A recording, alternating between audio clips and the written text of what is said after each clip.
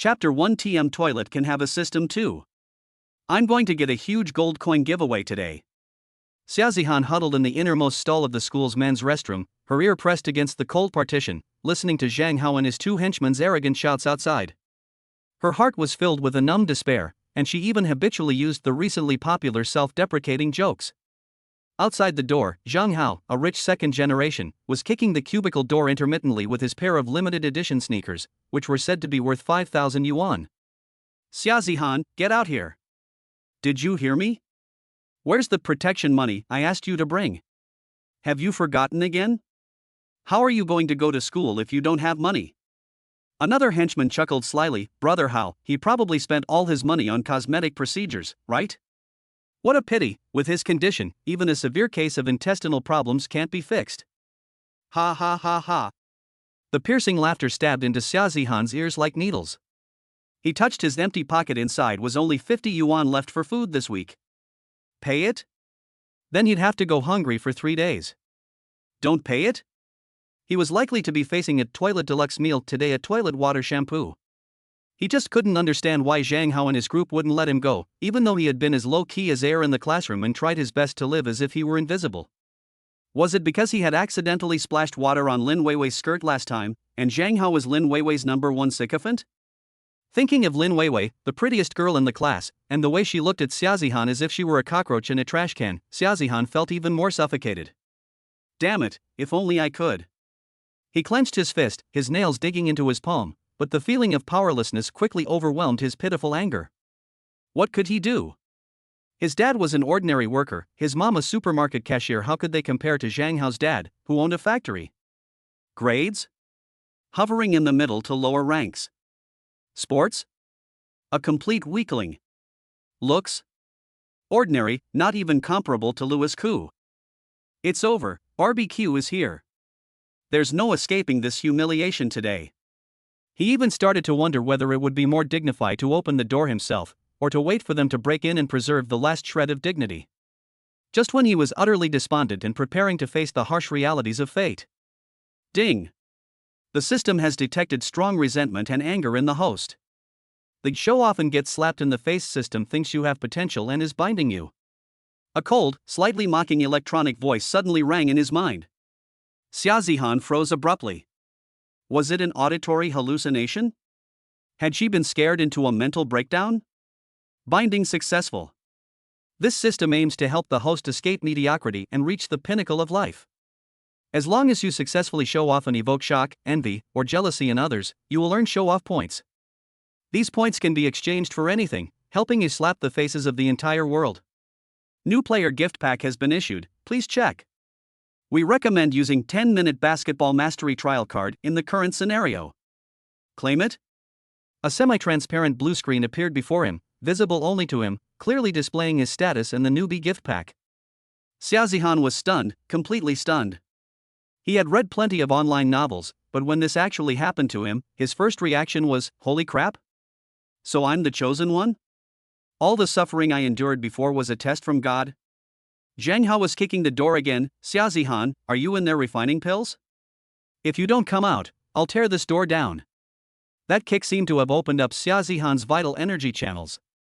Whether it was real or fake, whether it was a hallucination before death, she was going to fight.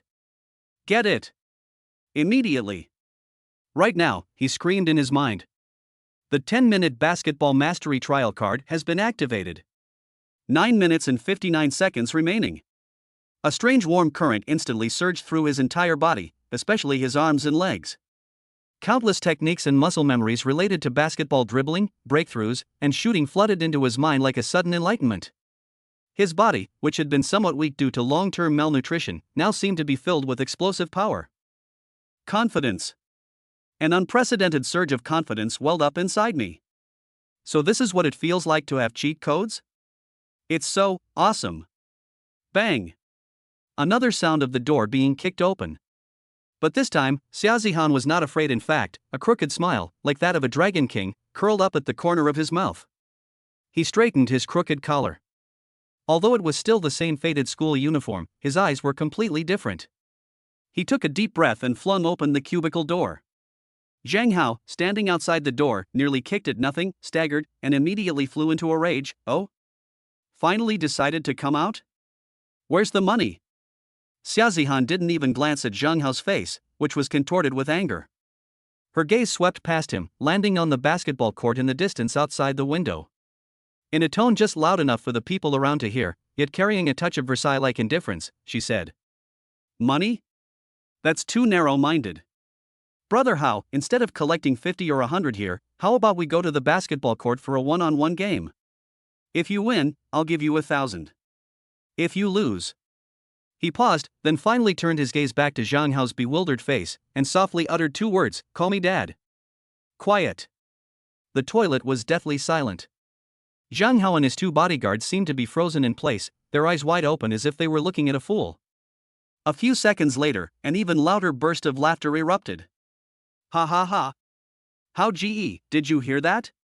He said solo basketball? And he wants you to call him daddy? 1,000 yuan? Can he even afford that? It's probably ghost money. We're doomed. We've really driven this child crazy. Zhang Hao laughed until tears almost streamed down his face, looking at Xia Zihan with the eyes of someone looking at an idiot. Fine. Xia Zihan, you're awesome. Let's go. Right now. If you can beat me, I'll not only call you Dad, I'll call you Godfather from now on. If you can't accept defeat, you'll be kneeling on your knees when you go to school from now on. Ding. Detected that the host issued a show-off invitation while at a significant disadvantage, initially shocking 3 minor characters and gaining plus 30 show-off points. Host, please begin your performance. Xia Zihan was overjoyed inside, but her face remained calm and composed, as if it were nothing out of the ordinary. Let's go, my adopted sons. With his hands in his pockets, he strode out of the restroom with an air of indifference. Zhang Hao and his 2 companions stood there stunned for 2 seconds before grumbling and following behind. A show of bragging that's destined to shock the entire school is about to unfold on the basketball court. Chapter 2 Basketball Skills Showcase, Basics Don't Be Ignored, Sit Down. The basketball court is always one of the liveliest places on campus in the afternoon. Especially when Zhang Hao, the school team substitute, walked in angrily, followed by Xia Zihan, who was usually timid and submissive, it immediately attracted the attention of many onlookers. What's going on? Who is Brother Hao going to teach a lesson this time? It looks like Xia Zihan? Did he offend Brother Hao? Holy crap, a basketball solo? Xia Zihan's gone mad? Has he ever even touched a basketball? A crowd quickly gathered, including Lin Weiwei and her friends, who had just come out of the art room and were heading back to the classroom. Lin Weiwei frowned, looking at Xia Zihan, who appeared particularly thin, with disdain and incomprehension in her eyes. Why is this person causing trouble again? Zhang Hao took off his jacket, revealing a designer basketball jersey underneath. He dribbled the ball a couple of times with flashy moves, eliciting gasps from several young female fans. He looked smugly at Xia Zihan, admit defeat now, kneel down and call me daddy 3 times, and lick my shoes clean. You still have time. Xia Zihan didn't say anything, but slowly bent down and picked up an old basketball that was worn smooth from somewhere on the side of the court. She casually patted it a couple of times. Remaining time for the 10-minute basketball mastery course, 8 minutes and 45 seconds. That's enough. Stomping noobs, even a minute isn't enough. Let's begin. Don't say I'm bullying you. You go first. Zhang Hao tossed the ball to Xia Zihan, adopting a defensive stance with a disdainful expression. The moment Xia Zihan took the ball, her aura changed dramatically. His previously hunched back straightened, and his eyes became as sharp as a bladed knife. Without any unnecessary words, without even making any feints, just when Zhang Hao thought he was going to stand there in a daze. Whoosh! A blur flashed by. Xia Zihan's first step was ridiculously fast. She practically glided across the ground, as easily as crossing the street in the early morning. Zhang Hao only felt a gust of wind blow past him, and when he turned around, Xia Zihan had already taken off into the air a step behind him. The movements were fluid, and the posture was so perfect it looked like a textbook illustration. With a gentle flick of the wrist, the basketball traced a perfect arc. Brush. Hollow core netting. Clean and efficient. 0-1. The entire room fell silent. The person who was just laughing at Xia Zihan had their mouth agape enough to fit an egg. Zhang Hao stood frozen in place, his face burning as if he had been slapped in the face without his noticing. He hadn't even seen how Xiaozihan had gotten there. Luck. Absolutely pure luck. Zhang Hao retrieved the ball, his face ashen. Let's try again. This time he was serious, staring intently at Xiaozihan's movements. Xiaozihan remained as lazy as ever and even yawned. Bragging value +10. +15. +20. Shock from the onlookers. The system notification sound was like heavenly music. He started again, and this time, he used an extremely flashy behind-the-back dribble followed by a spin move, which directly made Zhang Hao lose his balance and fall to the ground with a thud. Holy crap! Sam Gata, a football expert, exclaimed in surprise. Xiaozihan didn't even look at Zhang Hao sitting on the ground, and easily scored a layup. 0-2. Ah! Zhang Hao scrambled to his feet, his eyes bloodshot. You fucking! The serve changed, and Zhang Hao attacked.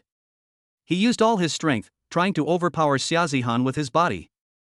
However, Xiaozihan's defense was like a leech, her predictions were terrifyingly accurate, and she could easily reach out with a single hand.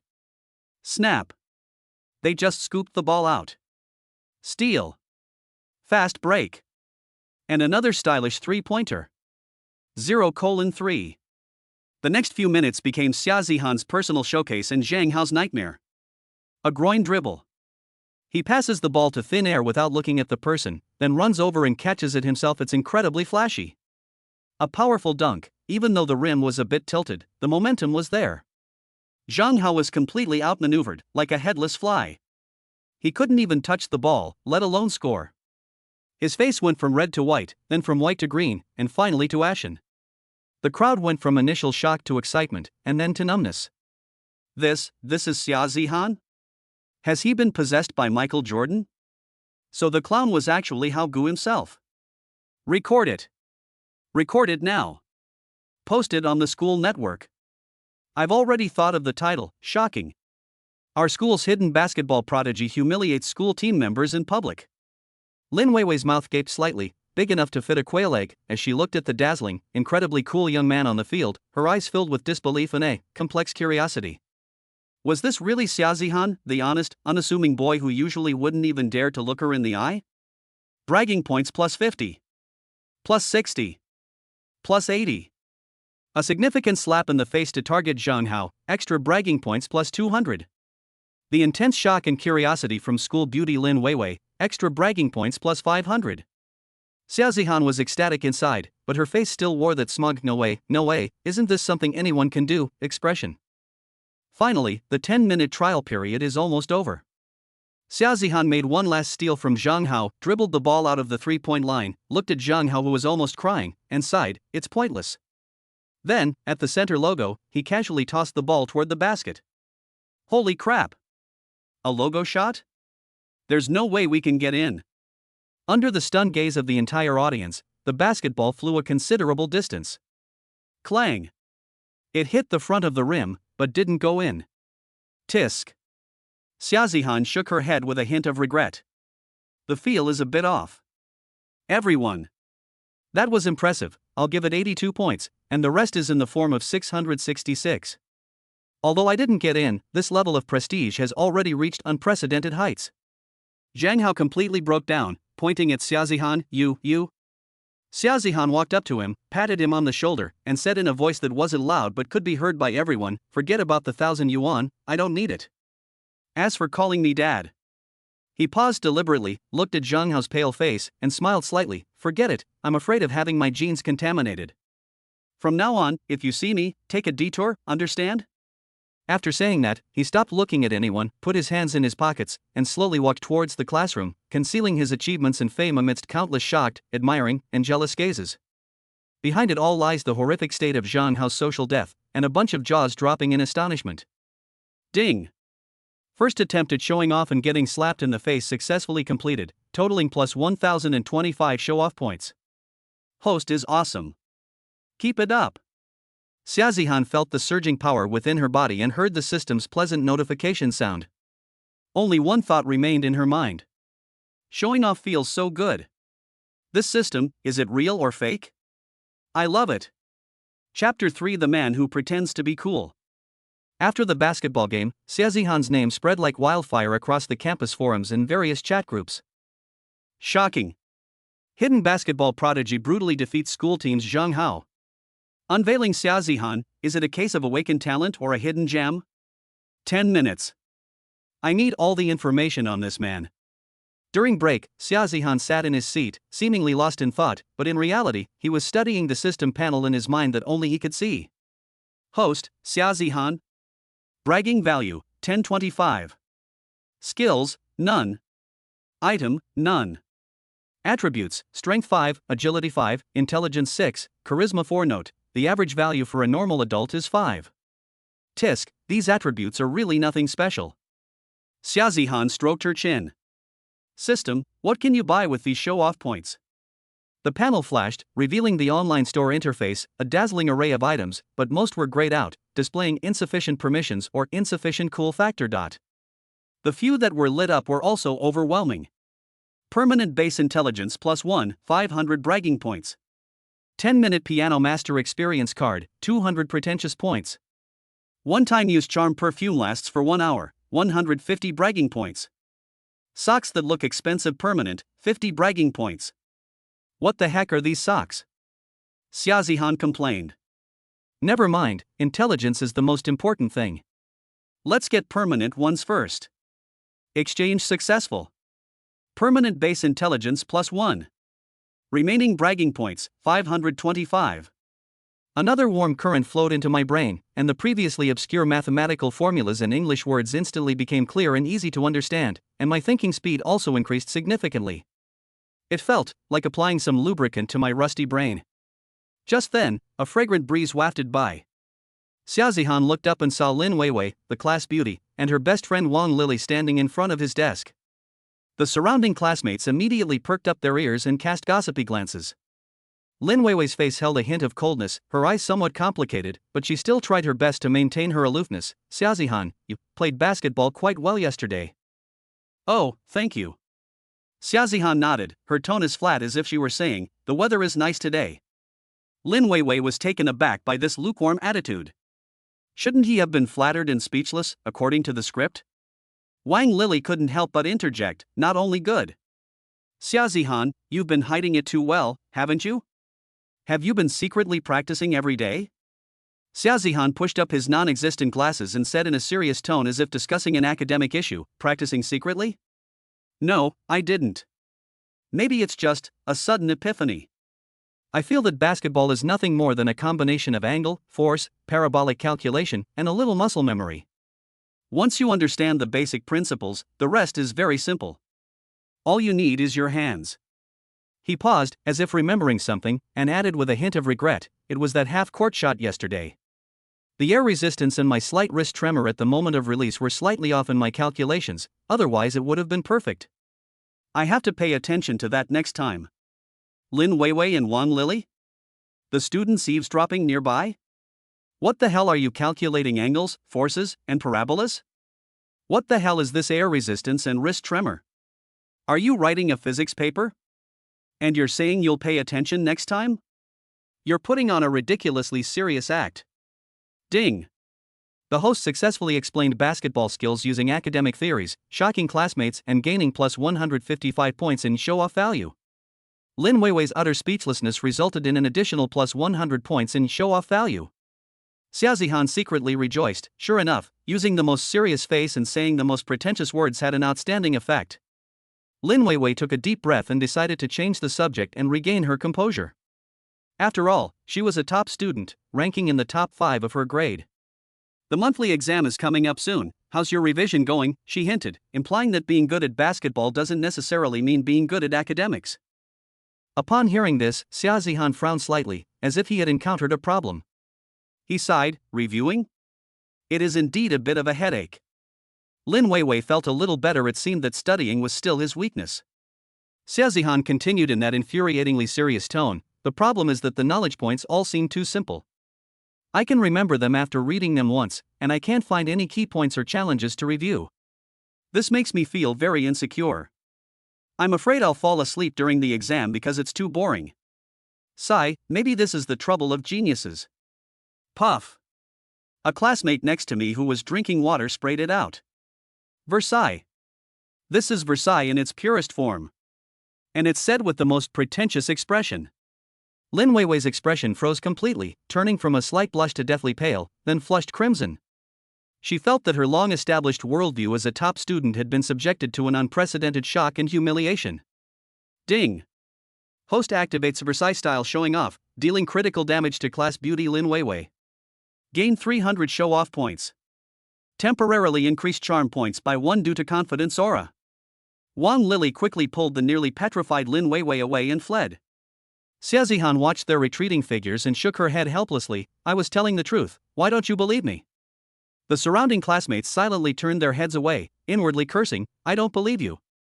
You old fool. You show off. But it must be admitted that Xia Zihan, who looked innocent and confused at this moment, seemed to be shrouded in a mysterious and powerful halo. We can't afford to mess with them, we really can't afford to mess with them. Chapter 4 Knowledge is Power. Zhang Hao kept quiet for 2 days, but he was clearly still unconvinced.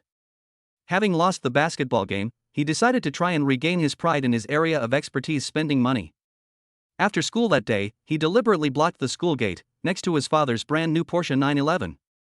He held the latest top-of-the-line iPhone in his hand and wore a gleaming green Submariner on his wrist, deliberately discussing loudly with his followers which star-rated hotel they should go to for a pool party that weekend. Seeing Xia Zihan come out, he immediately raised his voice, Hey, isn't this the soccer god?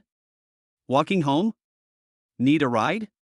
Oh right, my car only has 2 seats, it can't carry you. Or you can scan a shared bike and come along? The 2 bodyguards laughed in unison. Many students slowed their pace, preparing to watch the show. Lin Weiwei, who had just stepped out of the school gate, also stopped and looked over with a complicated expression. Xia Zihan stopped and calmly glanced at the Porsche, then at Zhang Hao's watch and new phone. Zhang Hao proudly raised his chin, bracing himself for Xia Zihan's envy and jealousy. However, Xia Zihan only frowned slightly, as if she had seen something amiss. He walked up to the Porsche, circled it about halfway, then stopped at the rear, pointed to a barely noticeable patch of paint near the exhaust pipe, and said in a professional tone similar to that of a museum guide. Brother Hao, your car, the right rear fender has been repaired. The putty is a bit too thick. Although the color difference between the original paint and the repaired paint is not obvious, it can still be seen under this light. It was probably rear-ended, right? The structure is fine, but the depreciation of the used car will be significant. Zhang Hao's smug expression instantly froze. His dad had indeed bought the car as a slightly damaged used car, saving him a considerable amount of money he thought no one would notice. Xia Zihan then looked at the phone in his hand, iPhone 14 Pro Max, dark purple, 1TB, top configuration? Good phone. Zhang Hao just breathed a sigh of relief, thinking Xia Zihan was going to praise the phone. But then Xia Zihan changed the subject, but Haoji, next time you buy a locked US phone and convert it to dual SIM, remember to ask the seller to hide the SIM card adapter well. There are some openings on the frame, which can easily let dust in. Also, the US version has slightly limited signal bands when used in China, so it's easy to brick your phone in a basement or elevator. Zhang Hao jerked his hand back, his face turning green instantly. This phone was a second-hand, locked one he'd scrimped and saved to buy just to show off. How could he even tell? Xia Zihan finally turned her gaze to the green Submariner, sighed softly, shook her head, and said nothing. But this silent contempt is more ruthless than any words. The look in his eyes clearly said, this is fake. I don't even want to comment on it, it would be beneath me. Ding. Host activated top-tier appraisal skill temporarily obtained with 150 bragging points, precisely targeting the opponent's flaunted items, causing massive real damage. Gained bragging points plus 400. Zhang Hao's collapse points plus 500. The students around him were stunned. They thought it would be a classic scene of a poor boy being humiliated by a rich kid with money, but the tone suddenly changed and it turned into a scene of exposing a fraud. Holy crap! Xia Zihan even knows this? Used cars, grey market phones, fake watches. Brother Hao's attempt to show off has backfired spectacularly. This is truly a psychological attack. It's like killing someone by breaking their spirit. This is a real dimensional reduction attack. Zhang Hao was trembling with anger, pointing at Xia Zihan, you're talking nonsense. What do you, a poor wretch, know about luxury cars and watches? Xia Zihan pushed up her glasses, her expression still serious. I wouldn't say I understand, I just know a little bit. After all, there are online courses on luxury goods authentication and vehicle engineering fundamentals. You can learn them by watching them in your spare time. It's not difficult. Knowledge is power, after all. He paused, took out a thermos from the side pocket of his faded backpack, took a small sip, and then said in a tone as calm as if discussing the price of cabbage per pound today. As for money? Enough is enough. True wealth lies in inner knowledge and cultivation, isn't it? Under the sunlight, that ordinary stainless steel thermos seemed to shimmer with philosophical and wise light because of his actions and words, so bright that Zhang Hao couldn't open his eyes. Ding! The host has used knowledge to overwhelm wealth and elevated it to a philosophical level, subtly showcasing their superiority. Gained 600 points in prestige. Temporarily increased charm by 2. Unlocked new titled Master of Mortal Learning. Xia Zihan smiled at Zhang Hao, a smile that Zhang Hao perceived as full of endless mockery. Hey Hao, have fun at the pool party, watch your signal, don't lose contact. After saying that, he carried his tattered backpack and held his thermos, walking away leisurely amidst a crowd of admiring, shocked, and complicated gazes. He concealed his merits and fame, yet his imposing aura remained. Only Zhang Hao, who was on the verge of collapse after his second time in the club, and a group of classmates whose worldviews were once again being challenged. Lin Weiwei watched Xia Zihan's departing figure, her eyes almost overflowing with surprise. Chapter 5. A little bit of showing off unintentionally. I, Xia Zihan, have been having some minor troubles lately. Since those 2 casual displays of skill on the basketball court and at the school gate, I've definitely noticed a significant increase in the number of people turning their heads to look at me on campus.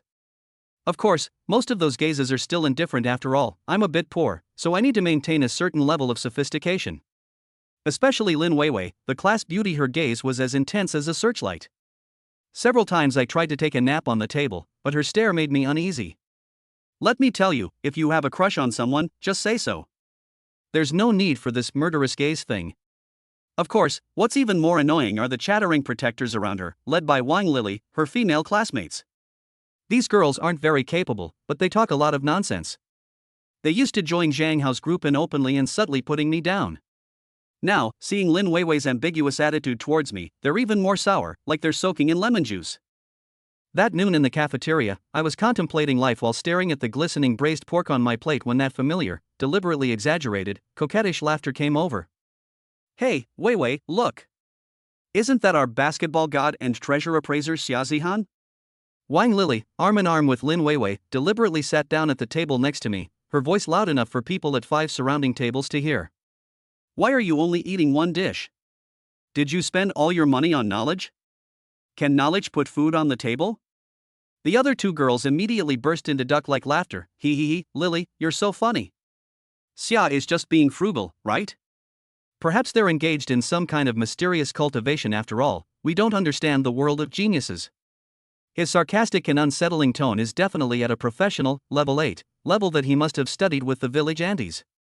Lin Weiwei gently tugged at Wang Lily, her face showing a hint of embarrassment, but her eyes secretly glanced at me, as if wanting to see my reaction. I slowly swallowed the food in my mouth, then drank some warm water, without even lifting my eyelids. Going against them? That would lower your status. Seeing that I didn't react, Wang Lily thought I had chickened out, so she got even more excited. She picked up the braised prawn from her plate and waved it around proudly. Weiwei, try this. It's a special today. Prawns have to be fresh and big. Those that have been dead and frozen for a long time just don't taste right. They have a weird taste. With implied meaning and a veiled criticism, this tactic is so clever that even Lu Sun would be turning in his grave. I sighed. Really, I just wanted to eat in peace and quiet. I put down my chopsticks and finally looked at them properly, my gaze calmly landing on the shrimp in Wang Lily's hand. Wang Lily, I began, my voice soft but enough to quiet them down. You just said that shrimp should be eaten fresh, right? Wang Lily was taken aback, then stiffened her neck and said, of course. What's wrong? Oh, I nodded, stating an objective fact. Then you'd better not eat this one. It's a typical post-death frozen shrimp, and it's probably been frozen for more than 3 months. You're talking nonsense. Wang Lily said, like a cat whose tail had been stepped on. Look at its whiskers, I pointed, most of them are broken off, and broken off at the root. This is caused by repeated freezing and thawing. When live shrimp are cooked, the whiskers are usually intact, or only slightly damaged. Looking at the scene where the shrimp head connects, it's dark in color with obvious signs of frostbite. When a live shrimp is cooked, this area is bright red. Finally, I picked up my spoon and gently tapped the edge of my plate. Fresh shrimp have firm and elastic flesh. If you pinch the shrimp meat with your hand, does it feel a bit powdery and spring back slowly? That's because the cell walls have been damaged by repeated freeze-thaw cycles, and the flesh has become loose and spoiled. With each word I spoke, Wan Lily's face paled a little more, and the students around her who were listening intently let out a low gasp. And, I added, with a hint of genuine concern for your health in my eyes, the cafeteria lady accidentally let slip while serving the food today that this batch of shrimp was only thawed late last night, and it seems some of them took a little too long to thaw, you know what I mean. It wouldn't be good if you got an upset stomach and it interfered with your studies. Wan Lily's hand trembled, and the shiny prawn fell back onto the plate with a plop. She stared at the prawn, her face turning pale and then red, as if it were not a prawn but a wriggling maggot. The other two girls also instinctively moved away from their plates. Lin Weiwei instinctively covered her mouth, looking at me as if I were a walking food safety detector. Ding! The host used common sense to deliver a precise blow, successfully slapping the school beauty's best friend group in the face, showing off effortlessly. Gain 333 show-off points. 100 points of disgust and anger from Wang Lily. 100 points of shock from Lin Weiwei. I picked up my thermos, took another sip, and said casually, of course, this is just a suggestion. Maybe the cafeteria's cold chain is particularly effective today? After all, practice is the sole criterion for testing truth. Wang Lily. She looked at the shrimp, unsure whether to eat it or not, feeling like she was about to burst. I picked up my tray, stood up, and stopped as I passed their table. I nodded politely to Lin Weiwei and said, Lin, I suggest you be careful too. After all, diarrhea can affect your skin. After saying that, I stopped looking at their varied expressions and drifted away. I keep my achievements and fame hidden. I just want to be a handsome man who eats quietly. Chapter 6 I Am Art. The school arts festival is approaching, and every class needs to put on a performance. Lin Weiwei, the arts and culture representative, naturally became the person in charge. I don't know what got into her, or if she was attracted by my damn charm system, but she actually brought her few persistent girlfriends to come find me in person. Xiaozihan, Lin Weiwei said gently, with a hint of pleading in her voice, our class's choir performance is missing a piano accompanist. You see, you play basketball so well, your sense of rhythm must be very strong, could you help me out? Wang Lily rolled her eyes and muttered under her breath, looking for him? You'd be lucky if he didn't mistake the piano keys for a basketball dribble. Another close friend chimed in, yeah, Weiwei, let's go find a music student. Even if they're a bit arrogant, at least they're professional. I was going to refuse outright. Play the piano? Wouldn't it be better to use that time to rack up some cool points? But just as I was about to speak. Ding! Optional mission issued, accept the request and on the arts festival stage, crush the music prodigies with an undeniable performance, silencing all doubters and reaching new heights of prestige. Mission rewards, 1000 prestige points, permanent skill perfect pitch, master level or a passive. Perfect pitch? Masterful presence? This reward sounds pretty appealing. I hesitated for 3 seconds, and just as Lin Weiwei's eyes gradually dimmed and Wang Lily's lips began to turn up, I spoke. Okay. I said calmly. Give me the sheet music, and let me know when you need to practice together. Lin Weiwei was instantly overjoyed, really? That's wonderful. Wang Lily and the others looked at her with expressions that said, are you crazy? Xia Zihan, don't be stubborn. This is an arts festival performance, and all the school leaders are watching. Wang Lily kindly reminded her. I glanced at her, my eyes devoid of any emotion. Don't worry, just don't hold us back. After saying that, I took the sheet music and left, leaving them standing there with varying expressions. The auditorium was packed with people on the day of the arts festival. When it was our class's turn to perform, I sat down at the piano, adjusted the microphone height, and moved with composure. Below the stage, Wang Lily and her group of girls wore expressions of anticipation, waiting for a good show. The music prodigy from the next class, whom they had invited as a backup, stood with his arms crossed, a contemptuous smile on his lips. Lin Weiwei looked at me nervously. The lights dimmed, and a spotlight shone on me. I closed my eyes and took a deep breath. System, redeem a 10-minute Piano Master Experience card. Redeem successful. Experience begins. The next moment, my fingers gently landed on the piano keys. Contrary to expectations of intense passion, the prelude was extremely gentle, even somewhat soothing, yet incredibly precise. Each note was like pearls falling onto a jade plate, clear and resonant, instantly captivating everyone's ears. When the chorus joined in, my accompaniment sometimes carried the singing like a stream, and sometimes propelled the emotions like ocean waves. The cadenzas were also added effortlessly, with several highly difficult improvisations that were not originally in the score. The music student in the audience was so amazed that his eyes widened. This technique, this sense of rhythm, this effortless control. This is just an amateur? The music ended, but the lingering melody remained. I withdrew my hand, placed it on my knees, and stared calmly out the window, radiating swagger. That's how tough I am. The audience fell silent for a few seconds. Then, thunderous applause erupted. More enthusiastic than any of the previous performances. Holy crap! Who played that piano? It blows the gifted student out of the water. It's Xia Zihan. The one who's really good at basketball. Isn't he good at studying? How come he can't even play the piano? The king of cool. This is the real king of cool. He's omnipotent. Wang Lily and her girlfriend's faces were as white as if they had just been fished out of a flower jar. The music student had already lowered his head, wishing he could disappear into a crack in the ground. Lin Weiwei stood on the stage, looking at my profile with an astonishingly bright gaze and blushing cheeks. Ding! Mission complete. Perfectly show off on the Arts Festival stage, a complete slap in the face. Gained 1000 show-off points. Permanent skill perfect pitch issued. Master level aura passive loaded. Host is awesome. The lights came back on. I stood up, without looking at anyone or basking in the applause, simply nodding slightly to the audience, then turned and walked off the stage.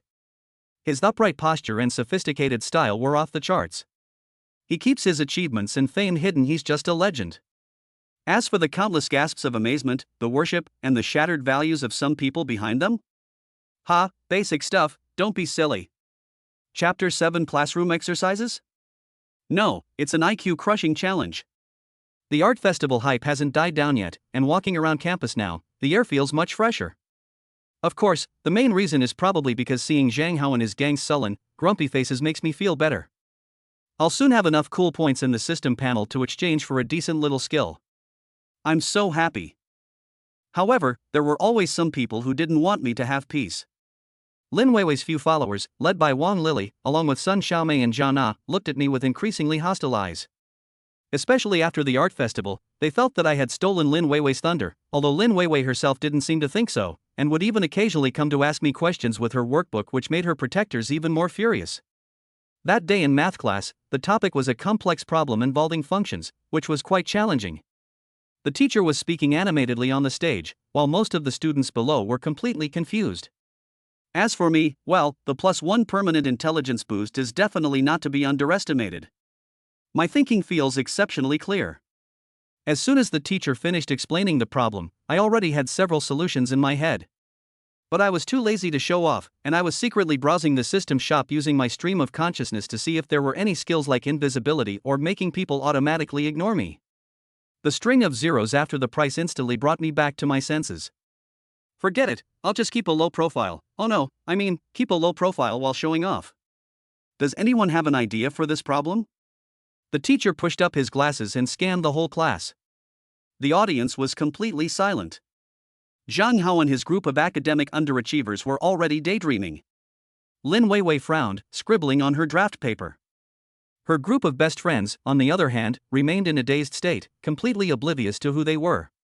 The teacher was a little disappointed and was preparing to explain it herself.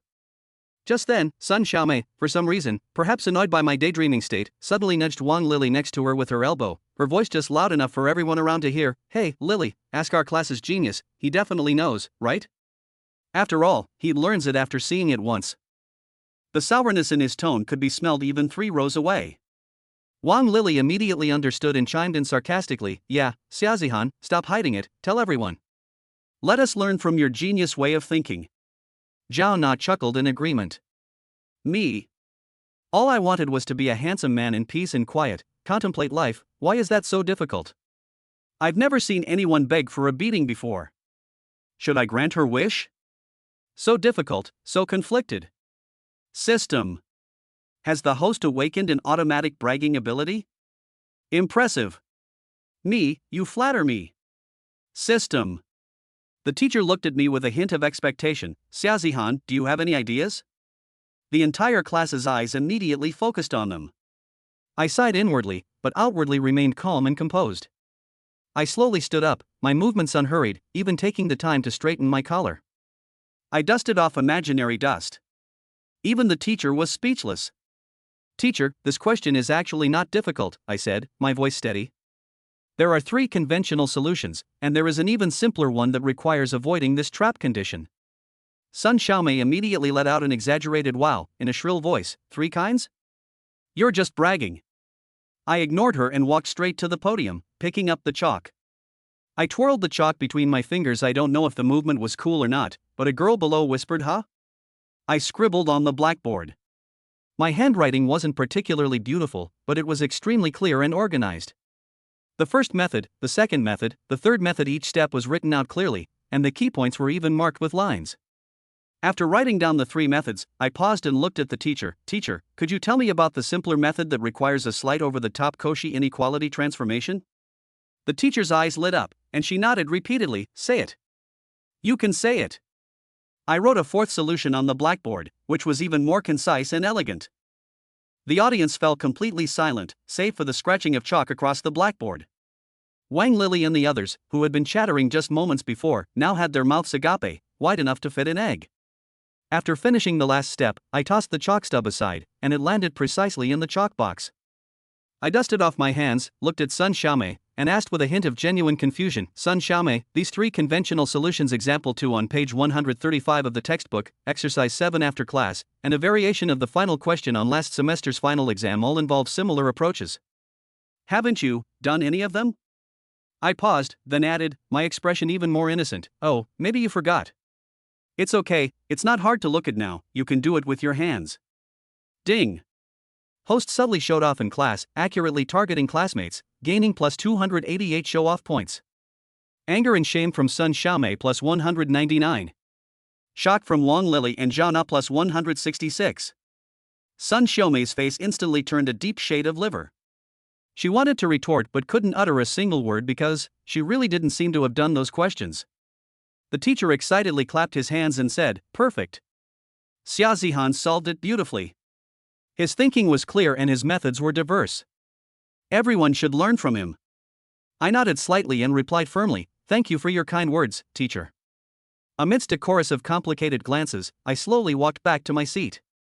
As I passed Sun Xiaomei, I heard her mutter in a very low but resentful voice, just a lucky break, what's she so smug about? I secretly gloated, yes, I was just lucky enough to know exactly 3 methods and even come up with something beyond the scope of the curriculum. Isn't that infuriating? Ah, the feeling of intellectual superiority is so simple, unadorned, and tedious. System, host is invincible. Chapter 8 School Sports Meet, sorry, it's my forte again. The school's autumn sports meet is approaching. The sports committee member is on the podium, shouting himself hoarse as he urges everyone to sign up. I have little interest in this kind of physically demanding activity. I'd rather spend that time studying the system and how to upgrade it. But trouble always finds its way in. Zhang Hao seemed to have recovered from the setback in art and was ready to get his revenge in sports. Relying on his status as a member of the school team, he volunteered to be the captain of the class basketball team and a key player in the 4x100-meter relay, with an arrogant look on his face that said, I've got this playground all to myself. Wang Lily, perhaps harboring resentment after being humiliated in class, actually persuaded the sports committee member to sign me up for the most unpopular and least desirable event, men's shot put. The reason given was extremely high-sounding. Xiaozihan plays basketball so well, her explosive power must be very strong. She'll definitely be good at shot put too. It's all about contributing to the class. Zhao Na chimed in, that's right. We can't let one person steal all the limelight. They should share the physical labor too, right? Sun Xiaomei went even further, saying sarcastically, so you're all about showing off, but when it comes to actually using your strength, you become a spineless coward? Me? I'm truly speechless at you bunch of idiots. Where did you get the absurd conclusion that being good at basketball equals being good at shot put? This level of logic, you wasted your 9 years of compulsory education. Lin Weiwei seemed to want to say something, but was stopped by Wang Lili. I looked at the sports committee members, please, bro eyes, and then glanced at the system. Ding. Optional mission, accept the shot put event and shock everyone with a record-breaking performance. No skill exchange required. Your current strength and absolute skill are sufficient to complete this, silencing all doubters. Reward, 500 bragging points, permanent strength +1, sports aesthetics passive. The current power is enough? And there are passive skills to acquire? I touched my chin, looked at the trio of Wang Lili who were beaming with pride, and suddenly smiled. Sure, I agreed readily. Shot put, right?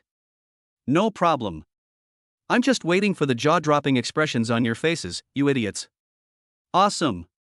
Wang Lili and her group immediately revealed smug smiles, as if they could already see me making a fool of myself on the field. On the day of the sports meet, the shot put field was indeed deserted, with few people watching. When it was our grade's turn, Zhang Hao even came over to observe and stood aside with his arms crossed, sneering.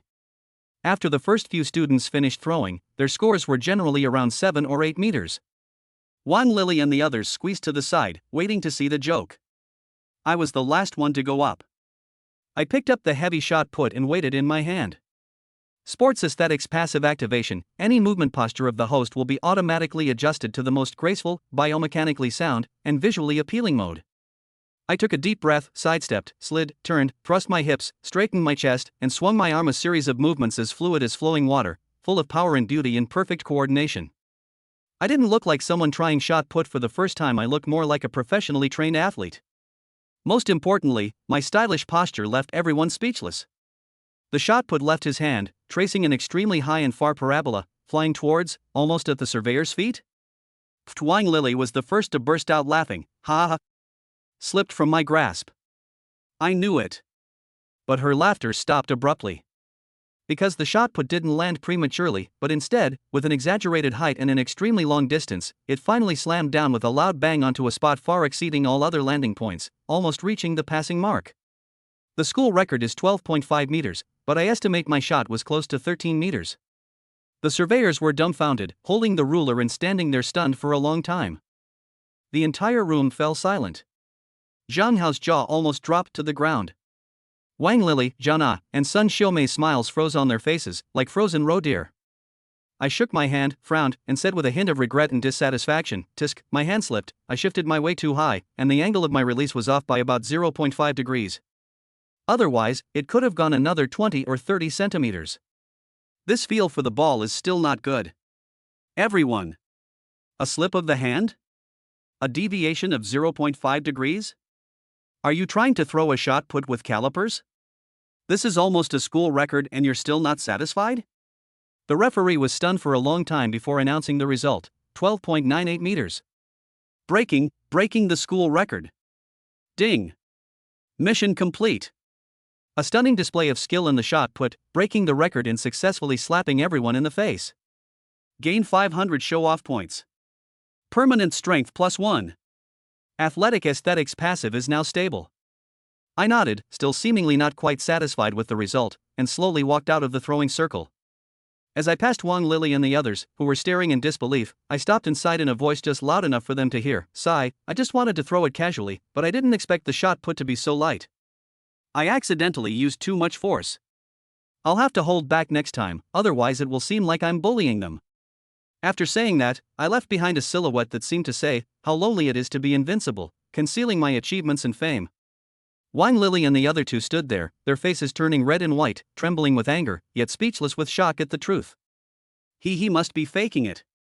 He must have practiced. Sun Xiaomei stamped her foot, unwilling to give up. Yes. Definitely. Zhana echoed, but her confidence was clearly lacking. Only they themselves know how painful and loud the slap in the face was. Meanwhile, I was secretly laughing like a pig. Another 500 earned, so satisfying. Seeing their expressions of utter dismay, unable to say a word, was just smug. Chapter 9. Lin Weiwei was completely convinced. While the pretentious lifestyle at our school is enjoyable, the level of astonishment these people have clearly increased, slowing down the growth of their pretentiousness points. This makes me a little anxious, like a gamer hitting an experience plateau. Just as I was wondering if I should make a big splash, the opportunity presented itself to me. Several key high schools in the city organized some kind of subject elite exchange camp, ostensibly to promote learning, but in reality, it was just a disguised way of showing off and selecting the best students. Our school was naturally included, and each school had to send a few face representatives to the neighboring number 1 high school to participate in the opening ceremony and the first event. The homeroom teacher, holding the list, glanced at me and Lin Weiwei. Lin Weiwei, your grades are stable, and you have a good image. You'll represent our school. Xia Zihan. He paused, his eyes filled with complex emotions. You have been performing very outstandingly lately, so come along too. Just remember to stay united. I understand.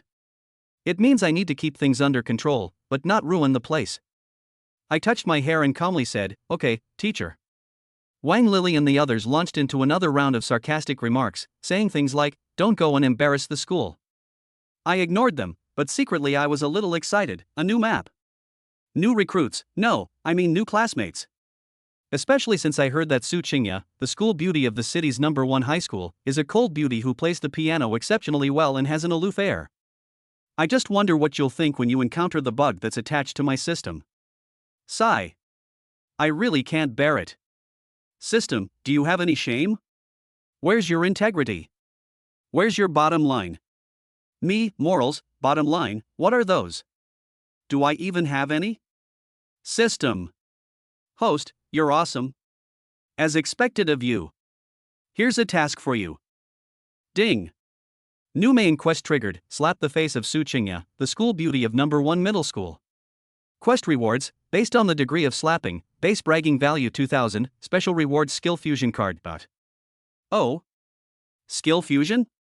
Sounds advanced. This Su Qingya will be my first target. I'm quite satisfied the system really knows what it's doing. System, I don't want to talk. On the day of departure, I was still wearing my faded school uniform, carrying my worn-out backpack, and holding a thermos. Lin Weiwei, on the other hand, had dressed up carefully, and standing next to me, the contrast was striking. Sitting on the bus to the city's number 1 high school, I looked out the window, pondering, a piano? I already have perfect pitch and have master-level presence, I'll just play it by ear. I hope the student, Su, can give me some surprises and not be too weak. Lin Weiwei suddenly leaned closer and asked cautiously, Xia, I heard that Su Qingya is very beautiful, but also very arrogant. She is indeed very talented in music. I wonder if our class can achieve anything this time. I suddenly moved closer to her face, startling Lin Weiwei so much that her face turned bright red, and she was at a loss for what to do. He. Trying to mess with me, even a man like me has no shame. I'll show you how to look down on me again. He coughed lightly, then said seriously, whether I can achieve results depends on whether I want to or not. As for my opponent, I'm sorry, she's going to have to face me. I'll have to feel sorry for her for 3 minutes. I put on a sad expression, then said seriously, for the sake of the school, we have to take it down. Lin, don't worry. Dude, I had to pull this off. Lin Weiwei's expression was priceless. She looked at me like I was an alien, speechless for a long time. After a while, she came to her senses and said speechlessly, Xia Zihan, I thought you could at least think straight, but I didn't expect you. Can you stop pretending? I'm sorry, I can't. Will you die if you don't pretend? You're right. Lin Weiwei was completely convinced and stopped talking. Chapter 10 Su Qingya. The auditorium at the number 1 middle school was much more impressive than ours. Students from each school sat in their designated areas, and a subtle competitive atmosphere permeated the air.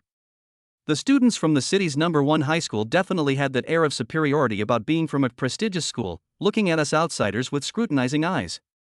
Their school beauty, Su Qingya, gave a speech as a student representative. She was indeed beautiful, with a cool and aloof air, like a flower on a high mountain. Her voice was pleasant, but that arrogance emanating from her very bones could be felt from a distance.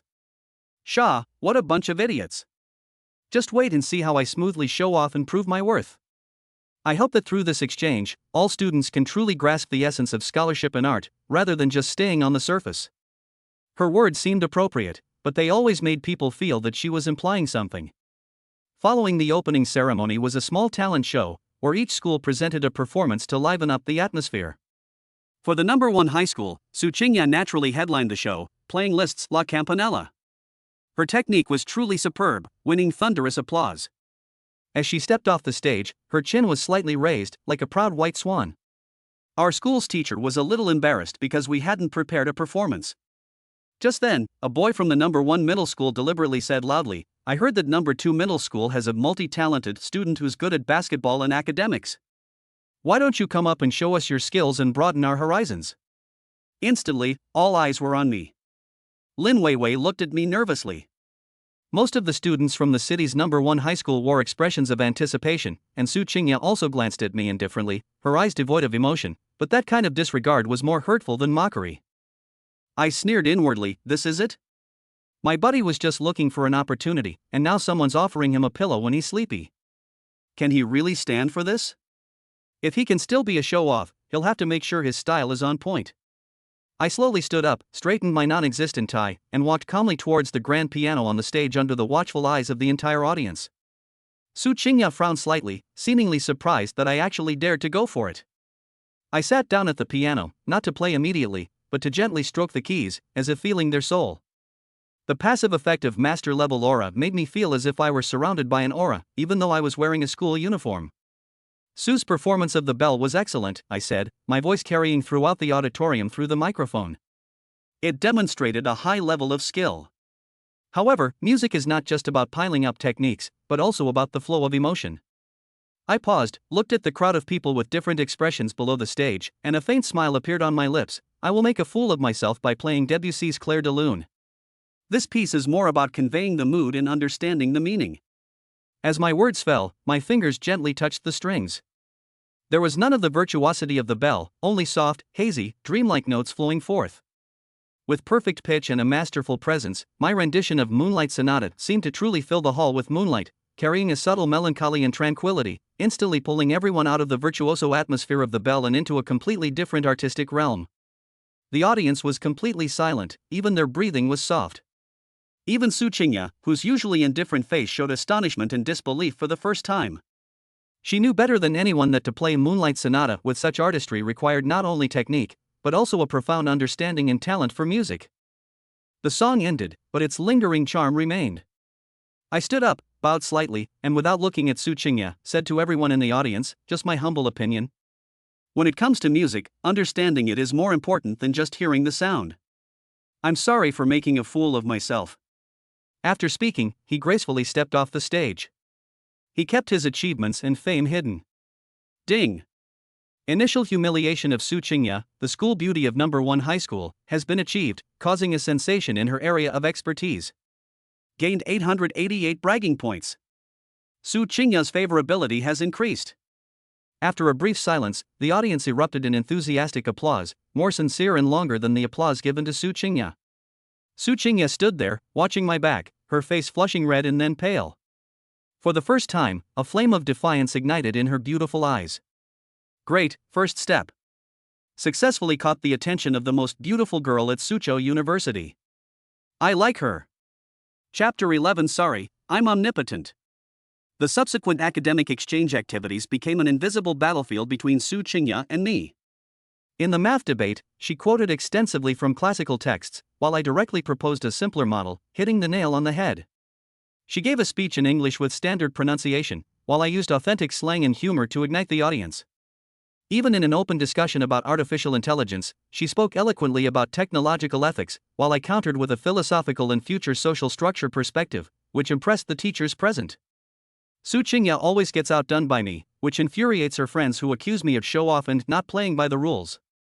Su Qingya herself becomes increasingly silent, her gaze towards me growing more complex, her defiant spirit almost tangible.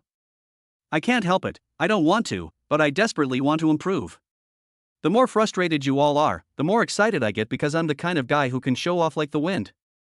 Finally, the last activity of the exchange camp arrived at team knowledge competition. This was the last chance for the number 1 middle school to save face, as this was their traditional strength, and they were more familiar with the question bank. The competition was fierce, eventually turning into a showdown between our school and the city's number 1 high school, with the focus on Su Qingya and me. The score was neck and neck. The last question was a high-stakes question with a huge point value, but points were deducted for a wrong answer. The question was extremely obscure, involving a detail from classical music history. The number 1 middle school team hesitated. Su Qingya frowned, clearly unsure. All eyes were on our two teams. I glanced at the scoreboard, then at the tense Su Qingya across from me, and suddenly smiled. I leaned closer to our team's microphone and said in a soft but clear voice, "The answer to this question is C." Also, the teacher who set the question may have misremembered the year of this event should be the autumn of 1723, not the spring of 1724. For relevant research, you can refer to the paper in the third issue of last year's journal, Music Archaeology. Silence. Then, a commotion arose among the judges, with some teachers quickly flipping through their documents. A moment later, the chief judge looked up in surprise. Correct answer. And, the year correction is also accurate. Team number 2 middle school gets full marks. Boom. The auditorium exploded. Our school is cheering with joy. Meanwhile, the students at the number 1 middle school are ashen-faced. Su Qingya suddenly looked up at me, her eyes filled with shock, defeat, and a hint of indescribable bewilderment. She had lost, in one of her most confident areas, and lost so thoroughly that even the flaws in the question itself had been pointed out by me. I raised my thermos to her from a distance, giving her a polite but irritating smile. Ding! Successfully slapped Su Qingya, the school beauty of number 1 middle school, in the face. Main quest completed. Gain 2,000 bragging points. Special reward skill fusion card issued. Su Qingya's emotional value extreme resentment intense curiosity preliminary approval is off the charts, extra reward of plus 500 bragging points. The exchange camp ended, and we returned home with a wealth of experiences. Su Qingya stood at the school gate watching us get on the bus, her eyes filled with complex emotions, but in the end, she said nothing. But I know that the seed of discontent has been planted, and we may cross paths again in the future. But right now, I don't have time to think about her. Because the system notification sound is ringing again. New main quest preview, slap the face of Emily, the school beauty, social butterfly, and language genius at the foreign language school. The quest is about to begin. A new batch of leaks, no, a new school beauty is on its way. Chapter 12 What the hell is this Pinduoduo system? After returning from the city's number 1 high school, my status as the school's most arrogant student became even more secure. Even the principal looked at me with a sense of satisfaction, as if to say, this kid is terrifyingly powerful. Zhang Hao and his gang completely backed down, avoiding me whenever they saw me. Wang Lily and her friends were still unconvinced, but they only dared to grumble behind my back. Life has suddenly become a bit bland. Even the growth of my pretentiousness has slowed down. Just as I was considering whether I should take the initiative to do something, an unexpected opportunity arose. The Municipal Education Bureau was organizing a Model United Nations conference, and each school was sending a representative team to participate. This kind of activity has always been a strength of the foreign language school. Their students speak fluent English, have broad knowledge, and have always been the main participants. Our school wasn't initially very interested, but I don't know if the principal was provoked by me, but he insisted on joining in, specifically asking me to lead the team, ostensibly to develop comprehensive abilities. The team members? I just randomly picked a few people who were decent at English, including Lin Weiwei, who looked reluctant but was forced into the group. They probably thought they needed someone with good looks. Our first opponent is the host of this Model UN and a strong favorite to win the foreign language school. And their chief representative is none other than the school's famous beauty, Emily. Emily, who reportedly grew up abroad and only returned to China for middle school, speaks English more fluently than Chinese, is a skilled debater, and has exceptional social skills, earning her the nickname Diplomatic Princess among fans. She's also known for being very high profile and enjoying being the center of attention. Ding! New main quest officially triggered, slap Emily, the school beauty of the foreign language school, in the face. Quest rewards, 2,500 base bragging points, special reward language proficiency selectable language fragment X1. Language proficiency fragments? What the hell are these fragments? System, what the hell is this? System, fragments mean that the skills you need to acquire are too numerous to handle. You can acquire them in segments, collect them all, and unlock all the skills to obtain god-level language talent. Me, damn it, Pinduoduo system? Holy crap!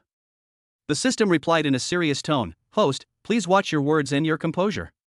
Don't compare this system to any Tom, Dick, or Harry." Holy crap, I'm speechless.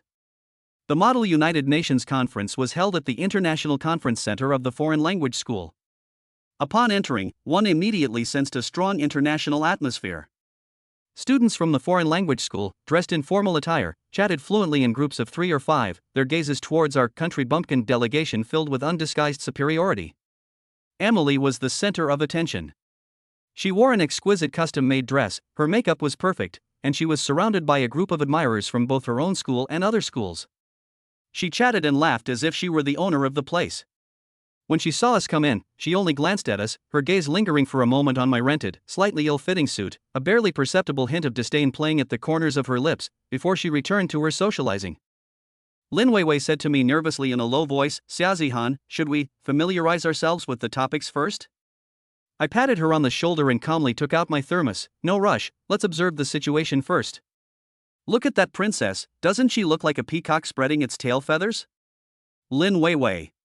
She looked even more nervous. But inside, I was starting to get excited. High profile? Social butterfly? Language genius? Great, I love these kinds of goals. It's especially satisfying to see them fail. Chapter 13 Debate. The Model UN conference officially began. We represented a small African country, and the topic was global climate change and energy transition. This topic was a home field advantage for the students from foreign language schools who represented developed countries in Europe and America. During the free debate, Emily, representing a major power, launched the first attack. Speaking fluent, impeccable American English, she cited numerous sources and presented detailed data, exuding confidence and shifting the primary responsibility for climate change onto developing countries, her words filled with Western-centric arrogance. After several rounds, our side and the other schools representing developing countries were all feeling the pressure. Lin Weiwei tried to retort several times, but Emily easily defused her attempts due to nervousness and language fluency issues. Emily's smugness deepened, and her followers began to cheer. All eyes were on Emily. She looked like a victorious queen. It was our country's turn to speak. I slowly raised my representative placard. The host gestured for me to speak. I stood up, but didn't speak immediately. Instead, I glanced around the room, my gaze calm. My master-level aura allowed me to remain completely composed even in front of so many elites. Then I spoke. I didn't use Emily's rapid, impassioned pace, but rather a clear, steady, even slightly Oxford-accented English. The temporary effect of the language mastery fragments was quite good. My voice wasn't loud, but it was extremely penetrating. "Your Excellency Chairman, distinguished delegates," I began politely, then abruptly shifted my focus to Emily's point of view. The speech given by the representative of a certain major power sounded passionate, but it cleverly avoided several core issues. I refuted them one by one. First, regarding historical responsibility, I not only cited internationally recognized historical carbon emission data, but also used several witty English proverbs to satirize their selective amnesia. Second, regarding technology transfer and financial support, I directly pointed out the double standards of some developed countries that are all talk and no action, using sharp language without losing my composure. Third, on behalf of our African country, I used vivid language to describe the real impact of climate change on our people's livelihoods, with sincere emotion and rigorous logic. The most brilliant part was that during my presentation, I occasionally threw in a few fluent French and Swahili phrases, basic phrases I temporarily acquired using my pretentious points to emphasize certain key points, instantly making my identity as a representative of a small African country feel incredibly authentic. The entire audience was stunned. This spoken English? This knowledge base? This on-the-spot reaction? This is a student from number 2 middle school? This is better than many students from foreign language schools. Emily's smile vanished completely, replaced by shock and surprise. She tried to interrupt me to refute me, but I spoke calmly and logically, giving her no chance to interject. I concluded by saying, "Therefore, Mr. Chairman, what is needed to address climate change is genuine fairness and cooperation, not condescending accusations and empty promises." "Thank you." I sat down, picked up the thermos, and took a small sip, my movements unhurried. The hall was silent for a few seconds, then erupted in enthusiastic applause. Many students representing developing countries clapped excitedly. Emily stood there, her face flushing red and then turning pale. I had completely shattered the aura she had carefully cultivated. Her henchmen also fell silent. Ding!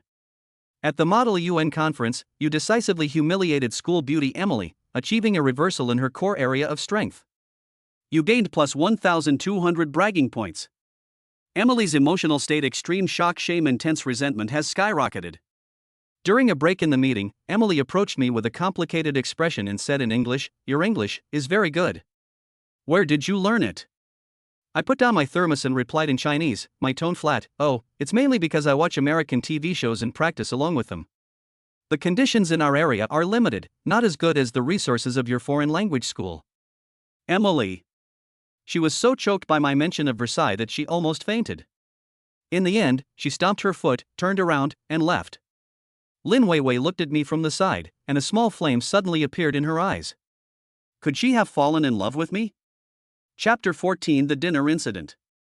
On the first day of Model UN, I thoroughly humiliated Emily, that diplomatic princess, with my maneuvering. When the meeting ended, her face was so taut, like she'd just had a facelift, and the look in her eyes was like she wanted to slice me into roast duck. There's a social dinner tonight, supposedly for everyone to relax and network, but frankly, it's just another stage for these elite students to show off. I didn't really want to go. Wouldn't it be better to go back to the hotel and check out the system shop? But Lin Weiwei insisted on dragging me along, saying it was a group activity and we couldn't miss it, afraid the foreign language students would think we were cowards. Okay, I'll go. I'm still me, my rented suit all wrinkled, and I'm still carrying my heirloom thermos. As soon as I entered the banquet hall, wow, it was brightly lit, everyone was dressed in suits, and they were all holding juice or some kind of unknown brand of drink, acting like little adults. Emily was clearly the center of attention at the dinner party. She changed into an even shinier dress and flitted through the crowd like a butterfly, speaking in that fancy accent, greeting this person and clinking glasses with that person, her smile so radiant, as if she hadn't been the one who had been humiliated during the day. When she saw us come in, she glanced over, curled her lip, and whispered something to a sycophantic girl next to her. The girl immediately let out a strange, duck-like laugh. No need to guess, it wasn't anything nice. I couldn't be bothered with them, so I found a corner sofa and prepared to go into stealth mode. But Emily actually came over on her own, followed by her henchman. Hey, Representative Xia, Emily said with a forced smile, holding a glass of what looked like a high-end juice, your performance during the day was amazing. I didn't expect that number 2 middle school had such good English students. It sounded like a compliment, but the sourness in her tone was enough to make you want to pickle cucumbers. I raised my eyelids slightly. It's alright, I mainly learned it from watching American TV shows. I watched Friends 10 times. A chubby girl next to Emily immediately covered her mouth exaggeratedly. My god. You can learn this much just by watching American TV shows? Then all our daily foreign language classes are for nothing.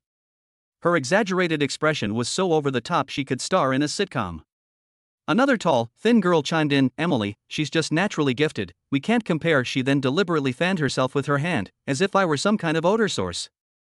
Emily smiled and steered the conversation to the dining table. The drinks here are organic juices specially air-freighted from abroad. They taste very pure. Representative Xia, would you like to try some? I doubt you can usually get them at your school. As she spoke, she deliberately swirled the glass in her hand. I glanced at the colorful bottles on the table, then at my thermos, and sighed, thanks, but I'm used to this. I unscrewed the lid, and a faint aroma of goji berries and red dates wafted out. The chubby girl burst out laughing. Ha ha ha, a thermos? And it's infused with goji berries? Representative Xia, you started your health regimen pretty early. Emily couldn't help but chuckle, covering her mouth with her hand. Truly, unique taste. I slowly took a sip, then looked at the glass of juice in Emily's hand and frowned. Emily, has this glass of yours been sitting for too long? The color looks a bit dark at the edges, and the pulp isn't settling evenly. It's probably oxidized quite badly, and the vitamin C is almost all gone. It's not good for your skin if you drink it. Emily's smile froze on her face, and she subconsciously glanced at her cup. I added insult to injury. Furthermore, truly top-quality organic juice is generally not stored in these transparent glass bottles exposed to light for extended periods, as it easily spoils. Next time, we should have them use dark-colored bottles, or have it freshly squeezed and consumed immediately. The chubby girl and the tall, thin girl were also stunned. They looked at Emily's cup, then at me, completely bewildered. Emily's face flushed red and then paled. Holding the glass of juice, she didn't know whether to drink it or put it down, feeling incredibly embarrassed. She managed to say, what do you know? I looked completely innocent. I only know a little about nutrition. After all, good health is the foundation for showing off, no, for studying and working.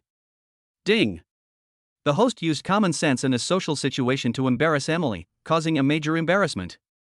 Gained plus 666 bragging points. Emily's emotional state is off the charts. Emily stomped her foot in anger, glared at me fiercely, turned around and left. Her back looked utterly pathetic. Lin Weiwei pinched her thigh hard to stop herself from laughing out loud, and looked at me with eyes full of admiration. I kept my achievements hidden and continued drinking my goji berry and red date tea. Ah, invincibility is so lonely. Chapter 15 Dialect Version Recitation. During the latter part of the banquet, there was a small talent show segment. Emily, probably wanting to regain her composure, volunteered to go on stage and sing an English pop song. Her voice was indeed quite good, and her stage presence was confident, earning her another round of applause. As she stepped off the stage, she gave me a smug look. Then, her chubby female followers started egging her on. Emily sang so well. Hey, I heard that Sia, the representative from number 2 middle school, is very talented. Why don't she come up and perform one too? Let everyone broaden their horizons. Many people echoed this sentiment, clearly wanting to see me embarrass myself. They assumed that since I had prepared thoroughly during the day, my impromptu talent performance would definitely fall short. Lin Weiwei nervously tugged at my sleeve. Xiaozihan, don't pay attention to them. I smiled and stood up. Sure, since everyone's so enthusiastic. I walked onto the stage without any musical instruments. The people in the audience looked at me curiously. Emily crossed her arms, looking on with amusement. I cleared my throat and said into the microphone, I don't have any special talents, I can only speak a few words in my hometown dialect. Let me sing a dialect version of, well, saying goodbye to Cambridge again, but... A burst of snickers erupted from the audience. A dialect? How rustic. Emily even scoffed out loud. I ignored them, took a deep breath, and then began to recite in an extremely authentic dialect, imbued with a strong local flavor. Quietly, I left, just as quietly as I came. I flicked my sleeves, leaving not a trace of cloud behind. I recited with great passion and emotion, using dialect to bring out a unique kind of humor and down-to-earth philosophical sense in Su Jima's melancholy. The initial snickers in the audience gradually turned into silence, and then some people couldn't help but burst out laughing. It wasn't mockery, but rather the unexpected cuteness that amused them. The golden willows by the riverbank are like women in the sunset.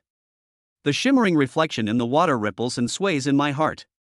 Ha ha ha.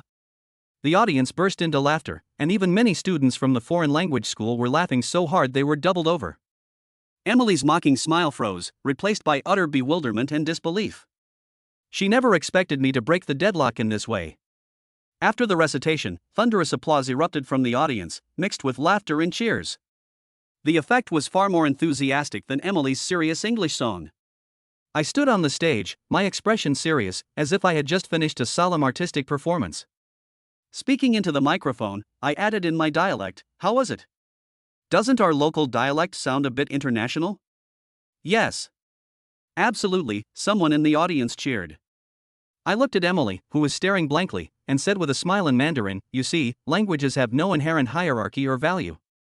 A good language is one that can express emotions and bring joy. Isn't that right, Emily?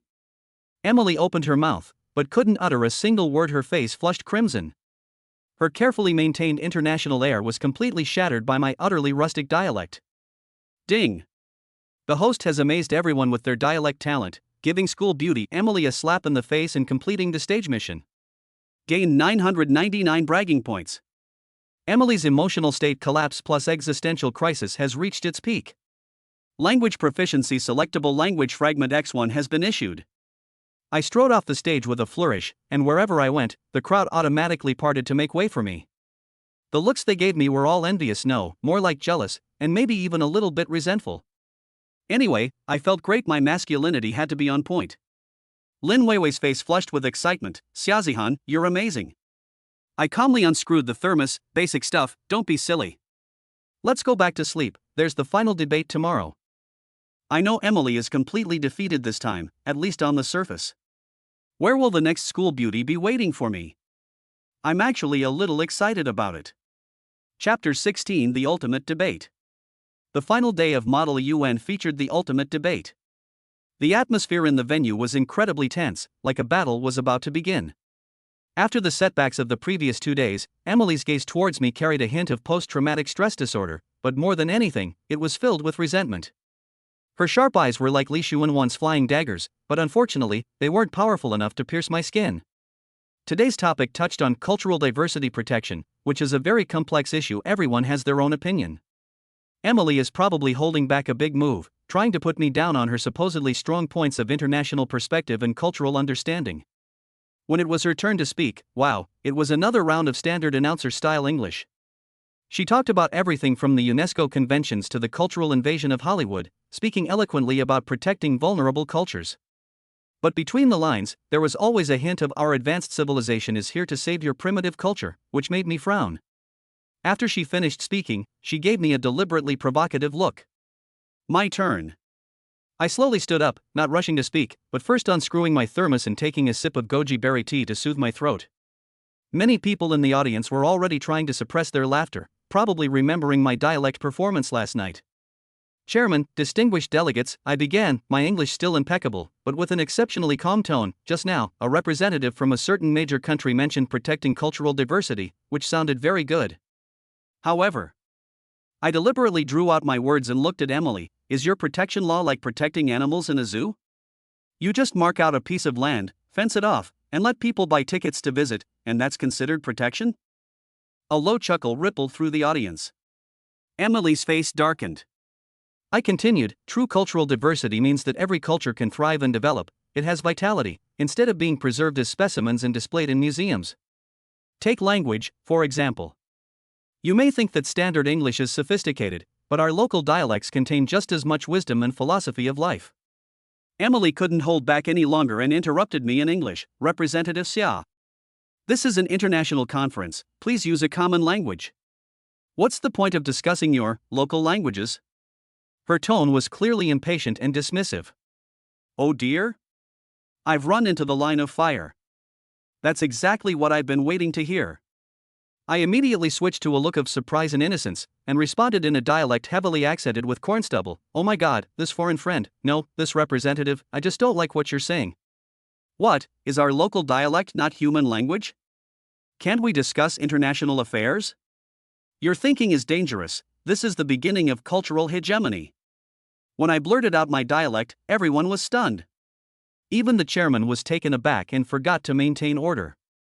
Emily was completely dumbfounded. She had probably never heard such a down-to-earth rebuttal in such a formal setting in her entire life. I struck while the iron was hot, seamlessly switching between dialect and English.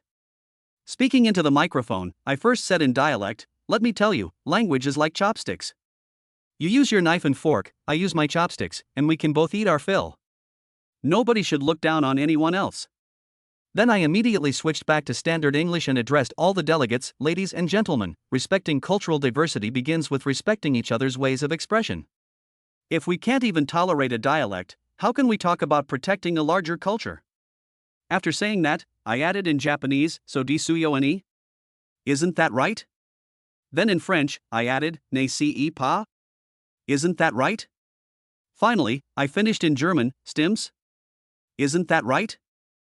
These few simple rhetorical questions in multiple languages were like a few heavy punches delivered at the last moment, leaving Emily and her supporters completely dumbfounded. The room was silent for a few seconds, then erupted in unprecedented applause and laughter. Many delegates even stood up to applaud. Well said. That was amazing. This Representative Xia is truly a remarkable person. Emily stood there, her face flushing red and then turning pale, until finally all color drained from her face.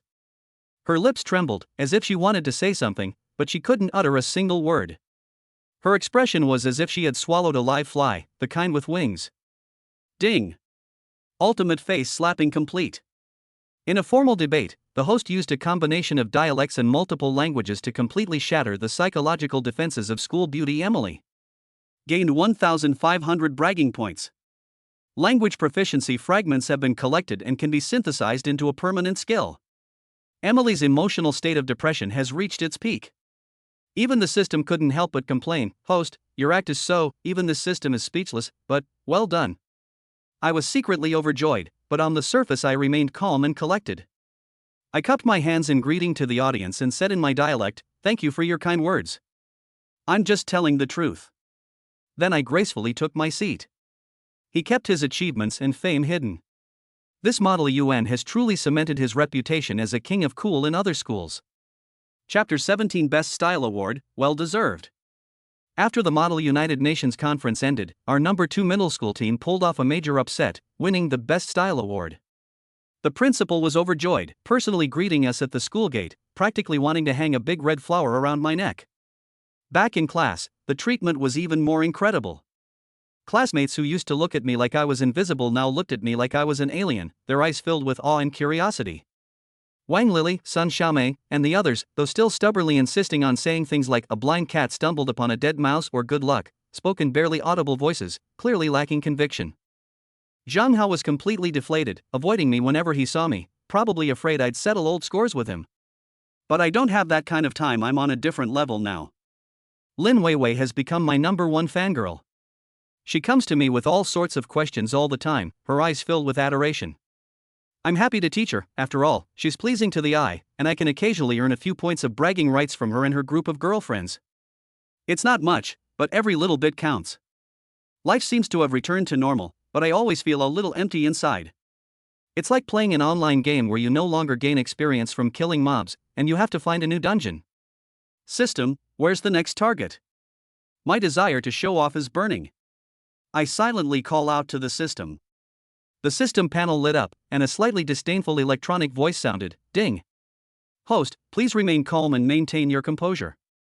According to the system's monitoring, a new high-value slap-in-the-face target has appeared.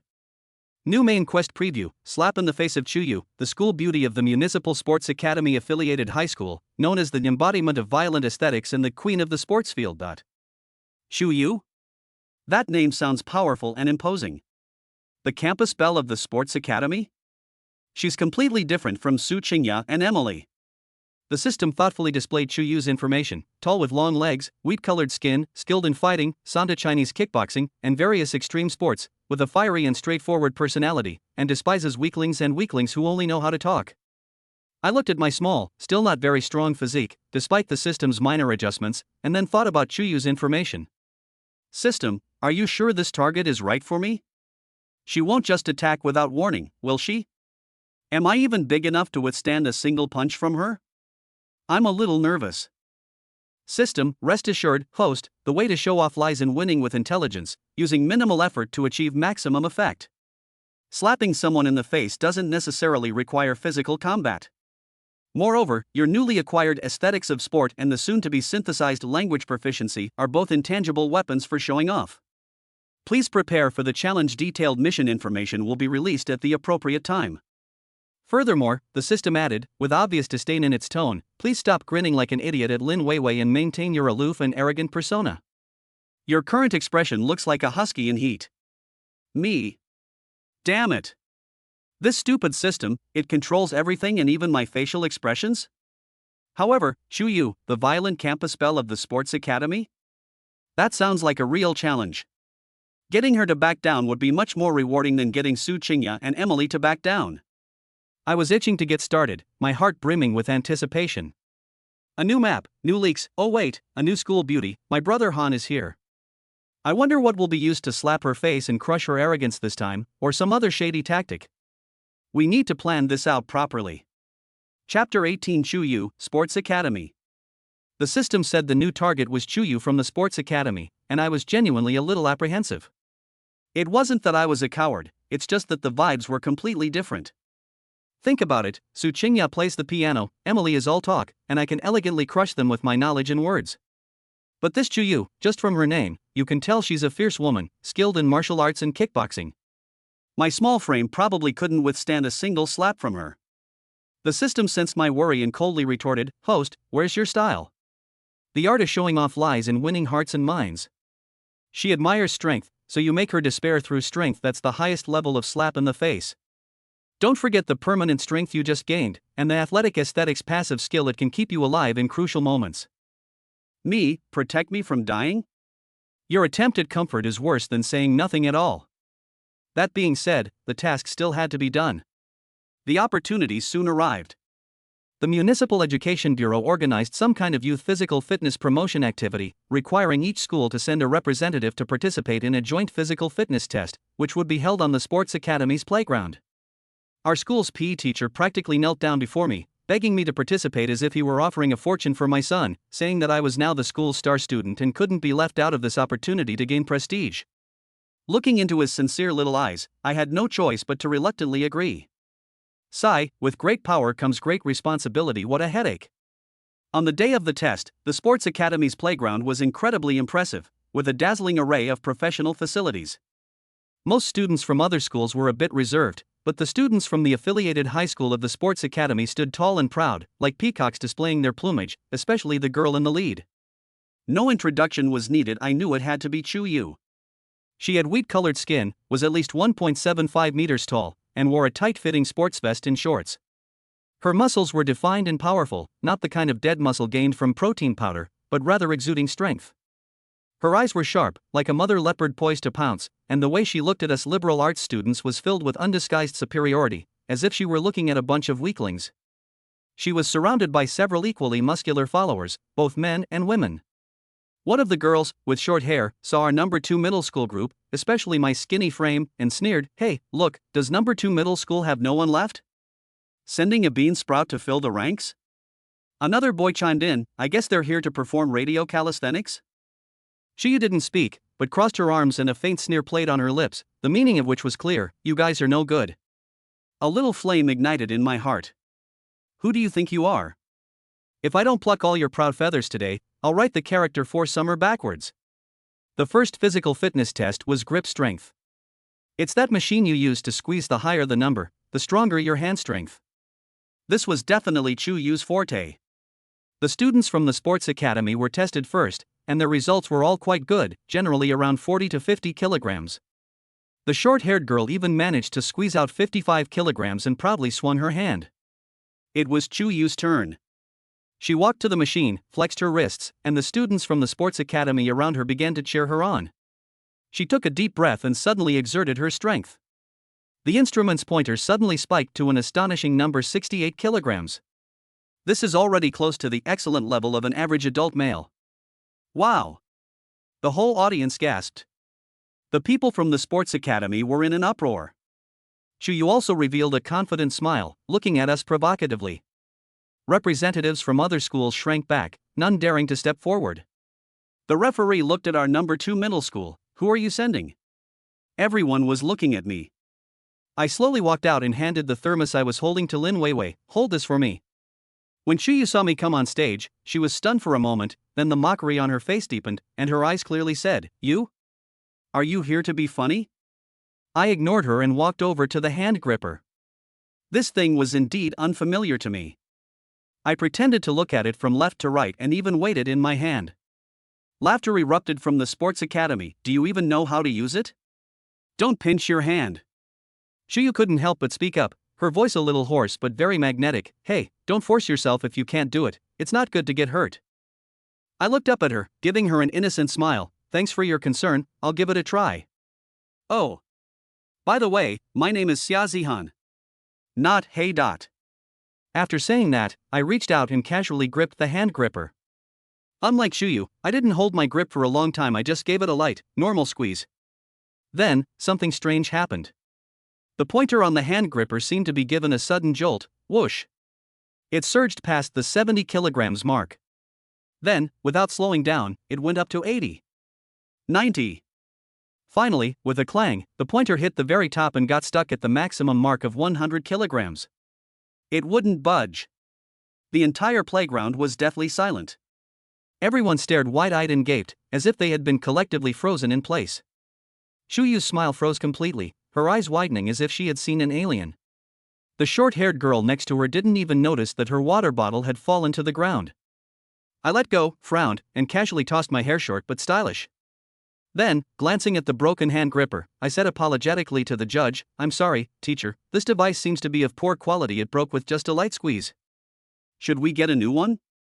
Thump! Someone lost their balance and fell to the ground. A gentle squeeze? The quality's poor? Are you some kind of human-shaped hydraulic shears? The referee was also stunned, stammering, "And nothing, Xia, you should go and rest for a bit."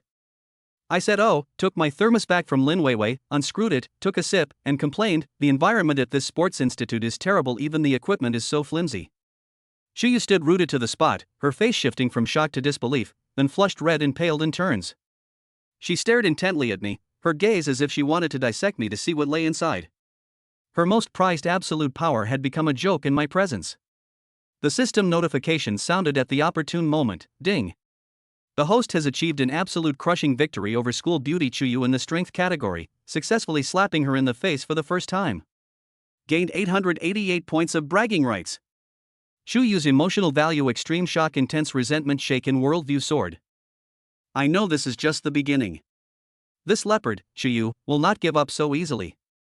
The real show is yet to come. Chapter 18, Hero Saves the Beauty? No. It's the King of Cool saves the beauty. The aftershocks of the grip strength test hadn't subsided when the entire playground looked at me differently. Before, it was disdain, now it was fear, as if I were some kind of monster in human skin. Shuyu remained silent, but her eyes never left me, burning with a fierce battle and resentment. The next events were the standing long jump and the 100-meter dash. These were also Chuyu's strong suits. In the standing long jump, she jumped an impressive 2.6 meters, drawing admiration once again. But there was no joy on her face after finishing. She stared intently at me. My turn. I walked to the takeoff line, still with that lazy look on my face. A running start? No need. I just swayed in place for a bit, then, like a feather, I leaped lightly. My body traces a graceful arc in the air. The passive aesthetics of movement make even my long jump feel like the creation of a work of art. He landed silently. A faint smile played on his lips. After measuring for a long time, the referee announced the result in a trembling voice: 3.5 meters. Another collective gasp rippled through the crowd. The world record for the standing long jump is only 3.4 meters? My casual jump is close to world class? Shuyu clenched her fists, her knuckles turning white. She couldn't understand how someone who looked so weak could possess such explosive power. Ha! Dude, I have a system, that's how awesome I am. The 100-meter dash was even more incredible. The starting gun fired, and Shuyu shot off like a cheetah, her speed truly impressive, likely breaking the school's women's record. And me? I started at a leisurely pace, even fixing my wind-blown hair midway through and waving to the spectators. I only picked up a little speed in the last 10 meters, easily crossing the finish line first, at least 5 body lengths ahead of Shuyu. Afterwards, I wasn't even out of breath, just like I'd come back from a walk. Crushing from all directions. After crossing the finish line, Shuyu braced herself on her knees, panting heavily, sweat streaming down her tanned skin. She looked up at me, her eyes filled with frustration and confusion. The sweat, effort, and muscle strength she had always believed in seemed so pale and powerless in my presence. How could this happen? She murmured to herself, her voice trembling slightly. The students from the sports academy also quieted down, and no one dared to make a fuss anymore. Just as the test was nearing its end, and everyone thought the farce was about to end, an unexpected incident occurred. There was a small electric tricycle used to transport equipment by the playground. For some reason, the brakes suddenly failed, and it slid down a small slope, getting faster and faster, heading straight towards Lin Weiwei and a few other girls who were packing up their things by the track. Watch out, someone exclaimed. The girls were stunned and stood frozen in place. Lin Weiwei's face turned pale. The incident happened suddenly and was so close that no one had time to react. A car accident is about to happen. In the blink of an eye, a figure rushed over like lightning. It was none other than Shuyu. She was trained, after all. Her reaction was incredibly fast, and she unleashed astonishing speed as she rushed towards Lin Weiwei, intending to push her away. But the tricycle was going too fast, and even if Shuyu pushed Lin Weiwei away, she would likely be hit herself. At that critical moment, I moved. I didn't sprint like Shuyu. My movements even looked a bit leisurely. It was as if I casually took a few steps, but each step was precisely on the spot. My body left a blur, and I arrived at the side of the tricycle before Shuyu. Then, to everyone's horror, I did something they would never forget. I didn't push Lin Weiwei away, nor did I pull Shuyu away. I simply stretched out one hand, yes, the same hand that broke the hand grip strengthener, and seemingly casually placed it on the front of the speeding tricycle. There was no flying through the air as I had imagined, nor was there a screeching sound of brakes. The tricycle, still carrying momentum, seemed to have crashed into an invisible wall, making a dull thud before suddenly stopping abruptly. The wheels left faint tracks on the ground. Time seemed to stand still. Shuyu's hand was still in the pushing motion, frozen in mid-air, only centimeters away from Lin Weiwei. She stared at me in disbelief, her eyes almost popping out of their sockets as she watched me stop the out-of-control car with just one hand. Holy crap! Damn, this student is amazing! A series of gasps erupted from the crowd. Lin Weiwei and the other girls were still in shock, looking at me as if I were a god. The entire playground was completely silent. Only the sound of the wind could be heard. I withdrew my hand, dusted off non-existent dust, and said to the terrified driver, "Sir, check the brakes before driving next time. It's too dangerous." Then I turned to Chuyu, who was staring blankly, and said calmly, "You reacted quickly, and your intentions were good. However, next time before saving someone, make sure you don't become the one who needs saving. True strength isn't for showing off, it's for protecting what needs protecting in crucial moments. Dead muscles are useless." After saying that, I ignored Chuyu and the others who were petrified on the spot, walked up to Lin Weiwei, and looked at her. "Are you alright?" Lin Weiwei finally came to her senses, burst into tears, and threw herself into my arms.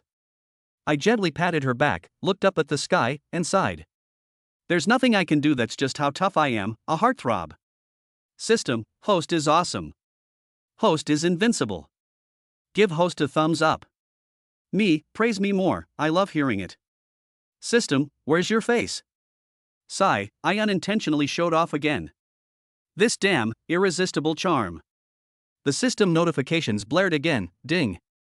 The host displayed godlike power and superiority in a critical moment, completely slapping school beauty Chuyu in the face, completing the main quest. Gain 2,000 points of prestige. Special reward Crisis Premonition Beginner has been issued. Chuyu's emotional state collapsed to its peak. I know, Chuyu, that tigress, has finally given up. The slap in the face came too fast, like a tornado. Sigh. How lonely it is to be invincible. Chapter 18, You Want to Fight Me? The deathly silence on the playground lasted for a full half-minute. I gently patted Lin Weiwei, who was sobbing in my arms, and glanced at the group of petrified people around us before finally settling on Chuyu. She was still frozen in the posture of pushing people forward, like a statue, with only her violently heaving chest and wide eyes revealing the turmoil in her heart. Weakling? The way she's looking at me now is like she's looking at a prehistoric behemoth. I was secretly pleased, but outwardly remained calm and collected. System, wasn't that move cool? How would you rate that performance? The system's cold, electronic voice carried a hint of dismay. Host, this system is a system for showing off and slapping faces, not a superhuman development system. Your actions just now have slightly exceeded the scope of normal showing off, approaching the edge of the laws of physics. Please control your intensity to avoid attracting unnecessary attention. Oh, don't worry, I know what I'm doing. I chuckled. It's all just to slap him in the face. Look at Chuyu, his worldview is shattered into a QR code. The system will process the reward settlement. Ding! The host resolved the crisis with supernatural power at a critical moment, creating a stark contrast and slapping the host in the face, and causing a profound shock to the school beauty, Chuyu. Gained 1,500 points of bragging value. Chuyu's current emotions, extremely shocked, worldview collapsing, questioning life, mixed with intense curiosity and a hint of indescribable excitement. A flutter in my heart? I was taken aback. What does that mean? The system paused for a moment, then explained in an almost disdainful tone, simply put, it might have been frightened by your inhuman power and developed some other feelings. Certain groups of people may develop feelings of worship or even admiration for overwhelming power. Holy crap! I almost lost my composure. This is possible? This female leopard has this trait? At this point, the teachers and other staff from the sports academy finally realized what was happening and rushed over to check the tricycle and comfort the frightened students. The driver was pale and kept apologizing to me. I waved my hand to indicate that it was okay and that I should just be more careful next time. Chuyu finally came to her senses, slowly lowered her arm, walked up to me, and stared at me with an extremely complicated look in her eyes. Her lips moved as if she wanted to say something, but in the end, no sound came out. An unnatural blush appeared on her wheat-colored cheeks. I looked at her and said in a deliberately calm tone, Chuyu, your reaction speed is good, worthy of praise. But don't be so reckless next time. Saving people requires brains, but even more so, absolute strength. Just having the courage to die isn't enough. These words were like a needle, piercing Chuyu's proudest spot. Her most prized physical attributes and courage seemed so pale and foolish in the face of my absolute power. She bit her lip, then suddenly raised her head, her eyes blazing with renewed fire, a defiant fire. Xia Zihan. Don't be so smug. That was just an accident. If you're so capable, let's have a fair and square match. Oh? I raised an eyebrow. What do you want to compete in? Fight. Shu Yu practically roared. This is what I do best.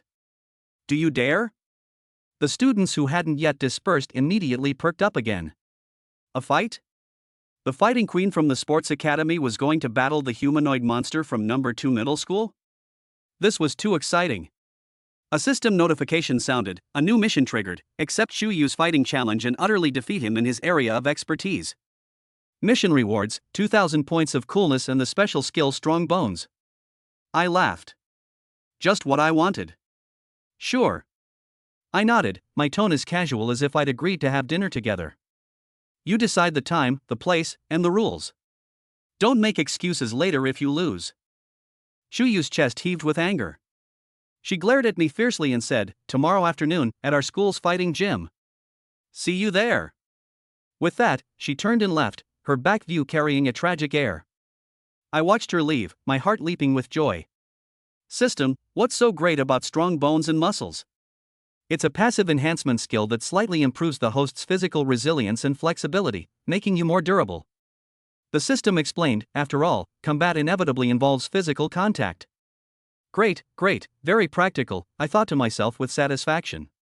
Lin Weiwei then lifted her head from my arms, her eyes red and her face full of worry. Xia Zihan, are you really going to fight her? She's very strong, she's the city's youth Sanda champion. I patted her on the head, don't worry, champions are meant to be trampled on. Have you forgotten who I am? Looking at my confident demeanor, Lin Weiwei's worry gradually turned into admiration. Keeping my achievements hidden, I left the sports academy with Lin Weiwei amidst the awe-inspiring gazes of the crowd. I knew that tomorrow would be another good show. Chapter 19 Crushing. The next afternoon, I arrived at the combat gym of the sports academy on time. Good heavens, it was packed with people, even more than during the physical fitness test yesterday. It seems that news of my duel with Shu Yu is spread. Almost all the students from the sports academy were there, and even many people from other schools had come to see how this academic student would get thrashed in the combat arena. Shu Yu had already changed into her fighting outfit, the black vest accentuated her powerful physique. She was warming up in the center of the arena, her movements professional, her eyes sharp, like a cheetah about to pounce. Seeing me enter, she stopped and gave me a cold look. I am still me, wearing that faded school uniform, carrying a thermos, strolling in like I'm visiting a farmer's market. Boos and whispers erupted instantly. Is this guy really brave enough to come? Fighting in a school uniform? You're asking for it. Shu Yu could knock him down with a single punch. I ignored them, walked to the sidelines, and put down my thermos. System, redeem a temporary combat mastery skill, a highest level one, not for long, just enough to get by. Ding. Redemption successful. The Fighting Master trial card is now active for 10 minutes. 300 bragging points deducted. A vast amount of fighting knowledge, skills, and muscle memory instantly flooded my body and mind. Various punches, kicks, throws, grappling techniques, and even some lethal moves seemed innate. I felt like I could take on 10 people right now. Shu Yu walked up to me and said in a deep voice, the rules are simple, if you lie on the ground and don't get up for 10 seconds, or if you voluntarily admit defeat, you lose. Is that okay? I nodded and casually said, okay, let's begin. The referee was a combat coach from the sports academy. He looked at me with pity in his eyes, as if he had already foreseen my miserable fate. He briefly reiterated the rules, mainly that vital points could not be attacked, and then waved his hand, signaling the start. Without any hesitation, Shu Yu rushed towards me like an arrow released from a bow, delivering a fierce low sweep kick straight for my shin bone, so fast it created a whooshing sound. This is a common move in Sanda Chinese kickboxing, designed to disrupt the opponent's balance. The onlookers held their breath, as if they could already see me clutching my leg, screaming and collapsing to the ground. However, I only took a slight half-step back, so small as to be almost imperceptible, yet it was just enough to make her leg brush past my trouser leg and miss. A hint of surprise flashed in Shu Yu's eyes, but he didn't stop moving. He immediately unleashed a series of punches, the wind howling and the attack like a tidal wave. I remained unhurried, my body swaying like a willow catkin, my head slightly tilted, always narrowly avoiding her punches. To outsiders, it looked like I was dancing on a knife's edge, constantly in danger, but I knew I was in complete control. The system in my mind was complaining, "Host, your dodging moves are too flashy, can you please fight more seriously?" As I effortlessly dodged, I thought to myself, what do you know? This is called class. Let her perform for a while, despair builds up little by little. Chuyu, unable to break through my defenses, grew impatient. With a sharp cry, she unleashed her ultimate move, a high whip kick aimed straight at my head. This kick was incredibly powerful. If it landed, I would definitely faint on the spot. Here she comes. My eyes narrowed, and I stopped dodging. Just as her leg was about to touch me, I swiftly reached out, not to block, but like a snake emerging from its hole, precisely grabbing her ankle. What? Chuyu was shocked and tried to pull her leg back, but found that my fingers were like iron clamps, not moving an inch.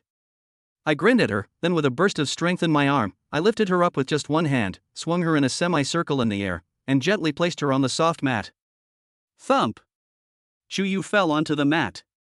Although it didn't hurt, the feeling of being completely out of control, like being thrown out like a sack of potatoes, left her utterly stunned.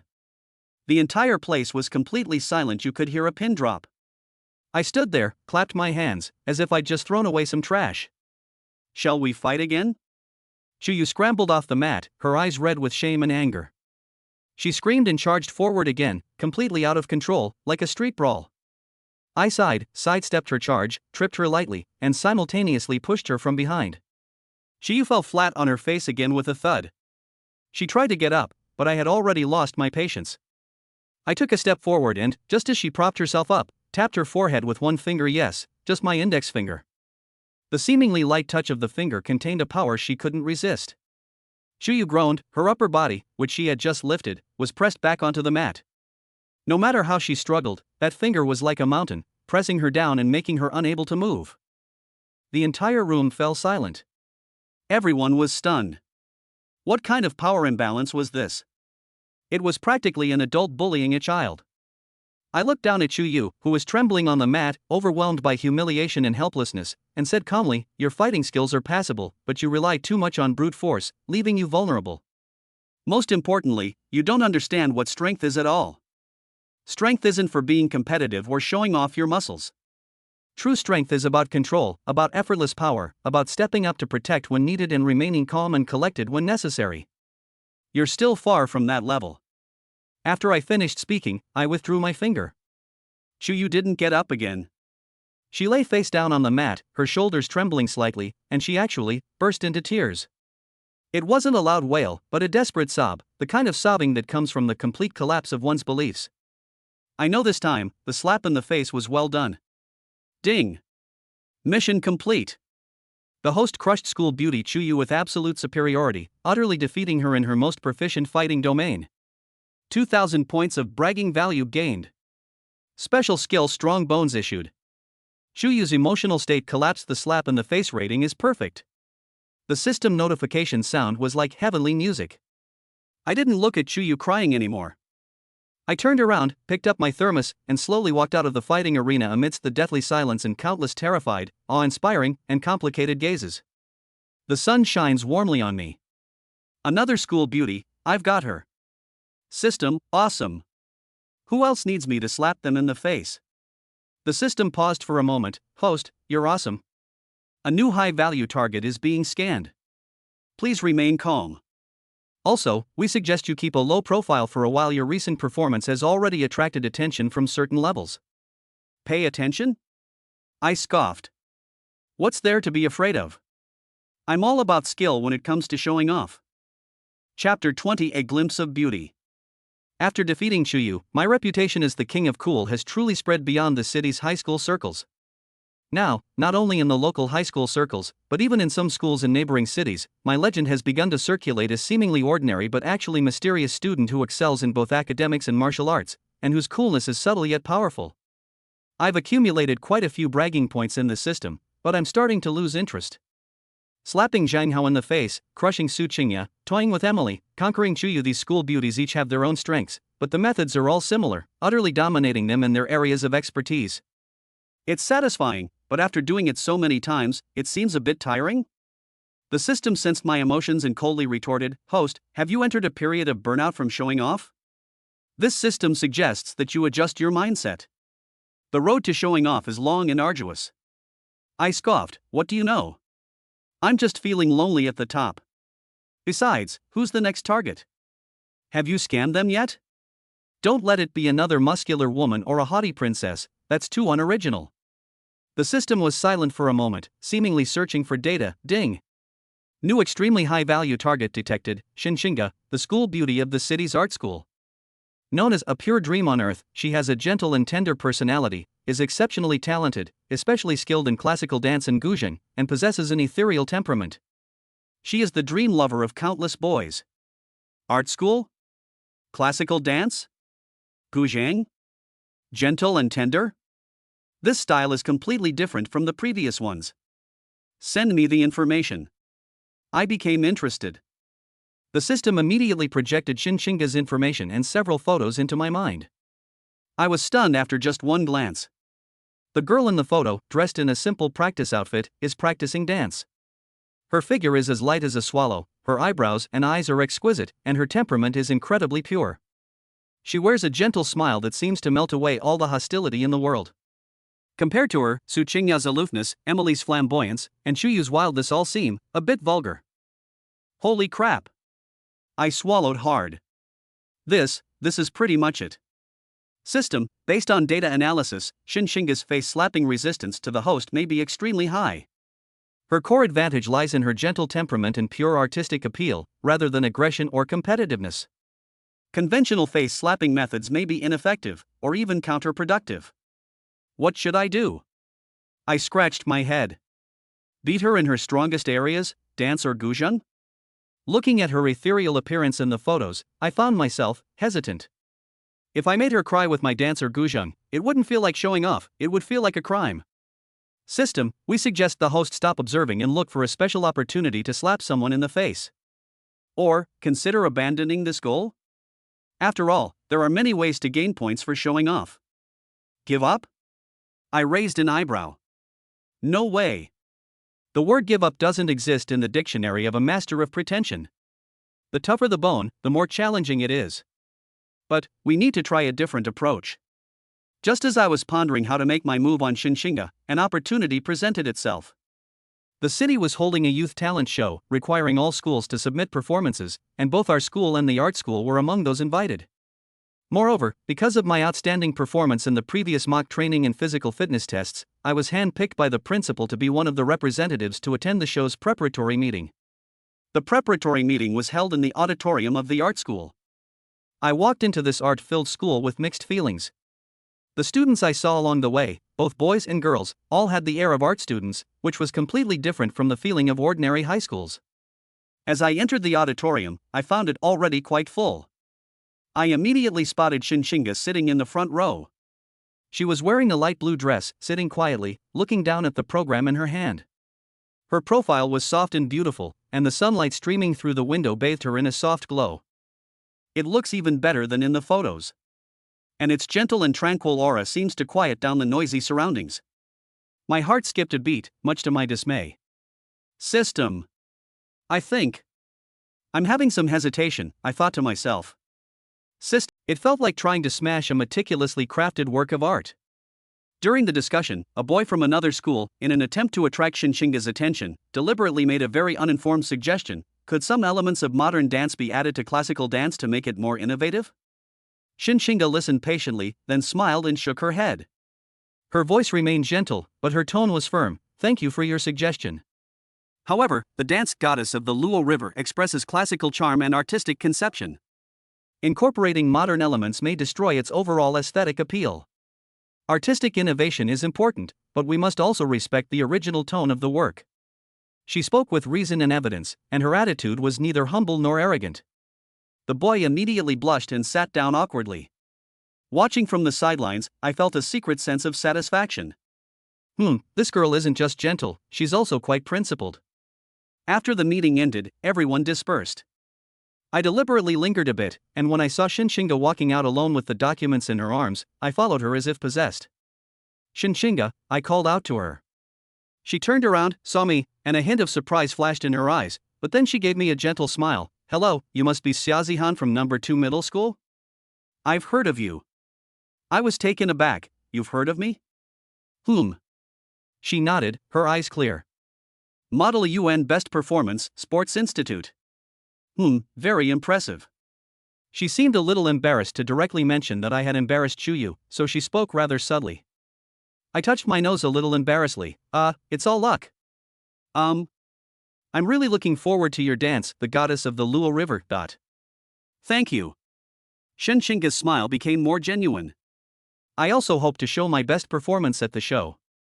We walked side by side for a while and chatted casually for a bit. I found that she wasn't as unapproachable as she seemed on the outside. She was very easy to talk to, never showing off, and never creating awkward silences. Her eyes lit up when she talked about art that pure passion couldn't be faked. As we parted, she waved to me, "See you at the performance, Xiaozihan." Watching her receding figure, I felt a mix of emotions. System, I think. I don't really want to embarrass her anymore, I confessed. System, understood.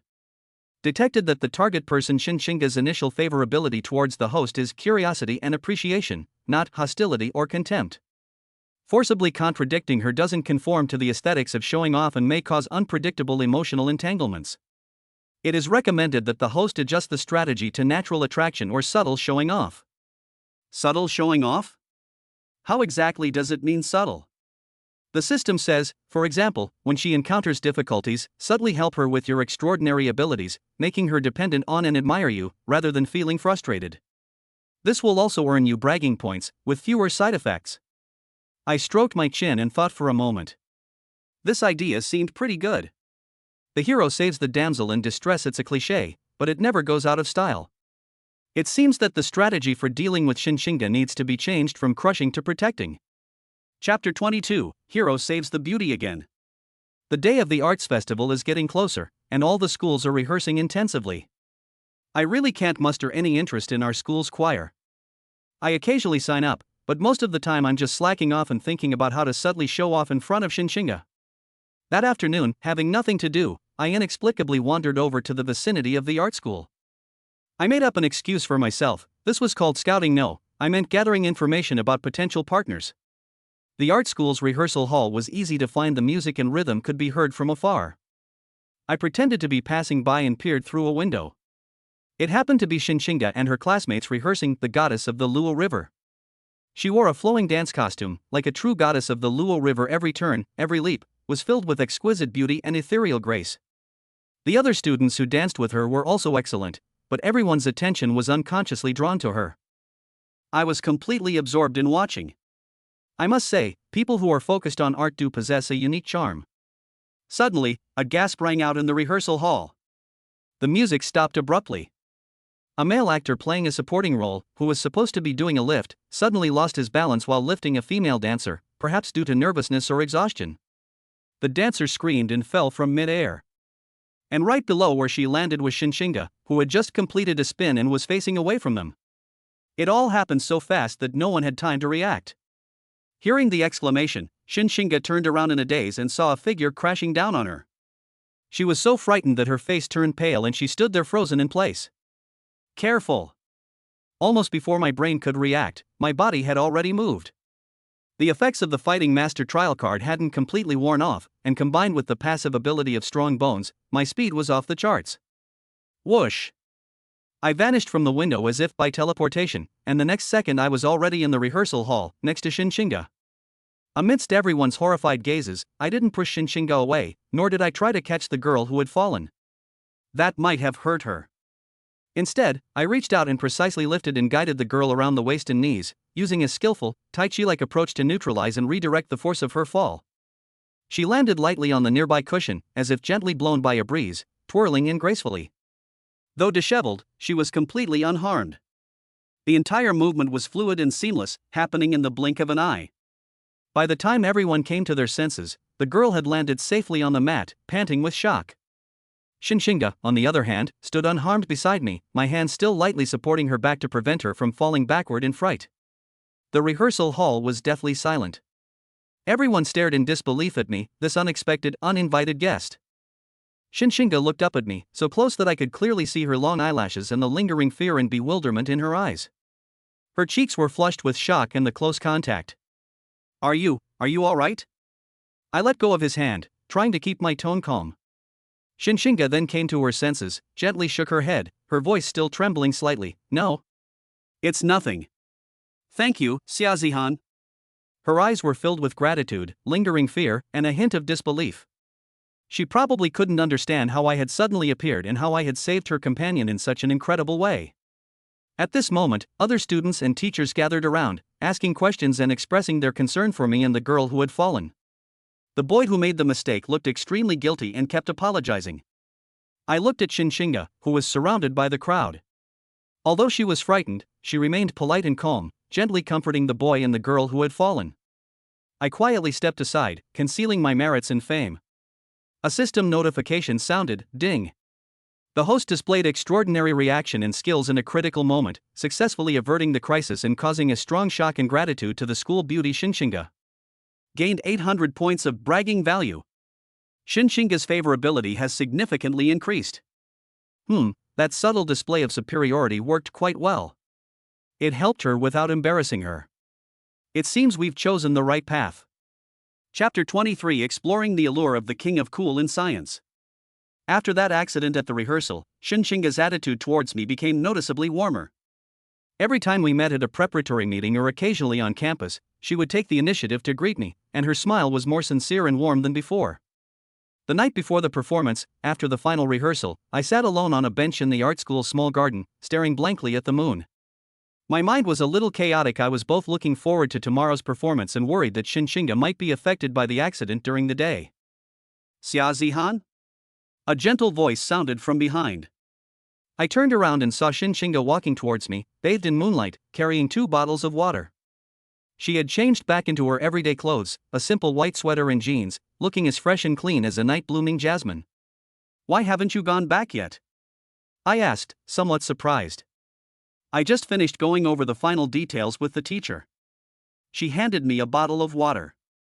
"Today? I'm really grateful to you. If it weren't for you, the consequences would have been unimaginable." I took the water, unscrewed the cap, and took a sip. "It was nothing, don't mention it." "Is that student all right now?" "Yes, she was just a little frightened, she'll be fine after a rest." Shinshinga sat down next to me, was silent for a while, and said softly, "Actually, I thought about it later, and what you did was really amazing. It doesn't seem like something an ordinary person could do." My heart skipped a beat.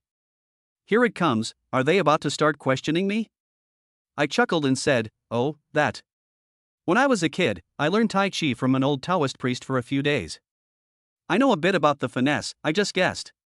Shinshinga turned her head, her eyes sparkling in the moonlight, with a hint of sly smile. "Really?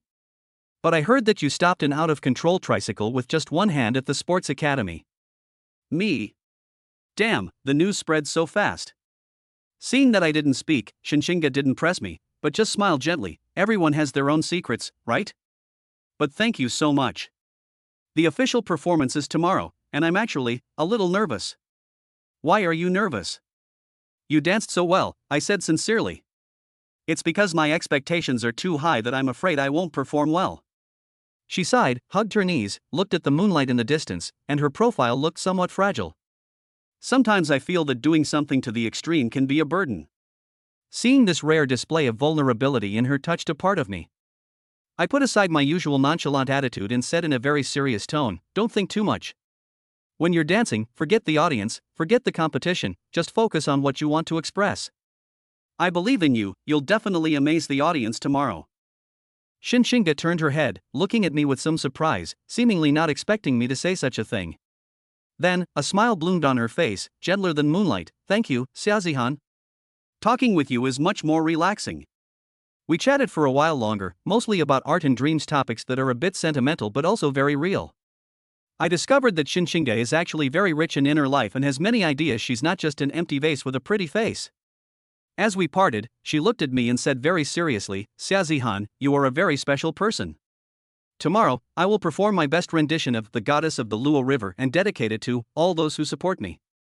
Watching her figure disappear into the moonlight, I touched my chest and felt my heart beating a little fast. System, I think. I'm starting to like this school beauty. I murmured to myself. System, warning. Abnormal emotional fluctuations detected in the host. The purpose of the show-off system is to gain energy by slapping faces, and it is not responsible for handling emotional issues. Please remain calm and do not let it affect your subsequent grand show-off endeavors. I rolled my eyes. Shut up, you single dog system. It seems that slapping Shinshinga in the face is out of the question. Not only can I not slap her in the face, but I also have to find a way to help her. Doesn't this go against the original intention of being a cool guy? Who cares? Showing off is all about having fun. Chapter 24. Do I like it? The citywide Youthful Spirit Arts performance was held as scheduled at the city's Grand Theater. The theater was packed with leaders, teachers, students, and parents. Our school's choir performance was predictably mediocre, barely managing to garner applause. I sat backstage in the waiting area, feeling rather bored. The highlight was naturally the classical dance, The Goddess of the Luo River, performed by the art school. When the announcer read out the program's name, enthusiastic applause erupted from the audience. Clearly, many people had come specifically for Shinshinga. As the lights dimmed, the beautiful and melodious sound of the guzheng filled the air. The curtain slowly rose, revealing to the audience, like a scroll painting, the shimmering waters and ethereal mist of the Luo River. Shinshinga and the dancers, dressed in magnificent costumes, danced gracefully. Shinshinga's portrayal of Luoshan captivated everyone from the moment she appeared on screen. Her dance was graceful and elegant, perfectly capturing Luoshan's beauty, sorrow, and ethereal nature. Every glance, every movement was imbued with a sense of story. She wasn't just dancing, she was telling an ancient legend with her body. The audience was quiet, everyone was immersed in the beautiful artistic conception created by the dance. I stood by the side of the stage, watching Shinshinga shine brightly, and felt a mix of emotions I couldn't quite describe. It was admiration, respect, and perhaps even a touch of heart fluttering. Her beauty at that moment transcended gender and worldly conventions. It was a pure, artistic beauty. As the dance reached its climax, the goddess Luo and Xiaoji, destined for different realms, parted with deep sorrow. Shinshinga's series of spins followed by a high leap was extremely difficult, displaying powerful emotional intensity that stirred the hearts of the audience. However, the moment she landed, an accident occurred. Perhaps the floor was slippery from the wax, or perhaps she was too engrossed in the activity and lost control of her footing. Her ankle suddenly twisted. She instantly lost her balance and fell to the side. Ah! A low gasp escaped from the audience. The teachers and other performers backstage were also terrified. This fall not only ruined the dance, but could also have caused serious injury. At the critical moment, just when everyone thought Shinshinga was about to fall heavily onto the stage, she miraculously adjusted her posture mid-air with astonishing core strength and dance skills. Instead of using her hands to brace herself, which would ruin the aesthetics of the dance, she executed an extremely difficult soft somersault, not originally part of the choreography. Like a willow in the wind, she used the momentum of her loss of balance to glide lightly, almost skimming the ground, and finally landed on the edge of the stage in a slightly flawed but still graceful fish-like pose. The music continued, and her facial expressions remained impeccable, with lingering sorrow in her eyes, as if her earlier mistake was merely a heartbroken stumble during her farewell to the goddess of the Luo River. The entire theater was initially deathly silent, then erupted in thunderous and prolonged applause. This applause was not only for the dance itself, but also for the dancers' composure under pressure and their exceptional professionalism. Everyone backstage breathed a sigh of relief and then gave a thumbs up. I stood in the wings, watching her endure the pain and, with the help of her partner, finish the last few moves. Only when the curtain slowly closed and her figure disappeared from the stage did I finally let out a sigh of relief. As soon as the curtain fell, I rushed backstage. Shinshinga had already been helped down by her companions and was sitting in a chair, her forehead covered in cold sweat and her ankle swollen. But she had a relieved smile on her face. "Shinga, how are you?" I squeezed in front of her and squatted down to check her ankle. When she saw me, a hint of surprise flashed in her eyes, then she shook her head, her voice a little weak. "It's nothing, I just twisted it." "Just now, that was close." "It wasn't just close, your emergency response was absolutely brilliant," the dance teacher exclaimed excitedly. "Shinga, your performance today was better than any rehearsal." That accident actually made the feeling of parting even more real. Shinshinga smiled shyly. Looking at her swollen ankle, my heart ached. I looked up and gazed intently into her eyes, saying, "Shinshinga, your dance today was absolutely beautiful. It was the most beautiful dance I've ever seen." My tone was more sincere than ever before, without a trace of sarcasm or pretentiousness. Shinshinga was stunned. Looking at my serious gaze, her cheeks flushed slightly, her eyes flickered, and she lowered her head gently, her voice barely audible. Thank you, Xiaozihan." At that moment, the surrounding noise of congratulations and chatter seemed to vanish. A subtle feeling flowed silently between us. The system notification, unusually, didn't announce the reward for showing off points. Instead, it remained silent for a moment before speaking in an almost human tone. Host, the invisible showing off effect has been achieved. The target, Shinshinga, has reached the high trust and dependence stage in terms of favorability towards the host. The face-slapping mission has automatically converted into a special bond mission. Please handle the subsequent developments yourself. Looking at Shinshinga's gentle smiling face, I silently thought, slap in the face? To hell with it. I'm going to protect the school beauty. The highest award of the performance was unsurprisingly given to the goddess of the Luo River. When accepting the award, Shinshinga went on stage with the help of her companions. Her eyes searched through the crowd and finally landed on me standing in the corner. She gave me an incredibly bright smile, which was filled with gratitude and some indescribable emotion. That smile was more dazzling than all the lights on the stage. I know, this time I, the king of showing off, might really be in trouble. But it doesn't seem so bad. System, am I in love? System, host, be serious. You're in a one-sided love affair. Don't you realize that? Holy crap. Chapter 25 The Protector of Flowers. In the days following the performance, my life seemed to return to normal. But only I knew that something different had stirred in a corner of my heart. Shinshinga's face, filled with gratitude and shyness, kept lingering in my mind. The system has been unusually silent these past few days. When it does occasionally chime in, it's with a cold, mechanical voice, no longer offering its usual commentary. I'm a little uneasy. Hey, system, what's wrong? Have you crashed? System, the host's emotional module is fluctuating abnormally. To avoid interfering with the core showing off program, this system has activated emotional isolation mode. Damn! Emotional isolation? You think it's isolating the virus? I scoffed, a little uneasy inside. Had I really fallen for Shinshinga? That wouldn't do. I'm a man destined to be a master of suave elegance. How could I let myself be swayed by romantic feelings? But the thought of how she endured the pain when she twisted her ankle made me feel uneasy. This girl looks delicate, but she's incredibly stubborn at heart. Lost in thought, my phone rang. It was Lin Weiwei calling. Zihan Ge. Something terrible has happened. There have been some thugs hanging around Chinga's art school lately. I heard that last night a few drunk guys went and banged on the windows of their rehearsal room, scaring a lot of girls. Chinga's foot injury hasn't healed yet. I'm worried about her. My brows furrowed instantly. A thug? Harassing girls at an art school? And he even dared to scare Shinshinga? An unnamed anger suddenly flared up. Understood.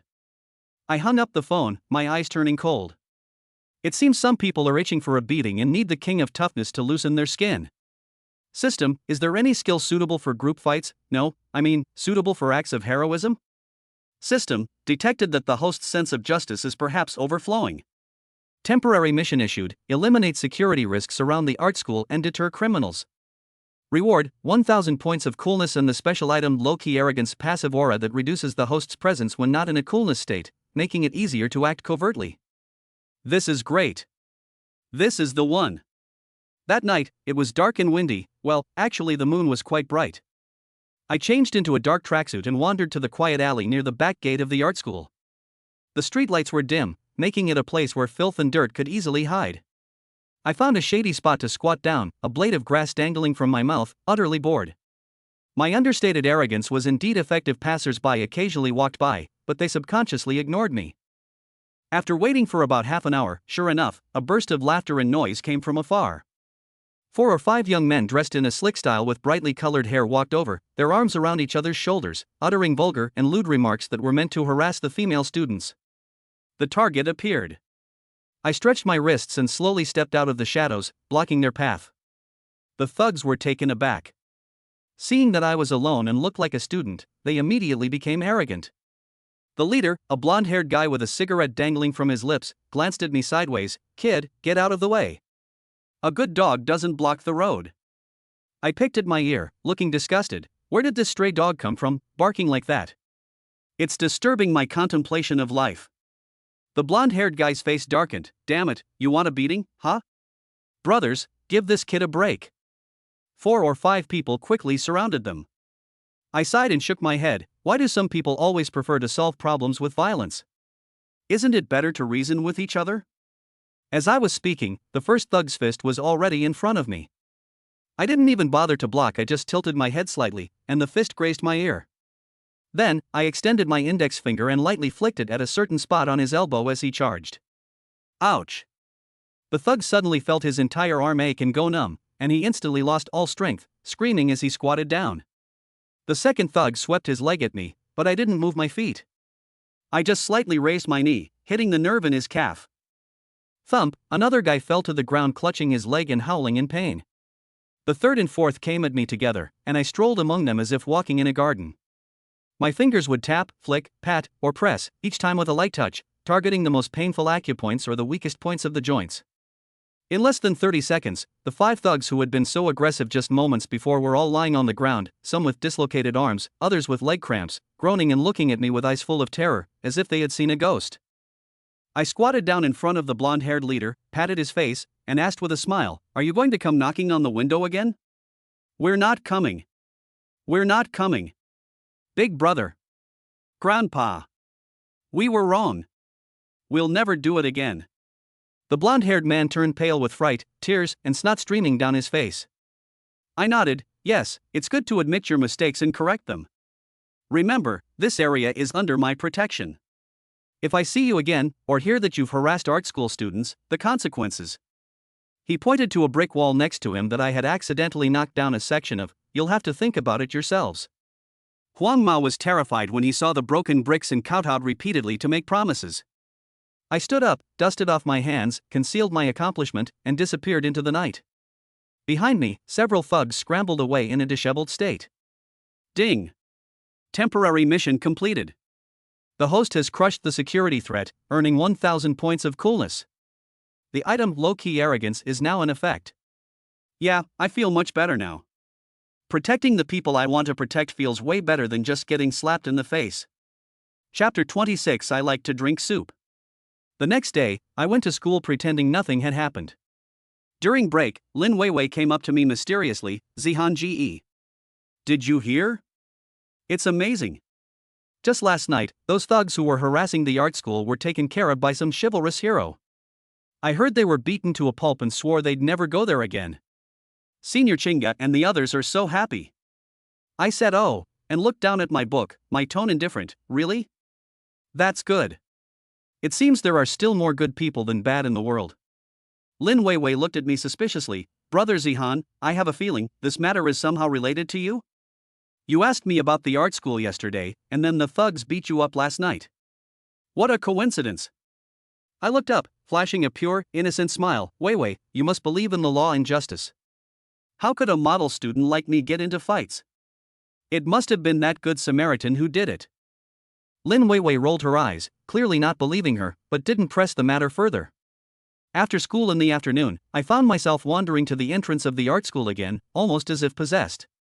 I happened to see Shinshinga walking out with a few girls, chatting and laughing. Her ankle seemed to be much better, she was only slightly having trouble walking. Upon seeing me, Shinshinga's eyes lit up, and she walked over to me. "Xiaozihan. What brings you here?" I touched my nose, feeling a little awkward. Just passing by, and popped in to see if your foot was feeling any better." "Much better, thank you for your concern."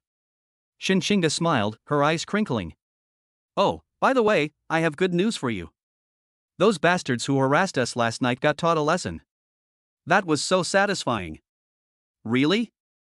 That's great. I'll continue to play dumb." Shinshinga looked at me, her eyes filled with a hint of inquiry and cunning, and said softly, "I always feel, this matter seems to have something to do with you. That day in the rehearsal hall, and at the sports academy, you always seem to appear when others need you." My heart skipped a beat, but I remained outwardly calm. "Coincidence? It's all just a coincidence. I'm just lucky." Shinshinga smiled and didn't press further. Instead, she took out a small, exquisite thermos from her bag. "This is for you." "What is this?" I was stunned for a moment. "I made rock sugar pear soup." Shinshinga said a little shyly, "Thank you for helping me before. Also, I heard you seem a bit, well, you seem to have something on your mind. Drink some of this to soothe your lungs." I took the still warm thermos, a feeling I couldn't quite describe welling up inside me. From childhood to adulthood, besides my mother, no girl had ever brought me food before. And how did she even sense that something was on my mind? I'm fine. I was just thinking about the meaning of life. I struggled for a long time before finally managing to utter this sentence, which even I find sentimental. Shinshinga chuckled, her voice clear and melodious, thinking about the meaning of life? Xiaozihan, you're really funny sometimes. Alright then, great philosopher, take your time thinking, and remember to drink your soup. We're off. Watching her and the other girls walk away, I stood there, clutching the small thermos, grinning like an idiot for a long time. The system's cold voice sounded, detected that the host has received a gift from the target, and emotional fluctuations have intensified. Warning. Shut up. I'm interrupting it. Go drink your engine oil. I opened the thermos, and a sweet aroma of pears wafted out. I took a sip. It was sweet and warmed me right to the core.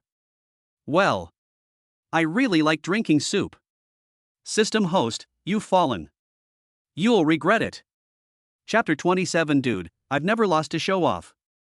The peaceful days didn't last long before new trouble arose. But this time it wasn't aimed at me, but at Shinshinga. The basketball league for several high schools in the city has started. Our school's basketball team, well, their level is so-so, mainly because Zhang Hao, who got in through connections, dragged down the average. But by sheer coincidence, we were drawn into the same group as the affiliated high school of the sports academy. On the day of the game, the stadium was packed. People from our school were mainly there to see how our school's basketball team got thrashed. The sports academy side was even more aggressive, especially Chuyu, who led a group of people sitting in the front row of the stands, glaring fiercely at us, clearly there for revenge. Shinshinga actually came too, sitting with Lin Weiwei. She said her art school had an exchange program with the sports academy, and she came to watch the competition. But I felt she was more here to see me? The game was a foregone conclusion. Our school was completely dominated by the sports academy. Zhang Hao was constantly being knocked around by the opposing center, utterly helpless. The score gap widened further and further. The students from the sports academy became increasingly arrogant, constantly making provocative gestures and spewing trash talk. Chuyu, sitting in the audience, led the jeering, and boos filled the air. Morale at our school has plummeted to rock bottom. Just as the game was about to enter garbage time, the opposing center, after completing a powerful dunk, actually made a provocative throat-slitting gesture towards our school's bench, and then glanced at Shinshinga in the audience with ill intent. Damn it! I'm furious. Playing basketball is fine, but how dare you look at Shinshinga like that? Just then, someone on our team got a cramp, and the coach looked helplessly at the bench, leaving only me and a few weaker players. Coach, I'll go. I stood up and took off my coat. The coach hesitated. Xiaozihan, are you sure you can do it? I smiled and said, why not give it a try?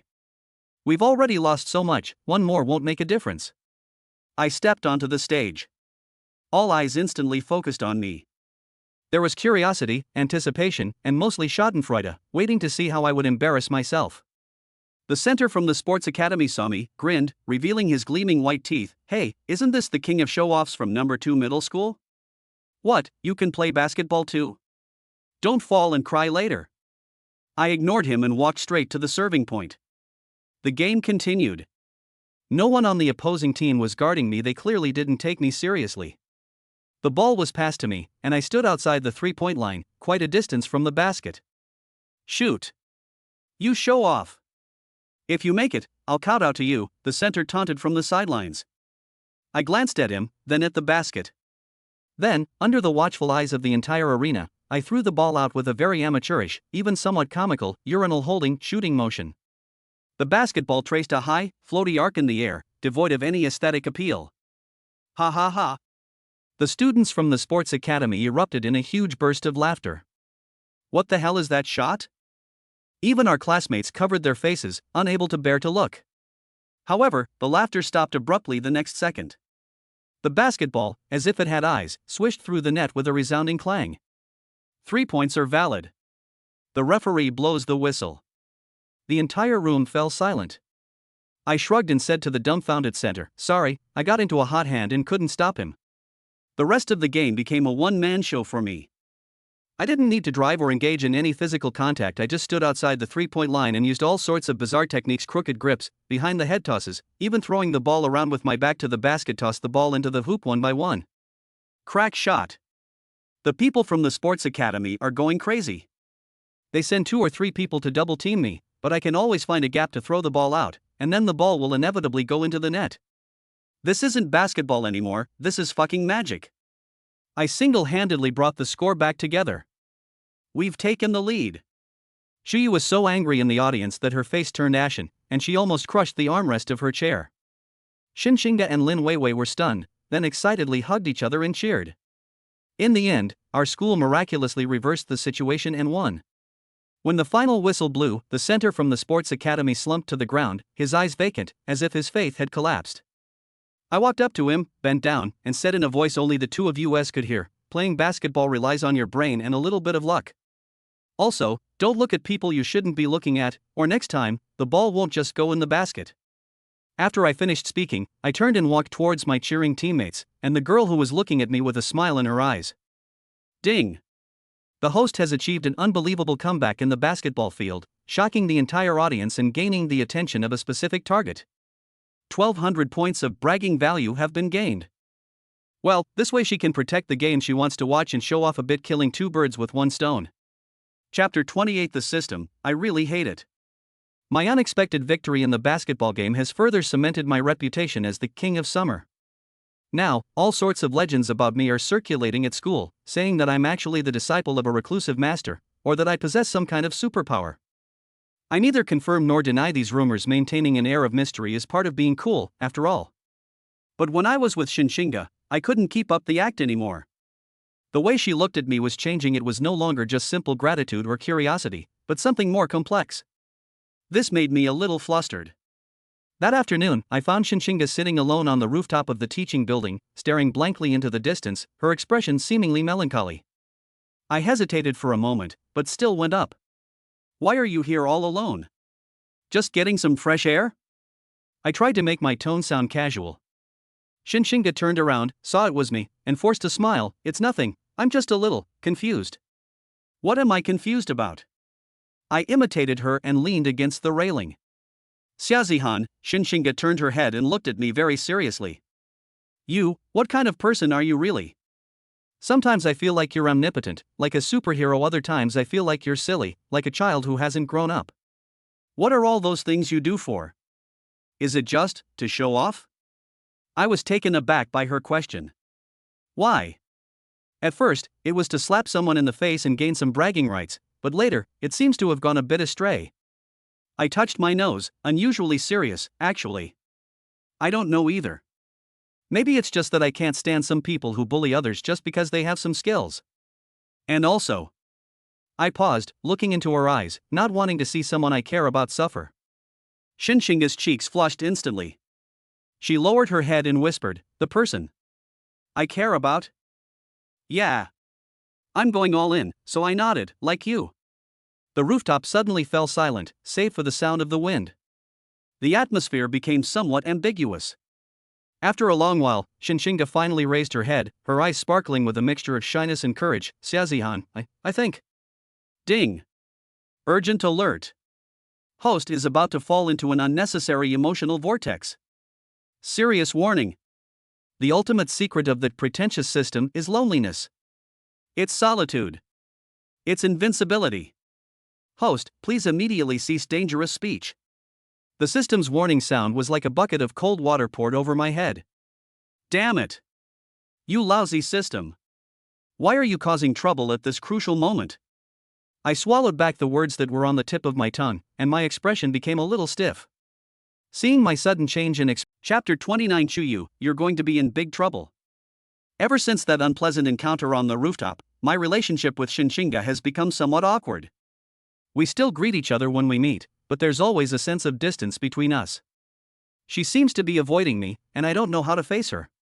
The system has been quiet these past few days, but I know it's watching me like a surveillance camera. Just as I was debating whether or not to go find Xinxinga and clear things up, a sudden incident disrupted everything. It's unclear who started spreading rumors about Xinxinga on the school forum and several local social media platforms. They claimed that her performance award was rigged and that she got there through improper means. They also said that she appeared innocent but actually had a chaotic private life and was involved with thugs. They even attached some blurry, obviously candid photos of Xinxinga standing with several strange men. These rumors, presented with great detail and seemingly plausible evidence, quickly spread online. The art school faced immense public pressure, with some even demanding a re-examination of Shinshinga's award eligibility. Shinshinga had never experienced anything like this before, and was suddenly thrust into the spotlight. She took leave from school, her phone was off, and no one could contact her. Lin Weiwei was almost in tears when she ran to me. "Brother Zihan? What should we do? Those rumors are all false. Senior Chinga is such a good person, she must be heartbroken right now." I stared at the vicious comments and blurry photos on my phone, my fists clenched tightly, a surge of anger rising within me. Damn it, they've gone this far in bullying people. And using such despicable methods. System, investigate.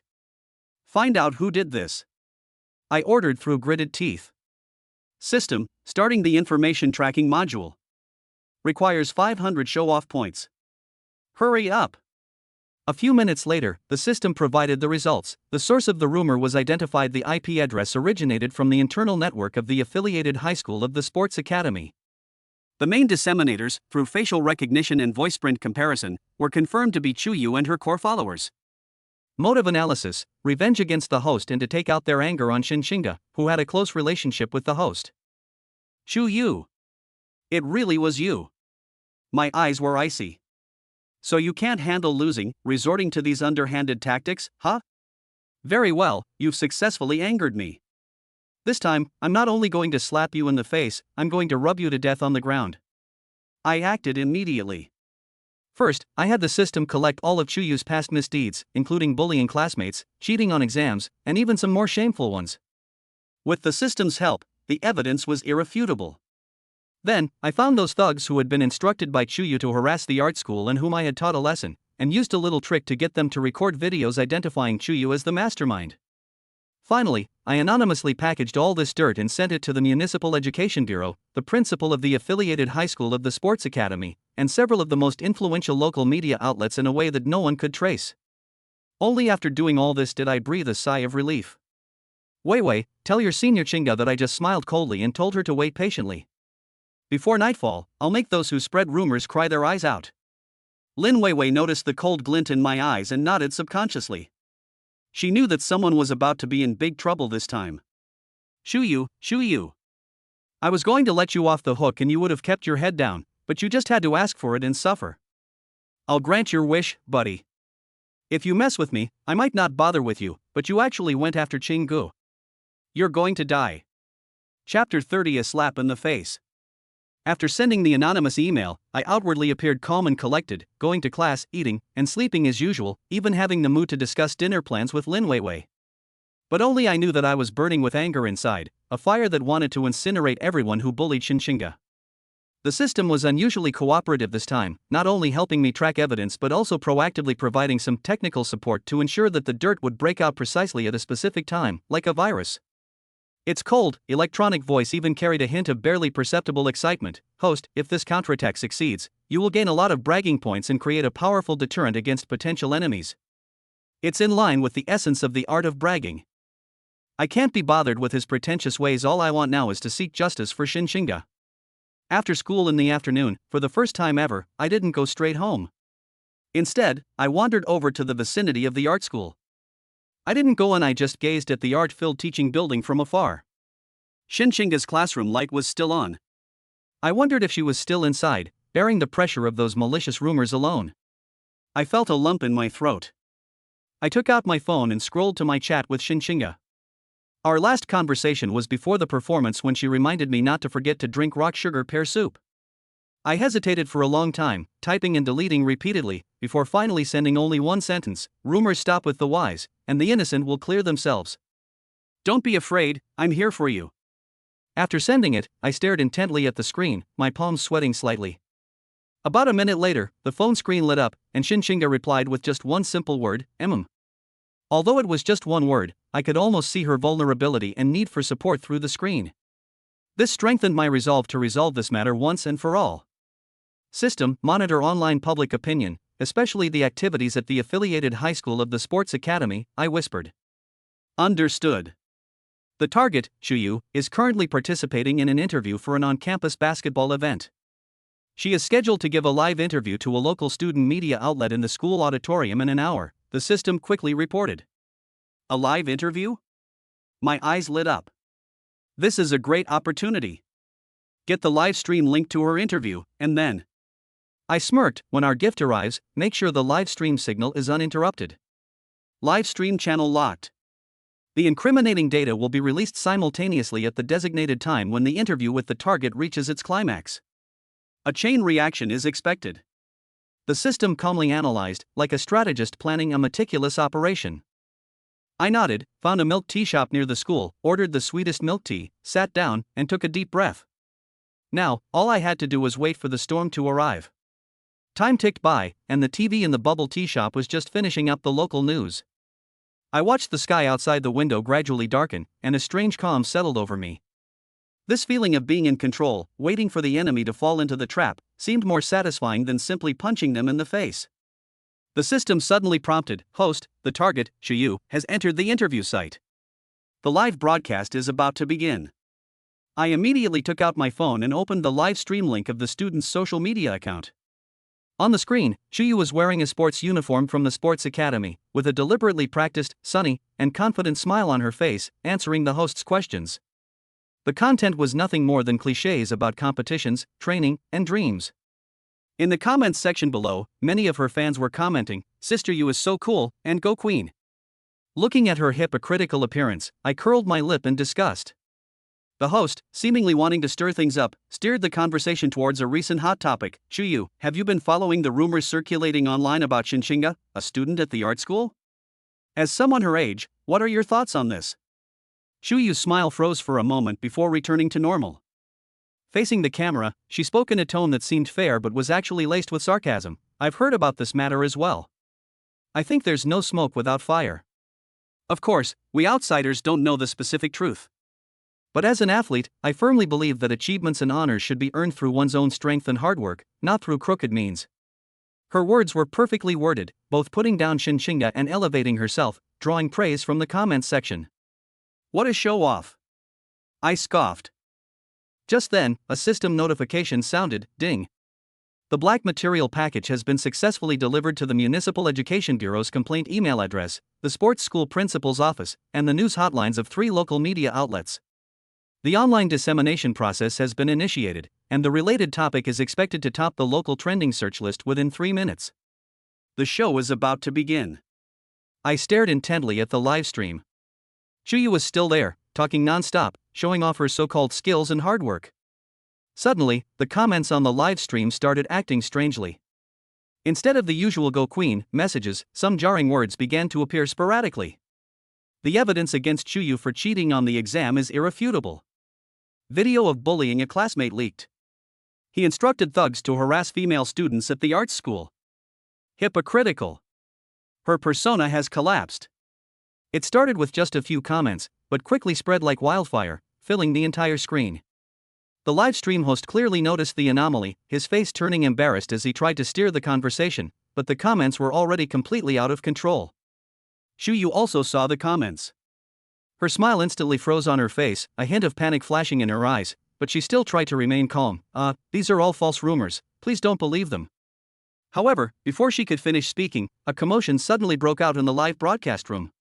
A staff member rushed onto the stage and whispered a few words in the host's ear, causing the host's face to turn deathly pale. Immediately afterwards, the live stream signal was abruptly cut off. The screen went completely black. But just a second before the signal was cut off, I clearly saw that Chuyu's originally sunny and confident face had become bloodless, filled with terror and disbelief, and she slumped in the chair as if her soul had been taken away. The milk tea shop was in an uproar, and other customers were also discussing it. Clearly the news had spread. I put down my phone, drank the last sip of milk tea, and the sweet taste melted in my mouth. The storm is coming. And this is only the beginning. Chapter 31. So satisfying, so incredibly satisfying. The chaos surrounding live streaming terminals is merely the prelude to an even bigger storm. I was sitting in the bubble tea shop, leisurely scrolling through my phone. A local news app started popping up notifications one after another. Breaking news! Xiyu, a star athlete from the affiliated high school of the sports academy, has been exposed for bullying classmates for a long time. Cheating confirmed. Chat logs and photos of Chuyu cheating on multiple exams exposed. A deep dive into Chuyu's dark past. He once instructed people to harass female students from other schools. The Municipal Education Bureau responded. It has launched an investigation into the incident at the affiliated high school of the Sports Institute. The speed was even faster than I expected. The incriminating data released by the system was like a pebble thrown into a calm lake, creating ripples everywhere. Every piece of evidence was crystal clear, with pictures, videos, and audio recordings, leaving no room for denial. The school forum of the affiliated high school of the Sports Institute was instantly flooded with criticism. The posts that had previously supported Chuyu were completely destroyed, replaced by various posts exposing and condemning her misdeeds. Students and parents who had been bullied by Chuyu before also began to speak out, denouncing her evil deeds. The main accounts that had previously spread rumors about Shinshinga were instantly exposed by angry netizens, who discovered that they were all actually alt accounts belonging to Chuyu's henchmen. Public opinion took a complete 180-degree turn for every person who had previously criticized Shinshinga. Now 10 or even 100 times more people were condemning Chuyu as hypocritical and malicious. What a hypocrite! He's covered in hair himself, yet he calls others monsters. I feel so sorry for Miss Shinshinga, she's been unfairly smeared. Chuyu, get out of the sports academy. You don't deserve to be an athlete. We demand that those who spread rumors be severely punished. The internet was in an uproar, and the situation was equally turbulent in real life. I heard Lin Weiwei excitedly on the phone that things were completely chaotic at the affiliated high school of the Sports Institute. The principal's office phone was ringing off the hook, and numerous reporters were waiting at the school gate demanding interviews. Chuyu had reportedly been summoned for a talk by school leaders and was in an extremely difficult situation. At the art school, however, the scene was quite different. The gloom that had previously weighed on Shinshinga vanished, and her teachers and classmates comforted her and condemned the rumor mongers. The blurry photos from before were also proven to be maliciously spliced together, and Shinshinga's uncle and cousin even came to the school to explain the situation, further winning everyone's sympathy and support. In the evening, I finally received a long message from Shinshinga. Xiaozihan, thank you. I don't know what to say. Those rumors, and about Chuyu, were they related to you? Looking at the message, I could imagine the complicated feelings she was experiencing. I replied, it was nothing. It's normal for bad people to be punished and good people to be exonerated. Don't overthink it, just get some rest. I neither confirmed nor denied it. Some things are better left unsaid. System notifications kept ringing out, and his cool factor soared. This time, it wasn't just the thrill of slapping Chuyu in the face, but also a sense of satisfaction from acting on behalf of heaven and protecting someone important. Host, this counterattack has been remarkably effective. Chuyu's social mortality probability is as high as 99%, and her threat level to the host has been reduced to the minimum.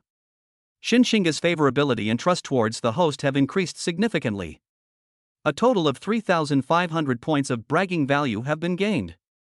The system's voice even seemed a bit lighter. I smiled but didn't say anything. Looking out the window at the city lights just coming on, I felt that the night was particularly enchanting. This whole ordeal should be coming to an end soon. Next, I should think about how to comfort the girl who was wronged. Chapter 32 Confession. The Chuyu incident continued to escalate, finally coming to a temporary end with the affiliated high school of the Sports Academy issuing an official statement, placing Chuyu on probation, and demanding a public apology. The once glorious sports queen has instantly plummeted to rock bottom, reportedly having taken a temporary leave of absence and hiding at home, too ashamed to face anyone. The online uproar gradually subsided, and people's attention is always easily drawn to new things. Shinshinga's life returned to normal, and she even received more attention and care than before. After the rumors were clarified, her popularity rose instead of falling, and coupled with the halo of winning an award at the performance, she became a goddess in the eyes of many younger students. But she didn't seem to have changed much. She remained gentle, quiet, and focused on her dance. Only, the way she looked at me was different than before. Besides gratitude and trust, there was also an indescribable dependence and closeness. That evening, after evening self-study, I received a message from Shinshinga. Are you free? Can you come to the rooftop for a bit? I'd like to, thank you in person. A thought struck me. I had a premonition that something might happen tonight. I went up to the rooftop. The evening breeze was cool, and the moonlight was like water. Shinshinga was wearing her school uniform with a beige cardigan over it. She stood by the railing, her figure appearing particularly slender and graceful in the moonlight. Hearing footsteps, she turned around, her face flushed slightly, her eyes flickering as if she were a little nervous. "You're here," she said softly. I walked to her side, and together we looked at the myriad lights of the city below. "Did you need something?" Shinshinga was silent for a while, as if gathering her courage. Then, she turned around, faced me, and looked into my eyes very seriously. "Sazihan, about Chuyu's matter, and the rehearsal hall, the basketball game. I know that you were the one who helped me." I opened my mouth, wanting to deny or evade the question as I usually do. But she didn't give me a chance, and continued, "Don't deny it yet. I know it's you. Although you always pretend it's a coincidence or good luck, I know that you are the one who appears when I need you time and time again." Her eyes were clear and firm, carrying an undeniable power. I looked at her and suddenly felt that denying it any longer would be pointless. I smiled and tacitly agreed. "Why?" Shinshinga asked, her voice trembling slightly. "Why are you so good to me?" The rooftop was quiet, with only the sound of the wind. Moonlight shone on her face, outlining her soft features. Looking at her, all those playful, boastful, and self-deprecating thoughts vanished instantly. An unprecedented sense of seriousness welled up inside me. Because I took a deep breath and decided to follow my heart, because I don't want to see you suffer. Because when I see you smile, I feel like the weather has become nicer. Even I find it a little cheesy to say this, but it's the truth. Shinshinga froze, her cheeks turning bright red at a visible speed, all the way to her ears. She lowered her head, her hands nervously twisting the hem of her clothes, her heartbeat clearly audible in the quiet night. After a long while, she said in a voice barely audible, "Sazihan, I think I've fallen for you." After saying that, she seemed to have used up all her strength, and she lowered her head even further, not daring to look at me. My heart skipped a beat and then began racing. Although I had a premonition, hearing her say it in person was a completely different feeling. An immense joy and sense of satisfaction instantly overwhelmed me. The system warning blared inappropriately, "Warning. Warning. Host's emotional fluctuations have reached a dangerous level. High levels of dopamine detected. This is a serious deviation from the core principles of showing off. Immediate calm is recommended." "Shut up!" I roared at the system in my mind. "If you keep babbling, I'll uninstall you." The system went silent instantly. I looked at the girl in front of me, too shy to look up because of my confession. She was incredibly beautiful in the moonlight. I reached out and gently lifted her chin, making her look into my eyes. Her eyes sparkled with shyness, nervousness, and a hint of anticipation. "Shinshinga," I looked into her eyes and said very seriously, "I like you too." These 5 simple words seemed to carry immense weight. Shinshinga's eyes lit up instantly, as if they were filled with stars. A radiant smile, tinged with tears, bloomed on her face, more moving than any smile she had ever given on stage. She reached out and gently took my hand. Her hand was small, soft, and a little cool, but it felt very reassuring to hold. Neither of us spoke again, we just held hands, stood on the rooftop, looking at the lights below, listening to each other's heartbeats. The gentle moonlight enveloped us, and the air was filled with a sweet scent, the scent of first love. To hell with the rules of being pretentious, to hell with the path to becoming a pretentious king. At this moment, I just want to be Sazihan, an ordinary boy who has just been confessed to and has just confessed to the girl he loves. This feels fucking good. Chapter 33: A New Journey. After confirming my relationship with Shinshinga on the rooftop, my high school life seemed to suddenly transform from a hot-blooded, pretentious manga into a pure love campus drama. Going to school every day became something to look forward to, and after class, I would unconsciously peer down the corridor, searching for that familiar figure. We would eat together in the cafeteria. I would be in charge of getting food and reserving seats, and she would be in charge of, well, looking good. After school in the evening, I would first take her back to her art school, and then go home myself. On the way, we would talk about trivial but enjoyable topics, such as what funny things the teacher had said that day, or what new dance moves she had learned. In front of me, Shinshinga gradually shed her ethereal, otherworldly air. She would act coquettishly, throw little tantrums, and frown over a math problem she couldn't solve, making me swoon with cuteness. Lin Weiwei is our #1 supporter and the biggest CP fan. She's always nagging us to treat her to meals, her eyes filled with the satisfaction of "my cabbage has finally been eaten by a pig." The system expressed strong contempt and continuous warnings for my degenerate behavior, but I ruthlessly suppressed them each time.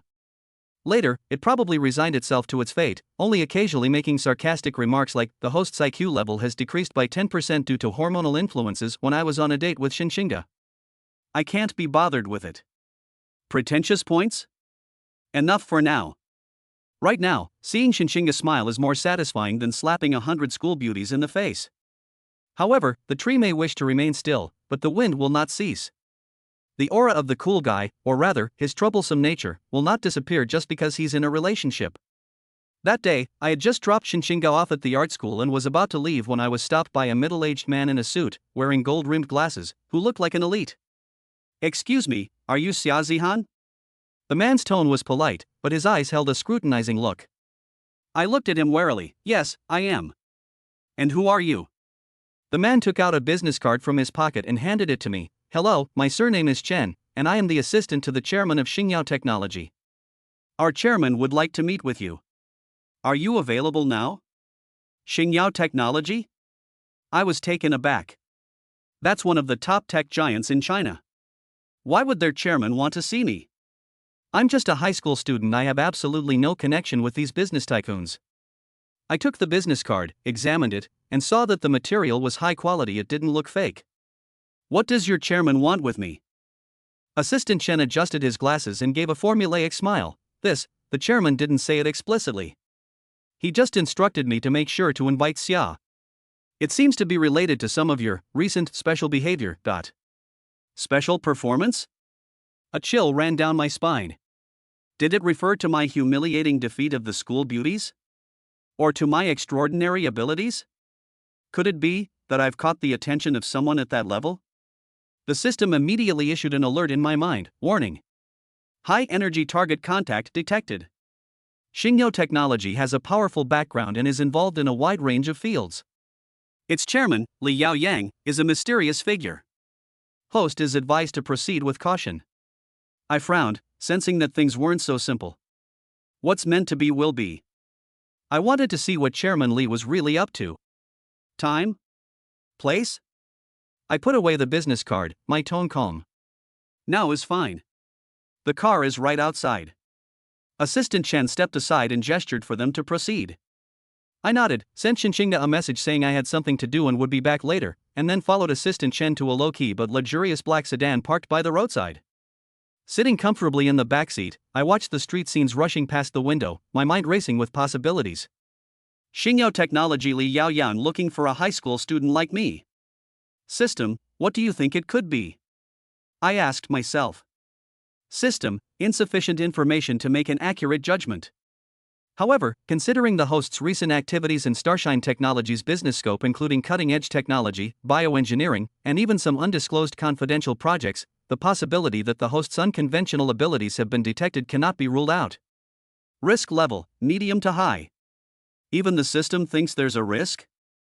I stroked my chin, feeling more excited than scared. Slapping the school beauty in the face was satisfying, but its scope was limited. If I could spar with a true giant like this, wouldn't my stage for showing off be much wider? The car drove away from the bustling city center and headed towards a manor nestled against the mountains and by the water in the suburbs. It seems that Chairman Li has quite a grand entourage. A new chapter seems to have begun in an unexpected way.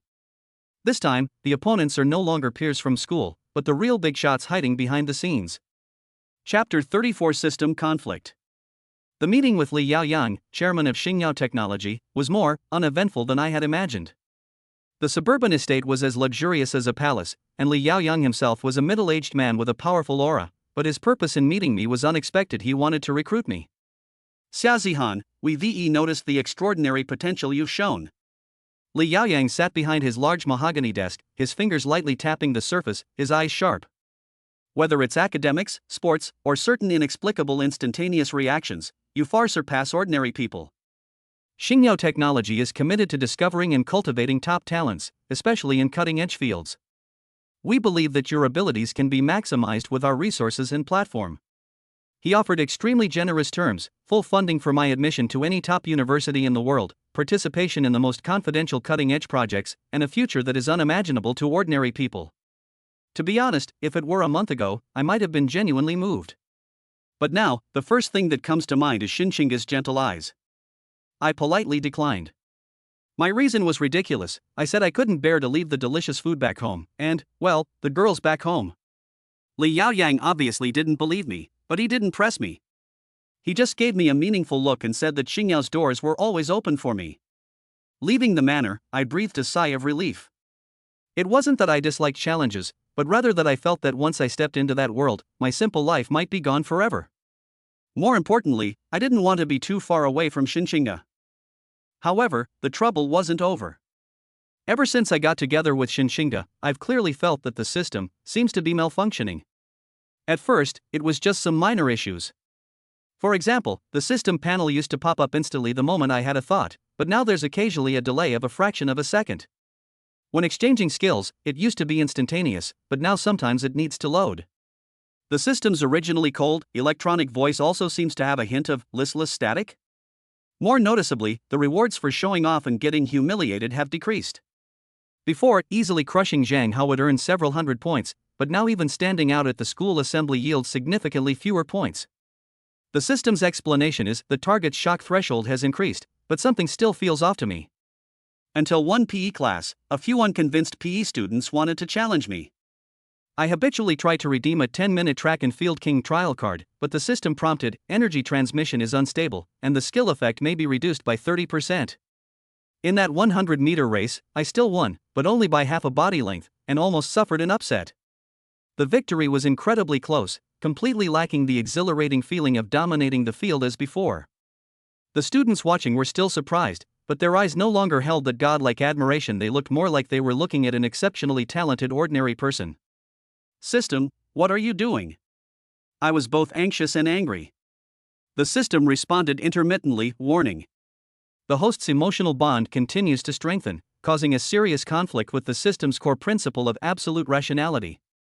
Energy circulation is obstructed. Performance is declining. It is recommended that the host address the emotional issues as soon as possible. Dealing with emotional issues? Does that mean I should break up with Xinxinga? Are you kidding me? I finally got a relationship. I tried to reassure the system, hey, look, dating and showing off aren't mutually exclusive. I can show off in front of her. Like suddenly playing the piano and startling her or something. System, low-level showing off, cannot provide effective energy, and the target's favorability towards the host is too high, immune to most conventional showing-off behaviors. The difficulty of slapping them in the face has skyrocketed. That's so true. Right now, no matter what I do in front of Xinxinga, she just gives me that Zihan, you're so amazing look of pure admiration. There's absolutely no emotional contrast needed to embarrass me. How am I supposed to earn any bragging points like this? My sweet romance has become the biggest stumbling block on my path to becoming a cool guy? Chapter 35, a dilemma, so painful. As if things weren't going to go wrong, just when I was worrying about the system's performance degradation, something happened to Xinxinga. The art school was going to participate in a very important national dance competition, and Xinxinga was an absolute key player. The rehearsal intensity was extremely high, and being a perfectionist, she often practiced until late at night. That night, while practicing a difficult jump alone in the rehearsal hall, she slipped and fell heavily to the ground. This time, without me by her side, she seriously injured her knee and wrist. She felt so helpless and desperate at that moment. That was her beloved stage. When I arrived at the hospital after receiving Lin Weiwei's tearful phone call, Xinxinga was already lying on the hospital bed with a cast on, her face pale and her eyes red, clearly having been crying. Seeing me come in, she tried to force a smile, but it looked worse than crying. Zihan. I might not be able to participate in the competition. My heart was breaking. I felt both heartache and self-reproach. If my system hadn't malfunctioned, if I could still sense her danger as easily as before, perhaps I could have stopped her in time, or appeared just like last time. I held her uninjured hand tightly and comforted her, don't talk nonsense. Take good care of yourself and recover. There will be plenty of opportunities in the future. Right now, your health is the most important thing. Nothing is more important than that. You understand? But I know how important this competition is to her. This is the stage of her dreams. How painful it must be for someone who cares so much about and loves this stage so much to be injured and unable to play. What upset me even more was that outside the ward, I overheard a conversation between Xinxinga's attending physician and dance teacher.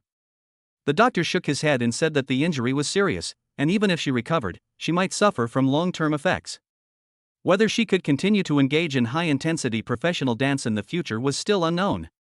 Shinga's dance teacher sighed, Shinga is just too competitive. If someone had been watching her, or if there had been a mat, what a pity. These words pierced my heart like needles. Strong-willed? Yes, she's always been so strong-willed, so independent. But if I still had the ability, I could have been her strongest support, so she wouldn't have to bear such a heavy burden alone. For the first time, I wavered in my decision.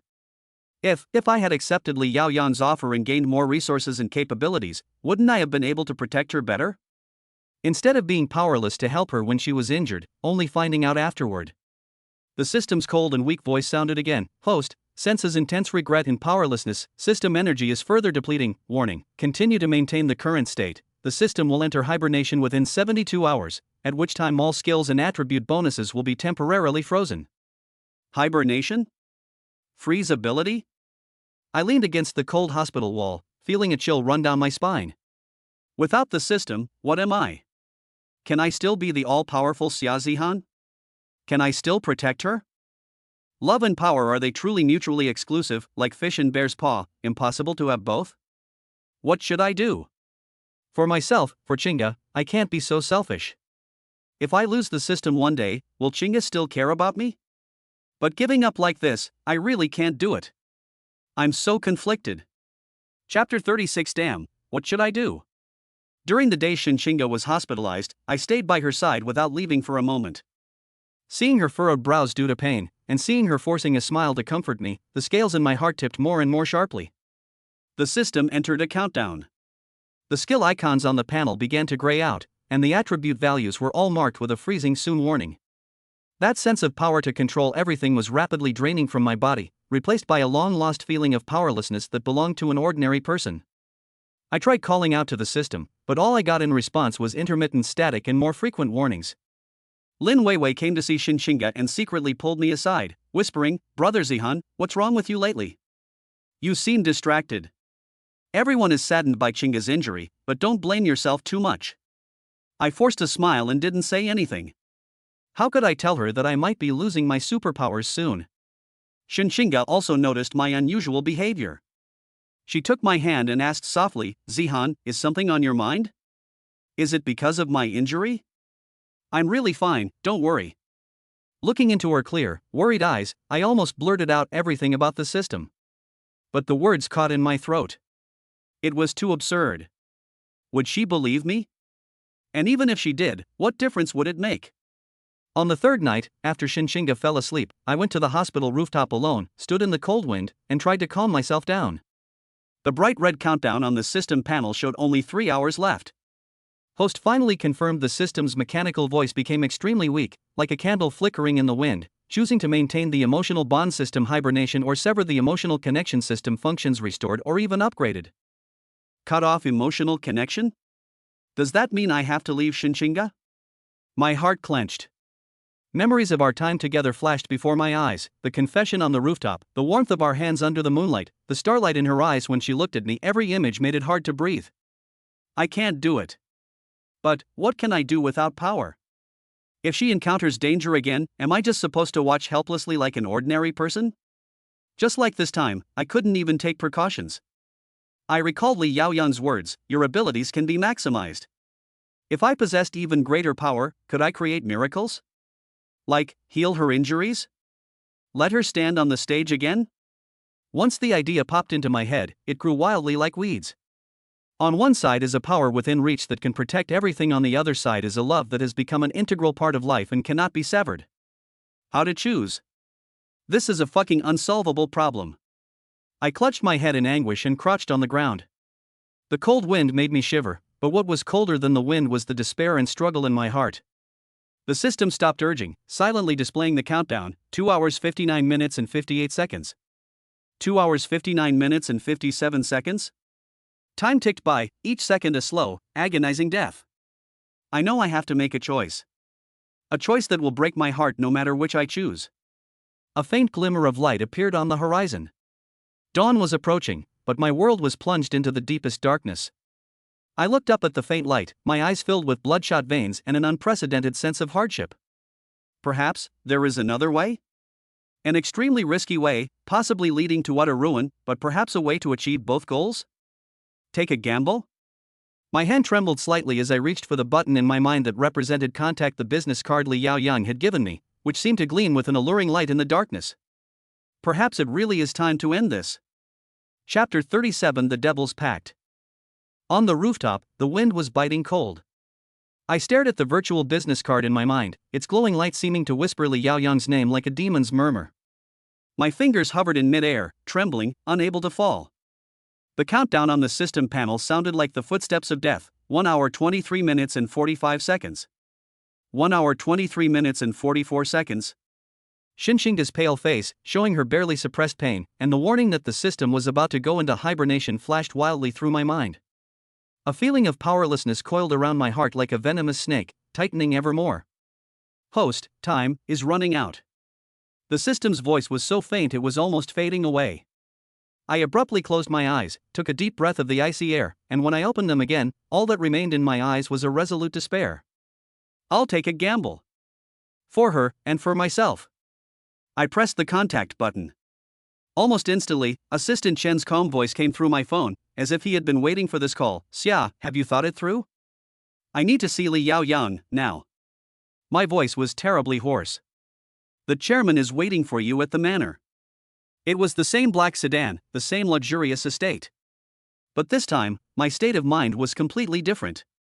Gone was the curiosity and vague excitement of last time, only the heavy weight of a do-or-die feeling remained. Li Yaoyang remained seated behind that mahogany desk, seemingly unchanged in his posture. He looked at me with deep eyes, as if he had already seen through all my struggles. It seems that Xia is facing a problem, he said calmly, his tone devoid of any emotion. I got straight to the point. Can you heal Xinxingda's injury? Can you help her fully recover so that it won't affect her future dance career? Li Yaoyang raised an eyebrow, seemingly unsurprised by my request. Xingyou has made some unconventional advancements in the biomedical field. Theoretically, it's possible to treat this level of damage. Conditions?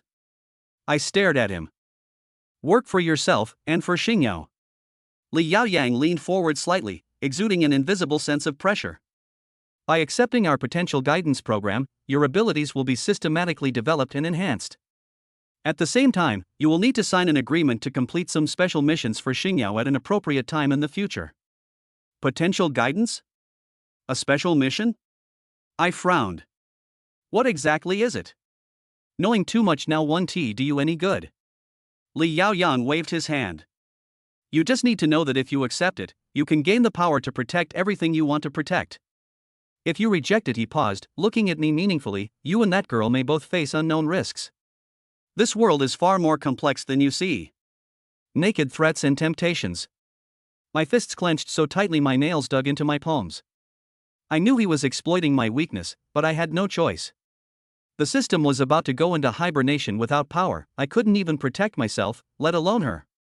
What price do I need to pay? My voice was hoarse. Freedom, to a certain extent, Li Yaoyang said calmly, and emotional purity. Our research shows that overly strong emotional bonds can affect the stable development of potential. You need to learn to control, even sever them. Severing. Clear song. My heart felt like it had been stabbed, the pain was so intense I could barely breathe. System countdown, 15 minutes and 3 seconds. I looked at Li Yaoyang as if he were a demon with whom I had made a soul pact. I knew that once I took this step, there might be no turning back. But I don't have time. I promise you. These 4 words took almost all the strength I had. A barely perceptible smile appeared on Li Yaoyang's face. A wise choice. He pressed a button on the table. Assistant Chen, take Xia to the medical center and treat her with the highest level of care. The target is Xinxingda. Ensure her complete recovery without any aftereffects. Then, bring her here to sign the agreement. I followed Assistant Chen away in a daze, not even daring to look back at Li Yaoyang. I knew I had sold myself to the devil in exchange for the power to save her. Chapter 38: A Painful Choice. Xinxingda was secretly transferred to a top-tier private hospital under Xingyou Group. The medical equipment and technology here far surpassed those of ordinary hospitals, some of which even seemed to exist only in science fiction movies. I watched as Shinshinga was wheeled into a treatment chamber filled with soft blue light. Experts busied themselves around her, using instruments and medications I couldn't understand. Li Yaoyang hadn't lied to me. Xingyao truly possessed incredible medical technology. The treatment would take several days. I waited outside the treatment room, each day feeling like an eternity. The countdown on the system panel finally reached 0 and then went completely dark. All the skill icons turned gray, the attribute bonuses disappeared, and the sense of power that had been filling my body receded like a tide, leaving me with an unprecedented weakness and emptiness. I became an ordinary person. But in contrast, something else appeared in his mind: obscure information and training methods about potential guidance, energy control, and mental tempering. Li Yaoyang's plan had begun. It was a completely different approach from systematic indoctrination, more difficult, more painful, and more like a transformation and tempering of the body and mind. A few days later, the treatment pod opened. Shinshinga stepped out. Her knees and wrists had fully recovered, and even her skin seemed more radiant and glowing. She moved her body with delight, her face radiating a long-lost glow. Zihan! Look! I'm completely healed. It doesn't hurt at all anymore. She flew into my arms like a happy bird. I held her stiffly, feeling her joy, but my heart felt like it was weighed down by a huge rock, so heavy it almost suffocated me. Her injuries had healed, but the price I paid had only just begun. That's great. I tried to make my voice sound normal. Shinshinga keenly noticed my unusual expression. She looked up at me with concern and asked, Zihan, what's wrong? You look so pale. Is it because of me? I'm fine. I interrupted her, released her embrace, took a step back, and deliberately created some distance. I'm just a little tired. Over the next few days, I trained according to the guidance method provided by Xingyao. The process was extremely painful, as if countless needles were pricking my brain and nerves, requiring me to concentrate absolutely and abandon all distractions, especially emotions. Whenever Shinshinga's image appeared in my mind, the training would be interrupted, accompanied by intense mental pain. I must learn to control myself and to let go. I started to deliberately distance myself from Shinshinga. I didn't reply to her messages or answer her calls. Even when we bumped into each other at school, I would make an excuse to leave quickly, avoiding eye contact and not daring to look her in the eye for long. Shinshinga went from initial confusion to unease, and then to hurt. She tried to communicate with me time and time again, but I coldly avoided her each time. Xia Zihan. What's wrong with you? Finally, after I brushed her off again, she stopped me in the school building corridor, her eyes red and her voice trembling with tears. Did I do something wrong? Or, are you tired of me? Looking at her tear-streaked face, my heart ached as if it were about to break. I so wanted to tell her everything, so wanted to hold her tightly in my arms. But I can't. I forced myself to put on a cold, even slightly impatient expression. Shinga, you're overthinking it. I just feel we might not be a good match. Being with you makes me feel exhausted. These words were like a poisoned dagger, piercing not only her but also my own heart. Shinshinga abruptly took a step back, her face instantly turning deathly pale. She stared at me in disbelief, tears finally streaming down her face. Tired? Not suitable, she repeated, her voice broken and shattered. Just like that? Xia Zihan, look at me. Tell me, what exactly happened? I forced myself to look her in the eye, using all my strength to maintain a cold and resolute demeanor. It's nothing. I just don't like her anymore.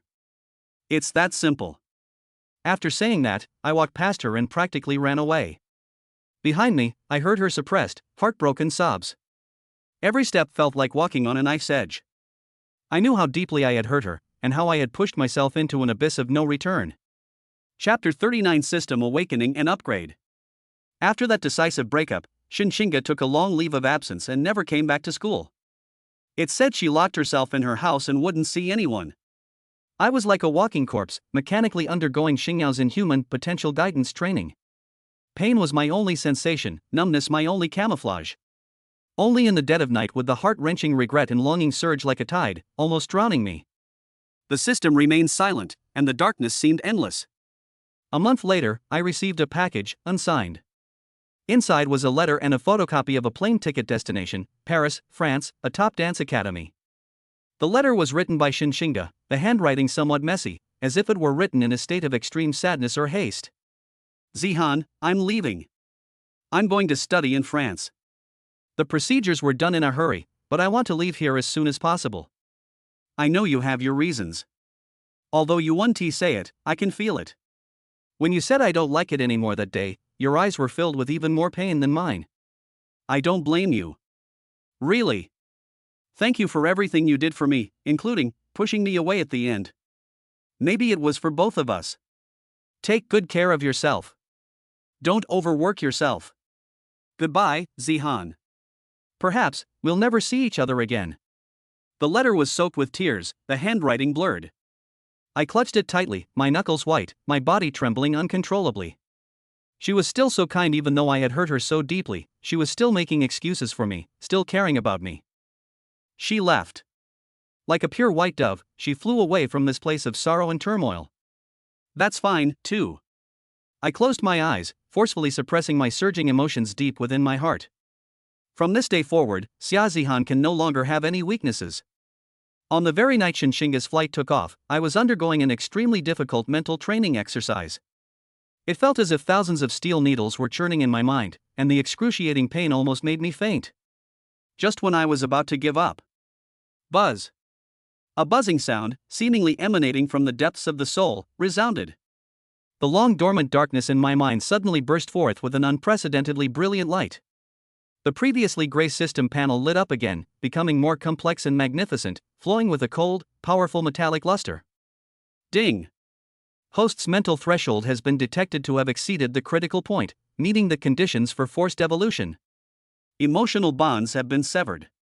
The system's core energy circuit has been rebuilt. The ultimate system for showing off and slapping faces complete form awakens. A power far purer, larger, and more domineering than ever before surged through my entire body like a burst dam. All my attributes skyrocketed, my skill list was completely revamped, and many previously unheard of powerful abilities appeared. A sense of invincibility, of controlling everything and looking down upon all living beings, welled up within me. The system is back. And it's even stronger now. But its voice has become even colder, devoid of any human emotion, like an echo from the depths of space. Warning, the emotion module has been permanently locked. A potential threat, Starlight Technology, has been detected. Its potential guidance project contains an unknown control backdoor and poses a risk of mental contamination. It is recommended that the host break free from control as soon as possible after fully mastering the new power and prepare for its counterattack. Star Glory, there really was a conspiracy.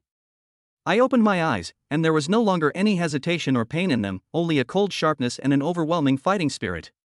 The power has finally returned. And in a way that has never been seen before. Chinga, I'm sorry. But I must continue down this path. From this moment forward, I am no longer Xiaozihan, swayed by emotions. I am the king of cool, destined to stand at the summit and trample all conspiracies and enemies underfoot a god. Xingyao Technology? Li Yaoyan? Just you wait. Your game is only just beginning. And this time, the rule makers need to change. Chapter 40. They packed their bags and left. I couldn't stand that awful place, Xingyao Technology, for even a day longer. It wasn't because the training was so tough, though it certainly felt like a tour of the 18th level of hell, but mainly because the way that old fox Li Yaoyan looked at me increasingly resembled the way he looked at a perfectly crafted tool, about to be produced and branded with their logo. And that assistant Chen, he was like a ghost haunting me all day long. I even suspected he was keeping track of how many sheets of toilet paper I used in the stalls. System, can we run away now? I asked the system in my mind while pretending to bend the spoon with my mind in the training room. Ding.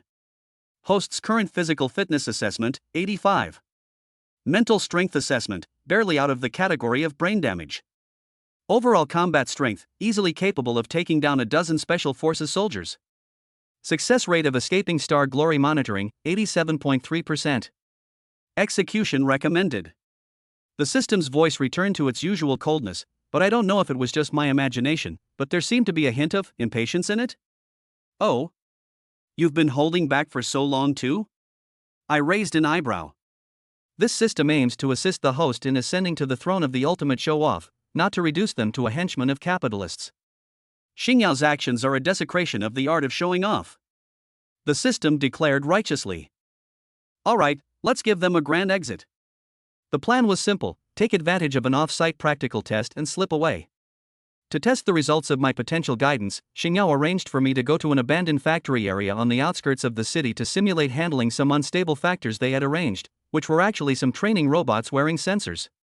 Sitting in the bulletproof car on the way to the testing site, Assistant Chen was still nagging in my ear, "Xia, this test is very important, as it relates to the allocation of resources in the next phase. Please be careful to control the intensity, and focus on data collection." I picked at my ear, looking impatient. I know, you're like a mother hen. Don't worry, I'll make sure those lumps of iron are dismantled so badly that even their own mothers wouldn't recognize them."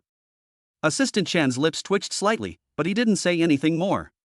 When we arrived, it was indeed a desolate place, with only a few large, clumsy-looking robots wandering around in the open space. I got out of the car, stretched, and gave the middle finger to the air, which was actually a hidden camera. "Mr. Li, Assistant Chen, thank you for your help these past few days. I'm done playing around, so I'm taking my leave. As for the bill, well, you can figure that out yourselves." Before the person on the other end of the monitor could react, I moved with lightning speed, leaving an afterimage behind. As soon as those robots raised their arms, I was already close by like a ghost. My fists whistled through the air, and with a few muffled thuds, I smashed their core sensors to pieces, sending sparks flying everywhere. Done. I clapped my hands, too lazy to even look at the result, and turned to sprint in the opposite direction from where I came. At full speed, the wind in my ears felt like a sharp whistling sound. "Host, there is a concealed sniper 300 meters to the left front. A high-speed off-road vehicle is chasing from the right rear." The system calmly reports the locations. Damn. I knew it wouldn't be that simple. I slid sideways with a sudden movement, a tranquilizer dart grazing my hair and striking a concrete pillar behind me, sending up a puff of white smoke. At the same time, I grabbed a brick from the ground and, without even looking, hurled it to my right rear. Whoosh smack! The brick, like a precision-guided missile, hit the windshield of the SUV directly. Although it didn't penetrate it, it gave the driver a big fright, and the car veered sharply and crashed into a pile of scrap next to it. System, navigation. The nearest downtown area. Optimal route has been planned. Turn right 500 meters ahead, pass through the sewage treatment plant, and you will reach the entrance to Metro Line 3. Like a nimble cheetah, I weaved through the abandoned factory and equipment, pursued relentlessly by furious men and sporadic gunfire behind me. Reaching the wastewater treatment plant, I stared at the massive sedimentation tanks churning with an unidentified, murky liquid, and my lips twitched. System, are you sure this is the right way? Shortest path. Is the host perhaps afraid of getting dirty? The system's tone carried a hint of disdain. Bullshit.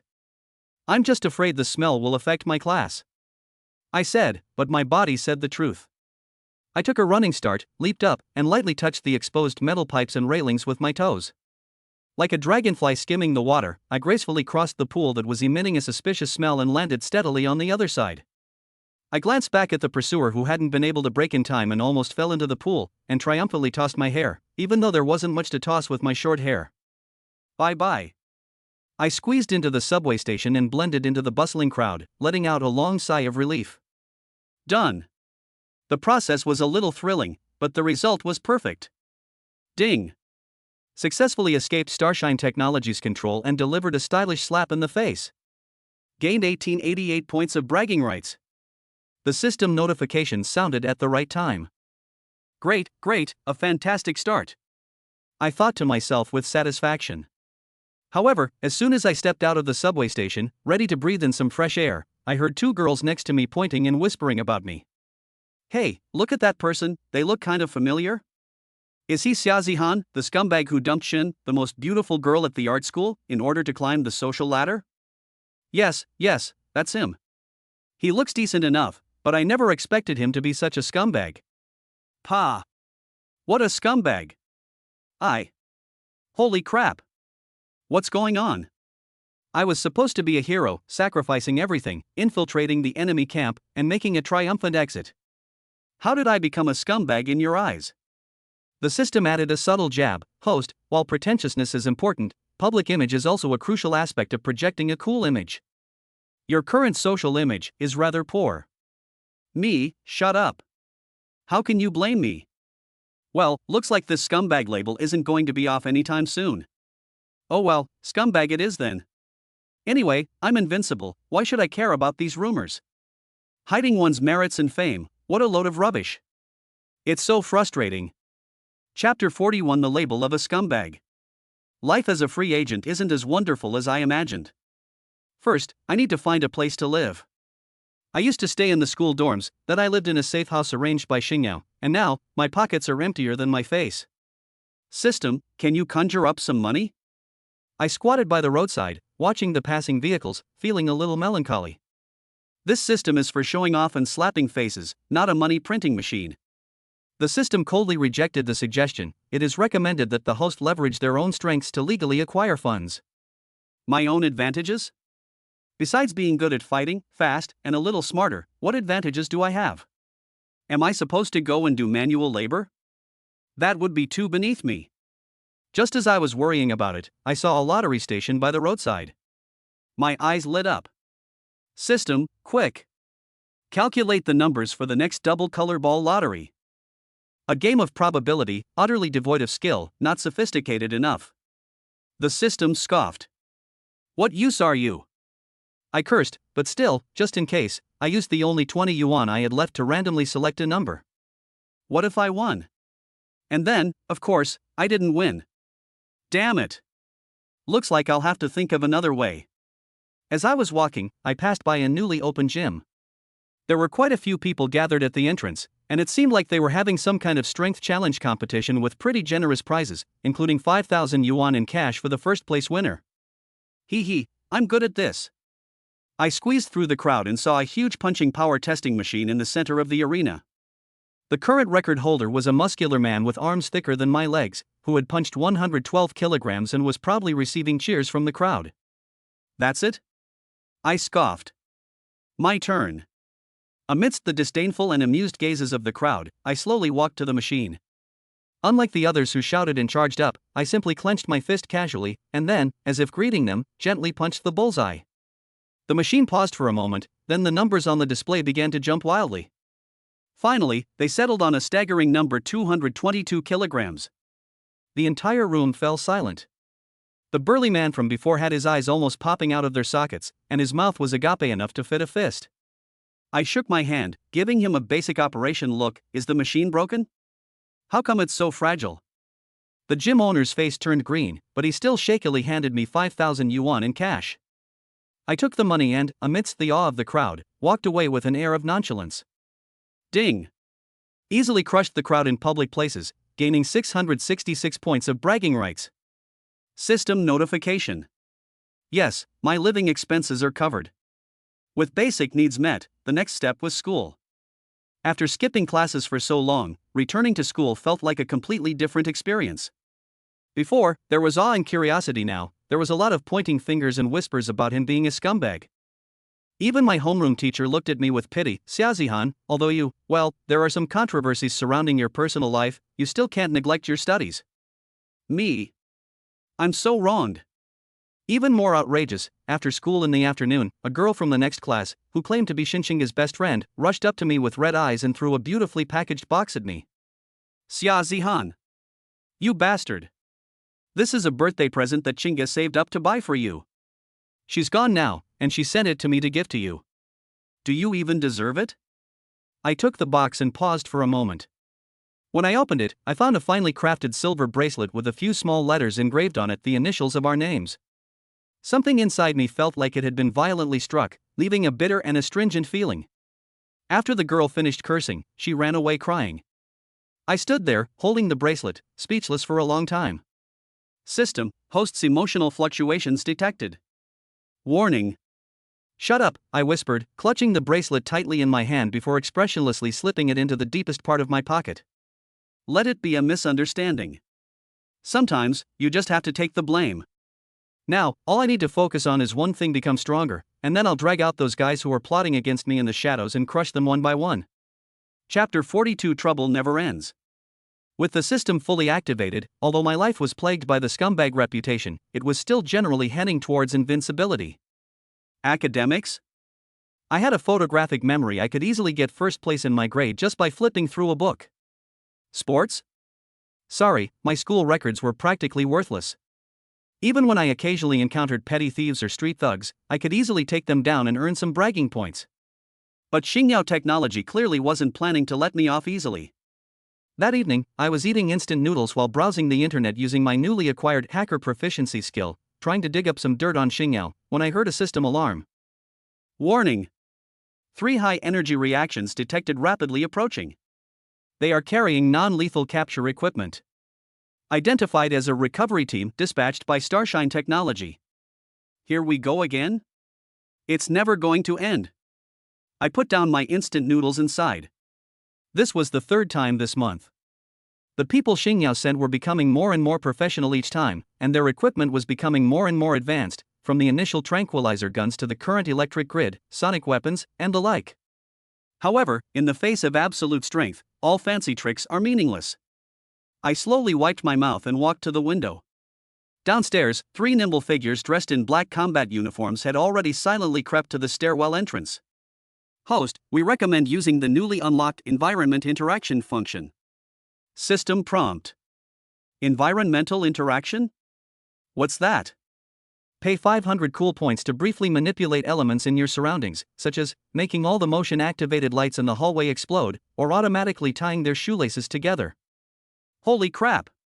Such a cool feature? No wonder it's a fully fledged system. Purchase. The next moment, I had a thought. Bang! Bang! Bang! All the motion-activated lights in the stairwell shattered instantly, plunging the building into darkness.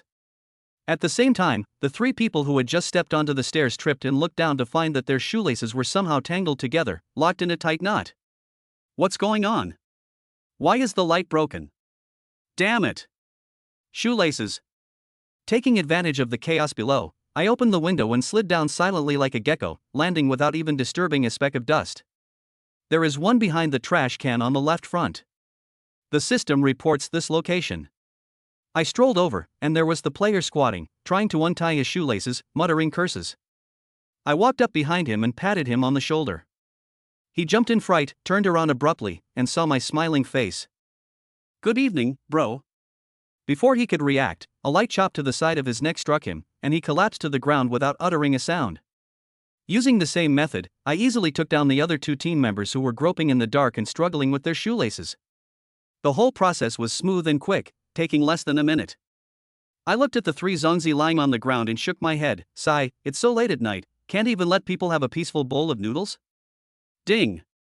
Easily evaded the star pursuit and used the new feature to outmaneuver your opponent, gaining 1,200 points of coolness. Environmental interaction skill proficiency increased. Not bad, not bad. I clapped my hands, and was about to go back to eat my bowl of instant noodles, which was probably already cold, when my phone suddenly rang. It was an unknown number. I frowned and answered the call. Xia Zihan? A somewhat familiar, slightly arrogant young male voice came from the other end of the line. I'm Qin Feng, from number 1 high school in the city. I heard you're pretty good at fighting. Interested in a man's duel? Qin Feng? He's the top student and captain of the basketball team at the number 1 high school in the city. I think he used to have a crush on Su Qingya, and I subtly suppressed him. I laughed. These days, why do all sorts of random people come looking for a fight with me? I'm busy. I refused outright. Are you scared? Qin Feng provoked. Provocation won't work on me. I yawned. I'm busy right now, I need to go back and eat instant noodles. Also, I suggest you read more books and less shonen manga. Being a Chinibu is an illness, it needs to be cured. After saying that, I hung up the phone without waiting for his response. Host, you've maintained your high-class image quite well. The system rarely gave such praise. That's right, don't you know who I am? I proudly raised my chin. Despite the constant troubles and misunderstandings, as long as the system is around, my path to becoming a king of cool is getting smoother and smoother. As for the rumors and potential conspiracies, bring it on. I am invincible, do whatever you want. Chapter 43 Gold Digger? Sha. I ignored Qin Feng's call, but the system seemed to have caught something different in it. Ding. New high-value target detected, Lu Xiyu, the current school beauty of number 1 high school. Characteristics, self-proclaimed artistic goddess, extremely materialistic, believes money is the standard by which everything is measured, including talent and feelings. Difficulty of slapping her face, medium due to her self-contained logic, conventional boasting has limited effect. Recommended method of slapping her face, use the power of money, which she admires most, to crush her in her most confident area. I was lounging in my old rented room, legs crossed, munching on bread, when I heard the system notification and almost choked. Lu Shiyu? That name sounds like, well, I mean, all sweet and innocent. System, are you now also a pimp? No, I mean, issuing a targeted mission? This system is a professional tool for showing off and slapping people in the face. Accurately locating potential targets for humiliation is a basic function. The system's voice carried a hint of arrogance. And don't you think, host, crushing this self-important gold digger is more sophisticated and more in line with your ever-increasing sophistication than beating up a few musclemen? That makes some sense. I stroked my chin, and the bragging points from slapping the school beauty in the face were indeed plentiful. But how did you know where she was? What are her hobbies? A radar-like scan map popped up on the system interface, with a red dot flashing at the location of a luxury apartment building. The Campus Bell Behavior Pattern Analysis and Location submodule has been unlocked. The target, Lu Shiyu, goes to the high-end gym at Platinum Palace in the city center every Wednesday and Friday afternoon for so-called body-shaping training, but in reality, she's looking for potential sugar daddies or showing off her newly purchased limited edition workout gear. Platinum Palace? I heard the annual fee there is enough for me to eat instant noodles for a year. I looked at the dry bread in my hand, then at the few thousand bragging points I'd just accumulated in the system, and gritted my teeth. Damn it, you can't catch a wolf without risking your cub. To brag even more, I'll make this investment. On Friday afternoon, clutching my platinum membership card that I'd temporarily redeemed with my pretentious points, I walked into that dazzlingly opulent gym. The air was thick with the smell of money, various perfumes, and the pungent scent of a male peacock displaying its plumage. I was still wearing my faded tracksuit, and among a group of handsome men and beautiful women dressed in designer clothes, wearing Beats headphones, and taking selfies in front of the mirror, I looked out of place and received a lot of disdainful looks. System, where is the target? At the 3 o'clock position, in the yoga area, wearing a pink outfit, is the person taking a selfie with the latest top-of-the-line phone. I looked over and sure enough, I saw a girl with exquisite makeup and a really good figure, posing for her phone. The shiny watch on her wrist could probably buy this shabby room I'm renting right now. That's her. Lu Shiyu. I didn't rush over. Instead, I strolled over to the weight room first. It was quieter there, with a few muscular men genuinely working out. I found a bench press rack and casually added 2 plates, 50 kilograms plates on each side? It felt a bit light, so I added 2 more. A muscular man next to me, who was struggling to lift 80 kilograms, almost popped his eyes out when he saw the barbell I was carrying, which weighed over 200 kilograms. He nearly got crushed by the barbell in his hands. I lay down, gripped the barbell with one hand, and easily started pushing it once, twice, 3 times as if I were pushing a plastic toy. After a dozen or so reps, feeling warmed up, I got bored and casually placed the barbell lightly on the rack, making a dull thud that drew the attention of everyone in the weight room. I dusted the magnesium powder off my hands and sighed, is this all the equipment here can weigh? Not enough to really enjoy it. The surroundings were completely silent. Those muscular men looked at me as if I were God. Bragging value plus 233. Plus 199. The system notification sounded cheerfully. Very good, the opening went well. I sensed a scrutinizing and slightly curious gaze being cast towards us from the direction of the yoga area. The fish has taken the bait. Chapter 44: A Ruthless Slap in the Face. I pretended not to notice Lu Shiyu's gaze and started wandering aimlessly around the gym, touching this and looking at that, like a country bumpkin visiting the Grandview Garden, fully playing the role of a poor boy who had mistakenly entered a high-class place. Sure enough, a short while later, Lu Shiyu walked over with a condescending, almost condescending smile on her face. Hey, are you new here? I've never seen you before. Her voice was quite pleasant, but her tone was unpleasant. I looked up and gave a simple, honest smile. Yes. A classmate recommended this place to me, saying the environment here is nice. Lu Shiyu glanced at my clothes, her disdain deepening, but she maintained a polite demeanor. Oh? Is that so? This place is indeed nice, but the membership fee isn't cheap. What do you do? Me? A student, a poor student. I scratched my head.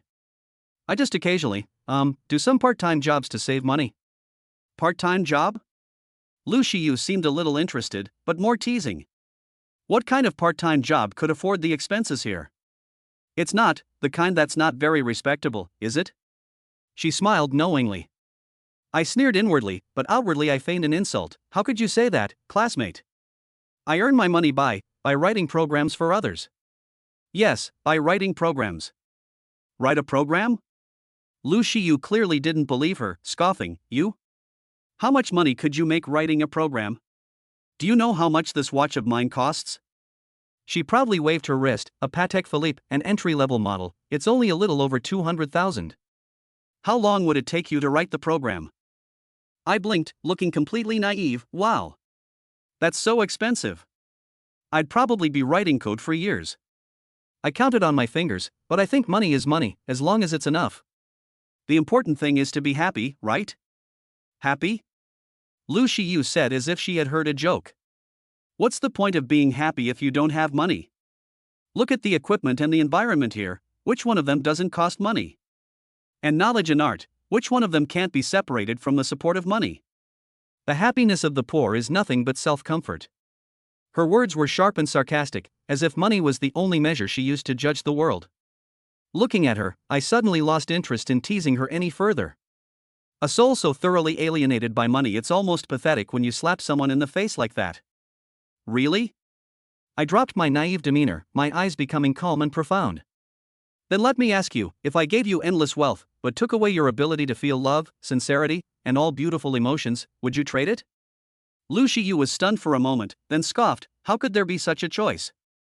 You're just twisting the facts. Look, I smiled, you don't even dare to make assumptions. Because you know in your heart that some things money can't buy, and can even be destroyed by money. I pointed to her chest, for example, here. Lu Shiyu's expression changed slightly, and she became somewhat embarrassed and angry. What do you know? A poor student, spouting nonsense here. I don't understand. I nodded, then pulled a black card from my tracksuit pocket. It had no markings, but the material was extremely unusual. This was a 1-hour unlimited trial card that the system had just told me I could temporarily redeem with my bragging points. I casually tossed the card onto the equipment next to me, making a crisp sound. But I looked into her eyes, my tone carrying a calmness that made her heart flutter. If I told you I could buy that watch you're wearing, buy this gym, and even more things you can't imagine, I would still think that the pure joy I got from pushing that 200-kilogram barbell was far more real and interesting than you taking selfies all day wearing a 200,000 yuan watch. Would you believe me?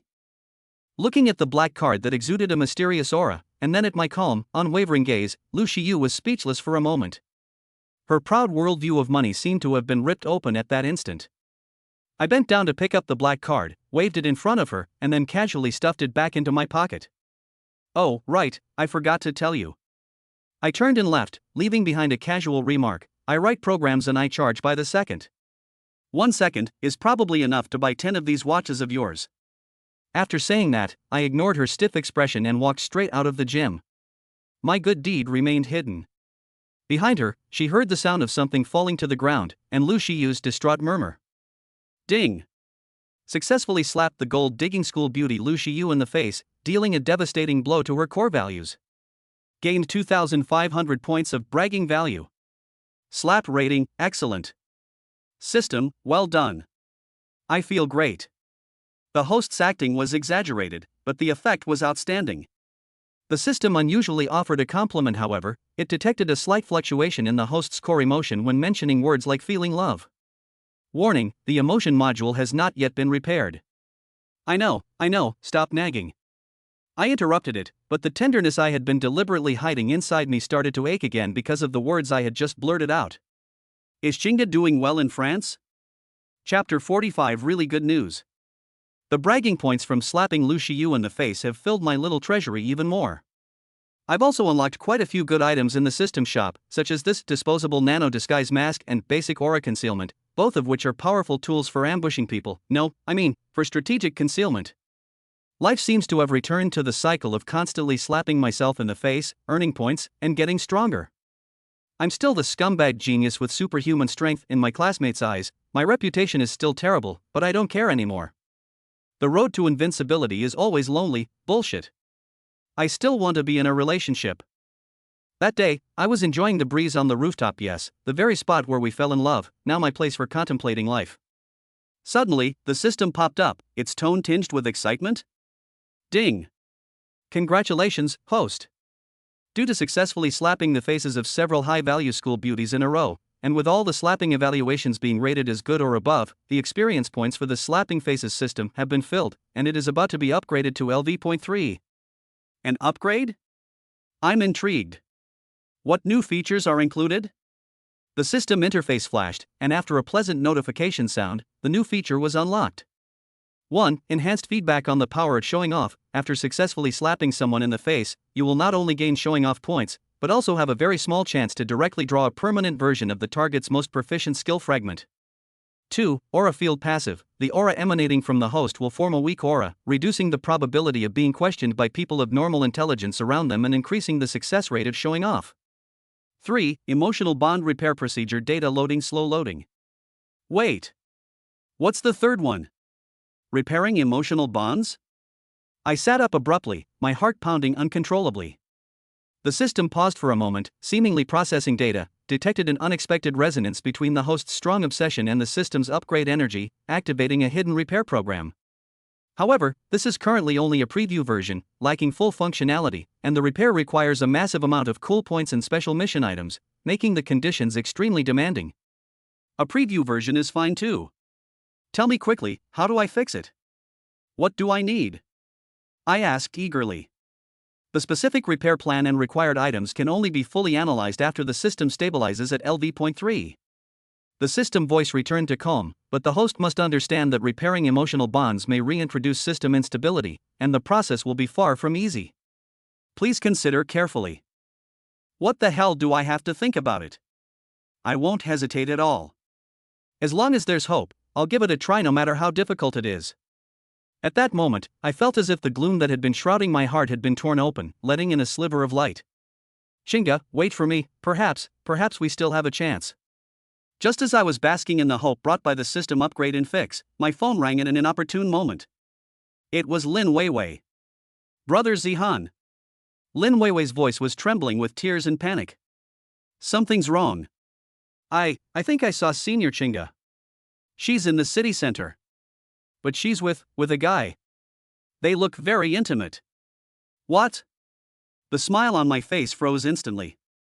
The hope that had just risen seemed to be extinguished by a bucket of ice water, and my heart sank to the bottom. She is back? And has someone else by her side? The system sensed my intense emotional fluctuations and immediately issued a warning. Host is emotionally out of control. Energy circulation is unstable. Please calm down immediately. I gripped my phone so tightly my knuckles turned white, I almost crushed it. The wind on the rooftop blew against my face, icy cold. After a long while, I finally spoke to Lin Weiwei in a hoarse voice that sounded unlike my own. Did you see clearly? I'm not sure either, it's a bit far, but it really looks like. Brother Zihan, are you alright? I took a deep breath, forcibly suppressing my turbulent emotions, and said calmly, I'm fine. You're mistaken, she's still in France. In the future, don't mention her again. Before Lin Weiwei could say anything more, I hung up the phone. I leaned against the railing, looking down at the tiny stream of cars and people below, and chuckled to myself. Xia Zihan, what are you expecting? You pushed her away yourself, you broke her heart.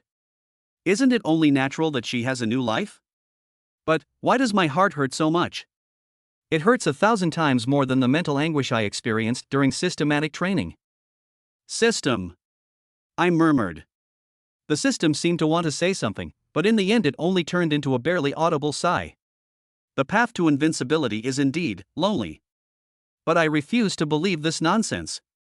I straightened up abruptly, a flame rekindling in my eyes.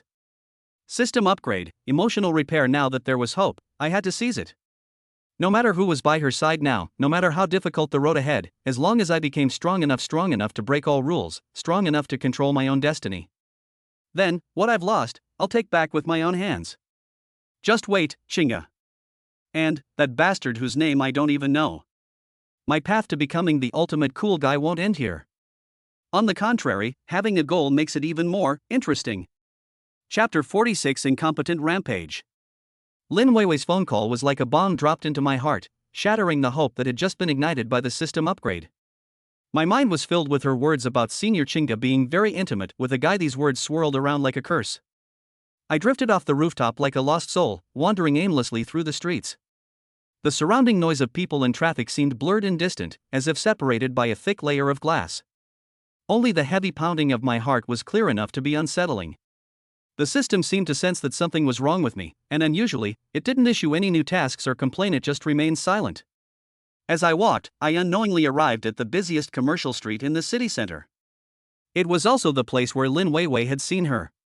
Like a fool, my gaze mechanically scanned the crowd, both afraid of actually seeing that familiar figure standing next to someone else, and yet harboring a masochistic anticipation. Just as I was in a daze, a screeching sound of brakes and an arrogant horn blared around me. Damn it! Are you blind? Can't you see where you're going? Obviously modified sports car with a flashy color stopped next to me. The window rolled down, and a young man wearing a floral shirt and sunglasses leaned out and started cursing at me, his spittle almost splashing onto my face. I slowly raised my head and looked at him. His eyes were devoid of any emotion, as empty as a dry well. The man was stunned for a moment when I stared at him, then became even angrier. What are you looking at? Believe me or not, I'll run you over. There was also a glamorous girl in the passenger seat who chimed in. That's right, young Master Hui, why waste your breath on this poor loser? He's obviously not mentally sound. Normally, I might have just flipped the car over or used the system's functions to embarrass him in public, and that would have been the end of it. But at this moment, the pent-up frustration, pain, and violence I felt had finally found an outlet. I didn't say anything, I just walked to the front of the sports car.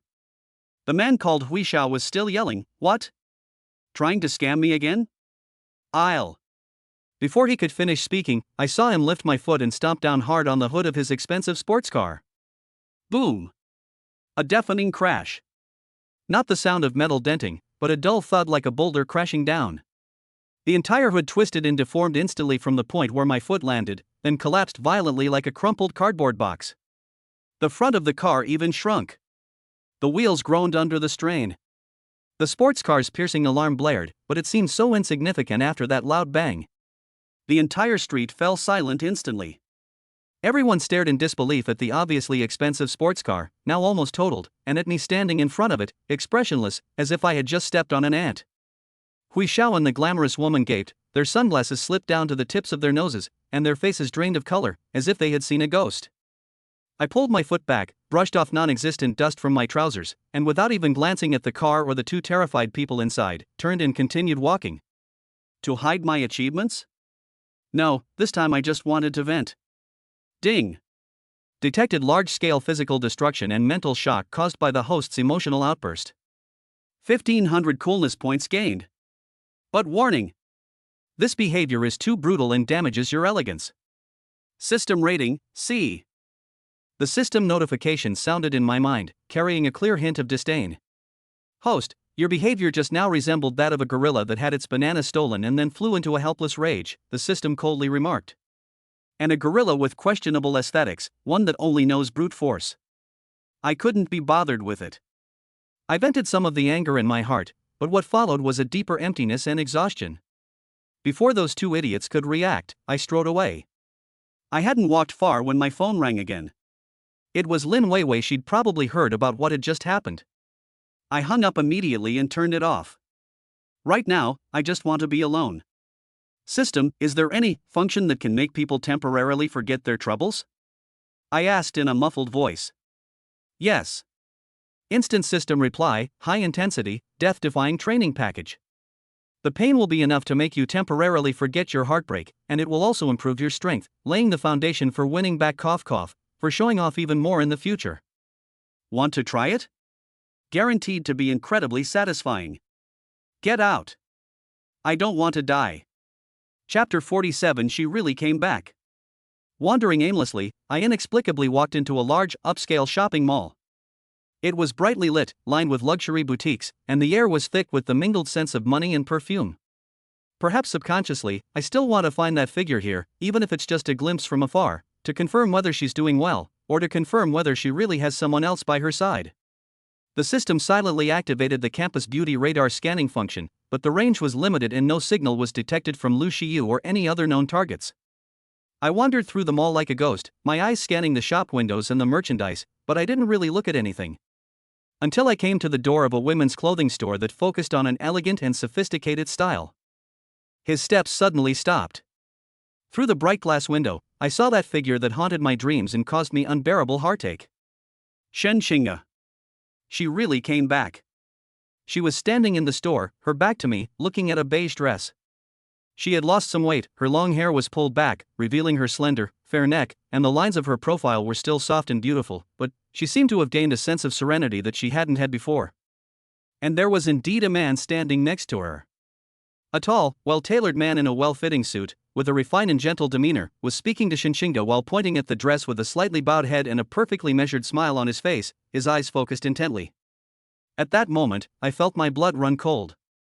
My heart felt like it was being gripped tightly by an invisible hand, the pain making it hard to breathe. My mind was buzzing Lin Weiwei's words, the system's warning, and the incredibly jarring scene before me intertwined, almost driving me to the brink of madness. I stared intently at the man's back, my fists clenching involuntarily, my nails digging deep into my flesh. Host. Calm down. Abnormal energy fluctuations. The system issued a sharp warning, detecting that the target, Shenxinga, is emotionally stable and has no overly intimate physical contact with the man beside her. Rational analysis suggests they are likely just ordinary friends or family. Ordinary friends? Family? I sneered inwardly. Was that focused and gentle look in his eyes really how you look at an ordinary friend?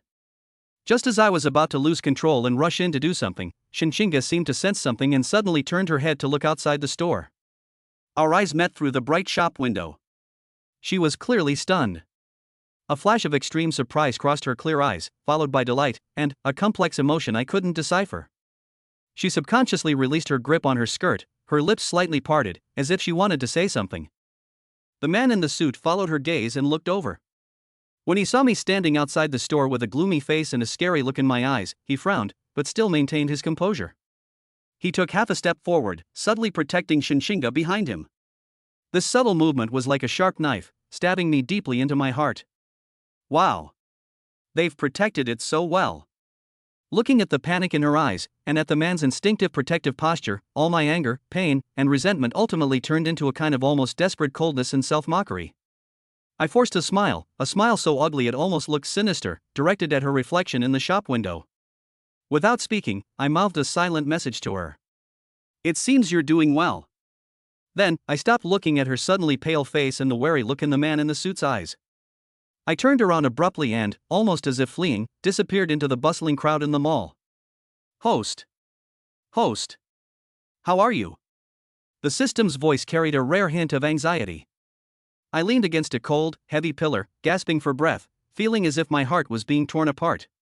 My vision blurred, and the mall lights became hazy and dizzying. I'm fine. I gritted my teeth and forced out a few words. The system paused, its tone complex, much like a tragic second male lead in an idol drama, consumed by unrequited love and raging impotence. Its prestige shattered completely. Screw the pretentiousness. I roared, slamming my fist into the concrete pillar behind me with a dull thud that drew the attention of passers-by. Right now, all I want to do is kill, or be killed. Host, calm down. What's a little pain in the face of adversity? Wipe away your tears, and don't ask why.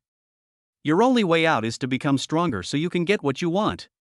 Maintain your dignity. Your head may be severed, your blood may flow, but your dignity cannot be lost. I'm speechless. Your system can even sing now? But it does make some sense, I see. Chapter 48, I was given a systematic lesson. The dull thud of my fist hitting the concrete pillar, and the sharp pain in the back of my hand, momentarily cleared my chaotic and violent mind. The surprised and uncertain gazes of the passers-by felt like needles piercing my skin. I can't lose control here. I can't act like a wild beast out of control anymore. I took a deep breath, forcibly suppressing the metallic taste of blood churning in my throat and the stinging in my eyes. I straightened up, expressionless, and walked quickly away from those gazes. My steps were a little unsteady, but my back remained ramrod straight. I walked until I reached a quiet, deserted park nearby before letting myself slump onto a bench, running my hands through my hair, feeling as if all my strength had been drained away. Host, heart rate 180, adrenaline levels too high. Calm down, advised. The system's cold voice sounded, carrying a barely perceptible hint of programmed concern. I did as instructed and took a few deep breaths. The cold air I inhaled slightly relieved the burning pain in my internal organs. She's back, with another man. I whispered hoarsely, as if speaking to the system or as if stating a cruel truth to myself. The system paused for a moment, then began its analysis in a flat, electronic voice, based on the visual capture and micro-expression analysis of the previous 0.7 seconds. When the target, Shinshinga, saw the host, her emotions fluctuated dramatically, primarily showing surprise and panic. No disgust or hatred was detected. Her distance from the man beside her remained within the socially acceptable friendly range. Although the man adopted a protective posture, there was no intimate physical contact. Based on this assessment, the probability of the man being her lover is less than 30%. The probability of him being a relative, friend, or work partner is higher. Family? Friends? I scoffed, a deep self-mockery in my voice. So what? System, did you see the way he looked at her? That's the look a man gives a woman he's interested in. And I was the one who pushed her away, I was the one who made her leave. What right do I have, what standing do I have to interfere in her life? This is what makes me most desperate.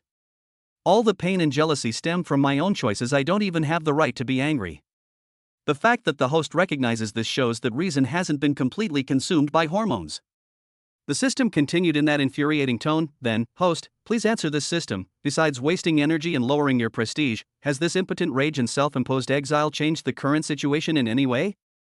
Answer me. I was speechless when asked. No, it's not possible.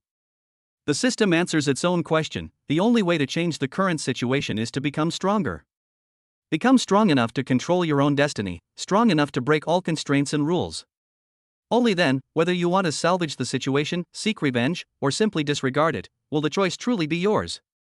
It paused, its tone seemingly emphasizing, and now, the host hasn't even completely dealt with the mudfish in Xingyao Technologies ditch, hasn't even taken the college entrance exam, and has a mind as small as a tadpole in this park pond, yet here you're making a scene over personal feelings? This system is ashamed for you. I was speechless. This damn system really knows how to cut to the bone when it comes to insults. But, it's right. Anger and pain will not solve anything, they will only make me look more pathetic. What I need now is calmness and strength. I looked up at the gray sky, my gaze gradually turning cold and resolute. System, bring up my current attribute panel and skill list, I said in a deep voice. Swish. The light screen unfolds. Strength, agility, intelligence, all attributes, fully enhanced by the system, far surpass those of ordinary people, and skills are dazzling. But it's not enough, far from enough. Starry technology is like a venomous snake lurking in the shadows. University will be a much broader stage, where he will encounter all sorts of people and the campus belle who needs to be humiliated. The college entrance exam, 1 month left. I murmured to myself. That's right. A month later, leave this small city for Kyoto, for Shanghai, for a bigger world. There are top universities, a wider world, and the system's voice carried a hint of seduction, and even more self-important, high-achieving school beauties waiting for the host to humiliate them. Defeat them, and the host will gain unprecedented points of bragging rights and ability boosts. Slap in the face, school beauty, I chewed on these 2 words, and a cold and wicked smile slowly curled up at the corner of my mouth. Yeah, I almost forgot my old profession. Relationships? Let nature take its course. Right now, getting stronger and proving others wrong is the only important thing. Shinga. If we ever cross paths again in the future, I hope it will be in a way that I can control everything. Instead of being like a stray dog now. Chapter 49 College Entrance Examination. Once I made up my mind, life seemed to be fast-forwarded, and all irrelevant emotions were eliminated. I poured all my energy into 2 things, preparing for the exam and using the system's capabilities to legally make money in preparation for my upcoming university life. Studying? For someone with my already off-the-charts intelligence, photographic memory, and exceptional comprehension, high school material is like a children's picture book. But I wasn't satisfied with that. System, is there any way to make my learning process more sophisticated? Like, automatically learning knowledge while I'm sleeping? Host, please stop this unrealistic fantasy. Learning is sacred, but we can make the process more efficient and dazzling. System recommends the skilled mind acceleration temporary, which consumes cool points and can greatly enhance thinking speed and information processing ability for a short period of time. Thus, in the final city-wide mock exam, the following scene unfolded. While everyone else was frantically writing or scratching their heads in frustration, I simply flipped through the exam paper quickly and then closed my eyes. Amidst the astonished gazes of the proctor and my fellow students, I seemed to have entered a state of deep meditation. In reality, my mind was processing, reasoning, and recalling at a speed more than 10 times that of an average person. The thinking acceleration provided by the system made my brain function like a supercomputer. 10 minutes later, I opened my eyes, picked up my pen, and began answering the questions. The sound of the pen tip scratching the exam paper was like dense raindrops, almost without stopping. I glanced at the multiple choice questions and checked the answers, while the steps for the essay questions were ridiculously concise, yet they went straight to the point. In less than 40 minutes, I finished all the exam papers. I stood up, and amidst the stunned gazes of everyone present, I was the first to hand in my paper and drifted away. The results were announced, and unsurprisingly, I came in first in the city.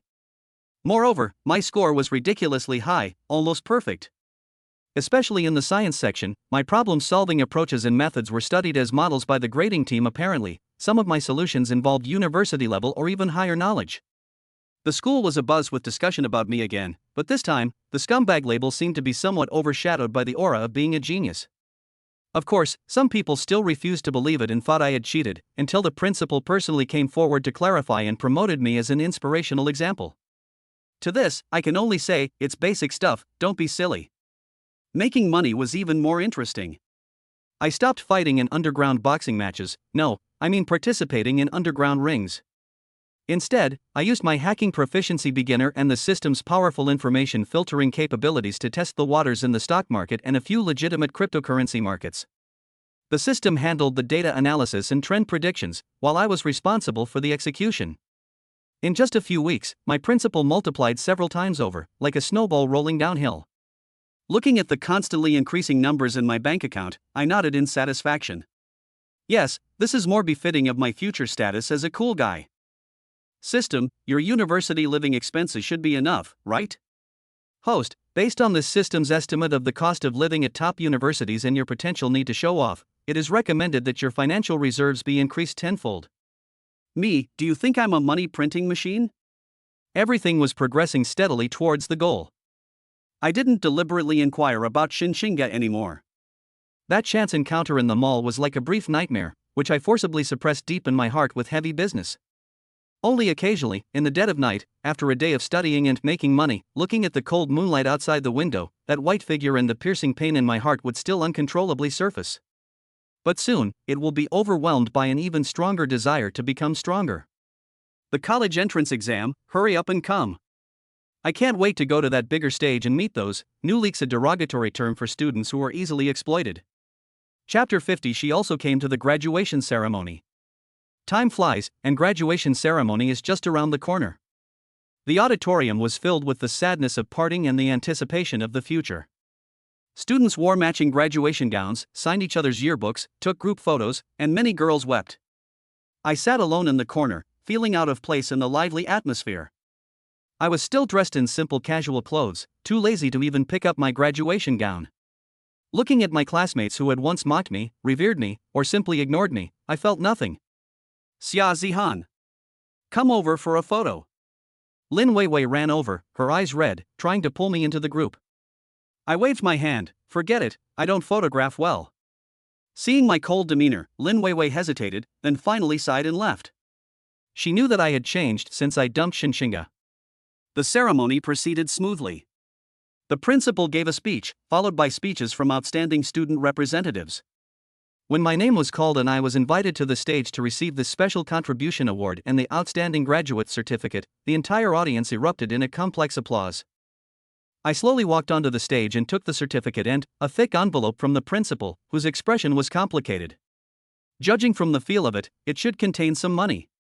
I faced the microphone, looked at the sea of people below the stage, paused, and then gave a standard, emotionless, polite smile. Thank you, school. Thank you, teachers. I wish all of you a bright future. After finishing his speech, without waiting for the host to respond or even looking at the reactions of anyone in the audience, he turned and left the stage. His speech was outrageously brief and incredibly sophisticated. There was a moment of silence from the audience, which was then followed by an even louder murmur of discussion. Holy crap! That's it? That's so arrogant. But, he seems kind of handsome? System notification, ding. Your speech at the graduation ceremony, delivered in an extremely minimalist style, created a striking contrast, earning you 999 points of coolness. I returned to my corner, ready to slip away as soon as the ceremony was over. My gaze inadvertently swept across the entrance to the hall, but suddenly froze there. Shen Xinga. She arrived at some point and stood quietly in the shadows at the entrance of the auditorium, wearing a simple, plain-colored long dress, not her graduation gown. She looked at the stage, as if searching for something, her gaze sweeping over the crowd. Our eyes met once again, across the bustling crowd. She seemed about to come closer, her feet twitching, but seeing my cold and distant gaze, she ultimately stopped in her tracks. Her lips moved slightly, as if she wanted to say something, but in the end, she only gave me an extremely complex smile, tinged with bitterness, relief, and a hint of blessing. Then, she looked at me intently, as if trying to etch my image into her heart, before turning away and disappearing into the light and shadow at the doorway, as if she had never been there. My heart felt as if it had been gently bumped by something it didn't hurt, but it left me with an endless emptiness. They're gone. This time, it's truly goodbye. Host. The system whispered. I know. I looked away, my face regaining its composure, even a hint of amusement creeping onto my lips. The old story was over. A new chapter was about to begin. My college entrance exam results were a foregone conclusion, and top universities in Kyoto and Shanghai extended offers to me. I randomly picked the one that sounded the most prestigious, Kyoto University. The day I received my acceptance letter, I stood on the rooftop of my rented apartment, overlooking the small city I was about to leave. Is the system's new campus beauty radar scanning range able to cover Kyoto University? Buzzing. Loading Kyoto University data. 3 potential S-rank targets have been preliminarily identified: a cool and aloof academic student council president, a descendant of an ancient martial arts family, and a top idol trainee with a mysterious background. Data transmission in progress. As I listened to the names that the system announced, each one sounding like it had face-slapping value, the light in my eyes grew brighter and brighter. Very good. Let Kyoto be the new starting point of my path to becoming a king of cool. Those arrogant, materialistic, and naive school beauties. Are you ready for your nightmare? I, Sazihan, have arrived. Chapter 51: The Capital, starting from the dormitory. The train roared into Kyoto Station, the air thick with a hustle and bustle, a stark contrast to the small town that belonged to a metropolis. I carried a light backpack and followed the flow of people out of the station. Looking at the towering buildings and bustling traffic, I felt nothing. I even felt a slight urge to yawn. System, this is the capital? It looks just so. I mentally complained to the system. Host, please put away your frog in a well perspective. The system's cold voice carried a hint of disdain. The capital city is a treacherous place, full of scoundrels. You could throw a brick and hit several department heads. The difficulty of showing off here is incomparable to that in smaller towns. Please adjust your mindset and be cautious about showing off. Caution? The word caution doesn't exist in my dictionary, Xiazihan. I pursed my lips, hailed a taxi, and headed straight for Kyoto University. The registration process was ridiculously simple, especially considering I got in with such an astonishing score, making me a priority for the school. Dormitories were assigned 4-person rooms, much better than high school, but still a bit different from the luxurious single rooms I'd imagined in my system. I arrived early, and the dorm was empty. I randomly chose a bed by the window, threw my bag down, and was just about to lie down to test the firmness of the bed at Beijing University when the door was pushed open. A short, somewhat shy-looking boy wearing black-rimmed glasses walked in. He paused for a moment when he saw me, then said somewhat awkwardly, Hello, my name is Wang Hao, I'm from the computer science department. Xia Zihan, physics department. I said concisely and continued lying there. Wang Hao said oh and began to quietly pack his things, moving very carefully so as not to disturb me. Not long after, the other 2 roommates arrived. One of them, named Li Chang, was from northeast China. He was tall and had a loud voice. As soon as he entered, he exclaimed, "Wow! This is the dormitory at Beijing University? Not bad. Hey guys. My name is Li Chang, a sports specialist. Please take care of me." The other one, named Sun Yu, wore gold-rimmed glasses, a designer polo shirt, and a watch on his wrist that I didn't recognize but looked expensive. He frowned as he entered, looked around the dorm, and then spoke casually, "Sun Yu, finance major." His eyes swept over Wang Hao and me, with a hint of barely perceptible superiority. Alright, the classic dorm quartet, an honest guy, a passionate young man, a show-off, and me, the true king of show-offs. I've even come up with the script for them. After a brief introduction, Li Chang suggested they go to the cafeteria for lunch to get acquainted. Wang Hao readily agreed, and Sun Yu, though somewhat reluctant, went along. Kyoto University's cafeteria was indeed impressive, with so many food stalls it was dazzling, and the place was packed with people like dumplings in a pot. The four of us found a relatively less crowded area to sit down. We had only taken a few bites when we heard a few girls at the next table chattering amongst themselves, their eyes glancing in our direction every now and then, or more precisely, glancing at Sun Yu. Look over there. That guy is so handsome. He looks like he's wearing the latest Balenciaga collection. She has a great temperament and looks like she comes from a wealthy family. Which department are you in? Do you have a girlfriend? Sun Yu clearly enjoyed the attention he received, and even his eating became more elegant.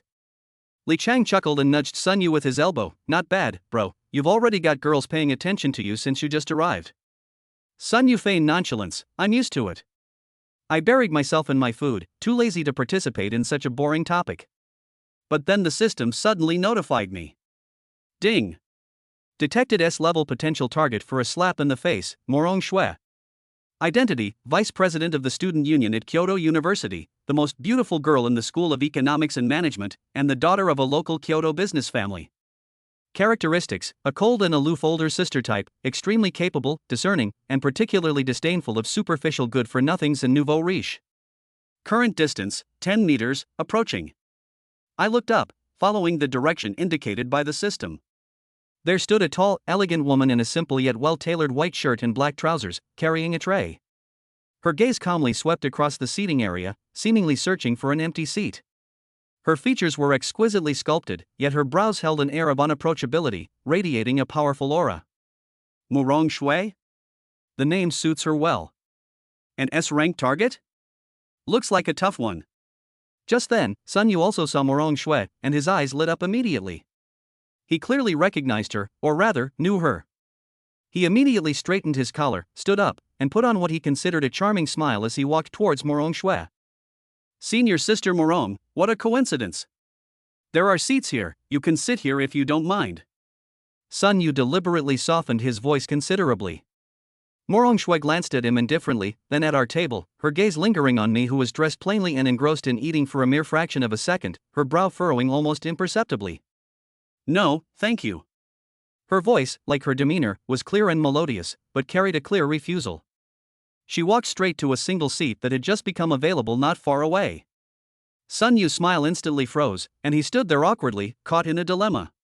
Li Chang and Wang Hao suppressed their laughter and lowered their heads to shovel rice into their mouths. I slowly took a sip of soup, wiped my mouth, then stood up and walked towards Morong Shui, amidst the awkward gazes of Sun Yu and the curious stares of Li Chang and Wang Hao. Sun Yu was taken aback, then a hint of disdain flashed in his eyes, thinking that I also wanted to strike up a conversation and was waiting to see how I would embarrass myself. I walked to Morong Shui's dining table. She didn't look up and continued eating slowly, as if I didn't exist. I didn't say anything, but simply reached out my finger and tapped lightly on the edge of her table. Morong Shui finally raised her head, her cool gaze carrying a hint of displeasure at being disturbed, and looked at me. I met her gaze with a blank expression and said in a flat tone, "Hey, there's a piece of broccoli on your plate that fell near my roommate's feet. He's a bit of a germaphobe." After I finished speaking, I pointed to the lone broccoli on the ground that had rolled away at some point. Morong Shui paused for a moment, subconsciously looking down at the ground, then at the broccoli on her plate that was indeed missing a head. For the first time, a look of astonishment appeared on her usually cold face.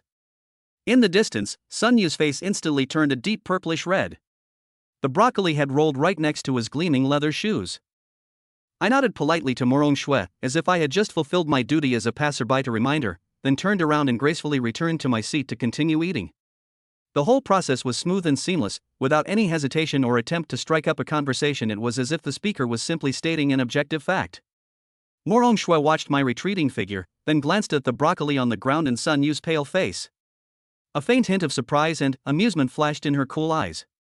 She quickly looked away and continued eating, as if nothing had happened. The atmosphere at our table was strange. Li Chang and Wang Hao looked at me with eyes full of "holy crap, you can do that," admiration. Sun Yu was so angry that his face turned ashen. He glared at me as if he had swallowed a fly. Ding! Successfully created an initial impression on S-rank target Morong Shui in a unique way, indirectly humiliating your boastful roommate Sun Yu. Gained 1,500 points of show-off value. Morong Shui's curiosity about the host +1. A pleasant system notification tone sounded. I felt completely unmoved. In fact, I almost wanted to laugh. Imperial Capital University? S-level campus bell? It seems the games here are even more interesting than I imagined. This is just the beginning. Chapter 52. Don't try to feel superior in front of me. Sun Yu was thoroughly embarrassed by my broccoli, losing face in front of Morong Shui. Back in the dorm, his face remained ashen. Li Chang and Wang Hao clearly sensed the tense atmosphere, packing their things quietly to minimize their presence. I was completely unaffected, leisurely tidying up my bed and my meager luggage. The system store did have some high-tech space-folding suitcases, but unfortunately, my bragging rights weren't high enough to afford such extravagance. Xia Zihan. Sun Yu finally couldn't hold back any longer, speaking coldly with an accusing tone. What did you mean by that in the cafeteria just now? Without looking up, I continued shaking my pillowcase. What do you mean? It's a reminder to everyone to pay attention to public hygiene and maintain a clean campus environment. Any questions? Stop playing dumb with me. Sun Yu's voice rose several decibels, filled with anger. You're clearly doing this on purpose. You want to embarrass me in front of Senior Morong. I slowly turned my head, looking at him with the eyes of someone looking at an idiot. Son, aren't you being a bit presumptuous? First, I don't know you well and have no interest in targeting you. Second, that broccoli really did fall from that Morong student's plate and rolled to your feet. I'm just stating a fact. Third. I paused, looked him up and down, and a faint sneer curled at the corner of my mouth. Do you think I need to resort to such low-level tactics to get anyone's attention? You. Sun Yu was speechless, his face flushed red from my barrage of words, especially the last one, which was extremely damaging. When had he, young Master Sun, ever been so disrespected? Li Chang couldn't help but chuckle, then quickly covered his mouth. Wang Hao, on the other hand, looked worried, as if afraid we'd start fighting. Sun Yu glared at Li Chang, then turned to me with a sinister look in his eyes. Xiazihan, don't think you're so great just because you got a high score on the college entrance exam. This is Kyoto University, a place full of hidden talents. Someone like you, coming from a small town and not knowing the rules, is bound to stumble sooner or later. Oh? I raised an eyebrow, my tone still calm. What rules? Are they rules for watching your expression, or rules for applauding and cheering when you're showing off? I walked up to him. Although I was slightly shorter than him, the pressure in my eyes made him subconsciously take a half step back. Sun Yu, I said, looking at him, my voice low but clear enough to reach everyone. I came to Kyoto University to study, not to play house with you or watch you show off. You go your way, I'll go mine, and it's best if we all live in peace. If you insist on coming here to seek attention. I smiled, a cold smile devoid of any warmth. I don't mind helping you face reality in my own way. After saying that, I ignored his ashen face, turned around, picked up the wash basin and towel, and went straight to the water room. Behind me, the dormitory was deathly silent. Ding! Successfully responded to your roommate's provocation with a strong stance and mentally suppressed him. Gained 888 points of coolness. Roommate Sun Yu's hostility +20, fear +30. Roommate Li Chang's favorability +10, Wang Hao's respect +15. System, this Sun Yu is a complete weakling. It's beneath me to even try to compete with him. I muttered to myself while brushing my teeth. Host is absolutely right, the system agreed. While such characters are trash, they can earn you pretentious points, which can be used to enhance your own prestige. It is recommended that you focus your main efforts on S-rank and above targets. According to the latest scan, target Morong Shui's initial impression of you, a strange guy, has been updated to a somewhat interesting oddball, and her curiosity level has increased to 3 points. An interesting oddball? I scoffed. That's not a very good assessment. But whatever, there's plenty of time. When I returned from washing up, the atmosphere in the dorm was still awkward. Sun Yu sat at his desk, wearing headphones, pretending to look at his computer, but his tense profile showed that he was still angry. Li Chang and Wang Hao were busy with their own things, not daring to speak loudly. I lay back on the bed as if nothing had happened, closed my eyes, and let my consciousness sink into the system space to start browsing the newly unlocked preliminary analysis of the power of Imperial University and in-depth data on S-level target Morong Shui. The Morong family is a long-established business family in Kyoto, with interests in real estate, finance, and technology, and a powerful background. Morong Shui herself has been a top student since childhood, possessing outstanding abilities. She participated in some management projects of the family business during high school, attracting numerous suitors, but she has extremely high standards and remains single to this day. Looking at these documents, I stroked my chin. It seems this isn't a target that can be won over simply by showing off or being clever. I need to come up with something real. But that's what makes it interesting, isn't it? Chapter 53: My first time showing off in a university class. On the first day of formal classes, in advanced mathematics, the lecturer was an elderly professor with gray hair and thick glasses, surnamed Zhou. He was said to have extremely high academic attainments, but was also known for his strict requirements and stern demeanor. Professor Zhou lectured at a fast pace, with rigorous logic, and the concepts and formulas he covered were presented in a step-by-step manner, leaving many freshmen who had just switched from the college entrance examination mode completely confused and complaining bitterly. I sat in the back row of the classroom, seemingly listening attentively, but in reality, most of my consciousness was engaged in thinking acceleration training within the system space, while a sliver of my mind was focused on the lesson content.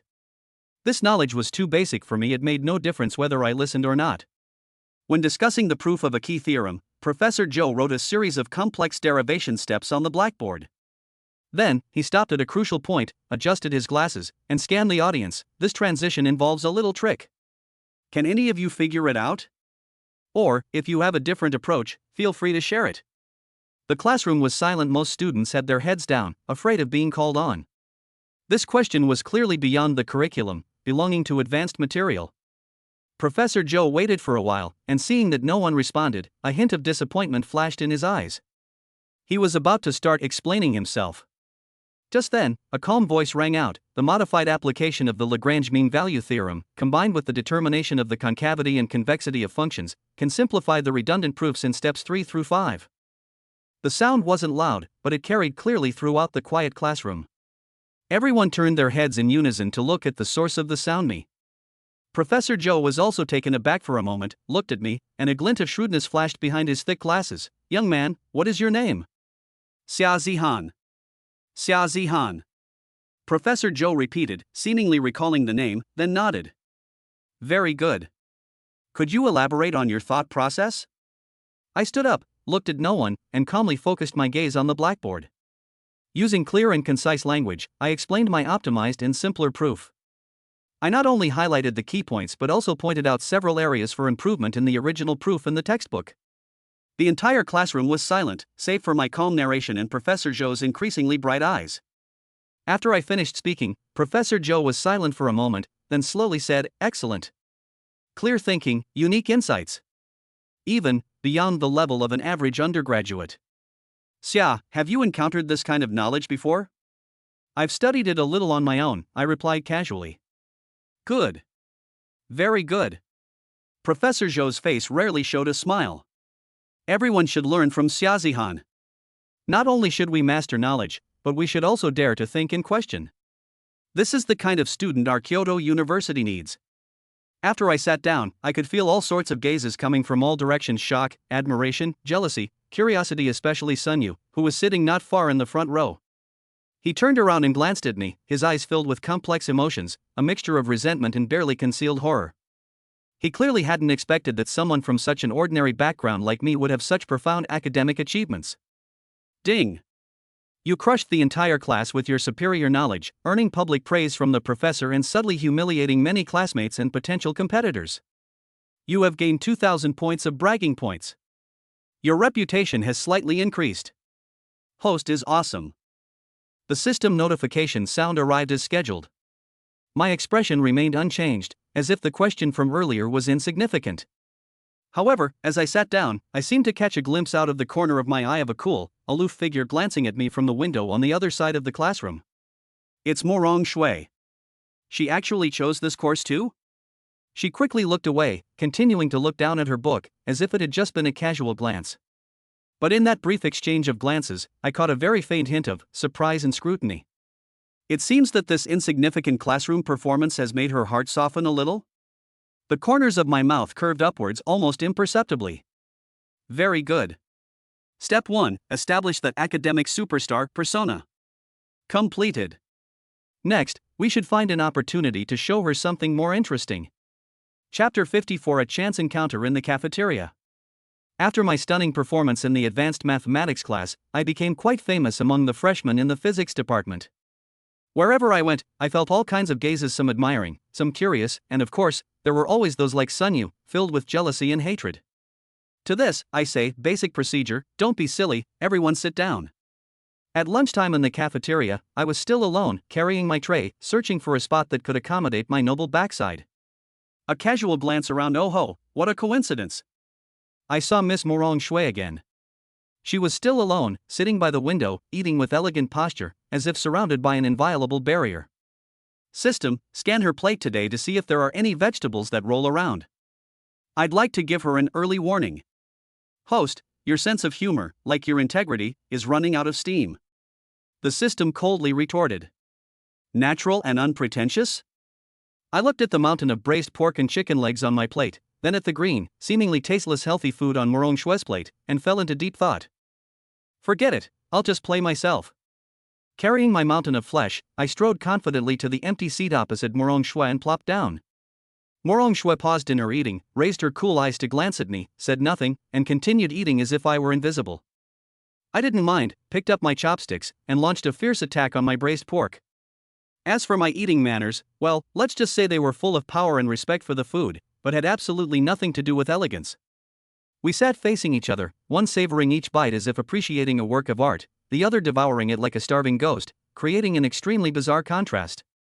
Many people around us glanced over furtively, their eyes filled with strange looks.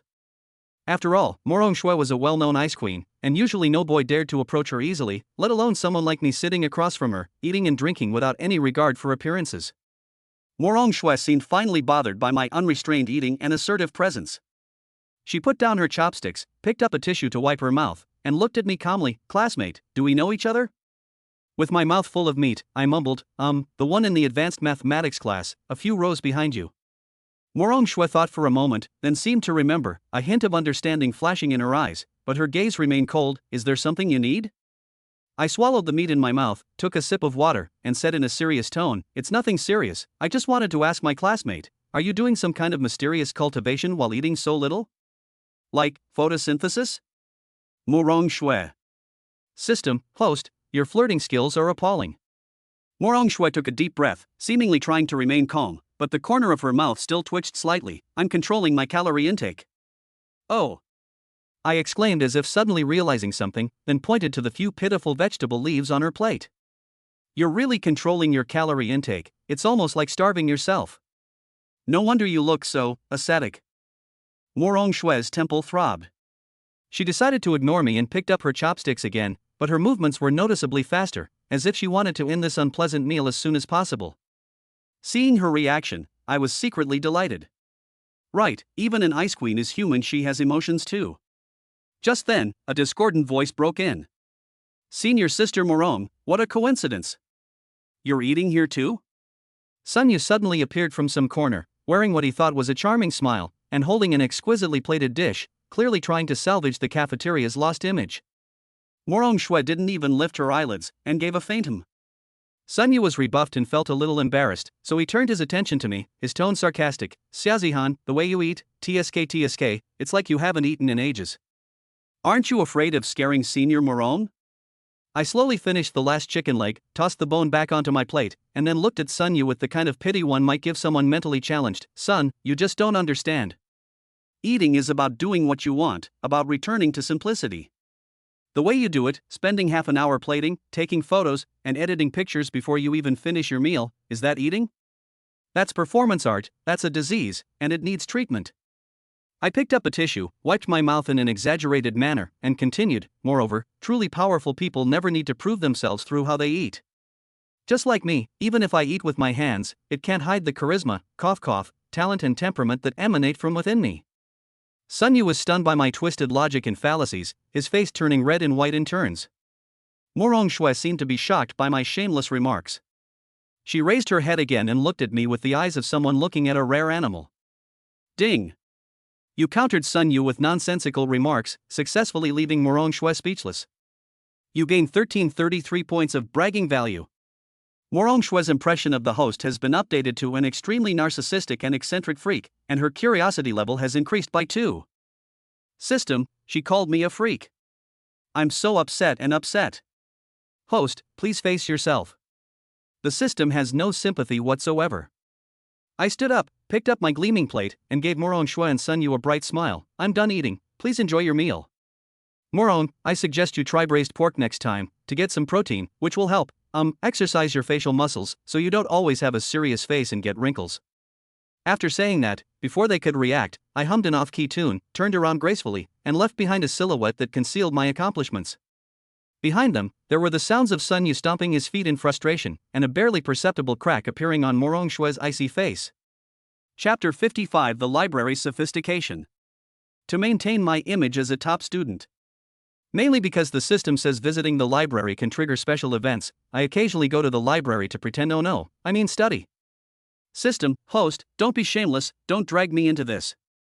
That day, I was casually browsing in a corner of the reading room with a copy of the original English version of A Brief History of Time when the system suddenly notified me.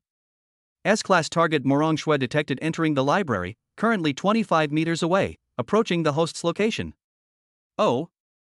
I looked up and sure enough, I saw Morong Shue's aloof figure among the bookshelves, seemingly searching for some information. The opportunity has arrived. I immediately sat up straight, turned to a certain page in the book, frowned, and put on a deep, pensive look, as if I were pondering a question and couldn't figure it out. Morong Shue indeed walked towards me. Her gaze swept across the bookshelves, finally settling on the top shelf next to me. There were several thick, untouched classic works on economics. She stood on tiptoe and reached out to grab it, but it seemed she was still a little short. I chuckled inwardly, but remained outwardly composed. It was time to show my true skills. I put down my book, stood up, walked over to her, and said in a deep, magnetic voice, "Excuse me, do you need any help?" Morong Shue glanced at me, her eyes still devoid of warmth, but she didn't refuse, only nodding slightly. I smiled slightly, not immediately helping her with the book like most guys would, but instead taking a half step back, observing the height of the bookshelf and the book's position. Then, stroking my chin, I muttered to myself, according to the Pythagorean theorem in human biomechanics, given your height and wingspan, Morong, theoretically, it's indeed a hair's breadth off. However, I suddenly changed the subject and flicked the empty space at the bottom of the book with my right index finger. A barely perceptible gust of air struck the spine of the book precisely. With a soft snap, the heavy book seemed to be pushed by an invisible hand, sliding a little off the bookshelf and coming within Morong Shue's reach.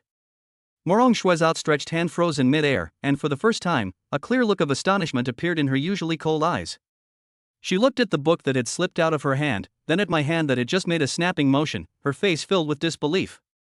I withdrew my hand, dusted off non-existent dust, and said nonchalantly, "It seems that this book sensed your strong thirst for knowledge and couldn't wait to embrace you." Morong Shue. System, host, your performance was so impressive, this system gives it an 82 out of 100.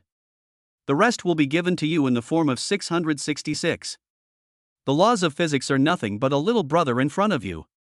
Morong Shue took several deep breaths before she could barely calm the shock and absurdity in her heart.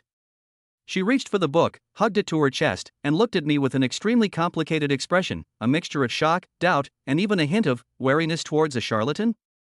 How did you do that?" she finally couldn't help but ask, her voice trembling slightly without her even realizing it.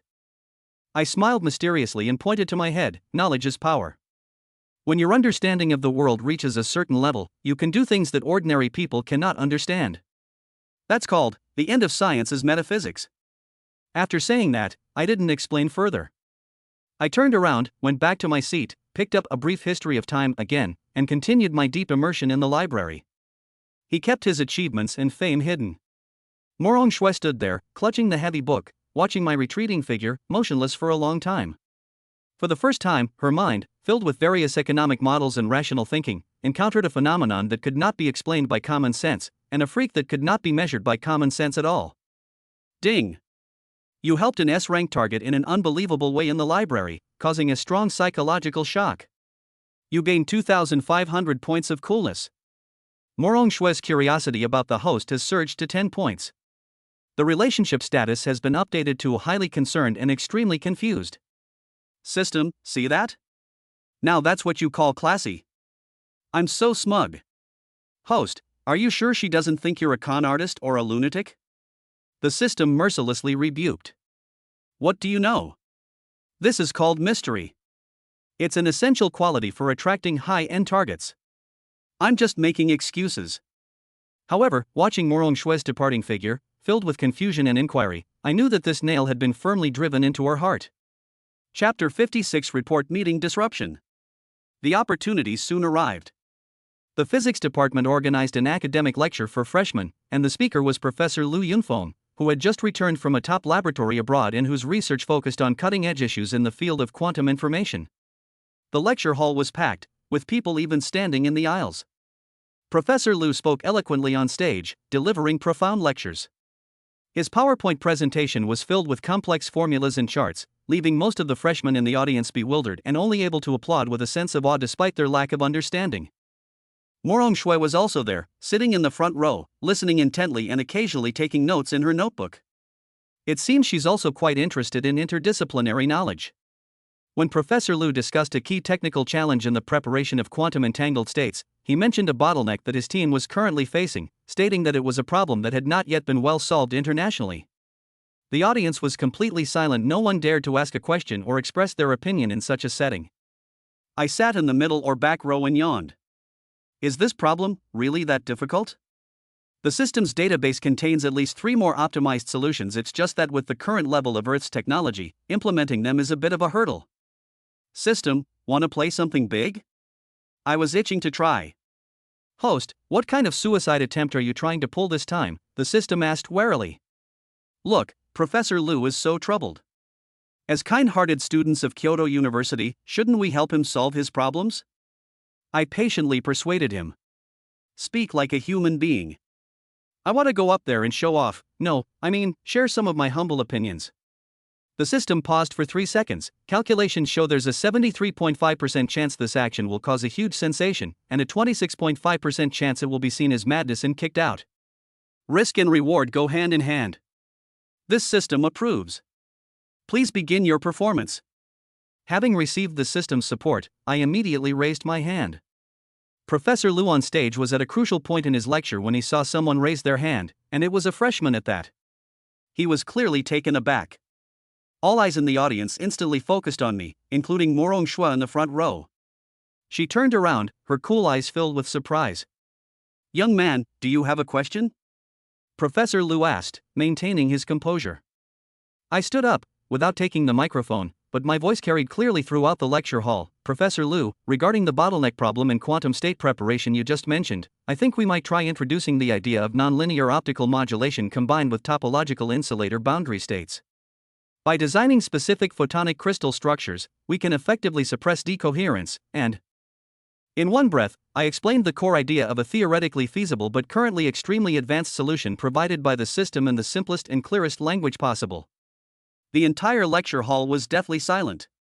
Everyone was staring at me like I was a monster. Professor Lu's expression went from astonishment to shock, and then to utter disbelief.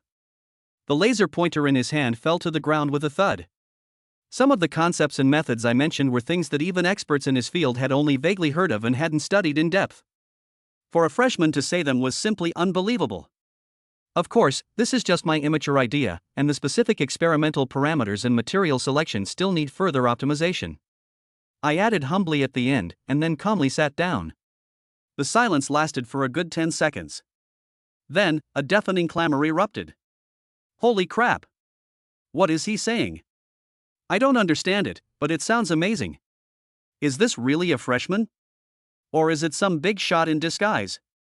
Professor Lu snapped out of his daze, not even bothering to pick up the laser pointer, and strode to the front of the stage, his voice trembling slightly. This student. What's your name? Where did you see what you just said?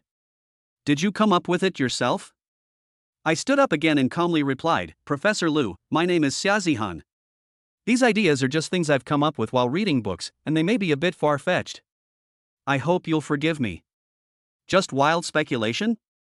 Professor Lu nearly choked on his own breath. If this is considered wild speculation, then all of them who have been doing scientific research for decades could go back to farming. He excitedly asked about several technical details, which I answered fluently. I was even able to draw inferences from my own experience and raise more in-depth questions. I completely steered the entire presentation off course. The second half almost entirely became an academic discussion between Professor Liu and me. The audience below was already dumbfounded and numb. Morong Shui kept looking back at me, her usually cool eyes now filled with unprecedented shock and an indescribable light. For the first time, she realized that this eccentric, narcissistic, and flamboyant young man possessed such terrifying, unfathomable depth of knowledge in the academic field. Ding! You've successfully showcased your unparalleled knowledge at a prestigious academic conference. The entire audience was stunned. Countless faces were slapped in the face. You've gained 5,000 points of show-off value. Your reputation has increased dramatically. Professor Liu Yunfeng's favorability shock level has skyrocketed. Target Morong Shui's impression of the host has been completely overturned, and her curiosity and desire to investigate have reached their peak. The presentation ended in chaos and shock. Professor Liu grabbed my hand, excitedly insisting on exchanging contact information, saying he wanted to have a serious talk. I barely managed to slip away. Stepping out of the lecture hall, I felt refreshed. This attempt at showing off was a resounding success. System, how was that? Wasn't that a cool move? Host, this system acknowledges that your display of arrogance this time was textbook worthy. The system unusually gave it high praise. However, have you considered the potential consequences of being stared at like a rare animal? What's there to be afraid of? I casually tossed my head. Invincible, that's how lonely I am. As soon as I finished speaking, I saw Morong Shui standing not far away, seemingly waiting for me. She looked at me with a complicated expression, as if she wanted to say something but hesitated. I walked over to her and gave her what I thought was a charming smile. Morong, is something the matter? Were you blinded by my brilliance just now? Unlike usual, Morong Shui didn't ignore her or respond coldly. She paused for a moment before softly asking a question that had been troubling her for a long time. Xiaozi Han, who exactly are you? Chapter 57. Sit down, basic procedure, call him Brother Han. Professor Liu Yunfeng's lecture incident was like a nuclear bomb dropped on the calm lake of Kyoto University. The name Xiaozi Han, which might have only circulated within a small circle of the physics department before, has now become a mysterious code name known to almost the entire university. Have you heard? That freshman in the physics department stunned Professor Liu at his lecture. They were more than just stunned. Professor Liu almost became their disciple on the spot. Really? That's too much. Absolutely true. I was there. I couldn't understand a single word that guy was saying, but he seemed incredibly awesome. Walking on campus, I could clearly feel the gazes directed at me from all directions, more intense and complex than before. There was admiration, curiosity, and skepticism, and of course, there was also the almost tangible sourness and jealousy of people like Sun Yu. My response to this was, calm down, everyone sit down, that's basic stuff. In the dorm, Li Chang and Wang Hao were looking at me like I was a god. Li Chang, that big northeasterner, slapped me on the shoulder, his voice booming, my goodness. Brother Han. You've been hiding this well. You can even talk back to a professor? I'm following you from now on, Brother Han. Wang Hao pushed up his glasses and said softly but firmly, Han, Brother Han, you're awesome. I patted Li Chang on the shoulder. Xiao Chang, you have good taste. Following Brother Han, you'll be starving for 3 days straight. Oops, you'll be living the high life. The system's voice echoed in my mind. Host, your shamelessness increases in direct proportion to your bragging value. Shut up, you're just jealous of my personal charm. Sun Yu snorted coldly from the side, saying nothing, but every time he left or returned to the dormitory, he would deliberately slam the door shut with a deafening roar to express his dissatisfaction. How childish. That afternoon, it was another advanced mathematics class. Professor Zhou walked into the classroom, his gaze immediately falling on me, with undisguised admiration and a hint of eagerness. Sure enough, halfway through the lecture, Professor Zhou posed a rather difficult question, then looked intently at me. Xiaozi Han, what are your thoughts on this question? The entire class focused their attention instantly, filled with anticipation. Even Morong Shui, sitting in the front row, turned slightly, a hint of barely perceptible attention in her cool eyes. I slowly stood up, yawned, and said in a slightly sleepy tone, Professor, this question is too easy. I don't have any thoughts on it. Can you give me something more challenging? The whole class erupted in uproar. Professor Zhou was taken aback by my arrogant statement, but instead of getting angry, he laughed and said, good. You have character. Now tell me, What kind of thing qualifies as challenging? I stroked my chin, my gaze sweeping over the shocked or unconvinced faces below the stage, a classic Han-style smile playing on my lips. For example, combine the content of the last 3 chapters of the textbook and create a new question? Professor Joe's eyes lit up. Great. We'll do it your way. On the spot, he quickly connected several seemingly unrelated knowledge points on the blackboard, creating a highly comprehensive and difficult problem. Most of the students in the audience were already seeing stars as they looked at the densely packed blackboard. I walked to the podium, picked up the chalk, and without even thinking, started writing furiously. The steps were clear, the logic rigorous, and I even provided 2 different solutions at crucial points, each more concise and elegant than the last. After finishing writing, I accurately tossed the chalk stub into the chalk box, clapped my hands, and gave the audience a smug smile. Done, job done. Everyone sit down, basic stuff. After a moment of silence, the classroom erupted in unprecedented applause and cheers. Some of the girls, in particular, were practically starry-eyed at me. Brother Han is awesome. Holy crap. This works? Brother Han. I'm bowing down in admiration. Li Chang was so excited down there that he almost smashed the table. Morong Shui looked at the arrogant, confident, and radiant figure on the podium, a faint ripple flashing in her cool eyes. Then she lowered her head and quietly wrote something in her notebook. Professor Joe looked at my solution and his beard trembled with excitement. Genius. Absolutely a genius. Xia, would you be interested in participating in next month's National Undergraduate Mathematics Competition? I'll register you. I waved my hand, looking like it was no big deal. Whatever, Professor, you decide. Bringing a championship back to help the school is our inescapable responsibility. Ding. Effortlessly solved an extremely difficult problem in class with an arrogant attitude, earning the collective admiration of teachers and students.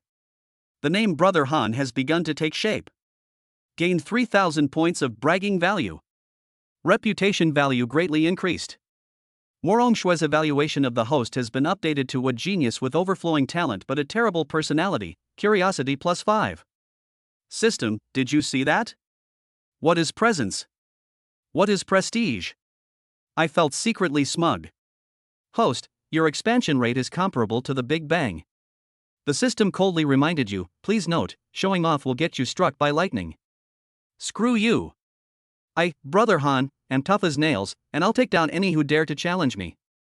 Chapter 58 Holy crap. I have female fans? The name Brother Han spread like wildfire, and the direct consequence was, I seem to have inexplicably gained a group of fans? Especially the girls in my grade. That day, I had just come out of the library when a girl with pigtails and rosy cheeks stopped me. She was holding a small cookie box that looked like it was handmade, and her eyes were full of admiration and shyness. Xiaozi Han, Senior. Oh no, Brother Han. The girl's voice was clear and excited. I'm Lin Cece, a freshman in the mathematics department. I heard about your deeds and I admire you so much. These are cookies I made. I hope you'll accept them. I stared at the cookie box she handed me, then at her bright, expectant eyes, and paused for a moment. System, what's going on? Is this a fan sending warmth? Detection revealed target, Lin Cece, admiration value, 85, harmless. Host, you seem to have activated the campus idol side storyline. The system's tone carried a hint of anticipation. I touched my nose and looked at the obviously nervous junior in front of me, unusually refraining from unleashing my sharp tongue. After all, you can't hit a smiling face, especially since she had given me cookies. I took the cookie box and gave him a fairly friendly smile. Thanks, classmate. But don't call me senior anymore, it sounds old. Just call me Brother Han. Lin Cece's face turned even redder, and she nodded excitedly, yes. Brother Han. I understand. Take care, Brother Han. Holding the cookie box, I walked away a little awkwardly under the gaze of passers-by. It felt weird to have a girl give me something in front of me for the first time. However, this is just the beginning. Ever since Lin Cece started this trend, I've noticed that when I'm walking down the street, strange girls will run up to me every now and then, blushing, and hand me a bottle of water, a letter, or some snacks, then shout, "Go for it, Brother Han," and run away. Even more outrageous, once when I was eating in the cafeteria, a group of girls came over, stood next to my table, and shouted in unison, "Brother Han, fly bravely, your little sister will always be with you." I was so scared I almost choked on my food. In the dormitory, Li Chang and Wan Hao expressed their envy, jealousy, and resentment. "Brother Han, your luck with women is just too good," Li Chang exclaimed, pounding his chest in frustration. "Give me some." Wang Hao then suggested in a low voice, "Han, Brother Han, why don't you consider forming a fan club?"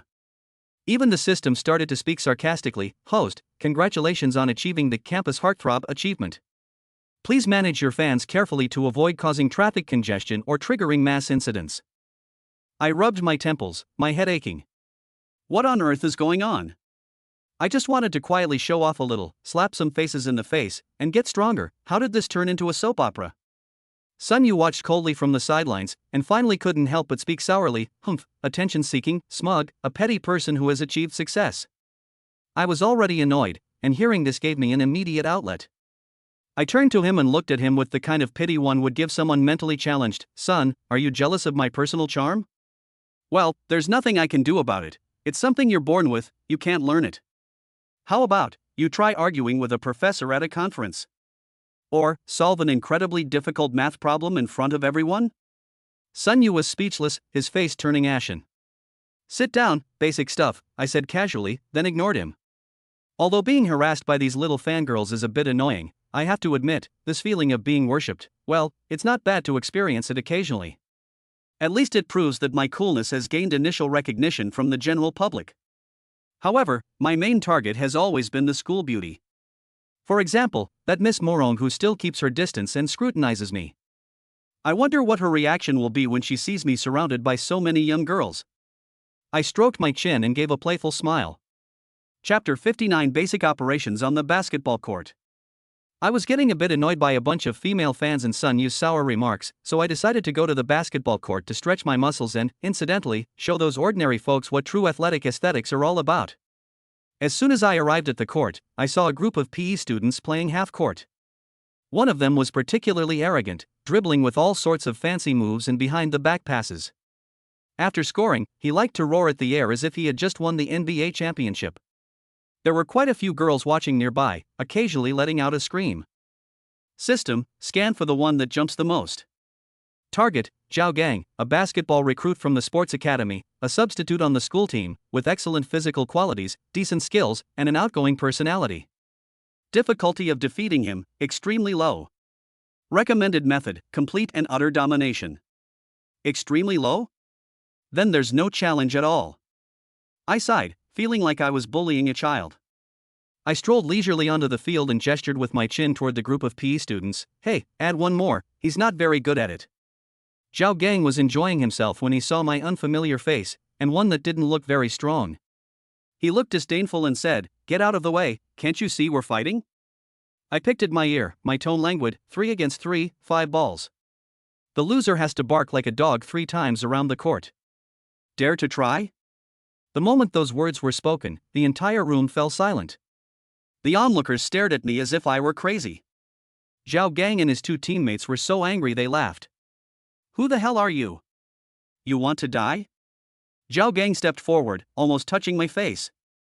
I remained expressionless, even a little amused. "My name is Xiaozihan, I'm in the physics department."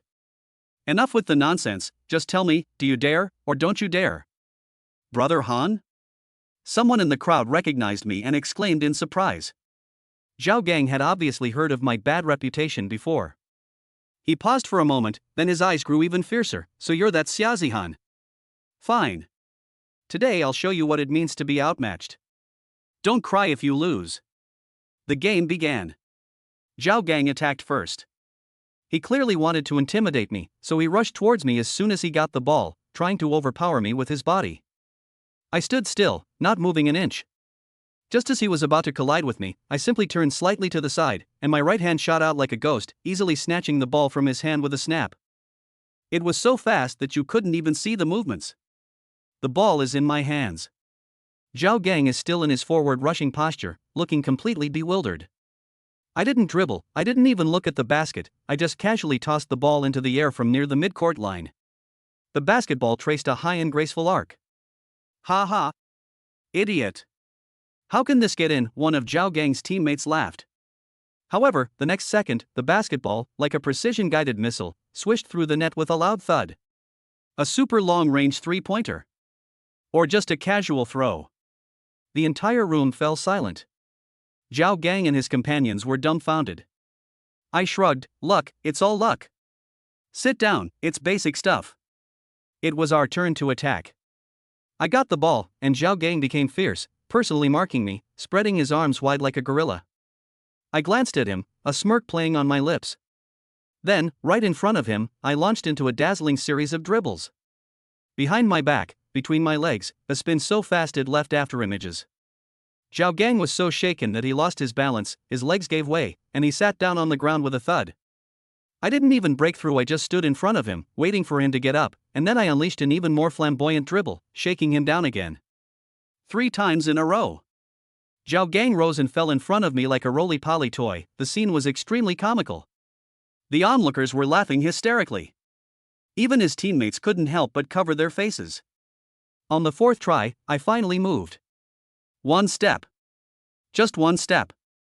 I teleported past the still-dazed defender as if by magic, drove to the basket, and facing the last help defender, I leaped into the air.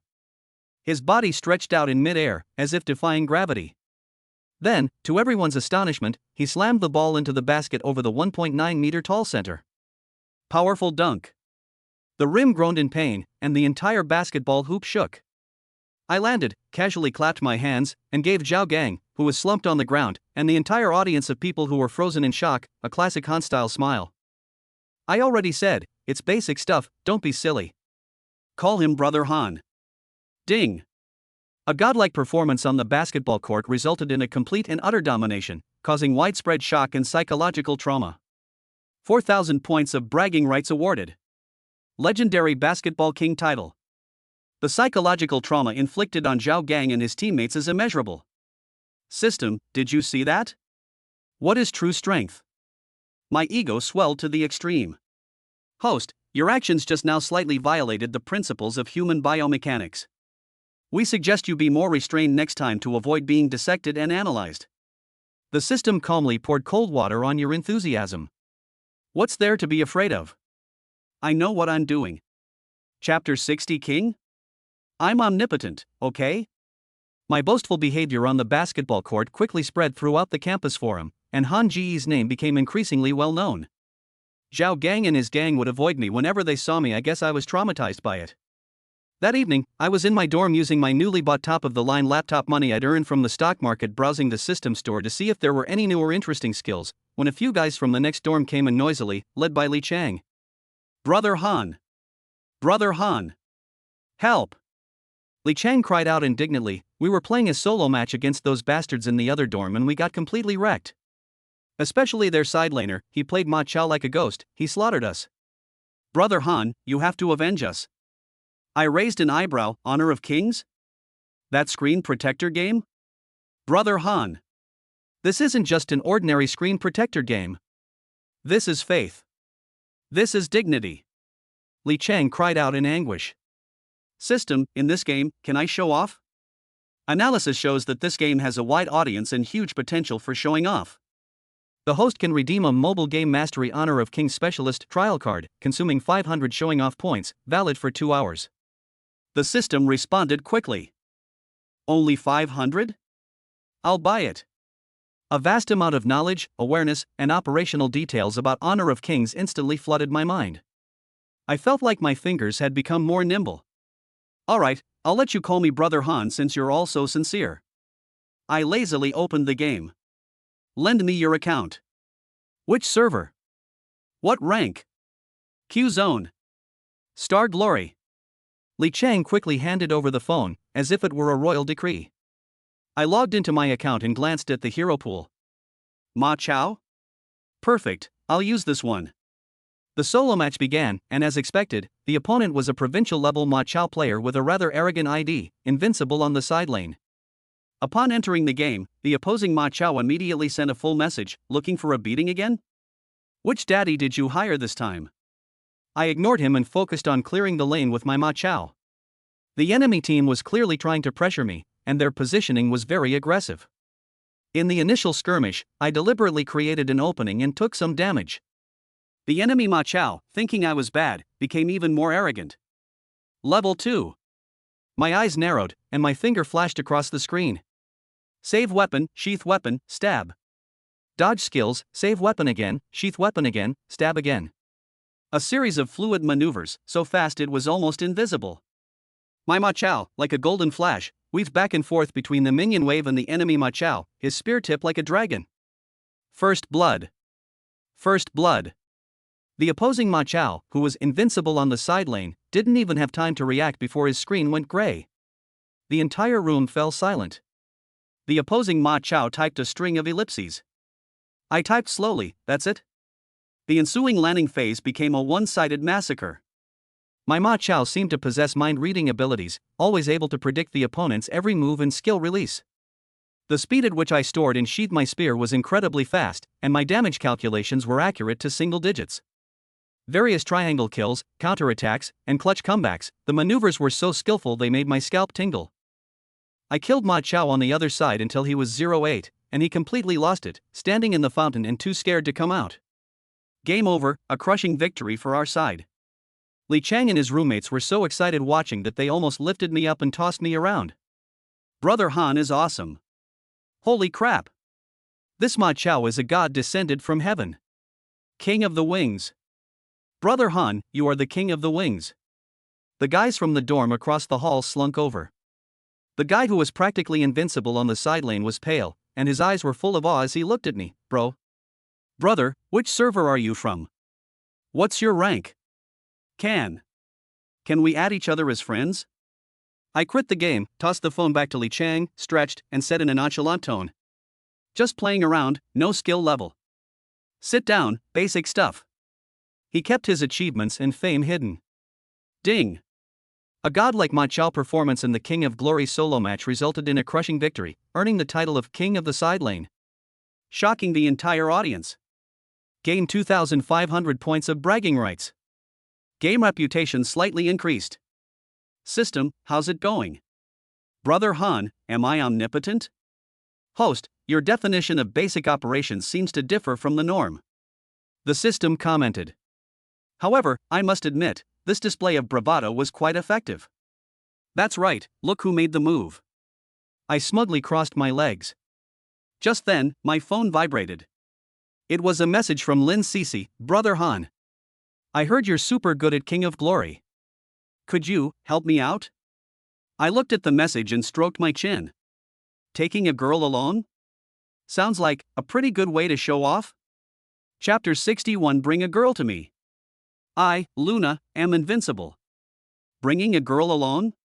That sounds pretty novel. I, Xiaozihan, have been showing off and getting slapped in the face for so many years, but I've never tried this kind of thing before. System, analyze the feasibility and benefits of showing off while carrying a girl. Calculations show that showing off while playing with a girl is a composite form of showing off, showcasing both the host's gaming skills and personal charm, resulting in considerable show-off points gains and a chance to trigger special events. The system analyzed seriously. However, risks exist. Failing to carry the girl or making mistakes will severely damage your show-off image. Brother Han, you think I can't carry you? You're kidding. I replied directly to Lin Cece, sure, go online. Brother Han will take you flying. Thus, a unique scene appeared at Kyoto University's night. Xiaozihan, a physics genius, basketball court devil, and king of the side lane, began his journey of conquering the King of Glory arena with his female companions. I'm using Li Chang's account, which has a pitifully shallow hero pool, but that's okay. With the system skills, any hero becomes a master in my hands. Lin Cece played a support character, Yao, and followed me around the whole time, chattering away above my head. Brother Han is amazing. Han Ge, watch out. Brother Han is awesome. He's achieved godlike status again.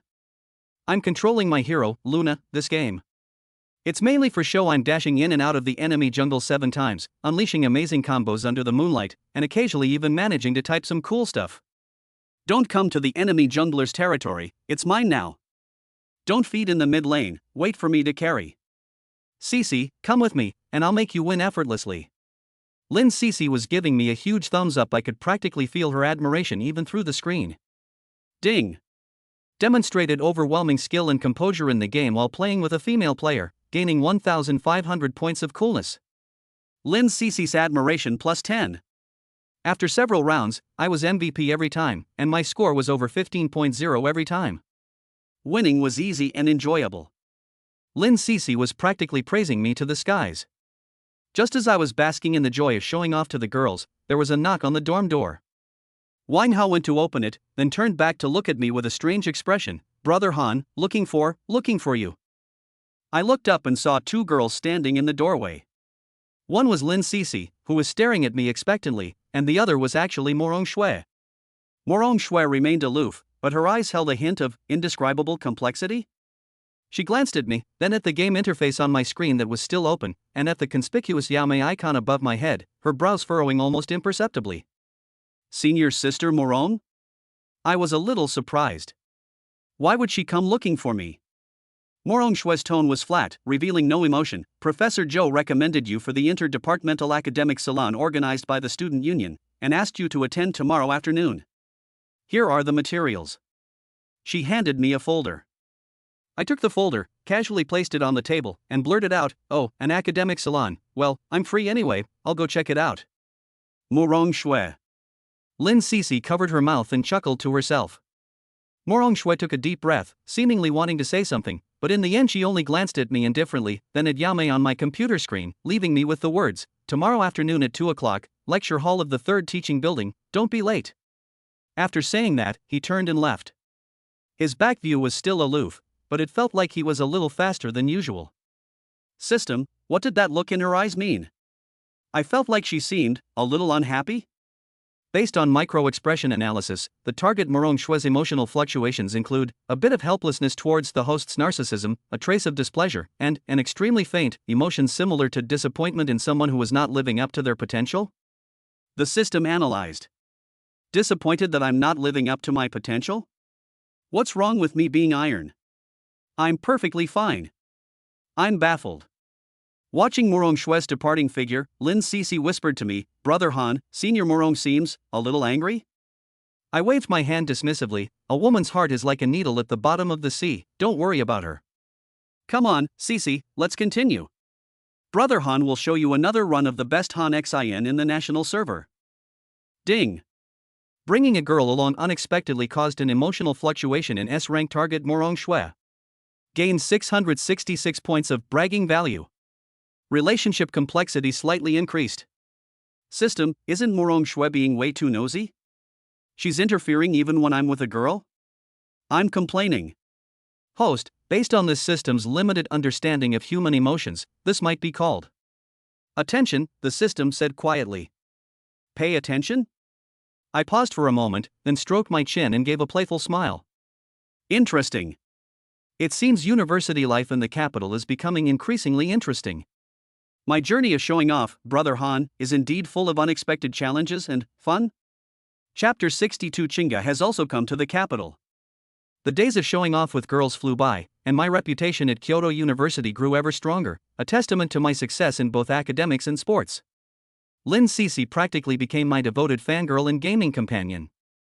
Although she was terrible at the game, her sweet talk and ability to flatter added a lot of fun to my otherwise tedious show-off life. That day, I was playing King of Glory with Lin Cece, dominating the battlefield. My Jing, a player of national server level, was dancing on the enemy's high ground. I was also typing a taunt to the other side, "Sit down and watch Brother Han's gameplay," when suddenly a text message popped up on my phone from an unknown number. "Zihan, I'm in the capital. Chinga." Those 7 short words exploded in my mind like a thunderbolt. My finger trembled, and the mirror on the screen made a mistake, getting focused down and killed by the enemy. "Ah! Brother Han, how could you be dead?" Lin Cece exclaimed in the voice message. I ignored my teammates' question marks in the game and Lin Cece's exclamation, staring intently at the text message. My heart started pounding uncontrollably, and a mix of shock, panic, and an indescribable bittersweet feeling welled up inside me. She's in the capital too? When did she arrive? Why, did she message me? System, check this number. I give the order immediately. Number of origin, Beijing. Registration information, Xinxinga. According to cell tower location, the target is currently located near Beijing Academy of Arts. The system responded quickly, its tone tinged with surprise. The Imperial Academy of Arts, she still chose dance. Host, your emotional fluctuations are excessive. Immediate psychological counseling is recommended. The system issues a warning. I took several deep breaths to barely calm my turbulent emotions. In the game, because of my sudden disconnection, the team had collapsed and was wiped out by the opposing team in one fell swoop. Brother Han? Are you all right? Why aren't you saying anything? Lin Cece asked worriedly.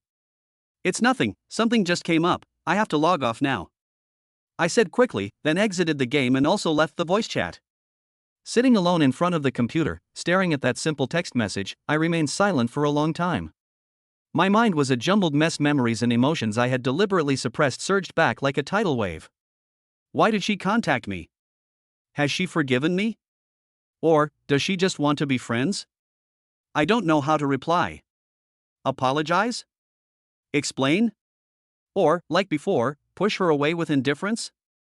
In the end, I didn't reply to anything.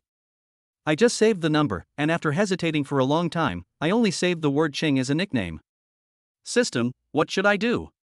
For the first time, I felt a little lost. According to system analysis, Shinshinga's initiative to contact you is a positive sign for repairing the relationship. However, the host's current strength is not yet sufficient to unlock the emotional module, and forcibly contacting you carries unknown risks. It is recommended that the host let things take their course and focus on improving yourself. The system provided rational advice. Let nature take its course. I gave a wry smile.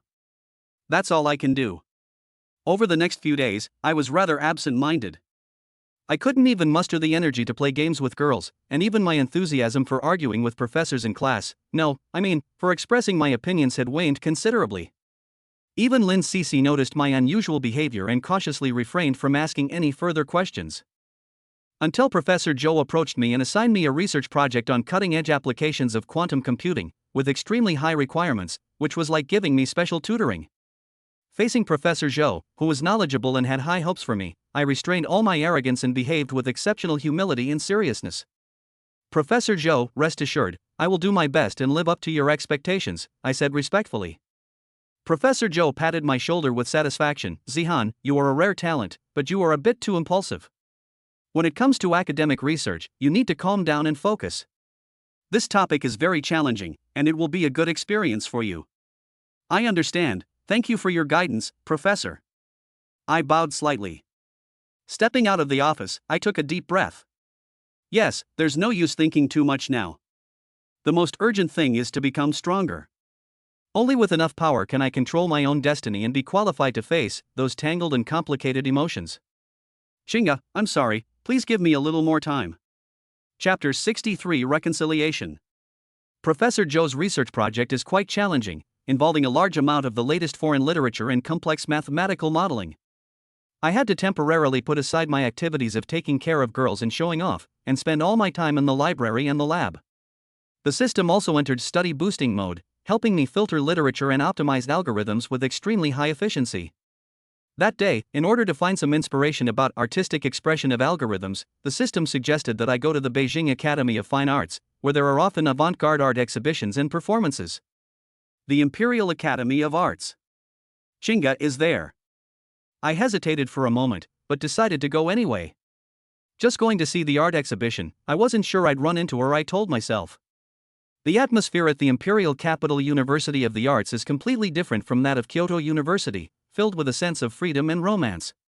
Everywhere on campus, you can see stylishly dressed male and female students with unique personalities. I, wearing simple sportswear, felt somewhat out of place. Following the system's navigation, I arrived at a modern art gallery called Cross-Border Perception. Most of the works on display were abstract and avant-garde, leaving me, a science-oriented guy, completely bewildered. As I stared blankly at an installation art piece titled Entropy Increase in Hope, made of scrap metal and optical fibers, a soft and familiar voice sounded behind me. You're interested in this too? My body stiffened abruptly, and I slowly turned around. Shinshinga stood not far away, dressed in a simple martial arts uniform with a beige knitted cardigan over it. Her long hair was casually draped over her shoulders, and she wore a faint, gentle smile. She looked a little thinner, but her eyes were still clear, only now they held a serenity she hadn't shown before, and a hint of barely perceptible fatigue. We stood a few steps apart, silently gazing at each other. A complex and indescribable emotion filled the air. Chinga.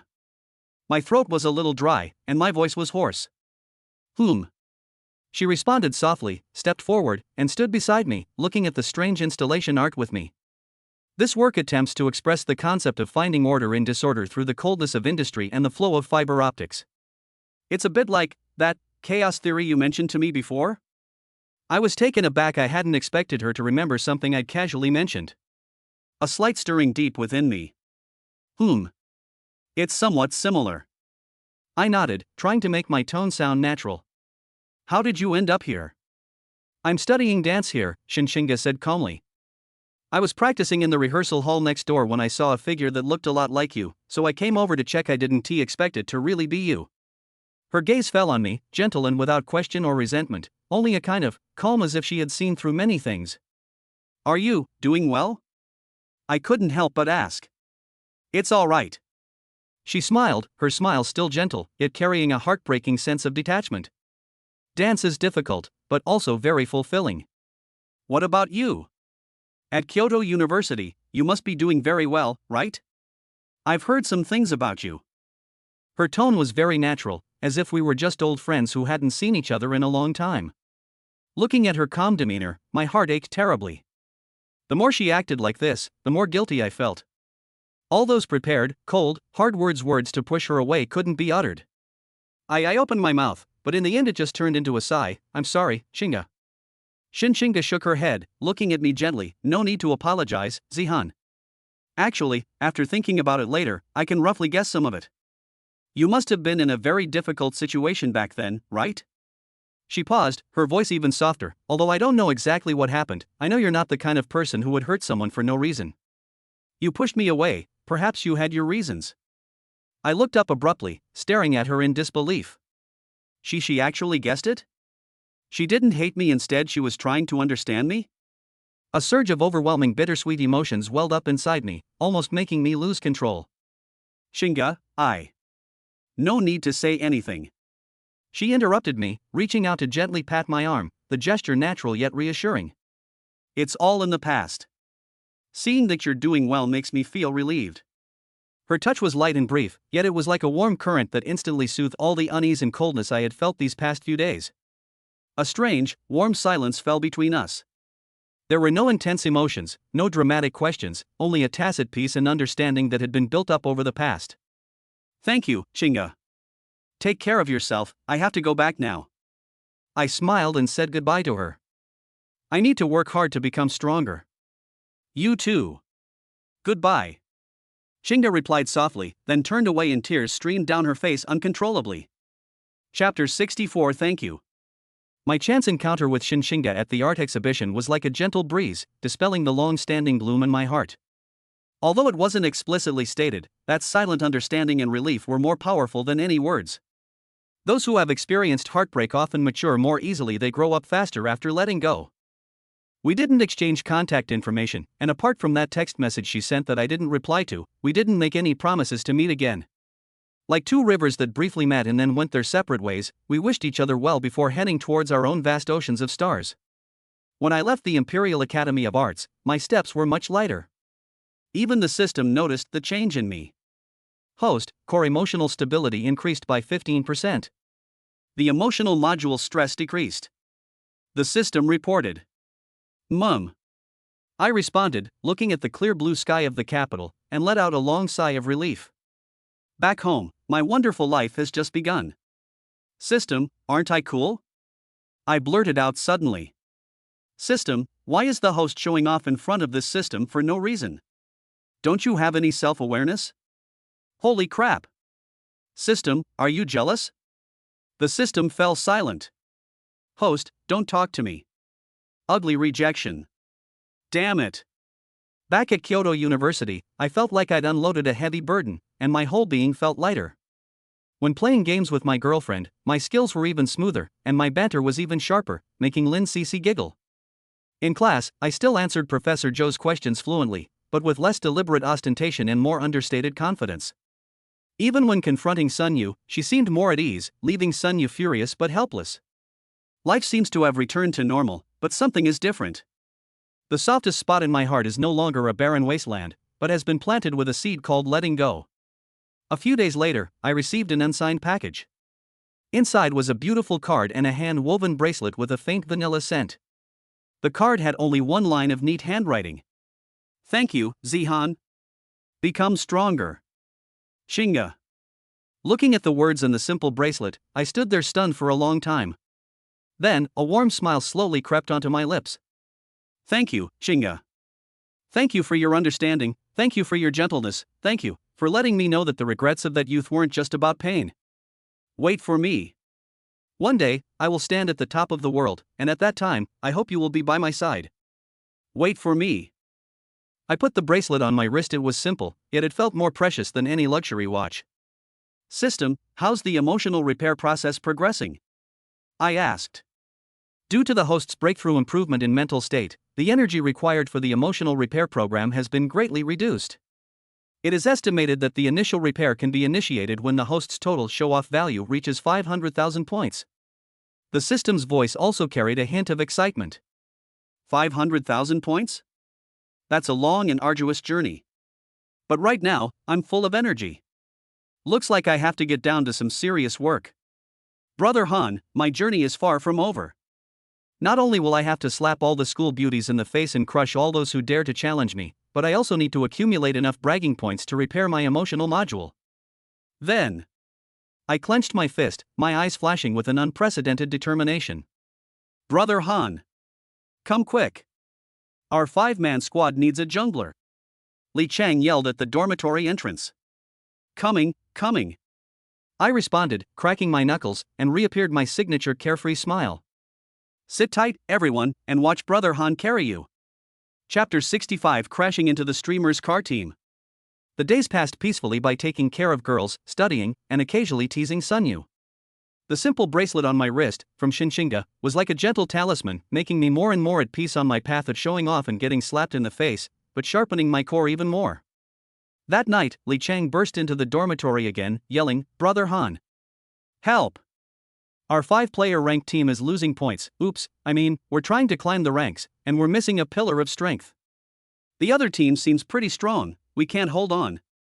I was using the system to help improve Professor Zhou's research report when I heard this. Without even looking up, I said, which low-scoring kid made you cry again? Sit down, calm down, that's basic stuff. No, Brother Han. Wang Hao's tone was unusually urgent. Li Chang's cousin, the one who plays streamer, said we seem to have run into a brick wall this game. The other side might be a streamer team. And a pretty famous one at that. A streamer's team?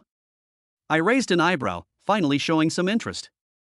Stomping newbies is fun, but it gets boring after a while. Playing against skilled opponents seems like a better pastime. Alright, Han Ji, this is a good opportunity to loosen up your fingers.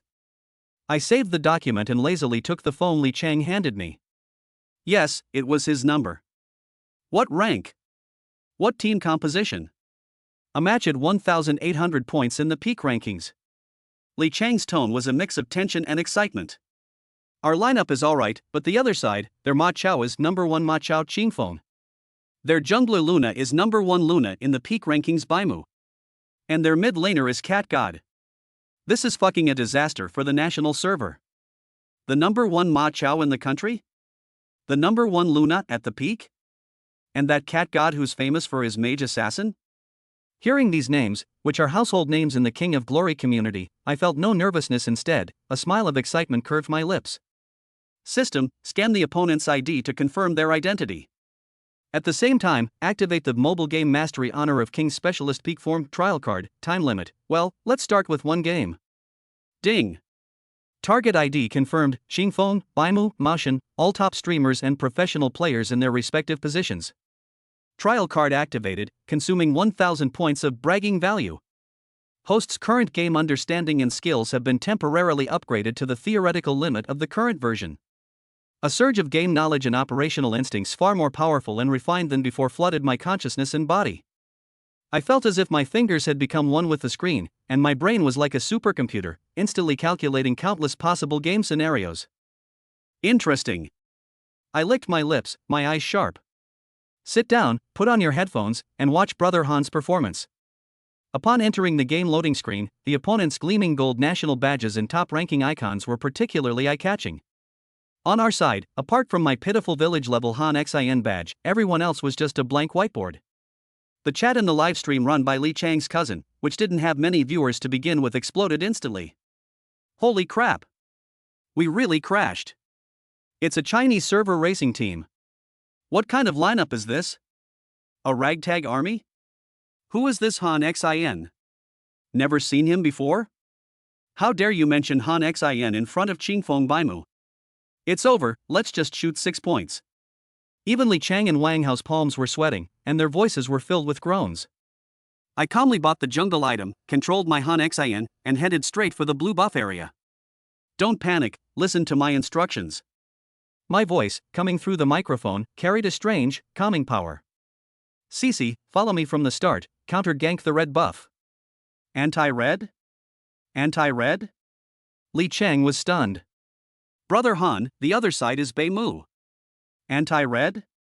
It's precisely because he is from Beimu that we're going against him. I said calmly, as if stating a given fact. He probably thinks we won't dare to go in and we'll just start with the blue buff. That's the information gap we're exploiting. Sure enough, when the 4 of us grouped up to invade the enemy's red buff area, Beimu's Luna was indeed attacking the blue buff. By the time they realized what was happening, we had already killed the red buff and made our escape. With 3 buffs at the start, we instantly took control of the game. The following matches became my personal showcase. My Han Xin is like a ghost, always appearing in the most unexpected places. His damage calculations are outrageously precise, and his skill dodging is like a script. Farming jungle camps, controlling dragons, ganking, pushing lanes, his rhythm is breathtakingly perfect. The opposing team clearly hadn't expected to encounter such a tough opponent and started taking things seriously. Qingfeng Ma Chao began providing frequent support, while Baimu Luna also tried to regain their rhythm. 7 minutes in, a team fight erupted around the tyrant. Beimu Luna unleashed her infinite combo under the moonlight, diving straight for our backline. Just when everyone thought our backline was about to melt, my Han Xin, like a golden flash, burst out from the side bushes. His first skill knocked Luna into the air, and his ultimate, Peerless Warrior, slammed down instantly. He precisely interrupted Luna's combo and instantly killed her. First blood. First blood has been drawn. And it's the top-ranked Luna who got the kill. The live stream chat exploded instantly. What did I just see? Han Xin instantly defeated Beimu? Who is this Han Xin? What kind of move is this? A script. It's definitely a script. The other side was clearly stunned as well. Beimu typed ? In all channels. I calmly typed, luck. Chapter 66. The King of Glory community exploded. Taking the first blood against Beimu was just the beginning. The rest of the game became a complete one-man slaughter show by my Han Xin. Facing Qingfeng's Ma Chao, who was known as number 1 in the country, my Han Xin used multiple dashes and precise dodging abilities to toy with him. Every seemingly dangerous advance was dodged by the slightest margin, and then I countered with a combo to cripple or even kill him. That positioning, is he cheating? Qingfeng couldn't help but complain in the livestream, his tone full of disbelief. Facing Cat God's elusive Mai Shiranui, my Han Xin can always predict every fan and dash he makes, allowing me to move away in advance or use jungle monsters and terrain to counterattack. Cat God also fell silent, and his actions became noticeably more impatient. Beimu's Luna completely lost her rhythm. I completely invaded his jungle, and every time he tried to push a lane or join a team fight, he would find my Han Xin appearing next to him like a persistent leech, destroying all the gold he had painstakingly accumulated. Our teammates have gone from initial nervousness to complete excitement and admiration. Brother Han is awesome. Holy crap! Brother Han, you're my god. Follow Brother Han, and you'll get all the heads. Lin Cici Xiaomei clung to my head the whole time, so excited she was incoherent. Brother Han. You're so handsome. Ah. You killed him again. The livestream's popularity skyrocketed at an alarming rate, with the chat completely obscured, filled with, holy crap, who is this Han Xin, reported, and my mom asked me why I'm kneeling while looking at my phone. Li Chang's cousin's livestream popularity soared to the top of the platform's homepage. He was so excited that he couldn't speak and could only make strange noises like ah. Finally, the game ended at 12 minutes and 38 seconds. The opponent's crystal exploded. On the stats panel, my Han Xin's data is terrifyingly high: 16 kills, 0 deaths, and 5 assists, with a damage share of 45% and a pitifully low damage taken share, a rating of 16.0, and the undisputed MVP. The 5 top-ranked streamers on the opposing team fell silent. Bamo lingered on the results screen for a long time before finally typing, "Bro, which team are you on? Are you a pro?" I smiled and typed back, "Random passerby, Brother Han." I quit the game, and the dorm erupted in chaos. Li Chang and Wang Hao excitedly hugged me, jumping and shouting as if they had won a world championship. Lin Cece screamed excitedly in the voice chat. Online discussions about this match have completely ignited the Honor of Kings community. The topic, "Mysterious passerby Brother Han crushes the national server team with Han Xin," quickly became a trending topic. The live streams of various streamers and professional players are all reviewing this match, marveling at the incredible awareness and skills of that Han Xin. Some people suspected it was a cheat, but technical streamers quickly came forward to analyze and prove that although those operations were extreme, they were all within the theoretically feasible range. It was just that the requirements for the player's reaction, awareness, and hand speed were inhuman. The name Brother Han became a legend in the King of Glory overnight. Ding! In high-ranking matches, you have crushed multiple top streamers' professional players, causing a sensation across the internet. You have gained 20,000 bragging points. 3 God of Games title fragments. Your Honor of King's reputation has reached famous throughout the land. Special reward triggered, Skill Master of Micromanagement passive, enhances the effects of all skills requiring precise control. The system notification sounded like heavenly music. Looking at my soaring bragging points and the overwhelming online discussions about Brother Han, I stretched with satisfaction. I told you, this is basic stuff, don't overreact. I gave my excited roommates my classic Han-style smile. Don't make a fuss about these little things in the future. He kept his achievements and fame hidden. As for the shock of the Chinese streamers, the heated discussions among players, and the various attention and challenges that may follow, I, Brother Han, will accept it all. After all, being invincible is just so lonely. Chapter 67: My Brother Han's Rules or Rules. The buzz surrounding mysterious random player Brother Han crushes national server team has spread like wildfire across the internet, showing no signs of abating. Li Chang's game ID and the nickname Brother Han have become some of the hottest topics in the King of Glory community. The consequence was that Li Chang's game account was completely destroyed. He received over 999 friend requests, and his private messages were flooded with invitations, questions, requests to become his apprentice, and even flame wars. Brother Han. What should I do? My phone is about to freeze. Li Chang held his phone, looking miserable.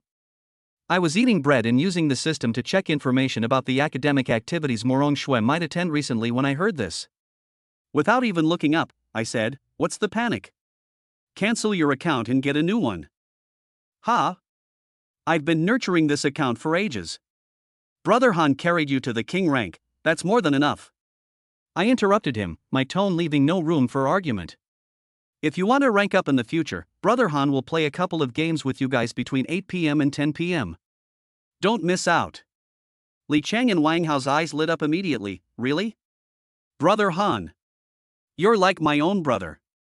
System, create a new game account for me. The ID will be. Sit down and call me Brother Han, I instructed. Done. Account registered, in-game currency, runes, heroes, all configured according to the host's preferences. 50 points of show-off value consumed. The system is extremely efficient. See, that's what you call professional. I nodded in satisfaction. Sure enough, when I logged into my new account at 8 p.m. sharp, and just as I accepted Li Chang and Wang Hao's friend requests and was about to start playing together, a flood of in-game friend requests and team invitations came in like snowflakes. Many of them had prefixes with various guilds or teams, and some even had IDs certified by professional clubs. Holy crap! Brother Han. He's the manager of the Star Club. And the coach of the Dynasty team. They want to recruit you. Li Chang and Wang Hao were shouting at each other in the voice chat. I blocked all friend requests and invitations from strangers, leaving only the team-up requests from Li Chang, Wang Hao, and Lin Cece. Brother Han, why don't you consider it? It's a professional team. Maybe we can even play in the professional league. Li Chang said excitedly. I chuckled, entered the game, and instantly locked in an unpopular jungler, Athena. My tone was languid. Playing professionally? What's the point? Being tied down by a contract, training every day, it's nothing compared to being free and easy now, just enjoying the game. But that's the dream of many players. Wang Hao couldn't help but say. Dream? I controlled Athena, thrusting my gun into the enemy jungle, my tone tinged with disdain. Brother Han, my dream is the stars and the sea, it's about showing off, no, it's about pursuing higher levels of knowledge and power. Playing games is just for entertainment, a way to make some fun. Sit down, everyone, basic stuff. There was a few seconds of silence on the other end of the call, then Li Chang's quiet voice came through. Brother Han, even though I don't understand it, it sounds so awesome. In the following games, I switched between various heroes, using all sorts of unbelievable maneuvers and awareness to continue my rampage in high-level matches. My new ID, Sit Down and Call Han Go, was quickly spotted by sharp-eyed players and various streamers, causing another small-scale sensation. He changed his number. Still so fierce. This Athena, her damage calculation is just too outrageous. He seems to only be online between 8 p.m. and 10 p.m. News of my elusive nature and my disdain for professional offers quickly spread. This only added to my mystique and my aloofness. The various clubs and guilds were frantic. They couldn't get in touch with him, he ignored invitations. Just who was this guy? Was he really just a random player king who simply enjoyed the game? Ding! Ignoring invitations from various clubs, maintaining an aloof attitude, and continuing to demonstrate dominance in the game, your mystique and prestige have greatly increased. You have gained 8,000 points of prestige. Your reputation in the gaming world has reached widely renowned. The system notification sound made me happy. Those bragging points are really satisfying. Brother Han, time's up, shall we continue? Lin Cece asked, still wanting more. I glanced at the time, it was exactly 10 o'clock. I exited the game and shut down the computer. That's enough for now, Brother Han has to get down to business. I stretched. I have to attend that academic salon tomorrow, so I need to prepare and figure out how to have a friendly exchange with students from other departments in front of Morong Shui. How to have a friendly exchange with students from other departments. Li Chang and Wang Hao exchanged bewildered glances. In their view, beating professional gamers in video games was the real business, while attending academic salons was just a pastime. They simply didn't understand Han Ji's world. Chapter 68 Academic Exchange Meeting. The following afternoon, I arrived at the lecture hall of the third teaching building on time.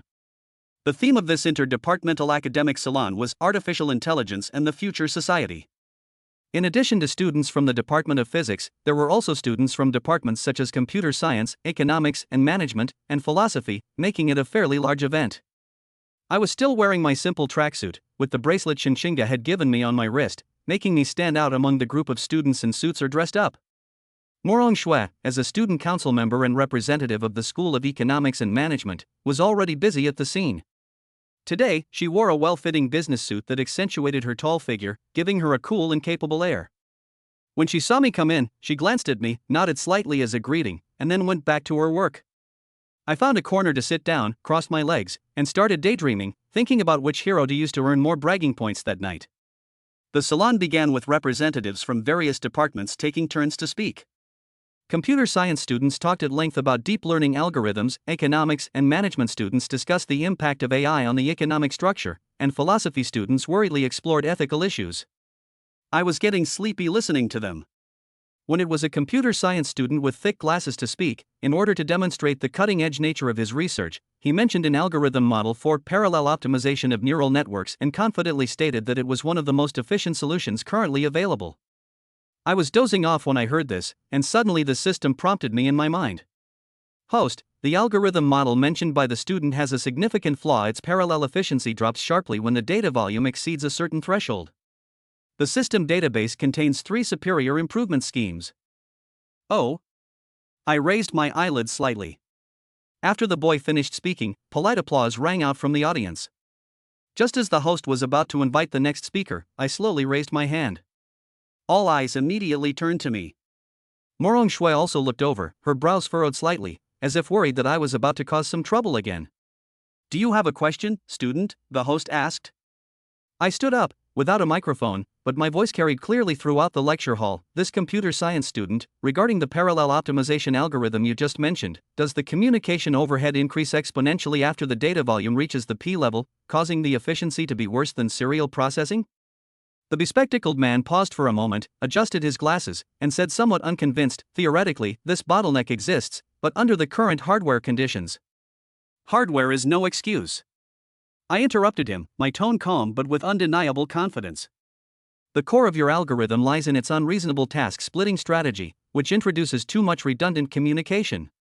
If we adopt an asynchronous pipeline structure based on dynamic load balancing, combined with a hierarchical aggregation strategy, we can improve parallel efficiency by at least 50% without increasing additional hardware costs, and perfectly avoid the bottleneck you mentioned. I spoke eloquently, explaining the core ideas of the optimization solutions provided by the system in simple terms, and even drew a simple diagram on the whiteboard next to me. The entire lecture hall fell into dead silence once again. The bespectacled computer science student stared wide-eyed at the logically sound, yet completely unthinkable, ideas on the whiteboard, cold sweat beating on his forehead. His prized research was riddled with flaws, and the other student even claimed there was a superior solution? Students from other departments, especially those majoring in computer science, were also stunned. How could Xia Zihan from the physics department be so proficient in computer algorithms? Her breadth of knowledge is terrifying. Morong Shui gazed at the confident, eloquent figure on stage, a complex emotion flickering in her cool eyes. There was surprise, admiration, and perhaps even a hint of something she herself didn't realize, a glimmer of attraction drawn to such absolute talent. After I finished speaking, I smiled at the bespectacled man who was still in a daze. Just some personal opinions, for your reference only. Sit down, that's the basics. Then, under the complex gazes of everyone present, I nonchalantly sat back down in my seat and continued to drift off into my own thoughts, as if I had just casually swatted a buzzing fly. Ding! At the interdisciplinary academic salon, you effortlessly pointed out the flaws in the representative algorithm of the computer science department and proposed a better solution with your superb knowledge, successfully showcasing your expertise across disciplines. You have gained 5,000 points of show-off value. Your reputation has been greatly increased. Morong Shui's evaluation of the host has been updated to a knowledgeable and unassuming genius, and your curiosity and desire to explore have increased by 10. The system notification made me smile slightly. Well, after showing off in games, I can't neglect academia either. That's how well-rounded I am. As for those shocked, admiring, or jealous glances, I'm used to it. After all, being invincible is just that simple, unpretentious, and boring. Chapter 69. Morong Shui came to watch me play ball? After the friendly exchange at the academic salon, my reputation has completely transcended the physics department and is racing towards becoming a legendary genius of Kyoto University. Now, when I walk around the school, not only students from my own department, but also students from other departments look at me with a mixture of awe, curiosity, and a sense of, is this guy an alien? My response remains the same 6-word mantra: calm down, sit down, basic stuff. Dude, I come with my own system, so being a little overpowered is normal. If it's not normal, then the system is faulty. System, host, where's your integrity? Where's your shame? Sorry, no. I'm just that straightforward. Life goes on as usual. During the day, I occasionally go to class, depending on my mood. I spend most of my time in the library or lab working on Professor Zhou's project. Every night, without fail, from 8 to 10 o'clock, I take Li Chang, Wang Hao, and Lin Cixi to the King of Glory game to reap the rewards of showing off and witness the screams of the kids. That afternoon, feeling a bit sore from sitting for too long, I decided to go to the basketball court for some exercise and, incidentally, check if my passive acumen was rusty. As soon as I arrived at the sports field, I saw Zhao Gang and his group of PE students sweating profusely again.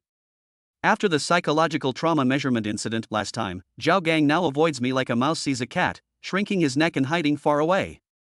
I couldn't be bothered with them. I found an empty hoop, grabbed a ball, and started shooting haphazardly. I didn't use any superhuman strength, it was just a regular jump shot, but it was incredibly accurate, almost always hitting the target. My movements even had an indescribable fluidity and beauty. After shooting for a while, I got a little bored, so I started doing some fancy tricks. I passed the ball behind my back, dribbled between my legs and then turned and shot, and even tried jumping from beyond the three-point line. Well, I hung in the air for a moment before gently putting the ball into the basket. These actions were astonishing to ordinary people, attracting many onlookers and gasps. Brother Han. Awesome. That hang time. Holy crap. Brother Han, do you take on apprentices? Tuition is negotiable. I ignored him and continued playing by myself. It wasn't until I caught a glimpse of a solitary figure standing on the sidelines that I noticed it had appeared out of nowhere. Murong Shui. She actually came to watch basketball? That's like the sun rising in the west. She wasn't wearing formal attire today, just a simple tracksuit that accentuated her slender and beautiful figure. She stood there, arms crossed, and those breasts? Her gaze calmly fixed on me on the court, the previous helplessness or displeasure gone, replaced by pure observation and contemplation? I pretended not to see her and continued my personal show. A behind-the-back dribble followed by a Euro step layup, the move was so smooth and elegant that it drew another gasp from the sidelines. Murong Shui's brow twitched almost imperceptibly. I dribbled to the three-point line, but this time I didn't shoot. Instead, I spun the ball on my fingertips, faster and faster, like a blue spinning top. This is a little trick from the system's database that really tests your feel and control. It's not very useful, it just looks cool. The ball spun merrily between my fingertips, incredibly steady. I could even get distracted and wave my other hand at the stunned spectators on the sidelines, flashing a sly smile. Finally, just as I was about to try spinning both at the same time, Murong Shui moved. She walked through the crowd and went straight to the sidelines, just a few steps away from me. Chapter 70. Did I get slapped in the face? Murong Shui's sudden approach almost made me lose control of the basketball I was spinning in my fingers. I quickly steadied myself, grabbed the ball, and looked at her with some surprise. Murong? Is something the matter? I tried to make my tone sound natural, but my heart was pounding. This ice queen taking the initiative to contact me couldn't be anything good. Murong Shui didn't answer immediately. She first glanced at the basketball in my hand that had just stopped spinning, then looked at me, her clear, cold eyes filled with an unprecedented seriousness and confusion. We stood there by the basketball court, one holding the ball, the other with his arm crossed, creating an awkward standoff. The onlookers held their breath, their gossip instincts blazing. Han Gu and Murong, the school beauty? What kind of story is this? After a silence of about 10 seconds, just as I was about to speak again, Murong Shui finally spoke. Her voice was still cold, but her speech was slower than usual, as if she was carefully choosing her words. Xia Zihan. I've always had a question for you. She looked up, meeting my eyes directly, her gaze seeming to pierce through any pretense. You clearly possess amazing talent. Whether it's academics or these things. She pointed to the basketball in my hand, then glanced meaningfully at the admiring gazes around us.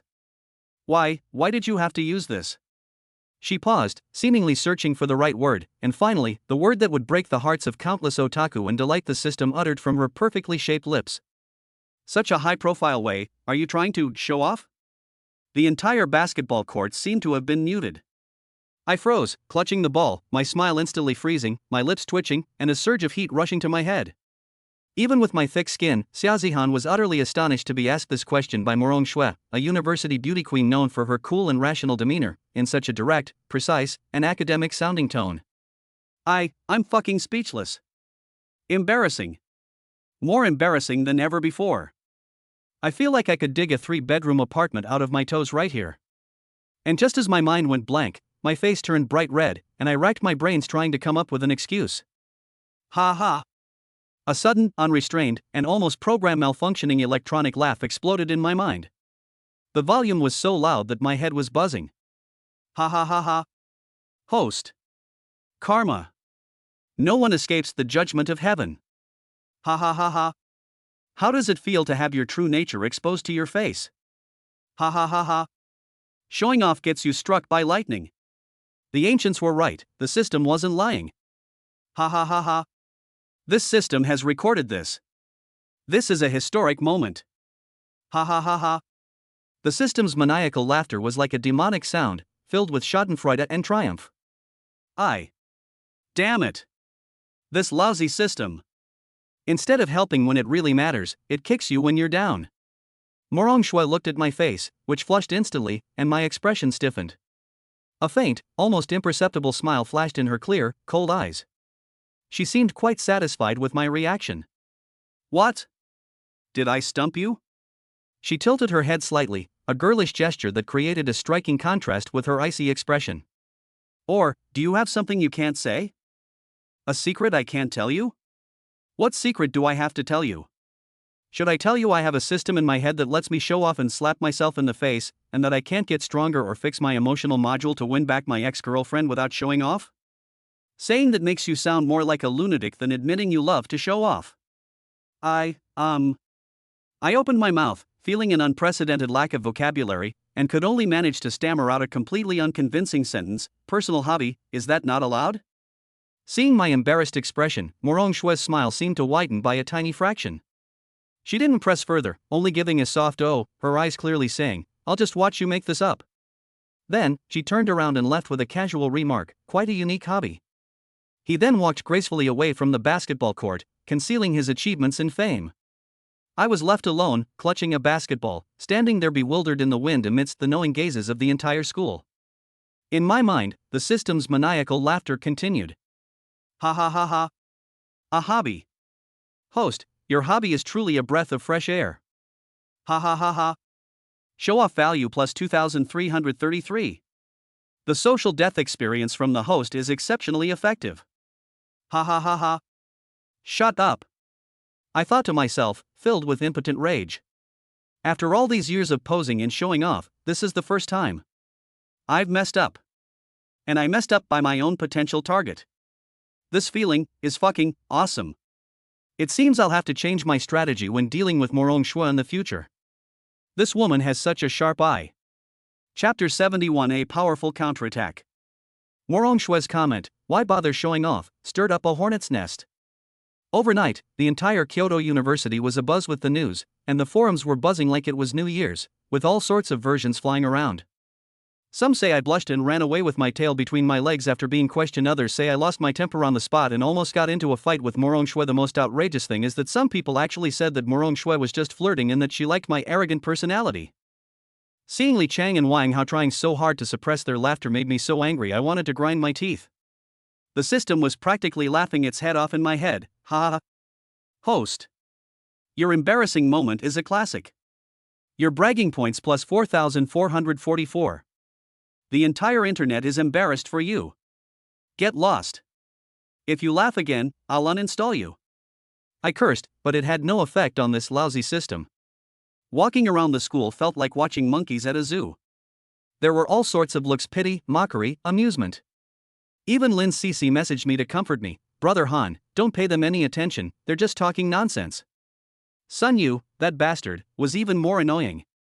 He said sarcastically in the dorm, "Hey, why aren't you putting on your act today, king of pretender?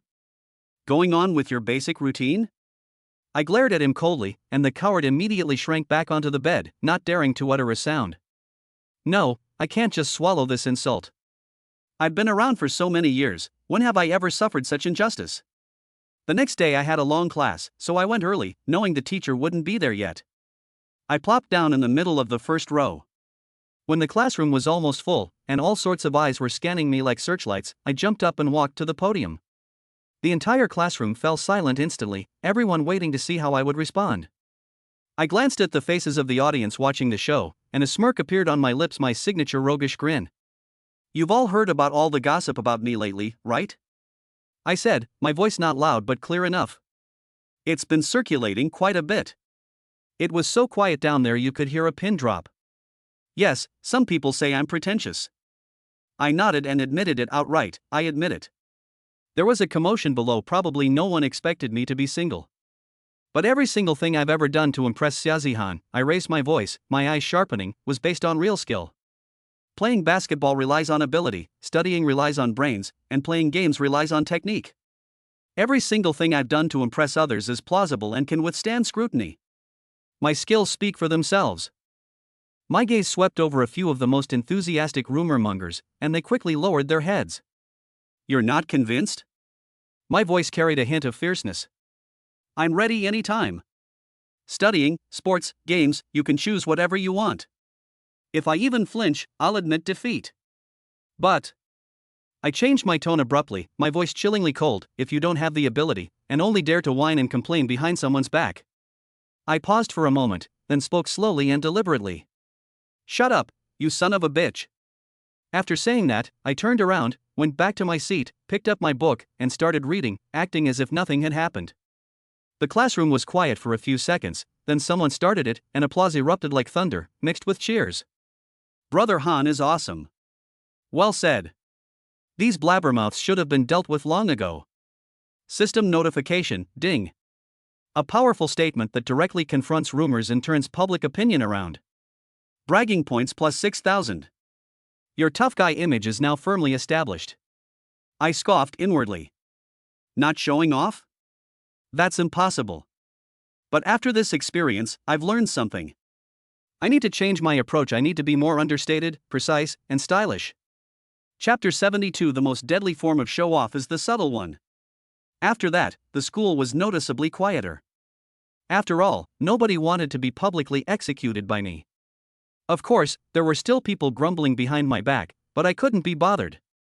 True coolness doesn't care about those taunts. I'm invincible, do whatever you want. I started to keep a low profile and be humble. I've heard that keeping a low profile is the highest level of showing off. That's me. My brother Han is always low-key. System, please be aware of your own limitations. Otherwise, you will have no friends. I can't be bothered with you, buddy. I need to start making some changes. First, regarding my appearance, I'll still wear the same tracksuit, but I'll subtly show the bracelet Shinshinga gave me on my wrist. If anyone asks, I'll simply say it was a gift from an old friend, and then remain silent, leaving plenty of room for imagination. The system commented, "Host, your attempt at being unintentional is too deliberate. You don't know anything. This is called creating a sense of mystery." My behavior changed too. I no longer showed off my skills on the basketball court, nor did I rush to answer questions in class. Instead, I integrated showing off into my daily life. For example, in the library, I would just happen to sit near where Morong Shui usually sits. She reads her economics book, and I read mine. The English version of A Brief History of Time with a German philosophy book next to me. It's not that I'm showing off, it's a prop the system gave me to enhance my sophistication. When a classmate gets stuck on a difficult problem, I happen to pass by, point out the key in a few words, and then calmly leave amidst the admiring gaze of the other person. For example, I accidentally attended a school concert. A senior student made a small mistake while playing the bells. After the performance, I went over to her, not to nitpick, but to talk to her about her fingering and emotional delivery in a professional tone, offering some suggestions. My tone was humble, but my content hit the nail on the head, leaving the senior student completely stunned. Morong Shui was there that time too. When she saw me talking to the senior, her eyes flashed with that kind of surprise again, like, this guy actually knows this stuff. System, ding. Successfully displayed your cool skills in a low-key and professional manner. Coolness points plus 3,000. Morong Shui's confusion level plus 5. See that? That's called creating a thunderclap in silence. I said smugly. You've just changed venues to continue your act, the system ruthlessly exposed. Oof, as long as the result is good. I've even changed my gaming style. I no longer talk nonsense, I become a cool and collected commander. CC, Yao, learn the second skill and counter jungle. Don't let Li Chang get away, we'll catch him in 3 minutes. Wang Hao, check the signal in the middle. His command was clean and efficient, and he carried the whole team while remaining calm, which made Lin Cece think, Brother Han is so handsome when he gets serious. Of course, Brother Han occasionally has to show off his true colors. For example, after taking on 5 opponents with Athena, he'll say thank you for the favor in a fair game, or when he's about to win, he'll elegantly recall to base in front of the enemy fountain. That's ridiculous. That day, he went to Professor Zhou to discuss his research topic. Afterwards, the old man was quite satisfied. Zihan has become much more composed lately. It seems he is now focused on his studies. I bowed respectfully and said, Professor, you flatter me. I still have a long way to go. When I went out, I ran into Morong Shui, who was also looking for Professor Zhou. She looked at me with such a complicated expression, as if she wanted to say something but hesitated. In the end, she nodded and left. I know she's still thinking about me. No rush, Brother Han, I have plenty of patience. My friend has changed his frivolous ways and is moving forward in a more low-key manner. After all, he's not as high profile, so his individual profits may not be as explosive, but it's a steady stream of income, and it's more likely to leave people scratching their heads. Like simmering soup over a low flame, once Morong Shui's aloof soup has simmered for the right time, naturally, cough cough, I'm getting ahead of myself. In short, the road to showing off is long and arduous, so I'll just change my approach and keep going. After all, life isn't just about getting by, there's also poetry and distant horizons waiting for me to show off. Besides, I'm a system-wielding individual. From now on, I should just accurately identify and target those who want to slap me in the face. I'm not that high profile. And not just anyone can bully me. Chapter 73: The Playboys of the Capital City. Kyoto University is known for its hidden talents, that's a well-known fact. The truly powerful scions of wealthy families are surprisingly low-key. After all, in Beijing, who knows if you might accidentally run into a brick wall? As they say in their circle, if you're a dragon, you have to coil up; if you're a tiger, you have to lie low. If you take the wrong path, you'll run into bureau chiefs. But some people are naturally flamboyant, and their families spoil them. That afternoon, I was slacking off in my usual spot at the library, a thick book on quantum field theory spread out in front of me, my mind actually working with the system to figure out the practical applications of the newly unlocked microscopic particle manipulation techniques. Morong Shui sat not far away, quietly flipping through English literature, sunlight streaming through the window and falling on her profile, a pleasing sight indeed. The tranquility was shattered by an undisguised uproar. Several arrogant young men dressed in trendy designer brands swaggered into the reading area. The one in the lead, with a buzz cut and an expensive Richard Mille watch on his wrist, walked with a swagger, his eyes radiating an innate sense of superiority. One of his henchmen, standing beside him, had an especially loud voice. "Young Master Hui, what's so great about this lousy place? Why don't we go to my newly discovered spot? The girls there are hot." The short-haired man, known as Young Master Hui, waved casually, his gaze sweeping across the reading area before finally settling on Morong Shui, his eyes visibly brightening. He walked straight over, pulled out the chair opposite Morong Shui, and plopped down, resting his elbows on the table, completely ignoring the quiet atmosphere of the library. "Morong Shui? I've heard so much about you." Hui Xiao grinned, revealing 2 rows of white teeth, his tone flippant. "I'm Zhang Hui, from the history department. I've long heard that the beauty queen of the economics and management department is a great beauty, and seeing her today, I can confirm that she truly lives up to her reputation." Morong Shui didn't even lift her eyelids, and simply said, "Classmate, please keep quiet." Zhang Hui was rebuffed and felt a little embarrassed, but he clearly wasn't going to give up. Instead, he intensified his efforts. "Don't be so cold. Let's be friends? I have a get-together tonight, everyone's in the industry, give me some face?" His followers chimed in, "Yeah, senior sister Morong, our young Master Hui is." "It's so noisy." A lazy voice interrupted him. "It wasn't Morong Shui, it was me." I remained in the same reading posture, without even lifting my head, and spoke softly, but my voice was exceptionally clear in the quiet reading room. Zhang Hui and his henchman's gazes instantly pierced me like knives. "Who are you?" Zhang Hui squinted, his tone unfriendly. I slowly closed the book, looked up, and stared at him like he was an idiot. "Library, quiet, understand?" Zhang Hui laughed in exasperation. In the capital city, very few people dared to speak to him in such a tone. He stood up, walked to my desk, and looked down at me condescendingly. "Kid, you're pretty cocky, huh? Which department are you in? Do you know who I am?" I picked at my ear, looking impatient. "I don't care who you are. If you want to pick up girls, go outside. Don't disturb my reading." "Brother Han?" Zhang Hui paused for a moment, then seemed to remember something, a mocking smile appearing on his face. "Oh, you're that pretentious Xiaozi Han from the physics department, right? I heard you're quite arrogant. What, want to stand up for Morong Shui?" The system beeped excitedly in my mind. Host. A high-value slap-in-the-face target has appeared. Zhang Hui, with a glorious family background, is a typical third-generation red, arrogant and domineering, and considered a troublemaker among the younger generation in the capital. Difficulty of slapping him in the face, medium. Rewards, estimated bragging value 8,000 plus, and may gain favor from some inconvenient to take action forces. Background? The waters run deep in Beijing. There are plenty of people with powerful connections. It's one thing for juniors to cause trouble, but when the older generation gets back up after being beaten, there are naturally many more things to consider. But this is me, someone with a system on my side. Why would I be afraid? I stood up. Though I wasn't as tall as him, my presence was just as imposing. I pointed to the character for quiet on the library wall, then to the door. "I'll say it one last time, get out. Or, I'll help you." Zhang Hui's face instantly darkened, and one of his henchmen reached out to shove me, yelling, "You fucking wanna die?" Just as his hand was about to touch my shoulder, I seemed to slip accidentally, my body shifted slightly to the side, and my elbow just happened to push backward. Ouch!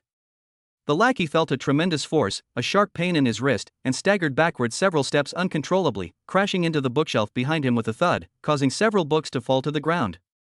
The commotion was quite significant. Everyone in the reading area looked over, including Morong Shui, who had been expressionless the whole time. There was a very faint hint of surprise? Worry in her eyes as she looked at me. Zhang Hui's face was ashen. He hadn't expected me to actually make a move. He stared intently at me, his fists clenched, as if he wanted to attack right there. What's going on? Who's causing trouble in the library? The librarian and security guards who rushed over after hearing the commotion burst in.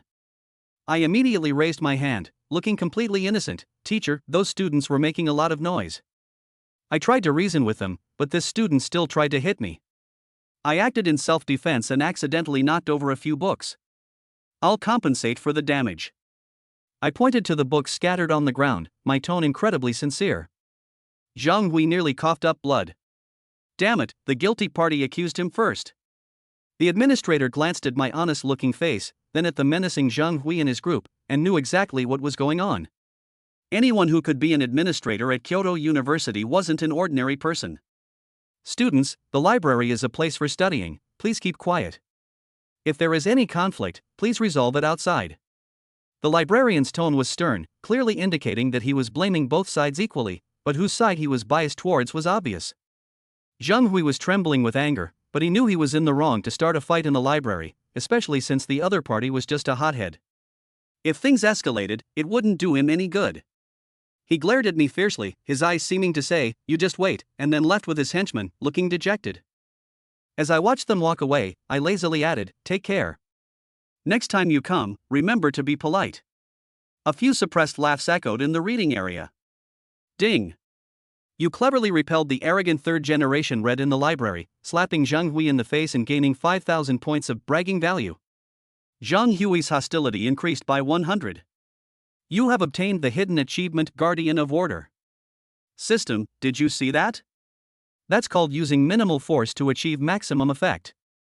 I quietly returned to my seat, concealing my accomplishment. Morong Shui glanced at me, didn't say anything, but seemed to nod slightly. Chapter 74 Yang Jinhua, Young Master Yang. I thought Zhang Hui's matter was over. After all, he was humiliated at the library, and someone of his status should have some self-respect. As it turned out, I underestimated this guy's vengeful nature. 2 days later, I was casually playing basketball with some familiar classmates when Zhang Hui arrived in a large group. This time there were even more people, all burly and strong, clearly from a sports academy or someone who had trained specifically for sports. Xia Zihan. Zhang Hui stood on the sidelines, hands in his pockets, his tone icy. You got away with it in the library, now, shall we play? I dribbled the ball and glanced at him. How do we play? Simple. Zhang Hui pointed to the court. 3 against 3, 10 balls. The loser kneels down and calls the other person grandpa 3 times, then gets out of Kyoto University. Upon hearing this, even the faces of my classmates who were playing basketball with me changed. This bet was too high. More and more people gathered around to watch the spectacle, and discussions arose among them. It's Zhang Hui. Why is he at odds with Xia Zihan? I heard they had a conflict at the library a couple of days ago. Brother Han is in trouble now. Zhang Hui brought people from the school team. Such a huge bet? Doesn't the school care? The system analyzed in my mind. Host, the opponent is well prepared, with superior physical attributes and skills. The win rate with conventional tactics is about 65%. It is recommended to use the passive skill of the god of basketball combined with some explosive power, which can increase the win rate to over 95%. I smiled, twirled the ball between my fingertips, and looked at Zhang Hui. I accept the bet. But, forget about calling me grandpa, I'm afraid it'll shorten my lifespan. The loser has to avoid the other person from now on, dare you? Zhang Hui snorted coldly, suit yourself. Begin. The game started off tense and aggressive. Zhang Hui's team was extremely aggressive, resorting to all sorts of dirty tricks and fouls, which the referee turned a blind eye to. My 2 classmates were quickly knocked around and started to lose their composure. Zhang Hui personally kept a close watch on me, like a persistent leech, and his hands were never clean. "Kid, it's not too late to admit defeat now," he whispered, threatening me. I couldn't be bothered with him. I dribbled behind my back and turned around, so fast that he didn't even have time to react before I easily got past him and scored a layup. "That's it?" I retorted with 2 words. Zhang Hui's face darkened, and his actions became even dirtier. During a scramble for a rebound, he secretly elbowed me in the ribs. For an ordinary person, this would definitely be badly hurt. But I was prepared. My strong physique wasn't for nothing. I took the hit head on, and it felt like a tickle.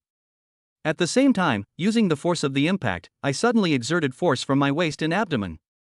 Zhang Hui felt a tremendous force come from him, and he was knocked off balance, almost falling over. He looked utterly disheveled. "Hui Xiao!" His teammates rushed to help him up. A chorus of boos erupted from the sidelines. Clearly, everyone had noticed his underhanded tactics. The rest of the game became a one-man show. Faced with my absolute speed, strength, and skill, Zhang Hui's tricks were like children playing house. Breakthroughs, dunks, three-pointers. I could score no matter what I did. The score quickly widened. Zhang Hui's team played more and more frantically, making increasingly larger moves, but the more they did so, the more openings they created. In the end, it was a crushing 10-2 victory. I stood on the field, looking at Zhang Hui, whose face was ashen and who was panting heavily. I tossed the ball back to him and said calmly, "Thank you for the favor. Remember to take a detour next time." Zhang Hui stared intently at me, his eyes filled with murderous resentment. He had really lost face today. He abruptly waved his hand and led his group away, looking rather pathetic. "Wait." A gentle yet authoritative voice rang out. The crowd parted, and a young man dressed in ordinary sportswear, wearing gold-rimmed glasses, and possessing a calm demeanor walked over. He looked quite ordinary, but when Zhang Hui saw him, his expression changed drastically, and his previous arrogance vanished instantly. It seemed this man possessed immense power, strength, and was quite formidable. "Yang. Brother Yang." Zhang Hui stammered. The man called Brother Yang pushed up his glasses, didn't even look at Zhang Hui, but smiled at me instead. "Xiaozihan, right? You play ball quite well." I nodded without saying anything, and mentally communicated with the system. "System, who is this? His aura is extraordinary." Scanning. Target, Yang Genoa, identity highly confidential, close ties to a prominent family, influential among the younger generation in the capital, belonging to the core circle of the capital. The system quickly reported. Yang Genoa then turned to Zhang Hui, his tone still gentle, yet carrying an invisible pressure. "Xiao Hui, if you lose the bet, you have to accept it. Kyoto University isn't a place where you can run wild. Give your old man some face, okay?" Zhang Hui's face flushed red and then turned pale. Finally, gritting his teeth, he said to me with extreme reluctance, "I lost." Then he ran away without looking back, even faster than when he came. Yang Genoa then smiled at me again and patted my shoulder. "Young man, it's good to be sharp, but you also need to know your limits. If you need anything in the future, you can come to me." After saying that, he turned and left, keeping his achievements and fame hidden. The onlookers were stunned. The reversal happened too fast. Ding! You crushed Zhang Hui on the basketball court. You gained 8,000 points of bragging rights. Your reputation has been slightly increased. You have gained Yang Genoa's appreciation. The system notification sound was delightful. I flexed my wrists and flashed my classic Han-style smile at my still bewildered teammates and audience. "Sit down, everyone. That's basic stuff. It seems the waters run deep in this capital city. I need to learn to leverage connections. I need to build my own network of contacts, otherwise I'll be hesitant to show off in the future. Don't worry, host, with the system in hand, the world is yours." Can the system cover everything? Yes, host, fly bravely, and take responsibility for your own actions. Damn it. Chapter 75. Greetings from Chinga. The commotion I caused at Kyoto University eventually got out. Even Shinchinga, who was far away at the Imperial Academy of Fine Arts in Beijing, heard about it. That evening, I had just finished a discussion with Professor Zhou when my phone vibrated. It was a message from Chinga, just 3 simple words: "Are you alright?" It was followed by a laughing emoji covering its mouth. My heart skipped a beat, and I felt a little embarrassed. Well, they must have heard about my soul searching by Morong Shui and my fight with Zhang Hui afterwards. I held my phone, pondering for a long time how to reply. Play dumb? That wouldn't be appropriate. Boast? Even worse. In her presence, all my so-called sophistication and arrogance were like a paper tiger, easily punctured. Finally, he honestly replied, "It's nothing, it's all just rumors. I'm fine." A little while later, she sent another message. "I heard there's a senior at your school named Morong Shui. She's really amazing?" My eyelids twitched. That tone had sounded normal, but I could detect a tiny, almost imperceptible warning. Women's radar is really accurate.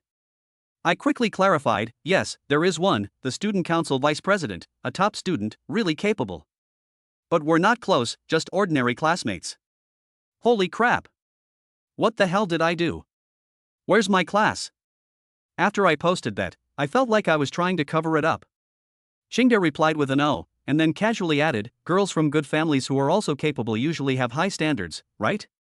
I don't know how to respond to that.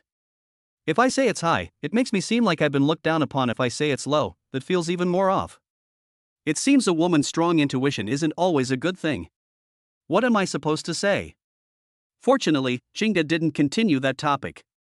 Instead, she asked about my life, whether I was eating well, sleeping well, and whether my research was going smoothly. Her tone was still gentle, filled with genuine concern. I answered each question, and the slight irritation I felt from the recent turmoil gradually subsided. Talking with her always brings me a rare sense of peace. Towards the end of the conversation, Xingde seemed to suddenly remember something and said softly, "By the way, that bracelet I gave you before, if it's old or you don't like it anymore, just throw it away, it's okay."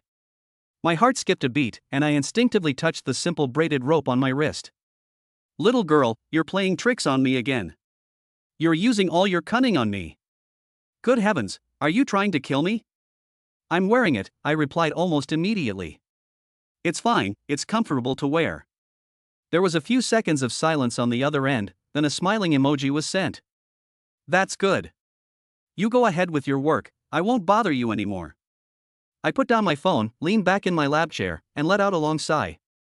The system spoke softly in my mind, "Host, your heart rate fluctuations and adrenaline levels just now were comparable to facing 10 Zhang Hus." Shut up. Do you need to tell me? I'd rather beat up 10 Zhang Hus, no, 100. I retorted irritably, but the corners of my mouth couldn't help but turn up slightly. She knew.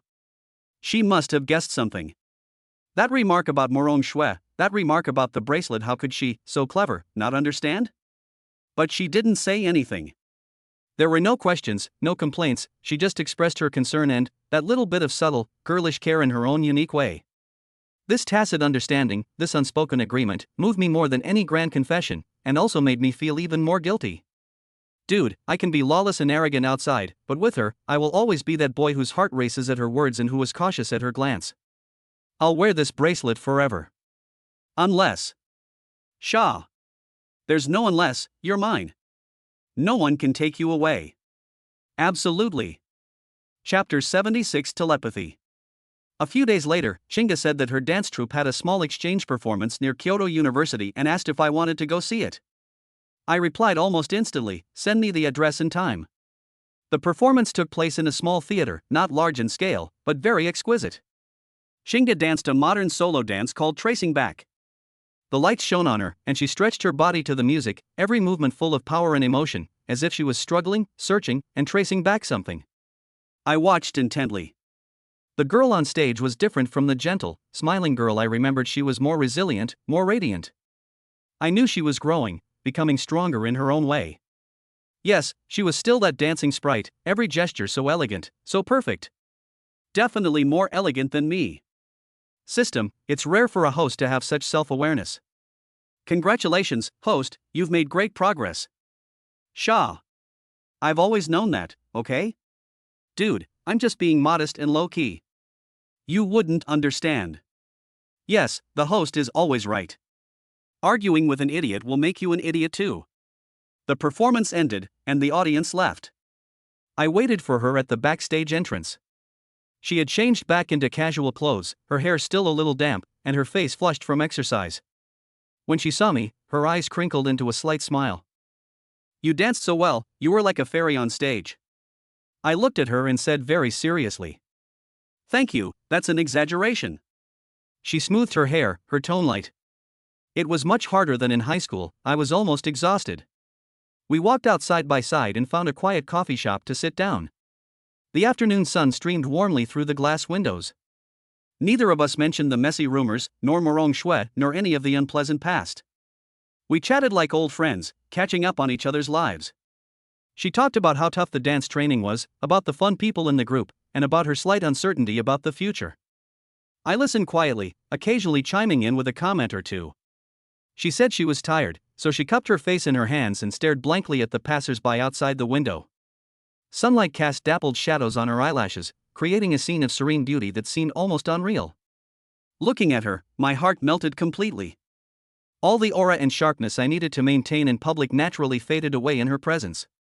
At that moment, I wasn't some cool, arrogant person, nor a physics genius. I was just the most ordinary Xiaozihan. Look, she suddenly turned her head, pointed to my wrist, and smiled. You really have been wearing it all along. I looked down at the slightly worn bracelet and smiled. Yeah, it's fine to wear. I'm used to it. She didn't say anything more, but simply picked up her coffee, took a sip, and the smile in her eyes deepened. We all know what this ordinary rope means. It connects us to our shared past, carrying unspoken apologies, waiting, and perhaps a future. It is more powerful than any words. It was getting late when we parted. I walked her back to her dormitory at the art college. She stopped at the door, turned around and looked at me. Zihan, she said softly, her eyes clear and gentle, at Kyoto University just be yourself. Don't worry about what others say. She paused, her voice even softer, yet it landed on my heart like a feather. I know, you've always been you. It felt like something had hit me hard in the heart, a bittersweet feeling mixed with a warm, surging sensation. I nodded emphatically, 1,000 words stuck in my throat, finally turning into just one sentence, you too. Dancing, be careful, don't push yourself too hard. She smiled and waved, okay, go back now. Be careful on the road. Watching her walk into the dormitory building, I stood there, motionless for a long time. For the first time ever, the system didn't complain, it just stayed quietly. I know it's watching too. Some feelings don't need to be dramatic or constantly spoken. They're just there, like a hidden stream, silent yet profound. Like this worn-out bracelet on your wrist, unassuming, yet tightly binding together the truest parts of each other. That's enough. I, Hangu, still have to keep running down the road at showing off and getting slapped in the face. But no matter how far I run, there will always be a place in my heart that shines for her, warm and pure. Chapter 77. My entrepreneurship was actually fortune-telling. Life at Kyoto University flew by like flipping through a book. Finals are almost here. Although I, Hangu, have been doing quite well by subtly exaggerating my abilities, and my cool factor has been steadily increasing, I always feel like something's missing. Is staying solely focused on campus limiting my horizons? That evening, while I was eating takeout barbecue, I chatted with the system. System, look, I've accumulated quite a bit of cool points. Shouldn't we start a side business? Like, starting a business or something? We can't keep making extra money by playing games with girls and arguing with classmates, can we? That's not cool enough. The system was silent for a few seconds, then spoke in an extremely serious electronic voice, as if announcing some universal truth. Through in-depth calculations and big data analysis by this system, combined with the host's own conditions and current global development trends, the optimal entrepreneurial project tailored for the host has been generated. Oh? I became interested and sat up straight. What kind of project? High tech? To create a unicorn company? Or to develop cutting-edge technology products?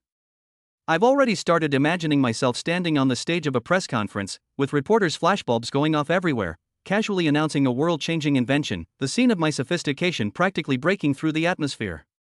Then, I heard the system's resounding suggestion, which almost made me shove a roasted chicken wing into my nostril. Suggested business idea for the host, fortune-telling.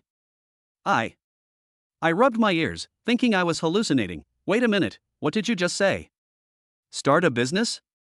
Fortune-telling, the system repeated clearly and precisely. Specific services may include face reading, bone reading, character analysis, divination, feng shui, exorcism, encompassing everything.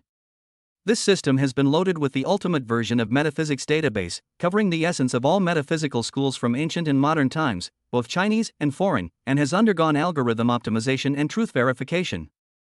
I stood frozen in place, holding half a chicken wing, my mind buzzing. Fortune-telling? I, Seazi-han, a recognized genius in the physics department of Kyoto University, perhaps self-proclaimed a future king of cool who will wield power to pursue the stars and the sea. You want me to set up a fortune-telling stall on the street? This is all wrong. What does this have to do with my image as a top student, sports enthusiast, and gaming prodigy? System, are you fucking infected with a virus? I almost jumped up. Or are you finally jealous of my talent and planning to destroy me in this outrageous way? Host, please remain calm. The system's tone remained steady. This system is operating normally. Please do not use the narrow perspective of an ordinary Earth carbon-based lifeform to examine the optimal solution deduced by this system based on higher dimensional logic. Optimal solution, my ass. I was so angry I wanted to throw the skewers away. You want me to compete with those old folks for business? To associate with those con artists? Don't I have any dignity? Superficial. The system scoffed. The fortune-telling provided by this system is a high-dimensional technique that directly addresses the essence of destiny and probes the rhythms of cause and effect. How could it be compared to those charlatans who merely swindle and deceive? It started instilling concepts in me. Did the host realize that feng shui is not superstition, but an art of interaction between energy and information fields? Is bone palpation not just random pressing, but tracing the flow of an individual's life information through the magnetic field of the bones? And predicting the future is based on cutting-edge technology using massive data extrapolation and probabilistic interference. I was stunned. Although it sounded like nonsense, it also seemed somewhat reasonable. In the initial stage, the host can rely on the system's assistance to accurately determine good or bad fortune, receive guidance, and achieve immediate results. At the intermediate stage, one can slightly influence one's destiny, bringing good fortune and avoiding misfortune, and even defying fate.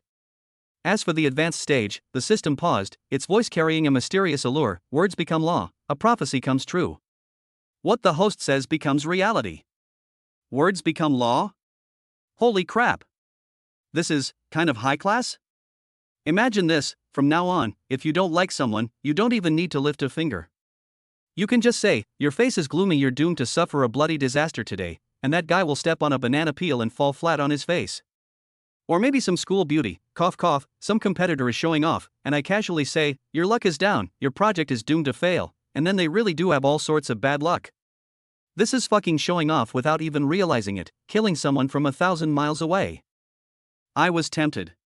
But I was still a little embarrassed. But you can't just set up a stall there, can you? That would be too low class. Who gave the host permission to set up a stall? The system scoffed. Initially, you can use referrals from acquaintances for small-scale promotion, building reputation and an air of mystery. Once your name spreads, people will naturally come knocking with money. Target customers are high-end individuals, political and business elites, entertainment stars. Fees? No upper limit. Maximize your prestige. That makes sense. My eyes grew brighter and brighter. This isn't fortune telling, it's clearly the mastery of a revolutionary, incomprehensible superpower. And it's even profitable. Let's go. I slapped my thigh, and the roasted chicken wing almost flew out of my hand. But, is this thing reliable? What if I miscalculate and ruin my reputation? Please rest assured, host. The system exclaimed confidently, anything produced by this system is guaranteed to be of high quality. Now, please pay 10,000 points of pretentiousness value to activate the Introduction to Metaphysics skill pack. 10,000 points? Why don't you just rob me? I was in excruciating pain, but when I thought about the awesome scene of my words becoming law in the future, I gritted my teeth and paid. A vast and profound flow of information instantly flooded my mind, encompassing the essence of the I Ching, Ziwei Do Shu, Jimen Dunjia, physiognomy and palmistry. Countless pieces of knowledge merged together, as if they were innate. I even felt that my gaze had become a little deeper, and I seemed to be able to capture some faint chi when I looked at things. Awesome! I couldn't help but exclaim as I absorbed the knowledge in my mind. Basic procedure, don't be alarmed. The system calmly responded, now, please find your first soulmate and begin your mystical, pretentious, your entrepreneurial journey. Who should we look for as the first destined person? I stroked my chin and gave a mysterious smile. Chapter 78 Fire the First Shot. Having activated my Introduction to Metaphysics skill pack, I feel like I see the world from a completely different perspective. Walking around campus, I see everyone is having an off look, either with a dark aura or an impending love tribulation, making me feel like a weirdo. Who to contact for the first client, that is the question. Not too familiar, otherwise it'll be hard to collect payment. Not completely unfamiliar, or people will think I'm crazy. Just as I was pondering this, the opportunity presented itself to me. Li Chang has been a bit listless lately. He lacks energy during training and keeps getting distracted while playing games. This day in the dorm, he was sighing and looking at his phone again. Xianzi, what's wrong? Did you break up with your boyfriend? Wang Hao asked, pushing up his glasses. It's worse than a breakup, Li Chang said with a long face. Back in my hometown, my parents are forcing me to go back and take the civil service exam after graduation, to get into that kind of low-paying government office, saying it's stable. But I want to stay in Beijing and work hard with my girlfriend. We're arguing about it so much, it's so annoying. A thought struck me. Wasn't this the perfect fated one? I put down my pretentious copy of A Brief History of Time, walked up to Li Chang, and pretended to size him up a few times. Then I grabbed his hand. His palms were sweaty. I touched his hand and felt his knuckles. Li Chang got chills from my gaze. Han, brother Han? What are you doing? I'm not gay. Shut up. I hissed, my brow furrowed, adopting a serious, thoughtful expression. A truly enigmatic look. My main purpose was to show off. In my view, Li Chang's facial features and bone structure were quickly analyzed and deduced by the system. Target, Li Chang. His prominent brow bone and slightly sunken bridge of the nose suggest he left home early and has a weak connection with his parents, but he is capable of self-reliance. His career line forks around age 23, pointing towards the capital city, and intersects with his love line combined with his recent fluctuations in aura and a darkening of his kinship palace. The system quickly reported a series of analysis results in my mind. I released my grip, looked at the bewildered Li Chang, and spoke in a low, mysterious tone. Xiangzi, your parents' palace is gloomy, and you will soon have endless arguments with them about your future, especially with your father, with whom you have a deep conflict. Li Chang's eyes widened in shock. Holy crap. Brother Han, how did you know? My dad's about to cut ties with me. I ignored him and continued to follow the system prompts. Your destiny is marked by the movement of the traveling star, which means you are not destined to be confined to your hometown. Your opportunities lie in the capital, not in your hometown. Really? Li Chang exclaimed excitedly.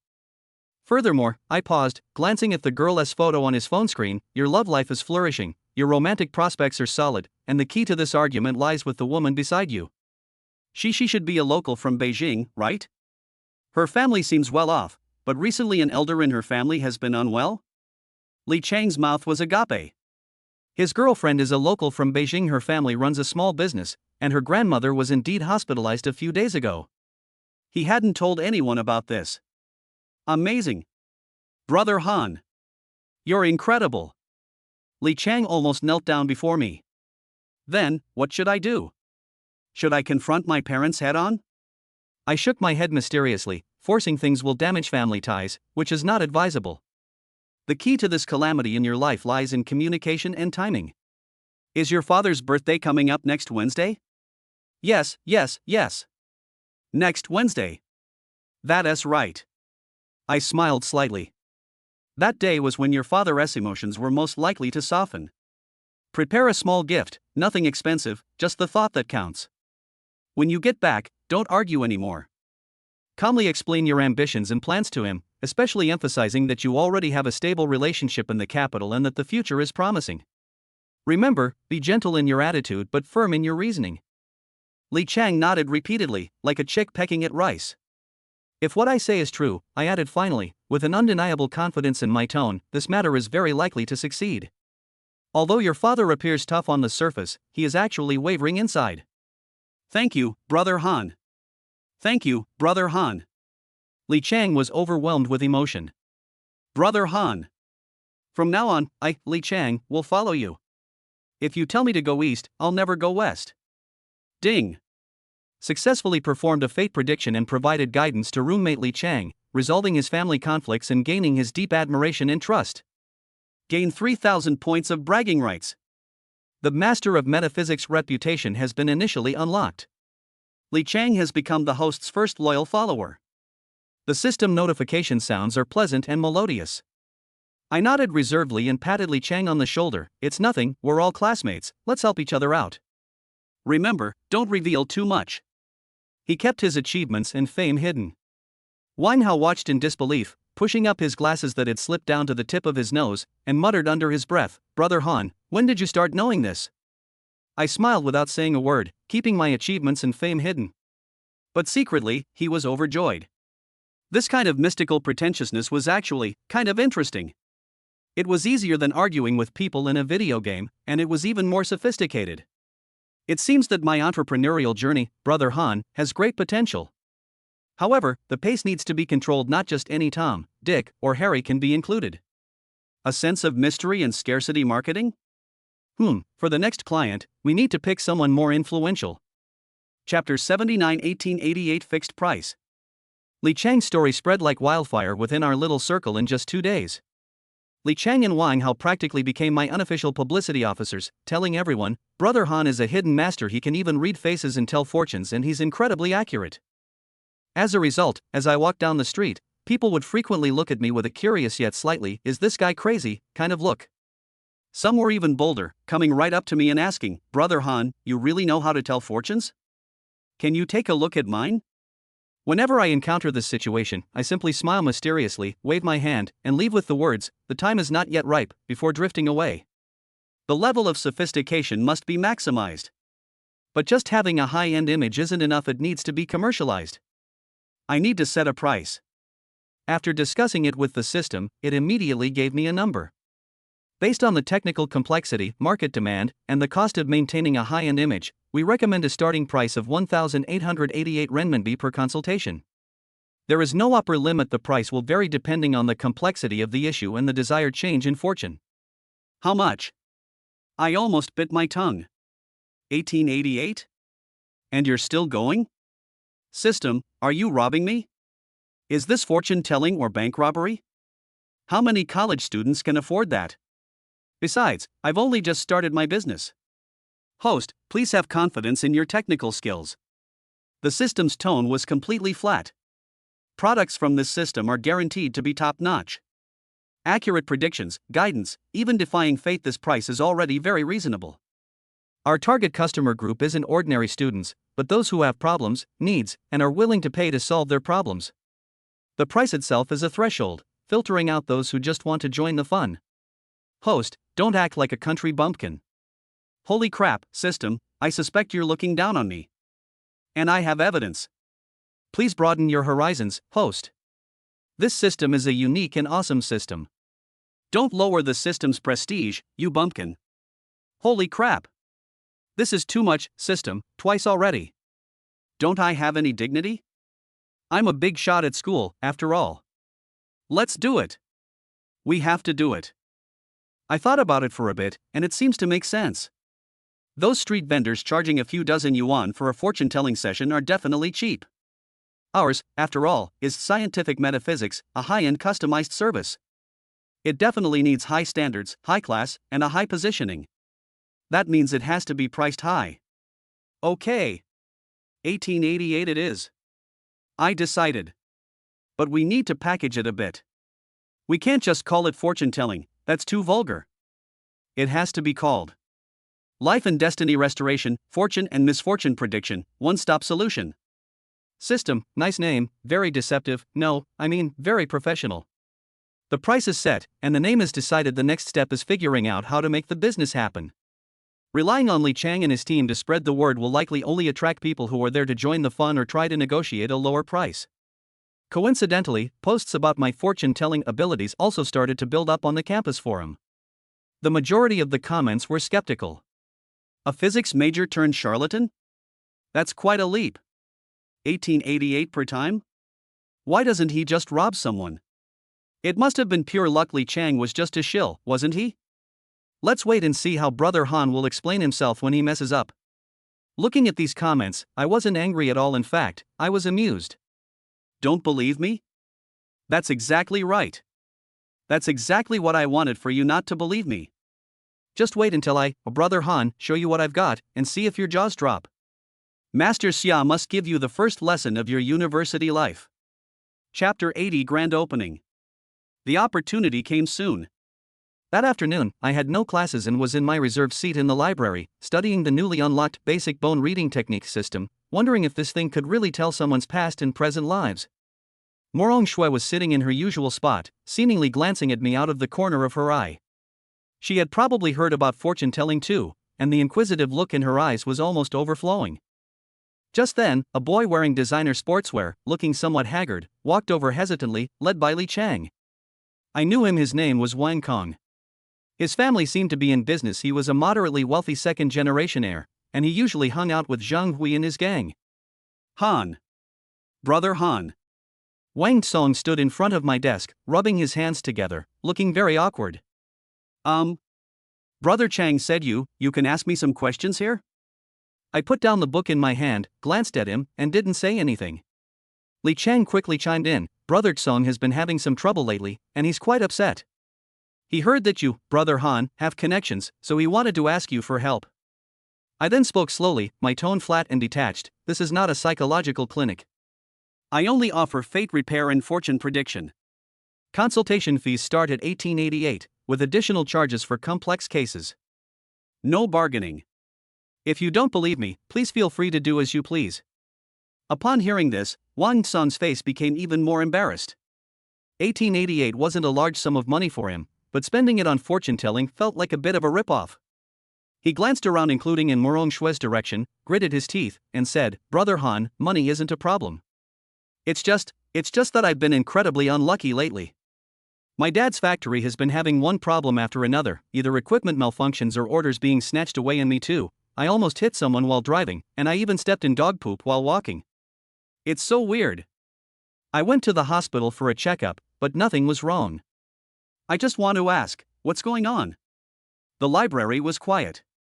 Although he lowered his voice, several people nearby could still hear him and pricked up their ears, including Morong Shui. I didn't rush to answer, but instead carefully examined his face. Dark energy swirled around his forehead, far more severe than with Sun Yu, and this dark energy even carried a strange, blood-red hue, a sign of impending bloodshed and great financial loss. This was no coincidence. I gestured for him to extend his hand, and then pretended to massage his palm and knuckles a few times. A cold, disordered sensation traveled up my fingertips. I understand now. I withdrew my hand, closed my eyes, and tapped my fingers lightly on the table, as if divining the secrets of the heavens. A full minute passed before I opened my eyes, my gaze sharp as I looked at Wang Song, my voice low and certain. Wang, this isn't just ordinary bad luck. You've been set up a feng shui trap, offended a villain, and disturbed the evil energy of your ancestral graves. What? Wang Song's face turned pale with fright. Feng shui arrangement? Ancestral graves? The eavesdroppers around were in an uproar. This is really going too far. Ignoring their reactions, I continued in an unquestionable tone, the dark, blood-tinged aura between your brows foretells bloodshed and financial loss. The bone-chilling coldness in your palms indicates you are being haunted by malevolent spirits. I ask you, in the past 3 months, has there been any construction work done at your home or in any places you frequently visit? Or have you received any unidentified ornaments or gifts? Especially jade or metal items? Wang Song frowned and racked his brains. Suddenly, he slapped his thigh. I remember now. About 2 months ago, one of my dad's business partners gave him a bronze picio, saying it would bring him wealth. He put it in his office. Ever since then, things have been going badly at the factory. That's the problem. I slammed my hand on the table, stroking my non-existent beard, and said, that's not a wealth-attracting picio at all, it's a tampered, luck-devouring picio. It's not sucking up wealth, it's sucking up your family's fortune. And its placement is definitely wrong. It's facing the direction of your ancestral graves, attracting negative energy. If you leave it unchecked, at best you'll be bankrupt, at worst. I paused at the right moment, leaving room for endless imagination. Wang Song was already sweating profusely, and he grabbed my arm. Brother Han. Master. You have to save me. Just tell me how much. I casually withdrew my hand and dusted off non-existent dust. There is a way to resolve this, but it will take some effort. First, immediately wrap the picio in red cloth and take it to a temple or Taoist monastery to have it disposed of. Second, I will draw 2 purifying and warding off evil talismans for you. Take them home and burn them in your home and your father's office, sprinkling the talisman water in every corner. Finally, you need to obtain a genuine, consecrated pisho and place it in the direction I specify. As I spoke, I took out a yellow paper talisman that I had prepared beforehand, with a profound-looking pattern drawn in cinnabar that no one could understand. I handed it to him. The consultation fee plus this talisman will cost you $28.88. Do as I say, and I guarantee you'll turn bad luck into good. I said without batting an eye. Without saying a word, Wang Song immediately took out his phone and transferred money to me, as if he was afraid I would change my mind. Holding the talisman, he left with profuse thanks, his back looking much lighter. After he left, the library area became eerily quiet. Everyone was looking at me like I was a god, or like I was crazy. Morong Shui stared intently at me, as if trying to read my face. The system notification sounded at the opportune moment. Ding. Successfully completed your first paid metaphysical consultation. Your accurate diagnosis and intimidating rhetoric have impressed both the client and onlookers. You've earned 6,000 points of pretentiousness. Your monetary income is 2,888 yuan. Your charlatan master image is now initially established. I slowly put away my phone, picked up A Brief History of Time, and continued studying. He kept his achievements and fame hidden. Secretly pleased, Brother Han thought, I've got this fortune teller's heirs figured out. 1888? Looks like I set the price too low. Chapter 81 Emotional Counseling Expert. Just a few days after Wang Song's incident, the news that Brother Han is a true master spread like wildfire among a small, specific group of people. Mainly, it was those privileged second-generation rich kids who had just encountered some strange occurrences. Ordinary students were mostly just watching the spectacle, thinking I was doing performance art. My fortune-telling consultation business is somewhat underground. Appointments are made through Li Chang or Wang Hao, and the location is usually a corner of the library or an empty classroom. The price starts at $18.88, but it varies depending on the client. For complicated cases like Wang Song's, it's extra. My demeanor has actually changed somewhat under the subtle influence of the master aura bestowed upon me by the system. Before, I was sharp and outspoken, but now, I have an inexplicable aura, and my eyes occasionally focus, as if I'm looking at something that others can't see. In Li Chang's words, Brother Han, you look a bit like someone about to ascend to immortality in a cultivation novel, except that your way of speaking is a bit unpleasant. That afternoon, the client arrived. She was a pretty young woman from the art school named Zhaoing. She was stylishly dressed and had a great figure, but there was a hint of anxiety in her eyes.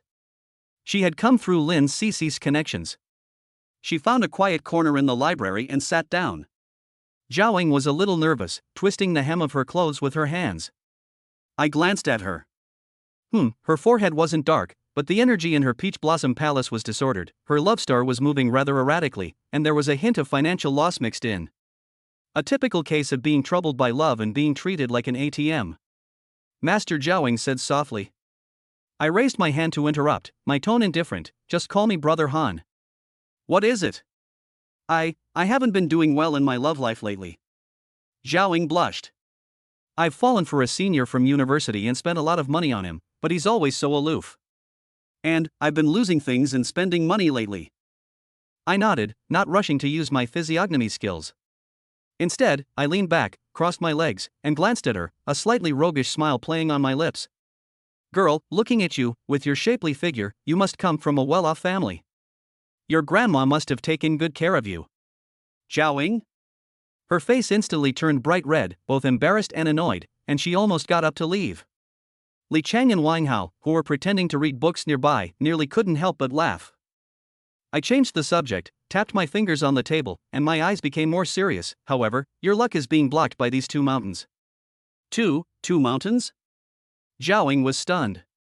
Yeah, I said, making up a lie with a straight face, the one in front is called love brain, blocking your wealth and making you lose your way, throwing money into the pit.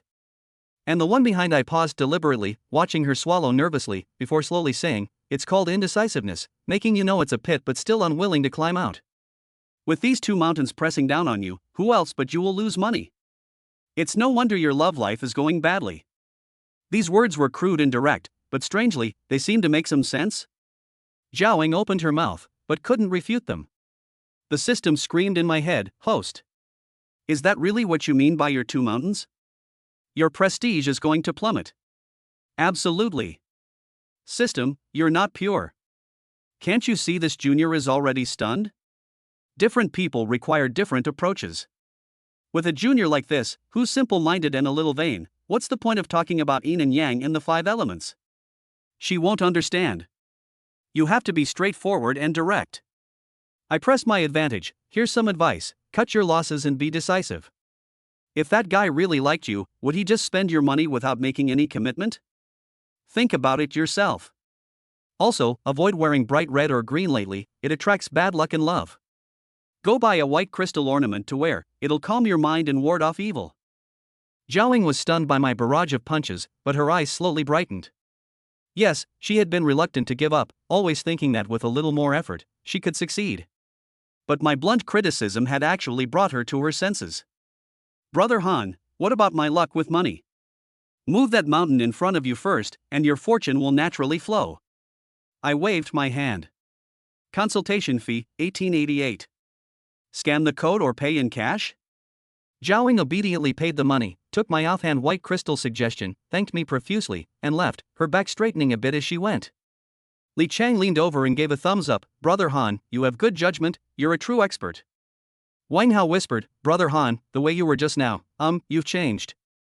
Holy crap, even I, Han Gu, who's usually so composed, couldn't help but blush slightly. What do you know? This is a record of the 36-character secret technique of feng shui. It's the right medicine for the illness. Didn't you see how much more energetic she became after hearing it? Yes, yes, yes. I've been holding back my laughter for the past 2 years, I'm almost out of breath. Ding. A feasible suggestion was made using physiognomy. 4,000 points of coolness were earned. 1,888 yuan was earned. The bad boy charlatan style has gained recognition from a specific audience. The system notification sound was a bit frustrating, but the show-off points were definitely credited to your account. I touched my chin. It seems this approach might work. Chapter 82: Can a master not be accurate? Zhao Ying's incident was originally just a minor episode. Unexpectedly, a few days later, this junior came looking for me again. This time, she wasn't alone, she brought several girlfriends with her. They all looked at me with shining eyes and blocked my way at the library entrance. Brother Han! Brother Han, you're amazing! Zhao Ying's face flushed with excitement. I listened to you and confronted that senior. And guess what? He really is a jerk. He's stringing several girls along at the same time. I blocked him. And then, just yesterday, my limited edition lipstick, which I'd been missing for half a month, was actually found in the crack of the sofa in my dorm room. And my dad suddenly gave me some pocket money, saying the project made money. Her sisters next to her also started chattering. Ying is in a much better mood these past 2 days. Brother Han, you're so right. Did the master really mean something else? Sister Ying is really amazing. He. Damn, there must be no other meaning behind this. This scene drew the attention of passing students. It seems his reputation as a physics department academic genius with a charlatan-like personality has been completely cemented. Facing this group of enthusiastic female students, I maintained a calm and collected demeanor, even displaying a hint of impatience at being disturbed. Today, I wore a linen jacket with Chinese knot buttons, recommended by the system, and my hair was styled slightly. At first glance, I did indeed exude a somewhat ethereal and otherworldly air. Yes, once you realize your mistake, your luck will naturally return. It's a small matter, no need to make a fuss. I said casually, as if I had done something insignificant. My sophistication was off the charts. Brother Han, could you take another look at my sister? She's been having some problems lately. Zhaoying pulled a slightly shy girl forward. My gaze swept over her, and the girl's face immediately turned red. I looked at her, my brows furrowed slightly, and my fingers unconsciously made a few calculations before I said, have you been having stomach problems lately, having restless sleep, and, irregular periods? The girl's eyes widened instantly, and she nodded frantically. I sighed and said in a tone that was both reproachful and concerned, young man, don't take your good health for granted and do whatever you want. Staying up all night watching dramas, drinking milk tea like water, mixing hot and cold foods. Aren't you just making things difficult for yourself? Your 5 elements are out of balance, and dampness is getting into your body. Go buy some barley and red beans to boil and drink, and you must go to bed before 11 p.m. If you keep going like this, you'll get pimples. Several female students next to me couldn't help but laugh out loud. The girl I treated blushed even more, but her eyes were full of trust. Thank you, Brother Han. I'll remember that. Looking at this group of energetic yet somewhat silly female students, I couldn't help but chuckle. Just as I was about to offer a few more pointers, my gaze inadvertently swept across a short distance and I saw Morong Shui walking by with her books in her arms. She also noticed the lively scene. She paused, her cool gaze falling on me, then sweeping over the group of chattering junior girls surrounding me. Her brows furrowed almost imperceptibly before she regained her composure and left. But that one glance made me feel like he was a little colder than usual. The system softly sounded in my mind, "Host, the target Morong Shui's favorability seems to be fluctuating. Reason analysis, she may be holding back on your consultation style." I scoffed. Fine, keep it or leave it. I earn my living through my own abilities. I don't expect her to believe this stuff. After seeing off the enthusiastic female students, I was about to head back to the library when my phone vibrated. It was a message from Chinga, just one sentence. "I heard you've become a master now?" Smirking emoji. Well, even she knows. I quickly replied, "It's for business purposes, it's all just a lie." Chinga replied with an "oh," and then there was no further response. I looked at my phone, touched the rope on my wrist, and felt a bit amused and exasperated. This charlatan route seems to have gone a little astray? But the points I'm earning from showing off are really satisfying. Alright. Brother Han, I'm versatile, I can argue with top students and charm female students, I can do science and play with metaphysics. This is what you call well-rounded development. System 666, the host's lewd heart has been exposed. Chapter 83. The lowly junior is hard to deal with. Brother Han, my fortune-telling business at Kyoto University has really taken off. My client base is steadily growing, and I'm making a killing on both my bragging rights and my cash. I'm smug. Although Morong Shui is looking at me more and more like I'm a con artist, and Chinga occasionally sends me a message to tease me, I'm thick-skinned and don't care. That afternoon, I had just finished counseling a senior student who was anxious about the postgraduate entrance exam. I just checked his review progress using the system, told him which chapters to focus on, and then charged him 1888. I was about to finish up and go back to my dorm to play a couple of games when Li Chang rushed into the library looking for me. His expression was priceless. Brother Han. Brother Han. A big job is here. He panted, lowering his voice, "There's a young girl outside looking for you. She looks young, but her aura is amazing. She drives a car with a Beijing license plate starting with A8. A8? I raised an eyebrow. Having spent some time in Beijing, I know a thing or two. This license plate number is no ordinary one. Who goes there? I put down the book I was holding. I don't know, I just said I wanted to consult you. Her name is Su Nianqing. She speaks with a smile, but she seems not someone to mess with. Li Chang was at a loss for words to describe her. Su Nianqing? Never heard of her. But there's no reason not to do business that comes knocking on your door. I straightened my linen shirt, which I'd been wearing to give off an air of otherworldly elegance, and followed Li Chang to the small garden outside the library. There, sitting on a stone bench, was a girl who looked to be under 20, wearing a simple white dress, with short, ear-length hair and large, bright eyes, like a delicate porcelain doll. Next to her was a low-key but sleek black sedan. The license plate was indeed Beijing A8. She was swinging her long legs, a lollipop dangling from her mouth. When she saw me, her eyes curved into crescents. She jumped off the stone bench, hopped over to me, and looked me up at me. "You're Xiaozihan? That pretentious fortune teller?" Her voice was clear and crisp, with a touch of girlish naivete, but the scrutinizing tone in her voice was unlike that of an ordinary student. I remained expressionless and asked in a calm tone, "Classmate? You wanted to see me? Can't I come to visit you for no reason?" Su Nianqing tilted her head, her smile sly. "I heard you're very accurate at face reading, and you're proficient in everything from feng shui and fortune telling to bone reading and destiny alteration. Come on, let me see how my luck has been lately." She stretched out her fair hand and offered it to me, her eyes filled with provocation and curiosity. I sneered inwardly. Little brat, trying to test me? I'll take this. I pretended to hold her fingertips, using physiognomy and a faint touch of bone reading. This examination sent a shiver down my spine. Something's not right. This young girl's face is incredibly noble. Surrounded by purple aura, she possesses a true innate nobility. Her destiny is protected by a powerful force, though its details are unclear. Even the system can only discern a rough outline. Her bone structure is extraordinary, and her intelligence and clarity are remarkable. She is definitely not an ordinary person. This is fucking kicking a brick wall? No, it's like running into a real dragon? I remained expressionless, released my hand, and said calmly, "Classmate, you have a noble destiny, prosperous fortune, and limitless future. There's nothing to see." That's the truth, but it's also nonsense. Su Nianqing was clearly dissatisfied, and pouted, "TCH, I knew you'd say that, just like those old guys. Change it. Tell me, what do I want to do lately?" I frowned. This girl wasn't easy to fool. I tried to use the system to predict her recent movements, but the feedback was a jumbled mess, as if it had been interfered with by something. Are you struggling with choosing a major lately? Or thinking about buying a new limited edition bag? I asked tentatively. These were the most probable options the system gave her based on her age and family background. Su Nianqing burst out laughing so hard she almost fell over. "Ha! Master Xia, is this all you've got? You've really disappointed me. Choosing a major?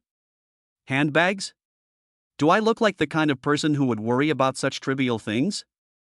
She leaned closer to me, her big eyes blinking, and lowered her voice. "Let me tell you, I've recently been researching the unification of quantum gravity and string theory, and while I was at it, I learned a little about Ziwei Doshu and Qimen Dunjia. Do you think I'm more accurate at predicting tomorrow's weather with tarot cards, or with divination using the I Ching?"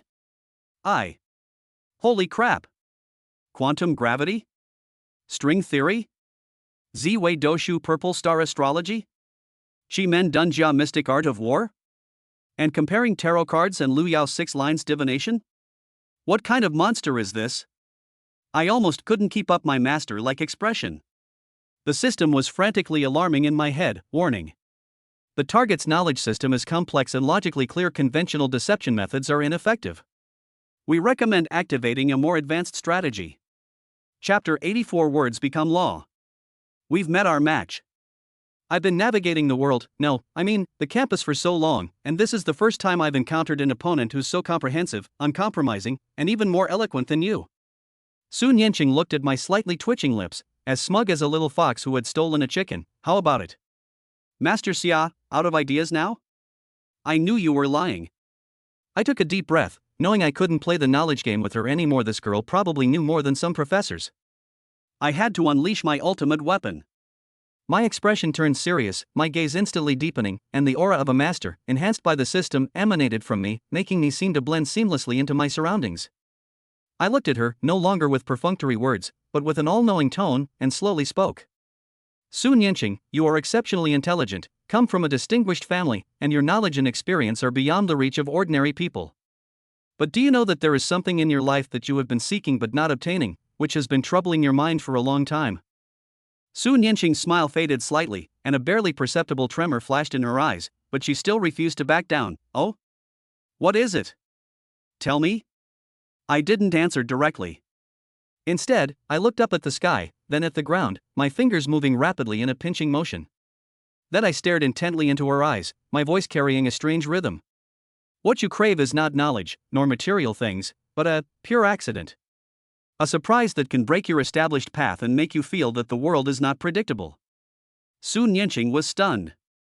I pressed on, my tone certain, as if stating a fact about to unfold. "Right today, right now, you will encounter a small matter.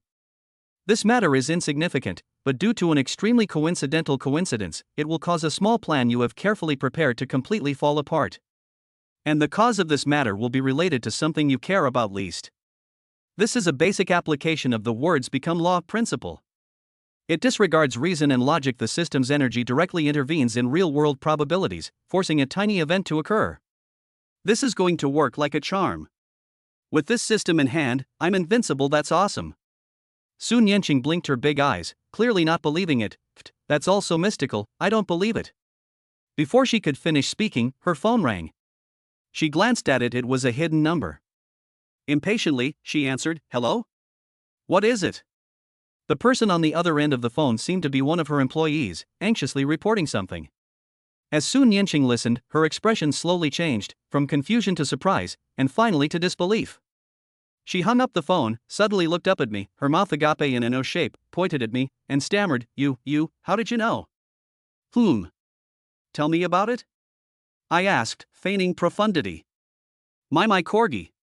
It had chewed up the first draft of my proposal on improving the community elderly care system that I put on the desk in the study and was going to show Grandpa today.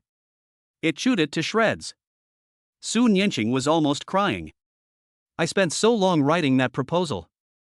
And it's because I casually put the folder containing the proposal next to its favorite chew toy this morning. I didn't even notice the chew toy. The folder was next to the teething stick. Who the hell would have thought? This coincidence is just too damn coincidental. The carefully prepared plan fell through because of something she cared about, least a dog chew toy. All correct. I'm amazed by how awesome this system is. Words become law, that's terrifying. The system is truly ahead of its time, amazing. Host, keep a low profile. These are minor issues. Su Nianqing's gaze towards me completely changed. The previous teasing and provocation vanished without a trace, replaced by shock, bewilderment, and a hint of fervent admiration. You really can tell fortunes? You're not a fraud? Her voice trembled. I stood with my hands behind my back, gazing up at the sky, my voice ethereal. The opportunity has presented itself. Whether you believe it or not is entirely up to you. Chapter 85. What did you say? Dating? There was a full minute of silence. Su Nianqing suddenly clapped her hands, her eyes shining brightly, and jumped in front of me. Looking up at me with her small face, she announced in a tone that sounded like announcing a momentous decision. Xia Zihan. I've made up my mind. I want to date you. I almost choked on my own saliva. Cough, cough, cough. Am I hearing things? Dating? With whom? With me? Why? No. Su, wait a minute. My mind was a mess, and my tongue was tied in knots. You're kidding, right? We've only just met. And this doesn't make sense. Logic? What logic do you need?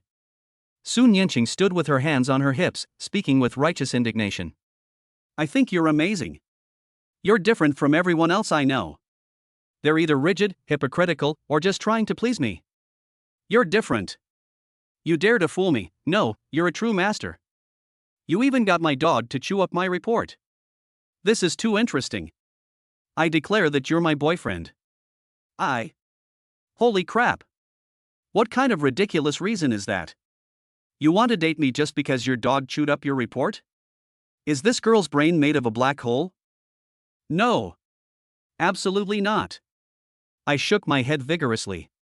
Su, this is too hasty. We're not a good match. Really? What's wrong with it? Su Nianqing pouted in dissatisfaction. Am I not good looking? My family is alright, right? I may be a little younger than you, but I'm smart. This isn't about whether someone is good looking or not, or whether they have good qualities or not. This is a matter of life and death. Looking at her face, so delicate it resembled an SD doll, and then thinking about her Beijing A8 license plate, and the suggestion from her grandfather that she mentioned on the phone earlier. I felt a cold sweat break out on my back. This girl's parents must be someone you only see on the evening news, right? Dating her? Brother Han, I want to live a few more years. If her family finds out that I tricked their daughter and even dated her? I'd probably be secretly taken away tomorrow for stepping out of the school gate with my left foot first. Su, calm down. Listen to me. I tried to reason with her. Fortune-telling is fortune-telling, and feelings are feelings. They are two different things. You can't just do that just because I can tell fortunes. That's too frivolous. I don't care. Su Nianqing's stubbornness kicked in. I think you're fun, so I want to date you. If you don't agree, I'll come looking for you every day. I'll go to your dorm. I'll go to your classes. I'll post on the forum saying you're my boyfriend. My vision went black, and I could almost see myself on the front page of the campus network with the headline, "Shocking. Charlatan Brother Han suspected of abducting top red third-generation heirs from Beijing, followed by my being humanely destroyed by various mysterious forces." The system in my mind gloated, ding. Ultimate peach blossom curse triggered. The other party has too much backing. Host is advised to pray for good fortune. Bragging value plus 10,000 danger allowance. I'll give you a sting. Looking at this little girl with a determined gaze and an intimidating background, I, Hangu, experienced for the first time what it truly means to question the meaning of life. All I wanted was to quietly show off a bit, earn some show-off points, and maybe even try to repair my relationship with Shinga. How did I end up in this mess? Damn, I wanted to look cool, to be awesome, not actually blow it up. What do I do, bro? I need help urgently. System? System? The system is on vacation and unavailable. Chapter 86. Brother Han is getting anxious. Sun Yanqing's words, "I want to be in a relationship," struck me like a thunderbolt, leaving me completely stunned and my head buzzing. Looking into her bright, frightening eyes, which seemed to scream, "You'll know what happens if you don't agree," I realized this wasn't a little girl at all. She was a nuclear bomb ready to explode at any moment. No. Sue, classmate, let's talk this out. My tongue was a little tied, and I subconsciously took half a step back, almost tripping over the hem of my ethereal long robe. Look, first of all, we're not familiar with each other, right? Secondly, I have a lot of flaws. I'm lazy, greedy, and love to show off. I'm really not worthy of you, this golden branch and jade leaf. Sun Yanqing tilted her head, twirled a lollipop in her mouth, and said with a smile, "We can get to know each other slowly." Many flaws? That's okay, I think they're quite genuine, much better than those pretentious ones. As for whether we're a good match, well, I think that's fine, as long as I like it. I reel my foot. I was just scared. I racked my brains, trying to find a way to extricate myself. Sue, you're still young, and you might have some misunderstandings about relationships. Dating requires mutual affection and a natural progression. It can't be done so hastily, right? Where am I small? Sun Yanqing puffed out her chest, which wasn't actually that small, and looked unconvinced. I'm an adult, okay? My mental age is more mature than yours. Besides, I think we're quite happy. I don't care if you're happy or not, as long as I'm happy, that's enough. I'm so naive. All I want to do right now is run away. As she pressed me relentlessly, I broke out in a cold sweat. Meanwhile, the system, seemingly enjoying the spectacle, chimed in, "Host, based on energy fluctuations, the target is in a state of high excitement and determination. Conventional refusal is ineffective. We suggest activating the strategic deception program." Deceive? How the hell can you deceive someone like that? If you keep doing this, you'll really end up losing everything. In a moment of desperation, a brilliant idea struck me. That's it. Who am I? I'm a fortune teller. I have to defeat her from a professional standpoint. I stopped abruptly, took a deep breath, and instantly switched to the expression of a wise and compassionate master. I looked at her with a solemn gaze and said in a deep voice, "Student Sue, it's not that I'm refusing. In fact, I just calculated your fate and found that you are afflicted by the 9 Phoenixes curse, which means your love life will be full of hardships. You should not fall in love before the age of 20, otherwise you will suffer a backlash that will harm yourself and your family." As I rambled on, I secretly observed her reaction. Wasn't this whole story terrifying enough? When it involved her own and her family's safety, surely she'd back down? To everyone's surprise, Sun Yanqing blinked her big eyes, showing no fear whatsoever, but instead becoming even more excited. 9 Phoenixes curse? That sounds so cool. How do I break it? Can you help me break it? Does it require dual cultivation or something? I can do that. Holy crap!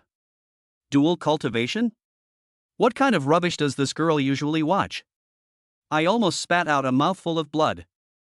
There is a solution, of course. I forced myself to calm down, my fingers calculating with an air of profound mystery. You must cultivate a pure heart, uphold righteous thoughts, accumulate good deeds, and diligently cultivate yourself. Once the evil aura dissipates, a good match will naturally come. Before that, you must not let your emotions get the better of you, otherwise, the consequences will be unimaginable. I deliberately emphasized the words "the consequences would be unimaginable." Sun Yanqing chewed on her lollipop, tilted her head in thought for 3 seconds, then clapped her hands, as if suddenly enlightened. "Oh, I get it. It means that before I turn 20, I can't officially date, but I can cultivate feelings first and be a reserved boyfriend, right? I understand. It's called the dating observation period." What the hell is this observation period? I'm really getting anxious. I'm fucking speechless. Is this girl's thought process some kind of convoluted mess? How did she manage to come back to this? As she took another step closer, her eyes gleaming with a "I'm such a clever little devil" light, Brother Han, felt an unprecedented despair. This capital city is too dangerous. I want to go back to my hometown. Chapter 87. The big shot comes to the rescue. Just when I was about to be cornered by Su Nianqing's bizarre logic and was about to run away regardless of my dignity, my phone suddenly rang without warning. It wasn't an ordinary ringtone, it was an extremely deep and sullen vibration I had never set before, as if carrying some kind of invisible pressure. Su Nianqing and I were both taken aback. I instinctively took out my phone and saw the caller ID displayed on the screen, a very short string of numbers, seemingly carrying some kind of rule-based power, with no place of origin and no contact name. But that string of numbers made my heart skip a beat, and a chill ran from the soles of my feet to the top of my head. Even the system in my mind, which had been watching the drama unfold, instantly fell silent, displaying only a cold warning. Extremely high privilege communication access detected. Host advised to proceed with caution. Su Nianqing also saw the number. Her smile vanished instantly, and a barely perceptible hint of nervousness flashed in her eyes. She instinctively took a small step back and muttered softly, "Why did they call him?" I gripped the phone, which felt like it weighed a ton, my fingers stiffening. Should I answer? Or not? Damn it, what's meant to be will be. I took a deep breath, trying my best to keep my facial muscles from twitching, pressed the answer button, and put the phone to my ear. Hello? I tried to keep my voice steady, but I could hear a slight, almost imperceptible tremor in my voice. There was a 2-second silence on the other end of the phone, followed by a gentle yet authoritative middle-aged male voice. His enunciation was clear and his pace steady, as if each word had been carefully considered. Is this Xia Zihan? It's me. I felt the hairs on the back of my neck stand on end. That voice, that aura, it's definitely the kind of big shot you see on the evening news. No doubt about it. I am Su Nianqing's grandfather. The other person got straight to the point, his tone still calm, yet it felt like an invisible mountain pressing down on my heart. I heard that Nianqing went to see you? I broke out in a cold sweat. They found out so quickly? This intelligence system is terrifying. Do I even have any privacy left? Yes, Grandpa Su. My tongue was almost tied in knots, and I nearly blurted out, "Greetings, Commander." Student Su, she came to consult me about some academic issues. I forced the words fortune-telling back down. The voice on the other end of the phone responded, her tone unreadable. The girl is young and impulsive. If she says anything inappropriate or does anything that makes you uncomfortable, don't take it to heart. I felt a sense of relief and quickly said, No. Su is very smart and has a lot of ideas. We were just having a normal conversation, there was absolutely no trouble involved. That's good. The other person paused, his tone becoming slightly gentler, but his authority remained undiminished. Young man, talent is a good thing. I've heard you have a great talent in physics, and Professor Joe speaks highly of you. Keep up the good work, and your future is bright. Thank you for your encouragement, Grandpa Su. I will definitely work hard.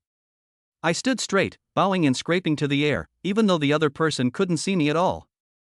Okay, give the phone to Nianqing. I felt like I'd been granted a pardon and quickly handed the hot potato-like phone to Su Nianqing, who was now behaving like a quail. Su Nianqing took the phone, whispered hello, and then replied with a series of I know. I'm not messing around. I'll be back now. After hanging up the phone, Su Nianqing handed it back to me. Her previous arrogance had completely vanished, and she looked dejected. She glanced at me with a complicated expression and whispered, "My grandfather wants me to go back. As for dating, we'll talk about it later." After saying that, as if afraid I would change my mind, she turned around and ran to the Beijing A8, opened the car door and got in. The car then drove away silently. I was left standing there alone, facing the cool evening breeze, feeling as if I had just been pulled out of the water, covered in cold sweat. I touched my wildly beating heart and let out a long sigh of relief. Damn, that scared the hell out of me. The system finally spoke, its tone laced with disdain. Ding. Successfully weathered the big boss's gaze crisis. Host's on the spot reaction was utterly lacking in class. You acted like a complete coward. We suggest you work on your class in the future. The system sympathizes with you and is compensating you with 5,000 points of pretentiousness. We suggest you stay away from this target in the future. Danger level, max. What the hell? You expect me to maintain my high and mighty image in front of the bigwigs in China? Dude, I want to live a few more years, you know. I stared in the direction the car had disappeared, with only one thought in my mind. This Beijing airs. I should probably find a safer target to show off to next time. Being a fortune teller is tough. You have to keep a low profile. And keep an even lower profile. Chapter 88 Foreigners must be slapped in the face. After Sun Yanqing was called away by her grandfather with a phone call, Han Go, was restless for several days. I was paranoid even when walking around school, always feeling like there was a pair of eyes watching me from the shadows, ready to jump out at any moment and invite me in for tea.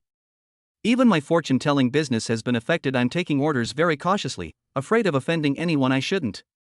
Seeing me like this, Li Chang and Wang Hao both teased me, saying, "Even Brother Han has moments of weakness? That's outrageous." Bullshit. Am I weak? Dude, I'm in great shape. That was just a fucking strategic evasion. The system was quite amused, saying I'd experienced a high-level energy baptism, that my mental fortitude needed improvement, but my cool factor was subtly showing signs of a breakthrough. Improve my ass. He kept a low profile for several days, even temporarily suspending his fortune-telling business, for fear of attracting any more unwanted attention. His days consisted of a monotonous routine between the classroom, library, and dormitory, occasionally playing games with Li Chang and the others in the evenings to earn some peaceful bragging points. That afternoon, I had just sat down in the library, preparing to study the newly unlocked face and disease section of the system, when I heard a slightly jarring English conversation coming from not far away, mixed with undisguised laughter. Looking up, I saw several international students, some black and some white. Surrounded in the middle was a tall, dreadlocked black boy named Smith, supposedly the son of a chief from some African country. He was notoriously flamboyant at school, changing girlfriends faster than clothes. They were pointing and whispering at a Chinese girl who was engrossed in her book. The girl blushed and tried to get up to leave, but they blocked her way with their bodies, uttering some lewd words. The other students in the library were frowning, but no one seemed to want to cause trouble. I frowned, and a surge of anger rose within me. Damn it, how dare they bully a Chinese girl on my turf? The system timely fanned the flames, detected low-class foreigners engaging in uncivilized behavior. Host, it's time to showcase the grandeur of our great nation of etiquette. We suggest using mystical methods for friendly persuasion, estimated gain in show-off points, 8,000 plus. Do you need to tell me?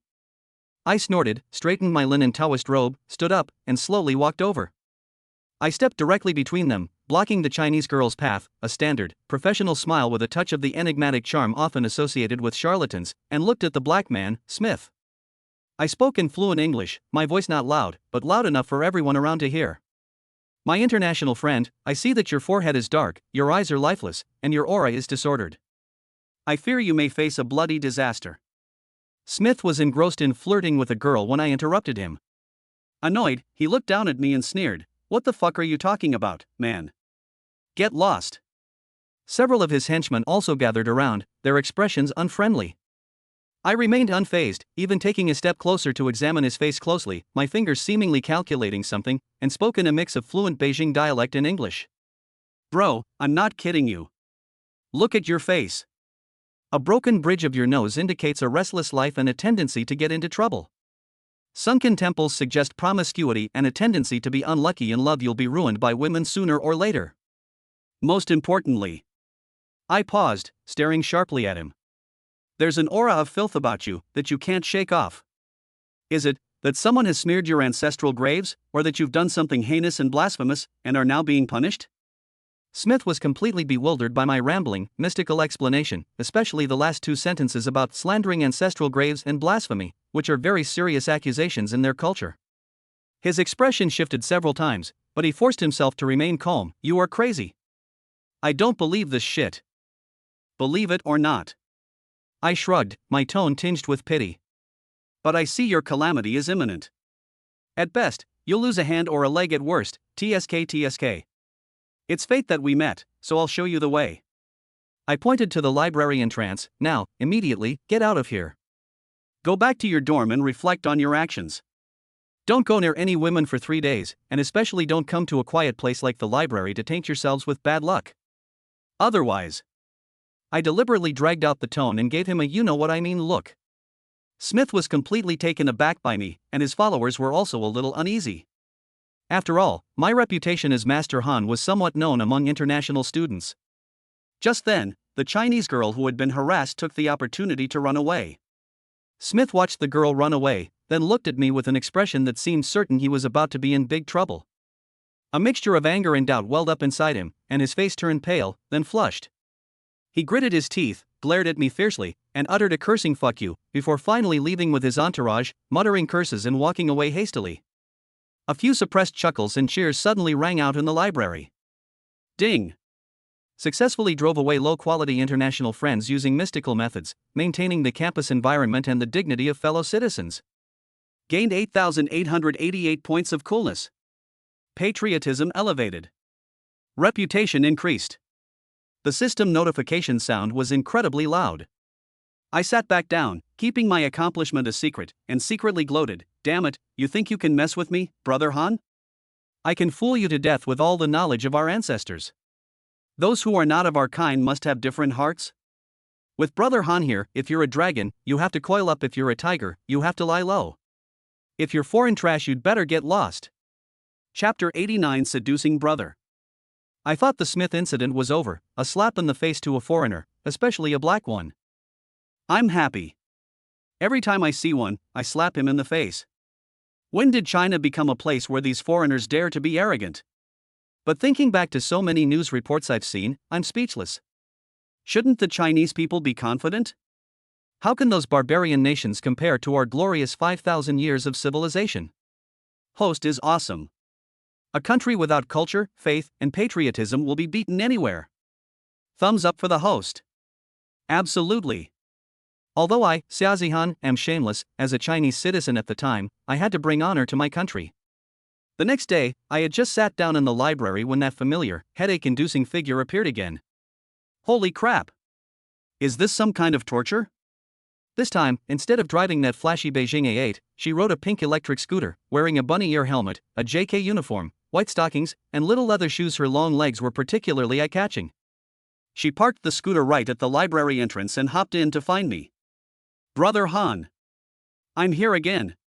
Her voice was still clear and crisp, but she seemed to have toned it down a lot. At least she didn't mention dating again. My eyelids twitched, and alarm bells rang in my mind. Why is this little devil here again? Can't her grandfather control her even when he's home? "Sue, what can I do for you?" I tried to keep my tone distant. "What advice do you need?" "I just want to ask you for advice." Su Nianqing plopped down in the empty seat opposite me, rested her chin on her hands, and blinked her big eyes at me. "Lately, I've been feeling restless and not sleeping well. Do you think I look a bit pale?" I looked at her face carefully. It was rosy and radiant, full of vitality and surrounded by an air of nobility. Where did this dark discoloration come from? This girl is clearly just looking for trouble. However, if this opportunity to show off comes to you, you might as well take it. And you have to make her back down. I cleared my throat and adopted a condescending air. "Student Sue, your face is exceptionally auspicious, a sign of great wealth and high status, with no trace of misfortune." "Then why can't I sleep well?" Su Nianqing pressed. My gaze inadvertently swept over her ample bosom, made even more pronounced by her sitting position, and her irresistibly long legs. I silently recited, "Don't look at what you shouldn't see," but maintained a perfectly serious expression. "Well, from a metaphysical perspective, your spiritual platform is too full, causing your divine fire to be too strong, disturbing your pure water. Simply put, you're too smart, you think too much, your mind works too fast, and your body can't keep up. You need to properly empty your mind and reduce some unnecessary information input and emotional fluctuations." My words were ambiguous, but what I really meant was to imply that she shouldn't be thinking about random things all the time. Su Nianqing seemed to understand only a little, but she was clearly not satisfied with that. She suddenly leaned forward, getting closer to me, a faint, sweet fragrance wafting over. Lowering her voice, she asked with a hint of mischief, "Brother Han, what do you think of my figure? And how is my fortune based on my face? No, I mean my physique." Holy crap! This little brat. She's actually trying to seduce me? Does she think all that effort I've put into cultivating my image and charisma these past 2 years has gone to waste? I'm a man who's seen the big things in life, temptation isn't a problem for me. I looked her in the eye, and holy crap. I really couldn't resist. This little girl has everything. And I'm still a virgin. My face flushed, and I almost lost my composure. I forcibly looked away, staring at the bookshelf behind her, and started rambling on. Physical appearance is also an important aspect of fortune-telling. Sue, you have an extraordinary bone structure, an upright posture, and long, straight legs, indicating you can travel far and wide, and your fortune is smooth. As for your upper body. My eyes quickly swept over the undulating curves, and I managed to squeeze out a sentence. A solid foundation, strong fortune, strong support from fortune. You are a woman who brings good fortune to her husband. Oops. You are a woman who carries blessings.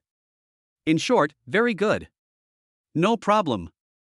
Damn, she almost said it was a face that would bring good fortune to her husband. I, Brother Han, am a man of integrity. How could I be seduced by beauty? Su Ninqing chuckled at my slightly reddened ears and forced composure, like a little mouse that had just stolen some oil. She sat up straight and stopped teasing me, instead asking curiously, Brother Han, you were so cool when you confronted that Smith yesterday. How did you know he was going to have a bloody accident? Will it really come true? I smiled enigmatically. Heavenly secrets cannot be revealed. However, those who desecrate the pure land of China and bully my fellow women will surely face karmic retribution. Just wait and see. I added in my mind, what the system says will most likely come true. System, the host understands the system very well, and the system is very pleased. Chapter 90. Miss Su was fooled. As it turns out, the words become law system produced by the system, even in its initial version, is incredibly powerful. The very next night after I advised Smith, as expected, what my friend said came true. A huge news story broke on the campus forum. That black guy, Smith, went to a bar with his new girlfriend one night. He got drunk and got into a fight with another group of people. Someone smashed a bottle over his head, and he needed 7 stitches. It's said that the scene was extremely chaotic. He even got a big cut on his arm while protecting his new girlfriend. Bloodshed is imminent. A severed hand. All hits.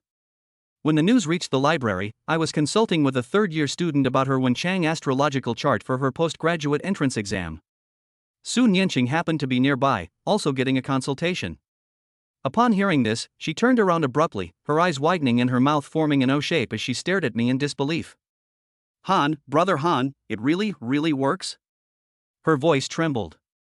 I remained outwardly calm, picked up my thermos filled with goji berries, took a sip, and said lightly, there is a predetermined fate. Those who insult others will always be insulted in return. In our China, those who break the rules will naturally be punished. But secretly he was overjoyed. System, awesome. My bragging points are credited.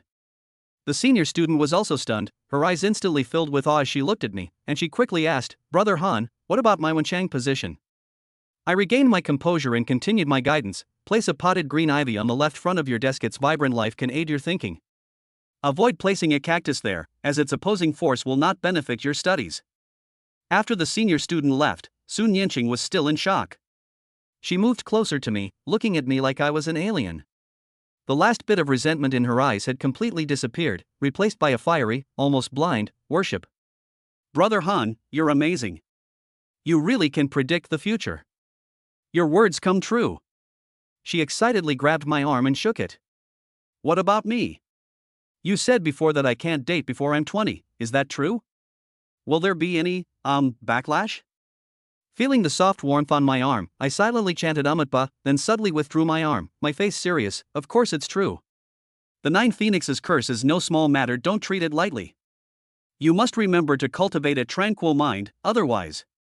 I paused deliberately to create a tense atmosphere. Su Nianqing was indeed frightened, her face turned pale, and she quickly promised, I remember. I will definitely cultivate a peaceful mind and not do anything reckless. Seeing her obedient demeanor, I breathed a sigh of relief. At least I'd managed to keep this little devil in check for now. Brother Han, Su Nianqing asked softly, her eyes sparkling, then, after I turn 20 and the evil aura dissipates, can I, do that? Holy crap. Why are you still thinking about this? I put on a stern face and adopted the tone of an elder admonishing a younger person. We'll talk about it when the time comes. Fate is predetermined, and you can't force it. Your task now is to study hard, improve every day, and work for the health of our country for 50 years. Understand? Understood. Understood. Sun Yenqing nodded vigorously, like an obedient schoolchild, to work for the health of our motherland for 50 years. Watching her cheerful figure disappear on her pink scooter, I wiped away non-existent cold sweat from my forehead. Being a fortune teller is no easy job. You have to maintain your high standards, resist temptations, and constantly spread positive energy. I, Han Ge, am truly heartbroken for this society. But the bragging rights are really awesome. I'm getting closer and closer to my goal. The day I achieve it will be the day I reign supreme. Ha ha ha. Chapter 91 Morong Shui takes the initiative. Sun Yenqing, that little devil, has temporarily calmed down, and my fate restoration consultation business has reopened. Moreover, thanks to the Smith incident, my reputation has grown even more, with some previously skeptical teachers starting to inquire privately. Of course, the price remains firm, starting at $1888, take it or leave it. That day, I was giving guidance to a senior student who was struggling with his graduation thesis. I scanned his thesis structure and pointed out several logical flaws when I caught a glimpse of Morong Shui walking towards me out of the corner of my eye. Today, she was wearing a well-tailored business suit, black stockings, and high heels, still exuding that aloof and noble air, but her eyes held an unprecedented sharpness and scrutiny. After I saw off the thankful senior, Morong Shui was already standing in front of my desk, arms crossed, looking down at me with a calm but undeniably questioning tone. Xiaozihan, what exactly is the meaning behind these so-called consultations you're offering? I leisurely tidied up the book of changes and a few copper coins on the table without even looking up. What advice do you have for me, Morong?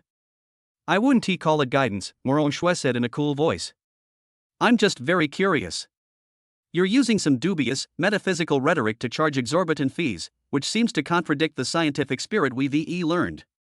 How can you prove that you're not exploiting information asymmetry and psychological effects to commit fraud? Oh ho! Finally couldn't resist ants coming to cause trouble? I looked up at her exquisite face, which was etched with rationality, and a playful smile curled at the corner of my lips. The system in my mind beeped excitedly. Host.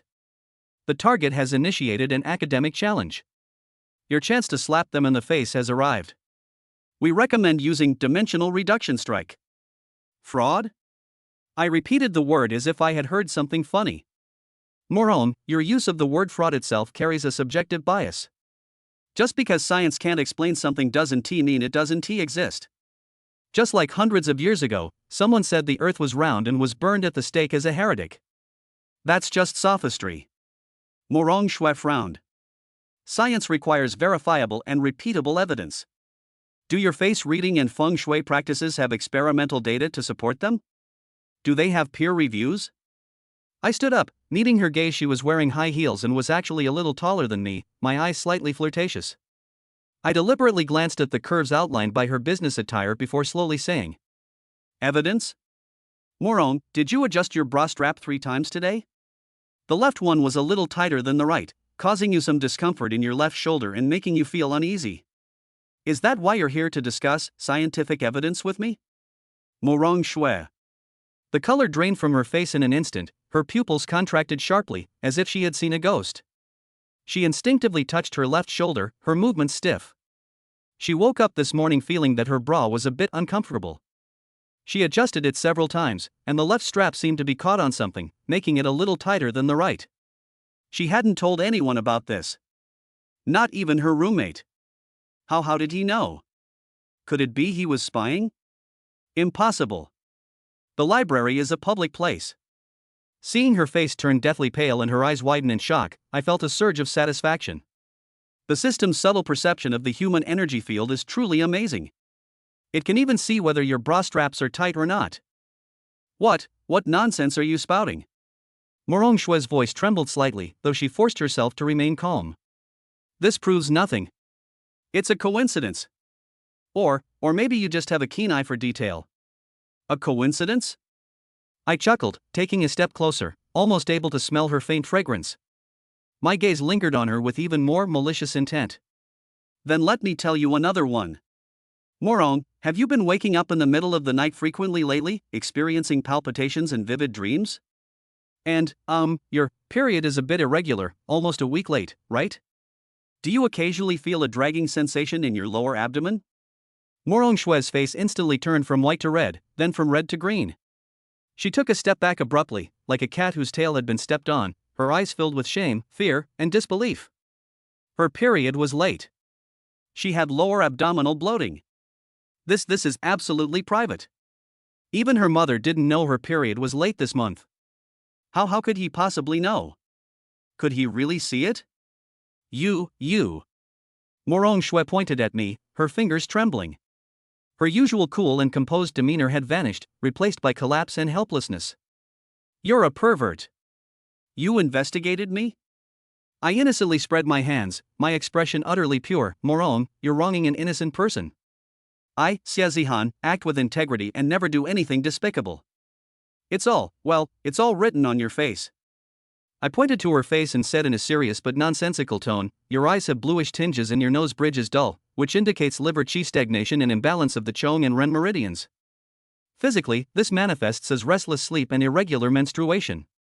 As for the bra strap, your energy flow is slightly blocked in your left shoulder area, which I deduced based on your subconscious shoulder rubbing earlier.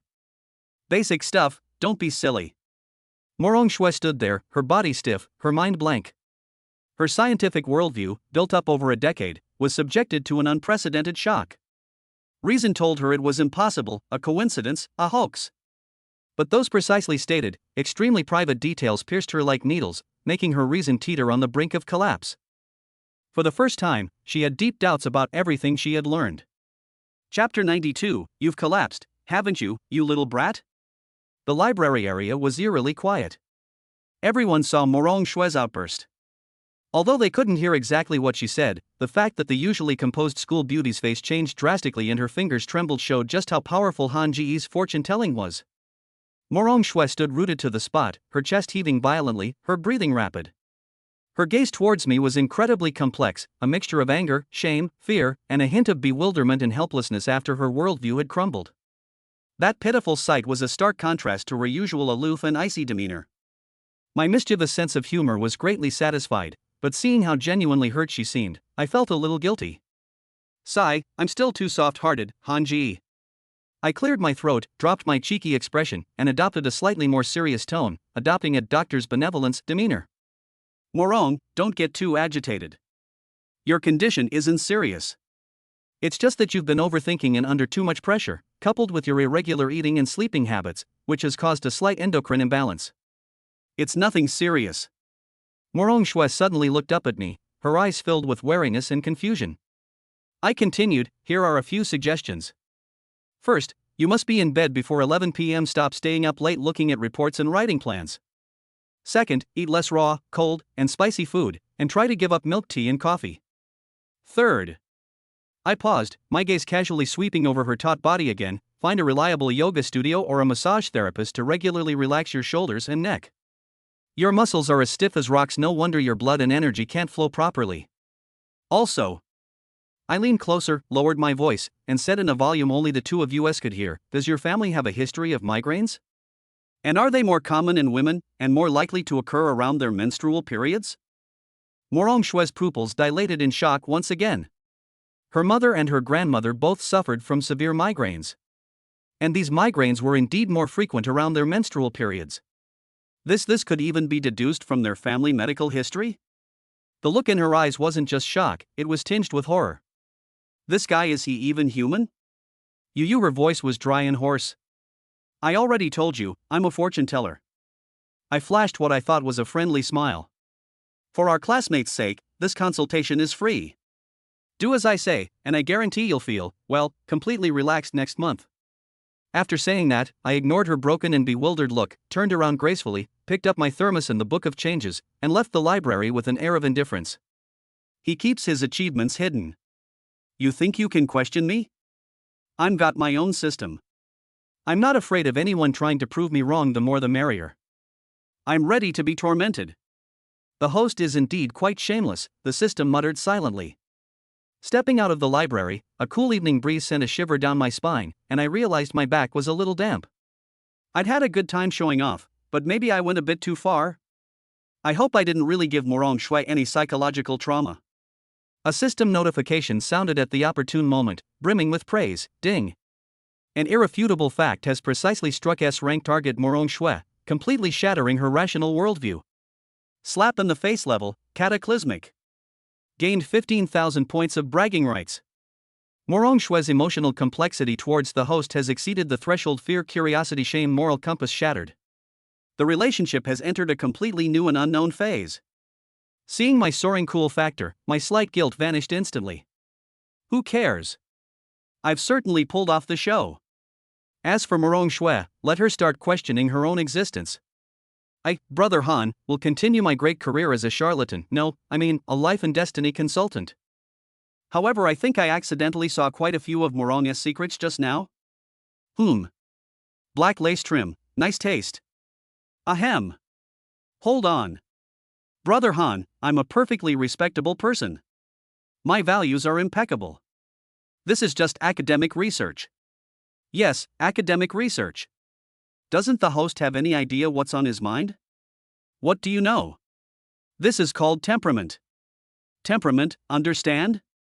Xiaozihan said with an air of nonchalance. Chapter 93. Someone from the Su family is looking for me. The turmoil caused by Morong Shui hasn't completely subsided yet. I, Hango, am enjoying the thrill of my skyrocketing coolness level, and I'm also thinking about how to develop some new ways to use prophecy, like whether it can be used to predict lottery numbers. System warning: excessive energy consumption, unsuitable return rate. This application has been banned. That afternoon, I had no classes and was leisurely munching on sunflower seeds in my dorm while using the system to look up advanced applications of bone reading technique. It said that with advanced practice, one can tell whether a person was a cat or a dog in their past life. Li Chang and Wang Hao were playing games next to me, shouting and yelling.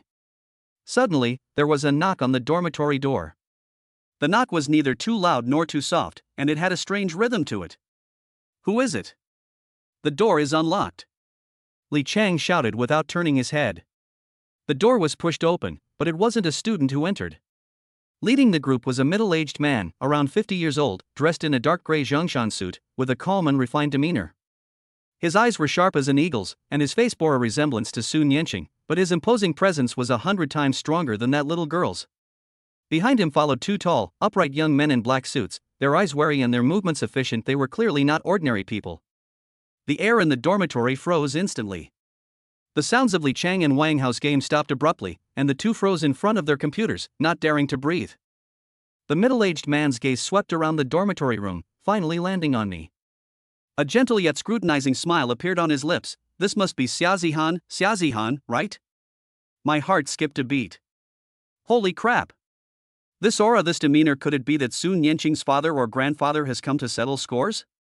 Emergency system scan, target, Su Yunhua, Su Nianqing's uncle, founder and chairman of Huayun Capital, a top domestic business tycoon, energy level, extremely high. Emotional state, curious, inquisitive, slightly scrutinizing. Danger level, medium. My uncle? A business tycoon? I breathed a slight sigh of relief. At least it wasn't a direct relative. But Huayun Capital, that's a behemoth that can truly stir up waves in international economic news. I remained expressionless, not even standing up. I simply put down the sunflower seeds in my hand, brushed the crumbs off my hands, and spoke in a flat tone as if he were just an ordinary delivery man. I am Mr. Su. Is there something you need? My reaction clearly surprised Su Yunhua. The two bodyguards behind him instantly sharpened their gazes. Li Chang and Wang Hao were so frightened they almost slipped off their chairs. Brother Han. This is Su Yunhua. A regular on the financial channel. Can't you give me some face? A hint of surprise flashed in Su Yunhua's eyes, then his smile became more genuine. He waved his hand, signaling the bodyguard to stay outside, and walked in himself. He casually pulled up a chair and sat down opposite me. Excuse me for bothering you, Xia. Su Yunhua got straight to the point, her tone calm but carrying an air of authority. I've heard Nianqing mention you a few times, saying that you have some extraordinary abilities. I happen to be facing some confusion lately, and I can't figure it out no matter how hard I try, so I wanted to ask Xia for her advice. Asking for advice?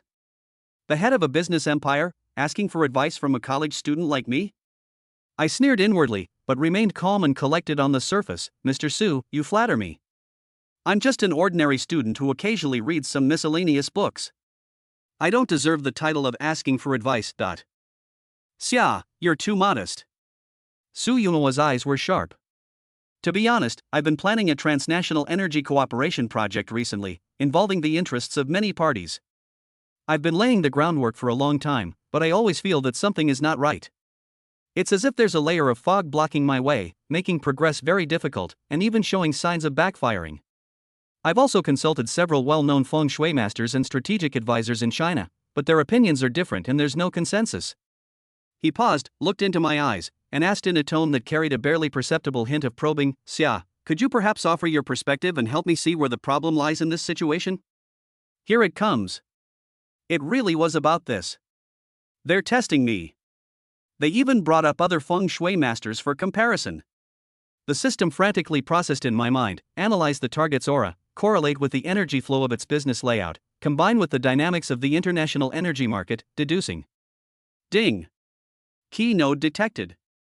The Korkan position north of its layout has a huge energy gap, and it is being eroded by a cold and treacherous DUI metal energy. This is a situation of hidden arrows injuring the body. It is recommended to go straight to the core, and the words must be sufficiently shocking. I feel confident now. I didn't rush to answer. Instead, I slowly picked up the thermos on the table, unscrewed it, blew on the steam, and took a sip of goji berry tea. My movements were so unhurried that Su Yunhua and Li Chang and Wang Hao, who were watching nervously behind him, were all stunned.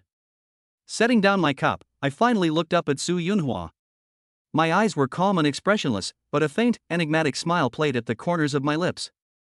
"Mr. Su, did the masters you consult tell you that you need to gather and retain energy and be protected by dragons and tigers? Some even suggested that you place 9 dragons coiling around a pearl in your office to ward off evil spirits?" A glint flashed in Su Yunua's eyes. "That's true." "How did you find out, Xia?" "How they found out isn't important." I waved my hand, leaned forward slightly, stared at him, and my tone suddenly became sharp.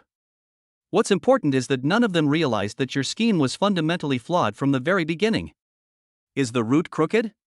Su Yunhua frowned slightly. "That's right." My voice wasn't too loud, but each word was clear and carried an undeniable force. "Your strategy seems grand, targeting the advantage of Li fire energy, aiming to use fire to generate earth and solidify your foundation. But you've forgotten that water and fire must complement each other for longevity. In your strategy, the position of Kanwater North, also representing risk and undercurrents, is extremely empty. Not only is it unsupported, but it's also being invaded by a cold, yin energy from the southwest, carrying DUI metal representing destruction and conspiracy, which has penetrated directly into your heart." I extended my finger and gestured in the air. "This energy of metal is sharp as a knife, specifically designed to disrupt the overall structure. It doesn't directly attack your Li fire, but rather continuously weakens your Kanwater foundation, making your layout like a rootless tree seemingly flourishing, but actually hollowed out internally. The slightest disturbance could cause it to collapse. Have you recently felt that previously sure fire steps are frequently going wrong? Your trusted partner's attitudes are ambiguous? Even there are subtle, unusual noises within the company?" Su Yunua's composure finally crumbled. He sat bolt upright, his eyes filled with shock and horror. "All correct. The project has encountered a series of setbacks, a key partner has recently become ambiguous, and the company has indeed uncovered some minor leaks. He has never mentioned these details to outsiders. Even the so-called masters he consulted only gave vague advice, saying things like bad luck and being targeted by petty people, without being able to offer such precise and incisive conclusions. This young man, he seemed to be witnessing firsthand the flow of energy and the cracks in his own business empire." Chapter 94. Shocked? You should be.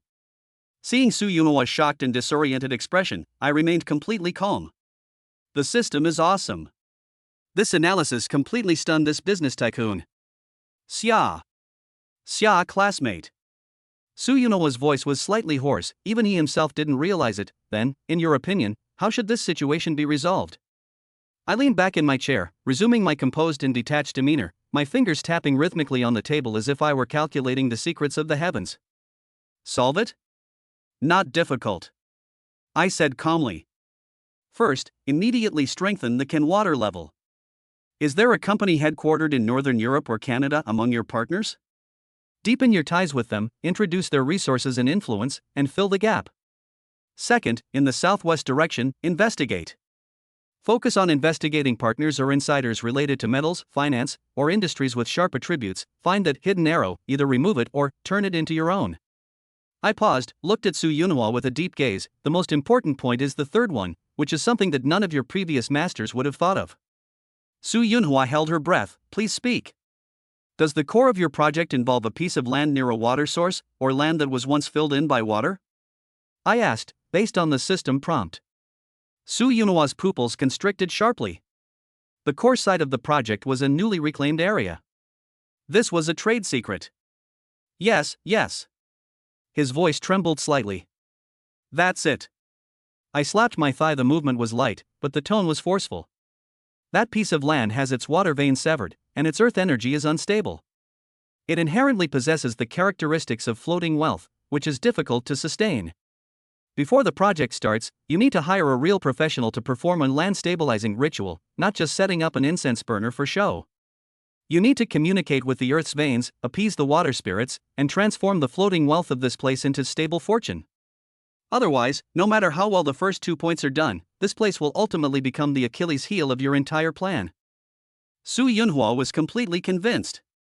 The feng shui masters he had previously hired could only talk about the orientation and arrangement of objects. Who could see through the fundamental problems of the project site at a glance, and even propose such a specific, so mysterious yet core solution? This is no longer just a feng shui master, this is simply a divine being who understands the secrets of heaven. Just then, a clear, cheerful voice came from the dormitory door. Uncle. How was it? I didn't lie to you, did I? Brother Han is amazing, isn't he? Suddenly, Su Nianqing appeared, clinging to the doorframe, peeking her head in with a smug look on her face. Looking at his mischievous niece, and then at the unfathomable young man before him, Su Yunhua was filled with mixed emotions.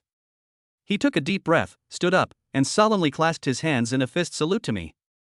Student Xia, no, Master Xia. Your words today are more valuable than 10 years of study. I, Su, have learned a great deal. I am deeply grateful. I nodded slightly in return, maintaining a perfectly composed demeanor. Mr. Su, you're too kind. Given this opportunity, offering some guidance is simply my duty. Su Yunhua was a straightforward person. He took out a black card and placed it on my desk, a little something to thank you. As long as it doesn't violate my principles, I will do my best to help Master Xia in the future. I glanced at the card. There was no logo, only a string of embossed numbers. It was entirely black and had an exceptionally high-quality feel. System notification, Huayun Supreme Black Card, credit limit unknown, more symbolic than practical, representing a favor from Su Yunhua. Well, this was a good deal. I gained points for showing off and also made a good impression. Uncle, you lost. Su Nianqing skipped in, hooked her arm around Su Yunhua's, and winked at me. We agreed that if Brother Han could solve your problem, you wouldn't object to me. Ahem. Su Yunhua quickly interrupted her, his face flushing red, and he gave me an awkward smile. It's just a child's nonsense, Master Xia, please don't mind. We won't disturb you any longer. After saying that, he almost pulled Su Nianqing, who was reluctant to part and wanted to say a few more words to me, and hurriedly left the dormitory. Watching them walk away, I picked up the black card, fiddled with it between my fingers, and a meaningful smile appeared on my lips. Veteran masters of China? They're all nobodies in the face of my system's dimensional reducing attack. Only then did Li Chang and Wang Hao dare to come closer, their eyes practically popping out of their sockets as they stared at the black card. Brother Han, you really stunned Su Yunhua? Holy crap! Brother Han, you're my one and only god from now on. I slowly put the black card away and glanced at them. Sit down, everyone. That's basic stuff. He kept his achievements and fame hidden. As for Su Nianqing's incomplete sentence, sigh, this hot potato is far from over. However, Brother Han, maintain my high standards. I can pass through a sea of flowers without a single petal clinging to me. Chapter 95 Su Nianqing's Little Thoughts. After the Su Yunhua incident, my reputation has completely broken out of the campus and entered a certain unspeakable top-tier circle. I casually stuffed that Huayun black card into my drawer. I don't need it for now, but my bragging rights have definitely increased a lot. It's that little devil Su Nianqing who's been coming even more frequently. She claims to be learning traditional culture from Brother Han and improving her self-cultivation, but everyone knows what her real intentions are. That day, she came running to the library to find me again. Today she was wearing a pink and white sailor uniform, a pleated skirt, white knee-high socks, and her hair was tied in pigtails. She hopped over, carrying several thick books in her arms: The Meaning of Relativity, The Wealth of Nations, and The Complete Book of Zhui Doshu. Her knowledge structure was still so chaotic that it made my scalp tingle. Brother Han, her voice was sickeningly sweet. She put the book on my desk, pulled out the chair next to me, sat down, rested her chin on her hands, and looked at me with her big, blinking eyes. I've hit a roadblock in my studies lately, and there are so many things I can't figure out. Can you teach me? I didn't even lift my eyelids, continuing to flip through my book Essentials of Feng Shui, and said perfunctorily, "Go on." Look, Sun Yanqing opened the book The Significance of Relativity and pointed to a formula. Why does this Lorentz transformation explain the dilation of time? Is there any connection between it and the Taoist saying a day in heaven is a year on earth? Holy crap! What kind of question is this? Are you asking me to explain relativity using metaphysics? My lips twitched slightly, but I forced myself to remain calm. There are 3,000 paths to the same destination. Science explores the surface of matter, while metaphysics deciphers the essence of energy. Time dilation is merely a projection and distortion of a higher dimensional energy field onto a lower dimension. Understand? Sun Yanqing nodded as if she understood, then picked up The Wealth of Nations again. Is Adam Smith's invisible hand the same as the flow of energy in Feng Shui?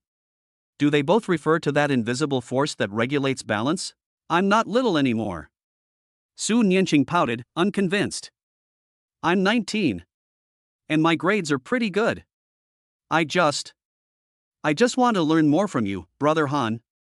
As she spoke, she leaned closer, her chest almost touching my arm, her voice soft and sweet. Brother Han, look how sincere I am. Why don't you teach me more, or how about I treat you to dinner? A movie? Or, let's go see that little villa my uncle gave me? He's been wanting to rearrange the feng shui recently, and he's not satisfied with the previous master's work.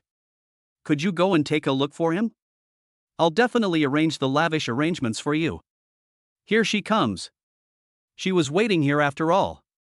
After all that circling around, she still wants to pull me towards her and incidentally make me her uncle's free labor? I sneered inwardly, but outwardly feigned reluctance. Mr. Su's feng shui, isn't that a bit inappropriate? After all, I'm just a student, and my experience is still limited. Hey! Brother Han, don't be so modest. Sun Yanqing grabbed my arm and shook it, starting to act like a rascal. My uncle really admires you.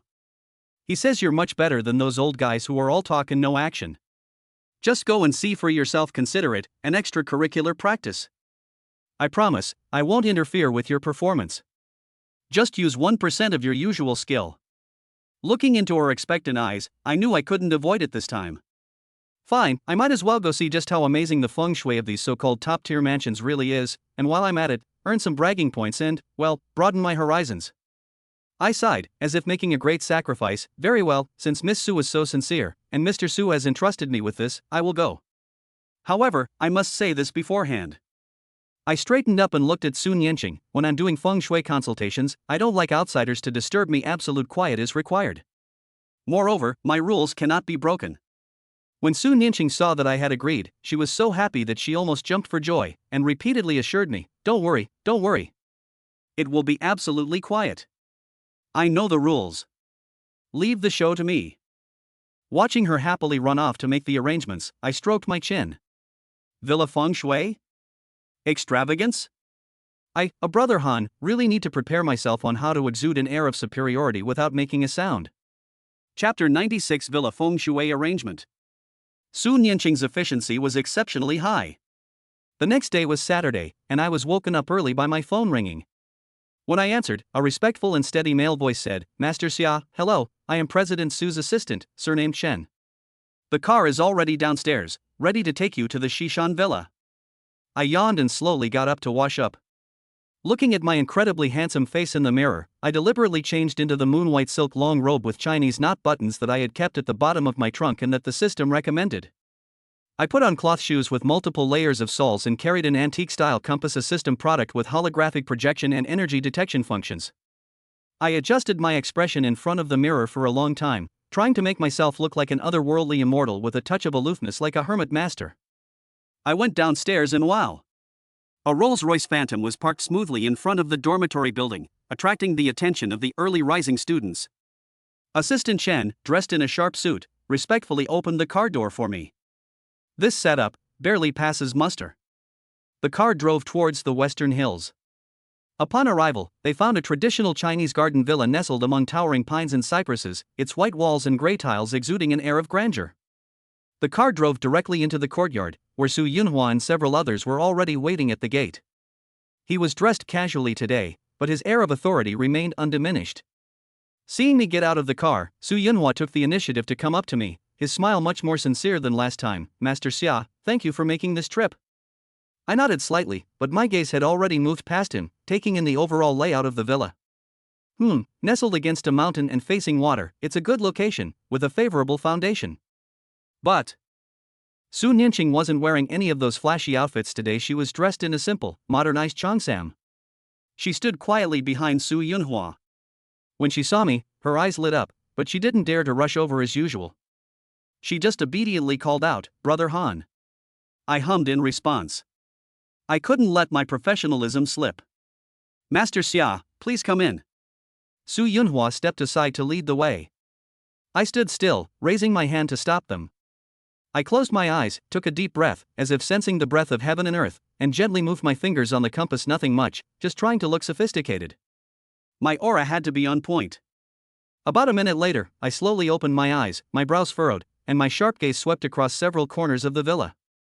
I said in a deep voice, "Mr. Su, the location of your house is good, but the layout has a problem." Su Yunhua's expression hardened. "Please enlighten me, master." I didn't rush inside, but instead strolled leisurely around the perimeter of the villa. Assistant Chen wanted to follow, but I stopped him with a look. Su Yunhua also signaled the others to stay where they were, leaving only him and Su Nianqing a few steps behind me. I walked to a rockery and water feature in the southeast corner of the villa, stopped, pointed to the gurgling water, and shook my head. Flowing water brings wealth, which is a good thing. But your water outlet is too wide and too straight, without any restraint. The wealth comes quickly and goes quickly, like a god of wealth passing through your hands, unable to be retained. Moreover, I crouched down, dipped my finger in the water, and smelled it. My brows furrowed even more. This water looks clear, but it actually contains a pungent heat. If I'm not mistaken, is there a factory or smelting-related industry upstream of this water source? Su Yunhua's expression changed slightly. The water system in this villa area draws water from mountain springs. He had specifically investigated beforehand and found that there was indeed an abandoned small metal processing plant site upstream of the water source from many years ago. Even the designer of the villa didn't know about this. Yes, there is such a place. Su Yunhua's voice was filled with surprise. That's right. I stood up and brushed off non-existent water droplets from my hands. Metal generates water, and they are mutually supportive. But the residual metallic energy from that abandoned factory pollutes the water source, giving this wealth water a decaying attribute. Living there for a long time will not only lead to financial loss, but will also affect the health of your family, especially, the lungs and respiratory tract. Su Nianqing, listening from the side, turned pale and instinctively covered her chest.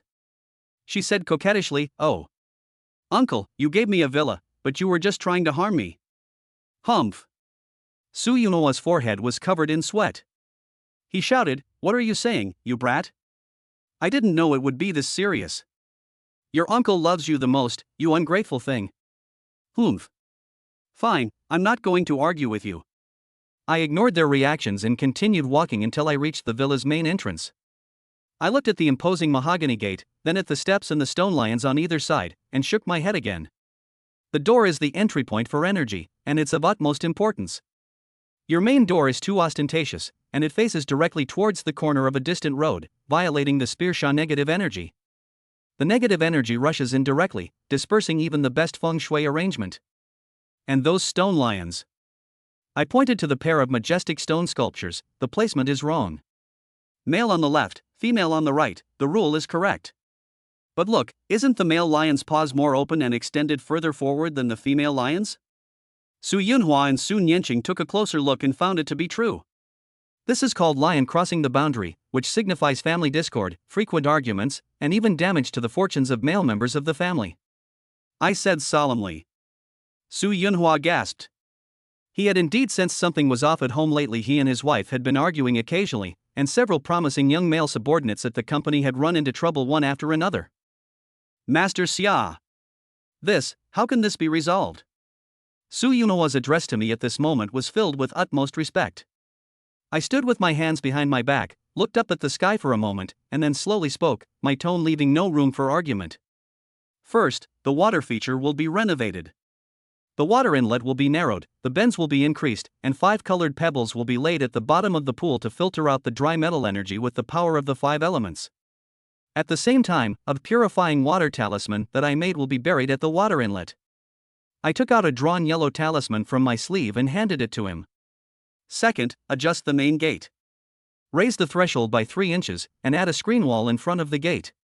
The material should be bluestone, and the pattern should be, well, the Great Wall, to ward off evil spirits and gather positive energy. Third, replace the stone lions immediately. Order a new pair, with the male and female forms and claw postures being strictly symmetrical.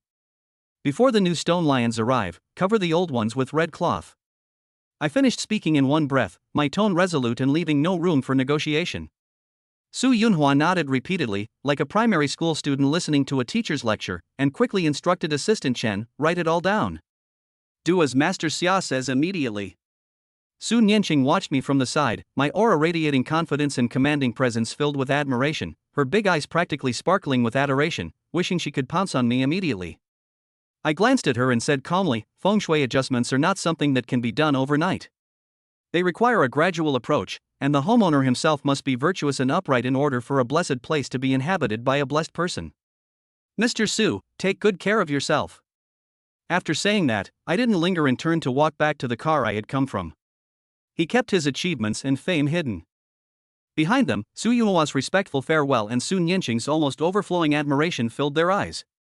Sitting in the Rolls-Royce on the way back, I watched the scenery rushing past the window, a slight smile playing on my lips. Grandeur? Sophistication? Before my absolute strength, everything else is just fluff. However, the sofa in that villa looks quite soft. It would definitely be very comfortable for the little girl to lie on her lap next time we go there. Pa! What are you thinking? You absolutely can't think about that. It'll lead to big problems. Chapter 97 Re-encounter with Morong Shui. Returning from the villa in Shishan, I felt like my status had reached a new level. Even a big shot like Su Yunhua was completely subdued by me. Who else at Kyoto University can compare? In a good mood, even the students buried in their books in the library seemed more agreeable. I sat in my usual seat, with a copy of Quantum Buddhism provided by the system spread out in front of me. Actually, I was chatting with the system, figuring out how to develop the divination technique into a little helper for daily life, such as predicting which window in the cafeteria would give out more meat today. System, do you think it's possible to say my hands won't shake today to the cafeteria lady? Host, you could broaden your perspective a bit more. The system coldly remarked, for example, predict what color underwear Morong Shui will wear today? Get lost. Do you think I'm that kind of person? I righteously refused, but my eyes involuntarily drifted towards the library entrance. That makes some sense, ugh. Speak of the devil, and he appears. Morong Shui, carrying a thick stack of economics literature, clattered in her high heels. Today she wore a beige knitted dress, a fitted style that perfectly accentuated her shapely figure, especially her waist-to-hip ratio ahem. Don't look. She seemed to have seen me too. She paused for a moment, glanced at me with a complicated look, and then quickly looked away, walking briskly to her usual seat, as if I were some kind of monster. You little brat, still hiding from Brother Han? My mischievous side kicked in again. There happened to be a pretty young female student next to me, probably a freshman, scratching her head over a calculus problem. My chance had arrived. I straightened my pale white robe, tidied my hair like a professional, then stood up, strolled over, and plopped down in the empty seat opposite my junior. The junior was startled. She looked up and saw it was me, her face flushed instantly, and she stammered softly. Han, Brother Han? I gave what I thought was a friendly smile and tapped my fingers on the table. Hey kid, got a problem? Let me take a look? The junior student was flattered and quickly pushed the exercise book over. I glanced at it. It was a problem about the extrema of multivariable functions. That's it? The system instantly provided 3 solutions, each more ingenious than the last. But I didn't give the answer directly. I stroked my chin, my eyes casually sweeping over the junior's face, which was slightly flushed with nervousness, and then sliding down to look her over again. Nice figure, well endowed. Girl, this question of yours? I dragged out the melody, with a touch of roguishness. It's just like pursuing a girl. You can't just focus on one point and attack her relentlessly. You have to examine everything and find the most prominent, no, the most crucial point. The female student? Her face turned even redder. The student next to me, eavesdropping. Holy crap! Brother Han's analogy is brilliant. The system was laughing hysterically in my head. Ha ha ha. Host, your math tutoring is full of life's philosophy. Show off value plus 233. Ignoring the system, I picked up a pen and started scribbling on the draft paper, explaining in my corny accent as I wrote. Look, first we take the partial derivative, set it to 0, and find all the suspicious points. Then, we use this Hesse matrix. Hey, doesn't this matrix look like a washboard? We determine whether it's positive definite or negative definite. Positive definite is like a mountain peak, a minimum. Negative definite is like a basin, a maximum. I was talking animatedly, gesturing wildly, and occasionally throwing in some witty remarks like, it's like dating someone and having to consider their family background, or extreme conditions are as troublesome as dating with your mother-in-law in tow. The junior student went from being completely bewildered at first to suddenly realizing what was happening, and her eyes practically sparkled as she looked at me. Several students who were reading nearby couldn't help but come over to listen, trying not to laugh. Got it. Brother Han, I understand. Thank you. My junior was so excited she almost bowed to me. I waved my hand dismissively. No problem. If you ever have any questions in the future, just ask Brother Han. I love helping, well, students who love learning. After I finished speaking, I winked at her. The junior student blushed like an apple and ran off with her workbook in her arms. He kept his achievements and fame hidden. I smugly sat back down, feeling great. Then I looked up and met Morong Shue's cold gaze, which held a hint of disdain, not far away. Oh? You don't like it? I grinned at her, revealing 2 rows of white teeth, and mouthed the words silently. My charm is irresistible. Morong Shue's expression grew even colder, and she turned her head away, presenting the back of her head to me. Sha, what a hypocrite. This guy's so sophisticated. Why aren't you watching? Chapter 98: The Stunning Beauty Who Flees in Disarray. I thought Morong Shue would always be her iceberg, but I never expected her to actually come to me on her own initiative. Just as I was pondering whether to have braised chicken or spicy hot pot for dinner, Morong Shue walked straight to my desk, slammed a thick, all-English book, Advanced Macroeconomics, onto it with a cold, challenging tone. Xiaozihan, since you are so knowledgeable, even able to integrate relativity and Ziwei Do Shu, you must be quite proficient in economics as well. On page 278 of this book, there is a part about the model derivation of rational expectations and the effectiveness of monetary policy that I don't understand. Could you please enlighten me? I looked down at the massive book, which was as thick as a brick, and then looked up at Morong Shue's "let's see how you make this up" expression. I chuckled to myself. You think you can pull this on me? Trying to crush me with your expertise? You've got the wrong guy. The system was beeping excitedly in my head. Host. An S-rank target has initiated an academic challenge. Target's emotions detected: defiance, probing, and a hint of seeing you make a fool of yourself. Your chance to slap them in the face has arrived. Activate the Economics Master temporary trial card. Consumes 3,000 points of bragging rights. Start it up. Make it the most awesome ever. My heroic spirit soars to the heavens. In an instant, a wealth of profound knowledge about macroeconomics, rational expectations, and monetary theory flooded into my mind and became completely integrated. I feel that I could easily be an advisor to the central bank. I slowly picked up the book, turned to page 278, and pretended to look at it for a few moments. In fact, the system had already scanned and analyzed the entire page, even pointing out which punctuation mark was wrong. I clicked my tongue, shook my head, and threw the book back on the table with utter disdain. Morong Shue frowned deeply. What? You don't understand? It's not that I don't understand. I crossed my legs, pointed at the densely packed formulas, and said with a hint of disdain. This model is built rather poorly. Lo? Morong Shue laughed in anger. This is a classic model by Nobel laureate Lucas. What do you know? So what if someone is a Nobel laureate? Does that mean they don't make mistakes? I pursed my lips and began my performance. Look at what he's saying here. He's assuming that economic agents have perfect information and can make perfectly rational predictions. Isn't that bullshit? Who can do that in reality? Can you accurately predict whether potatoes will go up in price tomorrow when you buy groceries? This assumption is like saying that everyone in the world is as smart and beautiful as you, Morong Shui, and doesn't poop. Is that even possible? Morong Shui. You. Her face flushed instantly, both angry and ashamed. That bastard. What vulgar language he uttered. The students eavesdropping nearby were utterly dumbfounded. Holy crap. Brother Han is amazing. He even dares to criticize a Nobel Prize-winning model. And he does it so relatably. I ignored their reaction and continued firing. And here's more. When he introduced monetary policy variables, he completely ignored the herd effect of market sentiment and the influence of mental accounting. It's like you're reading palms, only looking at the lines on the palm, not the complexion or the voice. Can you be accurate? The policy effectiveness derived from this model is like fortune telling with your toes. Can you believe it? As I spoke, I picked up a pen and began scribbling on a blank sheet of paper. I'm not bragging, but with the system's support, my derivation was more concise and rigorous than the version in the book, and I even incorporated correction terms from behavioral economics and complex systems theory. Although I used more advanced mathematical tools, the logic was crystal clear. After I finished writing, I pushed the draft paper in front of Morong Shui and clapped my hands. Look, modify my model a bit. I wouldn't dare say it's perfectly accurate, but it's at least closer to reality than the one in your book.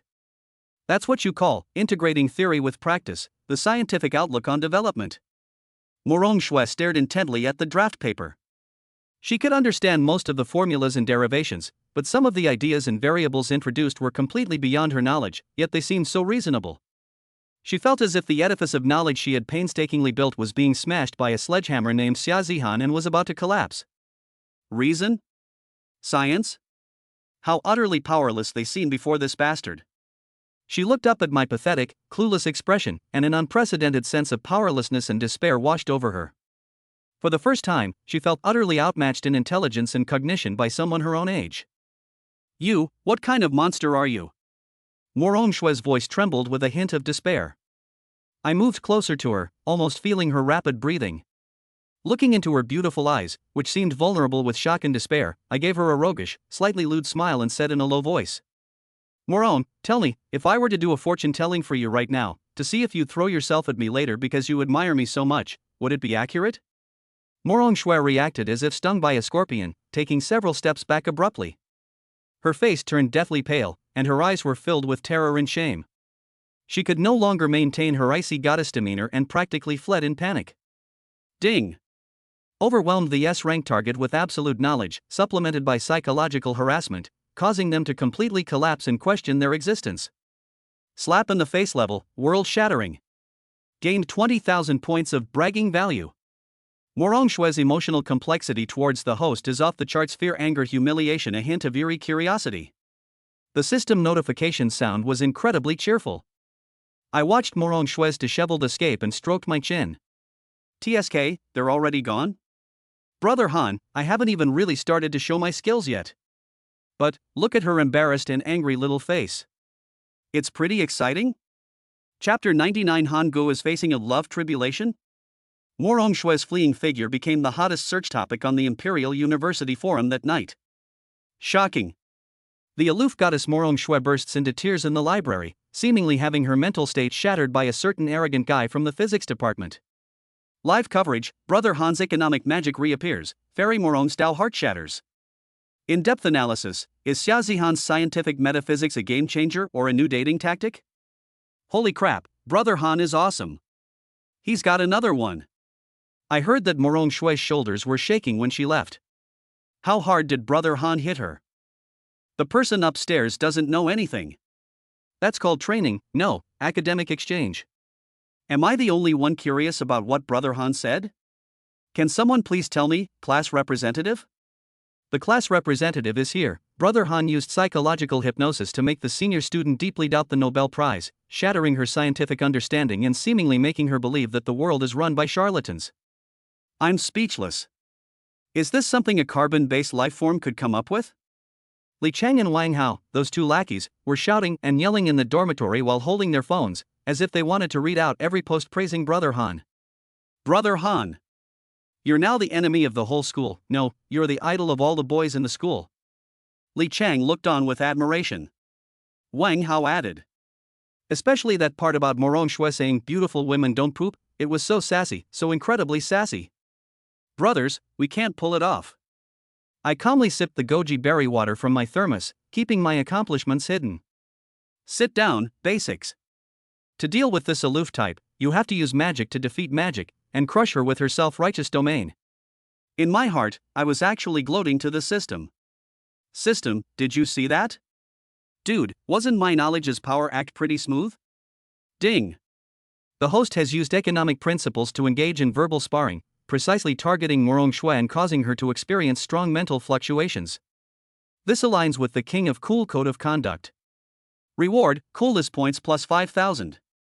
System notification, the host's cheekiness and prestige have increased simultaneously, approaching a dangerous threshold. Please maintain a superior demeanor. TSK, what do you know?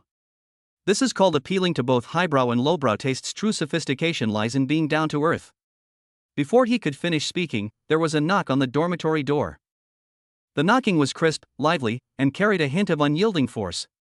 My heart skipped a beat. This rhythm is bad.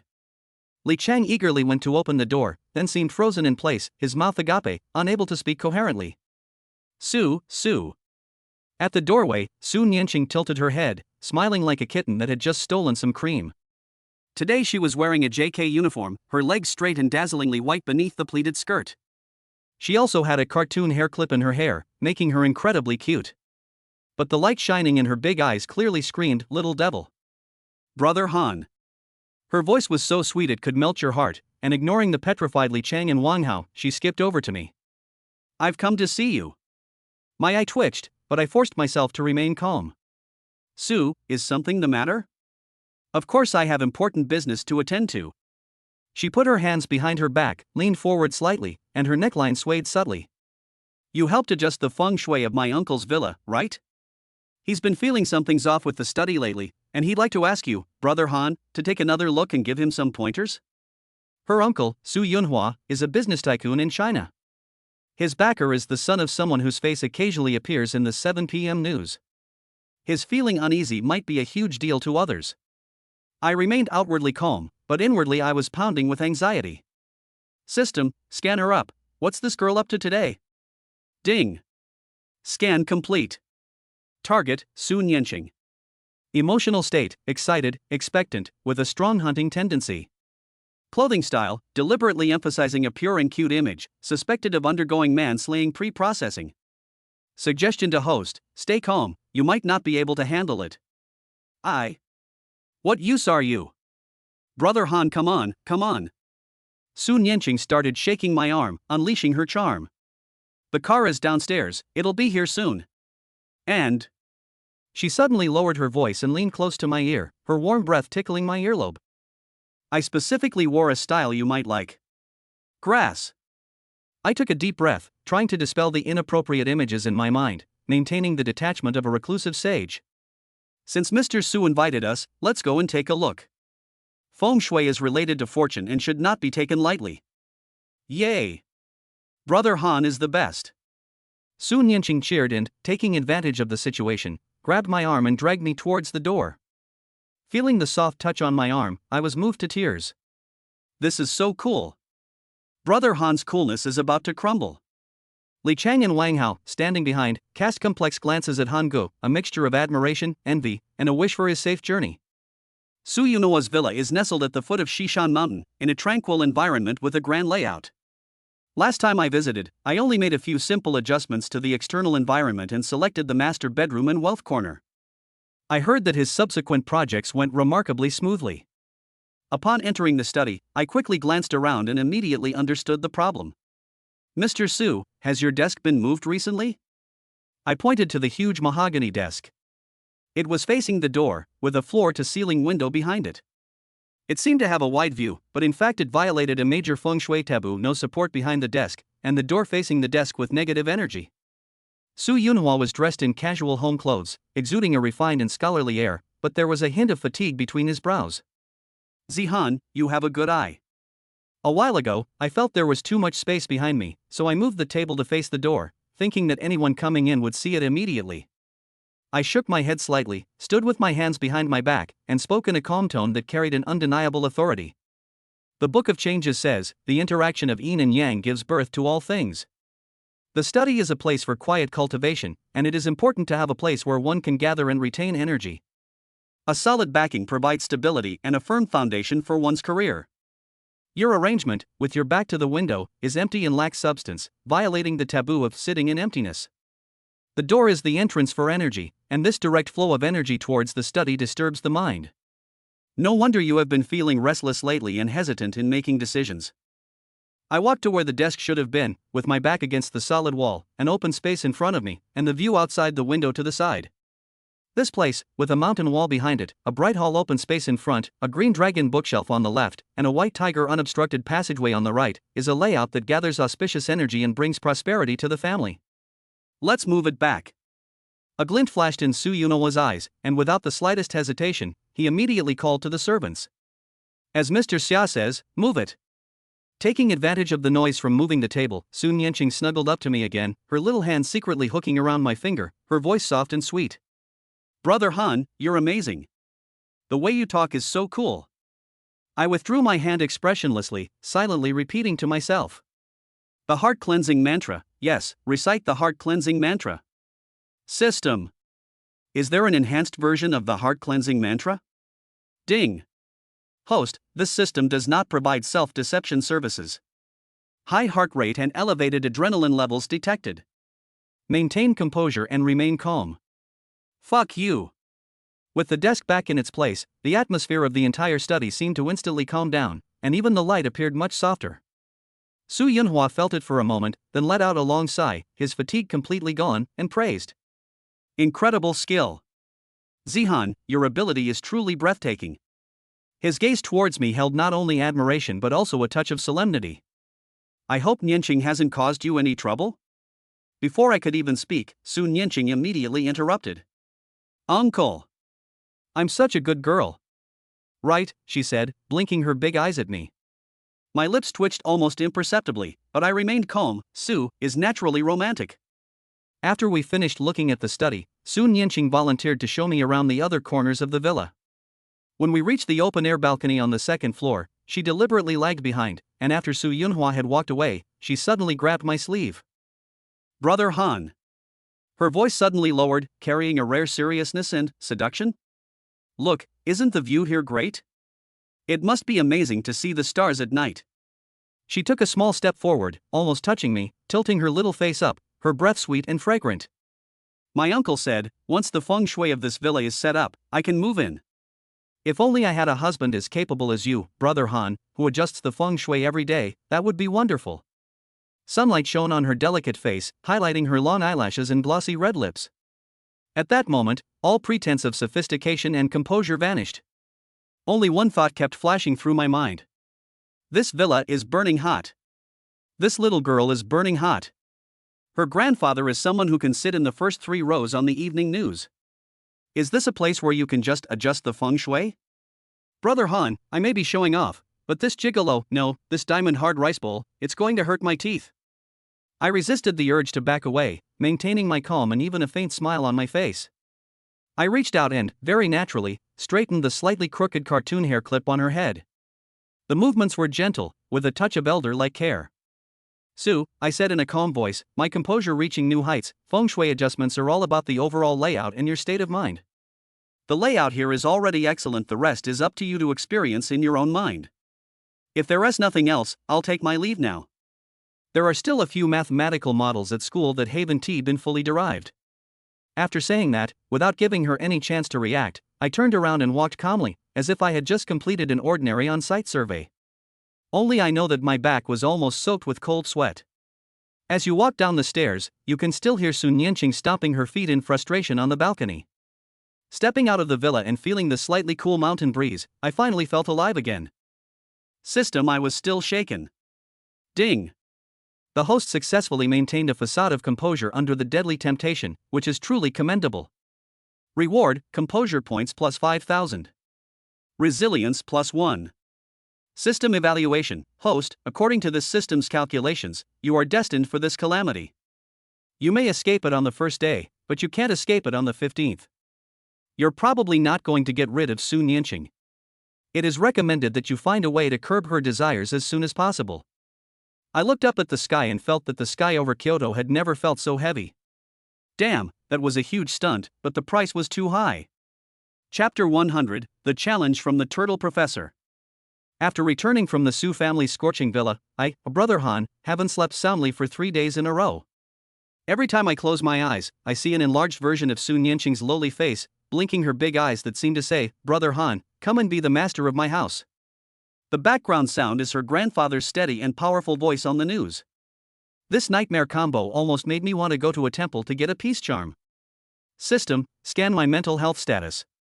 I suspect I have post-traumatic stress disorder. Ding. Scan complete. Host: psychological state: persistent euphoria from showing off, intermittent background anxiety, accompanied by allergic symptoms to specific lowly characters. Diagnosis: pretentious jerk. Treatment plan: stop fantasizing and focus on earning showing off points. Current showing off points: 498,000. You're the one who's being a hypocrite. I was just being prepared. While arguing with the system, I tidied up my makeshift fortune-telling stall, which was actually just a table in the corner of the library with a handwritten sign next to it: Destiny Alteration Consultation, Scientific and Metaphysical, Honest and Fair, starting price 1888. The price hasn't changed, but business is booming. After Morong Shui's tearful outburst at the library, my reputation as a scientific metaphysician has truly taken off. Now, people coming to me for fortune-telling aren't just asking about love luck or failing grades. Even graduate students are asking about thesis topics, and startup teams are asking about the feng shui of their projects. Brother Han! Brother Han! Help! A piercing scream interrupted my mental communication with the system. I looked up and saw Sun, the fat guy from the computer science department next door, scrambling over, his fat face trembling. Stay calm. I slowly and deliberately screwed the lid of the thermos onto the thermos. If the sky falls, the tall ones will hold it up. What are you panicking for? Brother Han. My startup project is the one you mentioned last time, saying too much fire needs water to balance it, and that you told me to put a fish tank in my office. Fatty Sun was panting heavily. The fish tank was there. But today, when the investors came to see the site, the fish tank shattered with a bang as soon as they walked in. The water flooded the place. The investors turned green and said our company's foundation was unstable and they wanted to withdraw their investment. The students waiting to have their fortunes told immediately began to whisper among themselves. Holy crap, the fish tank exploded? This is a bad omen. Did Brother Han mess up this time? Really? When has Brother Han ever made a mistake? I didn't even lift my eyelids, and lightly tapped my fingers on the table. What material is the fish tank made of? Where is it placed? When is water added? What kind of fish are you keeping? How many? Fatty Sun was taken aback, then quickly replied. It's made of glass. It's placed in the entryway directly opposite the front door. I filled it with water last Wednesday at noon and kept 6 koi fish in it. I snorted, picked up the folding fan next to me, opened it with a whoosh, and shook it lightly twice. Fool! I told you to harmonize with water so that you could use flowing and still water to nourish your energy field. The glass tank body belongs to the metal element, while the entrance area is where airflow exchanges rapidly, belonging to the wind element. When metal encounters a strong wind, its shape becomes unstable. That's the first point. Last Wednesday at noon, the sun was blazing and the yang energy was at its peak. Pouring still water at this time was like pouring boiling water on snow, causing a clash between yin and yang. This is the second point. 6 koi fish, 6 is the number of can water, which is auspicious. But although I haven't been to your office in person, from your previous description, it faces north and already has insufficient light and is too yin. Adding more water will cause things to go to extremes. Too much water will cause the wood to float. How can wealth be retained? It would be strange if the fish tank didn't crack. With each word I spoke, Fatty Sun's face paled a little more, and the eyes of the surrounding students brightened a little more.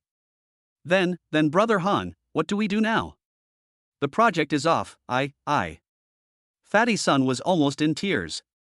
What's the panic? I closed my folding fan and pointed southeast. Go! Immediately get a wide-mouthed, shallow earthenware jar and place it in the southeast corner of the office, the sun position. Tomorrow at Chenshire 7, 9 a.m., fill the jar halfway with running water, and keep 3 water hyacinths and 2 small goldfish, 1 black and 1 red. After setting it up, go and explain it to the investors. It's guaranteed to succeed, stay calm. Fatty Son, as if receiving an imperial decree, bowed repeatedly. Thank you, Brother Han. Thank you, Brother Han. I'll get on it right away. I'll transfer the money to you immediately. Looking at the newly deposited 8888 on my phone, I sat back down in my chair, keeping my accomplishment a secret. System, how cool was that move? Ding. The host demonstrated exceptional improvisation skills, combining environmental reasoning with feng shui terminology to successfully resolve the client's crisis and solidify their authority. Show-off value plus 1,500. Evaluation, although essentially a combination of deception and bluffing, the performance was impressive, barely passing. What does it mean to use a combination of deception and bluffing? This is the practical application of scientific metaphysics. Just as I was gloating over the system notification, my phone vibrated. It wasn't a payment notification, it was WeChat. The message came from a profile picture that had been dormant for a long time. Shinshinga. There was no text, only a share link. The title was, Kyoto University Discovers Fortune-Telling King, Academic Elite or Charlatan? I clicked on the link, which detailed how I made Morong Shui cry in the library, how I paid a high price for fortune-telling, and how I became close friends with Sun Yenqing, who had powerful connections. The writing was sharp, with a touch of scrutiny and skepticism. My heart sank suddenly. Shinga, she saw it. She's been keeping track of my news, but has never bothered me. Is she worried now? Or disappointed? That familiar, bittersweet tenderness washed over me once more. It was as if only when I thought of her would my fortress built by the system, my pretentious attitude, and my cynicism show a crack. System, I asked in my mind, my voice lower, how long will the emotional restriction last? Ding. Current bragging points, 499,500, 500 points are needed to unlock the first stage of emotional restrictions at 500,000 points. Please keep up the good work, host. 500 points, almost there. I took a deep breath, suppressing my surging emotions. My fingers paused on the screen for a moment, but I ultimately didn't reply to the link. Anything I say now seems inadequate. I need to reclaim my emotional control, and wait until I can face her more clearly. Brother Han! Brother Han! Another shout rang out, this time from my loyal henchman, Li Chang, who ran over excitedly, phone in hand. It's blown up! It's blown up! The school forum has exploded again because of you. I raised an eyebrow, reverting to my usual nonchalant and aloof demeanor. Who's the blind fool talking about me again? This isn't just a discussion. It's a challenge. Li Chang shoved his phone screen right in front of my eyes. Zhou Ming, the associate professor from the School of Economics who just returned from an exchange program with MIT. He posted under his real name on the academic forum, saying that your economic explanation is far-fetched and an insult to scholarship, and he wants to debate you publicly. The time is set for tomorrow afternoon in the auditorium. The surroundings fell silent instantly, and all eyes were on me. An associate professor from MIT who returned from overseas? A public debate? This is hilarious. Wang Hao stood aside, eager to get started. Brother Han. Let's get him. Let him know how powerful the King of Cool from Kyoto University is. I slowly picked up the thermos and blew on non-existent tea leaves. Zhou Ming? Never heard of him. His tone was flat, with just the right amount of doubt, as if the other party were just an unknown nobody. System, I thought to myself, look. Here comes a gift of bragging points. And it's even delivered to my door. Ding.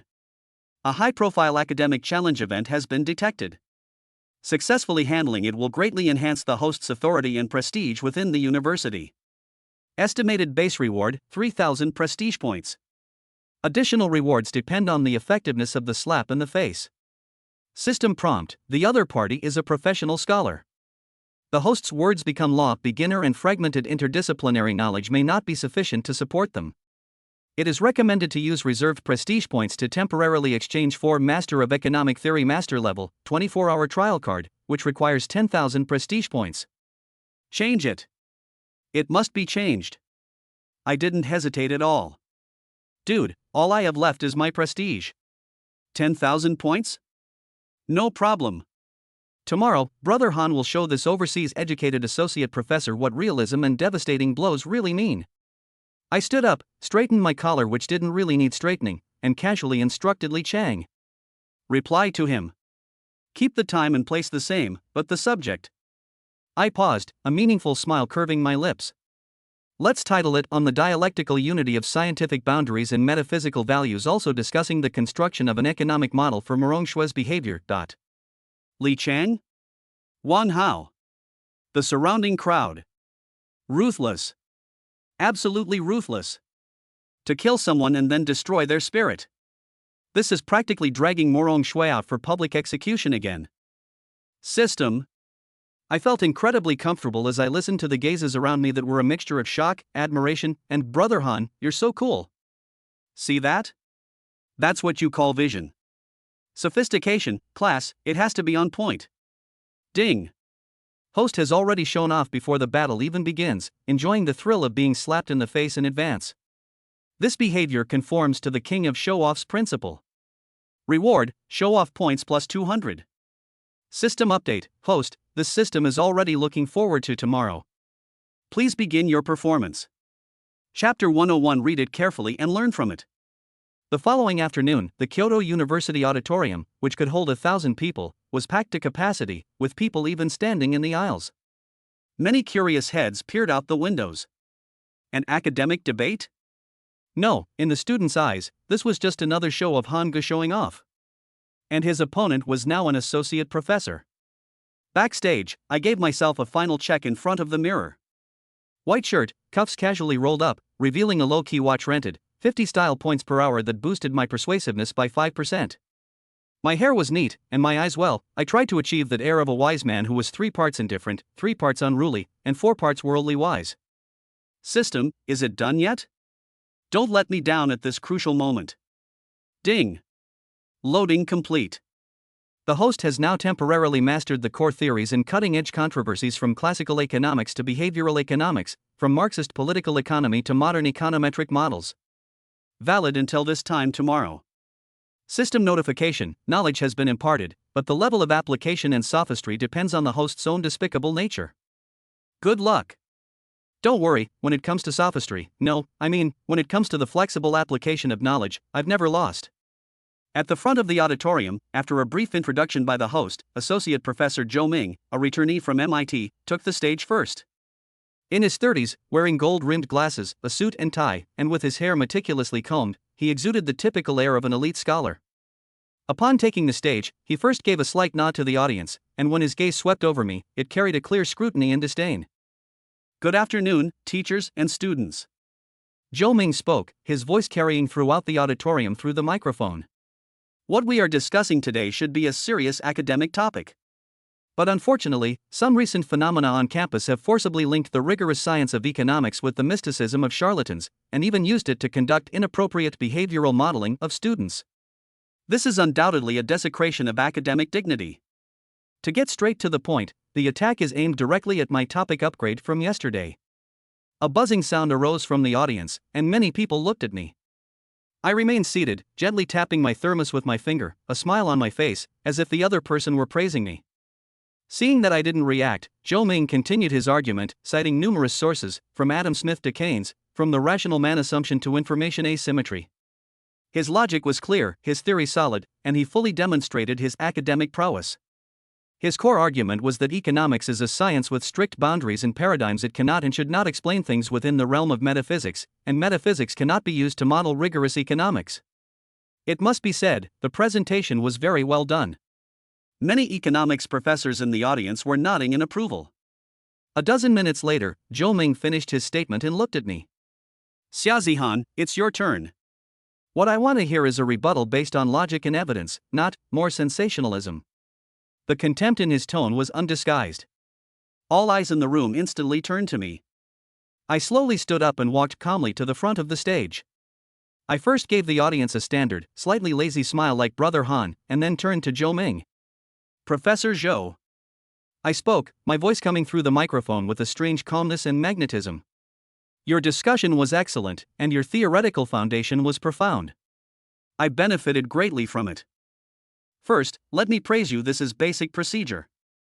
Zhou Ming's expression softened slightly. But I immediately changed the subject.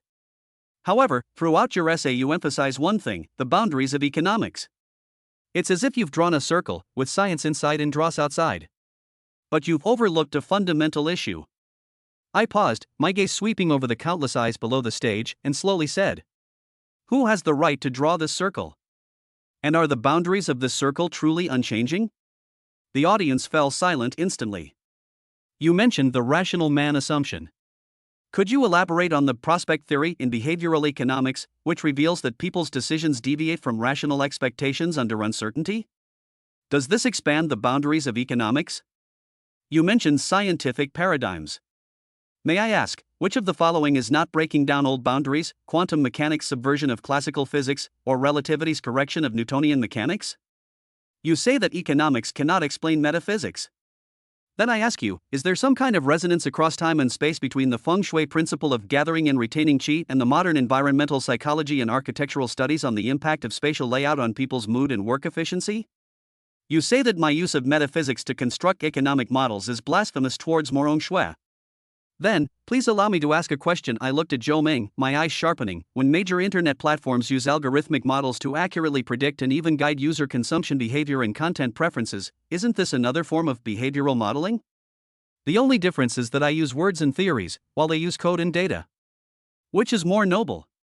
Or rather, which is more scientific? A barrage of questions, like a machine gun, struck at the weaknesses in Zhou Ming's argument. I did not directly refute his theory, but rather, from a broader perspective, questioned the legitimacy and stability of the premise of his argument, the boundary itself. The temporarily loaded master-level economics knowledge surged through my mind, combined with my already adept sophistry, interdisciplinary associative thinking, forming a devastating attack. Zhou Ming's expression changed. He opened his mouth, wanting to refute, but found that I had not stopped at specific economic theories, but had directly elevated to the level of scientific philosophy and methodology. The silence below the stage began to stir. Holy crap! Brother Han, that angle. That seems to make sense? This is no longer an economics debate, it's a philosophy of science lesson. I struck while the iron was hot, picked up the chalk, and quickly drew a large circle on the blackboard, then drew several smaller circles outside the larger one. Ladies and gentlemen, human cognition is like this ever-expanding circle. What we consider science today may only be a part of the circle. And what is outside the circle and not yet recognized is not necessarily superstition or dross. Economics, as a discipline that studies human behavior, should have open and dynamic boundaries, rather than closed and rigid ones. I put down the chalk, dusted my hands, and looked at Zhou Ming, whose face was a little pale. My tone returned to its previous calmness, but carried an invisible pressure. Professor Zhou, being too rigid about boundaries might itself be a form of academic path dependence and fixed mindset.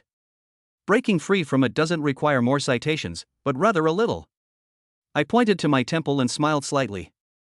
Imagination, and the courage to question authority. This may be the core of the scientific spirit. Of course, I added finally, my tone carrying a touch of Brother Han's playful banter.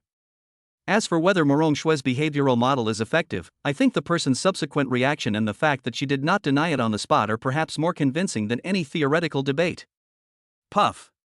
Someone in the audience couldn't help but laugh out loud, which immediately triggered a suppressed burst of laughter and applause.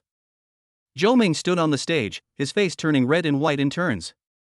He had prepared a whole host of economic theories to refute me, but he didn't expect that I wouldn't engage in a ground-level battle with him.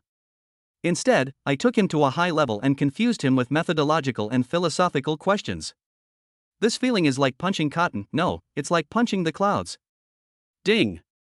The host has successfully suppressed an MIT-trained associate professor in a public academic debate with a cross-dimensional attack, achieving a level of prestige that transcends the heavens. Reward, prestige points plus 3,500. Current prestige points, 503,000. Ding! Congratulations, host. Your accumulated bragging points have exceeded 500,000. The first stage of emotional restrictions has been lifted.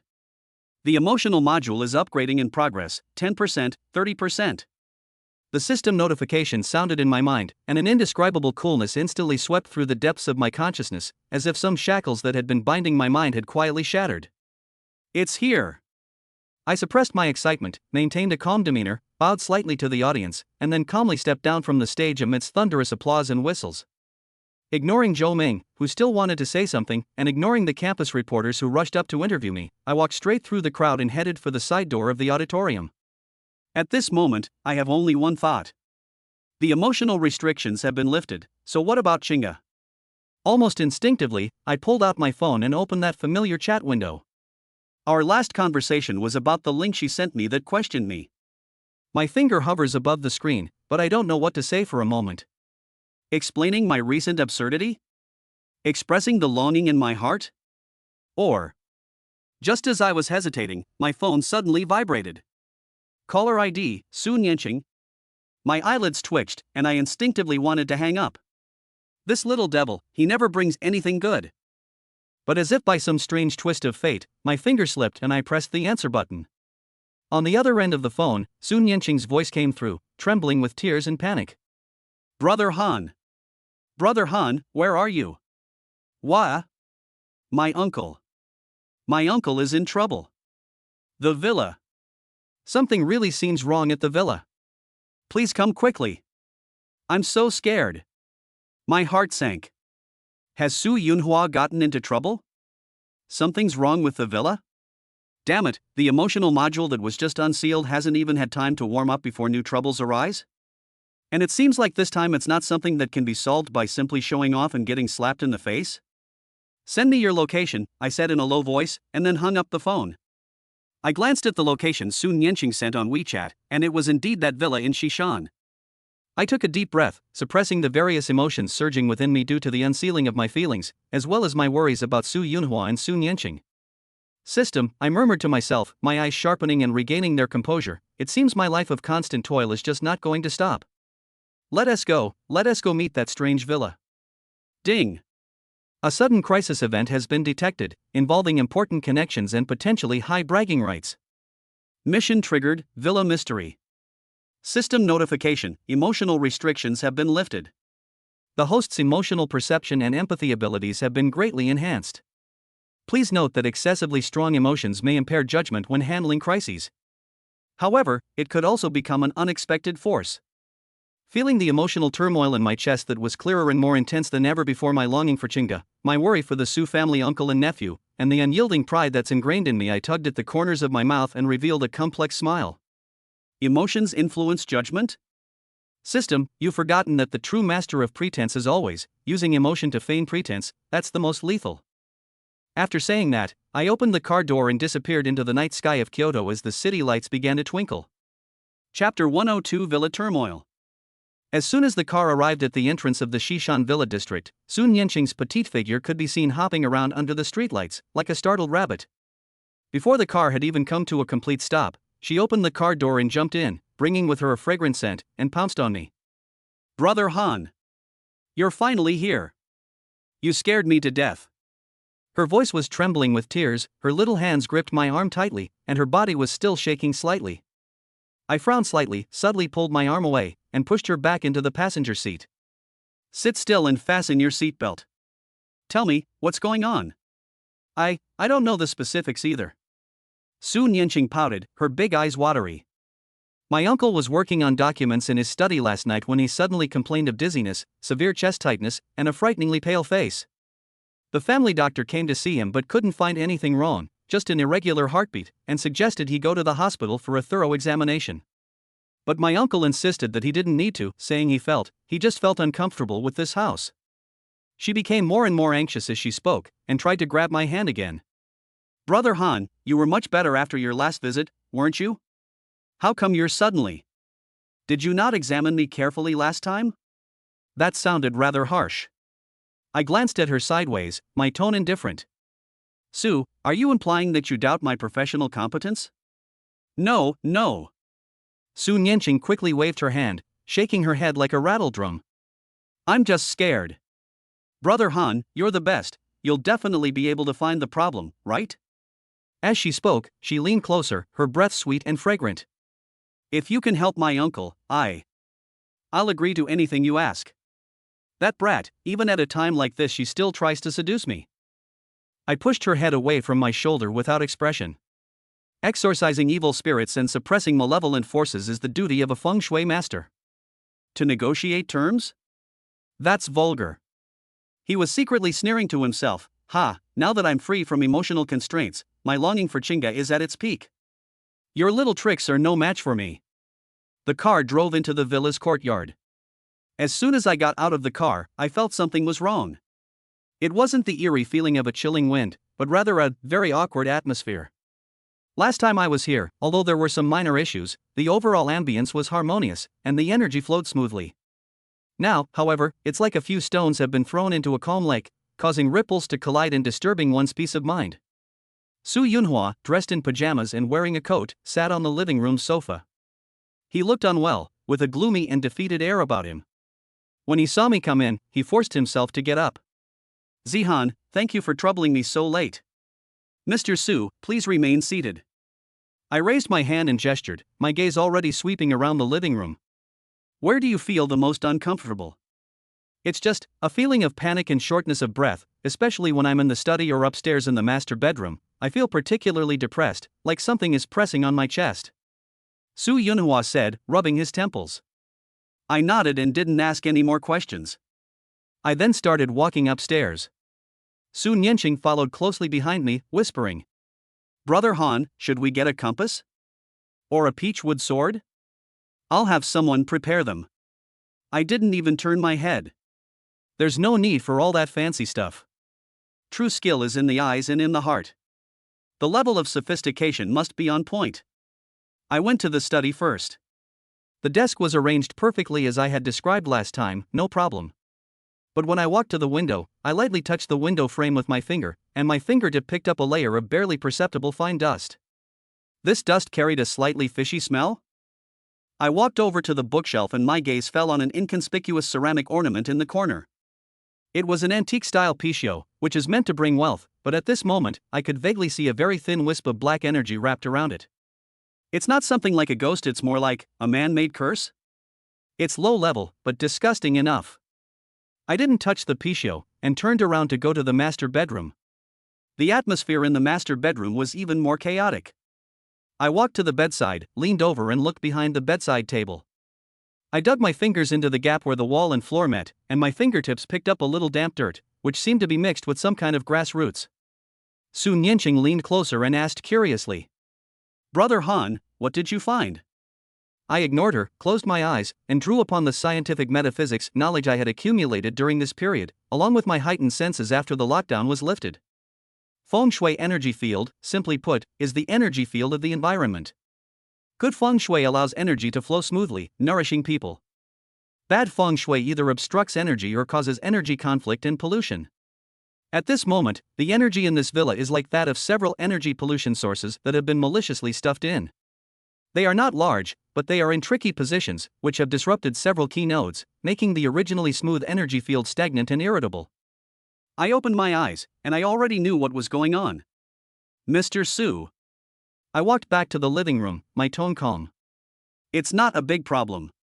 Someone has tampered with the house. What?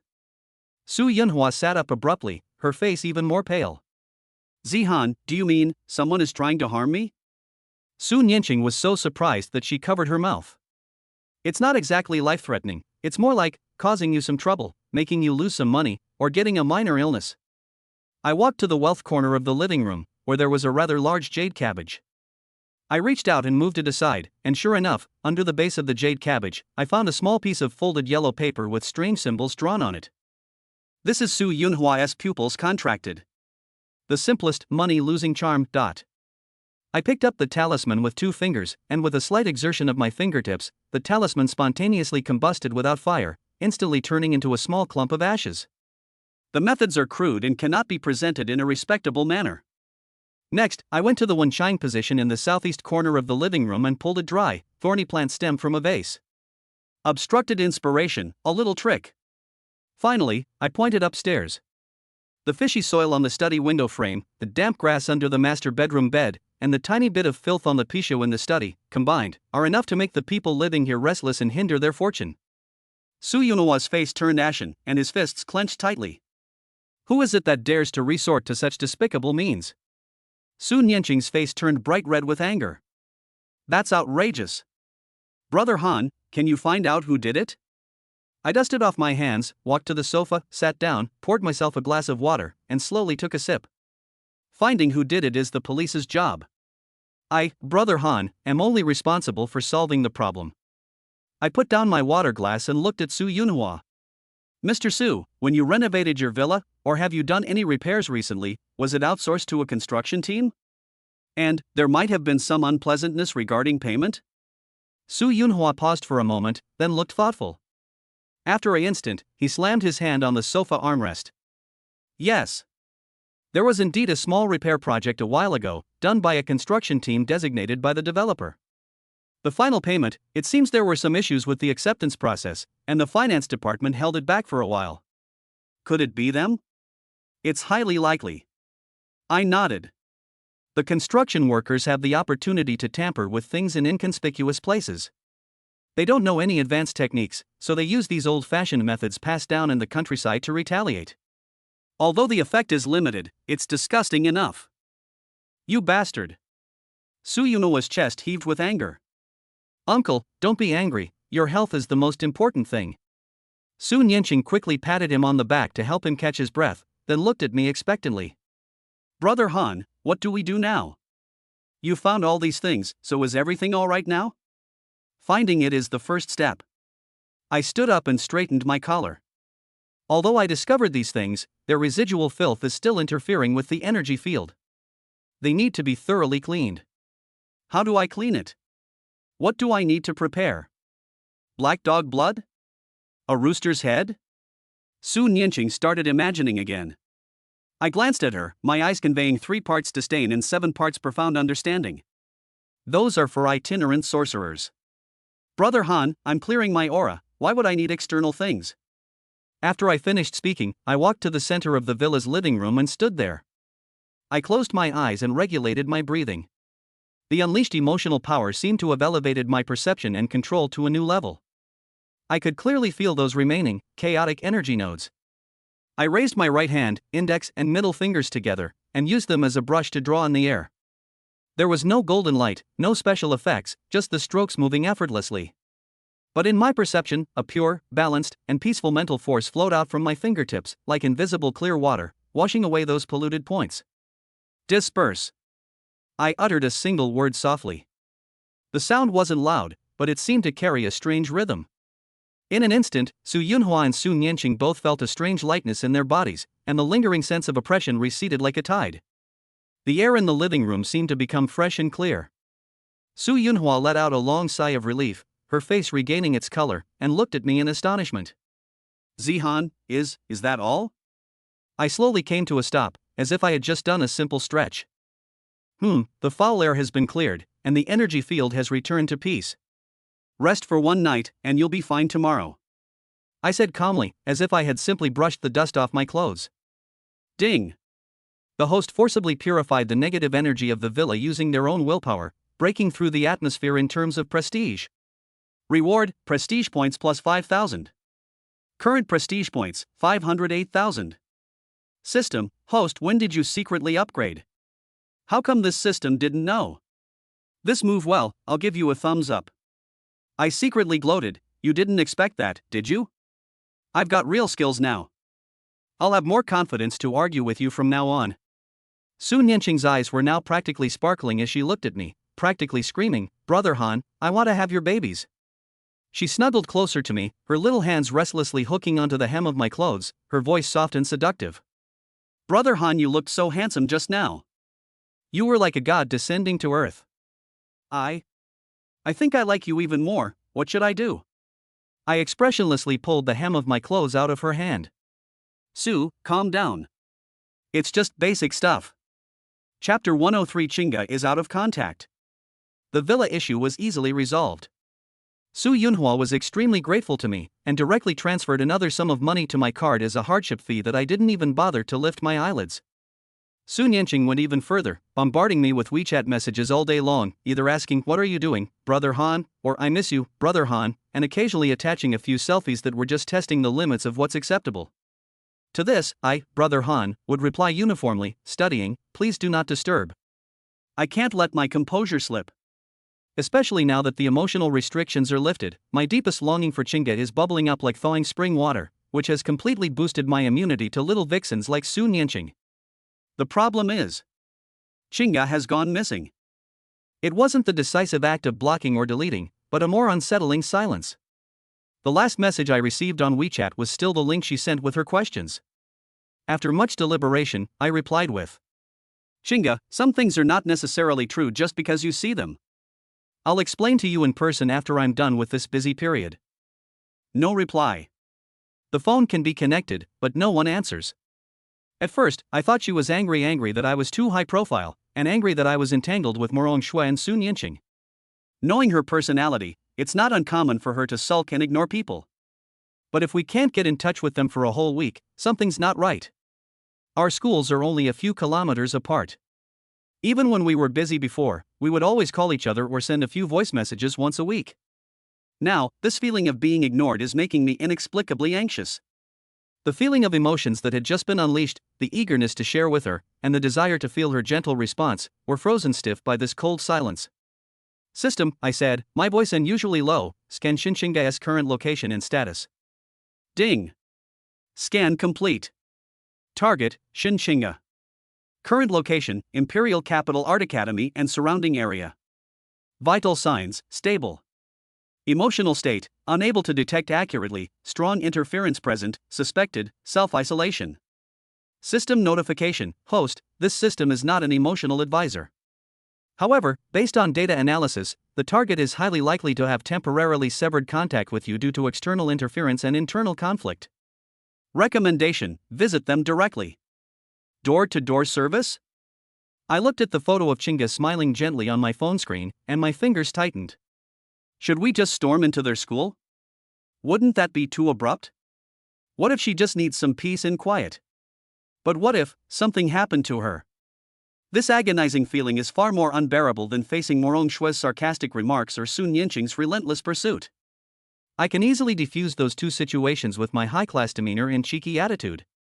But with Chinga, all my tricks and pretenses are completely useless. She is the only place in my heart that is pure and unadulterated, needing no embellishment. Damn it. I scratched my head in frustration. Brother Han, when did I become so indecisive? Just as I was debating whether to abandon my high-class image and become a stalker for once, Li Chang's loud voice rang out again outside the dormitory door. Brother Han. Brother Han. Something terrible has happened. I didn't even lift my eyelids. Which professor wants to debate with me again? I don't have time. It's not a debate. Li Chang burst in, panting. It's our school's 80th anniversary celebration. The student union and the school's youth league committee have jointly organized a distinguished students selection to choose 10 students who best represent the spirit of our school and will be honored at the anniversary gala. Your name is number 1 on the nomination list. Wang Hao followed him in, his face beaming with excitement. Brother Han. This is a golden opportunity to shine. Your approval rating on the forum is currently in first place by a landslide. I raised an eyebrow, uninterested. It's just an empty title. When have I ever needed to prove myself with that? No, Brother Han. Li Chang handed me his phone. Look at the selection criteria. The final outstanding student will be able to walk the red carpet at the school anniversary gala with an important person and receive the award. They'll even get a close-up shot. And it'll be broadcast live throughout the city. Bring an important person. Walking the red carpet, close-up shots, live broadcast throughout the city. My heart skipped a beat. If I were elected, would you invite Chinga? Under the spotlight, on a stage bathed in dazzling lights, I explained everything to her, telling her about the feelings in my heart that had never changed. Just imagining this scene is kind of exciting. Although the methods are a bit tacky and the scene is a bit rustic, the effect will definitely be explosive. It's absolutely worthy of my high standards. System, I perked up instantly. I'm going to get Hanga this top student title. Are there any missions to support this? Ding. Side quest triggered, ascend to the top. Successfully selected as Kyoto University's Student of the Year and appear at the university's anniversary gala. Quest reward, plus 10,000 show-off points, special title, Campus Legend. Systems comment, host, in order to pick up girls, no, to win back your white moonlight, you finally decided to sacrifice school honors? This system thought you considered fame and fortune worthless. You don't know anything. I retorted inwardly. This is called strategy. Using the most dazzling stage to do the most romantic thing. I want both prestige and love. At that moment, I stopped hesitating. I took out my phone and dialed Shinshinga's number again. Still no one answered. But this time I didn't hesitate. I opened WeChat, found her chat window, and typed rapidly. Shinga, I know you may have seen a lot of rumors about me, and you're angry with me for not answering my calls. It's okay. For our school's 80th anniversary celebration, I've been nominated for the Outstanding Student Award. If I'm ultimately chosen, I'd like to invite you as my only important guest to the anniversary gala and walk the red carpet with me. There are some things I want to say to you in person on that occasion. Wait for me. The message was sent, but it disappeared without a trace, and there was no reply. But I felt a little more at ease. With a goal, you have direction. All the boasts and humiliations I've made, all seemed impossible before. This time, for Chinga's sake, I'm determined to snatch that title of top student. Li Chang, Wang Hao. I stood up, my face regaining its confident and smug expression. Go find out the specific rules of this selection and who the other competitors are. This time, I'm going to have some fun with them. Yes, sir. The two lackeys went off happily. I looked out the window at the Kyoto sky, my eyes sharp. Shinga, wait for me. Wait until I get that qualification, stand under the brightest light, and tell you. No matter how much I can show off, the most important place in my heart will always be reserved for you. Chapter 104 Miss Sue's Conditions. There was still no word from Chinga. He's not replying to my WeChat messages, and he's not answering my calls. I'm so anxious, like a cat is scratching at my heart. I'm barely maintaining my cool and collected demeanor in the dorm. Damn it, it's just a nomination for Outstanding Student at the University Anniversary Awards. Why are you so excited that you're hiding away? I was walking around the dorm room with a cigarette in my mouth, ash falling all over the floor. Li Chang. Wang Hao. Where the hell have you been? Get your asses in here. The two lackeys tumbled and crawled in. Brother Han, what are the instructions? Go. Drive. To the Beijing Academy of Arts. I stubbed out the cigarette hard. I refused to believe that a beautiful woman could just vanish into thin air. Li Chang looked troubled. Brother Han, this isn't a good idea, is it? We don't know anyone at their school, how are we supposed to find them? Wang Hao scratched his head, and Brother Han, the way you're acting doesn't look like you're going to find someone, it looks like you're going to steal a bride. Stop talking nonsense. I glared at him. Hurry up. If you keep nagging, I'll deduct the fortune-telling fees you two collected for me this month. The moment money was mentioned, the two of them immediately chickened out. The car sped all the way to the entrance of the Imperial Academy of Arts. Wow, this art school is something else. The girls are all so beautiful and dressed so coolly, it's dazzling. But right now, I'm not in the mood to look at thighs. Shinga. Shen Shinga. I shouted twice at the top of my lungs downstairs in their girls' dormitory, and almost got kicked out by the dormitory supervisor who mistook me for a hooligan. I went to their classrooms, art studios, and music rooms to inquire, but after asking around, everyone said they hadn't seen Shinshinga for several days. Some said she had taken leave, others said she seemed to have gone out to collect folk art, but there was no definite answer. I stood by the small lake at their school, watching couples cuddling and embracing, and my heart ached terribly. Damn. Can't find it anymore? Brother Han, I've been a legend at Kyoto University, arguing with professors, flirting with campus beauties, and swindling, making money off rich women. When have I ever felt so frustrated? I can't even find my own daughter-in-law? Ding. Host's emotions have fluctuated wildly, and their composure is unstable. Suggestion, take a deep breath and silently repeat I am the king of composure 100 times.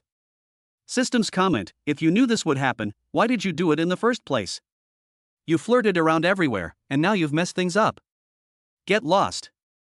Do you think what I did was flirting? I was engaging in necessary social practice. I kept cursing and swearing, but I was getting more and more panicked. Chinga isn't the kind of girl who throws tantrums endlessly. I haven't been able to contact her for so long. Something must have happened, or she's genuinely heartbroken and wants to completely avoid me. The thought of that possibility makes my heart ache like it's being pricked by needles. No, we can't just wait like this. We need to find help. Who should I contact? Murong Shui? Forget it, that woman acts like she's seen her father's killer now. She'd be lucky if she didn't kick me when I'm down. Li Chang and Wang Hao? These two are okay at getting information about campus gossip, but once they leave campus, they're completely blind. After thinking it over, all that's left is that little devil, Su Nianqing. With her family's powerful connections, finding someone shouldn't be difficult. But how do I bring this up? Just a few days ago he was ignoring people and acting all high and mighty, but now he's asking for help finding his ex-girlfriend? That's a real slap in the face. I squatted on the curb, so worried that I lit another cigarette. I was sucking on my phone when it rang. I looked at it, and holy crap, speak of the devil. 3 words appeared on the screen, Su Nianqing. My hand trembled, and the cigarette almost fell onto my crotch. I hesitated for 3 seconds, but still took it. Hello?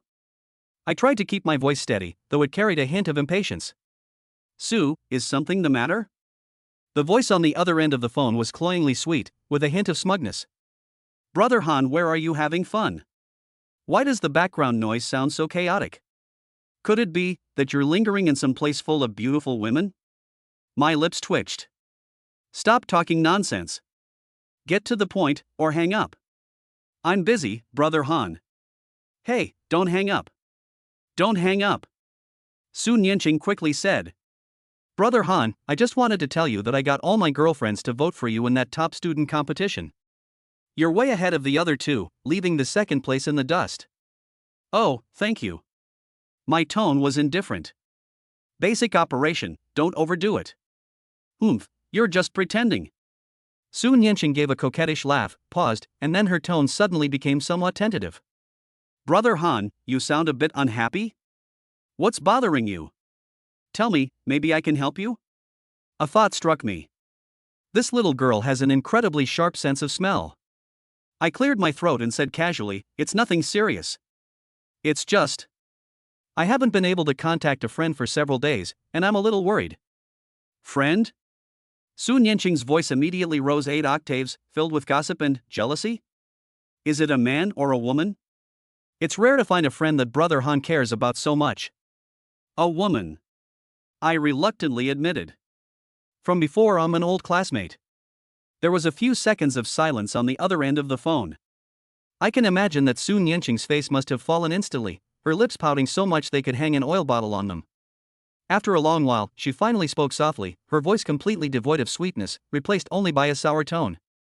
Oh, so it's your old flame? No wonder you've been ignoring me these past few days, you've got your soul stolen, haven't you? Me, Su Nianqing, speak properly. How am I not speaking properly? Her tone became sharp. Is she that Shinchinga? The one from the Imperial Academy of Arts? I've heard of her before. She's just average looking, nothing special. I frowned, a surge of anger rising within me. Su Nianqing, watch your words. She didn't provoke you. She didn't provoke me? She provoked you. Su Nianqing's voice was tinged with aggrieved sobs. Xia Zihan. You heartless bastard. Can't you see how I've treated you? I like you, and I've tried everything to be good to you. But what about you? You're only thinking about your ex-girlfriend. She's nowhere to be found, and you're still getting anxious and upset. What am I to you? As she spoke, she actually started to cry. My head is as big as a bucket. Trying to reason with a woman, especially one who is interested in you and jealous, is the stupidest thing in the world. I sighed, my tone softening. Nianqing, don't cry. I have something important to discuss with her. Important business? What important business is more important than me? Su Nianqing asked, her voice trembling with sobs. Something very important. I couldn't explain to her the inexplicable bond between Chinga and me. Brother Swanhan, I'm begging you for a favor. Could you use your family connections to find out where Chinga is right now? Is she safe? The crying stopped on the other end of the phone. Only faint sobs and heavy breathing remained. I know she's struggling with her decision. A full minute passed before Su Nianqing's voice rang out again, carrying a resolute determination and a thick nasal tone. I can help you find her. I was secretly delighted. But her tone suddenly shifted, taking on a mischievous glint. I have conditions. Go ahead, I said, as I had expected. First, Su Nianqing counted on her fingers. After you find her, you are not allowed to see her alone. You must take me with you. Me, okay. Damn it, is this girl trying to protect herself from thieves? Secondly, when you walk the red carpet at the school anniversary gala, if you're really elected, you can't invite her. You have to invite me. My eyelids twitched, this. Fine, don't agree then. She made a move to hang up the phone. No. I promise. I promise. I gritted my teeth and decided to find the person first. As for walking the red carpet, I'll figure out a way to cover that up later. Third, Su Nianqing's voice carried a hint of smugness, and also a hint of indescribable shyness. Once we find her and confirm she's alright, you have to have a meal with me. Just the two of us. No Li Chang or Wang Hao, those two third wheels. And, you're not allowed to give me that stern look again. Me, deal. For Chinga's sake, I'll put up with it, Brother Han. It's just having a meal together, it's not like I'll lose anything. Hee, that's more like it. Su Nianqing immediately stopped crying and smiled, her voice regaining its sweet tone. Brother Han, you wait, I'll call my dad right now. I promise I'll get back to you by tomorrow at the latest. After hanging up the phone, I let out a long sigh of relief, feeling even more exhausted than when I was arguing with Zhou Ming. Ding! In his search for his white moonlight, the host compromised with a lowly, signing a humiliating treaty. Coolness 100. System evaluation. Host, the system would like to call you the ultimate simp. Is it really worth it for a woman? You don't know anything. I retorted irritably. That's called strategy. A strategic compromise. Once we find Chinga, I'll settle the score with that little brat. Despite saying that, the unease in my heart did not diminish in the slightest. Chinga, where are you? Why did you leave without a word? Chapter 105. Chinga went to Shenzhen. Su Nianqing's efficiency is truly remarkable. The next day at noon, I had just finished my class when she called. Brother Han. We found it. Her voice carried a hint of elation, but if you listen carefully, you could still detect a trace of reluctance. Speak, I said, walking to the corner of the corridor and lowering my voice. Chinga, she's no longer in Kyoto. Su Nianqing paused. My dad used his connections to check her travel records and hotel check-in information. She bought a plane ticket 3 days ago and flew south. South? My heart skipped a beat. Specifically? Shenzhen. Su Nianqing uttered 2 words. Shenzhen? That place, touted as a tech capital, a land of opportunity but also a place of immense pressure? What would Chinga do there? She's an art student. What is she doing in Shenzhen? Do you have a specific address? I asked hurriedly. There is no address. The only record is that she stayed at a budget hotel in Futian district, Shenzhen for 1 night, and then there is no further record. Su Nianqing said. As for what she did there, I heard from people at her school that she apparently took on a side job, doing art murals for some newly opened tech company, and the pay was pretty high. Artistic murals? Traveling all that way just to paint a wall? I always felt it wasn't that simple. Chinga isn't the kind of person who would travel that far for money, unless she wanted to use this opportunity to leave Kyoto completely, to leave me. The thought of this makes my heart burn like fire. Thanks, Nianqing. I said in a deep voice, I'll remember this favor. Humph, what's the use of just writing it down? You have to keep your promise. Su Nianqing reminded me. Remember, you're not allowed to see her alone. And on the red carpet. Okay. I interrupted her, I have something to do here, I'll hang up now. Before she could say anything more, I hung up the phone. Shenzhen Stock Exchange. Damn it, it seems like this long trip is unavoidable. I immediately took out my phone and checked flights to Shenzhen.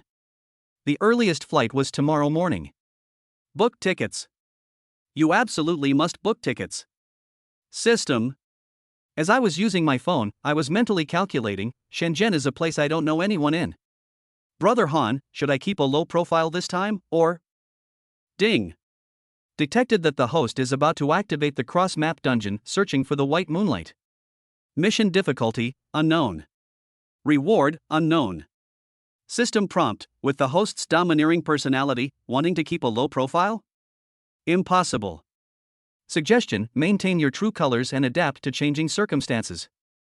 If necessary, you can utilize the host's potential connections in Shenzhen. Potential connections? I don't have a single connection in Shenzhen. However, the system's words did remind me. Suyunoa's business is so large he must have partners or friends in Shenzhen. But after just asking for help from someone's niece, he turns around and asks her uncle for resources? Even someone as shameless as me can't handle that. Forget it, I'll rely on myself. Now that I have real skills and a system at my disposal, how could I still capsize in Shenzhen? After booking my flight, I returned to my dorm and started packing. A few changes of clothes, a compass, and my precious thermos. Li Chang and Wang Hao were both stunned when they saw me packing my luggage. Brother Han, are you going on a long trip? Yeah, I'm going to Shenzhen. I said without looking up. Shenzhen? What for? Tourism? Or some big business deal? Wang Hao's eyes lit up. Find someone. I zipped up my suitcase. At school, you two keep an eye on the top student thing for me, make sure the voting goes smoothly. If anyone causes trouble, write it down, I'll deal with them when I get back. Don't worry, Brother Han. Li Chang patted his chest. Leave it to us. But Brother Han, are you sure you can handle going to Shenzhen alone?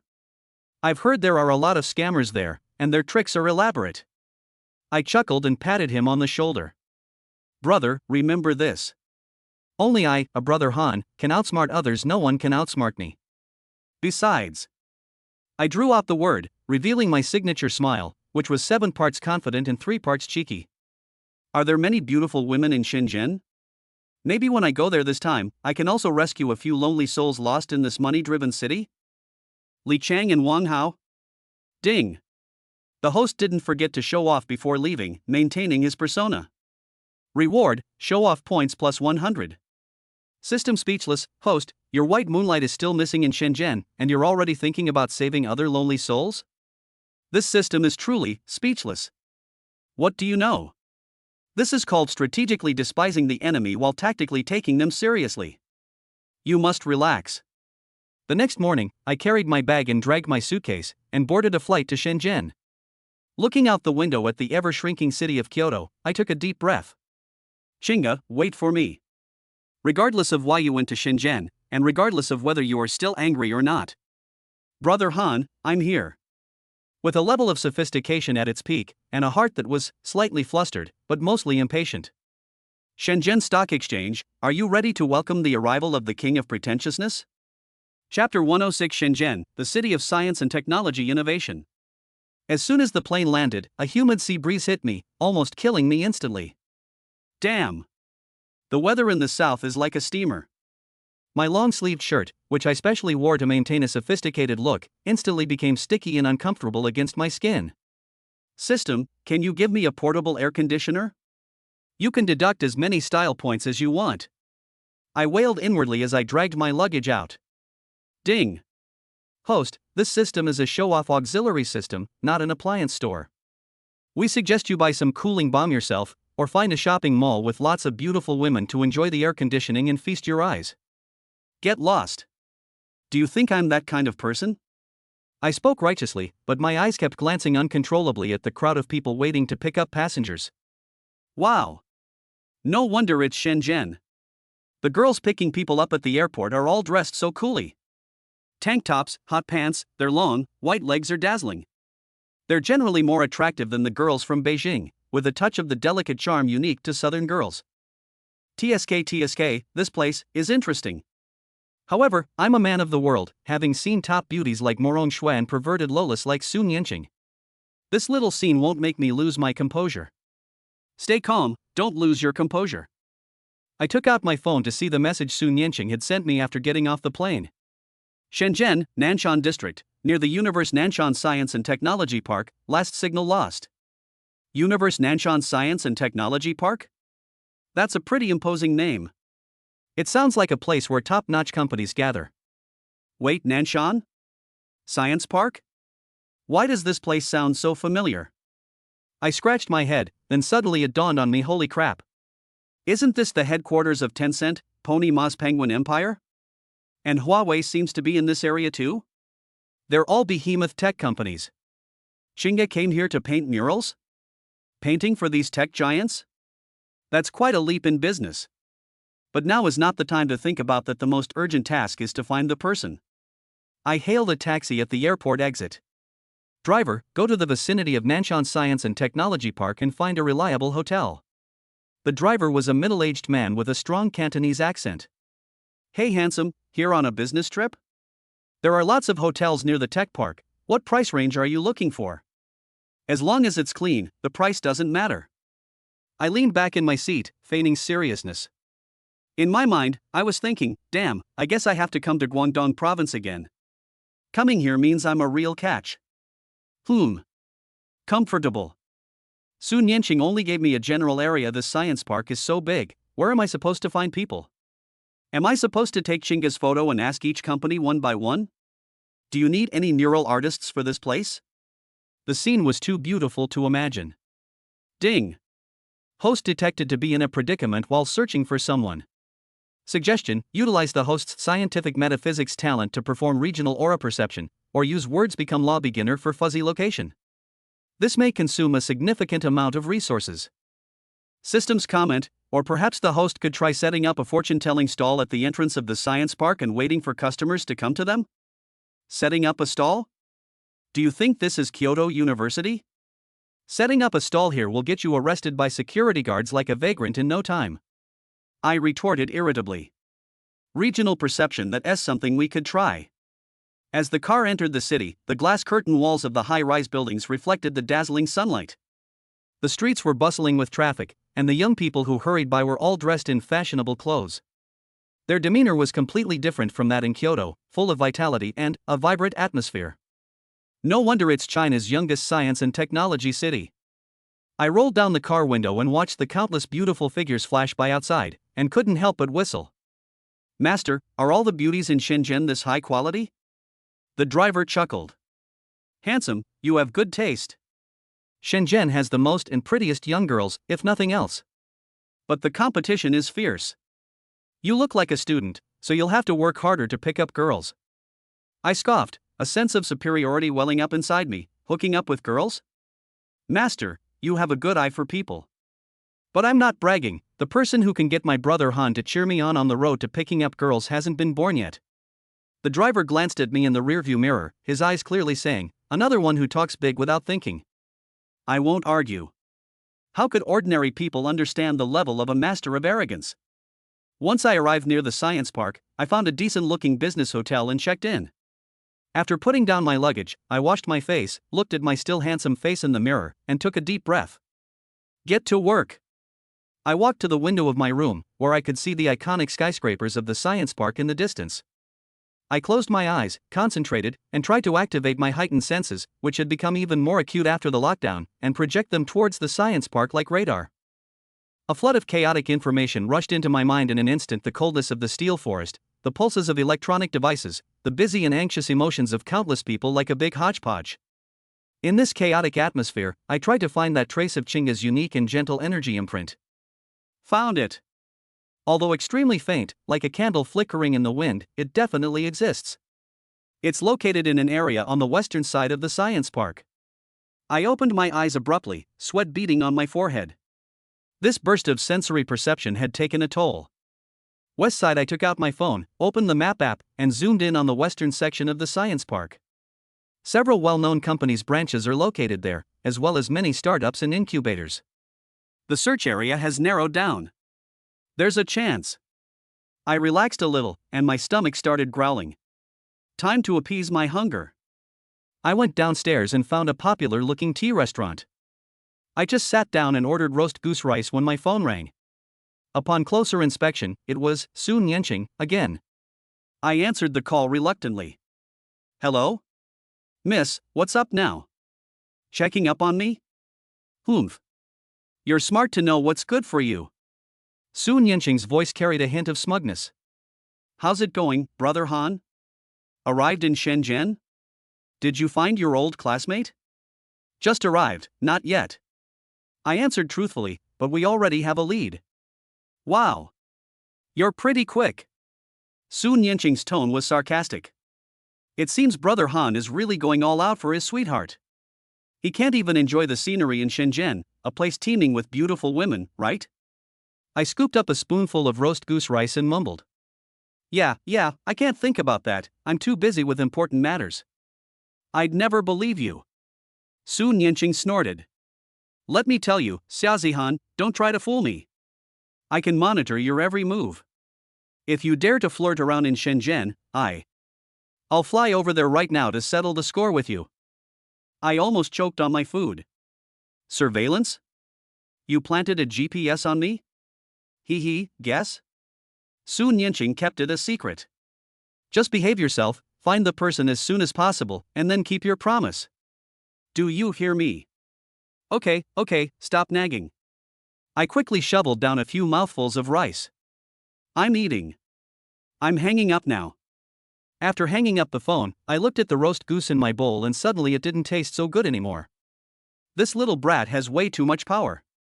He's in Beijing, yet he can extend his reach into Shenzhen? And he can even monitor me? Her grandfather, who appeared on the evening news, just thinking about it gives me the creeps. Damn it, this gigolo, no, this diamond bowl of rice is not something an ordinary person can handle. Alright, hurry up and find Chinga, explain everything, and then stay away from that little devil Sun Yenqing. Survival is the most important thing. I quickly finished the roast goose rice, wiped my mouth, and my eyes regained their resolve. The west zone of the science park, right? Chinga, wait. Brother Han, I'm here to rescue you. Chapter 107 Universe Nanshan Science and Technology Park. The next day, I got up very early, changed into another slightly more understated outfit, still a damn long-sleeved shirt, and headed straight for the west district of the science park. This place is fucking huge. Glassbox buildings rise from the ground, connected by sky bridges, with shady trees, artificial lakes, and small squares below. Young people wearing various company t-shirts come and go, their steps hurried, and the air is filled with the fervent spirit of time is money, efficiency is life. I wandered around the West District like a headless fly for half a day, watching all those pretty young ladies coming and going. My eyes were almost dazzled. The girls in Shenzhen are really high quality. And they have a variety of styles, from intellectual office ladies to cute and soft programmers, and even trendy and cool designers. They are all beautiful and have great figures, making even my old heart flutter. Forgive me. I quickly murmured Chinga's name to steady my mind. I'm here to do serious business, not to have a beauty pageant. The problem is that Chinga's faint breath came and went, making it like searching for a needle in a haystack in this vast and chaotic aura. I tried focusing my senses several times, but the results were not ideal. Instead, it made me dizzy and lightheaded. Ding! The host is acting like a headless fly, their sophistication is about to plummet. Suggestion: abandon metaphysics and use scientific methods. For example, ask a passerby? System taunts, or perhaps the host could drool over those beautiful women, maybe that would trigger some romantic luck clue? Asking for directions?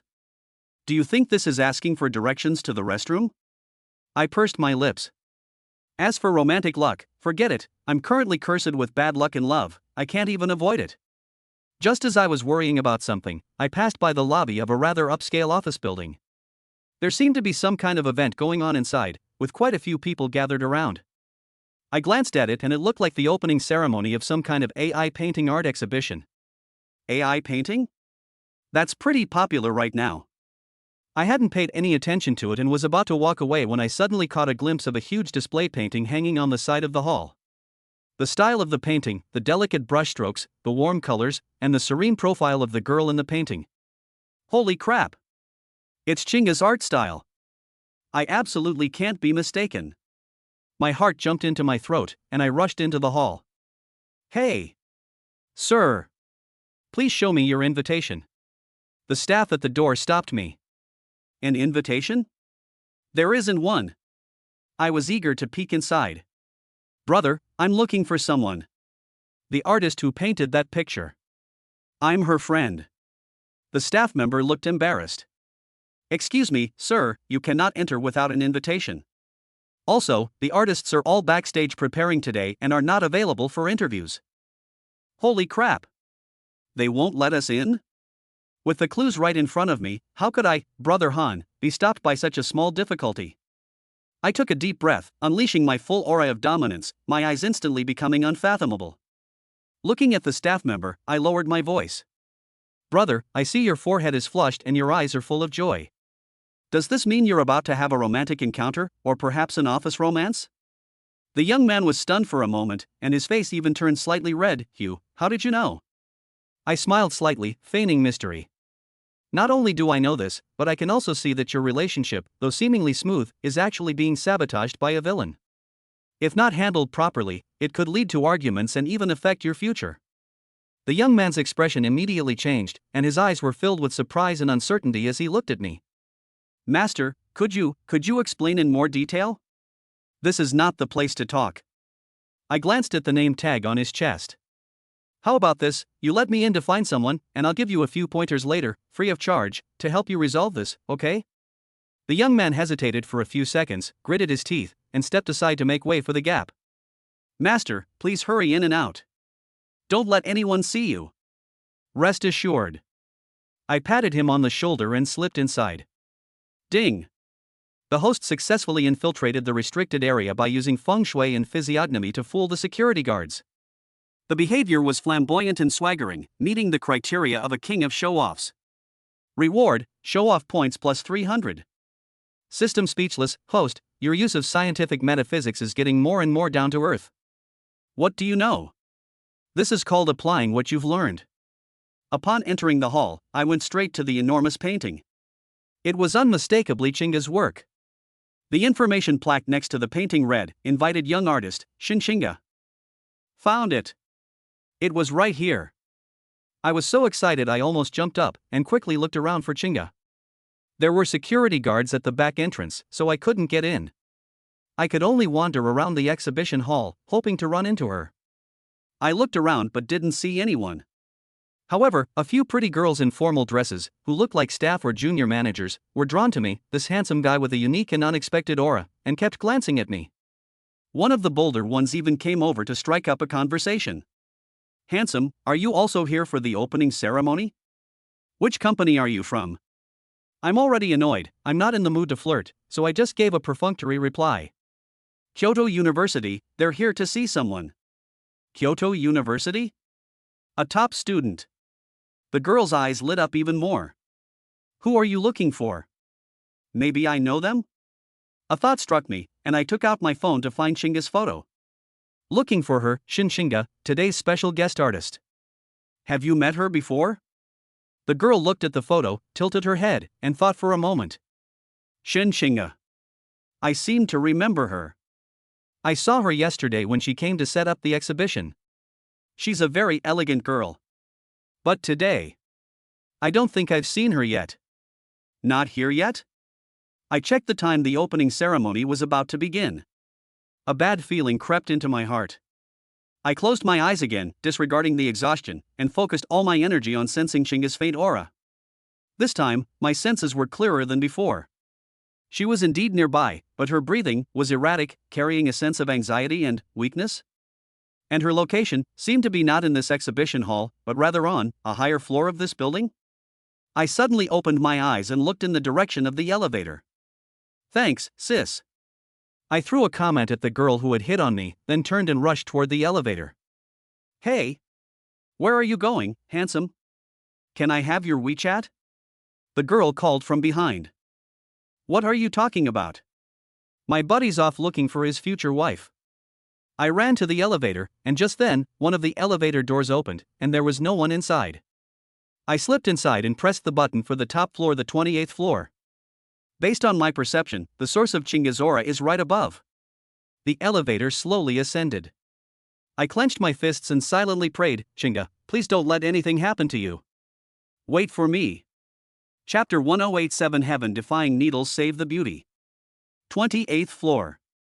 As soon as the elevator doors opened, a strong smell of disinfectant mixed with some strange chemical odor hit me. The corridor was empty, the lighting was stark white, and the rooms on both sides had signs that read Laboratory and Research and Development Department, and it was eerily quiet.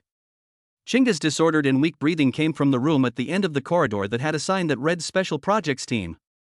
My heart pounded, and an unprecedented panic gripped me.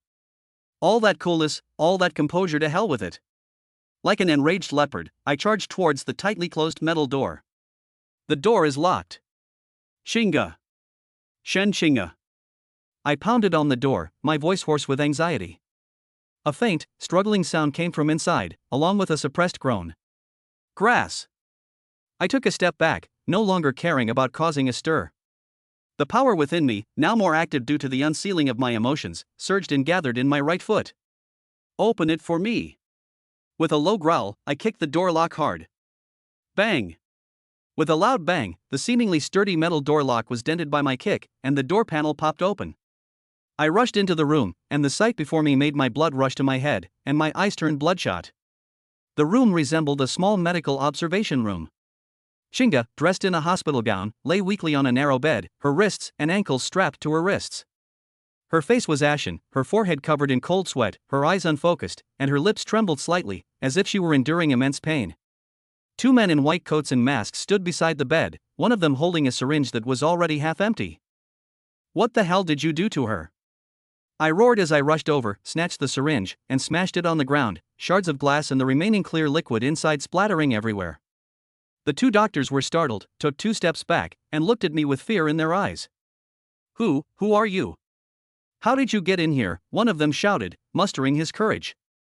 I ignored him completely, rushed to the bedside, and touched Chinga's cold cheek with trembling fingers. Chinga! Chinga! Wake up! It's me! Zihan! Chinga's eyelashes trembled, and her unfocused gaze struggled to focus on my face, revealing a hint of disbelief and relief. She opened her mouth, but no sound came out, only tears silently streamed down her face. At that moment, my heart felt like it was being gripped tightly by an invisible hand, the pain making it hard to breathe. Who is it? Who dares to treat her like this? Ding! Target Chinga's vital signs have rapidly declined. Unknown neurotoxins and metabolic toxins are present in her body. Her condition is critical.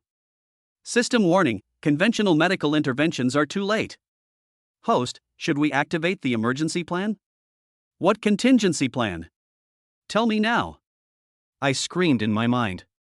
Option, exchange for the legendary medical technique 7 heaven-defying needles. Using chi to control the needles, forcibly stimulate life potential, reverse yin and yang, and expel toxins. Requires 100,000 points of bragging points. 100,000 points? I only have a little over 500,000 in total right now. And this will take away a fifth of it. But seeing Chinga's face rapidly turn ashen, and feeling her life force flicker like a candle in the wind, I didn't hesitate at all. Change. Immediately. Right now. Ding. 100,000 bragging points consumed. Successfully redeemed 7 heaven-defying needles one-time use. Related knowledge and techniques have been instilled. A vast and profound flow of information instantly flooded my mind, including the profound principles of human meridians, blood circulation, yin-yang balance, and 7 unpredictable acupuncture techniques, which were as deeply imprinted as if branded. My eyes flashed with a sharp light, all traces of my usual cynicism gone. In their place was a majesty and focus akin to that of an ancient deity. System, block out external interference. Buy me some time. Received. Local energy barrier activated. An invisible wave spread out from me, keeping the 2 doctors who wanted to rush up and stop me at bay. They were as if they had crashed into an invisible wall and could not get any closer. I took a deep breath, pointed my fingers like a sword, and channeled the power within my body wildly according to the 7 needles against heaven technique. No silver needles? Then I'll use my fingers instead. I'll use my inner energy as the guide. The first needle, to stabilize the soul. A faint white light emanated from my fingertip as I swiftly pointed towards Chinga's ancestral aperture between her eyebrows. A gentle yet powerful force flowed in, instantly calming her violently trembling body and restoring a glimmer of light to her unfocused eyes. Second needle, lock the vital energy. The fingertip slid towards her chest acupoint, stabilizing her life force that was about to dissipate. Third needle, unblock the meridians. The fingers pressed on important acupoints on her limbs, forcibly clearing the meridians blocked by toxins. Fourth needle, exorcise evil. A scorching stream of air emanated from my fingertips and entered Chinga's body. Like the blazing sun melting snow, wherever it passed, the cold toxins were quickly expelled, turning into wisps of black mist that seeped out from her pores. Fifth needle, awaken yang. The needle was placed in her lower abdomen, dantian, to stimulate her own vital yang energy. Sixth needle, strengthen the foundation. The power flowed through her internal organs, stabilizing the source of her essence that had been eroded by the toxins. Chinga's complexion regained its rosy hue at a visible speed, and her breathing became steady and strong. Just one more injection. The seventh needle, defying the heavens. I let out a low shout, gathered all my power into my fingertips, and with unwavering determination, struck the Baihui acupoint on Chinga's head. This injection is a life or death struggle against the heavens. A defy the fate attempt to change one's destiny. Buzz. With a soft buzzing sound, a flash of light seemed to appear around Chinga. She coughed a few times, spitting out a small mouthful of black blood with a fishy smell, and then slowly opened her eyes. Her eyes were clear and bright, filled with the bewilderment of surviving a disaster and an undisguised dependence on me. Zihan. She called weakly, tears welling up again, but this time, they were tears of joy. It was a success. I let out a long sigh of relief, feeling completely drained, my back soaked in cold sweat. 100,000 points for showing off worth it. With the energy barrier removed, my icy gaze, sharp as a tangible blade, shot towards the two terrified doctors. Speak. Who ordered this? One of them stammered, It's President Li. Li Yaoyang. Li Yaoyan? This name struck me like a bolt of lightning. The chairman of Xingyao Medical. The man who, back in high school, took advantage of Chinga's leg injury and my despair at the time, binding me to his pirate ship with a contract that was almost a servitude contract. Later, after I obtained the system, I immediately broke free of the shackles and fought my way out of Xingyao. How did he find Chinga? And why did he target her? It's targeting me. It must be targeting me. Because I broke free from his control, because he found out about my relationship with Chinga. So he's using this method to retaliate against me and force me to submit? A raging fire burned within me, threatening to consume my reason. Dragons have scales that cannot be touched. To touch them is certain death. Chinga is my biggest and most untouchable taboo in this life. Li Yaoyang, you fucking deserve to die. I gently lifted Chinga, who was out of danger but still weak, into my arms. Her arms naturally wrapped around my neck, and she buried her face in my chest, seeking a sense of security. I carried her, walking step by step towards the door. As I passed the two doctors slumped on the ground, my steps didn't falter, only their chilling voices echoed in the room. Tell Li Yaoyang. Wash your neck and wait. Brother Han, he can't bear my anger.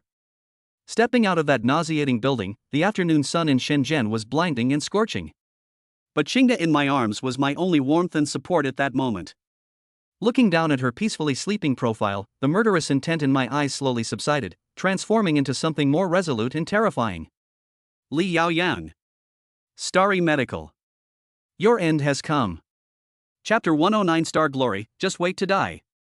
After settling Chinga in the hotel room and watching her fall into a deep sleep with steady breathing, I finally breathed a sigh of relief. Sitting by the bed, holding her hand and feeling the warmth of her palm, the lingering fear and overwhelming anger surged into my heart once again. Li Yaoyang Xingyao Medical. In Shenzhen, and even in the southern medical community, this is a behemoth. A market capitalization of hundreds of billions, with a deeply entrenched network of connections.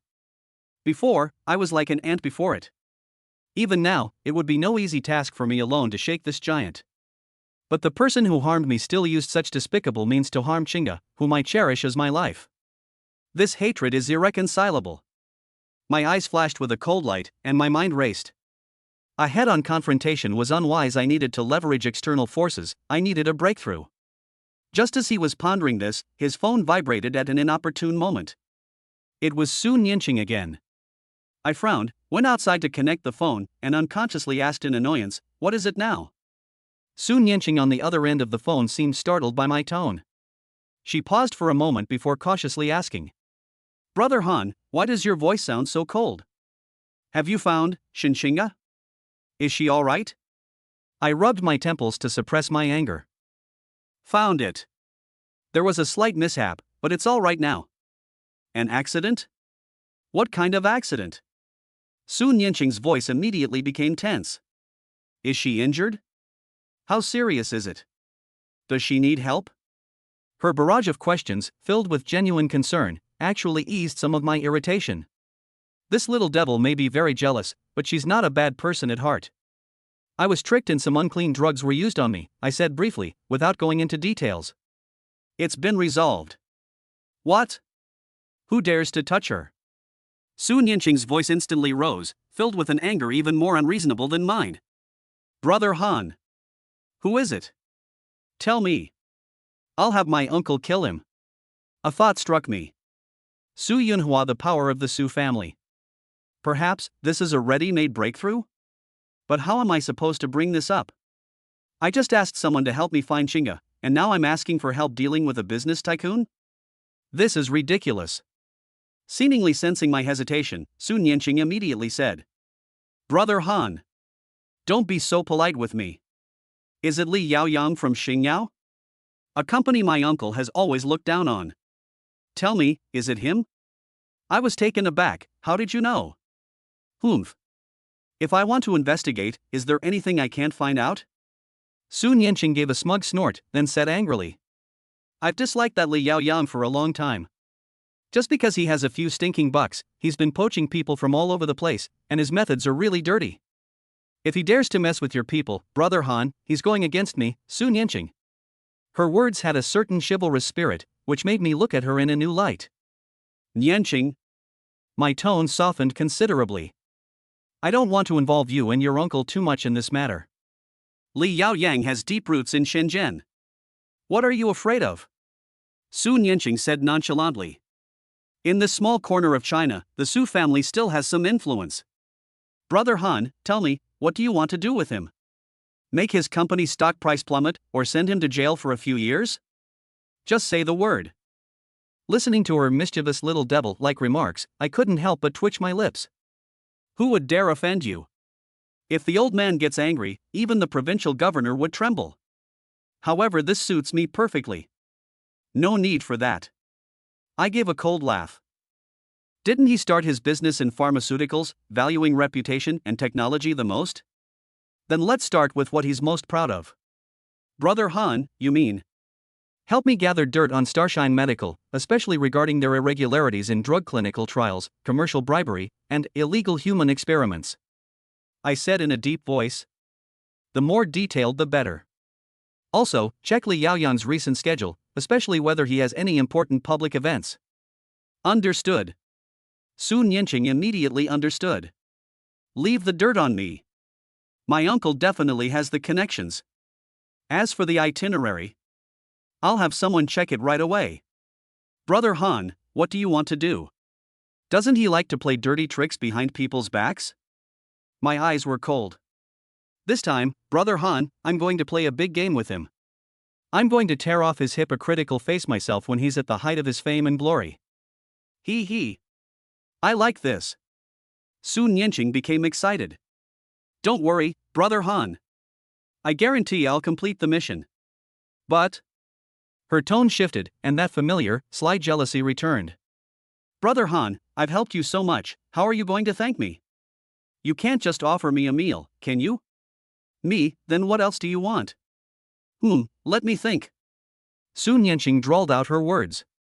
After we deal with that guy surnamed Li, you have to come with me to Hong Kong Island for 3 days. Just the two of us. You're not allowed to bring Xinxinga. My eyelids twitched uncontrollably.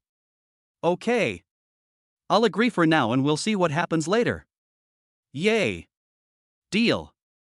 Brother Han, just wait for my good news. Su Nianqing hung up the phone happily. I put down my phone, walked to the window, and looked at the endless stream of cars in Shenzhen below, my eyes sharp as knives. Li Yaoyang, you probably never dreamed that you'd messed with more than just a young man with some special abilities. You've messed with a spoiled brat who's been pushed too far, and a powerful Chinese princess, a mixed doubles match. Just wait and see. A violent storm is coming. And all of this is simply because you touched someone you shouldn't have touched. I glanced back at Chinga, who was sleeping peacefully in the inner room, and my gaze instantly softened. Chinga, get some rest. When you wake up, all the filth will be washed away. With me here, no one can hurt you in the slightest. Chapter 110. What Minister? Not long after I hung up on Su Nianqing, my phone rang again, as if it were a death knell. It was her again. My eyelids twitched. I had a bad feeling. This little devil is frighteningly efficient, but his ability to cause trouble is even more top-notch. Hello? What's up now? I answered the phone, trying to keep my tone calm. Brother Han. It's done. Su Nianqing's voice was as excited as if she had won the lottery. I had my uncle's secretary compile a list of Xingyao Medical's dirty secrets, and wow, it's endless. Falsifying drug data, bribing review experts, illegally conducting gene-editing clinical trials, any one of these would be enough to give Li Yaoyang a run for his money. I was certain that Su Yunhua was indeed highly efficient. Great, send me the information. Also, have you found Li Yaoyang's itinerary? Found it. Found it. Su Nianqing became even more excited. What a coincidence. The day after tomorrow night, there's some kind of a South China Biotechnology Leading Figures Award dinner at the Intercontinental Hotel in Shenzhen. Li Yaoyang is one of this year's award winners and will be giving a speech as a representative. It'll be broadcast live. An awards banquet? Live broadcast? A cold smile curled at the corner of my lips. What a wonderful stage. Well done, Nianqing. I gave him a sincere compliment. Hee, that's right. Su Nianqing was smug, but then her tone changed, becoming menacing. But Brother Han, isn't it too lenient to just expose him at the banquet? This kind of social scum should never be able to rise again. I frowned slightly. What do you want to do? I told my dad. Su Nianqing never fails to utter words that are truly astonishing. Have my dad talk to the Ministry of Commerce and the State Drug Administration, and have them set up a joint investigation team to seal up Xingyao, freeze its assets, and arrest Li Yaoyang and all his cronies. Let's see how arrogant he can be now. I fucking lord. My hand holding the phone froze instantly, and cold sweat poured down my back. Dad? Su Nianqing's father? That Minister Su, the one sitting in the front row on the evening news, with a serious expression, overseeing the direction of China's entire business and trade policy? Holy crap! Brother Han may be good at showing off, and I may consider myself awesome, but that's only limited to showing off in school and the business world.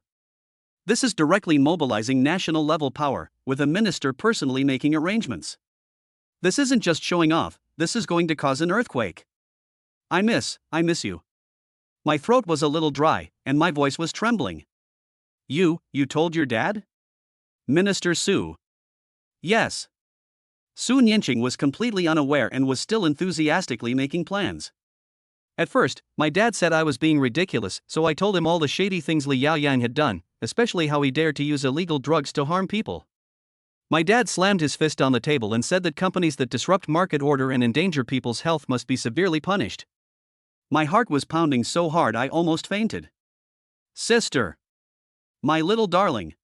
This isn't just fooling around, it's like you're flipping the table. Yes, Li Yaoyang deserves to die, and Xingyao should be investigated. But using this method, it's too much of a fuss.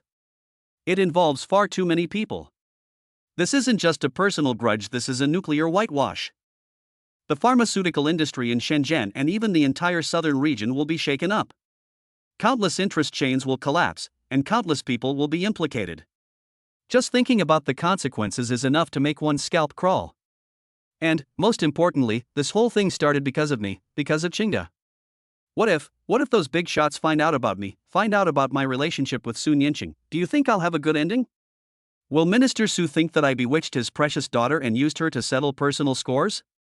The thought of possibly being noticed by a big shot of that caliber makes my legs tremble. Nianqing. Listen to me. I quickly interrupted her, my tone more serious than ever before. This can't be done like this. Huh? Why? Su Nianqing was puzzled. Wouldn't that be much faster? Just pin him down and kill him, eliminating any future trouble. My dear lady. I practically wanted to kneel down before her. Why use a sledgehammer to crack a nut? No, I mean, this isn't that simple. Xingyou is a complex and interconnected place. Moving one thing can have far-reaching consequences. With your father getting involved personally, the nature of the situation changes. It will trigger a chain reaction. The situation could get out of control. I took a breath and continued to patiently persuade him. Besides, this is a personal feud between you, me, and Li Yaoyang. Using your father's power would be bullying others, wouldn't it? If word gets out, it won't be good for your father or the Su family. Although I'm not a good person, I still know my limits. We have to take revenge in our own way. There was a moment of silence on the other end of the phone. Oh. Su Nianqing's voice lowered, sounding somewhat aggrieved. Well, okay then. I'll do as Brother Han says. So, let's stick to the original plan and mess with him at the banquet? Yes. Right at the banquet. I was absolutely certain. We'll kill him in our own way, honorably, no, in our own way. That's the only way to vent our anger, that's the only way to live up to my style. All right. I finally convinced Su Nianqing. I'll send you the information. Do you need me to find someone to help you get in? No, miss. Please, I can handle it myself. I breathed a sigh of relief, feeling my back was soaked with sweat. Damn it, dealing with this little devil is more exhausting than outsmarting Li Yaoyang. He's always pulling out nuclear weapons, who can stand that?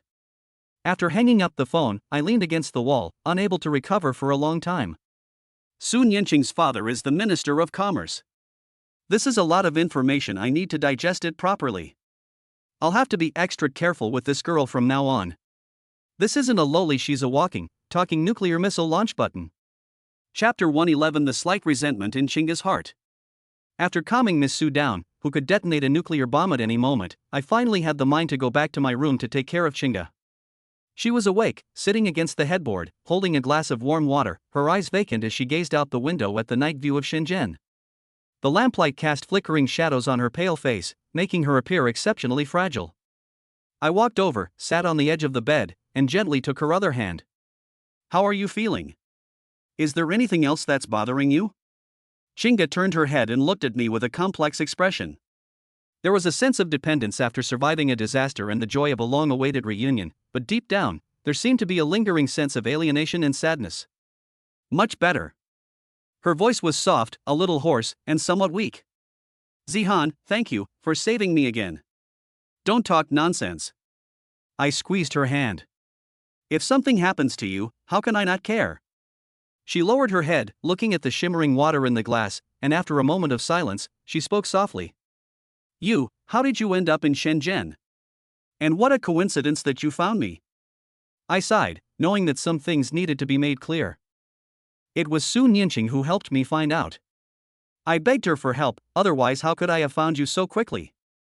I didn't hide anything. I can't get in touch with you, I'm going crazy with worry, I can only ask her for help. Her family has some connections. Chinga's body stiffened almost imperceptibly. Su Nianqing, is that the eldest daughter of the Su family with a very powerful background? She looked up at me, a bitter smile tugging at the corners of her lips. She's so good to you. My heart skipped a beat. It's here, what's meant to happen will happen. Miss Su is a bit willful, but she really helped a lot this time. I carefully considered my word choice. The relationship between her and me is not what you think. What do you mean? Chinga looked directly into my eyes. Her gaze was clear, yet it carried a power that left me with nowhere to hide. Zihan, you don't need to explain. I know you're different now than before. You're a prominent figure at Kyoto University, a genius in many people's eyes. You have a campus beauty like Morong Shui who hates you and, maybe something else too. You also have a girl like Su Nianqing, with a powerful background, who's devoted to you. As she spoke, the grievance in her eyes was so pitiful. Her voice choked, and she bit her lower lip hard. I heard a lot of rumors about you at the Beijing Academy of Fine Arts. You're very high profile, very popular. I kept telling myself to believe in you, that you care about me. But this time I came to Shenzhen, partly for that mural job, and partly, actually, to calm down and think about us. Her words were like fine needles, piercing my heart. I know that my recent behavior has definitely made her feel insecure. I've been showing off everywhere, flaunting myself with all sorts of beautiful women. Although my heart is still only for her, in other people's eyes, I'm undoubtedly surrounded by suitors. Especially for Chinga, seeing and hearing this, how could she not feel distressed? Chinga, I gripped her hand, my tone more serious than ever before. Listen to me. Morong Shui, that was purely an academic exchange, plus her unilaterally picking a fight. Sun Yanqing, I admit, she has feelings for me, but towards her, I only feel helpless as a spoiled little sister. Given her family background, I don't dare to go too far. At most, I'm just, well, a good friend. I lifted her face, forcing her to look into my eyes. Can't you tell who's in my heart? From high school until now, it's always only you, Chinga. When I broke up with you back then, my heart ached even more, but I had no choice. If I hadn't done that, it would have dragged you down. I would have been miserable too. But my heart only belongs to you, it was before, it is now, and it will always be. Other women, in my eyes, are just passers-by. No, they're all just fleeting moments. I got a little excited and almost messed up the whole set of lines from the pretentious king dialogue. Chinga's eyes reddened as she watched my hurried yet somewhat clumsy explanation, but the corners of her mouth couldn't help but turn up slightly. Who wants to listen to your lies? She lowered her head, her voice barely audible, but her tense body visibly relaxed. I know that the biggest misunderstanding has been cleared up. But I also know that the thorn in her heart hasn't been completely removed. My entanglements with other women are an objective fact, and this can't be completely erased by a few promises from me. It takes time, and it requires me to prove it with my actions in the future. However, now is not the time to dwell on this. Chinga, this time it was Li Yaoyang who targeted you. I changed the subject, my tone becoming more serious. Li Yaoyang from Xingyou Medical. Chinga suddenly raised her head, a flicker of fear and disbelief in her eyes. It's him? Why? They're after me. I sneered. Because I broke free from his control, he found out about your relationship with me and wanted to use you to threaten me or retaliate against me. Since your leg injury was treated by their company at that time, I didn't retaliate against them. Chinga's face paled, and she instinctively gripped my hand tightly. Don't be afraid, I'm here. I patted the back of her hand reassuringly. I will handle this. If he dares to touch you, he will pay the price. Zihan, don't do anything reckless. Chinga looked at me with concern. Li Yaoyang is very powerful, we can't defeat him. Rest assured. I gave her a reassuring smile. Brother Han isn't someone to be trifled with anymore. He likes to play dirty tricks, but this time, I'll play along with him in the open. As I looked out the window at the myriad lights of Shenzhen, my gaze gradually sharpened. The awards banquet the night after tomorrow. Li Yaoyang, are you ready to face the wrath of the King of Pretenders? Chapter 112, Plotting Revenge. After comforting Chinga and watching her fall into a deep sleep again, I gently closed the door and went to the outer room of the suite. The night sky over Shenzhen was dyed an ambiguous purplish red by neon lights, and the traffic on the streets below resembled a long, luminous river. It was bustling and noisy, yet carried a chilling sense of alienation.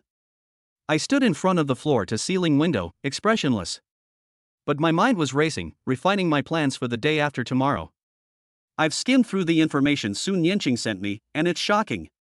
Xingyou Medical has gone to extreme lengths to seize market share over the years. Falsifying clinical trial data is just the beginning. What's even more disgusting is that they've been secretly collecting patients' genetic information for unapproved precision medicine research, and are even suspected of engaging in illegal data transactions with overseas institutions.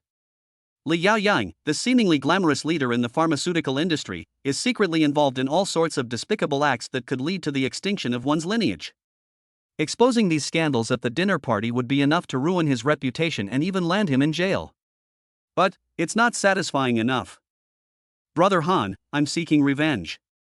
I enjoy slapping him in the face and seeing his desperate expression as he falls from grace. Simply exposing him is too lenient on him. We need to add some spice to his cooking. System, I called out in my mind, is there any gadget that can instantly reveal someone's true form or cause them to have a mental breakdown? Preferably something that can be played on a big screen with amazing effects. Ding. Searching. Recommended item, Truth or Dare Enhanced Talisman one-time use. Effect makes the target unable to control their speech for a short period, making them extremely prone to revealing their deepest, most genuine thoughts. The effect is even better when used in conjunction with the host's words become law ability. Requires 5,000 points of show-off value. Additional recommendation: Phantom Projection Module one-time use. Briefly intrudes into on-site electronic devices, projecting host-specified image data with maximum clarity. Cannot be interrupted by conventional means. Requires 3,000 cool points. Oh. My eyes lit up. Great stuff. I'll buy it. Ding. Consumed 8,000 points of bragging points to successfully redeem the Truth or Dare Talisman Enhanced Version and the Illusion Projection Module one-time use. Looking at the two glowing talismans and a small USB-like device that had appeared in my system space, I felt much more at ease.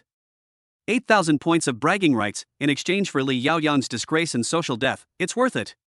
Next, the question is how to sneak into the banquet. Security is definitely tight at award ceremonies of this caliber. It's unrealistic to force your way in without an invitation. I was just wondering whether to find an opportunity to borrow one or ask Su Nianqing to find a way to get one when my phone rang again. This time it's Su Yunhua. I was taken aback for a moment, then quickly answered the call. Mr. Su? Zihan. Su Yunhua's voice was as steady as ever, but with a hint of barely perceptible concern. Nianqing told me everything. Are you planning to make your move regarding Li Yaoyang at the banquet the day after tomorrow? Yes. I didn't hide anything. He touched people he shouldn't have, and he must pay the price. Su Yunhua pondered for a moment. Li Yaoyang is ruthless and vindictive. This time, you must strike at his weakest point and not give him a chance to retaliate. Do you need any assistance from me? My heart warmed. Su Yunhua truly lives up to his reputation as a business tycoon. His insights are sharp and to the point, and his decision to support me at this crucial time is a great favor. Thank you, Mr. Su. Nianqing has already given me the incriminating information. Now, the main thing is the invitation to the event. That's easy, Su Yunhua said calmly. Our group is also one of the sponsors of this banquet. I'll have my secretary send you a VIP invitation. In addition, I'll arrange for 2 trustworthy people to meet you outside the venue, just in case. That's wonderful. Thank you so much, Mr. Su. I thanked him sincerely. Having a VIP invitation made entry much easier, and the presence of backup staff added an extra layer of security. No need to be polite. Su Yunhua's tone became more serious. Zihan, remember, act within your capabilities, and safety comes first. Li Yaoyang is capable of anything when cornered. Clear. After hanging up the phone, I felt more confident. With Su Yunhua on my side, things are pretty much settled.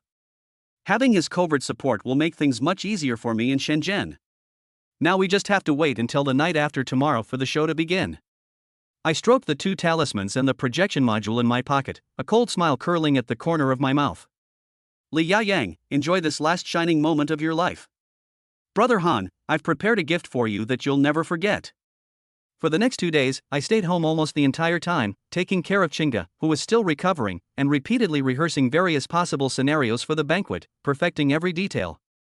Qingge was in much better shape, but she still didn't talk much.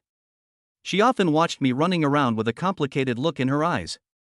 I knew that although what we said that day had cleared up the main misunderstanding, the knot in her heart wouldn't disappear in a short time. Especially when Su Nianqing's name was occasionally mentioned, the momentary dimming in her eyes made me feel very uncomfortable. That afternoon, I was in front of my computer giving the final review of the PPT about Xingyao's scandals when Qingge came over with a cup of hot milk and gently placed it beside me. Zihan, she said softly. I turned my head. The night after tomorrow, do you really have to go? She looked at me, her eyes full of worry. I know you're very capable, but, Li Yaoyang, I took her hand and smiled. Don't worry, Brother Han, when have I ever fought a battle I wasn't confident of winning? This time, I'm going to close the net, not risk my life. When I get back, I guarantee you'll see a Li Yaoyang who's completely finished. Looking at my confident demeanor, Qingge hesitated, then finally just sighed softly. You must be careful. I'll wait for you to come back. Seeing the undisguised concern in her eyes, my heart softened, and I gently pulled her into my arms. I'm sorry, Qingge. I said in a low voice, I was too reckless and high profile before, which made you worry. Let's talk properly after this is over, okay? Xingya nodded gently in my arms without saying a word, but her tense body slowly softened. Feeling the warmth in my arms, the murderous intent and the chilling feeling brought by my plan seemed to be dispelled to some extent. For her sake, this battle must be won beautifully. Time quickly passed to the evening of the awards banquet. At the entrance of the Intercontinental Shenzhen Hotel, luxury cars lined the streets, a red carpet was laid out, and flashbulbs went off constantly. One after another, sleek business tycoons, academic giants, and government officials entered the venue with smiles. I was wearing a well-tailored black suit that Sun Yanqing had somehow sent me, and I was holding a VIP invitation from Su Yunhua. I walked calmly through the crowd. The level of sophistication must be handled perfectly. Entering the brightly lit banquet hall, I found it bustling with activity and lively conversation. I found an inconspicuous corner to sit down, my gaze sweeping across the room like a hawk's, quickly locking onto my target for the evening. Li Yaoyang. He was surrounded by a group of people in the center of the venue, dressed in a custom-made suit, his hair slicked back, a smug smile on his face, receiving compliments from all sides. He was full of vigor and had the air of an industry leader. Ha! Laugh, laugh to your heart's content. Soon, you won't be laughing anymore. I picked up a glass of champagne and swirled it gently. The amber liquid reflected a cold luster under the light. The show is about to begin. Chapter 113. Is it okay to slap yourself in the face? The banquet proceeded as scheduled. Speeches were given by leaders, guests spoke, followed by a lengthy award ceremony. As awards were presented one by one, a hall erupted in applause and the atmosphere was enthusiastic. Li Yaoyang, as the final recipient of the Biotechnology Leader of the Year award, was scheduled to be presented last. I waited patiently, like a venomous snake lurking in the shadows, waiting for the perfect moment to strike. Finally, the host announced in an excited voice. Next, let's give a warm round of applause to welcome Mr. Li Yaoyang, chairman of Xingyao Medical Group, the most prominent leader in biotechnology this year, to the stage to receive his award. The spotlight instantly shone on Li Yaoyang. He straightened his tie, a reserved yet confident smile on his face, and strode confidently toward the stage amidst thunderous applause. Now! A glint flashed in my eyes, and without hesitation, I activated Words Become Law, aiming directly at Li Yaoyang on the stage, while simultaneously crushing the enhanced Truth or Dare talisman in my pocket. An invisible energy fluctuation, centered on me, precisely enveloped the stage area. Li Yaoyang had just walked to the center of the stage, received the crystal trophy from the award presenter, and was preparing to give his acceptance speech. Suddenly, his hand holding the microphone paused slightly, his smile froze for a moment, and his eyes seemed to daze for a second. The audience thought he was just too excited and gave him even more enthusiastic applause. Li Yaoyang shook his head, seemingly trying to dispel the strange feeling, and spoke into the microphone, his voice still loud and clear, carrying its usual persuasive quality. Distinguished leaders, honored guests, and friends. I am very grateful to the conference for awarding me this prestigious prize. This is not only an honor for me personally, but also an affirmation of the entire Xingyao Medical Group and all of our colleagues who have adhered to the original aspiration of using technology to safeguard health. The opening remarks were normal. But I could feel that the power of the talisman was taking effect in his body, and the urge to reveal the truth was assaulting his reason. He paused, seemingly trying to organize his thoughts, but what came out was already starting to sound off. We at Xingyao have always been committed to developing cutting-edge medical technology, although we inevitably encounter some minor setbacks in the data. A minor fluctuation in the data? Some people in the audience who knew the inside story began to frown. Li Yaoyang seemed to realize he had let something slip, and sweat began to bead on his forehead. He tried to forcefully steer the conversation back on track. However, we always uphold a deep reverence for life. Our goal is to enable more people to enjoy the health benefits brought by technology. For example, our latest genetic screening program. He spoke faster and faster, seemingly trying to use words to cover up his inner panic, but under the influence of the talisman, the truth flowed out uncontrollably like a flood bursting its banks. This project actually collected quite a bit, users' genetic data. Of course, this is for better research. Although some approval procedures haven't been fully completed, we believe the future is bright. And we also have collaborations with several foreign institutions. The prices they offered are very fair. Boom! The audience erupted in an uproar. Collecting genetic data without approval? And illegally cooperating with overseas institutions? This isn't just a commercial violation, this is a suspected threat to national security. The reporters present were like sharks smelling blood, their flashbulbs going off wildly, their cameras fixed on Li Yaoyang, who was starting to ramble incoherently on stage. Mr. Li. Please be clear. What foreign organization? Is Xingyao involved in the illegal transfer of genetic data of Chinese citizens? Does the so-called minor data fluctuation refer to data fabrication? The scene immediately descended into chaos. Li Yaoyang's face turned deathly pale, and he was drenched in sweat. He tried desperately to shut up, but his mouth kept leaking information uncontrollably. And there was that clinical trial for the new cancer drug last time, several people died, so we changed the data, otherwise we couldn't get it on the market, the competition was too fierce, I had no choice. It's over. It's completely over. Illegal human experimentation, data manipulation leading to death, each of these is a serious crime enough to nail him to the pillar of shame. Security personnel at the scene began rushing onto the stage, trying to stop him from continuing. But at that moment, I sneered and activated the second item, the illusion projection module. Buzz. The huge LED screen at the front of the banquet hall, which was playing a promotional video for Xingyao Medical, suddenly flashed and turned into a dense array of documents, email screenshots, and experimental records. It was the incriminating information Sun Yanqing sent me. Falsified data, bribery records, illegal human experimentation reports, page after page, presented clearly to all the guests. Oh my God! What are all these things? Xingyao has done so many dirty things.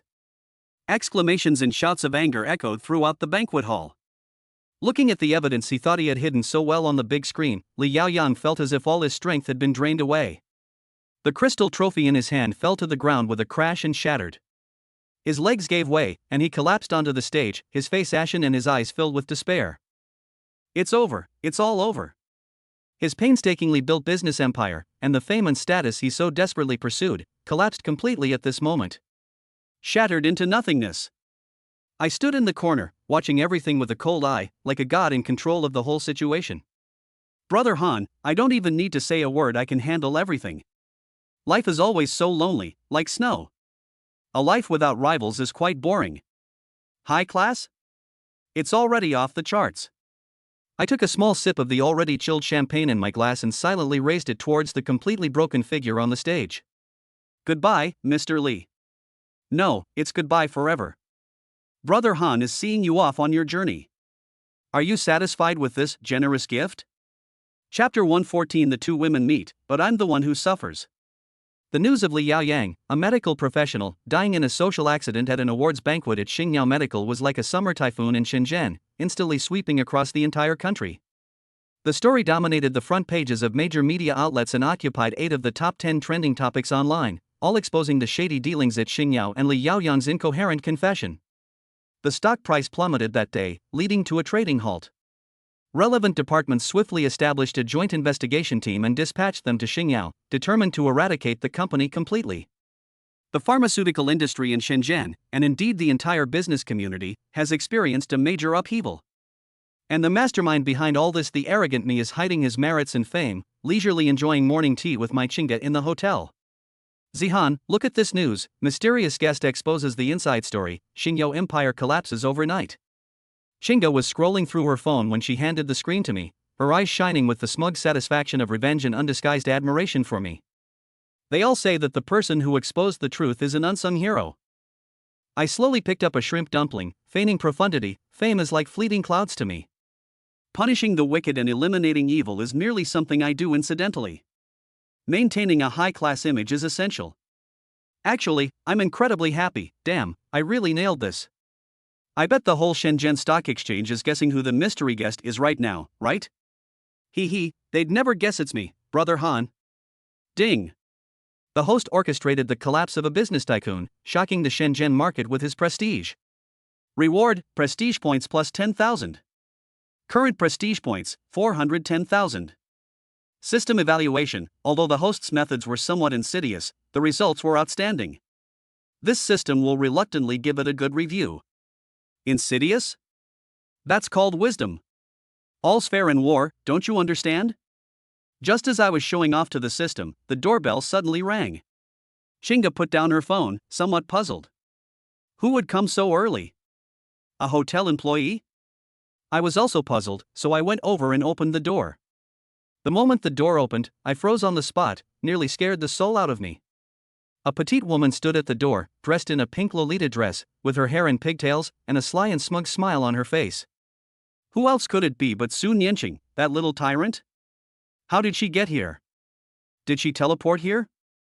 Han brother. Su Nianqing saw me, her eyes crinkling into crescents as she called out sweetly.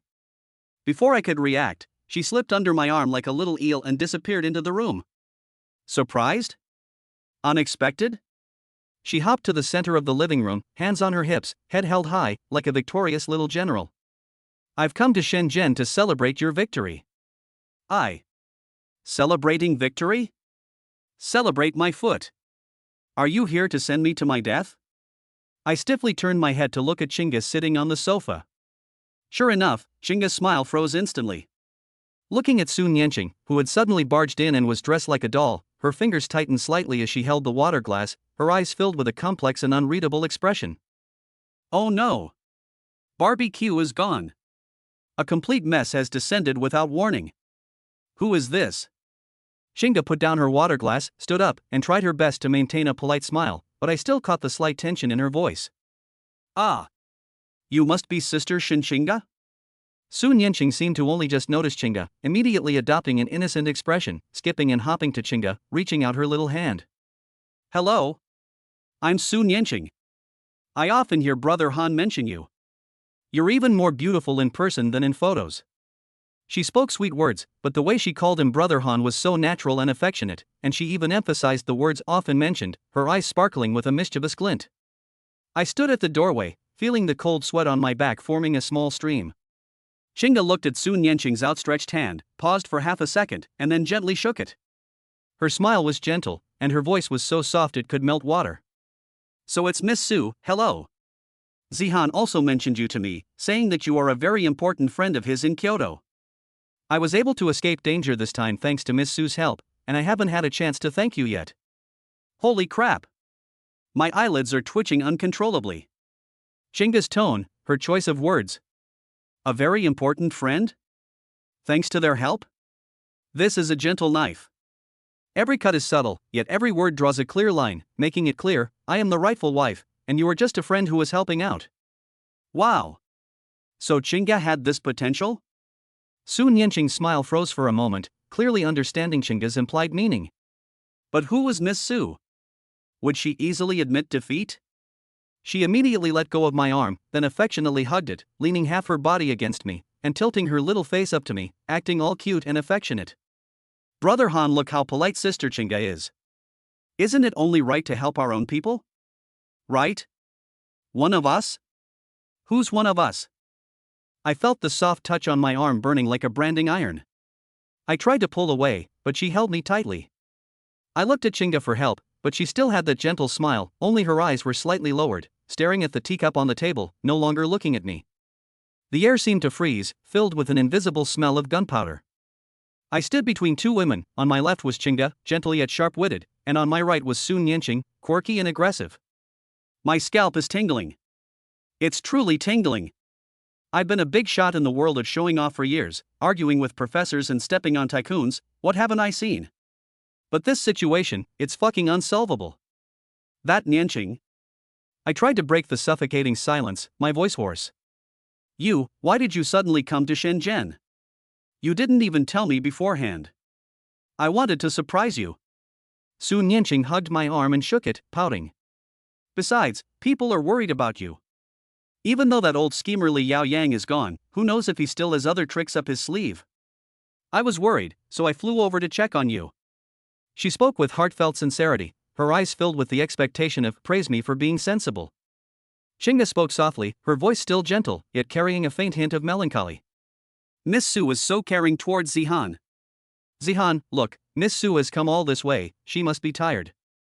Why don't you accompany her to find a place to rest? I'm fine here. Oh no.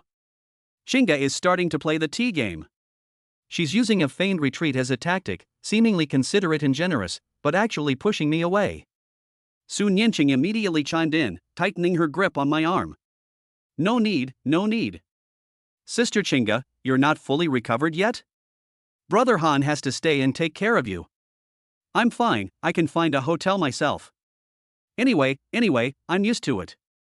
As she spoke, her eyes began to redden slightly. She looked so aggrieved, as if I were some heartless man who had abandoned his wife and children. Holy crap! What a drama queen! Absolutely a drama queen. Looking at one gentle and strong woman now exuding fragrant tea aroma, and the other mischievous and clever woman now looking pitiful, I felt like my CPU was about to overheat. This is a million times more tiring than fighting wits and courage with Li Yaoyang. The aura of a cool guy is completely useless in this chaotic situation. Ding! An extremely intense emotional storm has been detected, putting the host's composure to a severe test. System notification: host, good luck. This system is merely a pretentious assistant, it can't help with emotional entanglements. Suggestion: just explode on the spot, or enjoy it? Enjoy your damn life. Looking at this bizarre balance before me, and the silent, escalating tension between the two women, I felt utterly bewildered. Damn it, I can't stand being in Shenzhen any longer. Chapter 115: It's so hard to be a man. Ultimately, through my near-collapse mediation, a temporary peace agreement was reached. Sun Yanqing reluctantly booked a room at the hotel where Chinga and I were staying, right next to ours. In her words, it would be convenient for us to take care of each other. I don't believe you for a second. Chinga maintained her gentle and compliant demeanor throughout, responding to all of Sun Yanqing's provocations with a spring-like understanding and consideration. However, behind every gentle word, there seemed to be a small, soft nail, pricking Sun Yanqing so that she couldn't vent her anger and her face turned red with suppressed rage. Then, a bizarre scene unfolded. Go to a restaurant for lunch. Sun Yanqing: Brother Han, I want to eat that shrimp. Can you peel it for me? Chinga smiled gently and said, Zihan, why don't you peel it for Miss Su? She's young and should be taken care of. I can pick out whatever I want to eat myself. Me? Is a modern version of Empresses in the Palace being staged? Sun Yanqing wasn't stupid, she could tell. She said angrily, I'll do it myself, huh? We rested at the hotel in the afternoon. Sun Yanqing, holding her tablet, sidled up to me. Brother Han, let's play games together. I just bought a new skin, it's so cool. Chinga came over with a plate of sliced fruit and said gently, Zihan, Miss Su, have some fruit. Zihan, didn't you say your shoulders were a little sore yesterday? Shall I massage them for you? Me? I'm torn between enjoying it and not enjoying it. Sun Yanqing, it seems he has met his match. I feel like a piece of meat being roasted over a fire, being tormented on both sides. My pride and control, my so-called superiority and authority, completely failed in the face of this silent war between the two women. I didn't even dare to speak, for fear that a single wrong word would ignite an even bigger powder keg. Ding! Host is caught in a chaotic situation, and his coolness is steadily declining. System eager for a good show. Host, would you like this system to provide cloning or teleportation services? Fair prices, no cheating. Get lost. I have no money right now. I gritted my teeth. Damn it, I can't live like this anymore. I have to find a way to break this deadlock. That evening, I used the excuse of discussing how to handle the aftermath of Xingyao's situation to send Sun Yanqing away for a while. The main reason was that if this girl stayed any longer, Chinga's tea art would probably be upgraded to dragon slaying technique. Then I quickly slipped back to my room to find Chinga. Chinga was sitting by the window reading a book, her profile appearing quiet and beautiful under the lamplight. But I could sense a faint sense of unease surrounding her. Chinga, I walked over and spoke somewhat nervously. She put down her book, looked up at me, her eyes calm, yet carrying a sense of detachment that made me uneasy. Zihan, you don't need to explain anything. She gently interrupted me. Miss Su is very lively and lovely, and comes from a good family. Anyone can see how she feels about you. I panicked, Chinga. There's really nothing between her and me. You're the only one in my heart. I know. Chinga smiled, but the smile seemed forced. But Zihan, people change. You're so outstanding now, with so many better options around you than me. She lowered her head, her voice choked with emotion. I'm just an ordinary girl from an ordinary family. Besides being a burden to you, it seems I can't help you in any way. If it weren't for Miss Su, I might have. Bullshit. I couldn't help but swear, grabbing her shoulders and forcing her to look at me. Chinga, listen up. The person I, Zihan, like has always been you. Whether you're ordinary or not, or what your family background is like, has absolutely nothing to do with it. It was true before, it is true now, and it will be true in the future. No matter how powerful Sun Yanqing is, in my eyes she's just a troublemaker. You're my wife. Understand? After I finished shouting, I finally felt a bit better, as the tightness in my chest eased. Chinga was stunned by my shout. She stared at me blankly, her eyes slowly reddening. Then she suddenly threw herself into my arms, hugging me tightly, her shoulders trembling slightly. I'm sorry. Zihan. I was just a little scared. Her voice, choked with sobs, muffled my breath. I was afraid you'd leave me, afraid I wasn't good enough for you. I hugged her tightly, feeling a pang of heartache, and gently patted her back. Silly girl, what are you talking about whether we're good enough or not? It's my fault. I was such a jerk before, making you feel insecure. I won't do it again, I promise. It seems that Chinga's previous tea talk was more of an insecurity and self-protection. She was afraid of losing me, so she clumsily defended her territory in that way. As for Sun Yanqing, that little devil, she was simply someone who loved watching the drama unfold, plus a bit of a stubborn, competitive nature. Damn it, neither of those two women is easy to deal with. But once you figure out the root of the problem, things become much easier. After calming Chinga down and seeing her emotions stabilize, and even after I promised to try to keep my distance from Sun Yanqing in the future, she stopped crying and started smiling. Only then did I breathe a sigh of relief. However, just as I extinguished the flames on one side, the volcano on the other side erupted. My phone vibrated incessantly. It was a WeChat voice message from Sun Yanqing. Opening it revealed her tearful outburst. Xia Zihan. You heartless bastard. Were you talking badly about me to that Chinga? I knew it. You're all in cahoots. You ganged up on me to bully me. I hate you. I'll never speak to you again. This was followed by a series of bomb and knife emojis. Well, just as one problem was solved, another arose. I'm afraid my trip to Shenzhen this time will be filled with hardship and suffering. Looking out the window at the still dazzling night view of Shenzhen, I let out a long, long sigh. The king of pretentiousness has lost his qualification. This is way harder than just showing off. Chapter 115. Who will save me? The next morning, I was woken up early by a barrage of calls on my phone. He groggily reached for his phone and saw, wow, more than a dozen missed calls, all from that little devil Sun Yanqing. I rubbed my temples, feeling even more exhausted than when I was battling wits with Li Yaoyang. This girl is so vengeful. She bombarded me with WeChat messages until midnight last night, and now she's at it again so early this morning? Just as I was about to call back to ask what kind of trouble this old lady was up to, the door was pounded on loudly. Brother Han. Brother Han. The sun's already high in the sky. Get up. I'm hungry. Sun Yanqing's clear yet slightly domineering voice rang out from outside the door. Well, there's no way to avoid it now. I resignedly got up, hastily put on some clothes, and went to open the door. As soon as the door opened, Sun Yanqing rushed in like a butterfly. Today she was wearing a sailor uniform, her pigtails were tied up neatly, and she had delicate makeup on her face, looking full of energy. This was not the same person who had cried and said, "I never want to talk to you again" on WeChat last night. After she came in, her big eyes darted around and immediately locked onto Chinga, who had just come out of the bedroom, still wearing her pajamas and looking sleepy. Sun Yanqing's lips immediately curled into a sly smile, her voice sweet and cloying. "Oh, dear sister, Chinga is up too? I'm so sorry, did I disturb your rest? It's all Brother Han's fault, he was sleeping like a log, I couldn't wake him up no matter what I did." Me? What's it to me?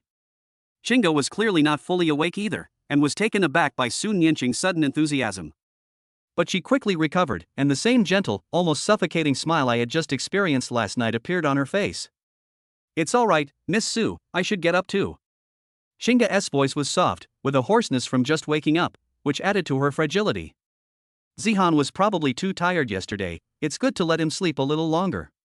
As she spoke, she naturally walked to my side, reached out and gently straightened my collar, which had been askew from sleeping, her movements soft and her eyes full of concern. Holy crap! My muscles tensed instantly, and I felt Chinga's fingers were electrified, sending shivers down my spine wherever they touched. This intimate gesture, this natural attitude, it was definitely intentional. Sure enough, Sun Yanqing's smile froze instantly, her eyes piercing me like daggers, and her cheeks puffed out. He Hee hee. Su Nianqing chuckled twice, forcibly changing the subject. Now that you're both awake, let's go have breakfast together. I know the buffet on the second floor of the hotel is pretty good. Han Ji, you go wash up. As she spoke, she tried to pull my arm again. Chinga, however, took the initiative, gently linking her arm with mine, looking up at me with pure yet slightly dependent eyes. Zihan, I want to drink the soy milk you bought me last time. Does this hotel have it? She remembers. She actually remembers that I used to buy her soy milk from the shop near the school gate every day when I was in high school. My heart warmed, and I was about to nod. What's so good about soy milk? Su Nianqing immediately interrupted, grabbing my other arm and shaking it. Brother Han, let's go get a Western breakfast. We have croissants, bacon, and your favorite sunny side up egg. I feel like a rag doll caught in a tug of war between two kids. On my left is the gentle yet deadly white moonlight, and on my right is the spoiled, willful, and all-powerful little tyrant. How about? I tried to struggle. Shall we each eat separately? Two gazes instantly felt like tangible ice spikes piercing my face. No way, they both exclaimed in unison. Chinga, Zihan, are you finding me troublesome? Su Nianqing, Xia Zihan. How dare you? Me. I choose death. In the end, I was held hostage by one of them, like a martyr about to be executed, and led to the second-floor buffet restaurant. Along the way, they attracted 200% attention. After all, a handsome guy who looked utterly hopeless was being tightly embraced by a gentle beauty and an adorable little girl. The scene was too beautiful to bear looking at for long. Once you've chosen your seat, the real battle is just beginning. Brother Han, I got you your favorite bacon and sunny side up egg. Su Nianqing deftly placed a plate piled high in front of me, looking at me expectantly. Before I could even thank her, Chinga came over with a steaming bowl of soy milk and a few fried dough sticks, gently placing them beside me in a soft voice. Zihan, drink something hot first to warm your stomach. Your stomach isn't good, so eat less oily food. Su Nianqing. Me. I looked down at the bacon on the plate and felt like it was a red-hot branding iron. Brother Han. Eat these shrimp dumplings. They're so fresh. Not to be outdone, Su Nianqing picked up another crystal-clear shrimp dumpling and tried to stuff it into my mouth. Zihan, be careful, it's hot. Chinga handed over a tissue at the right moment, her eyes full of concern. Wipe your hands first. Su Nianqing's hand, holding the shrimp dumpling, froze in midair, unsure whether to offer it or take it back, her face turning red with anger. Sitting in the middle, I felt like an emotionless eating machine, and a tool in their power struggle. The aura of a cool guy? It all vanished in a heartbeat after being extinguished by this soy milk, fried dough sticks, bacon, and sunny side up egg. Just then, a few men at the next table who looked like businessmen seemed to recognize me. After whispering among themselves, one of them, a middle-aged man wearing gold-rimmed glasses, walked over with a wine glass, looking very respectful. Excuse me, are you Xia Zihan, Mr. Xia? I was taken aback, and instinctively adopted a haughty demeanor, nodding slightly. Yes, is there something you need? The man immediately showed excitement. It really is you. We've all heard about what happened at the Starry Night banquet last night. Mr. Xia, you're truly a young hero. Exposing the shady dealings is gratifying. I'd like to toast you. He was about to pour me a drink. Before I could stop them, the two women beside me spoke up almost simultaneously. Chinga, I'm sorry, my boyfriend was tired yesterday and he has to drive later, so it's not convenient for him to drink. She emphasized the word boyfriend. I felt it again. Su Nianqing, hands on her hips, said, Hey. Who are you? Can't you see we're eating? What are you toasting us for? Go toast your boss. She looked both angry and adorably fierce. The middle-aged man was taken aback by being caught in the middle. He looked at Chinga, who was gentle yet aloof, then at Su Nianqing, who was spoiled yet noble, and then at me, who looked completely innocent. He broke out in a cold sweat and apologized repeatedly. I'm so sorry. I'm so sorry to bother you. Mr. Xia, please enjoy your meal. Please enjoy your meal, everyone. After saying that, he fled back to his own table as if he were escaping. The world is finally quiet. I silently lowered my head, munching on the fried dough stick Chinga handed me and drinking the milk Su Nianqing forced on me, feeling like a quail being carefully fed by two imperial concubines. Damn it, the breakfast in Shenzhen is absolutely inedible. My reputation, which I'd built up over the whole time, is completely ruined at this breakfast table. The agonizingly long breakfast is finally over. I practically fled the restaurant, feeling that if I stayed any longer, I would be slowly tortured to death by the eyes and words of those two women. Back in my room, just as I was about to catch my breath and think about how to escape this damned hellhole, Sun Yanqing followed me in and slammed the door shut behind me. Brother Han. She put her hands on her hips, glared at me angrily, and her big eyes were full of "I'm very unhappy, come and coax me." My heart skipped a beat. Here it comes, the reckoning is about to begin. Ahem, Yanqing, what's the matter? I tried to stay calm, even though I was panicking inside. What else do you want to ask me? Sun Yanqing's eyes reddened instantly, her lips pouted, and she looked aggrieved. You were at the restaurant just now. Why did you only drink the soy milk Xinxinga gave you? You didn't touch the bacon I got for you. Do you hate me now? Me? Honestly. I didn't touch it at all. I hadn't even had a chance to touch it yet. That's not true. I quickly denied it. I just wanted to drink some soy milk to help with my bowel movements. You're lying. Sun Yanqing simply didn't believe it, and tears streamed down her face like a broken string of pearls. You're so biased. Ever since Xinxinga appeared, you haven't paid any attention to me. I've helped you so much, but in your heart, I'm not even as important as an ex-girlfriend? She became more and more upset as she spoke, and squatted down on the ground, burying her face in her knees. Her shoulders were sobbing, and she cried so pitifully that her face was streaked with tears. I'm most afraid of women crying, especially when a usually unruly little princess like Sun Yanqing cries. The destructive power is doubled. Oh, my little darling, don't cry. I awkwardly crouched down, intending to pat her back, but then realized it was inappropriate. My hand hung in mid-air, utterly embarrassed. How could I hate you? You've helped me so much, I'm more than grateful to you. Then tell me. Sun Yanqing raised her tear-filled face and asked, sobbing. Between me and Xinxinga, who do you like more? This is a death trap. This is absolutely a death trap. If I told Xinga I liked her, she'd probably tear the roof off right then and there. And if I told her I liked her, putting aside whether it would be against my conscience, if Xinga knew, I probably wouldn't see the sunrise tomorrow. This. I stammered, cold sweat pouring down my back. You're different. What's different? Sun Yanqing persisted, they're all women. They all like you. Tell me. Who's more important to you? I feel like my brain's CPU is overloaded and about to smoke. Even the most eloquent person's wisdom seems utterly pale and powerless at this moment. Just when I was about to be cornered and ready to make up a story to get away with it, Sun Yanqing suddenly stopped crying, wiped her tears with the back of her hand, and stood up. Her tear tracks were still wet on her face, but her eyes became unusually serious, even carrying a kind of do-or-die determination. Xiaozi Han. She stopped calling him Brother Han and started calling him by his first name. I know that Xinxinga holds a very important place in your heart. She is your white moonlight, your first love, and the softest spot in your heart. I was stunned. I never expected her to say something like that. But she took a deep breath and straightened her rather imposing chest. There's never been anything I, Sun Yanqing, haven't gotten if I set my sights on it. I like you, that's all. No matter who you have in your heart, I will never give up. Her eyes burned brightly, like two small, burning flames. I will treat you better than her. More considerate. More sensible.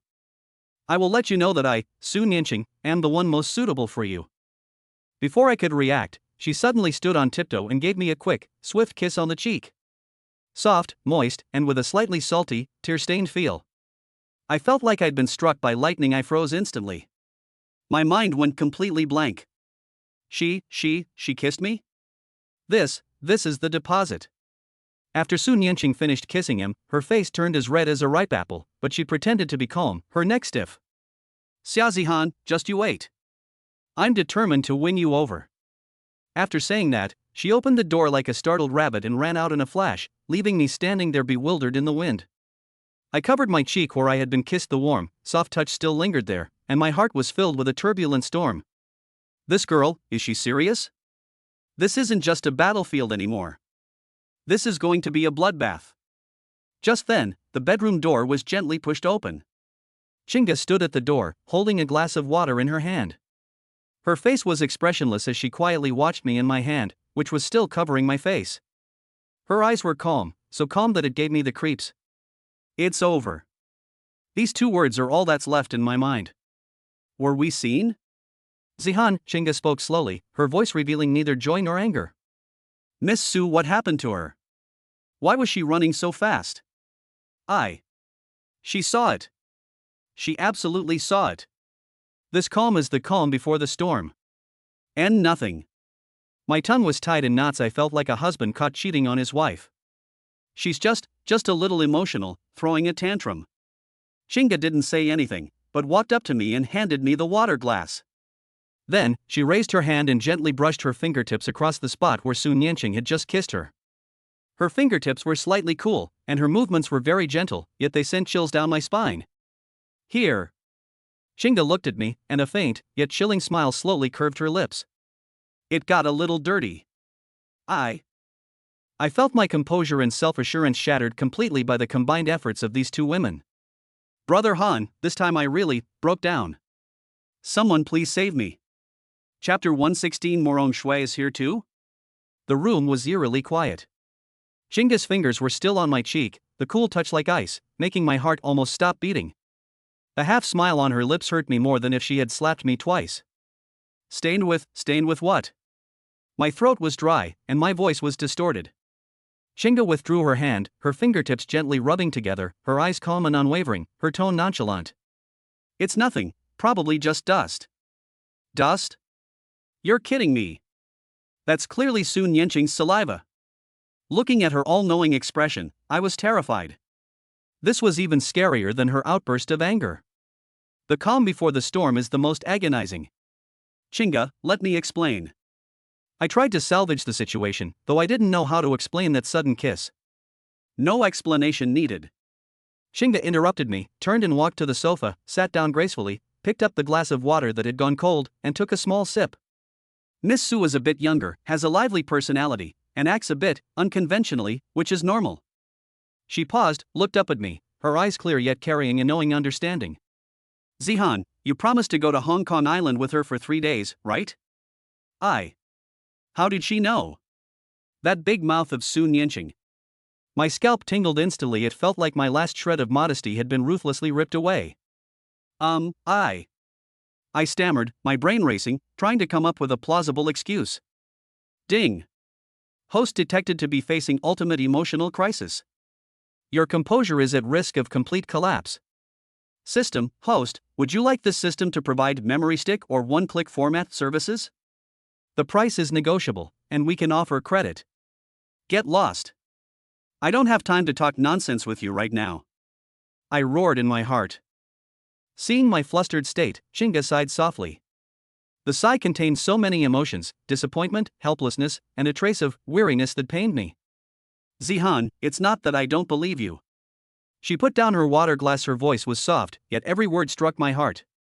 But, it always seems like there are many people and many things separating us. Before it was Morong Shui, now it's Miss Su. I know you have no choice in the matter, and I also know they are both very outstanding. But... She looked up, her eyes slightly red, but stubbornly refused to let the tears fall. I get tired and scared too. Seeing her struggling to hold back her tears, my heart ached as if it were being stabbed with needles. All explanations, all excuses, seemed so pale and powerless at that moment. Yeah, I'm always bragging about how awesome and loyal I am, but what's the result? A constant stream of women around me, and I've hurt Chinga time and time again. What kind of loyalty is that? A strong sense of self-blame and frustration welled up inside me. I suddenly stood up and paced restlessly around the room. No. This can't go on. These two women are both incredibly difficult to deal with. If I stay in this room any longer, they'll drive me crazy. Hong Kong Island? Yes. Hong Kong Island. The 3 days of companionship I promised Sun Yanqing have now become the best excuse for me to temporarily escape this hellish situation. Although thinking like this is a bit scummy, but... Brother Han, I can't care about that now. Time to slip away. Chinga. I stopped in my tracks, trying to make my tone sound calm and sophisticated. My promise to go to Hong Kong with Sun Yanqing was not out of personal feelings.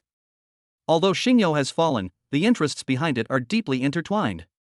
With Li Yaoyan's downfall, it's hard to guarantee that no remaining forces will resort to desperate measures.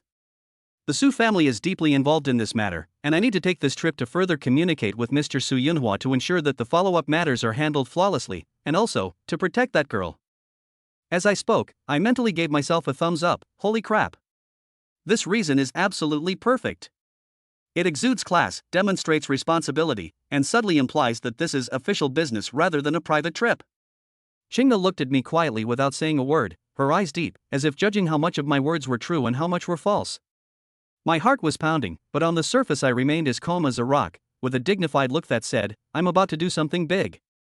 After a long pause, Chinga finally spoke slowly, her voice devoid of emotion. Since it's for important business, then go ahead. I was overjoyed and just wanted to breathe a sigh of relief. But then she continued. However, Zihan. She stood up, walked to me, looked up at me, her eyes gentle yet carrying an undeniable firmness. 3 days. I'm only giving you 3 days. If you haven't returned in 3 days, or if you bring back news I don't want to hear. She smiled slightly, a smile that remained gentle, yet sent chills down my spine. I'm going back to the capital, and I'll never see you again. Holy crap. An ultimatum. This gentle cut landed squarely on my carotid artery. Looking at Chinga's seemingly calm but actually resolute eyes, I knew she wasn't joking. These 3 days were not just about playing with me, they were also the final deadline she gave me, and the final test of our relationship. I'm under immense pressure. Ding. The host has successfully appeased the white moonlight, gaining a 3-day buffer period. However, a death countdown mission has been triggered. Mission requirements: resolve the lowly trouble within 72 hours and return to the white moonlight side. Mission failure penalty: permanently lose Shinchinga. Host, this system thinks you're not going to Hong Kong to avoid trouble, you're going to undergo a tribulation. Good luck, hee hee. Me. Is it too late for me to regret this now? Finally, under Chinga's gentle yet intensely oppressive gaze, I practically fled the hotel room.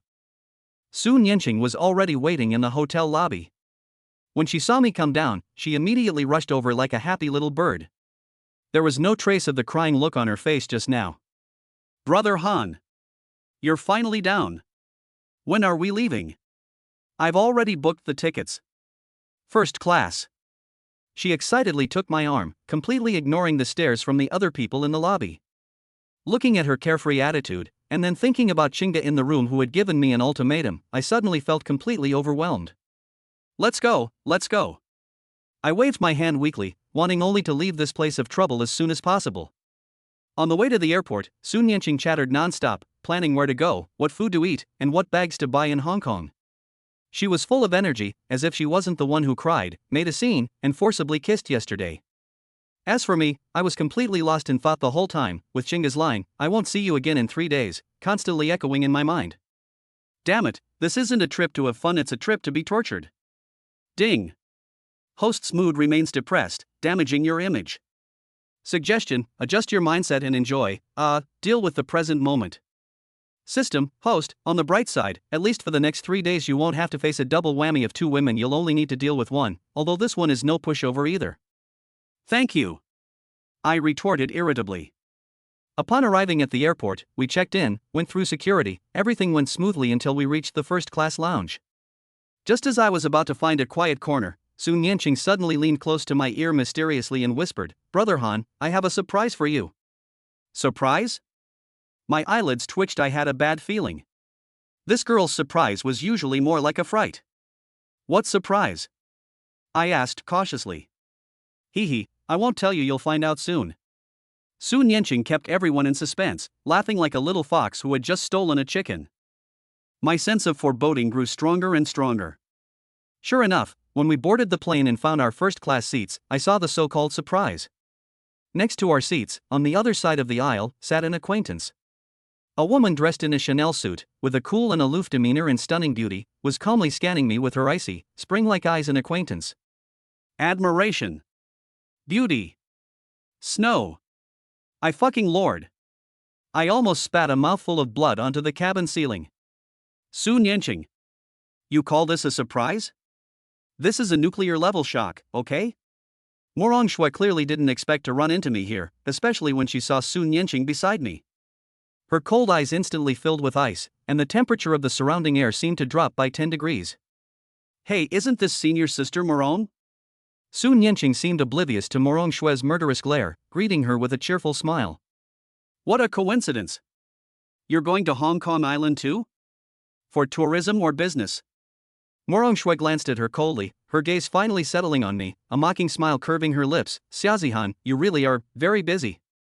That tone, that look, if it could kill, I'd probably be torn to pieces by now. I can feel my temples throbbing. It's over. It's all over. Originally, I just wanted to temporarily escape the pressure from Qingge and deal with Sun Yanqing. But instead, I ran right into my nemesis, Morong Shui. What the hellish dungeon is this? Watching the silent exchange between me and Morong Shui, Sun Yanqing wore a smug smile of triumph, grabbed my arm and shook it, her voice sickeningly sweet. Brother Han, looks like this trip won't be boring. Looking at her mischievous expression, I felt an urge to throw her off the plane right then and there. Ding! Host has encountered an epic battleground expansion pack. The scenario has been upgraded from 2 women vying for 1 man to a 3-way standoff. System, ha ha ha. Host. This system hereby declares Sun Yanqing the strongest support. This move was absolutely brilliant. Please begin your performance. Screw your performance. Looking at Morong Shui, who was glaring at me with fury on my left, and Sun Yanqing, who was stirring up trouble on my right, I felt like I was being roasted on the edge of a volcano, and the volcano below me was an active one. This trip to Hong Kong Island is destined to be filled with bloodshed and turmoil. Brother Han, this time. I'm afraid I'm really going to be defeated by these women. High class? Stylish? Compared to the chaotic scene involving 3 women, everything else is just bullshit. Chapter 117. This plane ride is so uncomfortable. The plane flew smoothly at an altitude of 10,000 meters, with a magnificent sea of clouds like cotton candy outside the window. But the atmosphere inside the first-class cabin was so oppressive that it was hard to breathe. I, Xiaozihan, the ultimate cool guy from Kyoto University, am sitting upright right now, feeling like I'm in a cage full of explosives, with the fuse held in the hands of the 2 ladies on either side of me. On the left, across the aisle, Morong Shui wore noise-canceling headphones and held a thick English original book, seemingly completely immersed in an ocean of knowledge. But her slightly tense jawline and the chilling glances she occasionally gave me clearly indicated that she was only pretending to be calm. On my right, Sun Yanqing, like a boneless cat, leaned almost half her body against me, hugging my arm and chattering away. Brother Han, doesn't that cloud look like a cotton candy? Brother Han, what should we eat first when we get to Hong Kong Island? I heard the spicy crab under the bridge is amazing. Brother Han, do you think my new manicure looks good? Every time she called out Brother Han, I felt the chill from Morong Shui's side on my left intensify, as if the air conditioning in the cabin had malfunctioned. I was like a stiff puppet, only able to utter monosyllables like ah, and oh, trying to maintain a semblance of peace with minimal responses. High class? Brother Han, all I want now is to get off the plane alive. Xiaozihan. A clear, cold voice suddenly rang out, like ice beads falling onto a jade plate. I froze, slowly turning my head to meet Morong Shui's cold, emotionless eyes. She had taken off her headphones at some point and was now looking at me coldly. Morong, is something the matter? I tried my best to make my voice sound steady. Morong Shui's gaze swept over my and Sun Yanqing's arms, which were pressed together, and a faint, mocking smile appeared on her lips. Nothing, just curious. Did Xia discover something in Hong Kong that requires your guidance using economic principles or scientific metaphysics? These words were veiled and sarcastic, clearly mocking me for flirting with women everywhere, and even bringing up the time I argued with her in the library to rub salt in the wound. Sun Yanqing immediately became unhappy, hugged my arm tightly, and raised her little head like a little leopard guarding its food. Senior sister Morong, Brother Han went to Hong Kong to keep me company. It's a private matter. Unlike some people, who only know how to study all day and have no fun at all. Morong Shui's eyes turned cold, and the surrounding air temperature plummeted once again. Sun Yanqing, watch your words. You and I don't seem to know each other very well.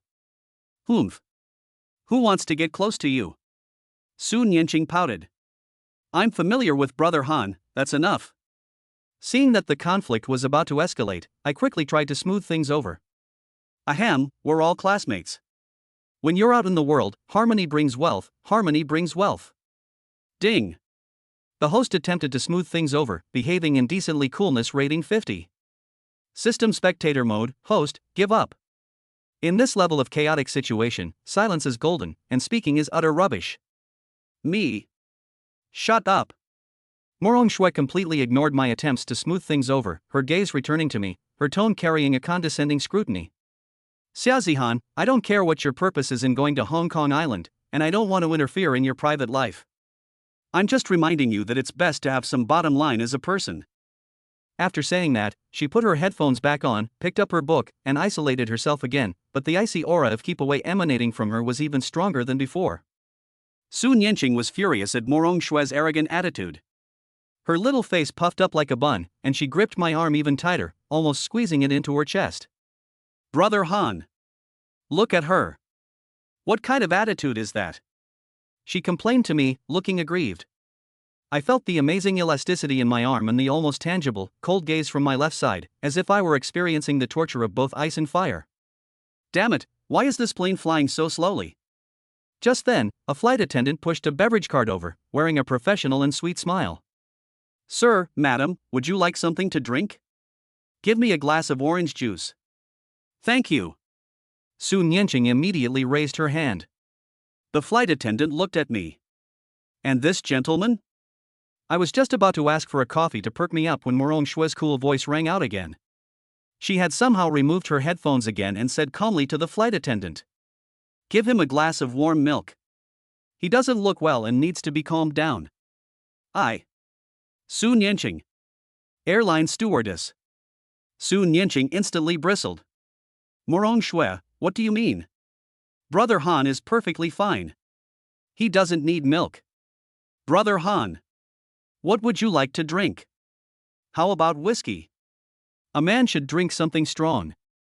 Morong Shui didn't even lift her eyelids, her tone flat and emotionless. Alcohol is harmful to health, especially to the kidneys.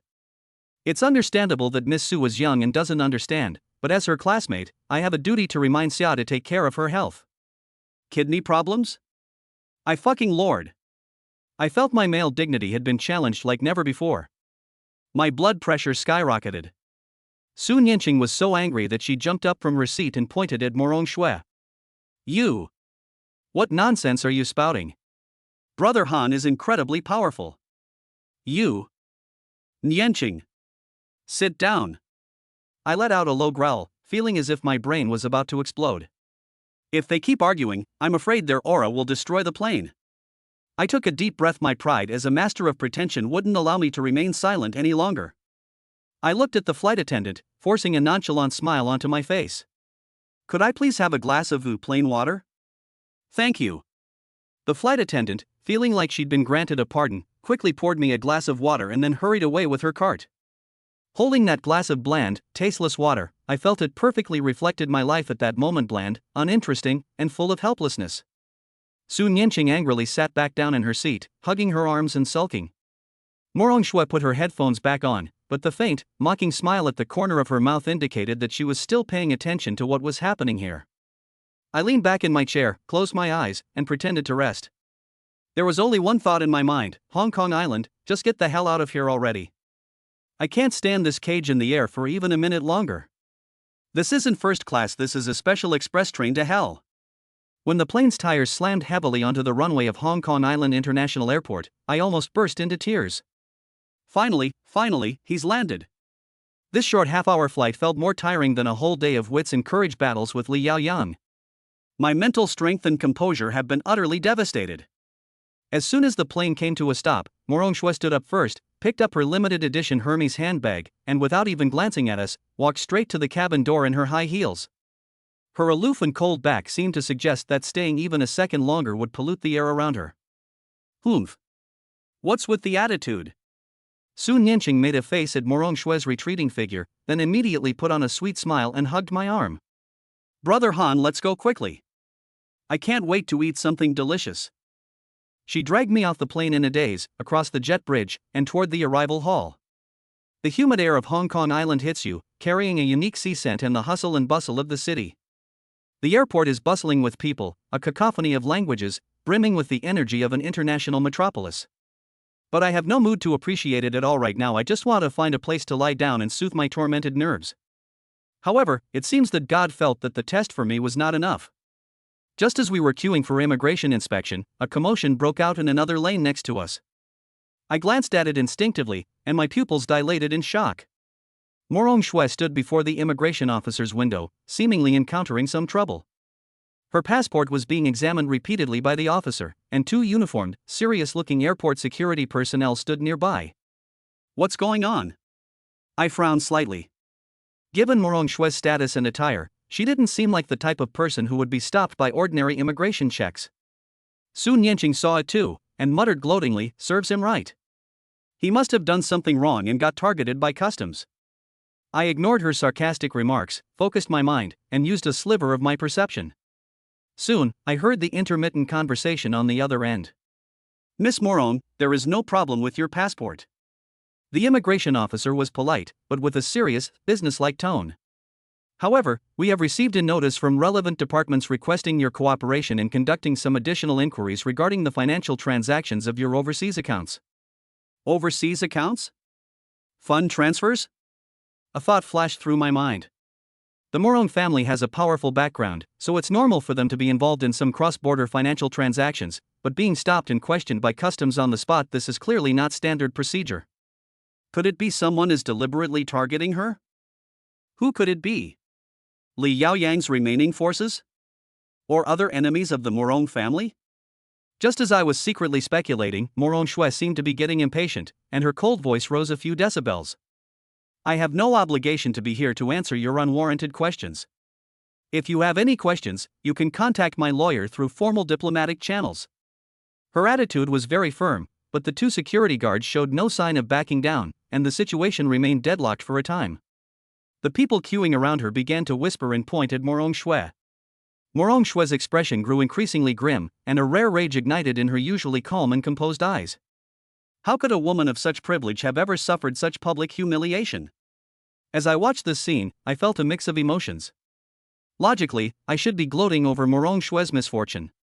That woman has given me the cold shoulder many times before she even made a sarcastic remark on the plane earlier, implying that I had weak kidneys. But, seeing her, a girl all alone, being treated like this, especially since she might be implicated because of me, my damn sense of justice started acting up again. Damn it, even though I don't get along with her, I can't just stand by and watch my classmate get bullied like this, can I? If word gets out, where will my reputation as the king of pretender be? Ding! Host Saintly Heart or Pretentious Heart has been detected, attempting to meddle in other people's business. System notification: Host, you've had enough trouble already. We suggest you play it safe. Morong Shui has a powerful background, she can handle things herself. Shut up. What do you know? This is called strategic thinking. I retorted inwardly. Besides, what if it really is Li Yaoyang's people causing trouble? Maybe we can follow the clues and find some remaining forces to eliminate future problems? Yes, that's it. I'm not doing this to help her, I'm doing it to eliminate the root of the problem. My sophistication is back in an instant. Thinking of this, I took a deep breath, said to Sun Yanqing beside me, "Wait here for me for a moment," and then walked towards Morong Shui. Sun Yanqing was so angry that she stomped her feet behind me. "Brother Han! Where are you going? Don't worry about her." I ignored them and walked straight up to the two security guards, wearing my signature smug smile that was 7 parts confident and 3 parts irritating. "Excuse me, gentlemen." I spoke, my voice not loud, but it carried a strange penetrating power, instantly attracting everyone's attention.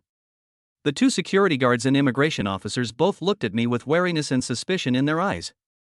Morong Shui also saw me, a hint of surprise flashing in her icy eyes, as if she hadn't expected me to come. Ignoring everyone's gaze, I looked at the immigration officer and tapped my fingers seemingly casually on the counter, a barely perceptible mental force spreading out like ripples. "This Miss Morong is my friend." My tone was calm, yet carried an undeniable air of authority. Her itinerary and financial transactions are all clear and there are no problems. I think there might be some misunderstanding. How about we do her a favor? Under the influence of my thoughts and the seemingly casual tapping motion, the immigration officer's eyes momentarily glazed over. He looked at me, then at Morong Shui, and the serious expression on his face softened slightly. He looked down and glanced at the records on the computer again, then whispered a few words to the security guard next to him. A moment later, he raised his head and gave Morong Shui a slightly stiff but still polite smile. Miss Morong, I'm sorry to have taken up your time. Your immigration procedures are fine, you can pass through now. After saying that, he handed the passport back to Morong Shui. The two security guards nodded slightly and made way for them. The surrounding crowd murmured amongst themselves, seemingly surprised that the situation had suddenly reversed. Morong Shui took the passport, her icy eyes giving me a deep, complex look, surprise, inquiry, and a hint of indescribable emotion. She didn't speak, only nodded slightly in acceptance of my favor, then pulled her suitcase and quickly left without looking back. I watched her walk away and breathed a sigh of relief. Thank goodness, I managed to show off and didn't lose face. Ding! Host forcefully displayed superiority, resolving the crisis of Morong Shui's entry, gaining plus 500 points in prestige. Morong Shui's favorability increased by? Values are inconsistent and cannot be calculated. System, host, you really are so obsessed with saving face that you're willing to suffer for it. This system admires you. Just as I was feeling smug, I heard Sun Yanqing's furious voice behind me. Han! Brother! A chill ran down my spine, and I slowly turned around. Sun Yanqing stood with her hands on her hips, her face flushed red, and her eyes practically spitting fire. You actually went to help that ice-cold-faced guy. You even said there was nothing between you two. You lied to me. It's over. Just when one problem was solved, an even bigger one appeared. Brother Han, it seems my 3-day sentence on Hong Kong Island is destined to be spent in hell and fire. Chapter 118. The same hotel. Morong Shui's figure disappeared around the corner of the arrival hall, leaving me alone to face the impending eruption of the Soviet-style mini-volcano. Han! Brother! Sun Yanqing's shout, filled with 7 parts grievance, 3 parts anger, and 12 parts jealousy, almost ripped the airport ceiling off. She rushed in front of me, tilting her little face up, her eyes wide open, brimming with tears, ready to burst forth. You actually helped her. You actually helped that Morong Shui. Do you know what she said about you on the plane? She said you have kidney problems. And you still helped her. Are you in love with her? Sun Yanqing's voice was choked with sobs, and her little fists pounded on my chest like raindrops. Although it didn't hurt, the way she did it was frightening. The people queuing around him cast curious, sympathetic, and pitiful glances at him. Me? I knew this would happen. I've seen it all, but this is the first time I've ever been domesticated like this in public by a little girl. My dignity is practically shattered. Yanqing. Calm down. Let me explain. I grabbed her flailing little hand and lowered my voice. I helped her not because of her, but because. Why? Tell me. If you don't give me a straight answer today, I'll die right here in front of you. I'll let everyone know you're a heartless bastard. Sun Yanqing's tears came without warning, and golden beans fell down her cheeks in a pitiful way.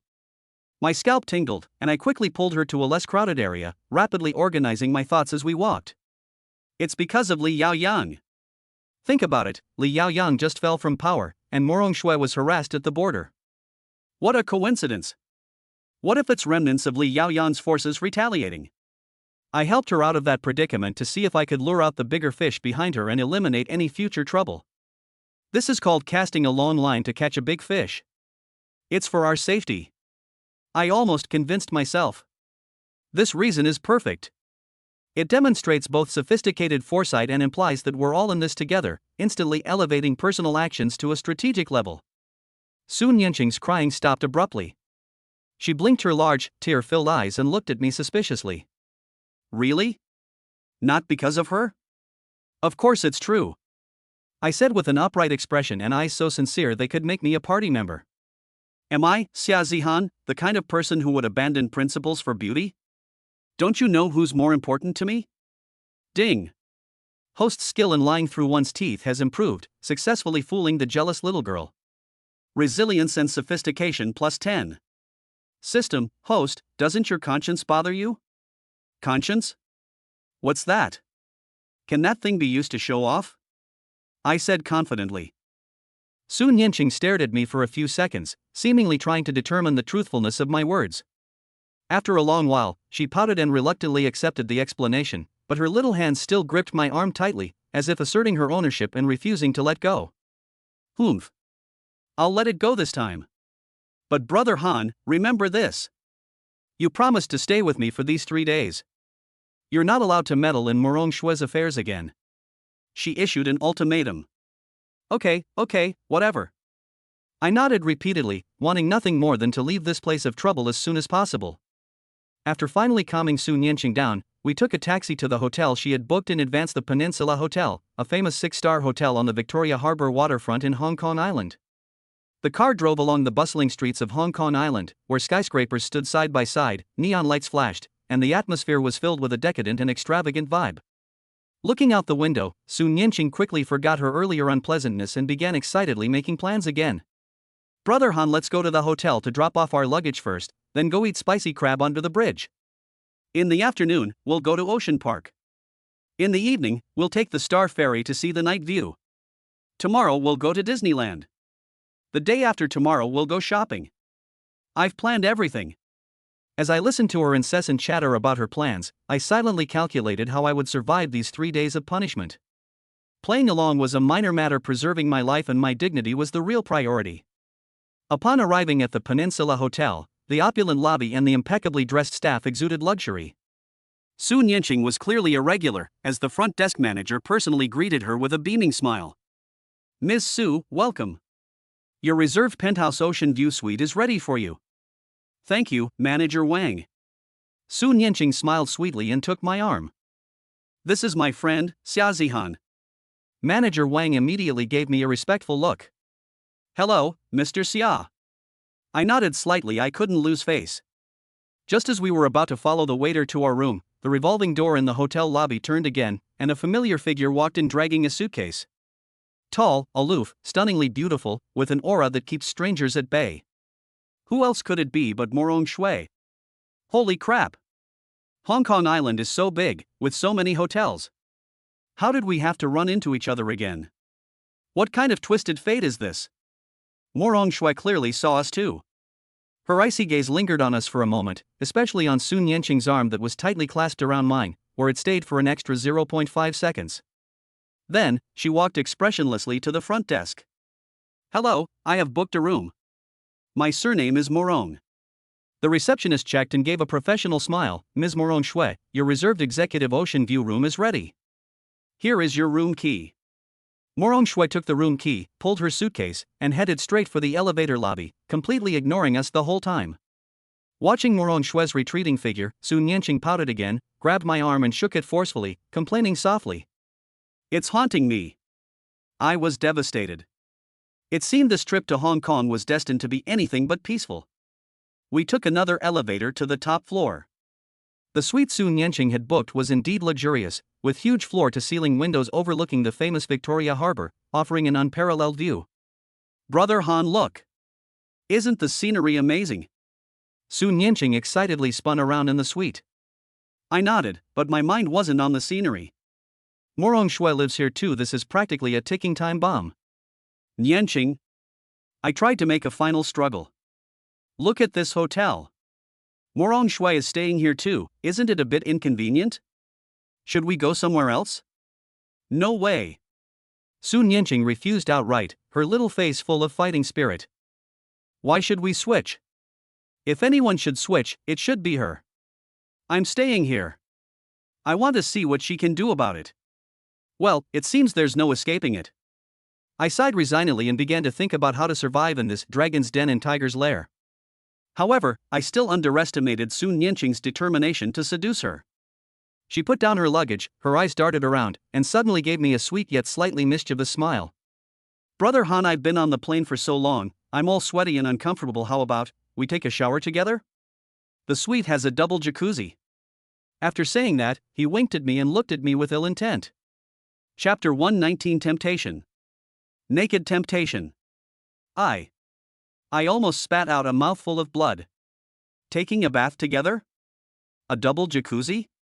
This girl. She's got some nerve. What's she trying to do? Seduce me? Looking at Su Nianqing's rosy cheeks and expectant eyes, I felt my blood pressure spike again. Ding!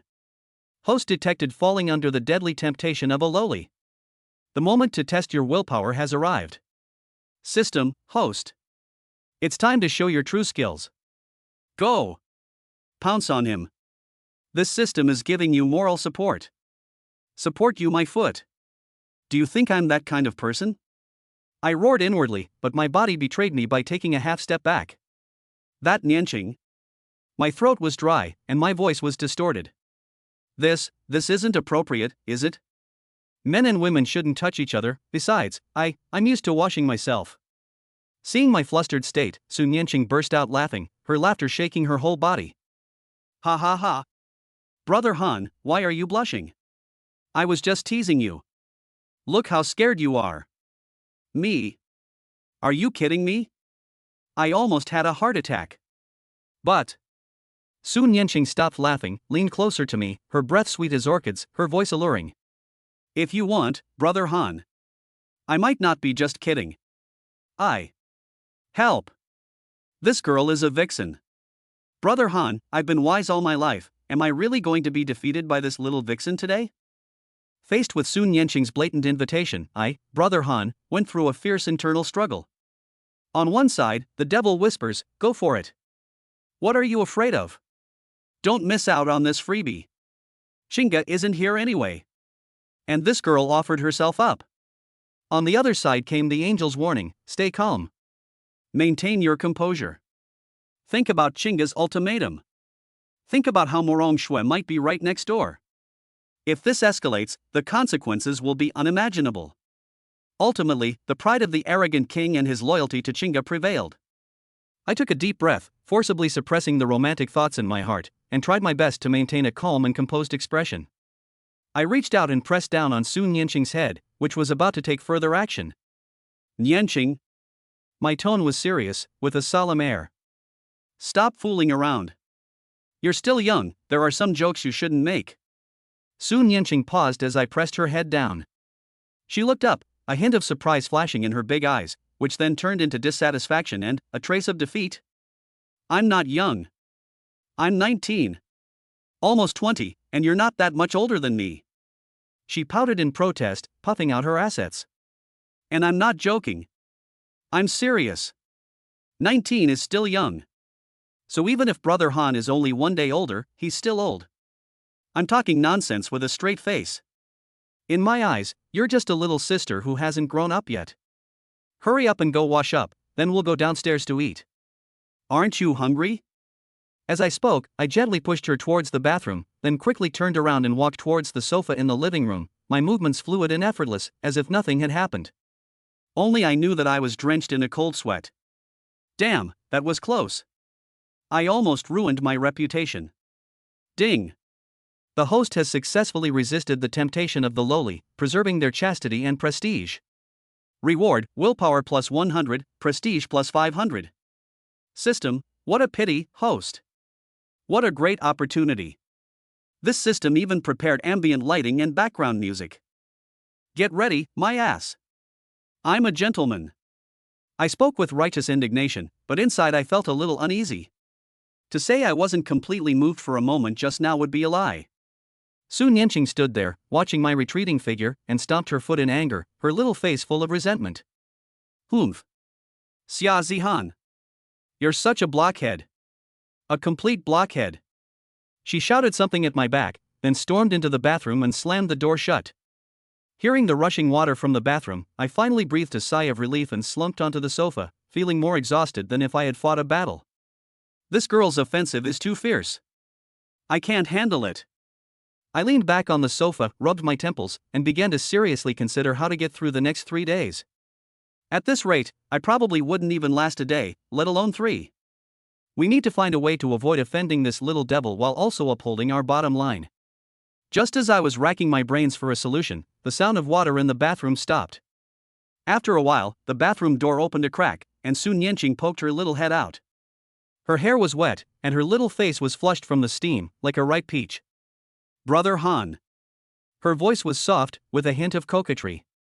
I forgot to bring a change of clothes, my luggage is in the bedroom, could you get it for me? Not again? Looking into those big, wet eyes, full of innocence and expectation, my heart, which had just calmed down, started racing again. Get my clothes? Then drag me inside, and I'll accidentally fall? Do you think I don't know this routine? Is this yet another test? You come out and get it yourself. I stubbornly refused to fall for it. Oh dear, I'm not feeling well. Su Nianqing twisted her body, her curves faintly visible beneath the bath towel. Brother Han, please help me, please. That soft, sweet voice, combined with her appearance right after the bath, was absolutely irresistible. I feel my sanity being eroded little by little. No way.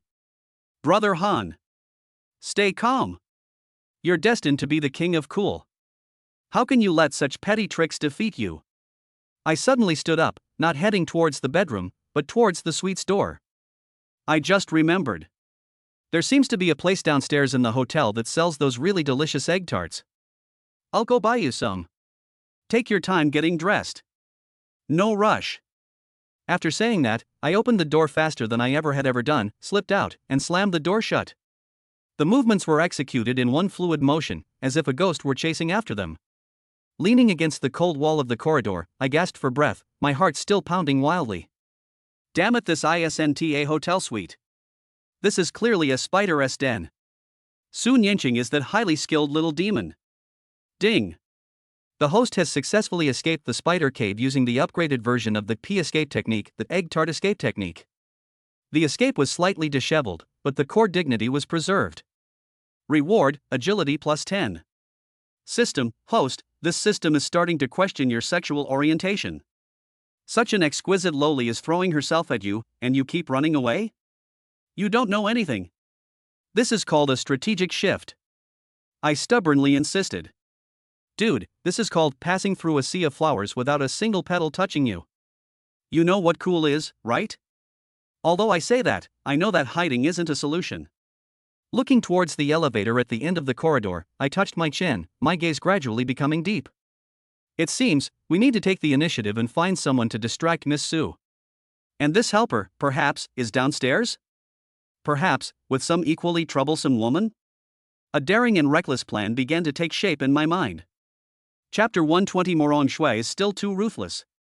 Leaning against the cold wall of the hotel corridor, I felt like Tang Sanzang, who had just been chased by demons for 800 miles, still feeling lingering fear. Damn it, Su Nianqing is too powerful, and the spider cave is too dangerous. I'm afraid I can't handle it all by myself. We need to call in reinforcements. But who to contact? Those two good-for-nothings, Li Chang and Wang Hao, are far away in Beijing, beyond their reach. Su Yunhua? That's a nuclear weapon, not to be used recklessly. Besides, he's her own uncle. Contacting him would be like walking into a trap. After much thought, a bold idea popped into my head. Morong Shui. Yes. It's her. It has to be her. Although we don't get along, the enemy of my enemy is my friend, a temporary comrade in arms in the same trench. She's staying at this hotel too, and she clearly doesn't like Su Nianqing either. If I can bring her in and create a three-way standoff, maybe I can distract Su Nianqing and give me a chance to catch my breath. This is called driving away wolves to devour tigers. No, it's using ice to control fire. Ding. The host has devised a strategy to shift the blame, attempting to use Morong Shui against Su Nianqing. The behavior is insidious, the thinking unconventional, consistent with the style of a domineering leader. Reward, conspiracy points plus 50. System, host, are you sure you want to play with fire? Morong Shui is no pushover. Be careful not to get burned and get attacked from both sides. What's there to be afraid of? This is a thrill-seeker's game. I gritted my teeth. Besides, could things get any worse than this?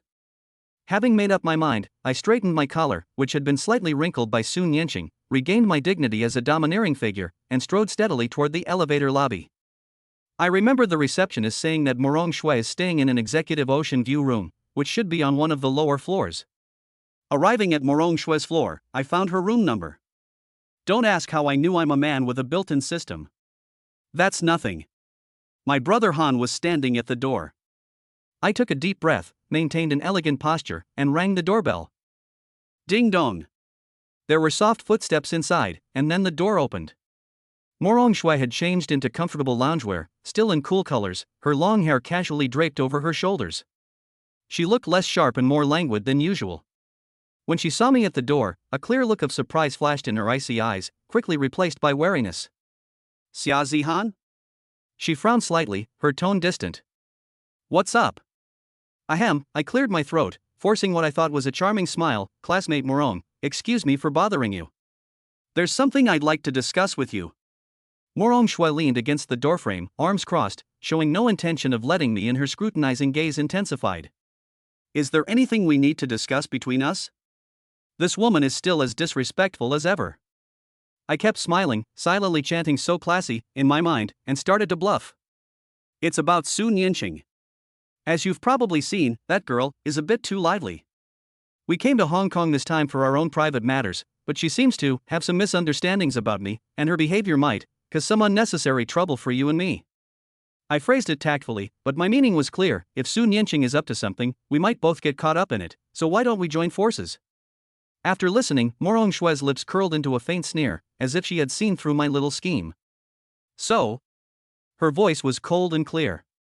Are you so desperate for her attention that you're trying to use me as a shield? Me?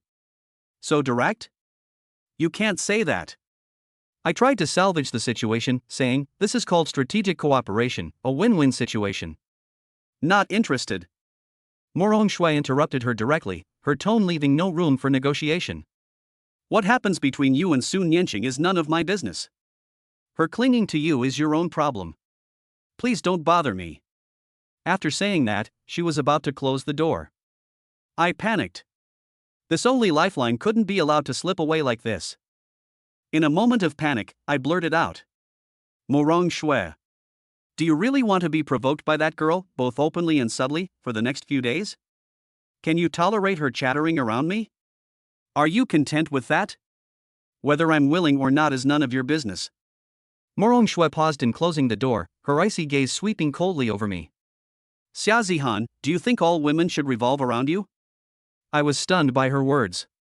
Morong Shui looked at me with a condescending pity and mockery in her eyes. You brought this trouble upon yourself, so deal with it yourself. You think you can use me as a pawn? You're not qualified. Bang! The door slammed shut in front of me without mercy, almost hitting my handsome nose. I stood outside the tightly closed door, feeling utterly rejected, and my face burned with embarrassment. Damn it! He died before he even got started. That ice-cold face, he's completely unyielding. Ding! The host's shifting the blamed plan has failed, and the target has mercilessly mocked him. Coolness 1000. System, host, this system told you long ago that Morong Shui is not someone to be trifled with. Now you've tried to steal a chicken but lost the rice instead, haven't you? Shut up! I snapped, exasperated. Dude, this is called a probing attack. Failure is the mother of success, you know that? Even so, with my only hope dashed, I still felt a wave of despair. Does this mean I really have to face the little vixen Su Nianqing alone for 3 days? Brother Han, I'm in grave danger. Chapter 121 Playing with Awkward Moments. Dejected, I returned to the door of the penthouse suite. After hesitating for a long time, I finally mustered up the courage to press the doorbell. The door opened quickly, and Su Nianqing had already changed her clothes. She was wearing a cute overall dress, and her hair was dry, fluffy, and soft. When she saw me, she pouted and put her hands on her hips. Humph. Where are the egg tarts? Oh no. I was so focused on asking Morong Shui for help that I forgot about the egg tarts. Faced with Su Nianqing's accusing gaze that said, you lied to me, I, Brother Han, remained calm and my brain's CPU was running at overclock. I remained calm and composed, gently patted my chest, sighed, and spoke with a hint of regret and heartache. Ugh, don't even mention it. I just rushed downstairs, and the line outside that legendary egg tart shop was ridiculously long, stretching from Victoria Harbor all the way to Victoria Peak. I felt a sharp pain in my chest, like I'd been stabbed. Su Nianqing was stunned for a moment. Huh? Why? With a sorrowful expression, I continued making things up. Because the moment I saw that long dragon, my heart couldn't wait to fly to you, Nianqing, and tell you this terrible news. It was already in my throat, so even if I were stabbed in the back again, I wouldn't flinch.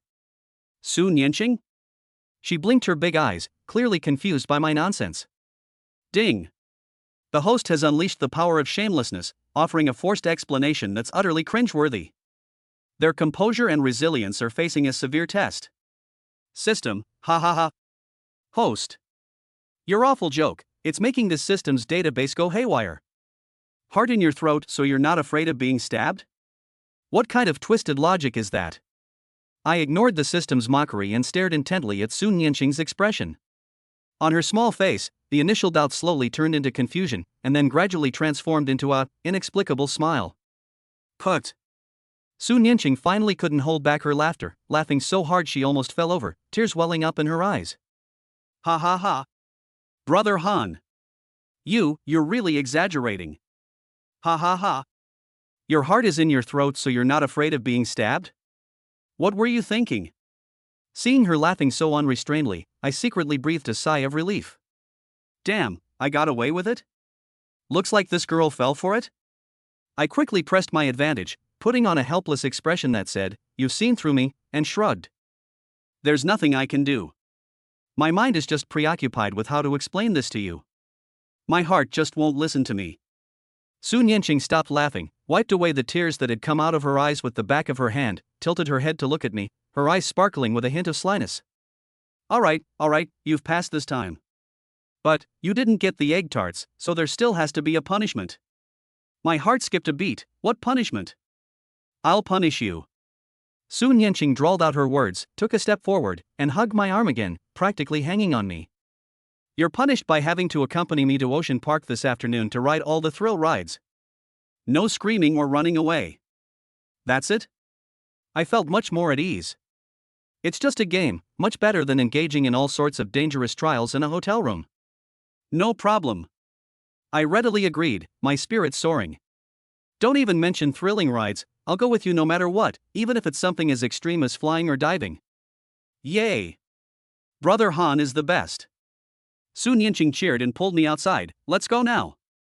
Destination Ocean Park. As Sun Yanqing dragged me out of the hotel and into a taxi heading to Ocean Park, I watched her excited profile and secretly made my own plans. Ocean Park is crowded and noisy, a public place. Its safety level should be much higher than a hotel room. It seems that the crisis caused by the egg tart escape technique has been temporarily resolved. However, looking at this energetic little darling beside me, who could cause trouble at any moment, I know that the real test has only just begun. These 3 days are destined to be the longest, most difficult, and also the most damn exciting 72 hours in my career of showing off. The road to becoming a master of arrogance is long and arduous. Ding! The host has successfully resolved the egg tart crisis and accepted the Ocean Park challenge.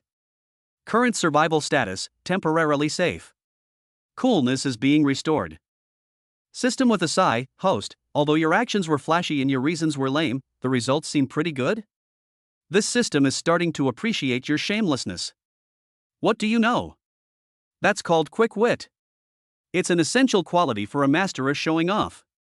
Chapter 122 wasn't just about thrills, it was about my life. Ocean Park on Hong Kong Island was packed with people, filled with laughter and joy. The colorful rides and adorable marine animals made it a paradise for relaxation. But right now, standing beneath that towering roller coaster with its twisted tracks like a pretzel extreme cyclone, I feel my calves cramping a bit. Sun Yanqing clung to my arm, her face flushed with excitement, pointing at the roller coaster that roared past amidst screams, her voice leaping with joy. Brother Han! This is it. The most thrilling roller coaster on Hong Kong Island. Let's hurry and queue up. I looked up at the almost vertical drop and the crazy 360-degree spin, my throat went dry. This thing looks even more twisted than Li Yaoyan's mind. I miss you. I tried to remain calm and speak in a steady tone. Look at this queue, it's almost circled the earth 3 times. How about we go ride the carousel first? That's more elegant and suits my style. Sun Yanqing immediately pouted, hugged my arm, and started to act coquettishly. No way, Brother Han, you promised me. You try all the thrill rides. No backing out. And look, there aren't many people in the VIP lane over there. Let's go through VIP. Without a word, she grabbed me and rushed towards the VIP entrance. I'm finally experiencing that famous scene from a Hong Kong drama. Sorry, money really can buy anything. Sitting in the narrow seat of the roller coaster, the safety bar slowly lowered, locking me firmly in place. I could feel my heart starting to race. Sun Yanqing sat next to me, looking expectant and excited, and even took out her phone to take a selfie. Brother Han, look at the camera. Capture this exciting moment. I forced a nonchalant smile and flashed a peace sign at the camera. But what I was really thinking was, this might be my last photo. Ding. Host's heart rate detected as too high, adrenaline surge, mild acrophobia triggered. System watching the show. Host, would you like to redeem or remain calm even when Mount Tai collapses before you trial card? Just 5,000 prestige points, and I guarantee you'll remain unfazed. No. No need. I stubbornly replied. A mere roller coaster is nothing to worry about. What haven't I seen, Brother Han? No sooner had the words left his mouth than the roller coaster suddenly started moving, shooting off like an arrow released from a bow. Awa. A tremendous push came over me, and a strong sense of weightlessness instantly gripped me. The surrounding scenery rushed past me, and the wind howled in my ears. I gripped the handrail tightly, my knuckles turning white, but I still managed to maintain that basic, nonchalant calm expression on my face, and even managed to say something to Sun Yenqing, who was screaming next to me. Calm down. Yenqing, look over there, the scenery is not bad. His voice trembled almost imperceptibly. Sun Yenqing had long forgotten about taking pictures. She closed her eyes and screamed at the top of her lungs, clinging tightly to my arm, her nails almost digging into my flesh. When the roller coaster reached the peak of its first vertical plunge, during the brief pause, I felt like my soul was about to leave my body. Just then, out of the corner of my eye, I caught a glimpse of a familiar figure in the audience seats of the Ocean Theater not far below. She was aloof and cold, dressed in a white dress that clashed with the cheerful atmosphere around her, and was holding a pair of binoculars, seemingly observing a dolphin show. Murong Shui? What is she doing here? And with binoculars? What is she looking at? Dolphins? Or me? The thought flashed through my mind, and the roller coaster was already plummeting like an out-of-control elevator. Ah, Brother Han! Sun Yenqing's screams almost pierced my eardrums. The feeling of weightlessness made my stomach churn, but I forced myself to suppress the urge to scream. In the midst of that rapid spinning and dizzying moment, I even managed to force out what I thought was a cool smile in the direction where Murong Shui might be. Maintaining class. We can't afford to lose face. Even if I'm scared to death, I'll still keep smiling. Ding. The host is forcibly trying to appear cool while in a state of extreme terror, and is on the verge of losing control of their facial expressions. Reward, facial expression control +1 temporary. Coolness resilience +50. System exclaiming in amazement, holy crap. Host. This system salutes you. You managed to hold your nerve in this? Finally, after a long stretch of several tens of seconds, the roller coaster slowly returned to the platform. As the safety bar lifted, my legs felt weak as I stepped off the car, as if I had stepped back into the human world. Sun Yenqing's face turned pale, and she patted her chest, still shaken. That scared me to death. That scared me to death. But it was so exciting. Brother Han. Let's go play again. Again? I'm about to lose my life. Cough cough. I quickly changed the subject, my gaze casually sweeping towards the direction of the Ocean Theater, my tone carrying a hint of mystery. Yenqing, do you see that over there? Sun Yenqing followed my gaze and saw Murong Shui in the audience. Her face immediately fell. Humph. She's everywhere. She's like a persistent ghost. I was secretly delighted, but outwardly remained calm. No. I see that Murong's forehead is dark and there is a sense of unease between her brows, which may indicate a bloody disaster. Her presence here may not be accidental.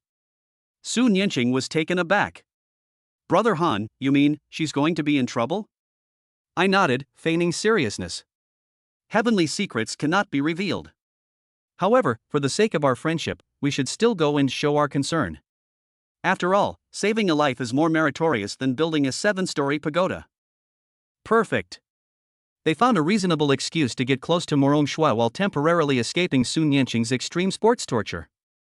Although Sun Yenqing was unwilling, she was still intrigued when I told her that Murong Shui might suffer a bloody disaster, and she was half-heartedly dragged by me to the Ocean Theater. Chapter 123. Good deeds don't always guarantee good results. As we walked into the audience area of the Ocean Theater, the dolphin show was just reaching its climax. The trainers were directing several dolphins to perform various difficult jumps, drawing gasps and applause from the audience. Murong Shui remained seated, holding binoculars, seemingly engrossed in her work, as if she hadn't noticed our approach at all. I pulled Sun Yenqing to sit down a few rows away from her. Sun Yanqing glared angrily at Morong Shue's back, while I began to observe her secretly. A dark aura? A bloody disaster? I made all that up. But, since I'm already here, I have to find a reason to strike up a conversation and implement my Shifting the Blame 2.0 plan. Just as I was wondering how to start the conversation, the trainer in the arena made a gesture, and the largest dolphin suddenly leaped out of the water, drawing a beautiful arc in the air, and then crashed heavily back into the water. Whoosh! A huge spray of water, like a tsunami, crashed towards the front row of the audience. Morong Shue happened to be sitting in the splash zone. Just as the fishy-smelling seawater was about to drench Morong Shue, she seemed to sense the danger and instinctively tried to get up to avoid it, but it was too late. At this critical moment, "Brother Han, I've moved." No sooner said than done. With lightning speed, I sprang up from my seat. A classic tiger pouncing on its prey. No, it was a heroic dart to save a damsel in distress. He didn't pounce on Morong Shue. Instead, he pounced on a cheap plastic souvenir shopping bag with a dolphin pattern, sitting on the empty seat next to her. Amidst everyone's astonished gazes, I grabbed the shopping bag and, with the skill of a martial arts master, swiftly unfolded it, like a matador waving a red cloth, and placed it in front of Morong Shue. Puff! The huge splash was mostly blocked by the fragile plastic bag, producing a dull thud. The plastic bag ruptured instantly, and the small dolphin plush toy and several seashell keychains inside fell to the ground. However, a few water droplets still splashed onto Morong Shue's skirt and arms. Time seemed to stand still at that moment. Morong Shue remained half up, staring at me with her icy eyes in astonishment. She looked at the broken plastic bag and scattered souvenirs on the ground, then at the few water stains on her skirt. Her expression was quite interesting. Sun Yanqing opened her mouth wide enough to fit an egg. The surrounding audience was also stunned by my outrageous move. I maintained my heroic posture of unfolding the plastic bag, shook off the remaining water droplets on my hands, and put on a calm smile that seemed to say, "I've done my job well." I spoke evenly to the still stunned Morong Shue. "Classmate Morong, there's no need to be so polite. It is the duty of us cultivators, no, it is the responsibility of the youth of the new era to help those in need." Morong Shue. Sun Yanqing. Other onlookers. Ding. The host has used the plastic bag to block a tsunami technique, resulting in an incredibly awkward situation. However, it successfully attracted the target's attention. Reward, awkwardness value plus 10,086, coolness? System calculations are currently in disarray. System, host. This system's database is about to burn out from your embarrassment. You lunged at her just to grab a plastic bag? You could have even thrown yourself on her to shield her from the water. I was incredibly nervous inside, but I remained outwardly calm and collected. What do you know? Pounce on her directly, that's called being a pervert. This is called outsmarting her. Achieving the most shocking effect with the least cost. Look, who in the whole place isn't looking at me now? Morong Shue finally snapped out of her shock. She looked at the torn plastic bag on the ground that had saved her skirt, then at my smug expression. The astonishment in her icy eyes gradually transformed into an extremely complex emotion, as if she wanted to laugh, yet also as if she wanted to kill.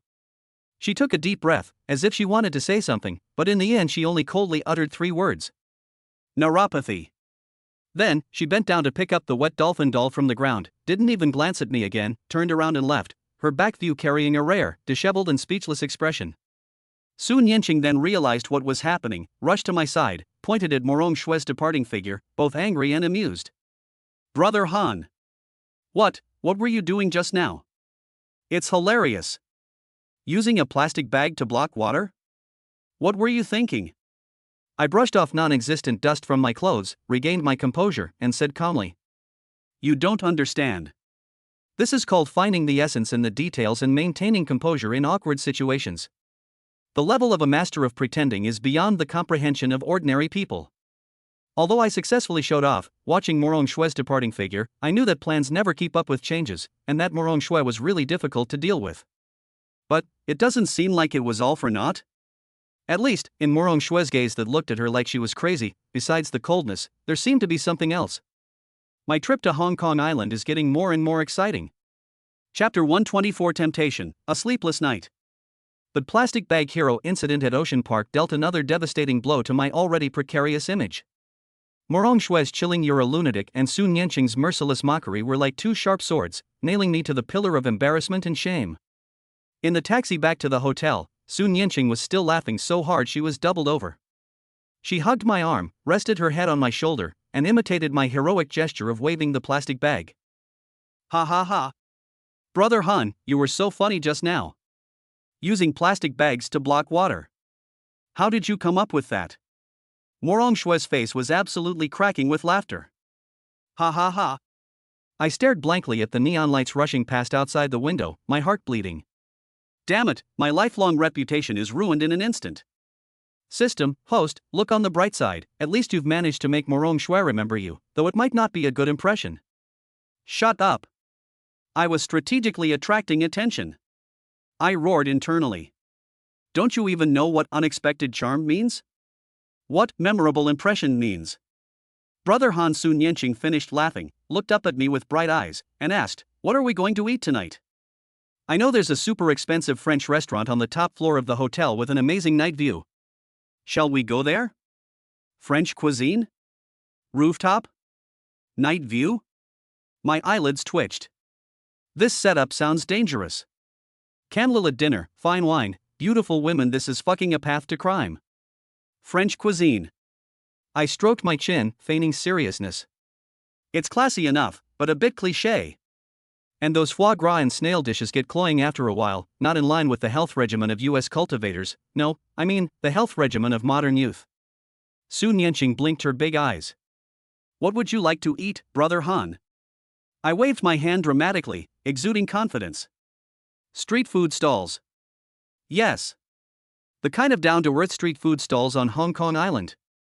Full of the lively atmosphere and authentic flavors. Only these can truly reflect our broad-mindedness in going deep into the community and understanding the people's sentiments. Actually, what I was thinking was, street food stalls are crowded and noisy, so they're safe. Trying to flirt? No way. Sun Yanqing was stunned for a moment, then pouted. Ha? A street food stall? The environment is so awful.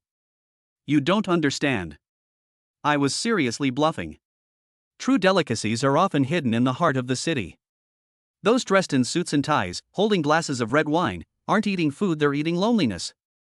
We, the people with fragrant souls, the social elites, must dare to lower our status and embrace authenticity.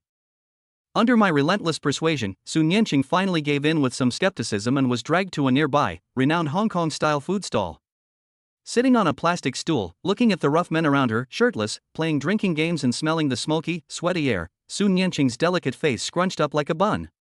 Brother Han, this place seems a bit too realistic. She complained softly, repeatedly wiping the table in front of her with a tissue. I remained calm and composed, picked up the menu, and ordered in broken Cantonese with a Kyoto accent. Boss. 1 order of stir-fried beef noodles. 1 order of Typhoon Shelter-style stir-fried crab. And 2 bottles of beer. Highbrow? Highbrow is nothing compared to being down to earth. That's called connecting with the masses. However, I still underestimated Sun Yanqing's adaptability. When the fragrant stir-fried beef noodles and the spicy Typhoon Shelter-style stir-fried crab were served, the girl was initially hesitant, but after taking a bite, her eyes lit up instantly. Wow! It's so delicious! She no longer cared about being a lady, picked up her chopsticks and began to eat heartily, her little mouth greasy, and she would occasionally let out a satisfied sigh. Watching her, so out of place with her surroundings yet eating with such relish, I actually found somewhat adorable. Shah. Brother Han. Stay calm. This is a sugar-coated bullet. It's a honey trap. I quickly recited the heart-cleansing mantra and buried myself in my food. After a swift and satisfying meal, Sun Yanqing patted her belly, completely content. Brother Han, I didn't expect street food stalls to be so delicious. We'll definitely come again next time. I chuckled to myself, thinking, next time? Next time, I'll be long gone and back to Kyoto. I paid the bill and left, returning to the Peninsula Hotel. Watching the magnificent elevator doors slowly close, the numbers flashing as it headed towards the top floor, my heart, which had just been soothed by the delicious food, began to stir restlessly again. Drop. The door opened, and the luxurious and spacious penthouse suite came into view once again. The dazzling night view of Victoria Harbour streamed in through the huge floor-to-ceiling windows, casting an ambiguous glow over the room. Su Nianqing kicked off her high heels, stepped barefoot onto the soft carpet, stretched, and revealed her curves. "Ah, I'm so tired after playing all day."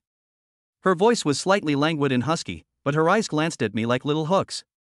"Brother Han, I'm going to take a shower first, I smell like cooking oil." As she spoke, she swayed her slender waist and walked into the bedroom, seemingly to get a change of clothes. I stood in the middle of the living room, feeling the air thicken. A shower, another shower. Does this girl have some kind of obsession with taking showers? No. We have to do something. We can't just sit here and wait to die. I hurried to the wine cabinet, grabbed the most expensive-looking bottle of red wine, and found 2 wine glasses. I thought to myself, a little wine to liven things up, oops. I mean, a little wine to bolster my courage. If things go wrong later, I'll just pretend to be drunk. Yes. Perfect. Just as I was frantically opening the wine glass, the bedroom door clicked open. I instinctively turned around and looked. When I saw it, I almost dropped the wine bottle in my hand. Su Nianqing walked out of the bedroom. She had actually changed into her pajamas. But those can't be called pajamas at all. It was an almost transparent black tulle nightgown. The light and airy material couldn't cover anything at all, and the sexy black lace lingerie underneath was faintly visible, outlining her incredibly voluptuous and hot figure, completely at odds with her doll-like face. The hem of the skirt was short enough to just cover her hips, and her 2 dazzlingly white long legs were displayed before me without reservation. Her wet hair was loosely draped, water droplets sliding down her delicate collarbone and disappearing into her alluring cleavage. A slight flush from her shower made her face blush, her eyes hazy yet defiant as she walked towards me, her bare feet making no sound on the carpet, yet each step felt like a blow to my heart. Holy crap! The visual impact was too strong. My brain completely shut down on the spot. My blood seemed to rush to some indescribable part. "Brother Han." Su Nianqing walked up to me, her voice soft and seductive, her warm breath brushing against my face. "Is the wine ready? Shall we have a drink?" She stretched out her slender fingers and gently stroked the back of my hand holding the wine bottle. The touch was like an electric current running through me. I froze, almost dropping the wine bottle from my hand. My throat was parched, and I couldn't utter a single word. Sophistication? Demeanor? Composure? They've all gone to hell. At this moment, I feel like a soldier pushed to the edge of a cliff, facing the enemy's nuclear-level temptation, and the wine bottle in my hand seems so ridiculous. Ding! Host detected an epic onslaught of beauty. Physiological indicators have surged. Rationality has plummeted. Warning! Warning! Host's defenses are about to completely collapse. System, host. Hang in there. Think of Shenxinga. Think of your high standards. Exchange for the heart-cleansing and desire-free mantra. Only 10,000 points. Exchange now. Exchange your head. I groaned inwardly, my mind is a mess right now. I can't possibly be thinking about exchanging anything. Seeing my stunned expression, Su Nianqing smiled smugly. She took the wine bottle and corkscrew from my hand and skillfully popped the cork off with a bang. The crimson wine was poured into a stemmed glass. She picked it up and brought it to my lips, her eyes captivating. "Brother Han, shall I feed you?"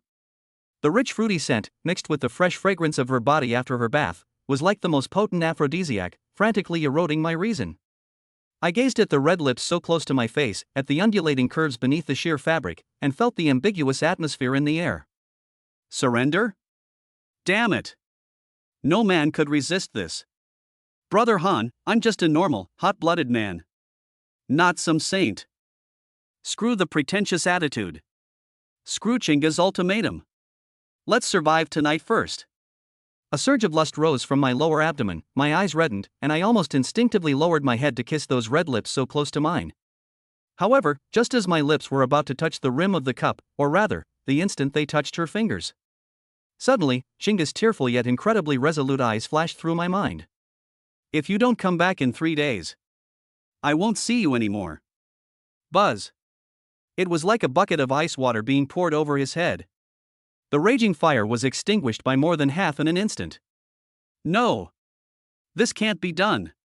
I am Xia Zihan. I am the king of cool in Kyoto. How could I be seduced by beauty and do something to betray Chinga? But, this scene before me, this temptation.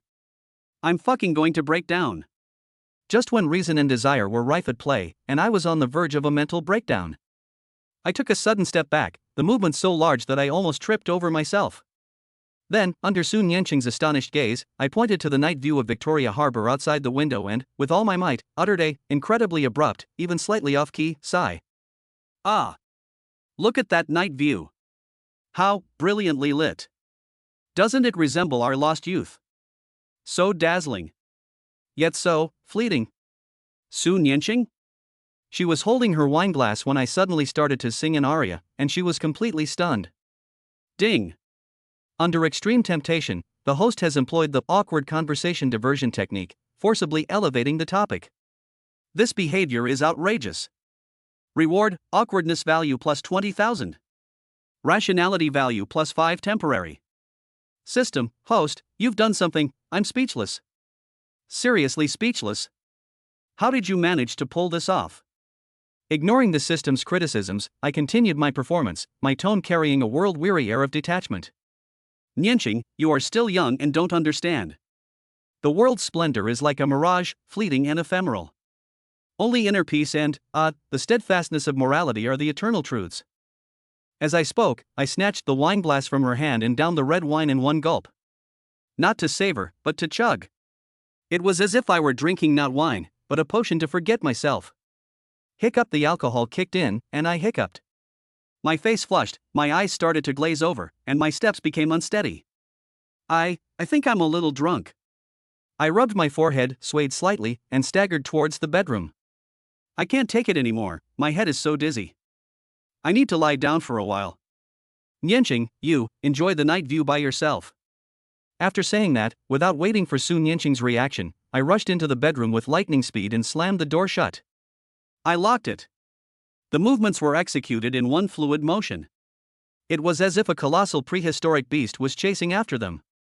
Leaning against the cold door, I gasped for breath, feeling like my heart was about to jump out of my throat. Cold sweat had soaked through my back. Damn, that was close. I almost ruined my reputation. Outside the door, after a few seconds of silence, came the sound of Sun Yanqing stomping her feet in exasperation and her coquettish complaint. Xia! Zihan! You're faking being drunk again. You bastard! Open the door. I slid down to the floor against the door, wiped the cold sweat from my forehead, and gave a smile that looked worse than crying, as if I had survived a disaster. The king of arrogance held on, although the process was extremely embarrassing and the methods extremely clumsy. But he survived. What to do tomorrow? Who cares? I'll just go to sleep first. Brother Han, this is so hard for me. Chapter 125, Suyuno's ward check. The next morning, I was woken up by my phone being smashed in my face. That's right, not an alarm clock, but a cell phone. That girl Sun Yanqing sneaked into my room some time ago and used my phone to deliver a precise blow to my face. Brother Han. Wake up. The sun's already high in the sky. Her energetic voice exploded in my ear as she stood by my bed, wearing a cute strawberry pajama and with her hands on her hips. I covered my nose, which was throbbing from being hit, and groggily opened my eyes to see her magnified smiling face, and the curves of her body that were faintly visible through her thin nightgown. Holy crap! The visual impact is too strong, this first thing in the morning? I snapped awake instantly, trying to sprawl out like a carp, but failed. My back ached a bit. I could only feign composure as I sat up, rubbing my eyes, my voice hoarse from just waking up and tinged with a hint of displeasure. Yanqing, disturbing someone's peaceful sleep is like cutting off their livelihood. This is a grave taboo. Don't be superstitious. Sun Yanqing lunged at me, trying to pull off my blanket. Get up. We're going to Disneyland today. It'll be crowded if we wait any longer. I held the blanket tightly, defending my last shred of dignity. Men and women shouldn't touch each other. You go out first. I'm changing my clothes. TCH, who cares if it looks like that? Sun Yanqing pouted, but still obediently skipped out, turning back to make a face at me before leaving. I breathed a sigh of relief, feeling like I'd just won a battle. I'd just thrown back the covers to get out of bed when the bedroom door was slammed open again. Brother Han. What color are your underwear? Sun Yanqing's little head peeked in again.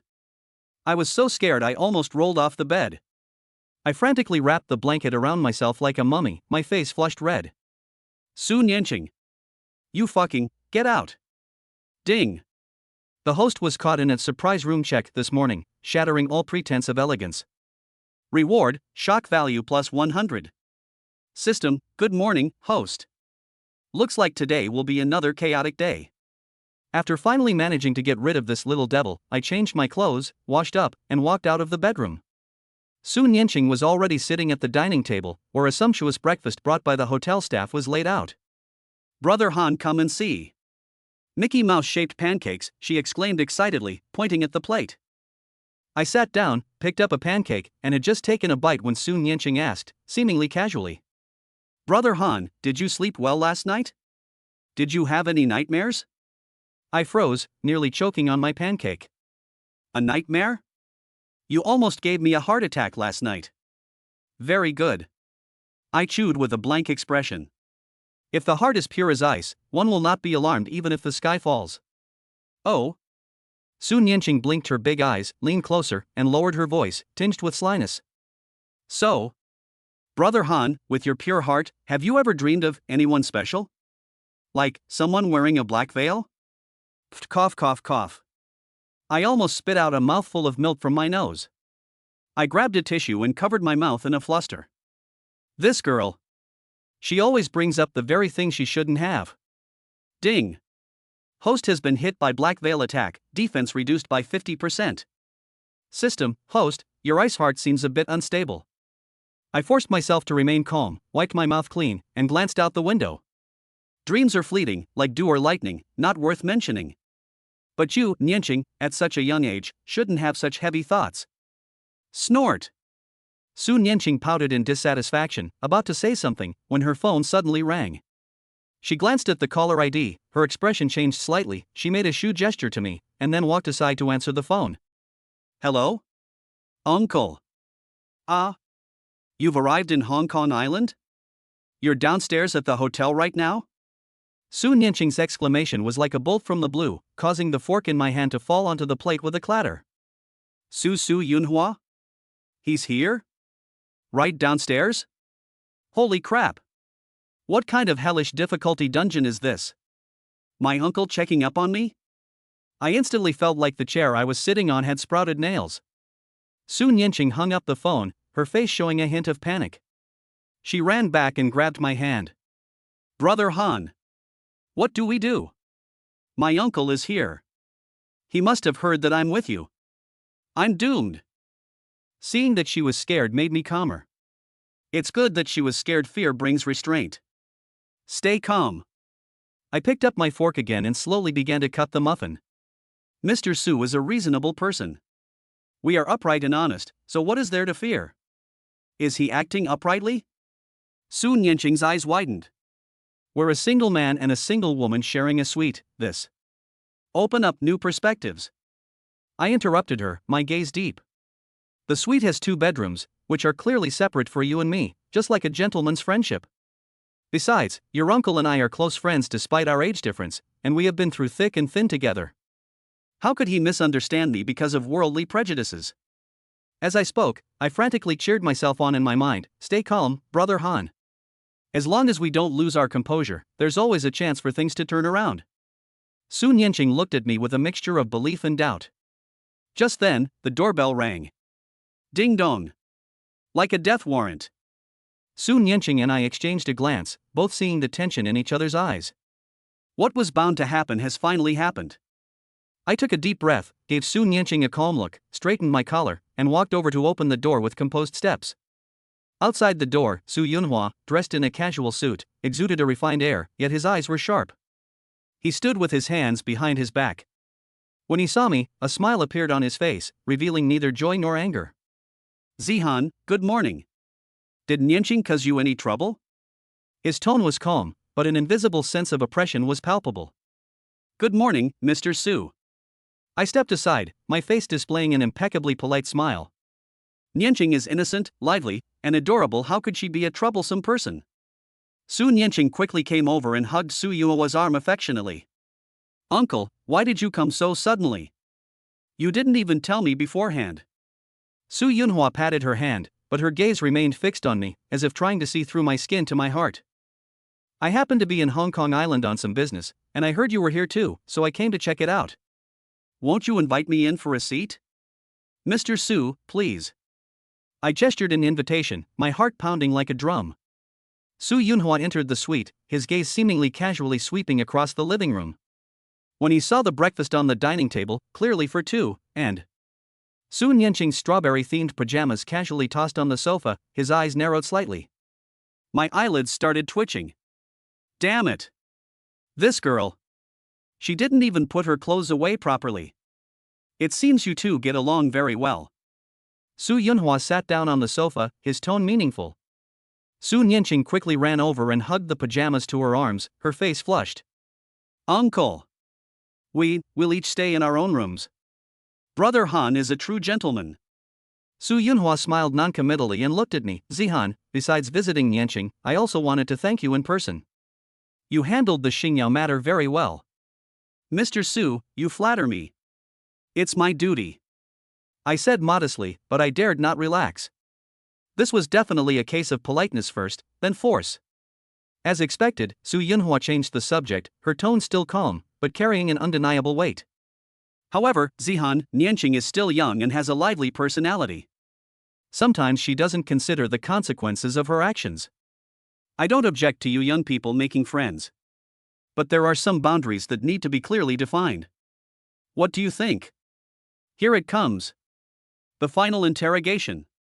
I felt Su Yunhua's seemingly gentle but actually X-ray-like gaze, and I felt like a fish being roasted over a fire.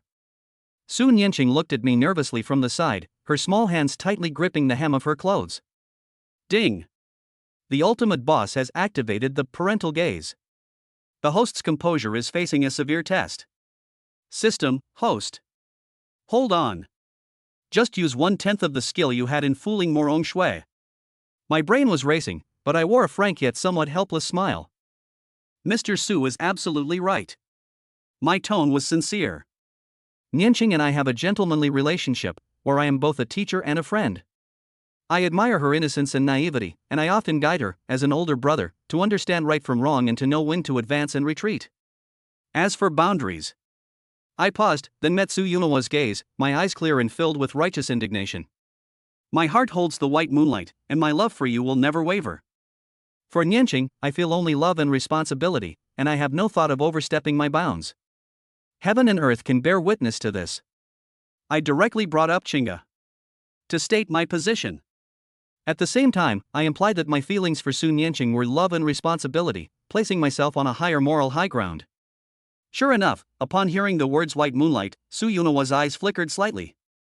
He had clearly investigated me and knew of Xinga's existence. Su Nianqing's face turned pale instantly, she bit her lip, and her eyes were a little red.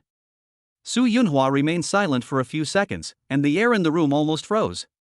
Finally, he spoke slowly, his tone much gentler.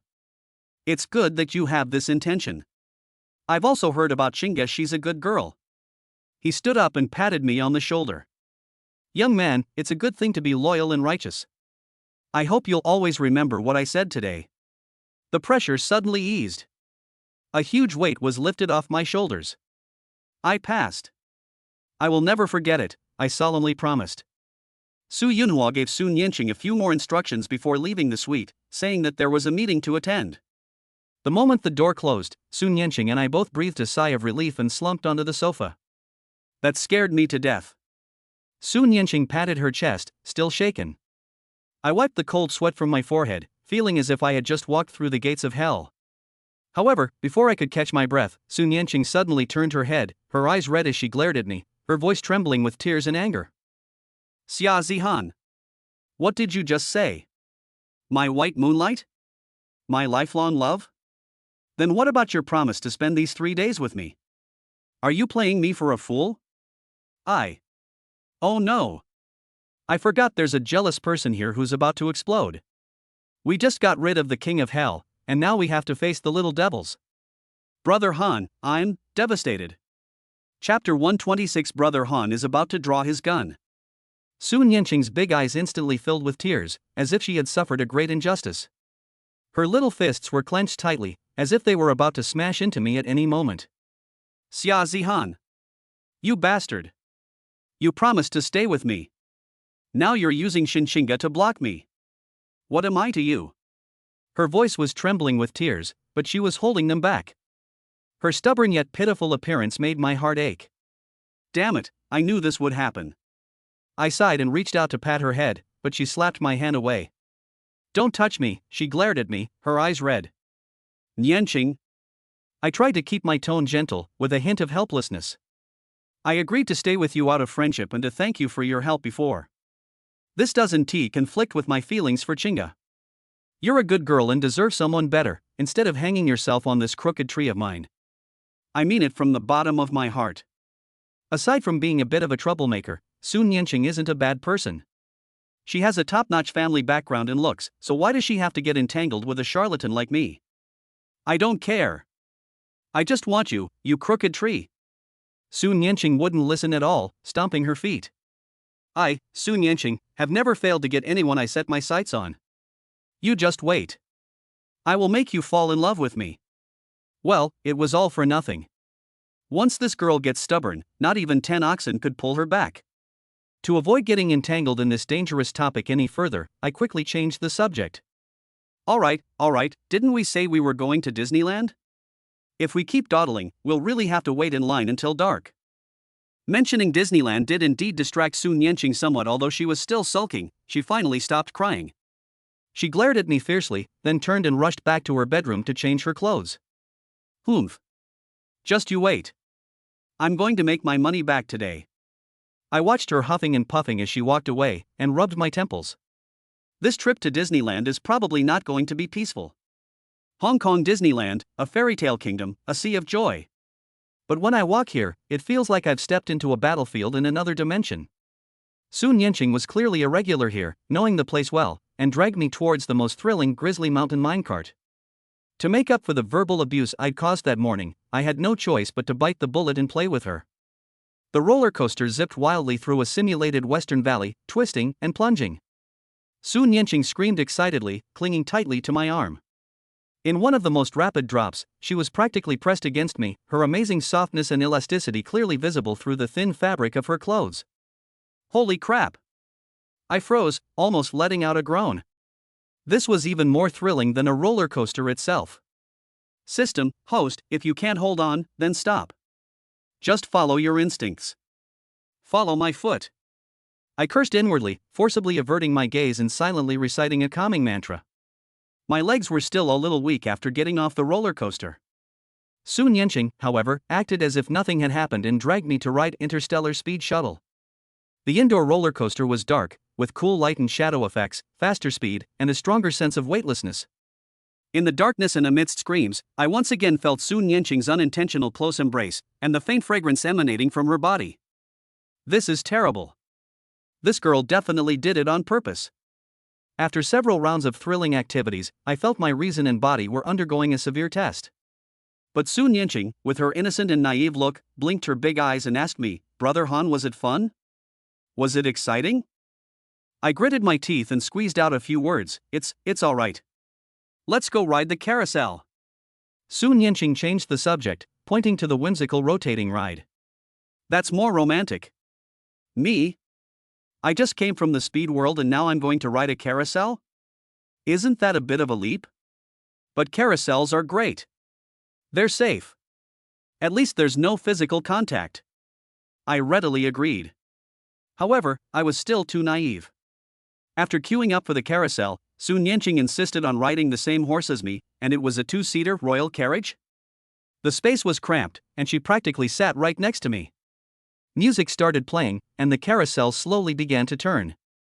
Su Nianqing leaned to the side, one hand holding onto the railing, the other, casually resting on my thigh. I fucking lord. Feeling the warm, soft touch on my legs, all my muscles tensed instantly. It felt like all the blood was rushing to my head. Brother Han, look over there, it's Snow White. Su Nianqing seemed oblivious, pointing into the distance, but her body brushed against my arm almost imperceptibly as the carousel turned. I stiffly looked in the direction she pointed, my mind completely blank. Snow White? All I could see right now was this damn little devil. System, host. Think of something quickly. Otherwise, your title of King of Cool will turn into King of Impotence. Think of a solution? What the hell could I possibly think of? Jump off the moving vehicle? Just when I felt I was about to lose control, and a certain part of me was about to rise up and declare independence. A cold gaze, like a solid icicle, pierced from behind. I was suddenly jolted awake and instinctively turned my head to look. On the carousel next door, a familiar figure was sitting. Dressed in white, with a cold and aloof expression, she held a Mickey Mouse-shaped balloon in her hand and stared at me with an expressionless look as if I were trash, as well as Su Nianqing's hand resting on my leg. Admiration. Beauty. Snow? What's she doing here? And with a balloon? This is totally off. And her eyes clearly said, in broad daylight, under the clear sky, how dare you do such a despicable thing? I felt as if I had been doused with a bucket of ice water. The sensual thoughts and physical reactions that had just arisen vanished instantly, like a rooster being choked. Su Nianqing also saw Morong Shui.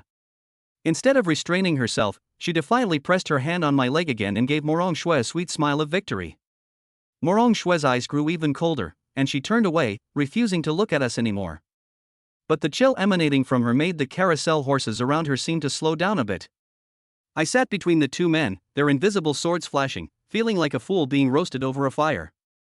After getting off the carousel, I felt like I had been to hell, completely exhausted, both physically and mentally. Su Nianqing clung to my arm, cast a provocative glance in Morong Shui's direction, then looked up at me, her voice sickeningly sweet. Brother Han, let's go play at Mystic Manor next. I heard that haunted house is super exciting. A haunted house? My eyelids were twitching uncontrollably. Darkness, cramped space, unknown terror. This was practically a breeding ground for physical contact and accidents. This girl definitely planned this all along. A haunted house. I tried to struggle. That kind of place has too much energy, which might harm harmony and is not good for health. Hey, go on, go on.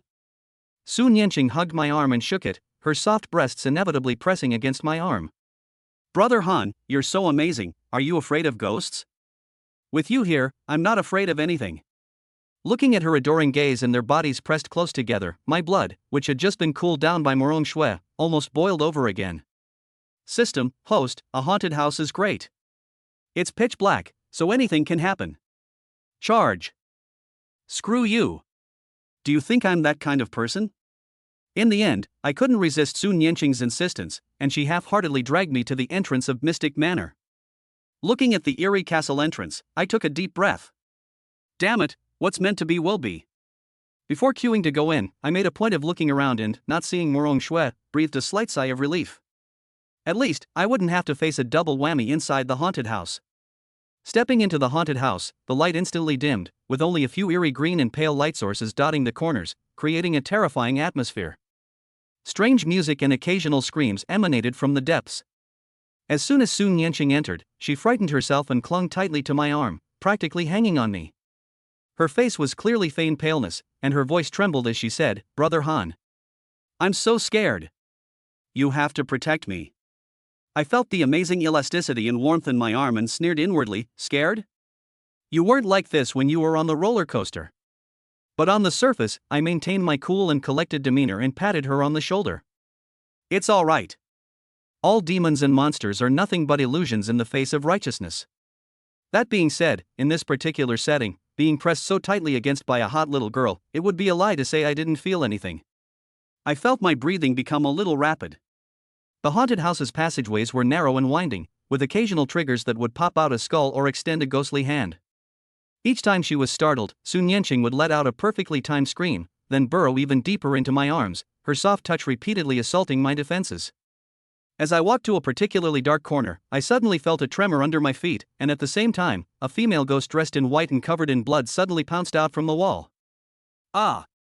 This time, Su Nianqing's scream was exceptionally realistic. Instead of snuggling into my arms, she suddenly jumped up and clung to me like a koala. Her legs wrapped tightly around my waist, and her arms around my neck. Holy crap! This sudden koala hug caught me completely off guard. Her bouncy buttocks pressed right against my most sensitive spot, and her full breasts pressed against my chest without any gap. A strong stimulation surged through my body like an electric current. I groaned, and a certain uncooperative part of my body reacted almost instantly, uncontrollably pressing against her. Sun Yanqing, clinging to me, seemed to sense the sudden change. Her body stiffened slightly, and in the darkness, I could almost see a smug, mischievous smile flash across her face. But she didn't let go. Instead, she hugged me even tighter, burying her head in the crook of my neck, and said in a tearful voice, "Brother Han, something is pressing against me. What is it? I'm so scared. I fucking Lord." Blood rushed to my head. My face flushed bright red. Luckily, it was dark and I couldn't see clearly. Awkward. Utterly awkward. And with a sense of shame that had been exposed. Ding. Host's physiological reaction has been precisely detected by the target. Your sophistication has suffered a devastating blow. Social mortality index plus 100%. System, ha ha ha. Host. You're finished. Your lifelong reputation. Your noble spirit. All of it has been wiped out in this haunted house. Ha ha ha ha. Shut up. I roared internally, but my body was as stiff as a log, and I didn't dare to move. The female ghost was still baring her teeth and claws to scare people, but I could no longer feel any fear. My mind was filled with the warm, soft body in my arms and that deadly touch. Nian. Nianqing. My voice was hoarse as I tried to get her down. The ghost's gone, you come down first. No. I'm scared. Sun Yanqing hugged me even tighter and gently rubbed against me. Damn. I almost exploded on the spot. Just as I was about to lose control and was about to punish this little vixen on the spot, I suddenly heard footsteps and voices coming from the front of the passage, accompanied by the light of a flashlight. They were tourists who came in later. I grasped at a straw and quickly whispered to Sun Yanqing, "Someone's coming. Come down quickly." Sun Yanqing reluctantly slid off me, but her little hand still clung tightly to my arm. In the instant the light shone through, I saw the lingering blush on her face and the mischievous smile in her eyes. This girl, she definitely did it on purpose. After the other tourists passed, I walked the rest of the haunted house in a daze. My mind was filled with the awkward yet thrilling sensation from before, and Sun Yanqing's meaningful gaze. Stepping out of the haunted house and back into the light of day, I breathed a long sigh of relief, feeling as if I had just escaped from some spider cave. Sun Yanqing, like a kitten who had successfully stolen some fish, had a satisfied blush on her face, hugged my arm, and spoke in a voice so sweet it could kill. "Brother Han, you were so amazing in the haunted house just now. You were so calm, I was so scared."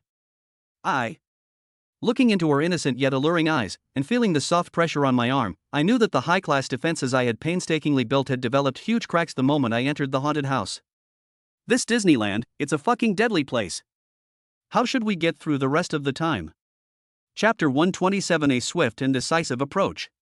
When I came out of the haunted house, I was completely numb. Sun Yanqing, on the other hand, was beaming with pride. She held my arm, her little face radiating the smugness of her successful scheme. Every now and then, she would glance at me with her big, watery eyes, her gaze full of cunning. "Brother Han, your face is so red, is it too hot in the haunted house?" she asked in a deliberately innocent tone, while drawing circles on my arm with her finger. Me? Hot my foot. I'm ashamed. I forcibly suppressed the agitation in my heart, withdrew my arm expressionlessly, and tried to keep my tone calm. A calm mind brings coolness. "Nianqing, let's go over there and rest for a while. If she keeps teasing me like this, I'm afraid I'll have to explode on the spot." We found a bench to sit on and bought 2 Mickey Mouse ice creams. Sun Yanqing licked her ice cream in small sips, but her eyes kept glancing at me, as if she wanted to strip me naked and study me. "Brother Han." She suddenly leaned closer, lowered her voice, and spoke seductively. "You seemed to react just now in the haunted house?" I almost dropped the ice cream in my hand. My face instantly turned bright red. "Nonsense. What nonsense are you talking about?" I retorted, That's a normal physiological phenomenon. When a man is frightened, his adrenaline surges and his body becomes congested. It's perfectly normal." Ding. The host is forcibly using science to explain physiological embarrassment, which is self-deceptive. 500 points of sophistication. System disdainfully, "Host, just admit it, you got hard because of that little vixen. Get the hell out of here." I cursed inwardly. Seeing my flustered state, Sun Yanqing chuckled and stopped pressing me for answers, but her smugness only intensified. After resting for a while, night gradually fell, and crowds began to gather in front of the Disney castle, waiting to watch the evening fireworks show. Soon Yenqing pulled me to the best viewing spot, where we were surrounded by couples, and the atmosphere was incredibly romantic. Fireworks burst brilliantly in the night sky, eliciting gasps of amazement. Soon Yenqing leaned against me, looking up at the sky, her profile appearing exceptionally soft and beautiful in the glow of the fireworks. "Brother Han." She suddenly spoke softly, her voice carrying a rare hint of seriousness. If, without Shinshinga, would you like me?" My heart skipped a beat, and I turned to look at her. The fireworks flickered in her clear eyes, reflecting both anticipation and unease. "I cannot answer that question. To say I can is to lie. To say I can't is too hurtful." I remained silent, watching the fireworks bloom and fade in the sky, as if I could see the brief, brilliant, yet doomed entanglement between her and me. Soon Yenqing's eyes dimmed slightly when she didn't get a reply, but they quickly brightened again, carrying a stubborn refusal to admit defeat. "It's okay. I'll make you like me. I promise." After she finished speaking, she suddenly stood on tiptoe and quickly kissed me on the cheek. The soft texture separates instantly, carrying the sweet scent of ice cream. "This is the deposit." Her face was flushed, but her eyes shone with an astonishing brightness. "Xiaozihan, you can't escape." I covered my face, looking at her little face as if she were asserting her dominance, and felt a mix of emotions. The fireworks continued, and all around were the cheers and kisses of couples. And I, standing beneath the dazzling night sky, surrounded by passionate young women, had my heart set on my beloved, the one far away in the capital. This is fucking awful. Ding. The host is caught in an emotional vortex and faces an ultimate choice. Reward, 1000 entanglement points. System sign, host, a short, sharp pain is worse than a long, drawn-out one. Cut your losses now. Break it off? How? This girl is like a piece of chewing gum once she's stuck, you can't get rid of her. The fireworks show ended, and the crowd began to disperse. Soon Yenqing was still immersed in the atmosphere, clinging to my arm, humming a song, looking very happy. But I felt even heavier. I got back to the hotel after 10 p.m. standing at the suite door. I looked at the door and it felt like I was looking into the mouth of a monster. I escaped by sheer luck last night, but tonight, will I be so lucky? Brother Han opened the door quickly, I'm exhausted. Soon Yenqing urged. I reluctantly opened the door. Upon entering the suite, Soon Yenqing threw down her bag and immediately declared that she was going to take a shower. Having learned my lesson from last night, I was smarter this time and immediately said, "You go wash first, I'll go downstairs to the convenience store to buy something." After saying that, before she could react, I used my pee avoidance technique again, shopping avoidance technique to make a quick getaway. Standing in front of the convenience store downstairs from the hotel, I looked at the dazzling array of goods inside, but didn't know what to buy. Damn it, we can't just hang around down there until dawn, can we? I bought a pack of cigarettes, leaned against the roadside, puffed away, and felt completely confused. Soon Yenqing's persistence, Chinga's ultimatum, Morong Shui's cold indifference, all of this weighed on my heart like a mountain. Just as I was frowning in worry, my phone rang. It was a WeChat message from Chinga. It was just a brief 3-word phrase, the next day. It was followed by a smiling emoji. I looked at that smile, but felt a chill run down my spine. This is a reminder that half the time has passed. It was also telling me that her patience was running out. I scratched my head in frustration and stubbed out my cigarette. No, this can't go on. A clean break must be made. I slowly made my way back to the suite with a few bottles of beer and a bunch of snacks I'd bought at the convenience store. Soon Yenqing had finished showering and was now curled up on the sofa watching TV, wearing that black sheer nightgown that sent chills down my spine. Her wet hair was loose, adding to her allure. When she saw me come back, she glanced at the plastic bag in my hand and pursed her lips. All you do is buy this junk food. I put my things on the coffee table, sat down on the sofa next to her, opened a can of beer, and took a big gulp. The cool liquid slid down my throat, slightly quenching my frustration. Yenqing. I put down my beer, looked at her, and spoke with an unprecedented seriousness. Let's talk. Soon Yenqing paused, her hand holding the remote control pausing. She turned to look at me, her eyes filled with wariness. What are we talking about? If you're trying to persuade me to give up, then forget about it. I'm not advising you to give up. I sighed. I want to tell you something. I looked into her clear yet stubborn eyes and slowly spoke. Chinga and I are not as simple as you think. We have a past that you can't imagine. For me, she is more than just liking, she is more like a mark imprinted on my soul. I briefly recounted some things from high school, Chinga's leg injury, our past promises, and the years we supported each other. I didn't go into too much detail, but it was enough for her to understand Chinga's importance in my heart. Su Nianqing listened quietly without interrupting, only hugging her knees, her eyes flickering uncertainly. I know you are fine, Nianqing. I looked at her, my tone sincere. You're beautiful, from a good family, and your personality, though a bit boisterous, is very genuine. If I had met you first, perhaps the ending would have been different. But I changed the subject, my gaze becoming firm. There are no what-ifs in this world. I met her, fell in love with her, and I can't easily let go of this feeling, nor do I want to. Su Nianqing's lips were pressed tightly together, and her eyes began to redden, but she stubbornly refused to let the tears fall. So what? Her voice was choked with emotion. Are you telling me all this to tell me that I can never be as good as her? It's not that we can't compare. I shook my head. Yes, they are different. You are two completely different people, occupying different places in my heart. For her, it's love. For you. I paused, searching for the right words. It's appreciation, it's responsibility, and perhaps a little bit of a brother's affection for his sister. But it can't be romantic love. This is a very blunt statement, even somewhat cruel. But I must make it clear, a short, sharp pain is worse than a long, drawn-out one. Su Nianqing finally couldn't hold back her tears and they fell in large drops onto the back of her hands, which were wrapped around her knees. She kept her head down, her shoulders trembling slightly, without making a sound, but that silent weeping was more heartbreaking than any loud wailing. I felt bad too, so I picked up a tissue and handed it to her. She didn't answer, she just looked up, staring at me with red, glaring eyes, her voice trembling with tears and anger. Xia Zihan. You bastard. You clearly reacted in the haunted house. And you still say you have no feelings for me? My face flushed red, and I awkwardly touched my nose. That is a physiological reaction, it doesn't represent a psychological state.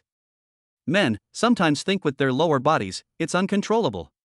Ding. Host admits to thinking with your lower body, your sophistication shattered to dust. Reward, honesty points plus 100, what's the use? System, host, you really are quite the truthful one. Su Nianqing was so angry at my honest answer that she almost fainted. She grabbed a cushion from the sofa and threw it at me. Get out. I don't want to see you again. Get out. I didn't dodge, I let the pillow hit me. I knew she needed to vent. After she finished smashing and sat down on the sofa, panting, I slowly began to speak. Tomorrow, I will change my flight and return to Beijing earlier. Su Nianqing suddenly raised her head and looked at me in disbelief. Thank you for these 3 days. You gave me memories I'll never forget. I looked at her, my expression complex. I'm sorry. I didn't handle it well, which caused you to misunderstand and get hurt. I stood up and picked up my backpack. I'll sleep on the sofa in the living room tonight. I'll leave first thing tomorrow morning. After saying that, I stopped looking at her and walked straight to the living room. I know this is heartless. But it's the best way I can think of for her, for Chinga, and for myself. Dragging things out will only make everyone suffer more. Behind them, Su Nianqing's suppressed sobs could be heard. I lay on the cold sofa in the living room, looking out at the still dazzling night view of Victoria Harbor, but I couldn't feel any warmth at all. Chapter 146, Brother Han, the Ultimate Confrontation. After 2 days of observation at the secret medical point and confirming that I was healthy, Su Nianqing and I prepared to return to China. For the past 2 days, Su Nianqing has been staying at the hospital, becoming unusually quiet and well-behaved. She's no longer as boisterous as before, nor does she mock me anymore. She just quietly takes care of my daily needs, her eyes filled with a complex emotion that I can't understand. Chinga makes more than a dozen overseas calls almost every day, asking about my situation in great detail and reminding me of precautions. The care and longing in her voice are almost overflowing from the screen. I was caught in the middle, feeling like a scumbag trying to have his cake and eat it too, with the possibility of both boats capsizing at any moment. I was trembling with fear, walking on thin ice. System, host, be confident. Don't think you are. In fact, you are a scumbag. Don't you have any self-awareness? I'm speechless. System, you're right. The night before I returned to China, Sun Yanqing came to my room. She was wearing a simple t-shirt and jeans, with no makeup, looking innocent yet somewhat fragile. I'm going back tomorrow. She sat on the chair by the bed and spoke softly. I nodded, feeling a little uneasy, wondering what she wanted to say. What are your plans after you go back? She looked up at me, her eyes clear, yet carrying a hint of barely perceptible nervousness. I know what she's asking. It's about the complicated and tangled relationship between the three of us. I sighed and decided to stop running away. Nianqing, I said, looking at her earnestly. When I get back this time, I'll have a good talk with Chinga first. I'll tell her everything that happened here, including my thoughts, without holding anything back. Sun Yanqing's eyes dimmed slightly, and she lowered her head, twisting the hem of her clothes with her fingers. Then what? And then? I paused, feeling a dryness in my throat. I need time. And I need time for you all. We all need to calm down and figure out what we really want. I looked at her lowered head and felt a pang of sadness, but I continued speaking. Relationships are not a game, nor can they be maintained by guilt and pity. I don't want to hurt any of you, so I have to make a choice that is responsible to everyone. Sun Yanqing remained silent for a long time, so long that I thought she would never speak again. Finally, she raised her head, a smile of relief mixed with a touch of melancholy on her face. I understand, she said softly. Actually, I had already guessed this would be the result. I just didn't want to admit it. She stood up, walked to the window, and looked at the foreign night outside. Xia Zihan, do you know? Her voice was ethereal. After that night on Hong Kong Island, I knew I might never have you completely. But I'm still unwilling to accept it. I still want to try. She turned around, looked at me, and tears silently streamed down her face, but her eyes remained unusually calm. But now, I feel a little tired. She walked up to me, took a small box out of her pocket, and handed it to me. Here you go. I took the box, opened it, and found the cheap necklace with cartoon patterns that I had bought for her from a roadside stall on her birthday. Some things cannot be forced. She looked at me, trying hard to maintain a smile, but it was more heartbreaking than tears. I've worn this necklace for a long time. Now, let's return it to its rightful owner. She placed the necklace in my hand. Her fingertips were icy cold. After I go back, I will try to let go slowly. After she finished speaking, she turned around and quickly left the room before I could react. I held the necklace, still warm from her body and faintly fragrant, watching her disappear through the door. My heart was filled with mixed emotions, a feeling I couldn't quite describe. Relief? Guilt? Heartache? Perhaps all of the above. I know that she is using her own way to put an end to this messy entanglement. Although painful, it may be the best ending. Ding! Target character Sun Yanqing's favorability 1000. Bond level decreased. Gained the status relieved sorrow. System sign, host, a short, sharp pain is worse than a long, drawn-out one. Perhaps this is the price of growth. I leaned against the headboard, staring at the ceiling, speechless for a long time. The next day, on the plane back home, Sun Yanqing and I sat in adjacent seats, yet it felt as if there was an insurmountable chasm between us. She kept gazing at the sea of clouds outside the window, her profile quiet and aloof. We didn't speak again, as if we had returned to the state we were in when we first met again in America, even more distant. The flight, which lasted for more than 10 hours, was spent in silence. When the plane landed at Kyoto International Airport and I saw the familiar scenery through the window, I knew that the real test was about to begin. Chinga, she should be waiting for me at the exit, right? Take Sun Yanqing to see Chinga. What the hell is this? This time, I'm afraid I'm really going to suffer a lot. Chapter 128: A Ridiculous Night. The sofa in the living room was hard and cold. I lay there, staring at the luxurious crystal chandelier on the ceiling, my mind a jumbled mess, like a ball of yarn that a cat had played with. Sun Yanqing's suppressed sobs came intermittently from the bedroom, like small hammers striking my heart. Damn it, when did I become so indecisive? Where did my old bravado, the one that used to be so confrontational, even towards professors, go? Ding! The host is caught in an emotional dilemma, indecisive, and their sophistication is steadily declining. System, host, you look like a woman right now. Get lost. I cursed inwardly, turned over, and buried my face in the hotel-scented cushions. After an unknown amount of time, the crying in the bedroom gradually stopped. The entire suite fell into a deathly silence, with only the occasional blast of a ship's horn from the cruise ships in Victoria Harbour outside the window. I breathed a sigh of relief, thinking that the girl had finally cried herself to sleep. Just as I was drifting off to sleep. Click. The very faint sound of a door opening was exceptionally clear in the quiet night. I suddenly opened my eyes, and my heart jumped into my throat. By the faint light streaming in from the window, I saw the bedroom door gently pushed open a crack. A petite figure, like a night sprite, slipped out silently. It's Su Nianqing. She wasn't asleep? What is she planning to do? I quickly closed my eyes and pretended to be asleep, but I involuntarily held my breath. Soft footsteps approached on the carpet, carrying a fresh, post-shower scent, growing ever closer. I felt her stop in front of the sofa, her burning gaze fixed on my face. Is she looking at me? What is she trying to do? I was so nervous that my palms were sweating and all my muscles were tense, but I didn't dare to move an inch. Suddenly, a cool, soft little hand gently touched my cheek. I froze. I almost jumped up. Those fingers trembled, yet were incredibly firm, slowly sliding down the contours of my cheek, across my Adam's apple. Holy crap! This girl. Is she serious? I suddenly opened my eyes and met Su Nianqing's eyes, which shone brightly in the darkness. Gone was her usual cunning and willfulness, only a desperate resolve remained, and an overwhelming sadness. Nianqing. You. I lowered my voice, trying to stop her.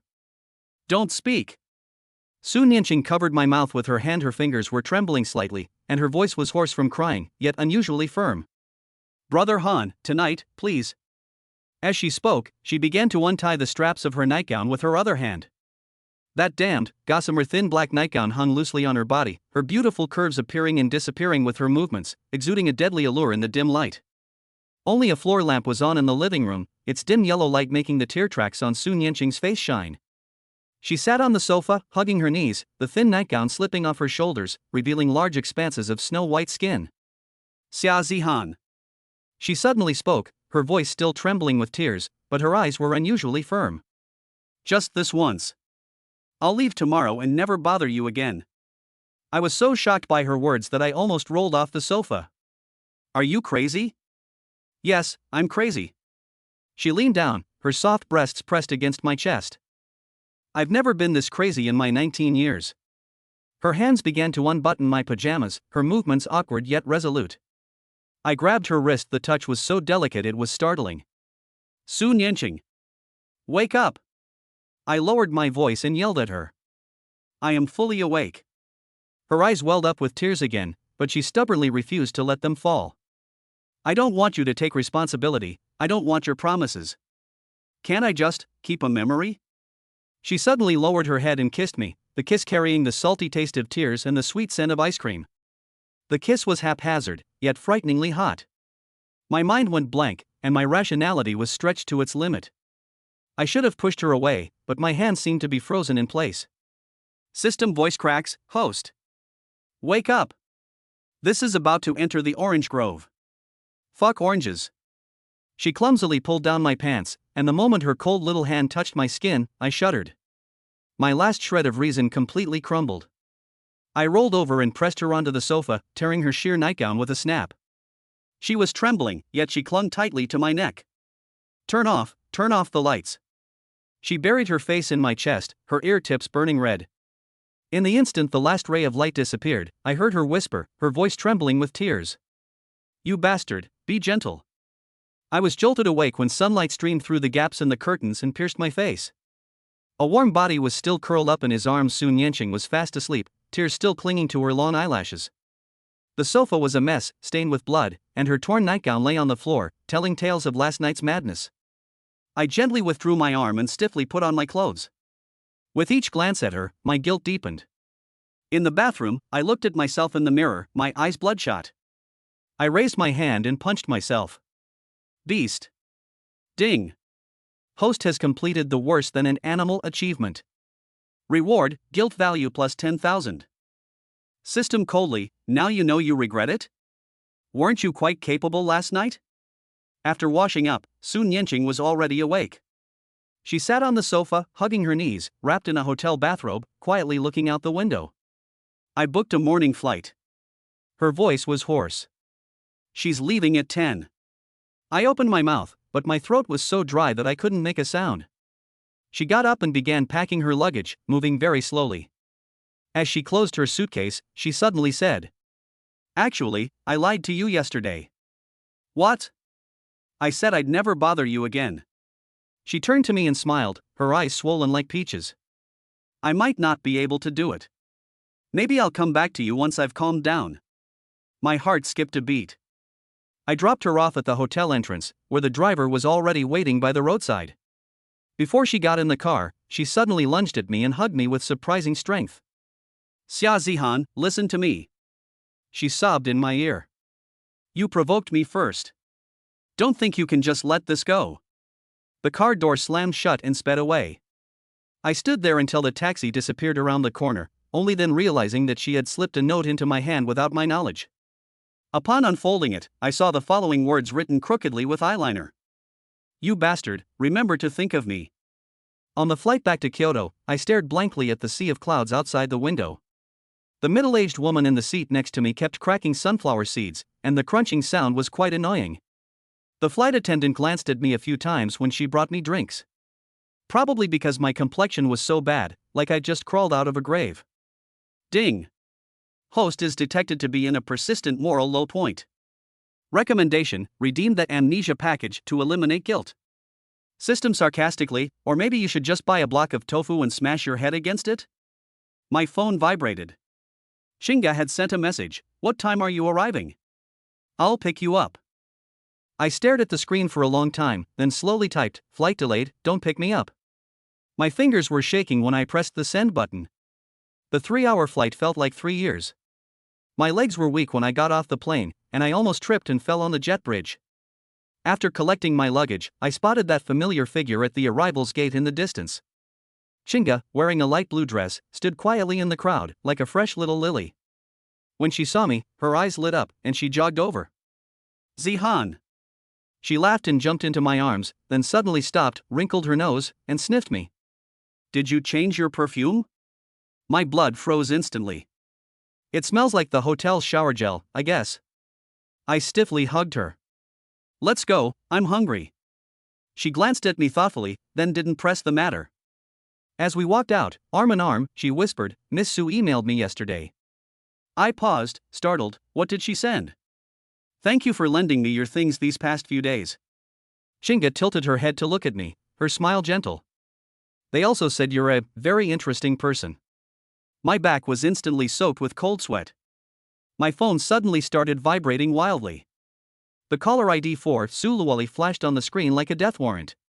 Shinga's gaze fell on the screen, and her smile faded. "Aren't you going to answer?" Amidst the clamor of the airport, I stood in the center of an invisible battlefield between two women, my phone burning hot in my hand. Chapter 129: Confess and Beg for Forgiveness. The atmosphere on the train back to Kyoto was eerily quiet. Shinga sat in the passenger seat, glancing out the window at the rapidly receding street scene, her fingers unconsciously fidgeting with the seatbelt. She didn't press me about the perfume, nor did she mention Sun Yanqing's cryptic email, but this silence was more unsettling than any interrogation. I gripped the steering wheel, my palms sweaty. The car's air conditioning was blowing hard, but I felt suffocated. Two little people are fighting in my head. One said, "Confess. The truth will out. If you don't tell now, you'll suffer even more if you're found out later." Another said, "Confess my ass. Do you want to lose Chinga? Keep what happened that night a secret." But when I think of Sun Yanqing's resolute yet lingering gaze as she left, and the note she handed me that read, "You bastard, remember to miss me," I feel a tightness in my chest. Damn it, when have I ever been so indecisive?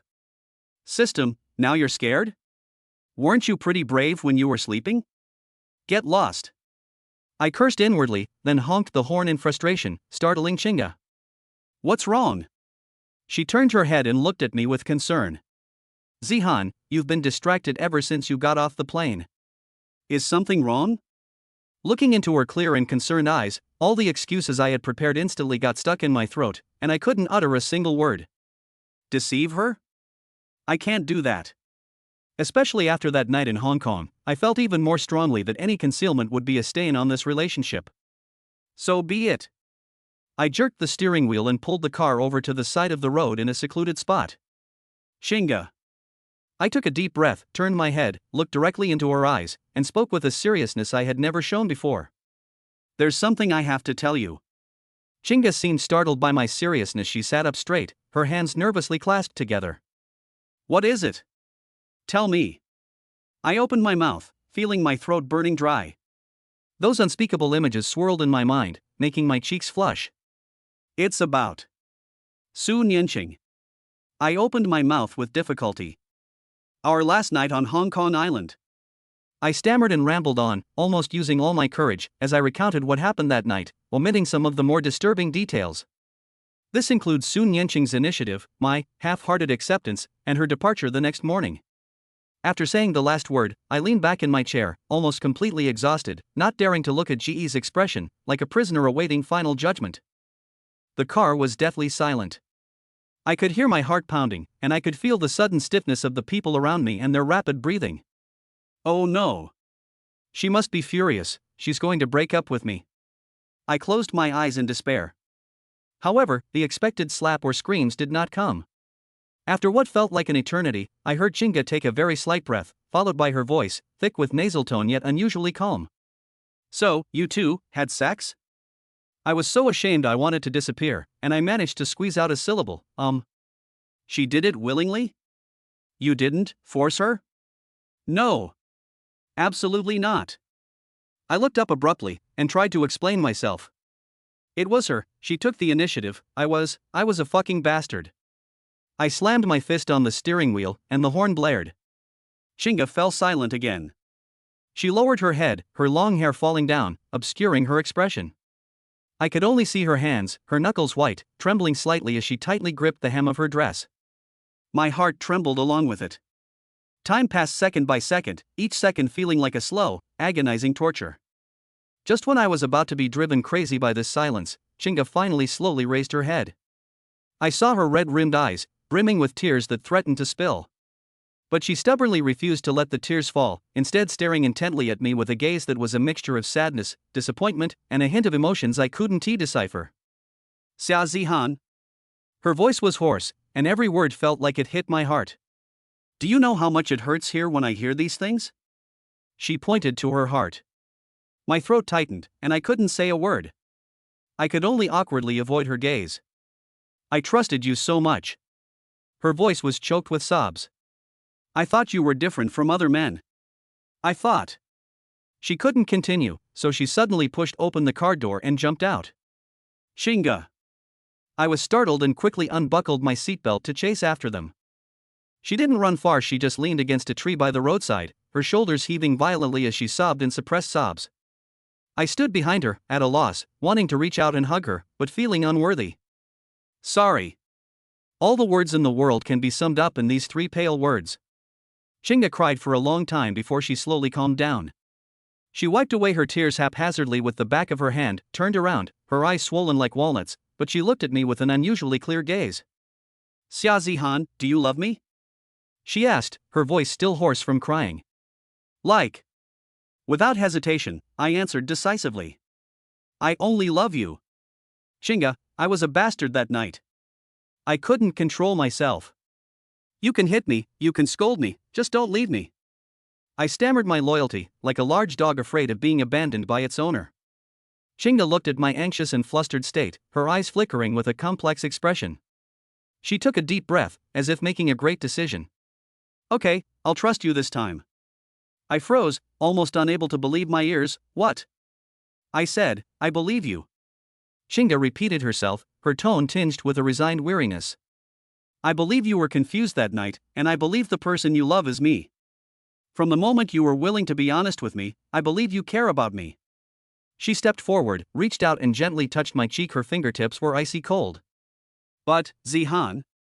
She looked into my eyes and said, word by word. This is the first and last time. If it happens again, no matter who it is or what the reason. She paused, her voice soft but carrying an undeniable resolve. I will leave you, disappear forever, and you will never be able to find me again. Looking into her eyes with an unprecedented seriousness and determination, I felt as if my heart was being gripped tightly by an invisible hand, the pain almost making it hard to breathe. I know she's not joking. She really will do it. Never again. Never again. I pulled her into a tight embrace, as if holding a lost treasure that had been found again, my voice choked with emotion. Chinga, I swear. If I, Sazihan, ever do anything to betray you again, may I be struck by lightning and suffer a terrible fate. Stop talking. Chinga covered my mouth with her hand, her eyes reddening again. Who asked you to make such a vow? She leaned against me, her voice muffled. Actually, I was wrong too. I was taken aback. What did you do wrong? I'm just too insecure. I'm always so anxious and worried about losing things. She whispered. Seeing so many outstanding girls around you, like Morong Shui and Sun Yanqing. I get scared that I'm not good enough, scared that you'll leave me. Listening to her tearful self-analysis, I felt a pang of sadness and hugged her even tighter. Fool, you're great, better than all of them. I kissed the top of her head. It's my fault. I didn't give you enough security. I promise it won't happen again. We embraced for a long time by the roadside until night fell and the streetlights came on. Back in the car, the atmosphere wasn't as tense as before, but it was definitely different. That confession was like a thorn, stuck between us, and also stuck in my heart. I know it will take time to heal all of this. Just when I thought the storm had subsided, my phone vibrated again at an inopportune moment. This time, it wasn't a phone call, it was a text message. Sender, Sun Yanqing. The phone screen lit up, and that familiar name flashed like lightning, shattering the atmosphere that had just eased inside the car. My grip on the steering wheel tightened suddenly, and I subconsciously glanced at Chinga beside me. She seemed to notice my odd behavior as well, her gaze sweeping indifferently over my phone screen. She didn't say anything, but simply turned her head back to look out the window. But I know she's waiting for my reaction. I took a deep breath and opened the text message. The content was quite long, unlike Sun Yanqing's usual energetic style. Asshole. I'm leaving to study in the United States for a year. The paperwork was processed quickly, probably because my uncle secretly helped me. It's good leaving this place where your shadow is everywhere, perhaps I can forget you faster. That night it was my own choice, you don't need to feel guilty. Let's just consider it a beautiful memory. Even though you're a bastard, I don't regret it. You bastard, you better treat Chinga well. She's a good girl, better than me. If you dare bully her, I won't let you get away with it. I hope you won't forget me. Occasionally, even just for a moment, I'll remember that in Hong Kong, there was a silly girl named Sun Yanqing who once liked you so much. Don't worry about it. Nian Cheng. The message ends here. There was no crying, no fussing, only a seemingly nonchalant farewell, and the barely concealed sadness and resentment hidden between the lines. I stared at the screen, speechless for a long time. My heart felt like a jumbled mess of emotions, a feeling I couldn't quite describe. There was a sense of relief, a lingering guilt, and a hint of a subtle melancholy that even I didn't want to admit. That little devil who, like a little son, barged into my life without a care and turned my world upside down, is really gone. In this way, this entangled error was brought to a hasty end. What did she say? Chinga's voice rang out softly, tinged with barely perceptible tension. I handed her the phone. Take a look for yourself. Chinga took the phone and looked down at the text message carefully. I couldn't see her expression, only her slightly trembling fingertips. After a long while, she returned my phone to me, her voice somewhat low. She is gone. I responded with a sound of agreement, not knowing what to say next. Silence fell over the car again. After a long while, Chinga finally let out a soft sigh. Actually, Miss Su didn't do anything wrong. It's just that she used the wrong method and loved the wrong person. I looked at her in surprise, not expecting her to say such a thing. Chinga turned her head and gave me a somewhat forced smile. What? You think I'm very generous? I shook my head and took her hand. I just think you're too nice. It's so good that it makes me feel even more like a jerk. Chinga gripped my hand tightly in return. Zihan, let bygones be bygones. Let's look forward, okay? Her eyes held a plea and a hope. I know she's giving us both a chance to start over. Okay. I nodded solemnly, holding her cold hand tightly in my palm.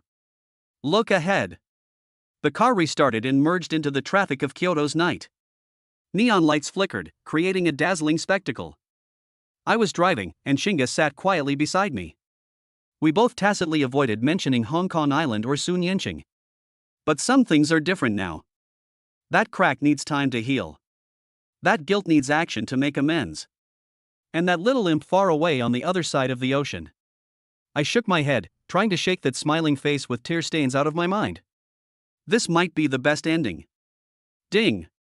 The host has successfully weathered the truth session crisis and is now in a recovery phase with their beloved. Reward, emotional resilience plus 100. System unusually serious. Host, cherish the people around you. There's a limit to courting death. This time, I did not refute the system. Yes, cherish the people around you. Brother Han, this time, I'm really done for. It's time to settle down. Chapter 130, Returning to Old Habits. Back at Kyoto University, I felt like I was back to my familiar pretentious routine. But occasionally, a glimpse of the allure of a Hong Kong night and that tear-streaked little girl's face would flash through a corner of my heart. Damn it, okay, I admit it. How could I not care about her? I just can't. I don't want to think about it anymore.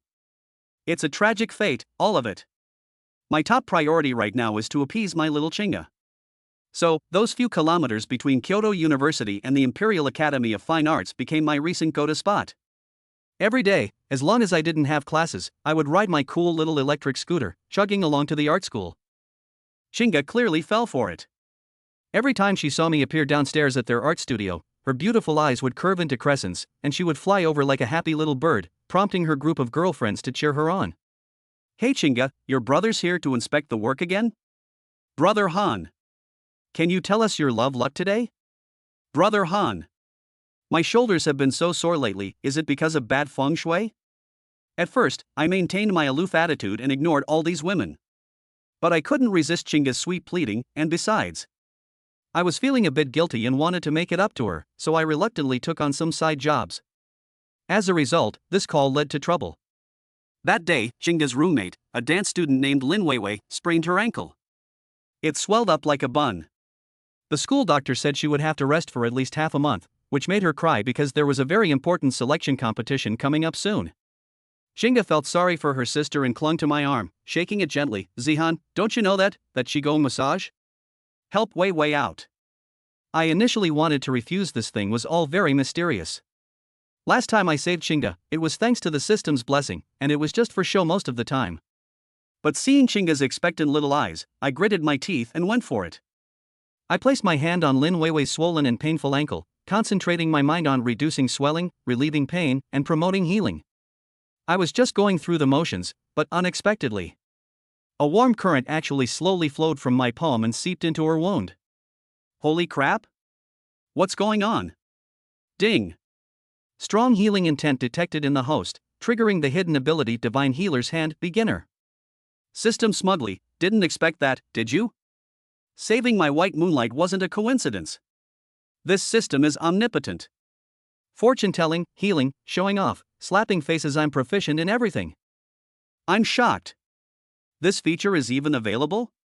What shocked me even more was that, with the injection of that energy, the swelling in Lin Weiwei's ankle subsided at a visible speed. The pain also significantly decreased. Ah! So comfortable. It's so warm. Lin Weiwei exclaimed in surprise. Brother Han. You're amazing.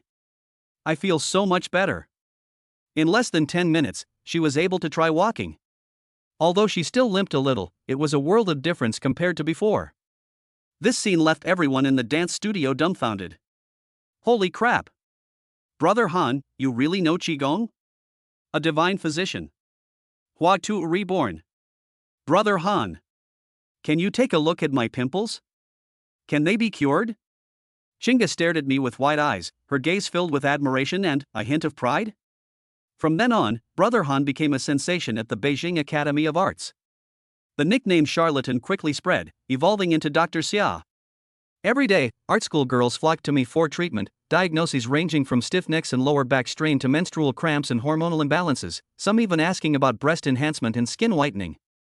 I'm a miracle doctor, not a beauty consultant. But in order to maintain my glorious image in front of Chinga and that damned air of superiority, I had no choice but to grit my teeth, mobilize my still unskilled miracle doctor's hands, and work with my mouth that could talk the dead, to begin my campus medical career. What's even more outrageous is that I've discovered my ability to make my words come true seems to have leveled up as well.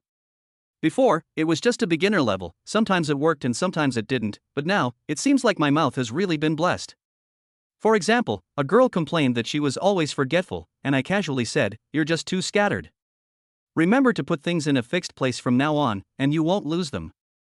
The next day, she excitedly ran to tell me that the hair clip she had used for years and could never find had actually appeared in the usual corner of her bedside table after she said those words.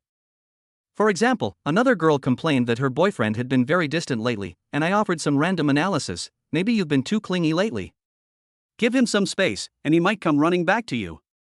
2 days later, she came to thank me shyly, saying that her boyfriend had indeed taken the initiative to find her and had become especially attentive. These miracles spread like wildfire, and my reputation as Xia the half-immortal and word spirit master resounded throughout both campuses.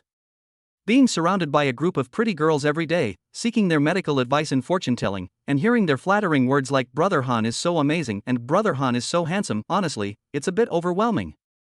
But every time I float up, I turn my head and see Chinga's gentle yet slightly smug smile, and I instantly snap back to reality, quickly regain my composure, and adopt the aloof and unperturbed demeanor of someone who passes through a sea of flowers without a single petal clinging to them. However, when I'm alone in my dorm room late at night, another face still flashes through my mind uncontrollably. That little vixen, wearing a sheer nightgown, with red eyes, who called me a bastard, yet gave me her most precious possession. Is she doing well in the United States now? Chapter 131: A Little Daily Attire. My reputation as a miracle doctor at the Beijing Academy of Arts has become increasingly legendary, leading to a serious consequence. Chinga Dance Studio is practically becoming my personal clinic. Every afternoon when there are no classes, a long line forms outside the dance studio, filled with pretty girls from the arts school, waiting for Dr. Xia to take their pulse, read their fortunes, and resolve their difficult ailments. "Brother Han, I've been feeling uneasy lately. Am I possessed by some evil spirit? Brother Miracle Doctor, can you read my palm? When will I be able to find a partner? Xia, I feel like the composition of this painting isn't quite right. Could you bless it for me?" Surrounded by this group of girls, with the scent of various perfumes lingering around my nose and soft chatter in my ears, I felt like I had fallen into a spider's web. I couldn't lose face. So I had to put on a benevolent doctor face, place my fingers on the wrists of the girls who were extending their arms. The touch was delicate and smooth, mutter incantations, mobilize my faint divine doctor aura and upgraded word magic ability, and start to deceive, treat. You have excessive liver fire, plus you overthink things. Try not to stay up too late watching dramas at night, and eat more mung beans and lilies. Young lady, you have broad eyebrows and a high nose bridge, which are signs of a woman who will bring good fortune to her husband. Your love life will blossom this autumn and winter. This painting, the colors here are too heavy, suppressing its spirit. It needs to be embellished with light and elegant colors to bring out the best in it. As I made up some nonsense, I secretly observed Chinga's expression. She sat in front of her easel, seemingly focused on her painting, but her slightly pouting lips and the occasional glances she gave clearly indicated that she was jealous. That's the effect I wanted. To make her feel a little threatened, so she'll realize how precious I am. Just as I was feeling smug and enjoying the feeling of being the center of attention by the girls, a discordant voice broke in. Make way! Make way! What are you all doing here? Is this a farmer's market?" The crowd parted, and a tall, fairly handsome boy in a basketball uniform walked in, his expression unfriendly. This was Zhao Meng, the head of the sports special admissions team at the arts school. He was rumored to be pursuing Qinggu, but Qinggu had ignored him. Zhao Meng walked up to me, looked down at me, and said in a mocking tone, "Hey, isn't this that charlatan from Kyoto University? Coming to our art school to swindle people? A miracle doctor? I think he's just a charlatan." The surroundings fell silent instantly, and all eyes were on me and Zhao Meng. Chinga also put down her paintbrush and looked over here with a frown. I slowly raised my head, glanced at Zhao Meng, and didn't say anything. I just picked up the milk tea that the girl next to me had offered me and took a sip. The aura of a powerful figure lies in his composure and understated presence. What? Not saying anything? Did I hit the nail on the head? Seeing that I ignored him, Zhao Meng became even more smug, pointing at me and saying to the people around him, "Don't be fooled by him. He's just a charlatan. His claims about healing through qigong are all fake. I put down my milk tea, wiped my mouth with a tissue, and then slowly spoke, my tone flat. My friend, your forehead is dark, your eyes are dull, and your steps are unsteady. You may be in danger of bloodshed. It is best to stay away from sharp objects and water sources in the coming days. Zhao Meng was stunned for a moment, then flew into a rage. Are you fucking cursing me? I shrugged. Believe it or not.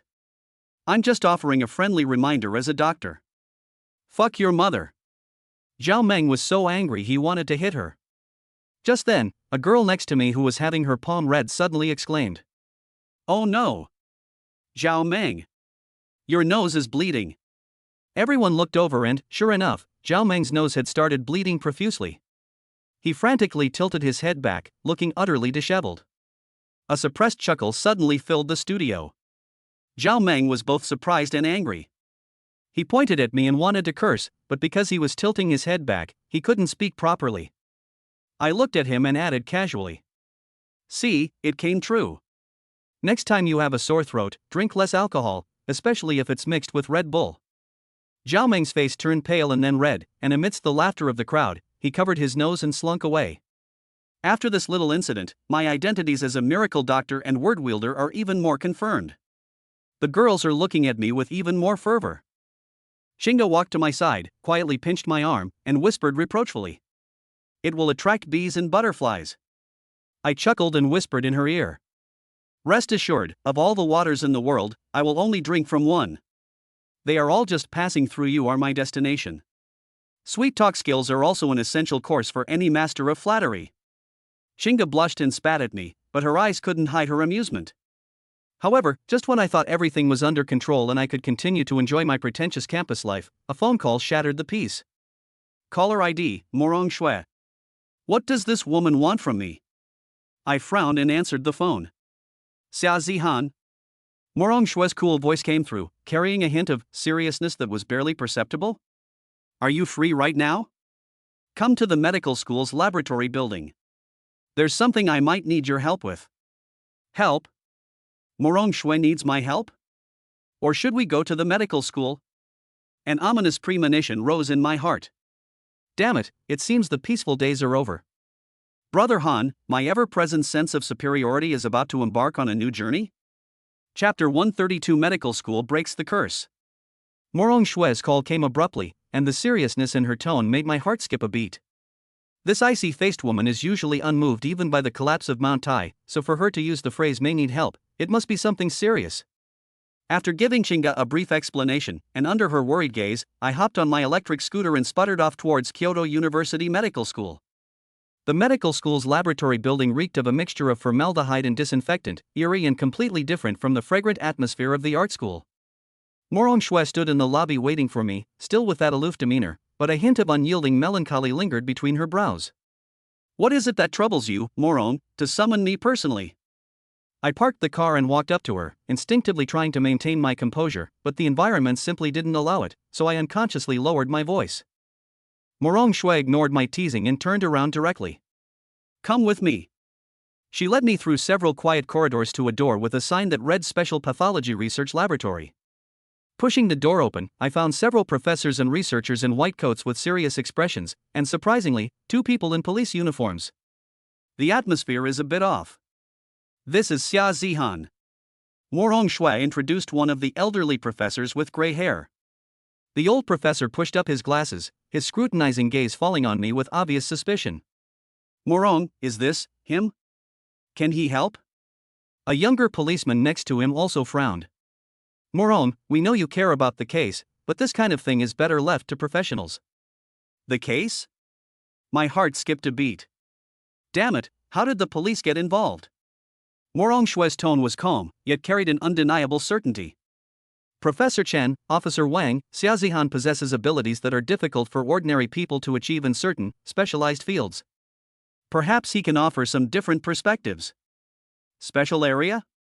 My lips twitched. Was this icy face praising me or insulting me? Professor Chen and Officer Wang exchanged a glance, clearly still unconvinced. Officer Wang spoke up. Student, here's the situation. We've recently been investigating a rather bizarre case. Several of the deceased had exhibited similar physiological disorders and mental abnormalities that cannot be explained by modern medicine, and ultimately, the cause of death remains a mystery. The bodies are currently undergoing autopsy studies at our medical school, but progress is slow. He paused, glanced at the dissection table next to him, which was covered with a white sheet and had a clearly human-shaped outline. What's even stranger is. Officer Wang lowered his voice, a hint of disbelief in it on his lips. Several researchers and professors who were in charge of the autopsies have also begun to experience similar symptoms in the past few days: dizziness, palpitations, hallucinations. His words sent a chill down my spine. This sounded like he was possessed or cursed. Ding! Abnormal energy residue and curse aura detected. Environmental hazard rating, medium. System serious. Host, this matter is not simple. It may involve supernatural forces or high-level curse techniques. Supernatural powers? Cursed arts? Holy crap! Dude, he's just a pretentious charlatan, not a ghost hunting master. Professor Chen sighed and pointed to the corpse on the autopsy table. This is the latest victim, and also the one with the most typical symptoms. We've tried everything, but we can't find the specific cause of death. It's as if his life force was sucked out of thin air.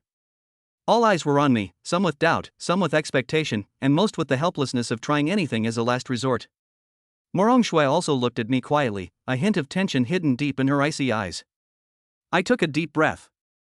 Damn it, I'm already here, I can't let my image slip. I walked to the autopsy table and lifted a corner of the white sheet. The deceased was a young man, his face ashen, lips purple, pupils dilated, a truly bizarre death.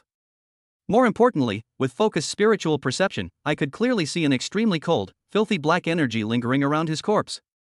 It was this energy that was slowly eroding anyone who came into contact with it. Well, Xia, have you made any discoveries? Professor Chen asked eagerly. I didn't speak, but stretched out my finger and slowly traced it across the corpse. The black energy seemed to be stimulated and stirred slightly. I closed my eyes, mobilized the faint divine healing energy within my body and my upgraded perception, and tried to contact and analyze this energy. Cold, venomous, and imbued with a greedy desire to plunder the very essence of life. This feels somewhat like the curse spell that Li Yaoyang had someone cast on Su Yumo's villa in Shenzhen, but it's on a completely different level. It's much more insidious and much more covert. I suddenly opened my eyes, looked at Professor Chen and Officer Wang, and said in a deep voice, "This is not an ordinary illness or poisoning." "What is that?" Officer Wang pressed for further questioning. "It's a curse." I uttered 2 words and saw their faces freeze instantly. A very sinister curse. It is cast through some medium, stealing life force and causing death. Moreover, this curse is contagious. The longer one is in contact with a corpse, the stronger the curse's aura becomes, and the more obvious the symptoms will be. These words immediately caused an uproar in the research room. A curse? Nonsense. This is absurd. We are scientists. Student, please watch your words. Several researchers immediately refuted this, refusing to believe it at all. Professor Chen and Officer Wang were also skeptical. Only Morong Shui's eyes flickered slightly, as if she had thought of something. I had anticipated this reaction, so I didn't argue. Instead, I looked at the young researcher who had just spoken the most vehemently and said calmly, "Teacher, have you been waking up frequently around 3 a.m. lately, feeling tightness in your chest, as if something is pressing down on you? Also, do you often experience a stabbing pain in the back of your left shoulder?" The young researcher's disdain froze instantly, replaced by horror. How did you know?" I ignored him and looked at another professor who was slightly older. "Your chronic leg pain has been flaring up particularly frequently lately, especially when you're near this research lab, right? And I often hear faint crying sounds at night?" The old professor's expression changed, and he subconsciously touched his knee. He didn't say anything, but his eyes had changed. The research room fell silent. The look in everyone's eyes changed from suspicion to astonishment and uncertainty. Ding! The host accurately pinpointed another person's hidden ailment and, combining this with environmental deductions, successfully stunned the entire audience. Prestige plus 1,000. Divine Physician reputation plus 500. System, see that? That's real power. Host, keep showing off. No, I mean keep demonstrating. I knew in my heart that the time was almost right. To resolve this, we need to find the source of the curse, that is, the medium through which it was cast, and break it. I looked at Officer Wang. Have the police found any unusual items on the deceased or at the crime scene? For example, unidentified talismans, bone carvings, or unusual ornaments. Officer Wang frowned and thought for a moment, then his eyes suddenly lit up. Yes. In the first victim's home, we found a very strange wooden doll. It looked very old, but we didn't pay much attention to it at the time, thinking it was just an ordinary handicraft. This is it. I interrupted him. That's very likely the vessel of the curse. Find it immediately, wrap it in cinnabar, and then send it to a temple or Taoist monastery for purification. The sooner the better. Officer Wang didn't dare to delay and immediately made a phone call to arrange it. I looked at Professor Chen again. This corpse, and everyone who has come into contact with it and shows symptoms, needs to be quarantined for the time being. I will try to find a way to suppress the curse aura on them. After saying that, I walked up to the researchers whose faces had started to turn pale, and with my fingers like swords, I mobilized the warm energy in my body and pointed at several acupoints between their eyebrows and chest from a distance. A pure and desireless mind is immune to evil spirits. Disperse. With a low shout, an invisible wave spread out. The researchers trembled, feeling as if the huge weight on their chests had lightened, and their dizziness and blurred vision had eased. This scene left everyone present speechless. Amazing. Absolutely amazing. Student Xia, no, Master Xia. You are truly a master. The researchers who had just been questioning me now looked at me with awe and gratitude. Morong Shui stood to the side, her icy eyes fixed on me, and there seemed to be light within them. Professor Chen excitedly grasped my hand. Xia! We owe you so much this time. Otherwise, the consequences for our medical school would have been unimaginable. I calmly withdrew my hand, concealing my accomplishment and fame. It was nothing to mention. Once the source of the curse is removed, they'll be fine after a few days of rest. As for the corpse, it's best to cremate it as soon as possible. We must maintain our high-class image. As I left the medical school's laboratory building, Morong Shui saw me off. Thanks. She stood on the steps, the cool moonlight shining on her, creating a unique kind of beauty. You're welcome, it's chargeable. I hopped on my electric scooter and casually joked around. Next time you get a fortune reading, I'll give you a 20% discount. Morong Shui's lips seemed to curve slightly, but it was fleeting. You're still so irresponsible. Watching her turn and walk away, I stroked my chin. That icy face doesn't seem so cold anymore? However, that cursed energy just now, it felt a little familiar, like I'd seen it somewhere before. Damn it, I don't want to think about it anymore, my head hurts. All I want to do right now is go back and hug my baby Chinga to soothe my frightened little heart. Campus life is getting more and more exciting. Chapter 133 Han Ji's Devotion. Having resolved the curse crisis at the medical school, my reputation at Kyoto University has reached a new peak. The name Miracle Dr. Xia has not only resounded throughout the art school, but now it's even spread to the medical school. Several retired professors have even secretly contacted me, wanting me to check their feng shui and adjust their ancestral graves. Of course, I righteously refuse them all. I'm a successor to socialism, I don't do that kind of feudal superstition. Life seemed to be back on track. Every day, I attended classes, discussed things with the system, went to the art school to accompany Chinga, and incidentally dealt with the girls who came seeking medical advice and divination. Chinga remained gentle and considerate towards me, but after the Hong Kong Island incident and the medical school incident, she seemed to cling to me even more. In addition to love, her eyes held a hint of dependence and a hidden worry. That afternoon, I appeared downstairs at the art school studio on time once again. I had an unusually large number of girls visiting me today, and they had all sorts of strange questions. Brother Han. I dreamt I lost a tooth last night, is that a bad omen? Brother Divine Doctor, it seems my best friend's boyfriend is cheating on her. Can you figure it out? Xia, I feel like I've hit a plateau in my drawing skills. Can you give me some inspiration boost? Surrounded by people, I felt like a vendor selling miracle cures in a market, forced to keep smiling and patiently answer their questions. Dreaming of losing teeth indicates gossip and disputes. Be careful with your words and actions in the coming days. When it comes to infidelity, evidence speaks for itself. I suggest checking the phone directly. Inspiration comes from life. Observe more and feel more, and you will break through your bottlenecks. While casually using my upgraded word of power ability to appease her, I secretly observed Chinga. Today, she was wearing a light purple dress, sitting quietly in front of her easel, sketching.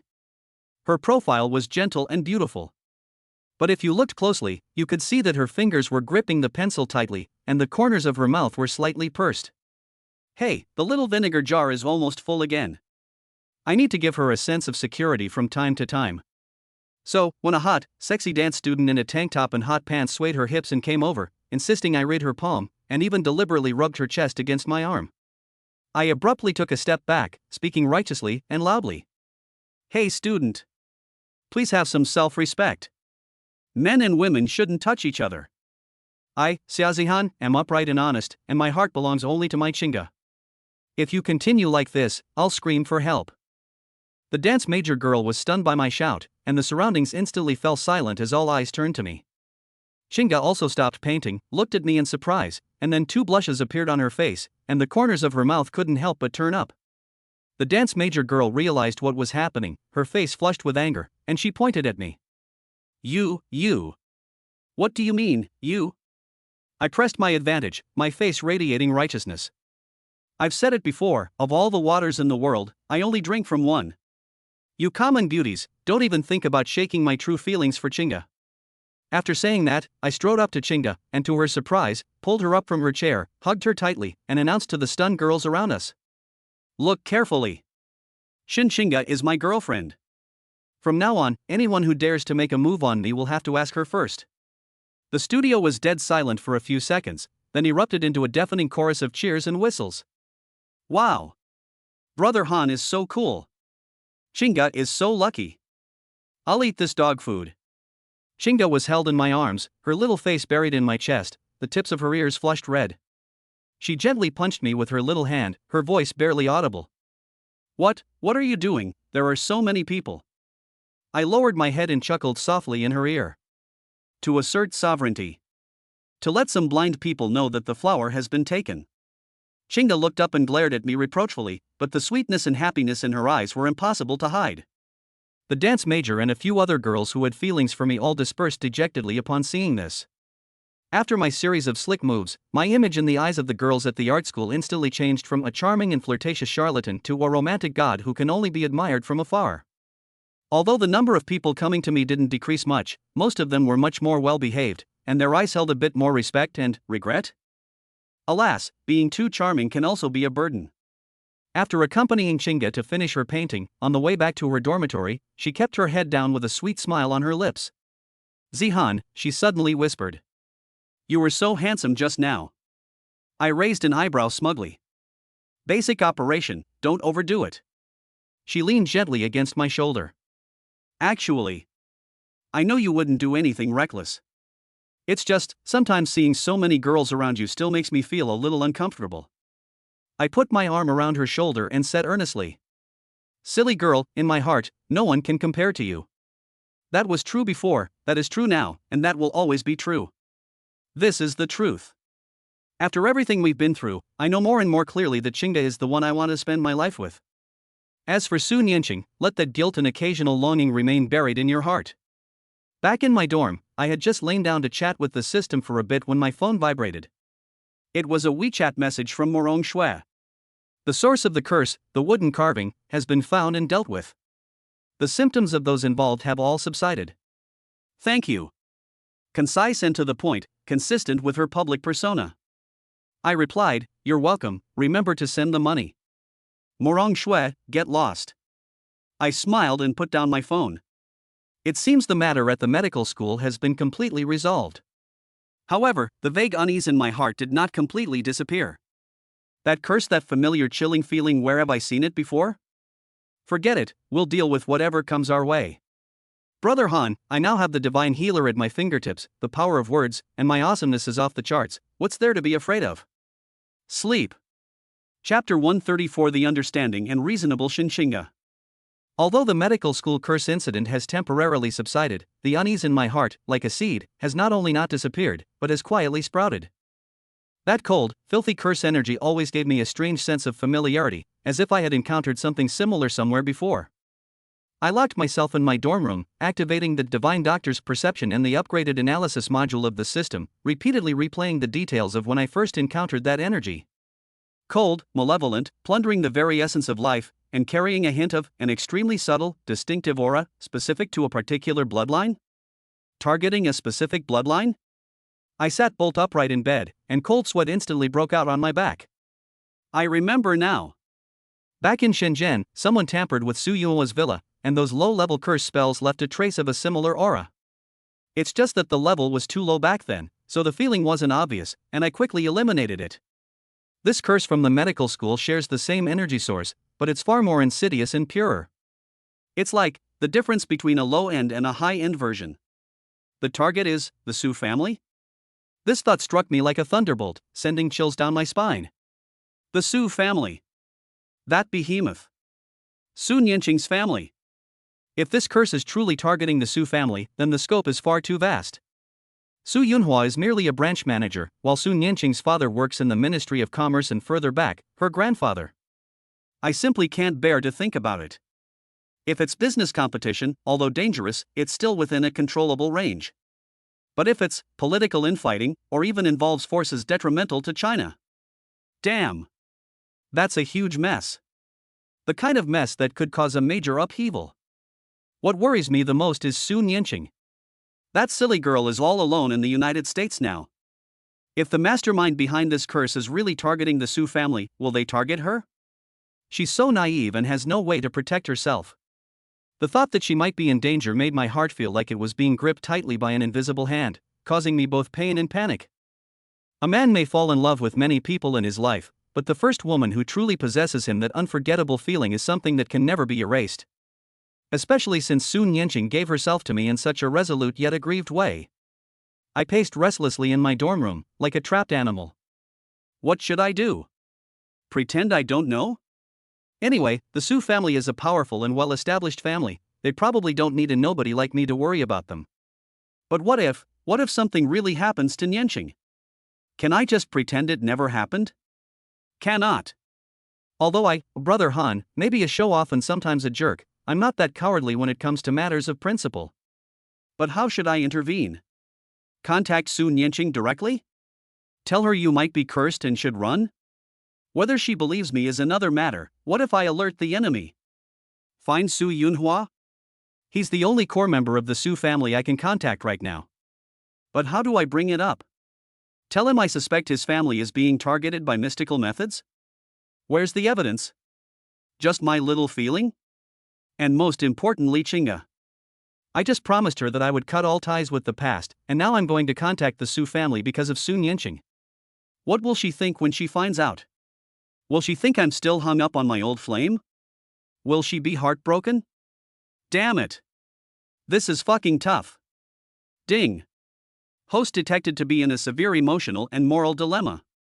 Indecision level off the charts. System, host, from a public standpoint, this matter may concern national security. From a private standpoint, Su Nianqing and you have indeed had intimate relations. To conceal this from Chinga is deception. To remain uninvolved is unjust. A dilemma, but a choice must be made. The system's words hit me like a hammer blow.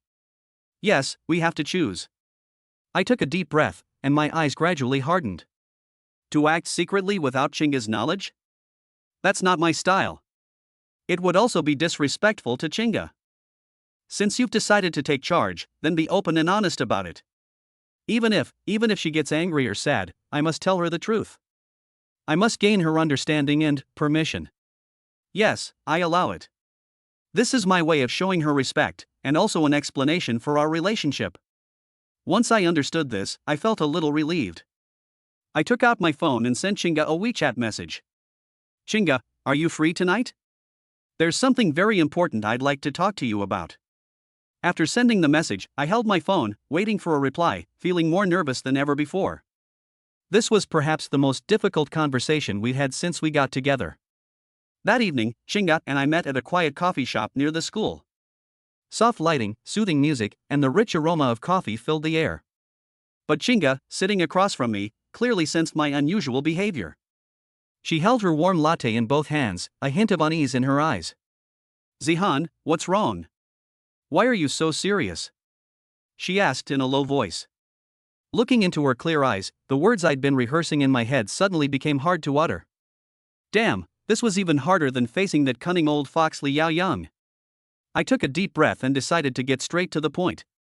Xinga, it's about Su Nianqing. I spoke with difficulty. Sure enough, upon hearing the name, Xinga's body stiffened almost imperceptibly, and the fingers holding the cup tightened slightly. But she didn't interrupt me, she simply looked at me quietly, gesturing for me to continue. I gathered my thoughts and started from the curse incident at the medical school, then talked about my investigation into the familiarity with that energy, its similarity to the lingering aura in Su Yimao's villa in Shenzhen, my suspicion that the curse was aimed at the entire Su family, and my worry for Su Nianqing, who was far away in the United States. I did not conceal my analysis and speculation, including the potential political risks and national security implications. Throughout the entire process, Xinga kept her head down, listening quietly. Her long eyelashes drooped down, obscuring her eyes and making it impossible for me to discern her emotions. Until I finished speaking, only soft background music and a heavy silence remained in the cafe. My heart was in my throat as I awaited her verdict. Is it anger? Disappointment? Or a resolute departure? After a long while, Xinga slowly raised her head. To my surprise, there wasn't much anger on her face. Instead, there was a complex expression, tinged with a bit of heartache and helplessness.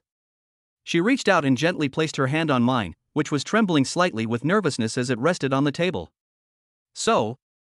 She spoke softly, her voice slightly hoarse. Are you worried about her because of a sense of responsibility?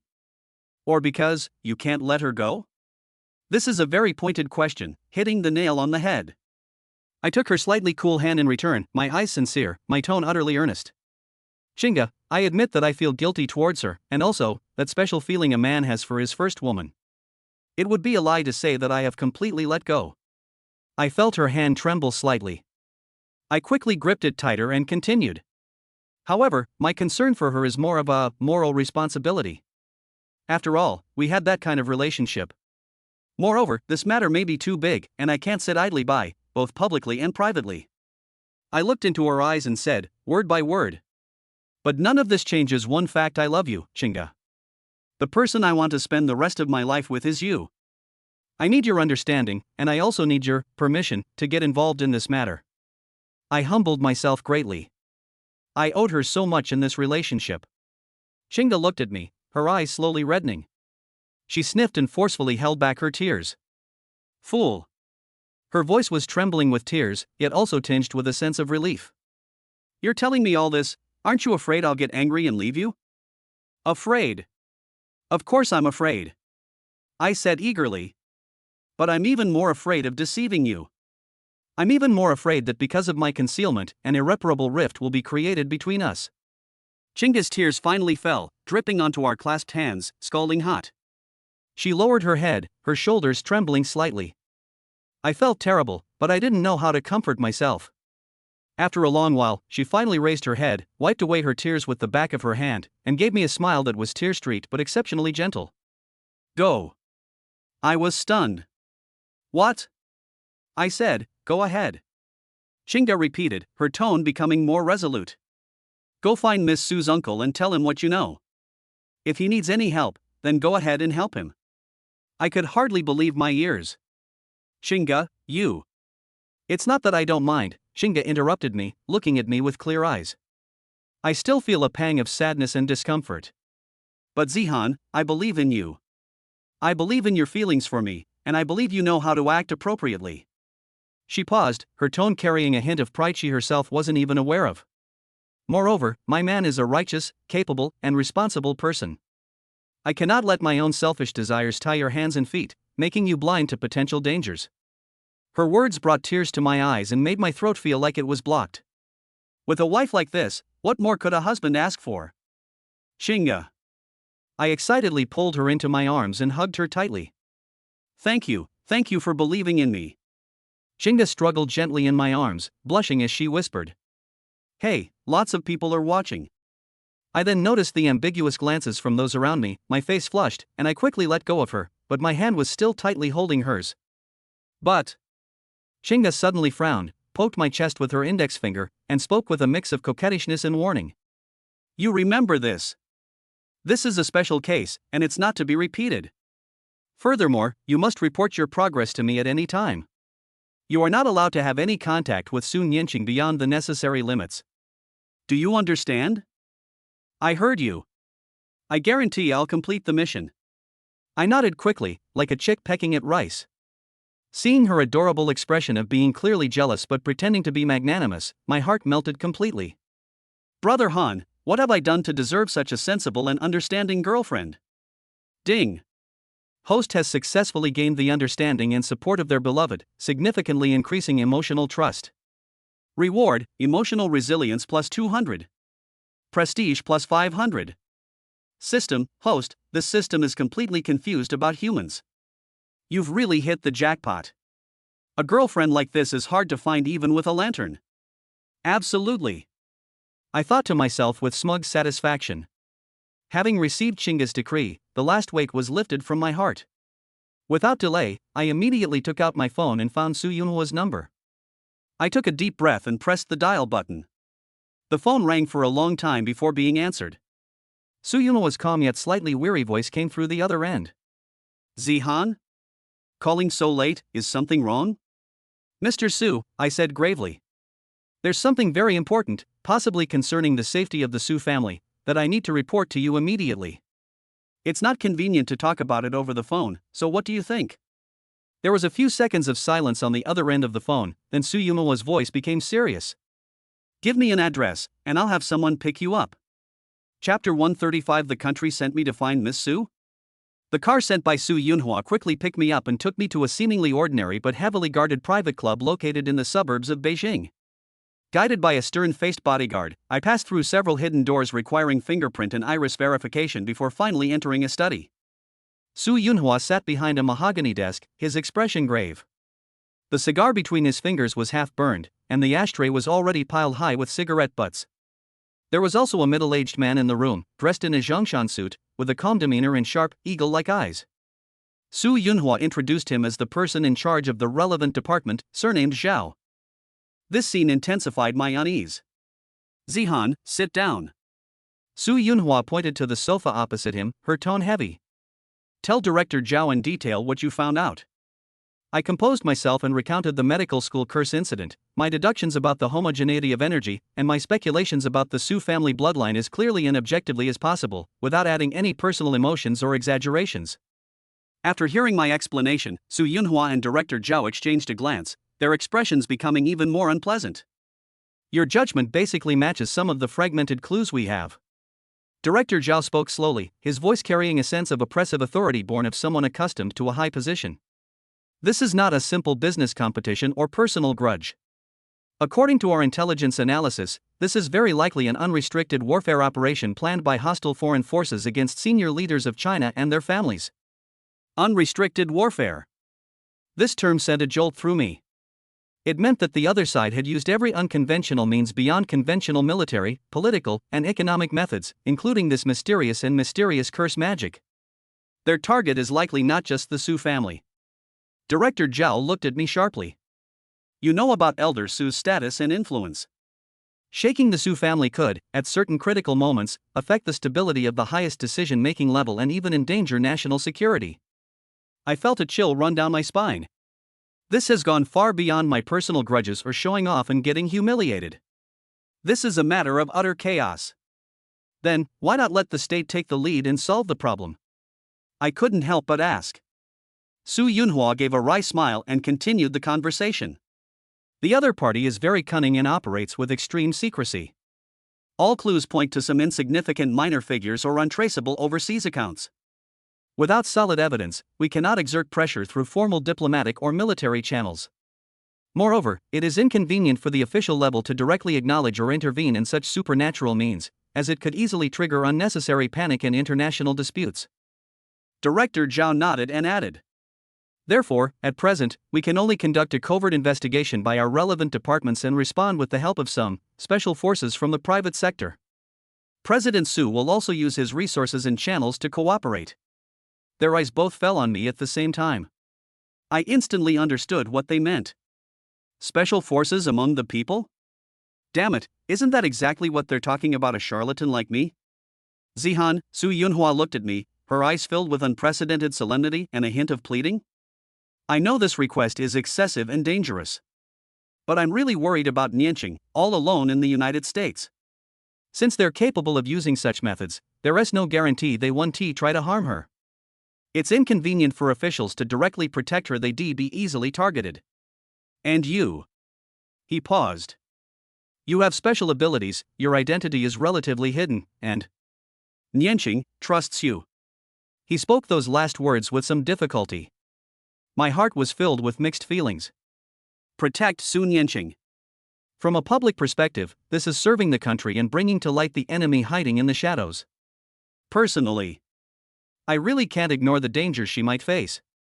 But, what about Chinga? A look of struggle crossed my face.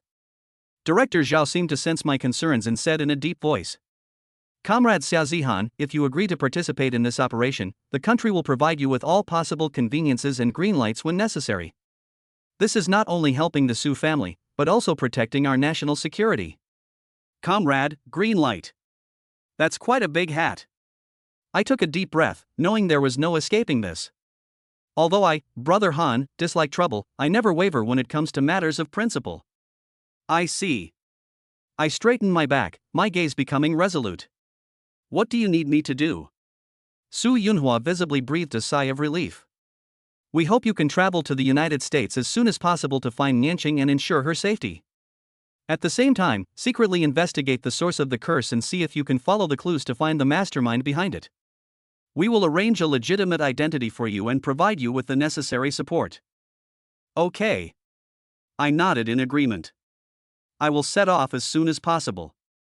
Leaving the club and sitting in the car back to school, I looked out the window at the rapidly receding night view, feeling as heavy as if a piece of lead was pressing down on my heart.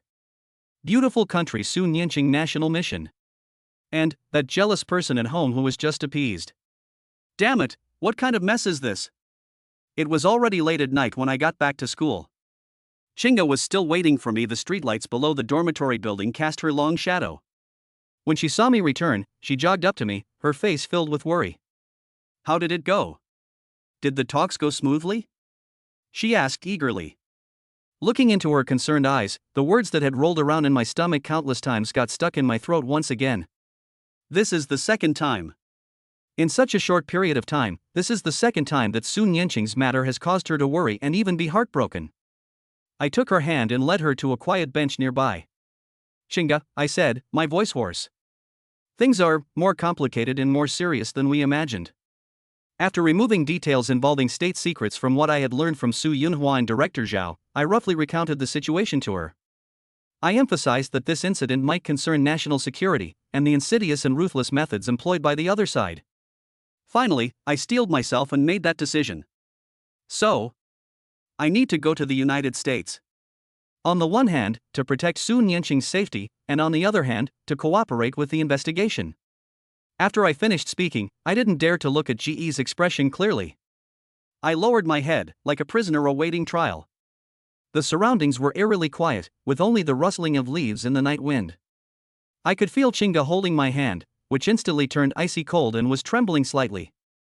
A long time passed, so long that I thought time had frozen, before I heard her trembling voice, thick with a nasal tone. So, you're going to see her again? For the greater good of the country? Or, for her? I looked up abruptly and saw tears silently streaming down her pale face.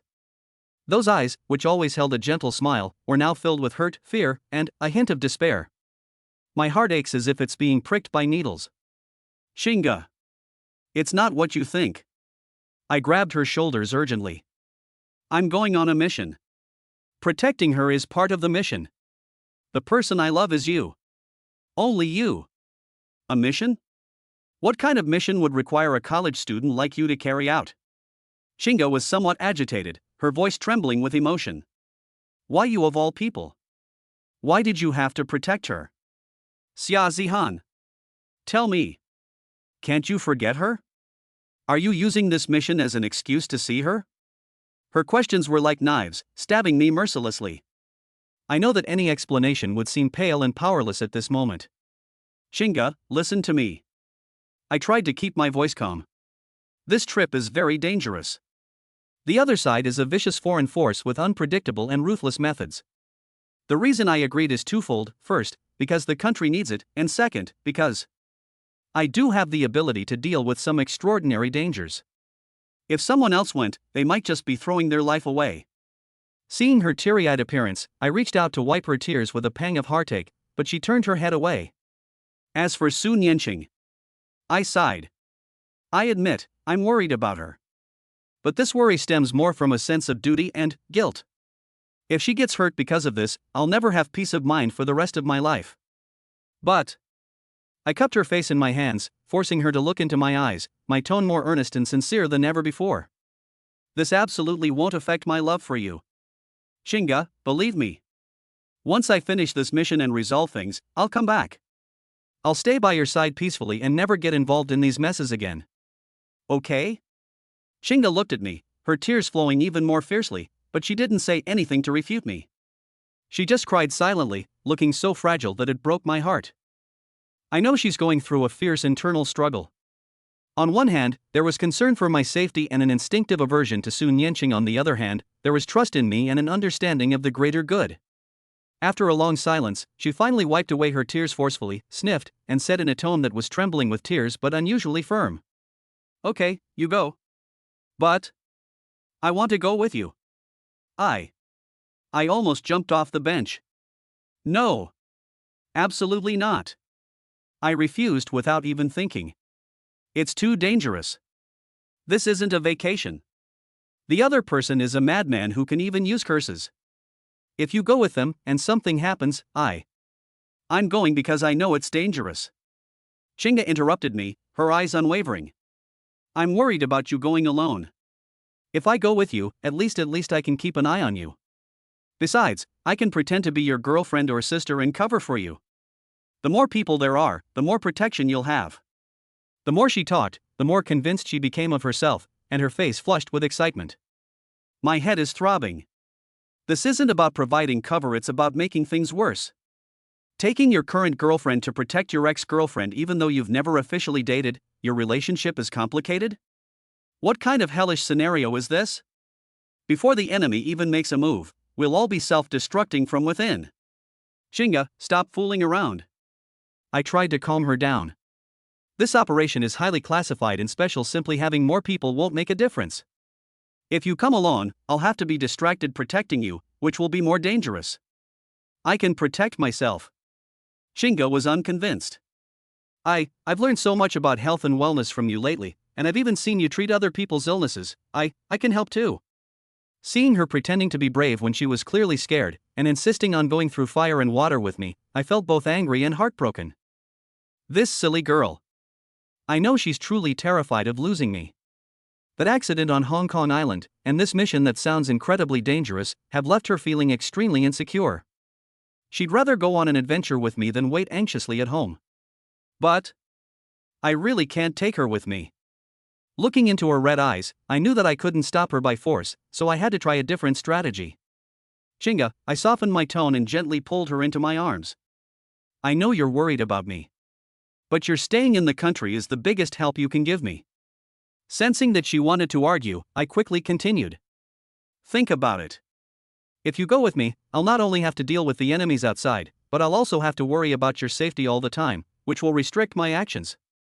Moreover, I'll need someone back home to keep an eye on things and stay in touch with Mr. Su or Director Zhao, in case I need support. I cupped her face in my hands and said earnestly. You stay behind and hold the base, you're my strongest support. Trust me, I'll definitely come back safely. I promise you. Looking into my sincere eyes, Xinga bit her lip and hesitated for a long time. In the end, she was defeated by what I saw as persistence and my concern for her safety. Then you must be careful. She threw herself into my arms, hugging me tightly, her voice muffled. You have to let me know you're safe every day. Don't get hurt. Don't get too close to her. Otherwise I really won't want you anymore. Hearing her tearful threat, my heart softened, and I hugged her tightly. Okay, I promise. I'll let you know I'm safe every day, that I won't get hurt, and that I'll keep a safe distance from her. I whispered a promise. Wait for me to come back. After comforting Chinga and sending her back to her dormitory, I watched her go upstairs, turning back every few steps with red eyes. I stood downstairs and let out a long sigh of relief. Damn, this is even more tiring than outsmarting the enemy. Next, it's time to prepare for our trip to the United States. Soon Yinching the United States Foreign Forces. This time, I'm really going abroad to show off. Hopefully, this act goes smoothly, and he doesn't end up getting himself caught in the act. Chapter 136 Keeping My Heart with My Body. After taking Chinga back to her dorm, I walked alone back to my own dorm. The night breeze cleared my head a bit, but my mood became even heavier. The trip to the United States is fraught with uncertainty. The adversary is a lurking, unpredictable foreign power. A single misstep could mean the end of the journey. As for Chinga, the way she was trying so hard to hold back her tears just now was etched into my heart like a brand. I know that even though she said she was relieved, she was probably overthinking and worrying a lot inside. That accident on Hong Kong Island was like a thorn, stuck in her heart and between us. She lacked a sense of security, was afraid of losing me, and even more afraid that my relationship with Sun Yinching would rekindle. Sigh. This is all my fault. Just as I was sighing and preparing to accept this lonely night before sacrificing myself for the country, my phone rang. It is Chinga. Zihan, have you arrived at the dormitory? Her voice came through the receiver, carrying a hint of barely perceptible nervousness and shyness. Not yet, almost downstairs. What's wrong? I asked. Could you come downstairs to my dorm again? Her voice was even softer, almost a whisper. I have something to give you. Is there something you want to give me? It's so late at night. I had some doubts, but I still changed direction and headed back towards the art school dormitory area. From afar, I saw Chinga standing under the streetlight, holding a small bag in her hand. She had changed into a set of, cotton pajamas that looked very homey, but for some reason, I felt that she was a little different tonight. Her face had a faint blush, and her eyes were darting away, not daring to look me in the eye. What is so mysterious? I walked up to her and asked with a smile. Chinga shoved the small bag in her hand into my hand, her head bowed, her voice barely audible. It's a lucky charm I got. You should carry it with you. I took the bag, opened it, and inside was indeed a small, delicate red amulet, still carrying her faint, sweet fragrance. My heart warmed this girl. Besides, Chinga suddenly raised her head, as if she had mustered a great deal of courage, and looked straight at me, her cheeks flushed. You shouldn't go back to the dorm tonight. I was stunned for a moment, not quite understanding. Not going back? Then where am I supposed to go? Chinga's face turned even redder, almost dripping blood. She quickly looked around to make sure no one was there before speaking in a very low voice, almost in a whisper. I rented a small apartment near the back gate of the school. It's where I rest when I'm tired from drawing. You're going there. Short-term rental apartment? Where am I supposed to go? Looking at her blushing face, and the complex emotions in her eyes, a mixture of nervousness, shyness, and determination and unbelievable thoughts suddenly popped into my head. She couldn't be. Holy crap. My heart skipped a beat, then began pounding wildly. It felt like all my blood was rushing to one place. Chinga, you. My throat is dry, and I can barely speak. Don't speak. Chinga stomped her foot in embarrassment and annoyance, then reached out and covered my mouth with her hand. Her palm was burning hot. Come with me. After saying that, she grabbed my hand without another word, lowered her head, and walked quickly toward the back gate of the school like a frightened fawn. I was being pulled along by her like a puppet on a string, my mind completely blank, with only that astonishing thought echoing repeatedly. She's going to. We didn't speak the whole way. Chinga kept her head down, the tips of her ears were red. I could feel her holding my hand. Her palms were sweaty and trembling slightly. There are many short-term rental apartments like this near the back gate of the school, providing temporary accommodation for students preparing for postgraduate entrance exams or art exams. Chinga led me into one of the buildings that looked fairly clean, went up to the third floor, and opened a room door with a key. The room wasn't large, a one-bedroom apartment, but it was decorated warmly and filled with her presence. Easels, paints, scattered sketches, the air was filled with a faint scent of turpentine mixed with her body fragrance. Bang! The door closed behind him, shutting him out of the outside world. Only the two of us remained in the room, along with the air so ambiguous it almost felt frozen. Chinga leaned against the door, her chest rising and falling slightly, her head down, not daring to look at me. I stood in the middle of the living room, feeling completely lost and unsure of what to do with my hands and feet. Damn it, I've seen it all, but here I am, as nervous as a little kid. Ding. Host detected in a special environment, alone in a room with your beloved, in an ambiguous atmosphere. Adrenaline surge. Rationality fluctuating. System, host. The crucial moment has arrived. It's time to show your manly side. Go for it. Pounce on her. This system is giving you moral support. Automatically plays suggestive background music. Support you my foot. I cursed inwardly. This damn system only knows how to watch the show. That chinga. I tried to break the suffocating silence, my voice hoarse. You brought me here, is it? Chinga suddenly raised her head, her eyes flashing with a desperate glint. She took a deep breath, as if using all her strength, and said, word by word. Xiaozihan, I give myself to you. Boom. Although I had suspected it beforehand, hearing her say it in person still struck me like a thunderbolt, leaving my mind completely blank. She really meant that. You're insane? I almost blurted it out. Chinga. Do you know what you're saying? I know very well. Chinga took a step forward, looking at me with a firm gaze. Although her cheeks were still flushed, her tone left no room for argument. I know this trip is dangerous. I know you might still have feelings for her. I'm scared. I'm afraid something will happen to you. I'm even more afraid that she'll take you away. Her voice trembled with tears, and her eyes reddened. So, while I still have you, I want to become your real woman. To make you remember me. To make you unwilling to leave me. As she spoke, tears finally streamed down her face, but she stubbornly refused to wipe them away. She just looked at me with a gaze that held love, fear, grievance, and a desperate resolve. Looking at her tearful yet incredibly determined appearance, my heart felt like it had been hit hard by something, a mix of sourness, bitterness, swelling, and pain. This silly girl.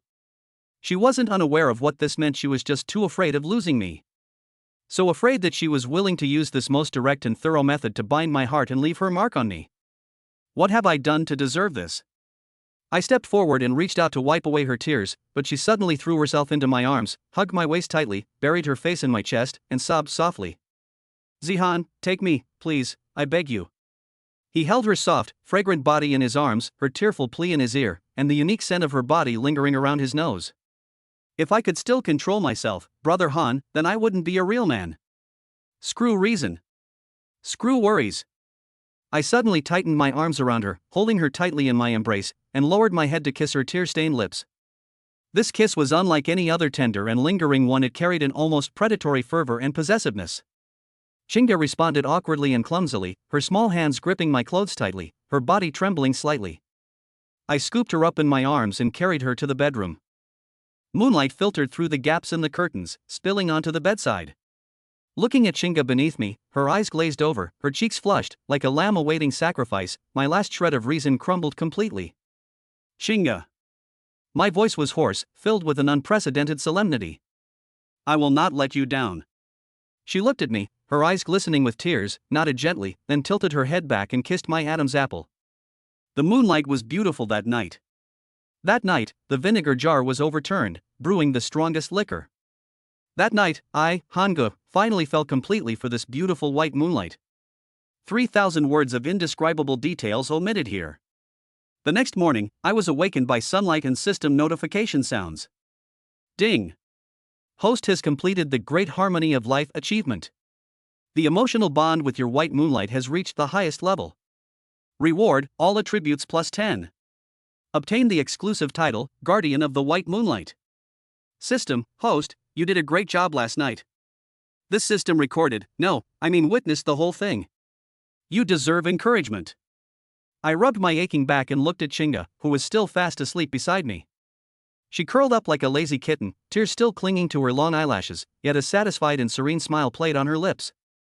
Slight, ambiguous red marks remained on her shoulders and collarbone, exposed outside the blanket. Thinking back to last night's madness and her awkward compliance, my heart softened, mixed with a bit of guilt and fucking smugness. Brother Han. I finally have a legitimate reason to be here. I quietly got up, intending to make her some breakfast, but she woke up as soon as I moved. Um, Zihan. She groggily opened her eyes, and when she saw me, 2 blushes immediately appeared on her face. She subconsciously pulled the blanket up to cover half of her face, leaving only her big, watery eyes showing as she looked at me shyly. Did I wake you up? I leaned down and kissed her on the forehead. Sleep a little longer, I'll go get something to eat. She shook her head and sat up as well. The blanket slipped down, revealing her smooth shoulders, and I quickly looked away. Don't look. I'll help you. Her voice was soft, carrying a hint of post-coital languor and shyness. Like a newlywed couple, we busied ourselves in the cramped kitchen, cooking simple white porridge and frying 2 slightly burnt eggs. The atmosphere during the meal was somewhat awkward. After experiencing such an intimate relationship, they were now unsure how to interact anymore. Do it still hurt? After hesitating for a while, I finally managed to blurt out, damn it, what did I even ask? Chinga's face instantly turned bright red. She lowered her head and stirred the porridge in her bowl with a spoon, her voice barely audible. Yes, a little. I blushed and quickly picked up a piece of egg for her. Eat more, it'll help you recover. Ding. The host has entered an awkward post-coital period with their white moonlight, resulting in a 50% decrease in communication skills. System complaining, host, your emotional intelligence, even this system is worried for you. After finishing my meal and getting ready, the time for me to leave for the airport was drawing ever closer. The atmosphere became heavy again. Chinga straightened my collar, which didn't really need straightening, her fingers trembling slightly. Be very careful. She looked up, her eyes reddening again, but she held back her tears. You have to let me know you're safe every day, or I'll come looking for you. Don't worry. I held her hand and made a solemn promise. For you, I will definitely come back alive. Wait for me. I took out the lucky charm she gave me last night and carefully put it into my inner pocket. Having this here is like having you by my side. Seeing my actions, Chinga finally couldn't hold back her tears and they fell. She threw herself into my arms and hugged me tightly, as if she wanted to melt into my body. Zihan, I love you. I love you too. At the apartment door, we shared a long and lingering farewell kiss. When there was simply not enough time, I steeled myself, let go of her, and strode away. I dared not turn back, afraid that if I saw her crying, I would not be able to leave. Stepping out of the apartment building, the sunlight was a bit too bright. I took a deep breath and suppressed the surging emotions in my heart. America's Sun Yenching Foreign Forces. Brother Han, I'm here. This time, it's not about showing off, but about protecting. Protect my country, protect the people I care about. I took out my phone and dialed the number of the contact person that Su Yunhua had arranged.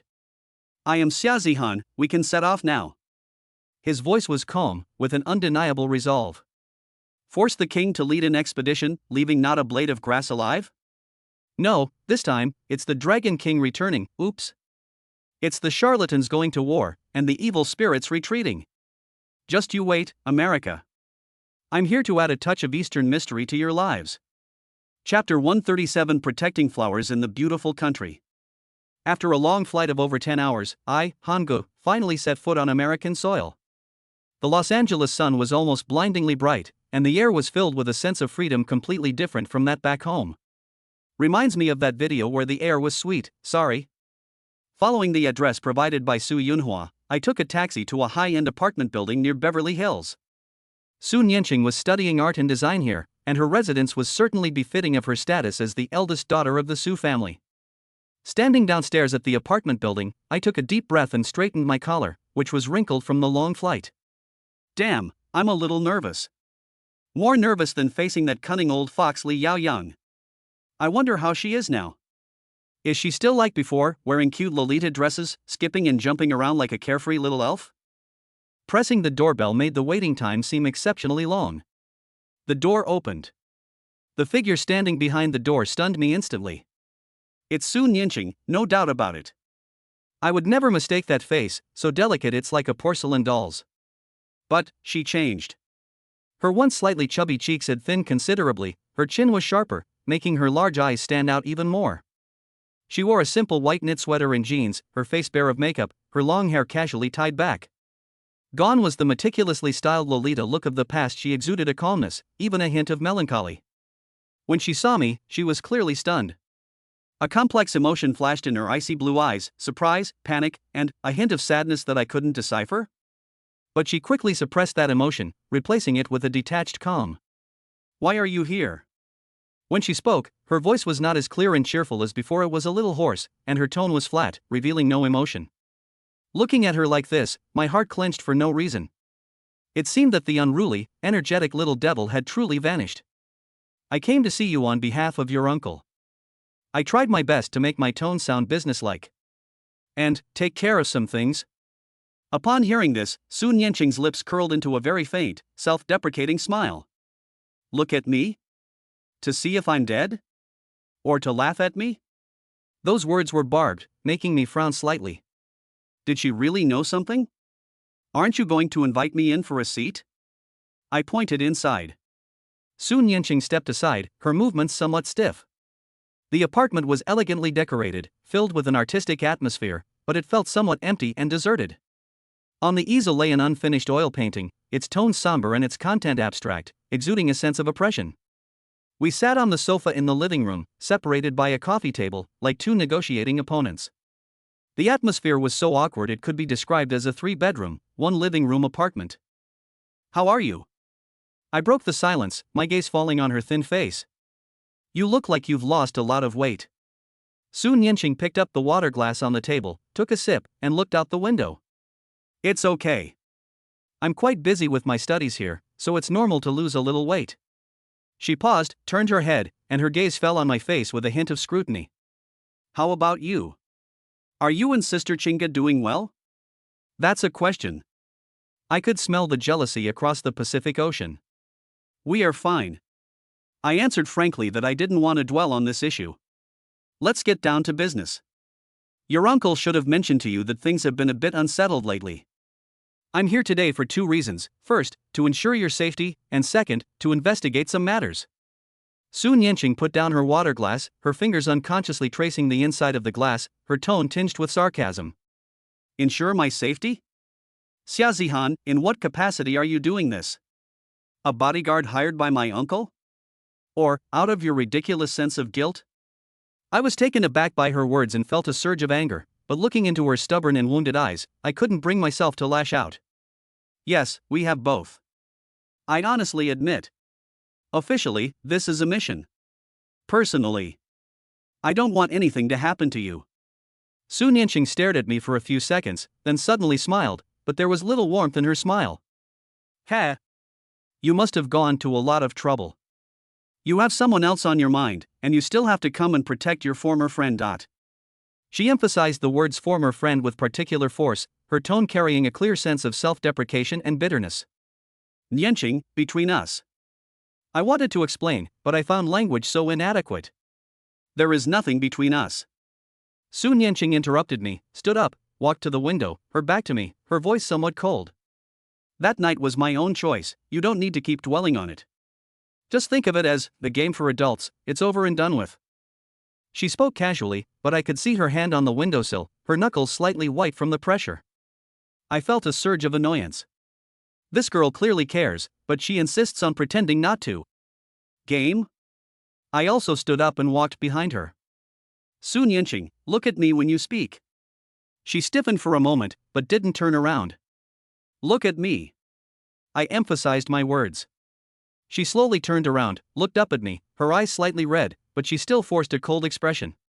"What are you looking at? You want to see me cry for you? Make a scene for you? Xia Zihan, don't flatter yourself. I, Sun Yanqing, am not that cheap."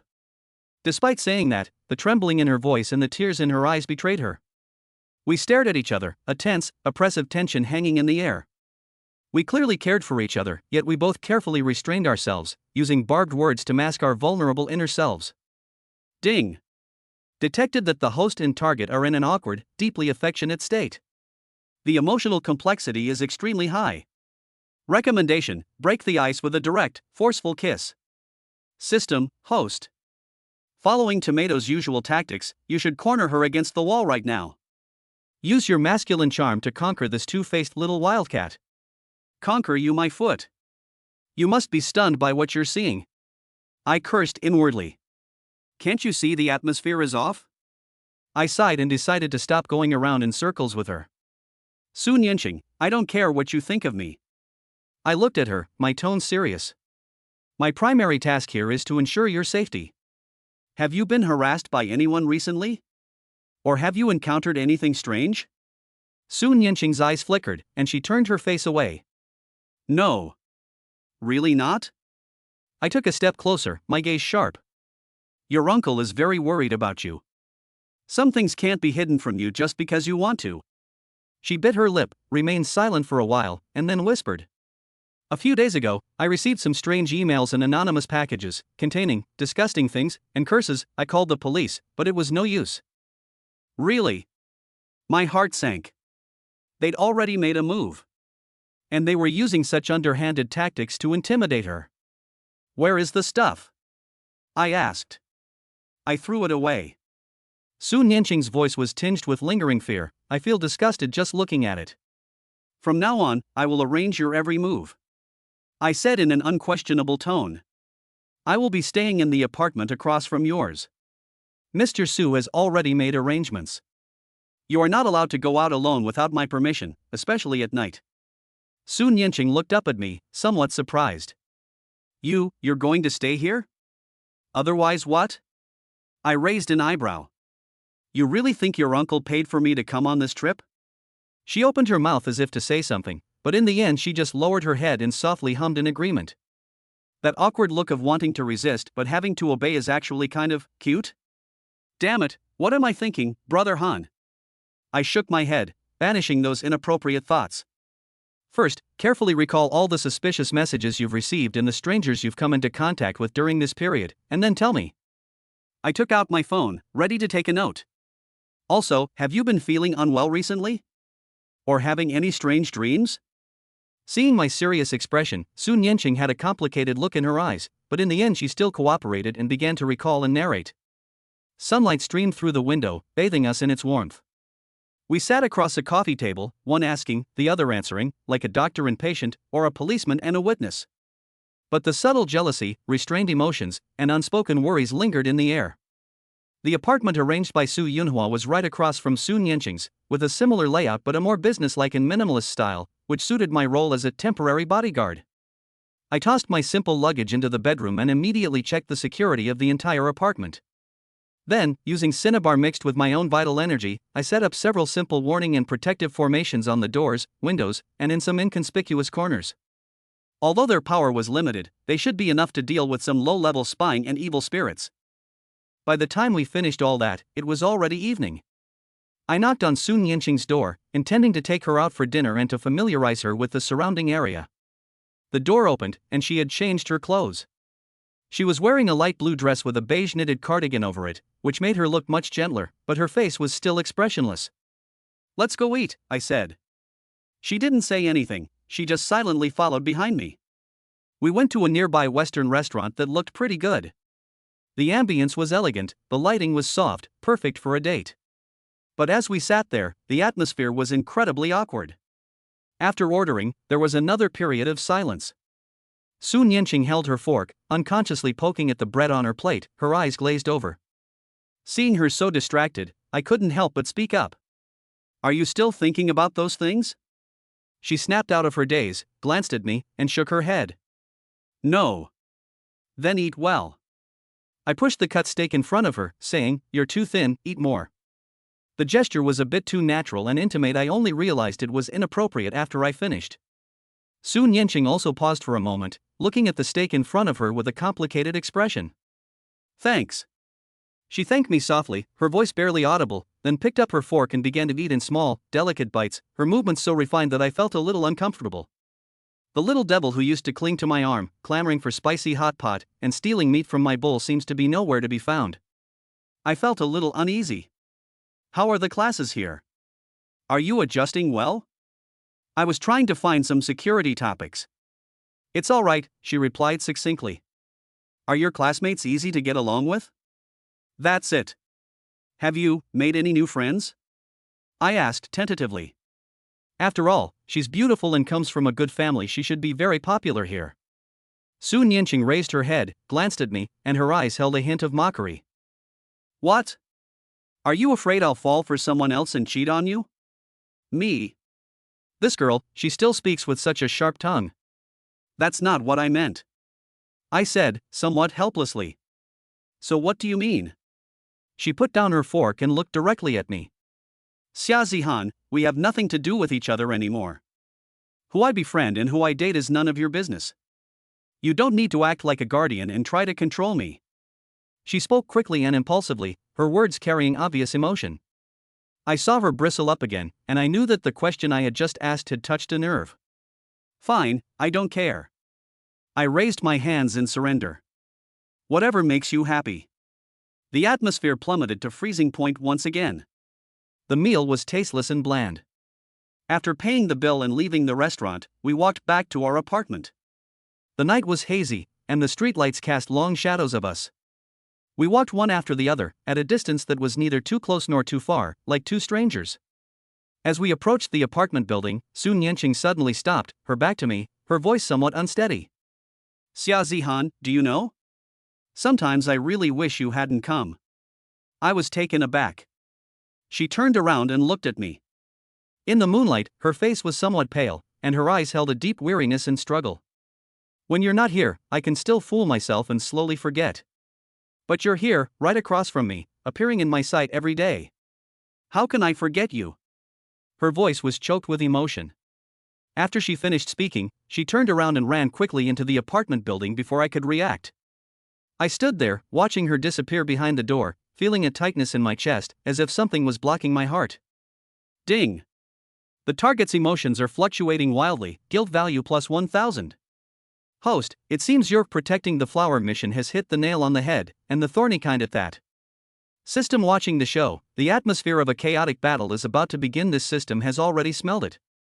Smell my ass. I scratched my head in frustration. Damn it, what kind of mess is this? I was clearly trying to protect her, but it feels like I'm provoking her again? My trip to the United States this time was incredibly difficult right from the start. Not only do they have to deal with the enemies lurking in the shadows, but they also have to deal with this awkward yet endearing little darling in front of them. This is fucking a real headache. Chapter 138. I'm coming clean, I'm a scumbag. Sun Yanqing's words, how can I forget, were like a needle piercing my heart, and I couldn't sleep soundly all night. The system kept playing decent on a loop in my head, making me want to smash the wall. Ding! Host is detected to be in the eye of an emotional storm. A quick fix or I want it all strategy is recommended. System, host, based on this system's analysis of millions of tomato novels, being hesitant and timid will inevitably lead to defeat. Only a domineering declaration will guarantee victory. Screw you. I'm totally overwhelmed right now. But the system was right about one thing: hesitation and indecisiveness won't solve the problem. Brother Han, I've been pretending to be cool for so long, but this time, I'm not going to pretend anymore. The next morning, with dark circles under my eyes, I knocked on Sun Yanqing's door. She opened the door slowly, her eyes were a little swollen, and she clearly hadn't slept well last night. When she saw me, her eyes darted away, and her tone was cold. What's up? Something's up. I looked at her, my tone more serious than ever before. Come with me somewhere. Without giving her a chance to refuse, I grabbed her wrist, took her into the elevator, and headed straight for the rooftop of the apartment building. The rooftop was windy in the early morning, offering a wide view of most of Los Angeles. Sun Yanqing pulled her hand away from mine, crossed her arms, turned her back to me, and her voice was somewhat scattered by the wind. Why did you bring me here? I walked over to her and stood beside her, looking down at this unfamiliar, bustling city. Yanqing. I spoke, my voice calm, yet carrying an undeniable power. I'll answer the question you asked me yesterday now. Sun Yanqing stiffened slightly, but did not turn around. At Hong Kong Disneyland, you asked me if I would like you if it weren't for Shinshinga. I spoke slowly, each word crystal clear. My answer is yes. Sun Yanqing turned her head sharply, looking at me in disbelief, her icy blue eyes filled with shock and a hint of panic. I'm not trying to comfort you, nor am I doing this out of guilt. I met her gaze, my eyes almost cruelly honest. I'm a person too, with eyes and a heart. You're beautiful, from a good family, and although you're a bit of a troublemaker, you're genuine, cute, and like a little son. If I hadn't met Chinga first, I definitely would have fallen in love with you, pursued you, and tried every means to marry you. These words were like a key, suddenly prying open Sun Yanqing's tightly guarded heart. Her eyes instantly reddened, and tears welled up without warning, falling in large drops. But she bit her lip tightly, refusing to cry out loud. But I changed the subject, my tone filled with deep helplessness and a hint of honesty that I myself loathe. There are no what-ifs in this world. I just met her first and fell in love with her. This feeling is unforgettable, I can't let go of it, and I don't want to. Seeing her tears, my heart ached terribly. I reached out to wipe her tears, but she slapped my hand away. Then what's the point of telling me all this now?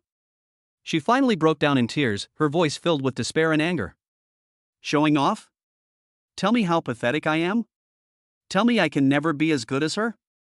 No.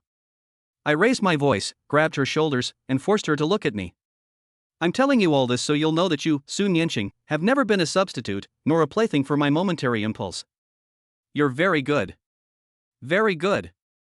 It's my bad luck that I'm so unlucky, it's my bad luck that I'm a bastard. I took a deep breath, as if to shout out all the emotions that had been building up inside me. I admit it. I fucking care about you. Seeing you lose weight makes me unhappy. Seeing you pretend to be strong makes me uncomfortable. Seeing you being clearly sad but still giving me the cold shoulder makes my heart ache more than if it were being stabbed with needles. Sun Yanqing. I don't want you to continue like this. I want you to be like before, happy and unrestrained, the little tyrant who can make a hole in the sky. Instead of locking yourself in your shell like this. My voice echoed on the rooftop, carrying an almost reckless and humble tone.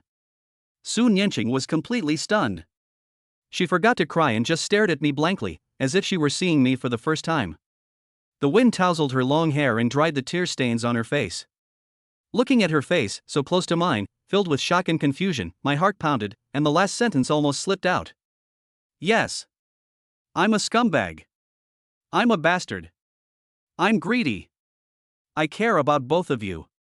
Xingge is my white moonlight, my responsibility, and my future. And you. Sun Yanqing, you are the indelible mark in my heart, the one I owe and can never let go of in this lifetime. After saying those words, I felt as if all my strength had been drained away. I released her shoulders, took a step back, and awaited her judgment. Is it calling me scum? Is it slapping me? Or a complete break? Sun Yanqing stood still, staring at me with a complex mix of emotions in her eyes, shock, anger, grievance, and a hint of disbelief and emotion. Time seemed to stand still at that moment. The wind was still howling on the rooftop. Sun Yanqing stood there, staring at me for a very, very long time. So long that I thought she had turned into a statue.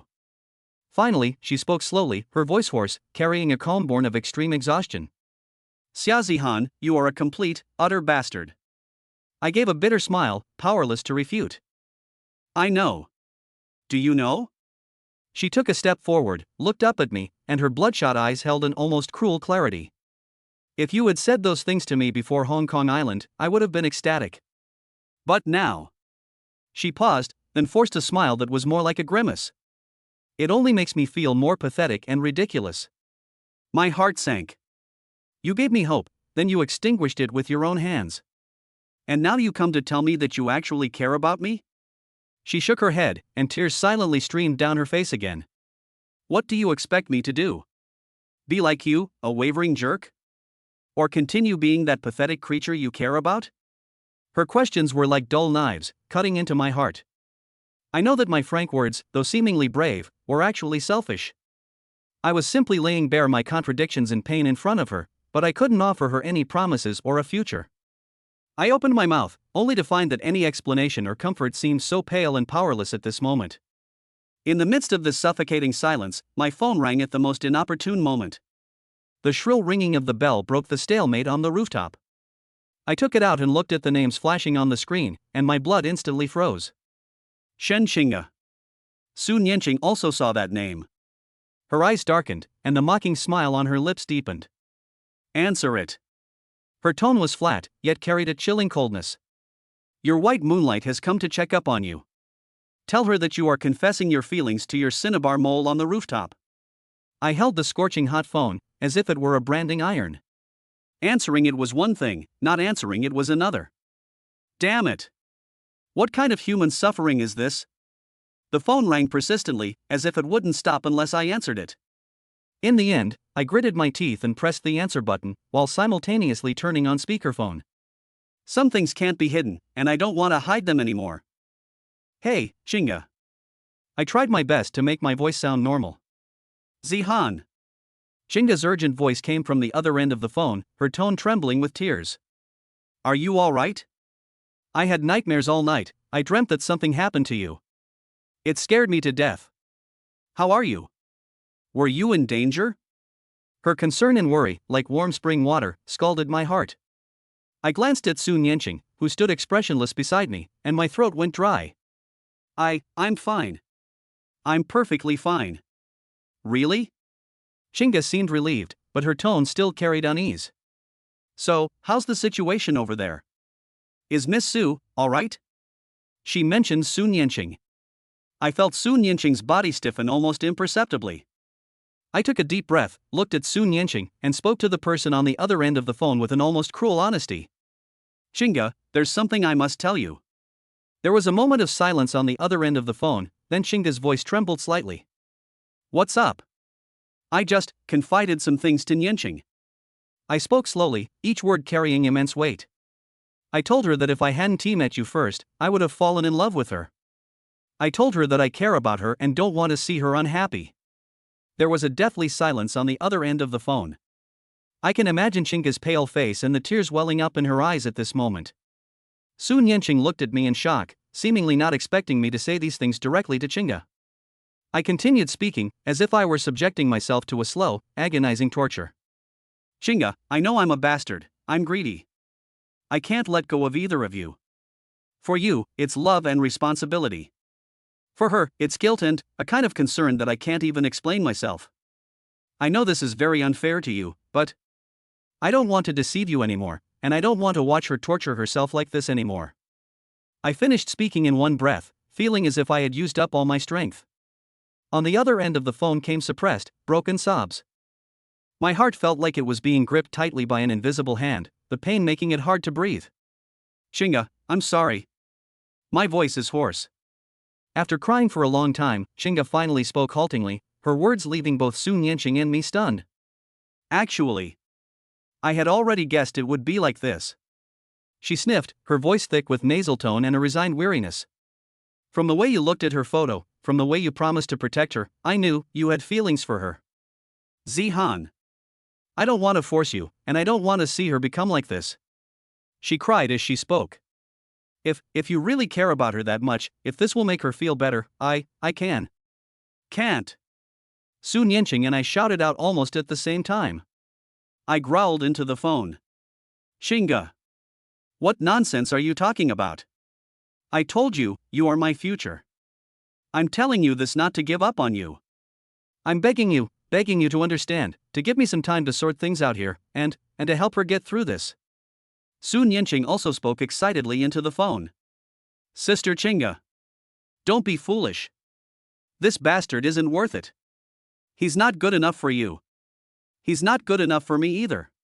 Please don't do anything stupid. Chinga, on the other end of the phone, was bewildered by our sudden united front against a common enemy, and her crying stopped. An eerie silence descended once again on the rooftop. 3 people, separated by the Pacific Ocean, were brought together by a single phone call, their hearts intertwined in a painful way. In my entire life, I have never experienced such a chaotic and messed up situation. But strangely enough, after tearing this mess apart completely and laying it bare before everyone, the heavy weight that had been pressing on my heart seemed to loosen a little. Perhaps the real solution is not to escape or hide. Instead, it's about facing this damn reality head-on, even if it's excruciatingly painful. Chapter 139: The Agreement Between Women. The crying on both ends of the phone gradually subsided, leaving only suppressed sobs and static. Chinga remained silent on the other end of the phone for a long time, so long that I thought the signal had been lost. Sun Yanqing stood beside me, head down, her fingers tightly twisting the hem of her clothes, her expression unreadable. Zihan. Chinga finally spoke again, her voice terribly hoarse, yet carrying an unusual calmness. Give the phone to Miss Su. I was taken aback and looked at Sun Yanqing. She also looked up, her eyes filled with doubt and a hint of wariness. I hesitated for a moment, but still handed over the phone. Sun Yanqing took the phone, her fingers trembling slightly. She took a deep breath and put the phone to her ear. Sister Chinga. Her voice was nasal from crying and sounded a little awkward. I don't know what Chinga said over there. I can only see Sun Yanqing's expression change from nervousness to surprise, then to disbelief, and finally, a complex expression, tinged with bitterness and emotion. Her eyes reddened again, but this time, no tears fell. I understand. She responded softly, her voice very low. Thank you, Sister Chinga. They chatted for about 5 minutes, with Chinga doing most of the talking and Sun Yanqing listening. I stood by like an outsider, feeling uneasy and afraid to eavesdrop. Finally, Sun Yanqing handed the phone back to me, gave me a complicated look, then turned around and silently walked off the rooftop. I watched her disappearing figure at the top of the stairs, and felt a void in my heart. Zihan. Chinga's voice pulled me back to reality. I'm here. I quickly put the phone back to my ear. I've already spoken with Miss Su. Chinga's tone carried a sense of relief mixed with weariness, and also a hint of barely perceptible bitterness. In this matter, your safety and her safety are the top priority. Everything else, we'll talk about it when you both return safely. I was stunned. You two, what did you agree on? Don't ask about matters between women. Chinga sighed softly. Zihan, I know you're hurting inside, and you can't let her go. I'm not forcing you to make a choice now, nor do I have the right to force you. But... She paused, her tone becoming extremely serious. I need you to promise me that no matter what, you will protect yourself and her. And then, come back safely. This is a matter concerning the three of us, and you need to resolve it soberly and responsibly, not make decisions haphazardly in this dangerous situation. Understand? As I listened to her words, which were both profound and poignant, my throat felt like it was blocked by something, and my nose tingled with emotion. Chinga, I didn't know what to say. 1,000 words were stuck in my chest. Alright, that's enough, Chinga interrupted me, her voice gentler. Go do what you need to do. Remember, I'll be waiting for you to come back. After saying that, she hung up the phone. Listening to the busy tone on my phone, I stood on the rooftop, letting the wind tousle my hair, feeling a mix of emotions. Chinga's tolerance and understanding, like warm sunshine, shone into my tangled heart, but also made me feel even more guilty. Sun Yanqing's silence and departure were like a thorn stuck in my heart, reminding me of my bastardhood and her grievances. The enemy lurking in the shadows is like a dark cloud hanging overhead, ready to strike at any moment. Damn it, this situation is fucking messed up. But for some reason, after that heart-wrenching confession and Chinga's unexpected response, I felt much clearer headed. Avoiding problems won't solve anything, and greed will only hurt everyone. Now is not the time to dwell on romantic feelings. The most urgent task is to find that bastard who's been hiding in the shadows and doing this. Ensure Sun Yanqing's safety. Then, go back alive and face these two women I've broken my heart with dignity. Although I may be a jerk, I will never shirk my responsibilities. My eyes gradually sharpened. I took out my phone and dialed the encrypted line that Director Zhao had given me. Director Zhao, this is Xia Zihan. I need information on all suspicious individuals who have recently entered Los Angeles and may be linked to hostile foreign forces or esoteric practices. Also, I need more detailed physical evidence regarding the threatening package Sun Yanqing received. Choosing a job should allow me to temporarily forget these troubles. Chapter 140: Yanqing in Danger. Over the next few days, Sun Yanqing and I fell into a delicate working partner relationship. After that rooftop confrontation and the overseas phone call, the awkward barrier between us was completely broken, but neither of us brought up the conversation again. It was as if it was just a collective emotional outburst, and now that the dream was over, it was time to get down to business. Sun Yanqing stopped being sarcastic, but she also lost her previous warmth. She became very cooperative, providing me with as much information as she could remember, as detailed as possible. Our communication was limited to case analysis and safety guidelines. She went to and from get out of class on time, and I secretly escorted her, keeping my distance. When she ate, I would sit at a different table in the same restaurant. When she went home, I would make sure she had safely entered her apartment before returning to the opposite side of the street. We were like two puppets pulled by invisible threads, maintaining a tacit understanding and estrangement. This state actually allowed me to focus more intently on the investigation. Based on the information from Director Zhao and the clues provided by Sun Yanqing, I quickly identified several suspicious targets. One was a homeless man who had been frequently seen near Sun Yanqing's art academy recently. His eyes were cloudy, but he carried an incongruous energy fluctuation. Another was a Southeast Asian classmate in Sun Yanqing's elective course who always seemed to be inquiring about her family situation. And the third was the new maintenance worker who came to the apartment building. He was not exactly a thief, and his eyes were shifty. Using my miracle doctor's perception, combined with the upgraded systems analysis, I secretly investigated these individuals. The homeless man did indeed have some kind of low-level tracking mark on him, but the caster's skill was very crude, like a chess piece placed haphazardly. I easily erased the mark and traced it in reverse, finding that the signal pointed to an abandoned factory on the outskirts of the city. That Southeast Asian classmate had a faint aura of black magic about him, but it seemed more like a family-inherited protective spell, not the source of the curse. I found an opportunity and used my word of power ability to slightly influence his subconscious, making him feel a strange fear of Sun Yanqing and dare not approach her again. The most troublesome one was the repairman. He didn't have any energy fluctuations and looked like an ordinary low-level thug.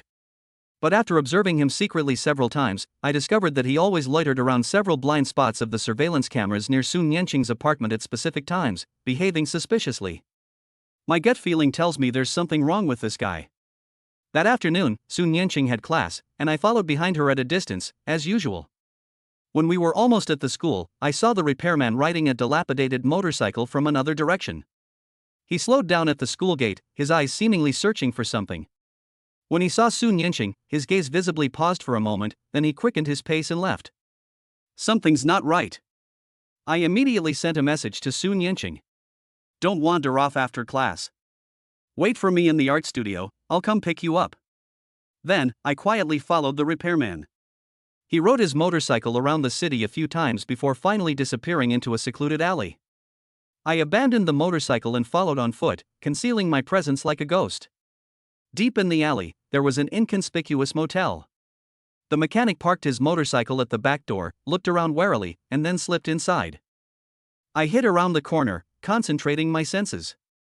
From a room on the second floor of the hotel, several mixed energy fluctuations emanated. One of them, cold and foul, shared the same origin as the curse energy from the medical school. But it seemed suppressed by some force, appearing somewhat chaotic. Found it. My heart skipped a beat, and I was just about to think of a way to get closer and investigate when my phone suddenly vibrated. It was a message from Sun Yanqing, containing only 2 words. Return immediately. This is followed by a link that shares your real-time location. My heart skipped a beat. A diversionary tactic? I immediately checked location sharing and found that Sun Yanqing's location was moving rapidly. She had already left the school grounds. Damn it! We've fallen for their trap. That repairman was just bait. The real target was Sun Yanqing, who was alone. I didn't bother to hide anymore. I turned around and rushed to the alley entrance as fast as I could, dialing Sun Yanqing's number as I ran. No one answered. Grass. I forced myself to calm down, staring at the rapidly moving dot on my phone, my brain racing. What is the purpose of kidnapping Sun Yanqing? To threaten the Su family? Or, to use her as a medium for a curse? Whatever it is, we must find her as soon as possible. I rushed to the side of the road, flagged down a taxi, and showed the driver my location on my phone. Go here. As fast as you can. Money's no object. Taxis were weaving wildly through the streets of Los Angeles. I watched the constantly moving point of light, my heart filled with anxiety. Sun Yanqing, you absolutely cannot be hurt. Brother Han, I'm here to save you. Chapter 141 Han Ji's Rampage. The taxi was speeding recklessly through the streets of Los Angeles. The driver, a Mexican-American man, saw the thick wad of US dollars I threw out and started driving like an F1 race car, muttering something in Spanish, probably something like God bless you.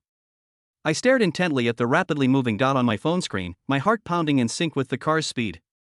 Sun Yanqing was heading towards the port. A port? They want to take her out to sea? Damn it! This absolutely cannot be allowed to happen. Faster! I yelled at the driver and threw another wad of cash at him. The driver's eyes were red, and he floored the accelerator, making the car almost float. As the light spot drew closer to the port area, I pulled out another encrypted phone and quickly dialed the emergency contact number left by Director Zhao. Target has been kidnapped and is heading towards the port. Requesting interception support. License plate unknown, vehicle type, a black van. I spoke quickly into the microphone, while simultaneously sharing Sun Yanqing's real-time location. Received. Nearby action teams have been notified. Maintain communication. The other party responded crisply and efficiently. After hanging up the phone, I watched the harbor silhouette getting closer and closer, and the almost still dot of light on my phone screen. I felt a little more at ease. As long as they stop, there's a chance. The taxi slammed on the brakes and stopped near a cluster of abandoned warehouses in the port area. I threw down the money, jumped out of the car like a cheetah, and, guided by my phone's GPS, dashed toward one of the most dilapidated-looking warehouses. The warehouse door was tightly shut, but a side door was ajar. I concealed my presence and slipped inside like a ghost. The warehouse was spacious and dark, filled with discarded containers and machine parts, the air thick with the smell of rust and the salty tang of the sea. Deep within the warehouse, faint, suppressed sobs and the voices of several men could be heard. I held my breath and, using the debris as cover, crept closer. In the center of the warehouse, Sun Yanqing was bound to a chair, her mouth taped shut, her hair disheveled, tears streaming down her face, her eyes filled with terror, yet she was still struggling. 3 men stood beside her, one of whom was the repairman. The other 2 were dressed in black combat uniforms, burly and fierce-looking, clearly professionally trained. Damn, this girl's pretty fierce. The repairman spat and rubbed his calf, which had been kicked by Sun Yanqing. Stop talking nonsense and get rid of it quickly. The employer is pressing us hard. A man in black said impatiently, holding a strange dagger that looked like it was carved from bone, and it was wreathed in a dense aura of black curse. It was this aura that suppressed the other energy fluctuations that were originally present in the warehouse. They're going to kill Sun Yanqing? And with this kind of evil contraption? My pupils constricted, and anger instantly overwhelmed my reason. Damn it! They dare to mess with my people? And using such underhanded tactics? Let her go. Like an enraged lion, I burst out of my hiding place, moving so fast that I left only a blur in the air. The 3 kidnappers were clearly taken aback by the sudden appearance of someone and were momentarily stunned. In that split second of hesitation, I had already rushed in front of them. Court death. The man in black with the bone-carved dagger reacted the fastest. A fierce glint flashed in his eyes, and he swung the dagger at me. The dagger carried a chilling, bloody wind as it aimed straight for my heart. If I were to get stabbed by this thing, let alone the physical damage, the curse on it alone would be enough to give me a hard time. But I was consumed by rage at that moment, and I didn't care about any of that. Get out of my way. I neither dodged nor evaded. The warm energy within my body circulated wildly at an unprecedented speed, converging on my right fist. A faint, almost imperceptible white light even appeared on the surface of my fist. Words become law. Blessings. Break. I threw a punch, directly at that strange bone-carved dagger. Snap. With a crisp crack. The seemingly sturdy bone-carved dagger shattered like glass under the combined impact of my fist and the power of my words. The black curse aura on it seemed to have met its nemesis, letting out a shrill scream before instantly dissipating. The man in black was thrown back by the enormous recoil, his hand gripping the broken blade split open, blood streaming down his face, and his eyes were filled with horror. The other 2 kidnappers also reacted. One of them pulled out a pistol, while the repairman swung a wrench at me. Careful. Sun Yanqing, who was bound, let out a muffled gasp. My eyes were icy cold as I dodged the wrench to the side, simultaneously kicking the repairman in the stomach. He screamed and flew backward like a rag doll, crashing into the container behind him and falling silent. Bang! The armed kidnapper pulled the trigger. Bullets whistled through the air. But in my perception, the bullet's trajectory seemed to be slowed down countless times. I could even see the airflow created by the bullet's rotation. Divine healer's perception. Dynamic vision. I tilted my head slightly, and the bullet grazed past my ear, hitting the metal plate behind me and sending sparks flying. The armed kidnapper stared in disbelief, seemingly unable to comprehend how I dodged the bullets. While he was still in a daze, I was already close by like a ghost, and I delivered a precise chop to his neck. His eyes rolled back, and he collapsed limply to the ground. In the blink of an eye, 2 of the 3 kidnappers were unconscious and 1 was injured. Only the black-clad man, his dagger broken and blood dripping from his hand, remained, staring at me in terror as if I were a demon crawling out of hell. Who are you? His voice trembled. I ignored him, strode up to Sun Yanqing, tore off the tape from her mouth, and untied the ropes binding her. It's all right, don't be afraid. Looking at her pale face and her still shaken eyes, I unconsciously softened my tone. Sun Yenqing looked at me, her lips trembling, as if she wanted to say something, but she couldn't utter a single word. Tears streamed down her face like broken beads. Then she suddenly threw herself into my arms, hugged me tightly, and burst into tears. Wa'ata. Xia Zihan. I thought I'd never see you again. She cried so hard that her whole body trembled, as if she wanted to cry out all her fear and grievances. I held her in my arms, gently patting her back, feeling her body trembling and her warm tears soaking my clothes. My heart ached with both pain and anger. Damn it, these bastards! They almost. Just then, the piercing sound of sirens and hurried footsteps came from outside the warehouse. The people sent by Director Zhao have arrived. I held Sun Yenqing, who was still crying, and gave the last remaining man in black a cold look. When he met my gaze, he trembled with fear and collapsed to the ground. I have high hopes for him, I said to the relevant department personnel who rushed in, dressed in plain clothes but acting efficiently. He still has a use. Chapter 142 Dark Moon Organization. Sun Yenqing was quite frightened. She was comforted by the female staff who arrived and taken to a car to rest in a safe house. Inside the warehouse, only I, the action team leader surnamed Lei sent by Director Zhao, and the black-clad kidnapper whose face was ashen remained. Team leader Lei had the other two unconscious kidnappers dragged away as well, then looked at me with a mixture of admiration and curiosity in his eyes. Comrade Xia, not bad. Next. Leave it to me. I interrupted him, my gaze icy as I fixed on the black-clad kidnapper. I have some questions that I need to ask him in person. Team leader Lei hesitated for a moment, then nodded. We'll keep watch outside. He knew that there were some unconventional interrogation methods that they couldn't use, but I could. The warehouse door was closed, and in the dim light, only the trembling kidnapper and I remained. I walked up to him, squatted down, and looked directly into his terrified eyes. Name. My voice was calm, yet carried an invisible pressure. Black Snake, he answered, trembling. Who sent you? I asked. His eyes flickered, as if he still wanted to struggle. Without wasting words, I extended my finger and touched his ancestral aperture between his eyebrows. A pure stream of energy, carrying the purifying power of a divine healer and the intimidating effect of words of power, instantly invaded his consciousness. Ah! The black snake let out a shrill scream, feeling as if countless needles were piercing its brain, and its soul was trembling. I'll talk. He completely broke down. It's Dark Moon. People from Dark Moon contacted us. They told us to kidnap that girl and use the soul-eating blade to extract her heart's blood. Dark Moon? Soul-eating blade? It really was them. Where is the Dark Moon stronghold? Who is its leader? I pressed on, increasing the pressure on my fingers. No. I don't know. We only communicate through a single channel. Every mission is issued through an encrypted channel. The leader is very mysterious. We've never seen him. We only know that he seems to be Chinese. He knows a lot of strange things. Chinese? Knows black magic? A thought struck me, and I pressed on. Is he currently plotting a curse against major Chinese families? The black snake's face showed a look of terror. How did you know? Yes. I heard it's a very, very big family. I think their surname is Su. They want to use the life and fortune of their direct bloodline to cast a forbidden technique called something like severing meridians and destroying fortune curse. Severing meridians and cutting off fate. Upon hearing this name, my pupils constricted sharply. This is one of the most vicious and difficult forbidden spells to cast in the Shenmen sect. If successful, it can not only kill the target's direct bloodline, but also sever their family's fortune, causing their descendants to wither away and never rise again. It's practically a plan to wipe out one's lineage. These beasts.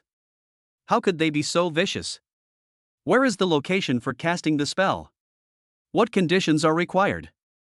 I shouted at him, my finger almost piercing his brain. At the highest point in Los Angeles, the observation deck atop the Skyline Ferris wheel, it requires, on a full moon night, using the heart's blood and birth date of the target's direct bloodline, in conjunction with a special formation. The black snake's face contorted in pain as it spoke haltingly. A full moon night? A Ferris wheel on the skyline? I looked up at the dilapidated roof of the warehouse, as if I could penetrate the obstruction and see the moon gradually becoming full in the sky outside. Damn it! It's tomorrow night. Time is of the essence. How did you get her birth date and time? I asked the last crucial question. For a family like Su Nianqing's, her birth date and time are absolutely top secret. It was provided by the employer. It seems to have come from her house. After saying this, the black snake completely fainted. It leaked from inside the house? My heart sank. Was there a mole within the Su family? Things are more complicated than I thought. I stood up, my face so dark it could drip water. Team leader Lei pushed open the door and came in. He saw the unconscious black snake, then glanced at my face and cautiously asked, "Comrade Xia, what did you find out?" I briefly explained the information I had gathered to him, removing the mystical parts, and emphasized the threat posed by the Skyline Ferris wheel tomorrow night and the possibility of a mole within the Su family.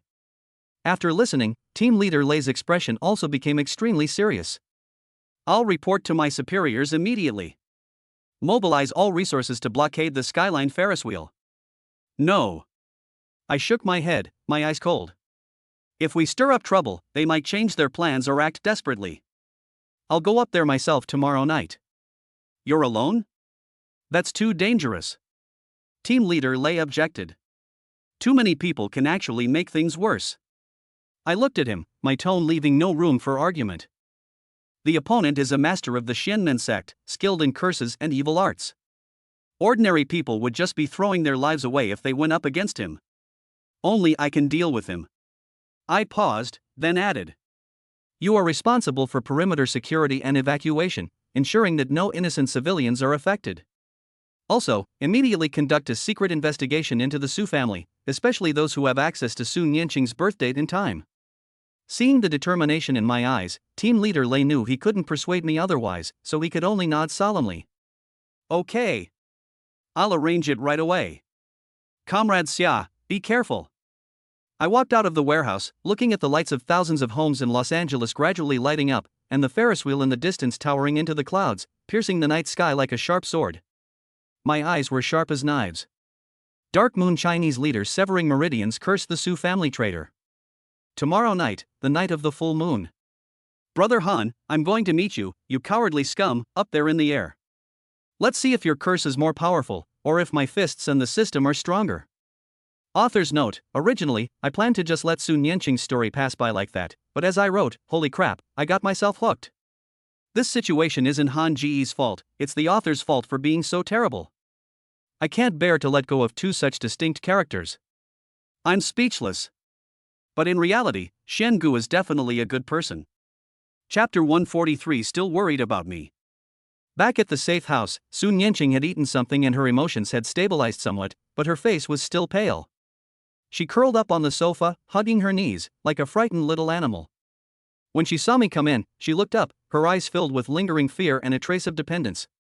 Are you all right? She asked softly. I'm fine. I walked up to her, knelt down, and looked at her still somewhat red and swollen eyes. Were you terrified? She nodded, then shook her head, her voice choked with emotion. It's just scary. I gently patted her shoulder. It's all in the past. The bad guys have been caught. She didn't say anything more, but silently rested her head on my shoulder, seeking comfort. I didn't push her away at that moment, she needed that sense of security. Feeling her body tremble slightly and smelling the faint fragrance emanating from her hair, I sighed inwardly. This girl, in the end, still can't let go. After calming Su Nianqing down and letting her rest in her room, I immediately contacted Su Yunhua and dropped 2 bombshells on her. There might be a mole in the Su family, and the other party's goal is to cast the Severing Meridian Curse. On the other end of the phone, Su Yunhua remained silent for a full minute before speaking again, his voice filled with barely suppressed shock and anger. A traitor? A curse to sever life force? How dare they? Now is not the time to get angry, Mr. Su.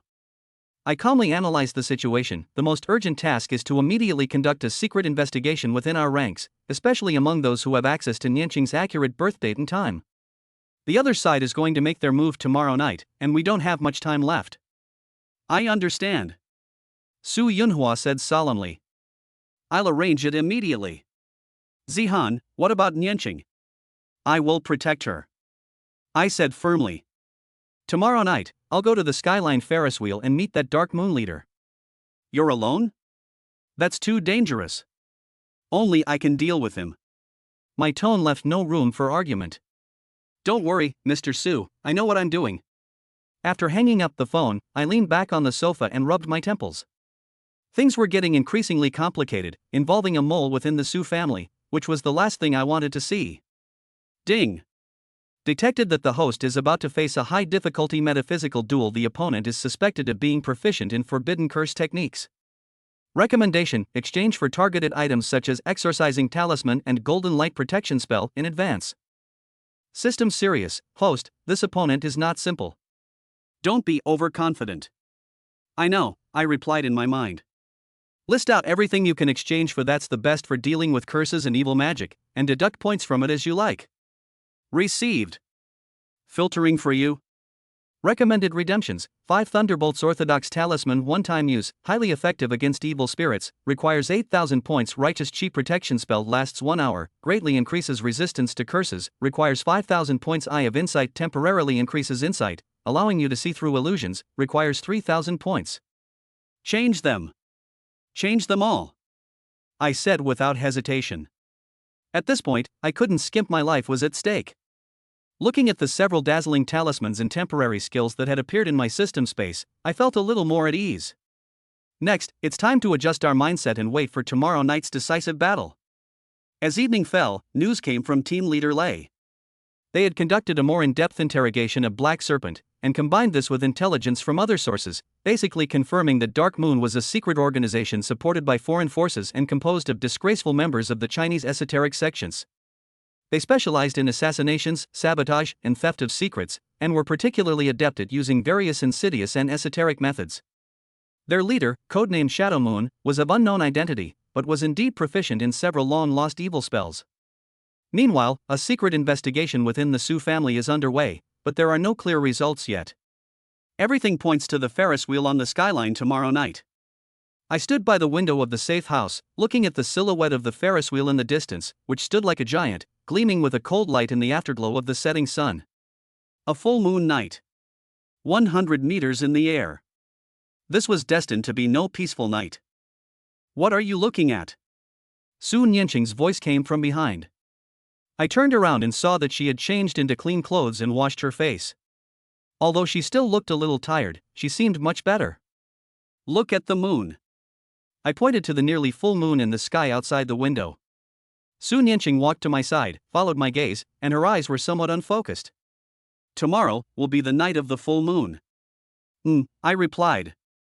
She was silent for a moment, then suddenly asked softly. Do you really have to go tomorrow?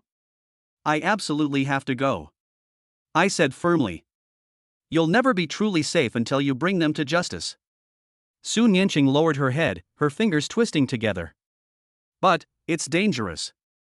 Don't worry, I smiled, trying to ease the tension. Brother Han, I'm tough as nails, even the king of hell won't take me. She looked up at me, her eyes filled with complex emotions: worry, gratitude, and a hint of something else, indescribable. Xia Zihan, she called softly. Thank you. Her voice was soft, yet exceptionally clear. And, I'm sorry. I was taken aback. Sorry for what? I'm sorry. I was so willful before. I caused you so much trouble. As she spoke, her eyes reddened again. I'm sorry. Sister Chinga. Seeing her like this, my heart softened, and I reached out to ruffle her hair. Silly girl, it's all in the past. Now, your safety is the most important thing. She didn't pull away from my hand, but just looked at me quietly, her icy blue eyes appearing exceptionally deep in the twilight. She bit her lip, as if gathering her courage. If we can get through this safely, could you? She didn't finish her sentence, but I knew what she wanted to ask. As I watched the sky gradually darken and the moon grow clearer outside the window, a sense of clarity settled in my heart. Nianqing, I interrupted her, my tone calm and sincere. Once this matter is resolved, we all need time to think things through and clear our minds. Now is not the time to talk about this. Su Nianqing's eyes dimmed for a moment, but she quickly nodded again. I understand. She took a deep breath and forced a smile. Then, be careful tomorrow. I will wait for you to come back. Good. Chapter 144. It was you all along. The night of the full moon arrived as scheduled. The Skyline Ferris wheel, a landmark of Los Angeles, lights up brilliantly at night, resembling a giant, slowly rotating halo that attracts countless tourists. But tonight, at its summit, a life or death battle that is beyond the imagination of ordinary people will take place. Wearing a black tracksuit that allowed for easy movement and carrying a small bag containing talismans and necessary tools, I boarded one of the observation cabins of the Ferris wheel through a special passage, under the tense gazes of Team Leader Lei and the others. The observation deck slowly ascended, and the city below grew smaller and smaller, its lights twinkling like an inverted Milky Way. A cool light breeze blew in through the gaps in the deck. I closed my eyes, regulated my breathing, and brought myself to my optimal state. The divine healer activated all his senses, scanning all energy fluctuations around me like a radar. As the observation cabin rose to near its highest point, I suddenly opened my eyes. It's here! An extremely subtle, yet incredibly cold, filthy, and malicious energy fluctuation emanated from another descending observation cabin above. That's it. Almost simultaneously, the observation cabin I was in suddenly jolted and stopped operating. The lights inside the cabin also went out instantly, plunging us into darkness. They've made their move. They've cut off the power and control system. At the same time, the door of the observation cabin above opened, and a figure wearing a black cloak, with a thin body and a pale white faceless mask, jumped directly to the top of the observation cabin where I was, like a ghost. Thump! The heavy thud was exceptionally clear in the silent night sky. He looked down at me through the glass roof of the observation deck, his eyes, cold as a viper's, hidden behind a mask. Xia Zihan, it really is you.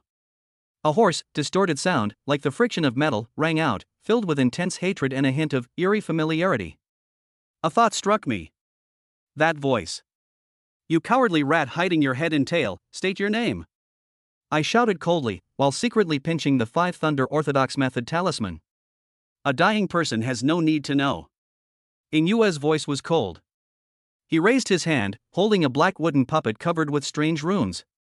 On the puppet's chest was a piece of yellow paper with Sun Yanqing's birthdate and time written on it. In his other hand, he held the broken remains of the soul-eating blade, which still exuded an ominous aura. To be able to complete this severing bloodline curse with the direct bloodline of the Su family and the life of the Prince of Kyoto was truly a stroke of good fortune for you. He grinned maliciously and began chanting obscure and difficult incantations. As he chanted the incantation, the runes on the black puppet began to emit a ghostly black light, and a vast and sinister energy began to gather. The temperature inside the observation deck plummeted, and frost even formed on the glass. The city lights below seemed to dim slightly. We can't let him complete the spell. Without hesitation, I pushed open the emergency hatch of the observation cabin and jumped out, landing on the top of the cabin as well. 100 meters above the ground, the night wind howls. Below lies a city skyline that seems like an abyss. You're asking for death. As soon as I came out, Inua continued chanting her incantation and suddenly swung her free hand at me. A surge of condensed, almost tangible black curse energy shot towards me like a venomous snake. Wherever it passed, even the air hissed and corroded. Righteous spirit! Protect my true form! I gave a low shout and instantly activated the righteous chi protection spell. A faint, almost invisible golden halo enveloped my body. The black curse energy collided with the golden light, making a hissing sound, like a red-hot iron being placed in water, emitting puffs of black smoke, but ultimately it failed to break through the defense. You've got some skill. But unfortunately, it's not enough. Inua's voice was tinged with surprise, but even more so with ruthlessness. He quickened his chanting, and the light on the black puppet grew ever brighter. My eyes narrowed. I knew I couldn't wait any longer. Eye of Insight. Activate. A glint flashed in my eyes, and the world instantly changed in my perception. I could clearly see that Shadow Moon was surrounded by dense black resentment, connected to certain negative energy nodes in the city below, continuously providing him with power. And that black puppet was the core of the spell. To catch the thief, first catch the king. I pushed off with my feet, braving the fierce wind, and charged towards Inua like a cannonball. At the same time, the 5 Thunder Orthodox Law talisman in my hand spontaneously combusted without fire, transforming into a dazzling purple lightning bolt, carrying the majestic power of heaven, and striking directly at the black wooden puppet in Inua's hand. The 5 Thunder Orthodox technique? How could you know it? Shadow Moon screamed in terror, trying to escape, but there was no time to react. Boom! The purple lightning struck the black puppet with pinpoint accuracy. No! Amidst Inua's desperate roar, the black puppet, imbued with immense curse power, melted away like ice and snow under the supremely young and powerful 5 Thunderbolts orthodox law, instantly shattering into countless fragments. The yellow paper bearing his birth date and time attached to it also turned to ashes. With the core of the spell broken, the backlash instantly erupted. Puff! Shadow Moon was struck as if by a heavy blow, and suddenly spat out a mouthful of black blood. His cloak exploded, revealing an emaciated body and a face that I would never have expected. Although the backlash and the mask obscuring her features, her exact appearance was not clearly visible, but the vague outline and feeling. It was him? My pupils contracted sharply, and a storm raged in my heart. Just then, due to the backlash of the spell and the energy impact, the observation cabin beneath our feet groaned under the strain. The fixing bolts began to loosen, and the entire cabin shook violently, tilting and falling nearly 100 meters into the void below. Chapter 145 Li Yao Yang. Grass. Feeling the observation deck suddenly plummeting out of control beneath my feet, and the howling wind in my ears, my adrenaline surged to its peak. Free falling from 100 meters high, that's no joke. Even with a system boost, you'd be turned into a meat pie after the fall. Ha ha ha. Let's die together. Amidst the backlash of pain and the weightlessness of the falling capsule, that familiar yet unfamiliar face let out a crazed and desperate grin. He seemed to have completely given up on survival and only wanted to drag me down with him. To die together? You wish. I'm not done living yet. Chinga is still waiting for me back home. That silly girl Sun Yanqing is counting on me to protect her. I still have so much to show off, how can I die here? System. Exchange for Lightness Talisman. Diamond Talisman. Add everything that can save your life. Plenty of cool points. I roared inwardly. Ding. 15,000 prestige points consumed. Successfully redeemed Advanced Lightness Amulet significantly reduces weight and increases airtime, and Diamond Body Protection Amulet significantly increases physical defense for a short time. Automatically activated. A cool sensation and a powerful surge of energy instantly flowed into my limbs and bones. I felt as if my body had become half as light, and at the same time, a barely perceptible bronze glow appeared on my skin. The speed of the fall seemed to have slowed down slightly, but it was still terrifyingly fast. The city lights below streaked upwards like shooting stars. We must find a way to buffer this. My sharp gaze swept across the area below. The steel frame of the Ferris wheel rapidly magnified before my eyes. Got it. When the observation cabin was falling to a height of about 30 meters above the ground, I spotted a thick, horizontally extending steel beam. Now! I slammed my foot hard against the severely deformed hull wall, and using the recoil, I lunged towards the steel beam like an arrow. At the same time, I poured all the Divine Healer's energy and word power in my body into my legs. Stop right there! Bang! I slammed heavily onto the cold steel beam. The immense impact made my throat taste sweet, and I almost vomited blood. But the Diamond Talisman worked its magic, dissipating most of the impact. I just felt like my internal organs had shifted. I gripped the edge of the steel beam with both hands, my fingers turning white from the force, and I hung in midair like a pendulum, swaying back and forth. Looking down, the observation deck, accompanied by Shadow Moon's frantic curses, continued its descent like a meteorite, finally crashing into the plaza below with a deafening roar, sending flames soaring into the sky. This caused panic and screams on the ground. Damn, that was close. I hung from the steel beam, panting heavily, feeling utterly exhausted from surviving the ordeal. The night wind blew by, stirring up a cold sweat all over my body. Ding! Host has successfully survived a 100-meter fall. Epic achievement completed, high-altitude bungee jump ropeless version. Rewards, survival points plus 10,000. Prestige plus 5,000. Title, Iron Bladder. System still shaken, holy crap, host. My system database was scrambling with fear just now.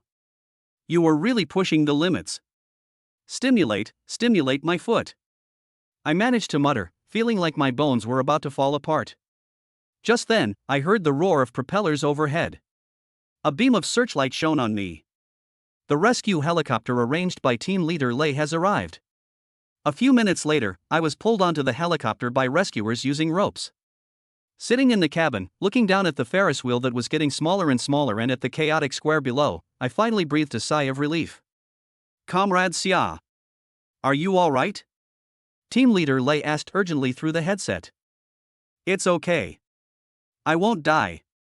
I leaned against the bulkhead and answered weakly. The target fell down, probably smashed to pieces. But I think I saw his face. I saw a face?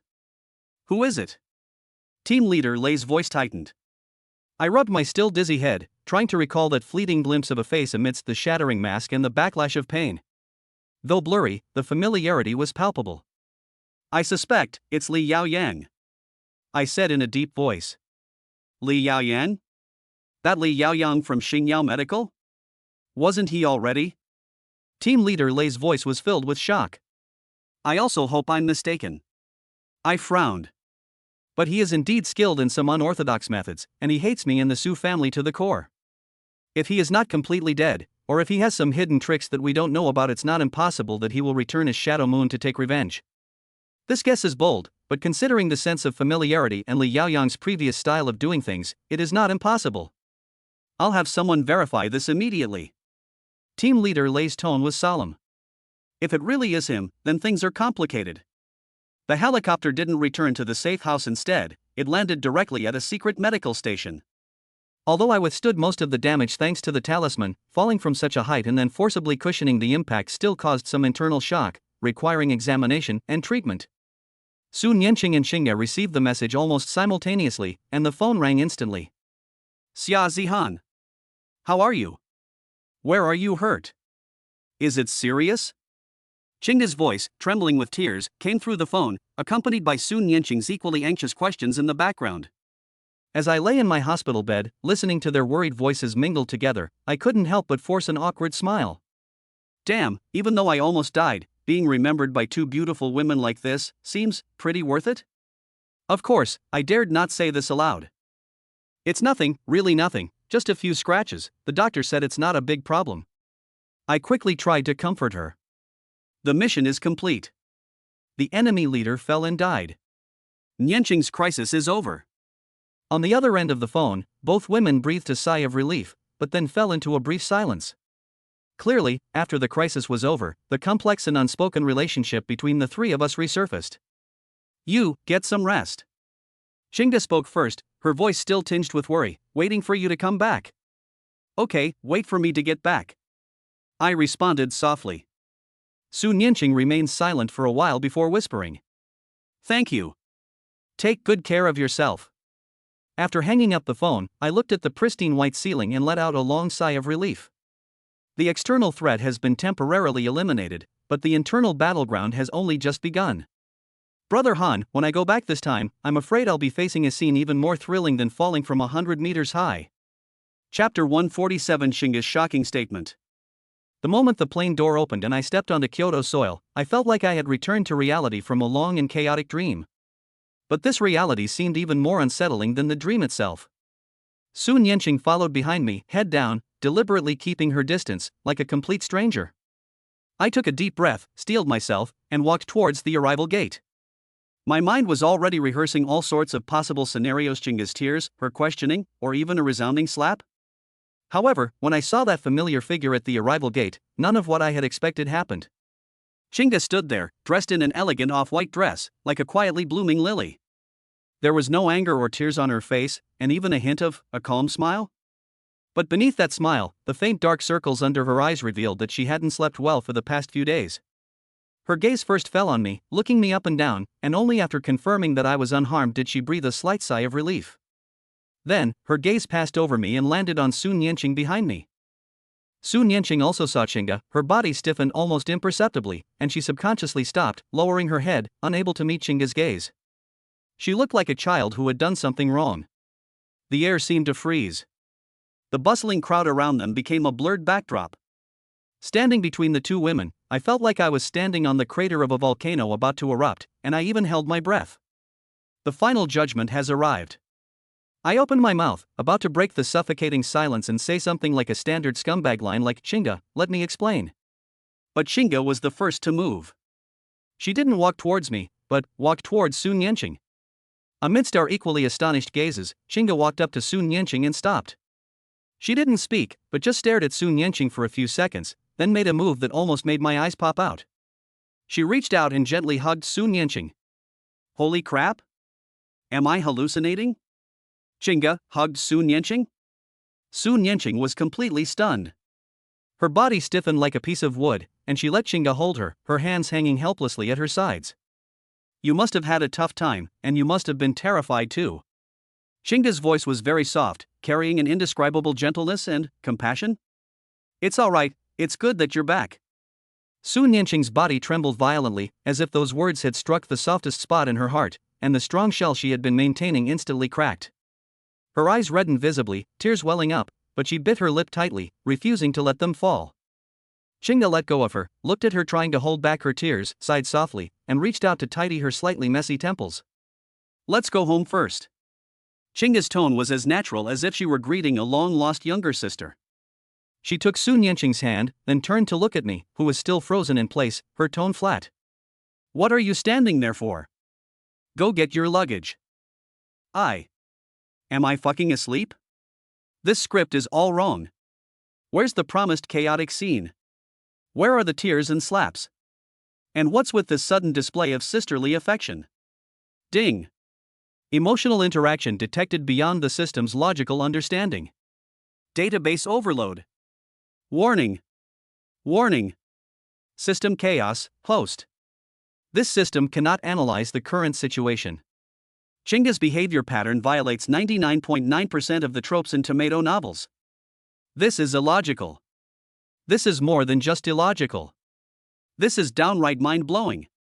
Like a puppet on a string, I went to collect my luggage in a daze, and then followed Chinga and Sun Yanqing out of the airport. Chinga drove here. She let Sun Yanqing sit in the passenger seat, while I was relegated to the back seat. The car drove smoothly back to the city. The atmosphere inside the car remained eerie. Chinga focused on driving, occasionally chatting with Sun Yanqing about trivial matters concerning the customs and culture of the United States, her tone gentle. Sun Yanqing, on the other hand, seemed somewhat reserved, giving brief and polite replies. I sat in the back seat, watching the backs of the two women in the front row, and felt like an unwanted, stupid third wheel. What exactly is going on? Chinga didn't go back to school, nor did she go to my or Sun Yanqing's place. Instead, she drove to a quiet tea house in the city center. We booked a quiet private room and ordered a pot of light tea. As the aroma of tea wafted through the air, the three of us sat in a triangle around the tea table. The atmosphere became heavy once again. I knew that what was bound to happen would eventually happen. Chinga's unusual behavior before was perhaps just the calm before the storm. I took a deep breath, bracing myself for the final judgment. Life or death, give me a quick end. Zihan, Chinga spoke first, looking at me calmly. Ms. Su has already told me roughly what happened in the United States over the phone. My heart tightened, and I looked at Sun Yanqing. She had her head down, staring at the teacup in front of her, her fingers curling nervously. Including the words spoken on the rooftop. Chinga added, her tone remaining calm. My face flushed red. I felt like I was being publicly executed. Damn it, that girl Sun Yanqing, why does she blurt out everything? Chinga, I wanted to explain, but I didn't know where to begin. Chinga raised her hand to stop me. She glanced at me, then at Sun Yanqing beside her, who was so nervous she was practically shrinking back, and sighed softly. I've been thinking a lot these past few days. Chinga's voice was soft, yet it reached our ears clearly. From that time in Hong Kong to this time in the United States. I've watched you all get entangled and suffer, and I've also watched myself struggle with anxiety and fear. Her eyes were slightly red, but she still managed to maintain a calm demeanor. I'm tired, Zihan. I'm really tired. My heart sank. It's over. Is she giving up? So, Chinga paused, as if making a firm decision, her gaze hardening once more, and uttered a sentence that struck both Sun Yanqing and me like a bolt from the blue. If you really can't let go of each other, I agree, you can continue your relationship. Puff. I almost spat out a mouthful of tea from my nostrils. I coughed so hard it was earth-shattering. Sun Yanqing also suddenly raised her head, her eyes wide, staring at Chinga as if she had seen a ghost, her face filled with disbelief. I didn't hear that right, did I? Chinga agrees to my relationship with Sun Yanqing? What kind of surreal plot is this? The Empress herself is issuing a license to the mistress? And it's permanently valid? Ding. Host is suffering ultimate mental shock. Moral compass is collapsing. System logic module has malfunctioned. Attempt to restart. Restart failed. System crashed at #%amp. Forget about the system, my CPU even overheated. Chinga, do you know what you're saying? My tongue is tied in knots, and I can't speak properly. I know very well. Chinga looked at me with a complex expression, filled with pain and helplessness, but more than anything, a kind of resigned relief. Zihan, I know you. You are a sentimental person, and also soft-hearted. Miss Su has sacrificed so much for you, even almost risking her life. It's impossible for you not to care about her. Forcing you to choose between the two will likely result in pain for all three of us. She turned to look at Sun Yanqing, who was still in shock and unable to recover, her tone tinged with heartache. Besides, Yanqing is also a pitiful person. She just used the wrong methods and loved the wrong person. I don't want to see her torture herself like this anymore. Sun Yanqing finally couldn't hold back her tears, and large drops fell down, landing on the tea table as she sobbed uncontrollably. Chinga picked up a tissue, handed it to her, and continued. Of course, I'm not saying I'm quitting. I just am willing to give you, and myself, more space and time. She looked at me again, her gaze becoming incredibly serious and earnest. Xiaozihan, I can accept that you have feelings for her, and I can accept that you two stay in touch, and even meet under certain special circumstances. But her tone suddenly became more forceful. I must be your official girlfriend, the one you will marry in the future. That's the bottom line. If you dare to take advantage of me, or act recklessly because of my permission and hurt our relationship, I swear, I will leave immediately and disappear forever. Her words were like a thunderclap, exploding in my mind again and again. I stared blankly at her, at the mixture of immense sacrifice, deep love, and unwavering resolve in her eyes. My heart felt like it was being gripped tightly by an invisible hand, aching and throbbing with mixed emotions. What have I done to deserve such an astonishing concession from her? Sun Yanqing also stopped crying, staring blankly at Chinga, as if she were truly getting to know this rival for the first time. Her eyes were filled with shock, guilt, and a hint of indescribable emotion. A long, deathly silence fell over the tea room. Only Chinga's calm breathing and Sun Yanqing's soft sobs could be heard. I've been a seasoned show-off for years, and I consider myself to have a skin as thick as a city wall, but right now my face is burning, and I wish I could find a crack in the ground to crawl into. What the hell is this?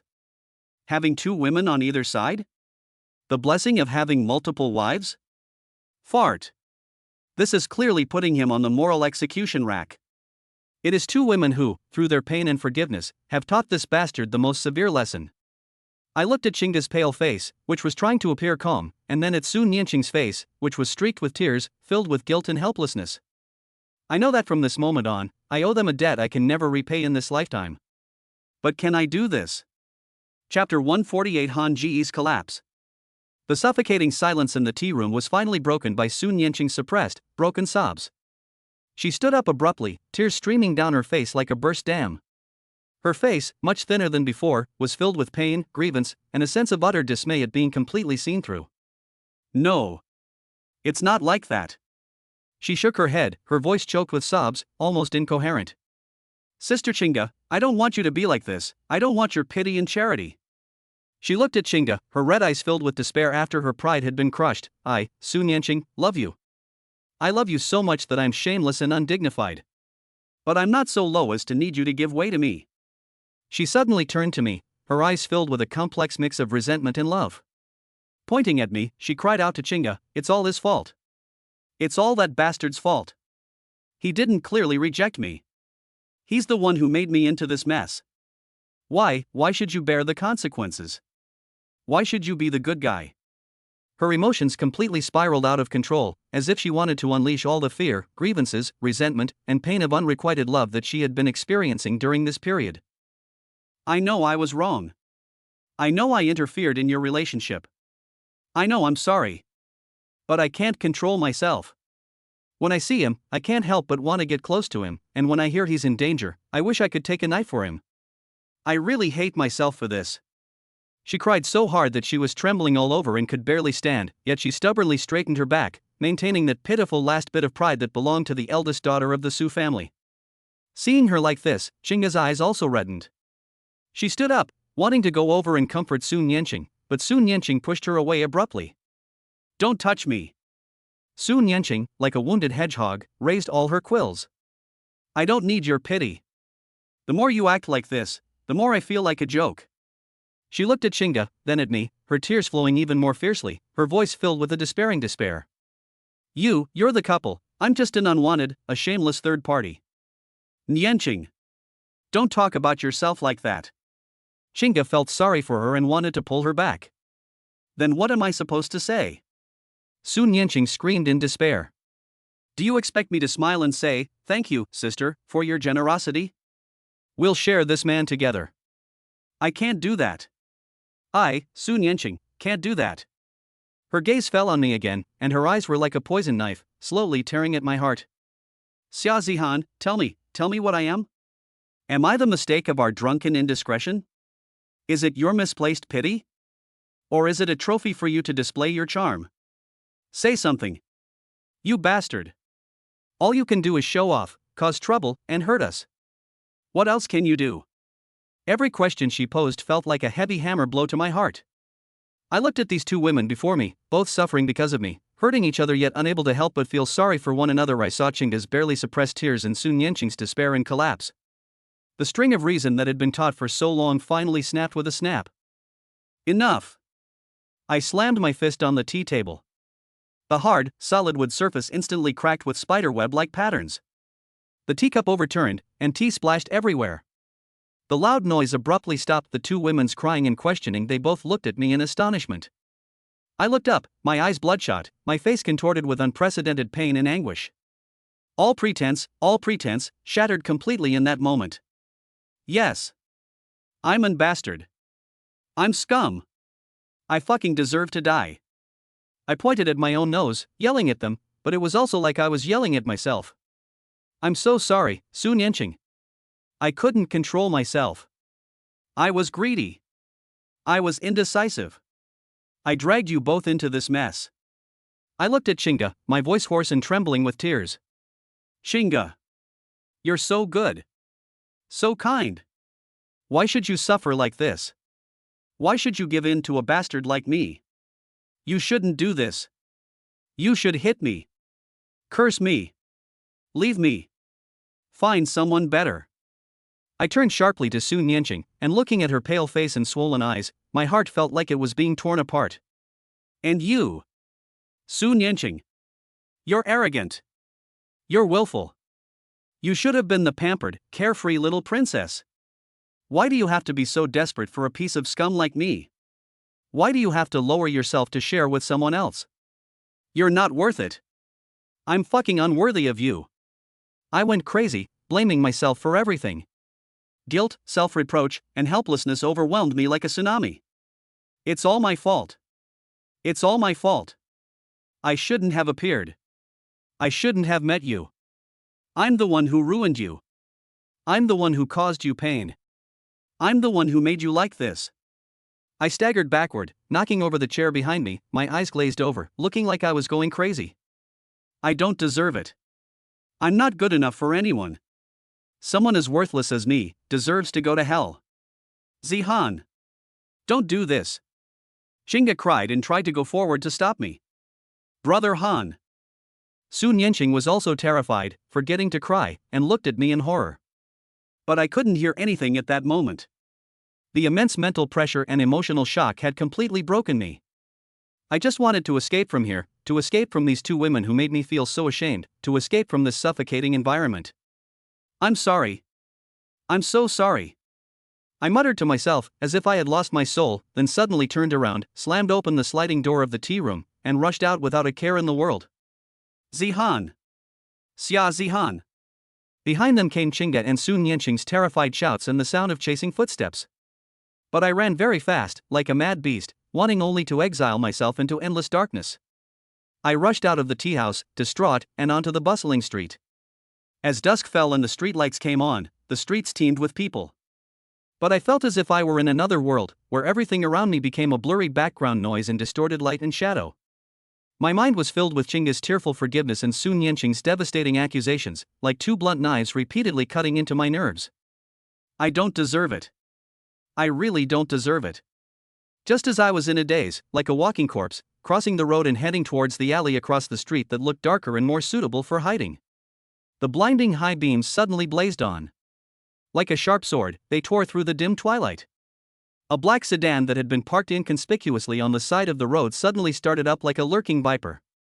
The engine roared like a beast, not heading in the normal direction, but straight ahead, accelerating towards me, or rather, towards a direction behind me, and slammed into me. The target is Su Nianqing, who just chased me out of the tea house and is anxiously searching for me? This was no accident. It was a premeditated assassination. How dare they do it on their own soil? And the timing was so perfect. In the blink of an eye, this thought flashed through my almost stagnant brain like lightning. It's almost an instinct. An instinct deeply ingrained in our bones, even surpassing the emotions that overwhelm us at this moment.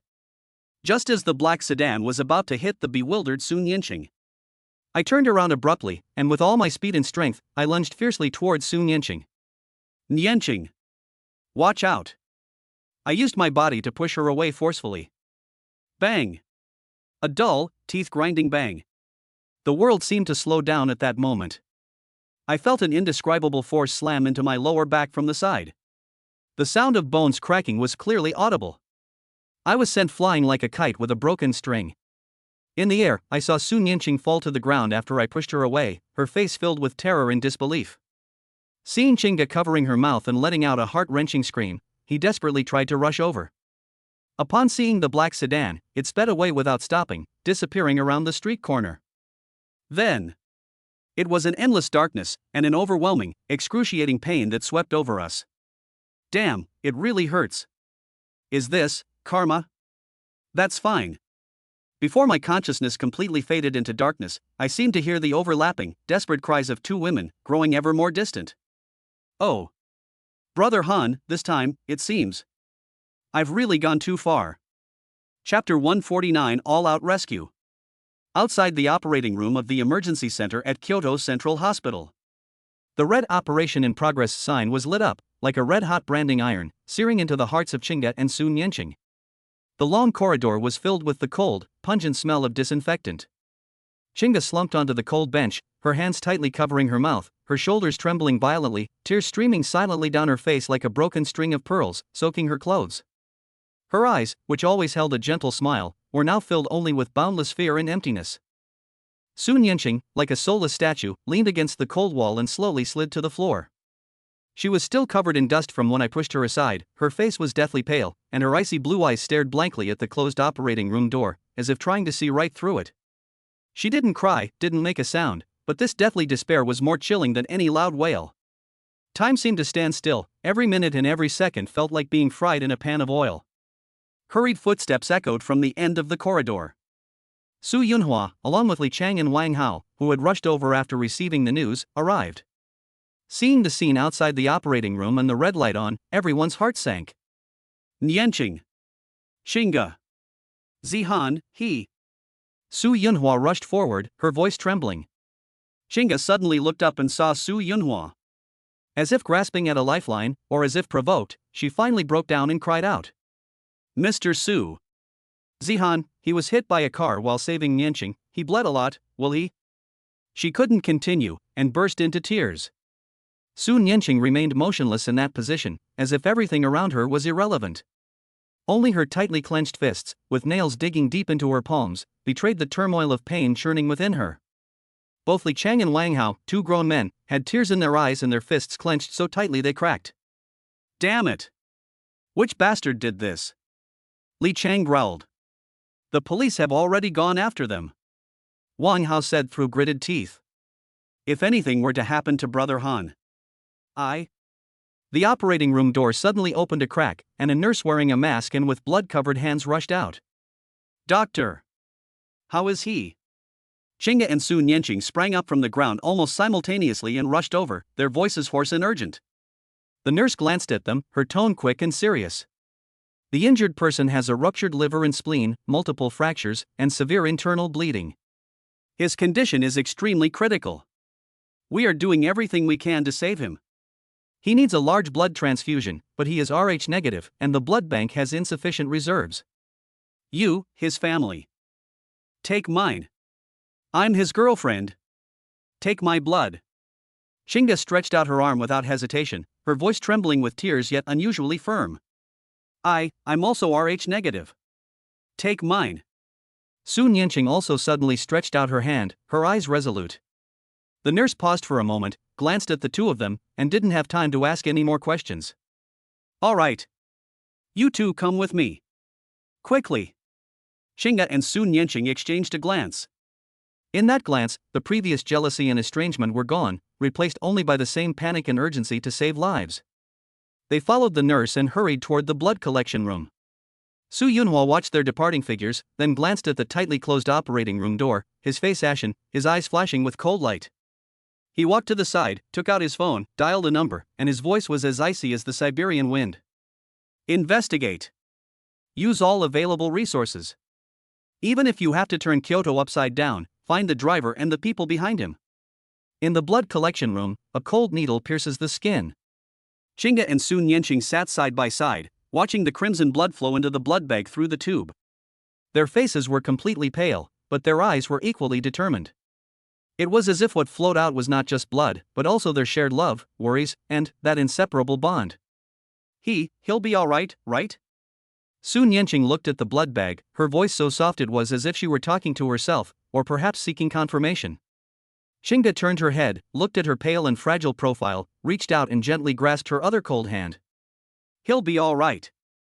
Although Chinga's voice was hoarse, it carried an undeniable strength, as if she were comforting Su Nianqing, or perhaps convincing herself. He's such a good actor and such a troublemaker, the king of hell wouldn't take him. Su Nianqing felt the warmth and strength from her hand, and her body trembled slightly, but she did not pull away. She turned her head to look at Chinga, and seeing her equally swollen eyes and her forced composure, her frozen heart seemed to have been stirred by a pebble, creating complex ripples. Sister Chinga. She called softly, her voice thick with nasal congestion and guilt. I'm sorry, it's all because of me, if it weren't for saving me. Don't say that. Chinga interrupted her, tightened her grip on her hand, her eyes filled with tenderness and heartache. Even if it wasn't you, if it were any innocent person, Zihan, he would have done the same. He's such a bastard, he can't stand seeing others suffer. Her tone contained a hint of complaint, but even more so, it conveyed a deep-seated understanding and endless worry. Su Nianqing's tears finally welled up again, but this time, they were no longer tears of grievance and despair, but rather a complex mix of emotion, guilt and relief. I used to really envy you. She choked up as she spoke. I was jealous that he could love you so much. I was jealous that you could stand by his side rightfully. That's why I was so willful, so immature, causing you so much trouble. I'm sorry. I'm so sorry. Chinga felt a pang of sadness as she watched her cry like a child, and gently wiped away her tears. It's all in the past. Chinga said softly. Right now, we just hope he's safe. At this moment, all the barriers, jealousy, and arguments seemed so insignificant and trivial in the face of life and death. They were just two pitiful women who both deeply loved that bastard and were both terrified of losing him. After the blood transfusion, both of them were weak and helped each other back to the operating room to wait. Time passed by second, each second feeling like an eternity. Finally, after what felt like an eternity of waiting, the operating room doors opened again. The surgeon emerged looking exhausted and removed his mask. Chinga and Su Nianqing's hearts leaped into their throats, almost unable to breathe, as they stared intently at the doctor's lips, awaiting their fate. The doctor looked at them, a hint of relief appearing on his tired face.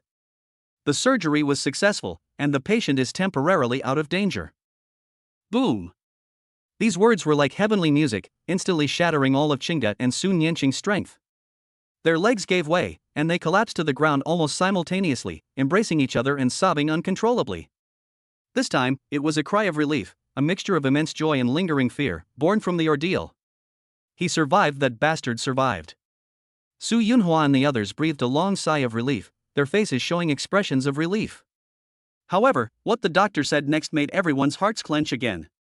But, the doctor said gravely, due to severe head trauma and ischemia, the patient is in a deep coma. We cannot guarantee when he will wake up. It's possible he'll be in a vegetative state. Vegetative state. These three words, like icicles, pierced through the newly risen hope. Chinga and Su Nianqing's crying stopped abruptly, and the color drained from their faces instantly, like two plaster statues that had suddenly lost their color. The faint light that had just been ignited was once again swallowed up by the boundless darkness. Chapter 150: The Origin of Japan. The atmosphere of despair outside the operating room was temporarily broken by an urgent phone call Su Yunhua received. He walked to the end of the corridor, listening to the report on the other end of the phone.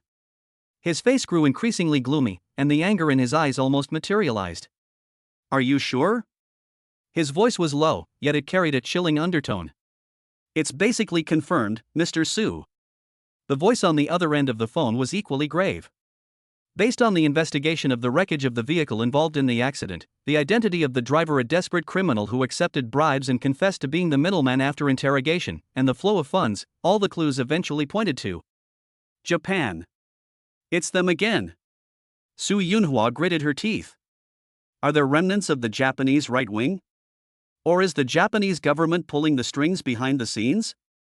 At present, it seems more like a retaliatory action launched by the Japanese right-wing forces that supported Dark Moon after its destruction, unwilling to accept defeat. The target is very clear, Miss Su. They may believe that eliminating the direct bloodline of the Su family can not only retaliate but also strike at a higher level to some extent. Su Yunhua took a deep breath and forced herself to calm down. Has the situation been resolved domestically? Rest assured, the ringleaders and those directly responsible have been apprehended, and we have also cut off their access to the relevant channels. Their actions this time were hasty, and they left behind quite a few loose ends. We have already gathered enough evidence to put pressure on the Japanese side. The higher-ups are also taking this very seriously, and diplomatic negotiations have already begun. All right. A cold glint flashed in Su Yunhua's eyes. Tell them this isn't over. The blood of the Su family won't be shed in vain. Xia Zihan's score must be settled. After hanging up the phone, Su Yunhua returned to the operating room and looked at Qingde and Su Nianqing, who were still immersed in grief, as well as the tightly closed door that determined life and death. He clenched his fists tightly. Japanese country. This name, like a leech clinging to his bone, reappeared in his field of vision in such a bloody manner. This time, it's no longer business competition or mystical assassination, but a naked, personal terrorist attack. This has crossed the line. Whether for the sake of the country, the Su family, or the young man inside whose fate is unknown, this matter must be addressed. Just as the outside world was in turmoil due to Japan's meddling, and Qingde and Su Nianqing were heartbroken outside the ward, I, in a deep coma, found my consciousness trapped in a strange space. There is no light, no sound, no concept of time, only chaos and nothingness. Ding. Host's vital signs detected as extremely weak connection between consciousness and body severed. Emergency plan activated, consciousness redirected to the system's core space. The system's electronic voice echoed in this void, carrying a hint of unusual solemnity. I looked toward the source of the sound, where there seemed to be a faint point of light. System? Am I dead? My consciousness asked, unable to feel my body, only my thoughts were active. Not completely dead, but in a critical vegetative state. The host's brain is severely damaged, and conventional medical methods cannot awaken them. The system's answer was blunt and cruel. A person in a vegetative state. Damn it, things really went too far. Is there any way? I asked, feeling no fear, but rather an eerie calm. Perhaps it was because I'd experienced too many life or death moments? Conventional methods are ineffective. However, since the host's consciousness has been guided here, there might be a glimmer of hope. The system's light flickered. The system core possesses a vast knowledge base and energy, and theoretically can attempt to repair the host's damaged brain nerves, but what? I pressed for details. However, the difficulty is extremely high, and the risk is immense. The system's tone was more serious than ever before.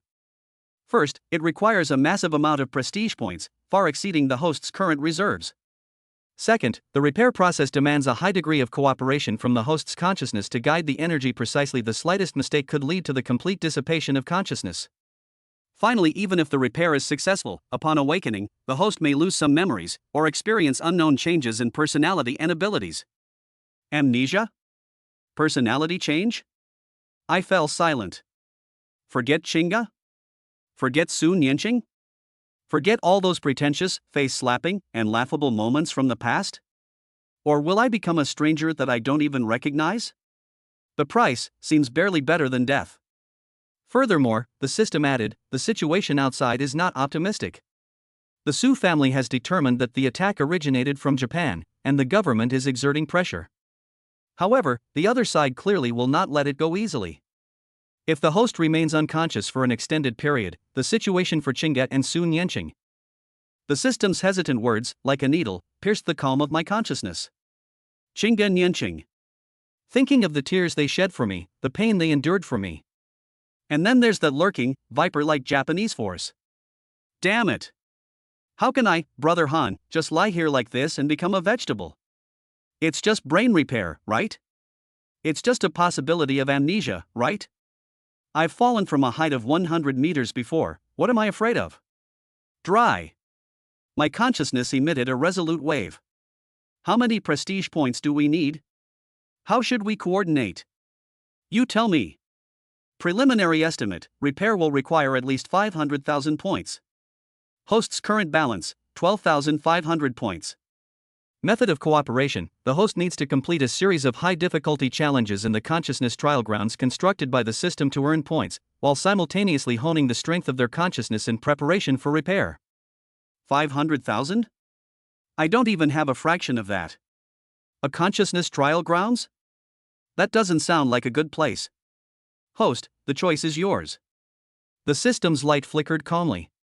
Staying in the core space allows your consciousness to remain intact temporarily, but your physical body will gradually wither. Entering the trial grounds is a near certain death, but there is a sliver of hope for awakening. Do we even need to choose? Let's get started. We have to do it. Send me to the training grounds. My consciousness roared. It's just 500,000 points? I've bragged more than the Japanese have eaten shit.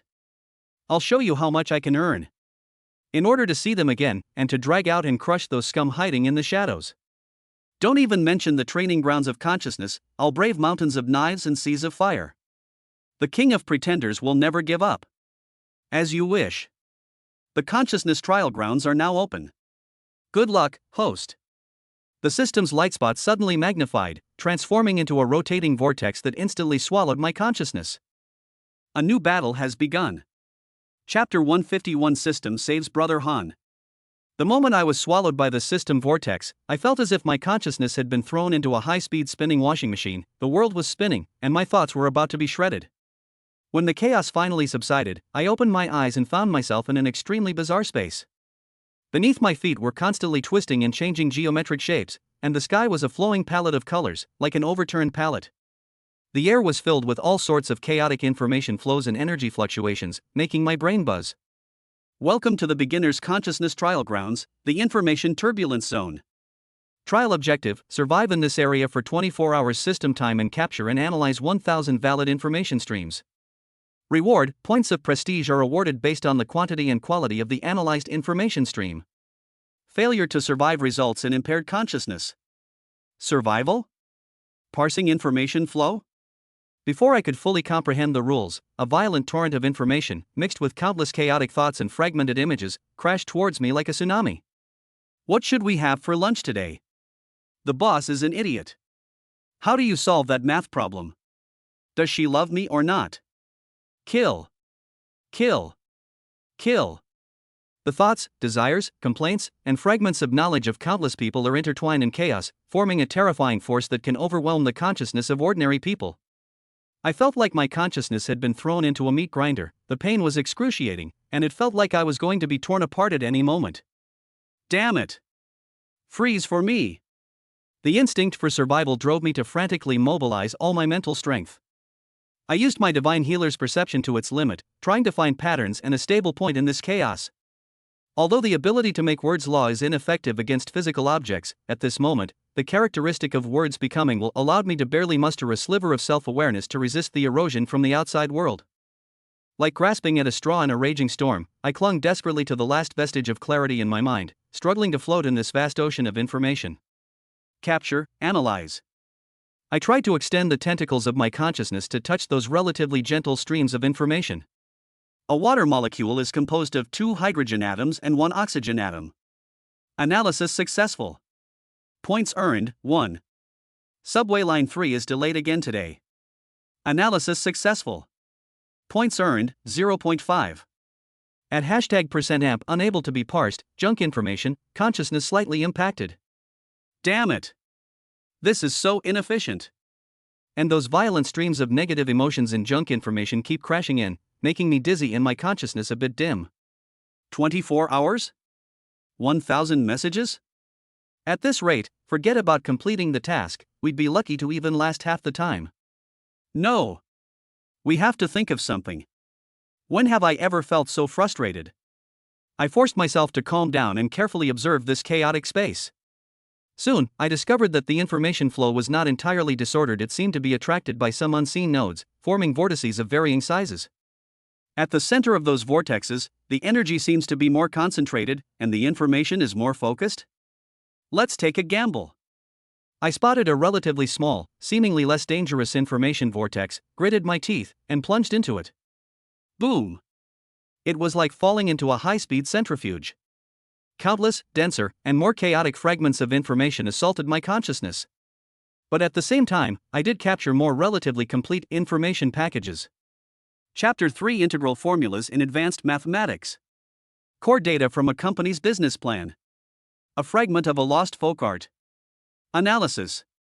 Insane analysis. My consciousness, like an overclocked CPU, processed the flood of information at an unprecedented speed. My cool factor points began to rise slowly but steadily. 2 o'clock, 5 o'clock, 10 o'clock. But the cost was enormous. My consciousness was under a tremendous burden, growing weaker and weaker, more and more transparent. I don't know how much time passed. It felt like a century, yet also like just a moment. Ding! Beginner trial completed.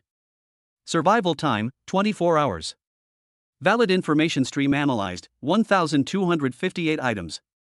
Overall rating, B+. Gained 8850 prestige points. Current total points, 21350. The system's notification sounds were like heavenly music. I felt as if all my strength had been drained, and my consciousness was on the verge of collapse. But that's not enough, far from enough. 500,000 points, and this is just the beginning. Proceed to the next stage of the trial? The system's voice rang out coldly. Continue. My consciousness rippled slightly. So that I can go back, so that I can see them again. This little bit of pain is nothing. The king of pretenders. Never give up. In the following time, the flow of time in the system space is different from that in the outside world. I was like a tireless ascetic walking on the edge of collapse, shuttling through one bizarre and wonderful training ground for consciousness after another. Intermediate trial, storm of emotions. Maintain rationality and temper your mental resilience under the impact of extreme emotional energy. Advanced trial, memory maze. Traverse countless fragments of others' memories, searching for and solidifying your own memory anchors. Ultimate trial, boundary of nothingness. In absolute nothingness and solitude, resist the tendency of consciousness to self-dissolve. Each trial ground is more dangerous and tests one's willpower more than the last. In the midst of a storm of emotions, I was torn apart and washed away by extreme emotional energies such as ecstasy, anger, sadness, and fear. Several times I almost lost myself and became a slave to my emotions. I only managed to get through it all thanks to my unwavering determination to go back and show off. In the labyrinth of memories, I witnessed countless joys and sorrows, births, aging, sickness, and deaths. There was the warmth of family affection, the depth of love, and also betrayal and despair. These external fragments of memory constantly assaulted my perception, attempting to overwrite my own. Like a thief, yet also like a guardian, I trudged through the labyrinth, clinging tightly to those moments of Chinga's smile, Sun Yenching's tears, and even fragments of my own pretentious blunders, using them as lighthouses to guide my way. The most terrifying thing is the boundary of nothingness. There is nothing there, no light, no sound, no time, and even the concept of I becomes blurred. Absolute silence and solitude are the greatest killers of consciousness. I once felt that I was about to melt into this nothingness and become a part of it. It was the deep-seated concern for those two women and the anger towards the enemy, like two faint sparks, that barely kept I alive in the endless darkness. Having endured countless trials like this, my consciousness, through repeated shattering and rebuilding, has become increasingly refined and resilient. My prestige points have also accumulated rapidly, from over 20,000 to 50,000 to 100,000. But the price was also obvious. My consciousness, though stronger, was riddled with cracks, like porcelain that could shatter at any moment. And the memories that served as anchors began to become unstable, some images blurred, some feelings faded.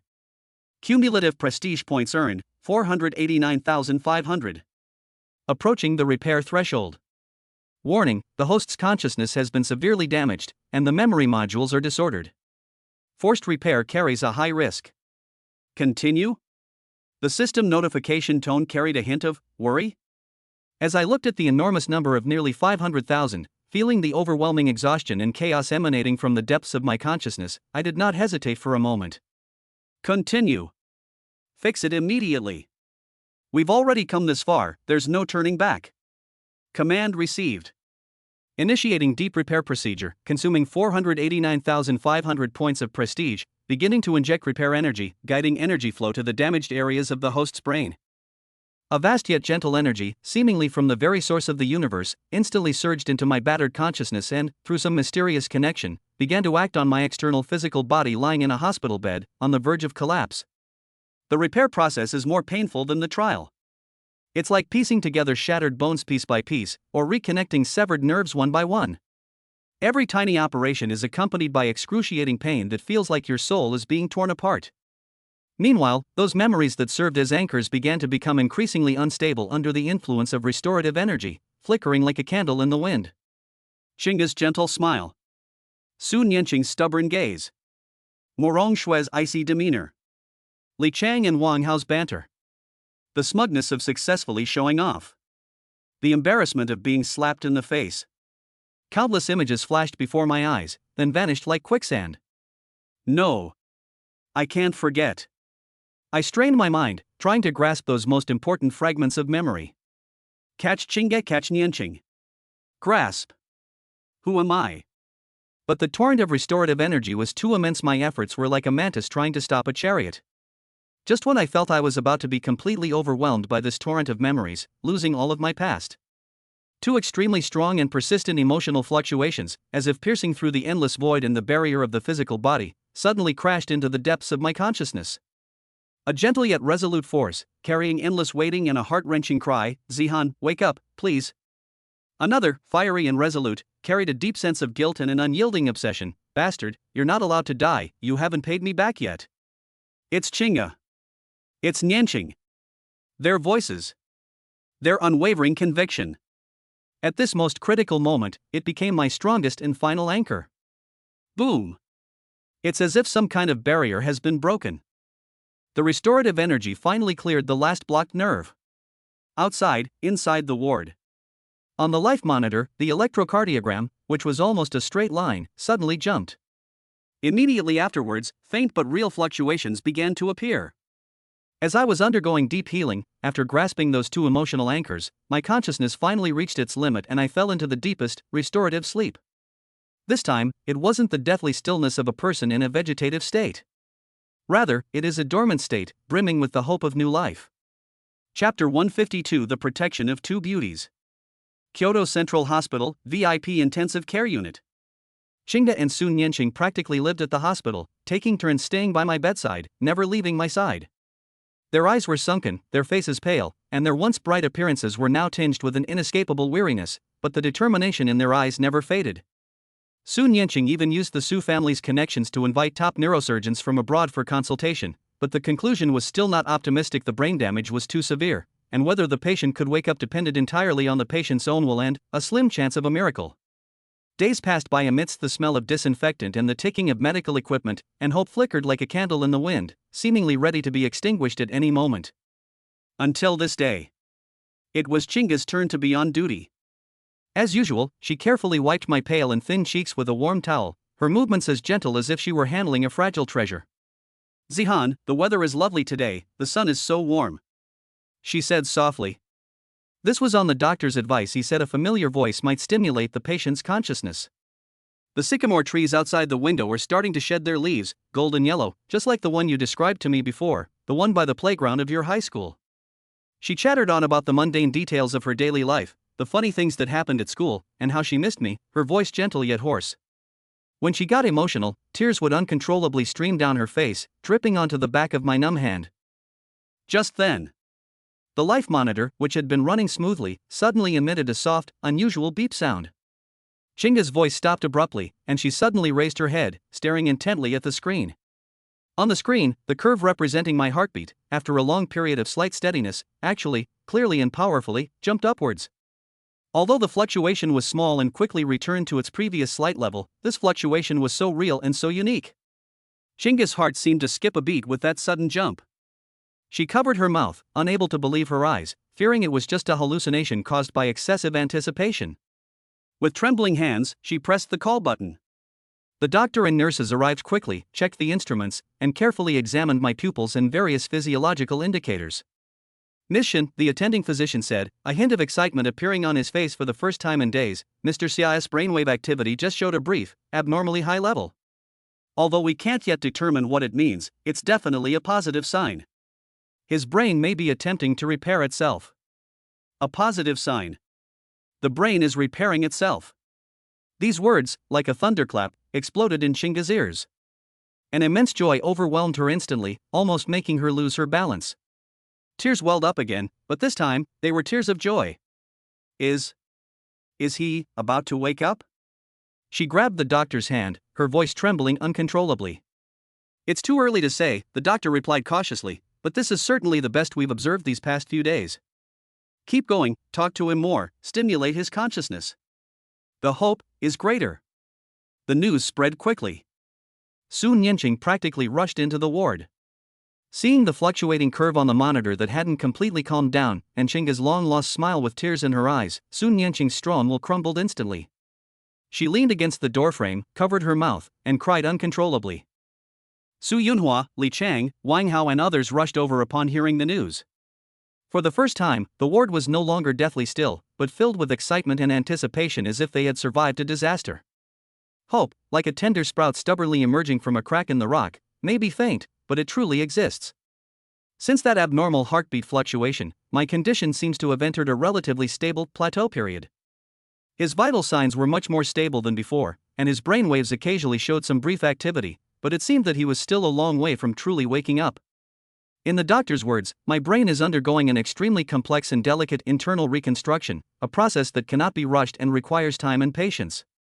Chinga and Su Nianqing were not discouraged by the temporary stagnation. That fluctuation gave them boundless confidence and strength.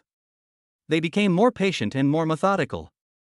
Chinga no longer just silently shed tears, she began to speak to me systematically and regularly every day, reading the books I liked, telling me about our past, and even humming some off-key songs that we both loved. With her gentle voice, she tried to awaken my dormant memories. Su Nianqing then put her artistic talent to use. She brought her easel and paints, and sat by the window of the ward, sketching me as I slept.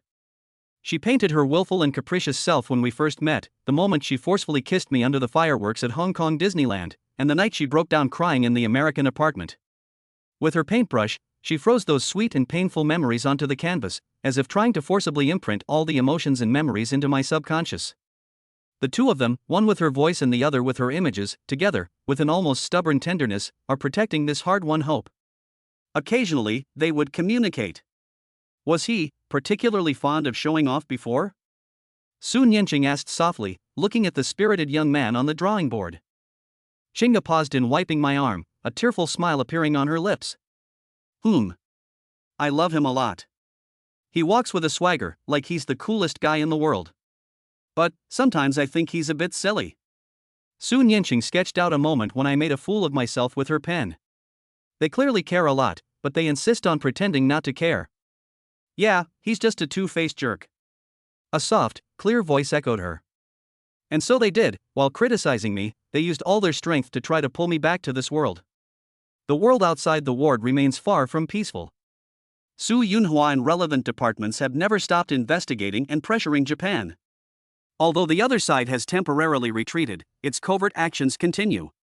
Everyone knows that this turmoil is far from over. But Chinga and Su Nianqing deliberately shut out all these external disturbances from the ward. In their world now, there was only one common goal: to wait for me to wake up. Time flows slowly as we wait.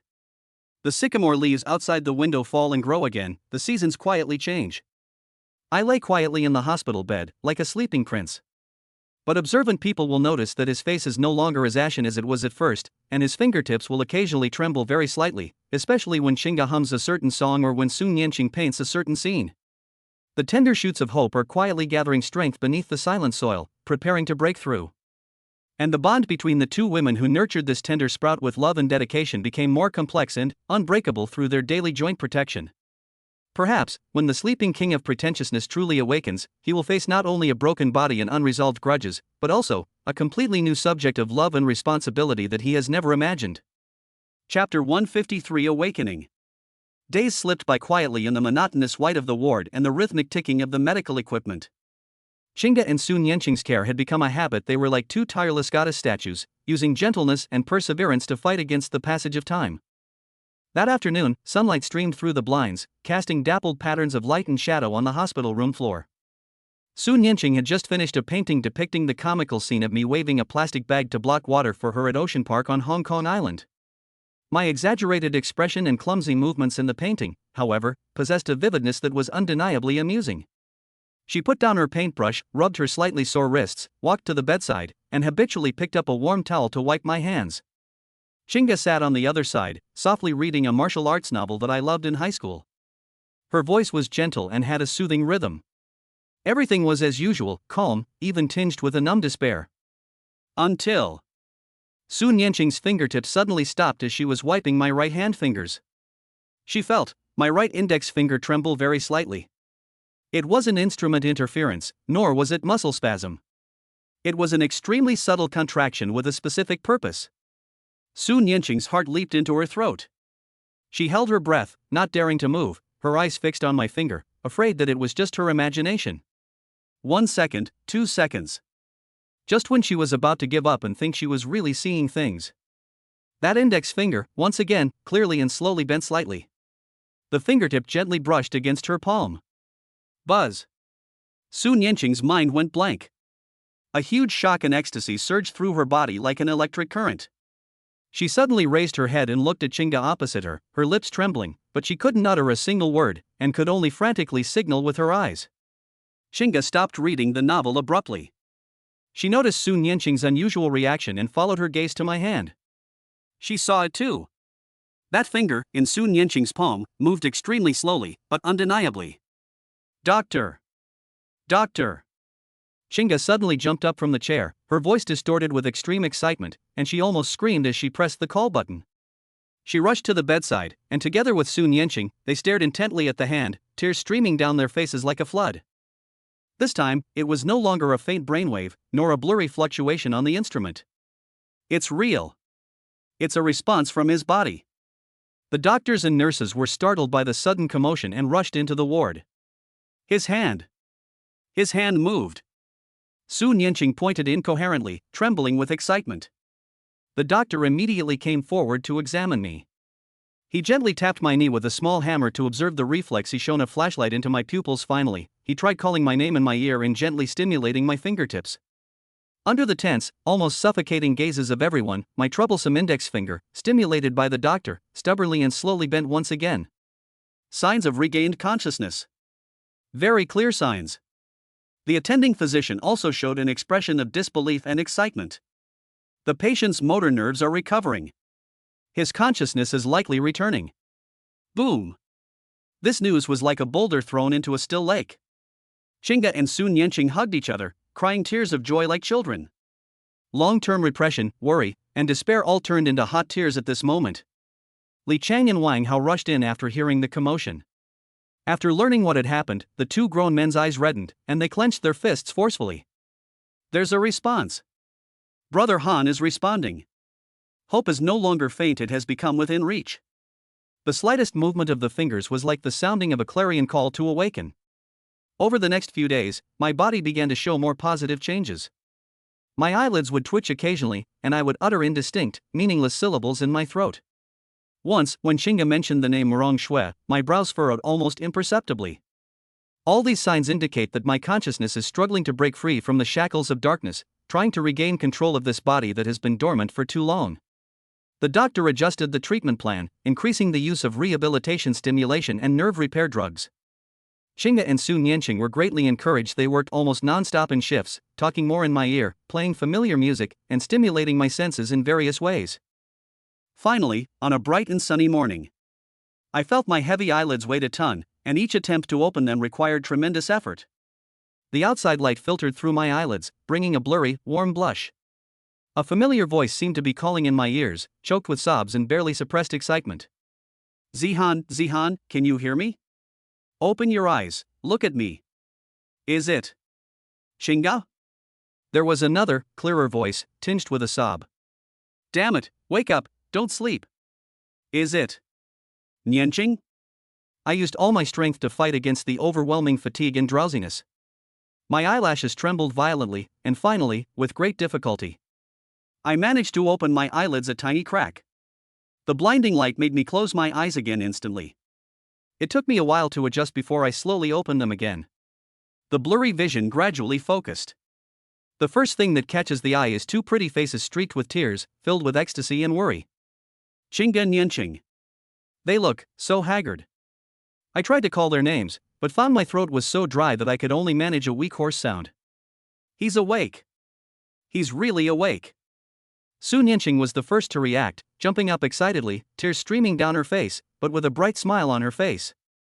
Xingge held my hand tightly, sobbing uncontrollably, nodding repeatedly as if she had 1,000 words to say but they were all stuck in her throat. Doctors and nurses arrived quickly and conducted a series of examinations. A miracle, it's truly a miracle. The attending physician looked at the test results and sighed repeatedly. Mr. Xia, congratulations. You have created a medical miracle. Your consciousness has been fully restored. Although your body is still very weak and requires a long period of recovery, the most dangerous stage has passed. I lay in the hospital bed, listening to the doctor's words and looking at the crowd around my bed, some of them crying tears of joy, but my mind was a complete mess. Am I awake? From that long and painful darkness. Xingge Nianqing Li Changuan Hao and Su Yunhua. These faces are all familiar, and a strange sense of warmth and guilt wells up in my heart. But why are so many memories shrouded in a thick fog? Hong Kong Island, America Ferris. Will those breathtaking scenes, those heart-wrenching emotions have become fragmented and blurred?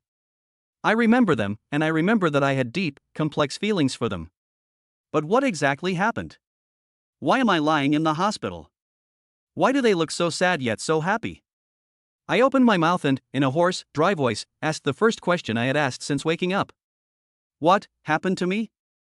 After he finished speaking, the ward fell silent for a moment.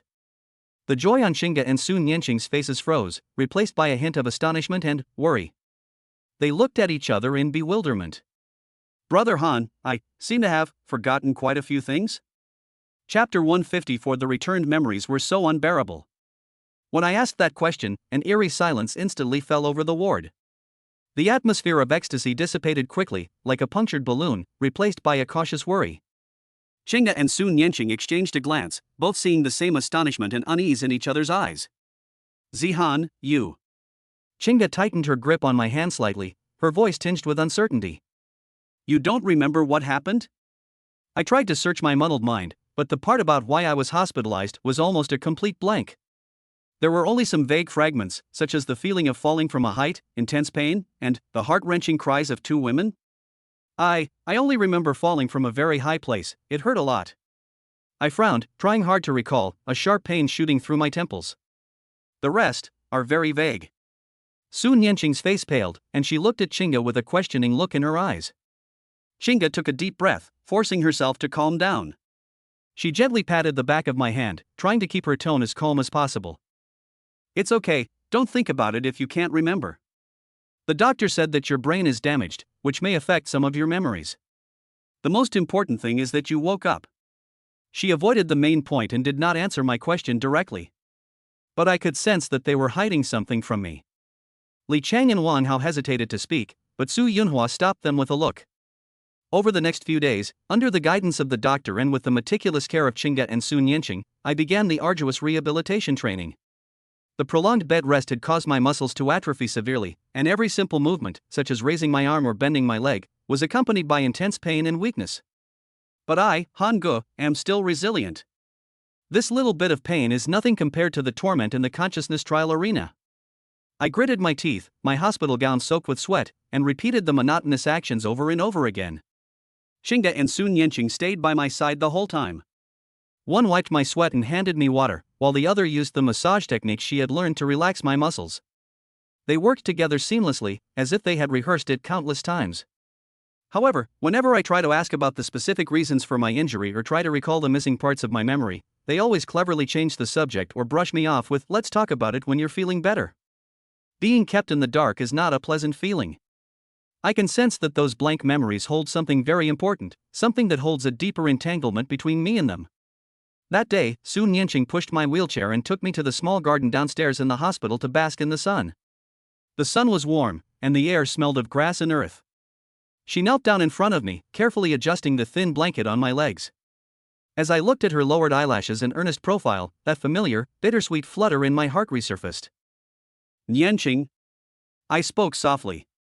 "Did a lot happen to us in the United States?" Sun Yinqing abruptly stopped, raised her head, and a hint of panic flashed in her icy blue eyes, but she quickly concealed it. It's all in the past." She avoided my gaze, her voice slightly strained. "It's better to forget some unpleasant things." "Is it better to forget?" I noticed the awkwardness in her voice and pressed her for an answer. "Is it related to me? Did I do something to hurt you?" Sun Yinqing's lips were pressed tightly together, and her eyes instantly reddened. She suddenly stood up, her back to me, her shoulders trembling slightly. "No. You didn't do anything wrong. It was me, it was all my fault." Her voice was choked with sobs, and after she finished speaking, she practically ran away. As I watched her retreating figure, I became even more certain that the blank memory I had was not as trivial as they made it out to be. In the evening, Xinge came to relieve us. As I watched her busily preparing my bedtime medication, I couldn't help but speak again. "Xinge, tell me the truth. How exactly did I get hurt? Was it because of Nianqing?" Xinge's hand trembled as she poured the water, spilling some. She put down the glass, turned around, and looked at me with a complicated expression. "Zihan," she sighed, sat down on the edge of the bed, and took my hand. "There are some things that, if I tell you now, might upset you and hinder your recovery. Let's wait until you feel better, and let your memory slowly return on its own, okay?" Her tone was gentle, yet carried an undeniable firmness. Watching the two of them, one running away and the other hiding the truth, I felt like my heart was stuffed with cotton. Damn it, this feeling of being treated like a fragile item is so frustrating. Brother Han, when have I ever been this vulnerable? No. I have to find my memories myself. In addition to rehabilitation training, I began to consciously try to awaken those dormant memories. I asked Li Chang and Wang how to bring my old things, such as my cell phone and some small items that have sentimental value, to the hospital. I looked repeatedly at the photos on my phone of myself with Xinge and Sun Yinqing, at those sweet or funny moments, trying to find clues in them. Xinge's smile remained gentle, but a hint of weariness and restraint seemed to linger deep in her eyes. In Sun Yinqing's photos, that unrestrained flamboyance and vitality are gone, replaced by a touch of calm and melancholy. Especially in some recent photos, the background seems to be abroad, and there are very few photos of us together. Even when there are, the atmosphere seems a bit subtle and distant. I also found a simple sketch drawn on a sticky note that Sun Yinqing had carefully kept. It depicted a man waving a plastic bag in a comical manner, with a line of small, neat handwriting next to it that read, "Hong Kong Island Ocean Park Stupid Water Blocker." Hong Kong Island. Ocean Park. Plastic bags to block water? These keywords are like a key, suddenly prying open the tightly closed doors of the memory palace. Some blurry images began to flash. A noisy amusement park, a huge dolphin splash. I was holding a ridiculous plastic bag next to me. Was Moron Shue's cold gaze and Sun Yinqing at that moment. She seemed to be laughing? Or crying? My head started to throb violently. It felt like countless needles were pricking me. But I didn't stop. I forced myself to keep recalling. America apartment rooftop argument and that black car that rushed towards us like a venomous snake. I remember now. I pushed Sun Yinqing away. I shielded her from that fatal impact. Once the floodgates of memory are opened, the surging torrent can no longer be stopped. Those images and emotions that I had forgotten or deliberately avoided flooded my mind like a tide. The passionate and resolute night on Hong Kong Island. Confessions and breakdowns on the rooftop of America. In the tea room, a shockingly unconventional song was sung, expressing the word permission. My self-blame, my screams, and my out-of-control escape. And finally the blinding headlights and the excruciating pain that tore my body apart. Everything. All the pain, entanglement, guilt, love, and hate, all came rushing back in an instant. Ugh. The overwhelming amount of information and the intense emotional impact made me clutch my head in anguish, letting out a suppressed growl. Veins bulged on my forehead, and cold sweat instantly soaked through my hospital gown. "Zihan! What's wrong? Brother Han!" Hearing the commotion, Xingya and Su Nianqing, who were guarding outside, rushed in immediately. When they saw my pained state, they turned pale with fright. My head hurts so much." I curled up in my wheelchair, my voice hoarse. "I remember now. I remember everything." Xingya and Su Nianqing froze at the same time. It's my fault for making you all worry, I'm such a bastard." I looked up at them, my eyes filled with bloodshot veins and an overwhelming sense of guilt. "I'm sorry. Xingya. I'm sorry. Nianqing. It's my fault. I couldn't protect you, and you even had to suffer for me. I couldn't continue. An overwhelming sense of self-blame was threatening to consume me." Xingya's tears instantly streamed down her face. She rushed over and hugged me tightly, shaking her head. "It's not your fault. Zihan, it's not your fault, it was our own choice." Su Nianqing also came over, squatted down, and looked at me. Her icy blue eyes were shimmering with tears, yet they carried a sense of relief and determination. "Damn it. It's good that you remembered. It saves us from always being on edge, afraid that you'll go crazy again one day when you remember." Her tone was still barbed, but her concern and relief were clearly evident. Looking at these two women who had endured countless pains because of me, yet remained devoted to me, my heart felt like it was being soaked in warm water and vinegar, both warm and bittersweet. The memory returned, but so did the pain. But this time, I will not run away. Brother Han, it's time to pay back the debts I owe. And it's time for those scoundrels hiding in the shadows to settle their scores. Author's note: something's really not right. I've been so engrossed in writing lately. I need to change my approach. Chapter 155. Brother Han is going crazy. The ticking of the monitor was the only measure of time in this pure white space. Xiaozihan's consciousness seemed to be struggling to rise from a bottomless abyss, slowly breaking free from its heavy constraints. The first thing to return was her sense of touch. Her left hand was gently held by a cool, delicate hand, the fingertips trembling almost imperceptibly, as if she were holding a fragile treasure. Her right hand was tightly enveloped by a warmer, firmer hand, and she could even feel the knuckles of the other's palm slightly protruding from the pressure. Two completely different temperatures, yet carrying the same heavy worry and affection, like the brand of ice and fire, burning his very soul. It is Xingya and Nianqing. Fragments of memory surged back like a flood bursting its banks. The ambiguous and dangerous standoff at the Hong Kong Island bathhouse, the chaotic scene under the Disney fireworks, the uncontrollable embrace on the night of the full moon, the blinding headlights of the car that roared in to save Nianqing, and the two alternating voices calling his name with tearful chokes in the long darkness. And finally, before consciousness completely succumbed, Xingya's shocking sharing agreement, and Nianqing's proud yet desperate concession. "Oh no, I remember everything now." Xiaozihan inwardly groaned, wishing she could remain unconscious for another 83 days. This was even more terrifying than facing the siege of the Japanese Dark Moon Organization. "System. Bro. Are you dead? If not, speak up." He was screaming in his heart. Ding. Host consciousness has been fully revived, and soul data stability rate is 99.9%. The pretentious face-slapping assist system sarcastic version has completed its online upgrade. Current version 2.0 Pretentious King's Expedition, Patriotic Limited Edition is at your service, my dear baby. A voice that sounded even more vulgar and mechanical echoed in my mind. Upgrade my ass. What do we do now? Can I just stay unconscious? Xiaozihan roared inwardly. System notification: upon inspection, the host's physical functions have recovered to a level suitable for movement. 30% combat strength retained. The option to escape while unconscious has been forcibly disabled. The core purpose of this system version 2.0 is to help the host to show off the most, slap the most ruthless faces, protect the most beautiful flowers, and slaughter the most despicable bandits. Current primary task: resolve the emotional crisis of the Two Beauties Protection Alliance, stabilize the rear, and then set your sights on Japan. How am I supposed to handle this? Is this a situation even humanly capable of handling? Is the author out of their mind to write such a plot? He should try it himself.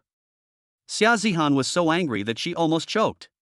System analysis: based on the universal plot laws of the tomato universe and big data simulation, the host's current choice is as follows. opens her eyes, revealing a weak yet affectionate smile. I'm sorry to have worried you.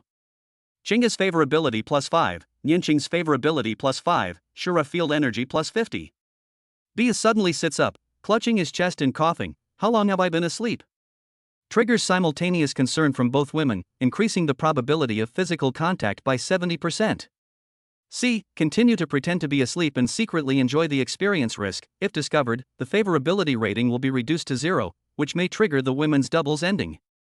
D. The King of Cool's exclusive I Want Them All. With his restored fingertips, he gently scratches the palms of both heroines simultaneously, then slowly opens his eyes, his voice hoarse. Her Majesties, are they choosing consorts for me? Effect unknown, may achieve instant kill in a chaotic scene or instant explosion achievements. Xia Zihan, D.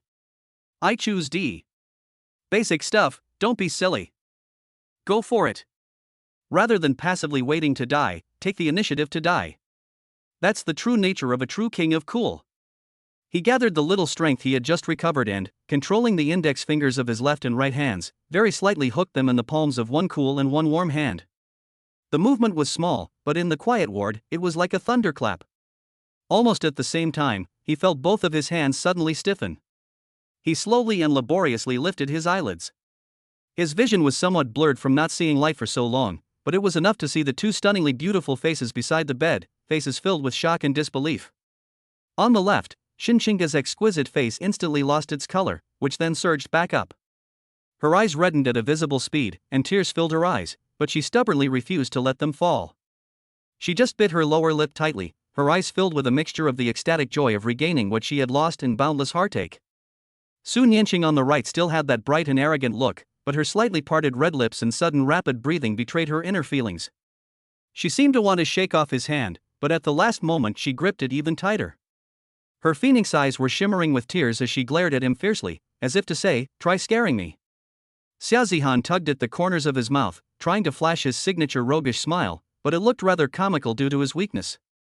His voice was dry and hoarse, like a broken bellows. Your Majesties, have been waiting for so long, are you going to open a harem for me and select concubines? Dead silence. A deathly silence fell over the ward. Even the ticking sound of the monitor seemed to disappear.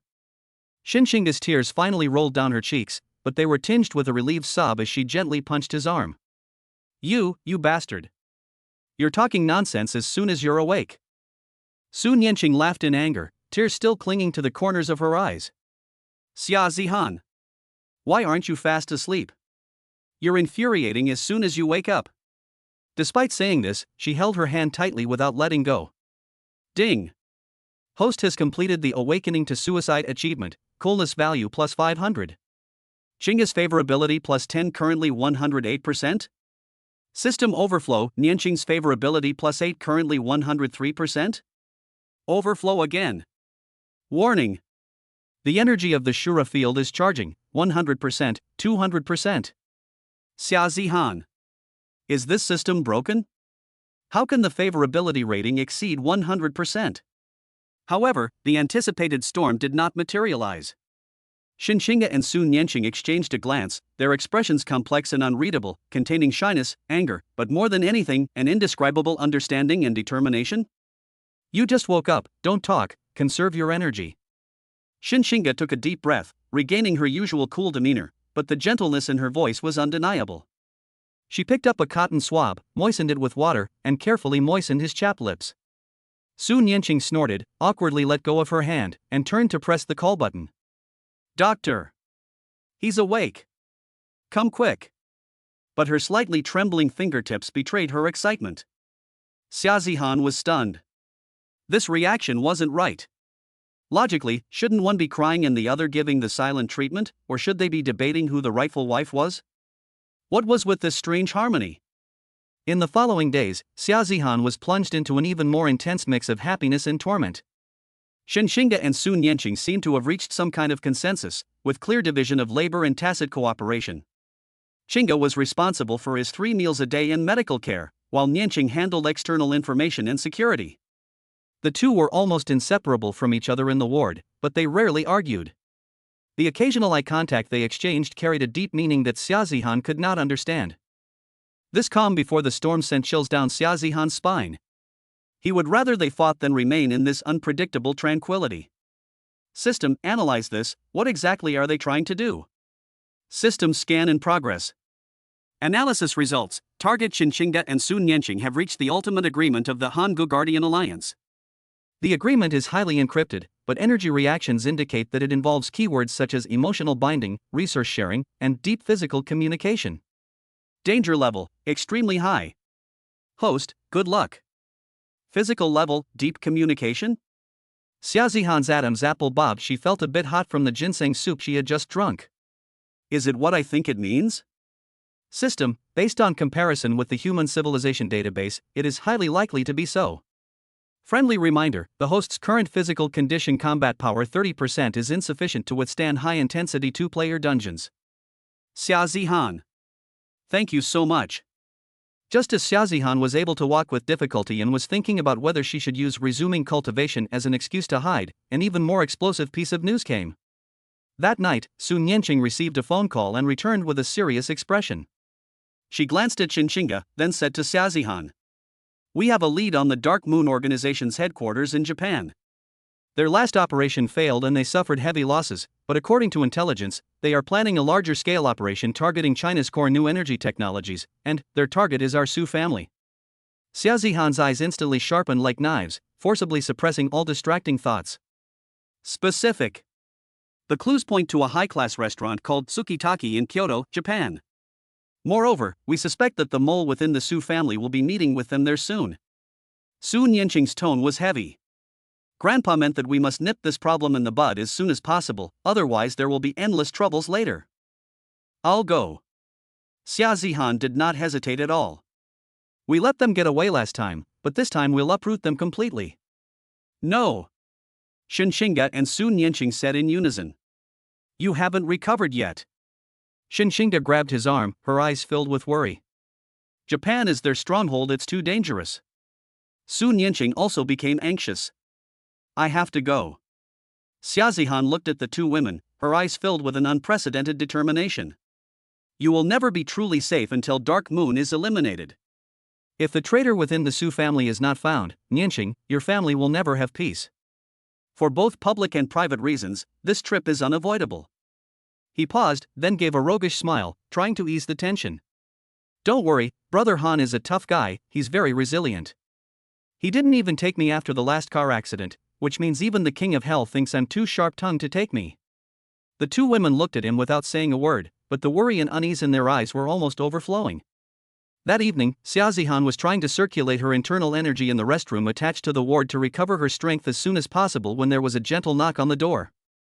Enter. The door opened, and Xinxinga and Sun Yanqing walked in. Both of them had just taken a bath. Xinxinga was wearing an elegant white silk nightgown, her long, straight black hair cascading over her shoulders, exuding a pure yet alluring charm. Sun Yanqing, on the other hand, was wearing a fiery red lace halter nightgown that accentuated her breathtaking curves, radiating a bright and flamboyant beauty with a natural allure. Their faces were flushed from bathing, their eyes darting around, yet carrying a resolute determination to go all out. Xiaozihan's heart began to pound uncontrollably, and a surge of heat rushed to her head. You people, what is this? Xinxinga took a deep breath, stepped forward, her voice trembling slightly but clear. Zihan, we know we can't stop you. But at least, before you leave. Sun Yanqing also walked over, tilting her head back and trying to appear calm, but her trembling eyelashes betrayed her nervousness. I can't let you leave like this. I have to leave you with something to look forward to, so you don't get bewitched by some vixen outside. The two women stood on either side of him, close together, the air filled with the fresh scent of shower gel and a suffocating ambiguity. Warning! Warning! Extremely high-intensity peach blossom calamity energy field detected. Host's physiological indicators are surging. System determination, this plot seriously violates the Tomato Universe positive energy guidance specifications. But, the database says it loves it. Please make your own decision. Xiaozihan's mind went blank, almost exploding. Who could possibly resist this? Both of them were the apple of his eye, one his unattainable dream, the other his most cherished memory, and now they were going to. Looking into their eyes, at the unwavering affection, the worry, and the fear of losing them, he felt a mix of emotions, moved, heartbroken, and a nameless rage rising within him. This damn author, is he some kind of psychopath? Isn't this supposed to be an urban fantasy novel? Why the hell are you writing erotica? Nonsense. Xiaozihan abruptly took a step back, her voice hoarse from suppressing her emotions. What do you take me for, Xiaozihan? Ha? Do you think I need to remember you like this? He pointed to his heart. Xinga is here, and Nianqing is here too. It's etched in, you can't dig it out. Do you need to demean yourselves like this? The more he said this, the more determined Xinga and soon Nianqing's eyes became.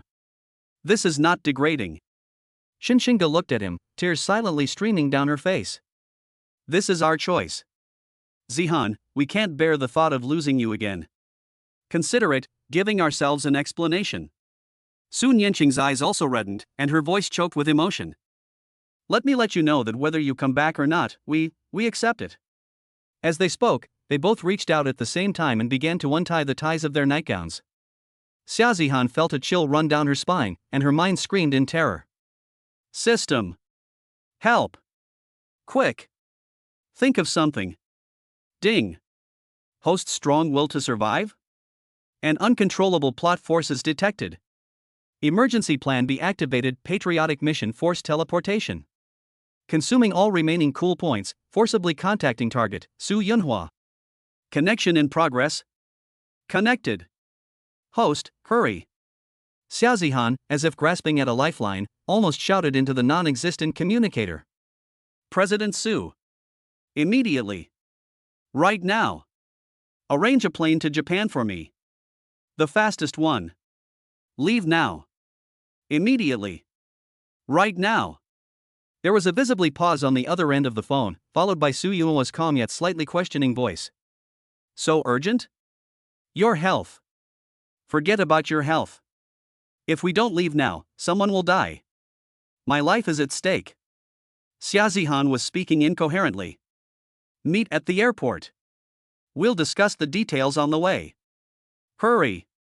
After hanging up the communication, Xiaozihan looked at the two girls who were stunned by his actions, awkwardly touched his nose, and forced a smile that looked more like a grimace. A national mission, an emergency call, there's no time to lose, you guys, take good care of yourselves. After saying that, he almost staggered, rushing out of the lounge at the fastest speed he had ever seen, although only at 30% of his peak, escaping this incredibly alluring yet terrifying land of gentle pleasures. Behind them, they seemed to hear Xinga stomping her feet in anger and Su Nianqing cursing through tears. Xiaozihan. You bastard. Ding. Host successfully escaped the double sacrifice night, achieving the battle to protect the chastity of the King of Cool achievement. Reward, passive skill, the resolve of a straight man. LD.1. System evaluation, host, you're not human, you're a real dog. But, well done. Coolness value plus 10,086. As Xiaozihan ran, she cursed inwardly. Damn system. And that damn author. You just wait. I'll settle the score with you when I get back from Japan. In the darkness of night, a black sedan sped towards the airport like a ghost, carrying a certain arrogant guy who had fled overnight, along with his entanglements of love and national hatred. Chapter 156. Japan is just waiting to die. Kyoto, an ancient capital with a history spanning thousands of years, exudes a unique exotic charm that blends tranquility and extravagance. However, Xiaozihan, who has just arrived here, has no heart to appreciate the picturesque scene depicted by the maple leaves and temples. Sitting in the secluded safe house arranged by the Su family, Xiaozihan's face was still a little pale, but her eyes had regained their usual sharpness and a trace of lingering fear. Recalling the erotic and exciting scene from last night that almost made him lose control, he wished he could drag the system out and beat it up, and then send a box of razor blades to the author back in China. Damn, that was close. He muttered to himself, taking a swig of the ice-cold energy drink, trying to suppress the burning sensation in his heart. Who could resist this? Has the author never tried it themselves? How could they write something so realistic? System prompt, host, please focus on the mission. This system version 2.0 has loaded the Japanese culture expansion pack, providing real-time translation, map navigation, crisis warnings, and, patriotic and passionate background music playback function when necessary. Don't give me that. Xiaozihan replied irritably. First, tell me, what's the situation with the Tsukitaki Ryotai? Target location, Tsukitaki Ryotai, located in the heart of Gion, Kyoto. Ostensibly a high-end members-only kaiseki restaurant, it is actually a key stronghold and intelligence hub for the Dark Moon organization. Defense level, high. Known to be guarded by ninjas, equipped with electronic surveillance, and potentially protected by an Onmyoji barrier. Yin-yang magic? Xia Zihan raised an eyebrow. Trying to play the metaphysics game with me? System analysis, the host's feng shui and physiognomy LV.max skill can be used for countermeasures. However, be aware that the opponent may be an Onmyoji with a long-standing lineage and employ unpredictable methods. Trying to show off your skills in front of me is like showing off your limited abilities before an expert. Xia Zihan chuckled, her domineering aura beginning to revive. Where are the clues about the traitor within the Su family? Based on the intelligence provided by Miss Su Nianqing and the information intercepted by this system through a partial intrusion into the communication network, the mole, codenamed Night Raven, possesses extremely high privileges and is very likely to make contact with the Dark Moon's higher-ups at a private tea party at the Moonlight Ryokan in 3 days. 3 days later. Xia Zihan pondered. There's enough time. I can use these few days to assess the situation and recover my strength. For the next 2 days, Xia Zihan moved through the streets and alleys of Kyoto like a ghost. He used his partially restored physiognomy skills to observe the flow of energy around the Tsukiryu Ryokan with the help of the cutting-edge equipment provided by Su Yunhua with remote technical support from Morong Shui. He hacked into its external monitoring system and drew a sketch of its internal structure. He even disguised himself as a tourist who had come to admire the Ryokan and used energy observation to spy on it from a distance. Ding! Host has performed a scouting action, gaining +10 prestige points. Skill feng shui and physiognomy proficiency has increased. Strong energy reaction detected beneath the Ryokan traditional restaurant, suspected to be a core area or a place where important figures may be imprisoned. An important person? Xia Zihan's heart stirred. Could it be one of our personnel who were kidnapped by them before? Probability 67.8%. Investigation recommended. On the evening of the 3rd day, as the city lights began to twinkle, Gion began to reveal its alluring side. Xia Zihan changed into a proper dark kimono, made a simple disguise on her face, and looked like a taciturn merchant. Holding a forged invitation, she arrived at the antique-style gate of the Tsukitaki Ryotai traditional Japanese restaurant. Welcome, sir. A waiter dressed in a traditional kimono and with elegant manners bowed to greet her at the door, but his sharp eyes swept over Xia Zihan's entire body. Xia Zihan remained expressionless as she handed over the invitation. At the same time, she secretly used her physiognomy skills to sense the other party's aura. There were faint energy fluctuations, indicating that the person was a practitioner, but not a master. After checking the invitation and scanning it with the machine to confirm that it was correct, the waiter bowed again. Please follow me. The interior of the restaurant was secluded and elegantly decorated, with artificial hills, flowing water, and swaying bamboo shadows, seemingly a world apart from the hustle and bustle outside. However, Xia Zihan could clearly sense that at least 10 auras were locking onto her from the shadows, and a faint magical fluctuation permeated the air, interfering with the intruder's perception. Indeed, a den of dragons and tigers. Xia Zihan sneered inwardly, but remained calm on the surface, following the waiter to a tea room called Moon Shadow. Several people were already kneeling in the tea room. At the head of the table sat an elderly man with gray hair and a sinister gaze, dressed in a dark purple kimono. His aura was heavy and deep, and a faint, eerie presence surrounded him. He was likely the head of Dark Moon in Kyoto. Beside him sat several burly men in black suits, their temples bulging, clearly masters of external martial arts. A young man in a white hunting robe, pale-faced, sat with his eyes closed, emanating an unsettling, chilling aura in Onmyoji. Xia Zihan's appearance drew everyone's attention. The sinister old man sized him up and down, then spoke in hoarse Japanese. You are the friend introduced by Mr. Night Raven? You look unfamiliar. Xia Zihan had already mastered Japanese through the system. Upon hearing this, she nodded slightly and replied in a deliberately lowered voice. It's a pleasure to meet you. My surname is Han. Mr. Night Raven is very busy and has entrusted me to come here to discuss future cooperation with you all. He appeared impeccable, while secretly releasing a barely perceptible amount of divination energy to sense the emotional fluctuations and aura connections of everyone present. System assistance, the target sinister old man is wary yet greedy. The Onmyoji aura resonates faintly with the energy reaction beneath the Ryotai traditional Japanese restaurant. The external martial arts master has tense muscles, ready to act at any moment. No emotion markers directly related to Night Raven were detected. Cooperate? The sinister old man gave a forced smile. What we need is the layout map and security code of the Su family's core laboratory. Did Night Raven bring what it promised? Xiaozihan took out a miniature storage device from her bosom, placed it on the tatami mat, and pushed it over. A partial deposit. The rest will come naturally after the value is confirmed. The old man gave a wink, and a man in black stepped forward, picked up the memory, connected it to a tablet, and began examining it. Just then, the Onmyoji who had been keeping his eyes closed suddenly opened them, his pupils a strange gray. He stared straight at Xiaozihan and said in broken Chinese, "There's an unpleasant aura about you. It's pure, yet familiar." Xiaozihan felt a chill run down his spine, knowing that his physiognomy skills might have attracted the other party's attention. He remained outwardly calm. Oh? Perhaps it picked up some incense smoke from a temple on the way here. The Onmyoji shook his head, slowly raised his hand, and a wisp of black mist swirled around his fingertips. No, it's the power that destroyed our Tsukuyami shrine. Oh no! We've been recognized. The Tsukuyami shrine? Could it be a trace left behind when we destroyed one of their bases? Instantly, the atmosphere in the tea room plummeted to freezing. The sinister old man's eyes turned fierce, and all the men in black suddenly stood up, surrounding him with murderous intent. Take him down! The old man shouted sternly. Damn it, we still have to take action. Xiaozihan cursed under his breath, knowing he couldn't keep up the act any longer. He slammed his hand on the tatami mat, his body floating backward as if weightless, while simultaneously forming hand seals and uttering a low chant. Boundless heaven and earth, the command of wind and thunder. Break! An invisible wave of energy suddenly spread out from him, directly causing the two men in black at the forefront to stagger backward. The paper sliding door in the tea room hummed, and the tea set on the table clattered and jumped around.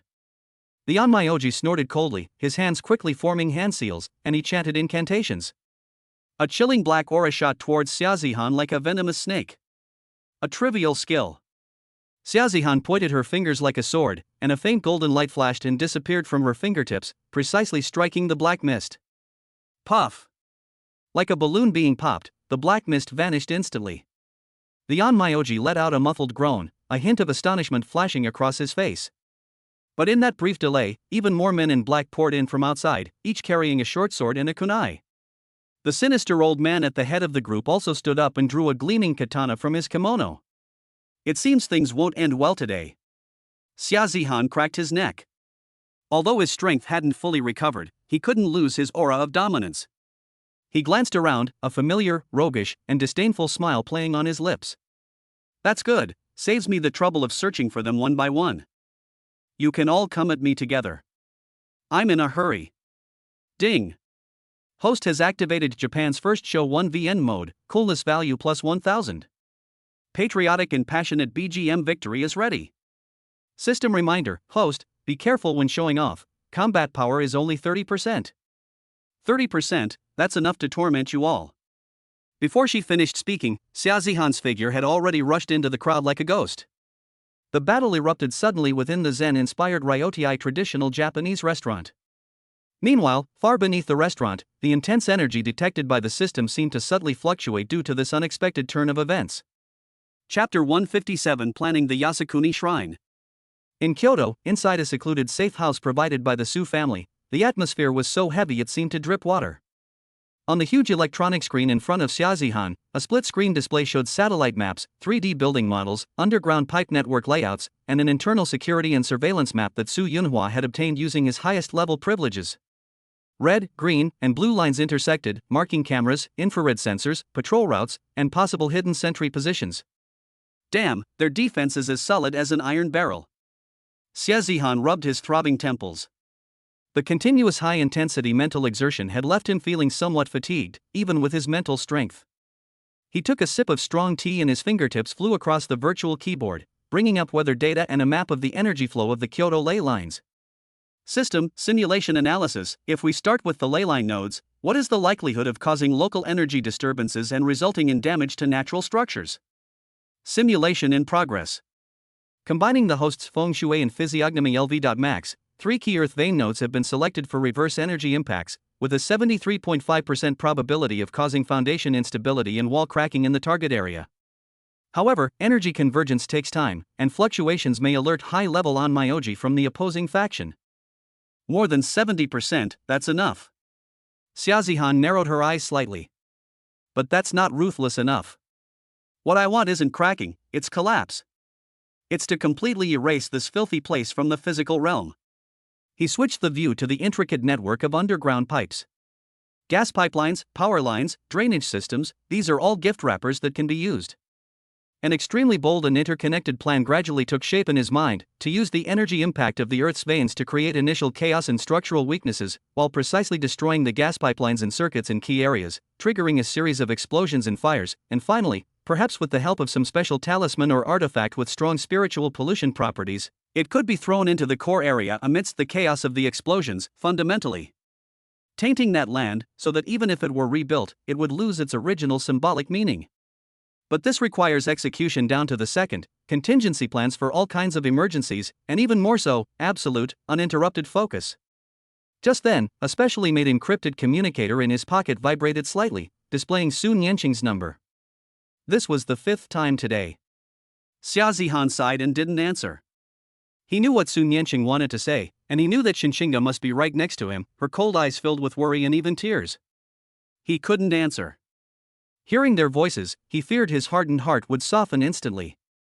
This operation allowed no room for hesitation or second thoughts.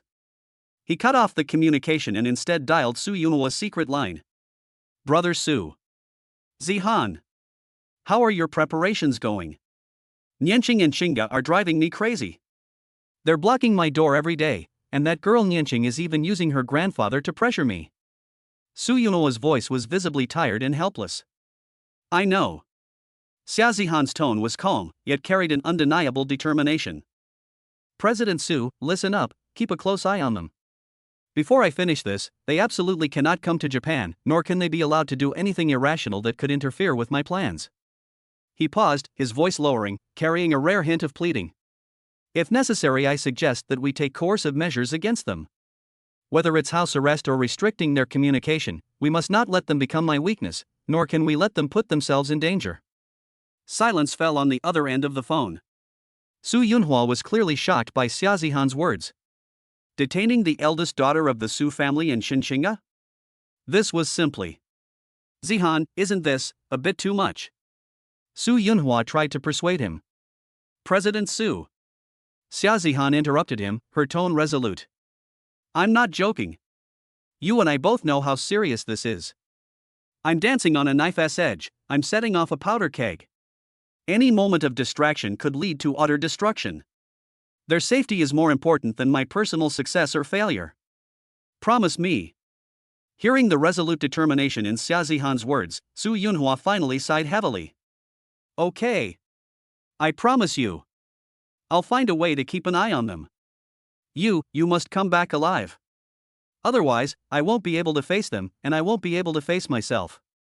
Don't worry, evil will live on for 1,000 years. Xia Zihan forced a smile and hung up the call. He walked to the window, looked at the moon in this foreign land, and silently thought. Xinga, Nianqing, I'm sorry. I'll come back to you after I've settled everything. While Xia Zihan was busily preparing for his grand gift in Kyoto, back home, the atmosphere in a heavily guarded villa had already reached freezing point. Uncle. Tell me. What exactly is Zihan doing in Japan? Why can't we contact him? Is he about to do something stupid? Su Nianqing slammed her hand on the mahogany table in Su Yunhua's study. Her beautiful eyes widened, and her usually bright and flamboyant face was now filled with anxiety and panic. Xinxinga stood to the side, silent, but her clenched fists and pale face betrayed the turmoil within her. She understood Xia Zihan better than Su Nianqing. She knew the stubbornness and responsibility hidden deep within that seemingly carefree man. His resolute decision to cut off contact meant only one thing: what he was about to do was so dangerous that he couldn't afford any lingering attachments. Su Yunhua sat behind the table, rubbing his temples, his face revealing undisguised exhaustion. Nianqing, Xinga, calm down. Zihan is carrying out a very important secret mission involving national security, and I cannot disclose the details. He is safe now, but he needs to be absolutely focused. You're lying. Su Nianqing simply didn't believe it, tears welling up in her eyes. What kind of mission requires completely cutting off contact? Not even letting me know I'm safe? Uncle, look at me. Tell me the truth. Xinxinga finally spoke, her voice clear and cold, yet trembling slightly. Mr. Su, is Zihan going to touch the Yasukuni shrine? Su Yunhua's pupils contracted sharply, though he quickly regained his composure. But how could such a subtle change escape the notice of the two women who were watching him closely? Su Nianqing gasped, her body swaying, almost losing her balance. Shinxinga closed her eyes, her long eyelashes trembling violently. He's gone mad, he's really gone mad. Su Nianqing murmured to herself, tears finally streaming down her face. That's the spiritual symbol of the Japanese right wing. Doesn't he know how heavily guarded it is? He's all alone. He's going to his death. No. I want to go to Japan. I'm going right now. Su Nianqing suddenly turned around and was about to rush out. Stop her. Su Yunhua shouted sternly. Two stern-faced guards from the Su family immediately entered and blocked Su Nianqing's path. Uncle! What are you doing? You've imprisoned me? Su Nianqing turned around in disbelief. Su Yunhua stood up, his face devoid of its usual gentleness, displaying only the authority and decisiveness befitting one of the heads of the Su family. This is Zihan's wish. And it's my decision too. You are not allowed to go anywhere until Zihan returns safely. All communication devices must be handed over. This is for your own good, and more importantly, to prevent him from being distracted. He looked at Shinxinga. Xinga, you've always been rational, you should understand the stakes involved. Try to persuade Nianqing. Shinxinga slowly opened her eyes, which were already red, but she forced back her tears. She looked at Su Yunhua and asked, word by word. How confident is he? Su Yunhua remained silent for a moment, then shook his head.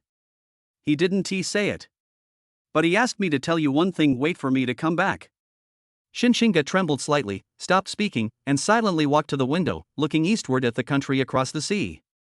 Su Nianqing tried to struggle, but under Su Yunhua's tough attitude and the guard's obstruction, she could only helplessly slump onto the sofa and burst into tears.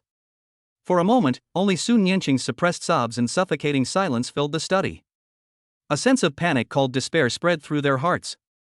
Kyoto, inside the safe house. Zihan entered the last set of calculation data into the system and breathed a long sigh of relief. All the preparations were complete. The Earth Vein Node interference device made using special materials under the remote guidance of Moron Shui has been secretly buried in 3 selected locations. The gift components, specially treated miniature high explosives, incendiary agents, and several forbidden talismans he painstakingly drew containing exorcising evil and retribution energy were all disguised as ordinary items. He mentally rehearsed every detail, including the route, timeline, evacuation plan, and emergency response plan. Ding! The final version of the Yasukuni Shrine Gift Operation Plan has been confirmed. Execution countdown, 12 hours. The system has completed a full self-check, and all auxiliary modules are ready. Host, please make final status adjustments. Zihan walked to the mirror and looked at the young man in the mirror, whose eyes were sharp, tinged with weariness, but more so with a mixture of madness and calmness. His disguised face was ordinary and unremarkable, the kind that would be lost in a crowd. Brothers, let's wait and see the fireworks. He looked in the mirror and gave a roguish yet cold smile. He sat cross-legged, began circulating his internal energy, and adjusted his breathing, striving to be in peak condition before taking action. Unconsciously, images of Shinxinga's beautiful face and Su Nianqing's radiant smile flashed through his mind. Sorry. He silently repeated this to himself, then forcibly suppressed the longing. At this moment, he couldn't be Zihan, he had to be a drawn sword, a ruthless weapon, a king of cool who only wanted to carry out the ultimate mission. 12 hours passed slowly in tense anticipation. As night fell once more upon Kyoto, and the city lights began to illuminate the ancient city with their dazzling glow, Zihan opened her eyes. Her gaze was deep and still, like a calm, still well, perfectly concealing all her emotions. He changed into a dark gray work uniform, slung a backpack that looked like a repair tool bag over his shoulder, checked his belongings, and finally glanced at the target circled in red on the screen. System, final confirmation. Target, Yasukuni Shrine. Mission, to offer greetings from China. Time, 11 p.m. Tokyo time. Weather, sunny, light breeze, suitable for gift delivery, but. Let's go.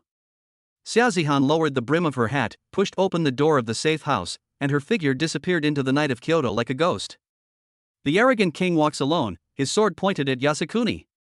A storm destined to shock the world is about to descend upon this land filled with evil. Chapter 158 Fireworks dedicated to all of China. Kyoto at night is both bustling and tranquil. The Yasukuni Shrine, a place haunted by countless spirits and sins, appears even more eerie and solemn in the darkness. The towering torii gates, like gateways to hell, cast distorted shadows under the pale moonlight. 10:45 p.m. Xiaozihan moved silently in the shadows outside the public restroom, like a raccoon in the dark. He wore dark gray overalls, blending perfectly into the night, and carried a specially modified tool bag on his back, which contained a great gift to be given to the world. System notification: all non-military grade electronic signals within a 500-meter radius have been blocked. Patrol Team A is 3 minutes away from the first preset detonation point, and Team B is 7 minutes away. The ground vein node jammer is operating stably, and energy convergence has reached the critical point of 78%. Receive. Xiaozihan responded calmly in his mind, his movements without the slightest pause. Using his feng shui physiognomy LV.max perception of the aura, he perfectly avoided several hidden blind spots in the surveillance and energy sensors, moving like an invisible ghost through this heavily guarded area. His target was very clear: the so-called main hall located in the core area of the shrine, which enshrines Class A war criminals, and the foundation structure beneath it. 10:50. He arrived at his first pre-selected location, a power distribution room near the wall. This was one of the secondary nodes supplying power to a portion of the sanctuary area. He scaled the outer wall like a gecko, avoiding surveillance cameras, and silently pried open a ventilation opening with a special tool, inserting a miniature electromagnetic pulse device disguised as a circuit module. The electromagnetic pulse device has been placed. Upon detonation, it may cause localized circuit overload, leading to short circuits and fires, and will interfere with communications for 15 seconds. 10:55. He moved like a ghost past a patrol with wolfhounds and slipped into a bamboo grove behind the main hall. A major branch of the gas pipeline lay buried there. He quickly dug and attached a set of calculated yield miniature-shaped charge explosive units to a critical connection point in the pipeline. The gas pipeline rupture unit is in place. Upon detonation, it will tear the pipeline, releasing a large amount of gas that mixes with air to form a cloud of combustible gas. 11 o'clock sharp. Xiaozihan had already hidden in a blind spot to the side and rear of the main hall, less than 50 meters from the core target. He could clearly see the hideous outline of the main hall and feel the nauseating resentment and evil aura emanating from it. System: final confirmation. Earth vein energy. Energy convergence of Earth vein node disruptor, 100%. Detonate immediately?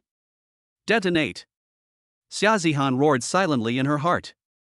There was no deafening explosion, but the entire Earth seemed to tremble slightly. An invisible, powerful energy was forcibly drawn from the depths of the Earth, like 3 angry Earth dragons, crashing fiercely into the foundation of the Yasukuni Shrine's main hall. Buzz. A low, unsettling hum resounded, and a teeth-grinding creak echoed from within the sturdy wooden and stone structure of the hall. Spiderweb-like cracks instantly appeared on the walls, and roof tiles rained down. What's going on? An earthquake? Baka. Check it now.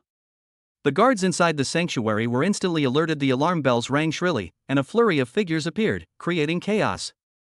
Now. Electromagnetic pulse. Gas explosion. Xiaozihan's eyes were icy cold as she issued a series of commands, like a master conductor. Bang. Bang. Bang. Several muffled explosions came from different directions.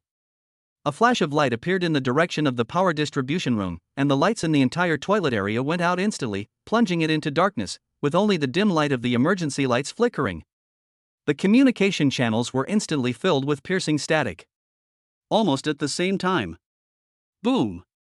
A deafening roar, far more powerful than a seismic shock, erupted from behind the main hall. The tampered gas pipe burst open, sending scorching flames soaring into the sky like an enraged fire dragon. The leaking high-pressure gas was instantly ignited, creating a violent secondary explosion. The raging shockwave tore the nearby bamboo grove and stone lanterns to shreds, and scorching blasts of air swept outwards. The main hall, whose structure was already damaged by the earthquake, could no longer withstand the ravages of this physical explosion. Crack! Rumble! The main structure's beams and columns let out a desperate wail, and a corner of the huge roof suddenly collapsed, with bricks, stones, and wood falling like raindrops, stirring up smoke and dust that mixed with flames, shooting straight into the night sky. Chaos. Utter chaos. The guards were stunned by the successive blows. Cries, shouts, the aftershocks of explosions, and the roar of collapsing buildings were all mixed together. Enemy attack. It's an enemy attack. Put out the fire. Notify the self-defense forces. This palace collapsed.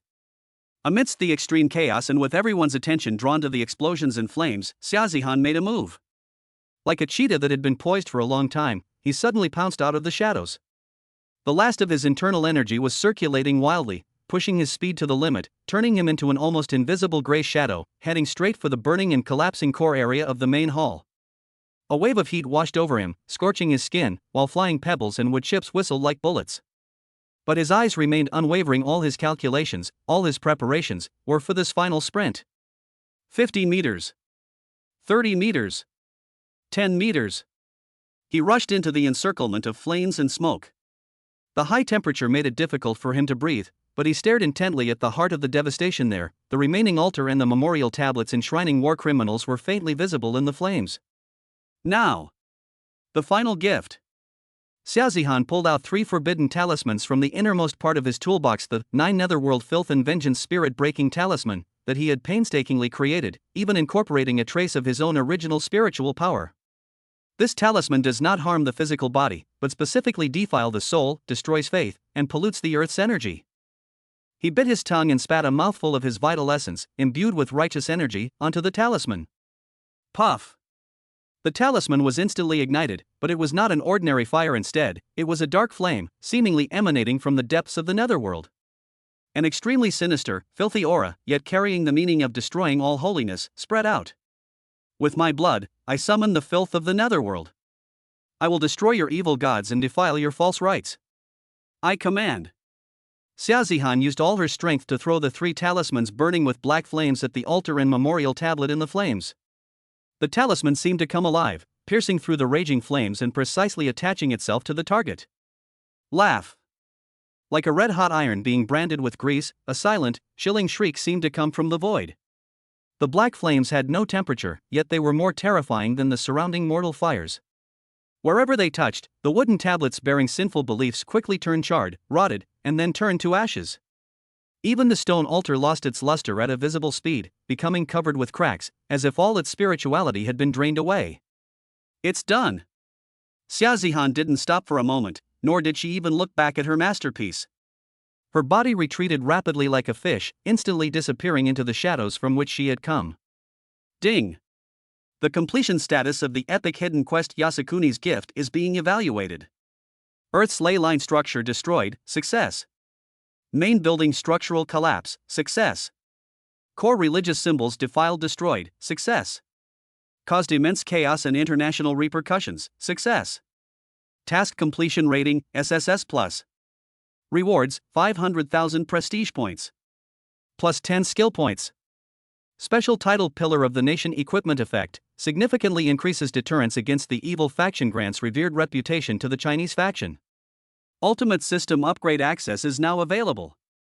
The system's notification sounds in his mind were like celestial music, but Xiaozihan couldn't care less about them at the moment.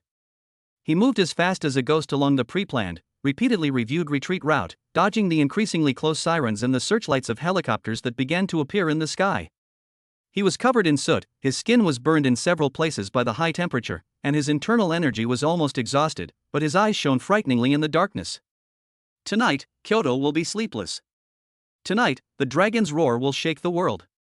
As Xiaozihan disappeared into the intricate streets of Kyoto like a drop of water into the sea, the flames from the direction of the Yasukuni shrine had already illuminated half the sky.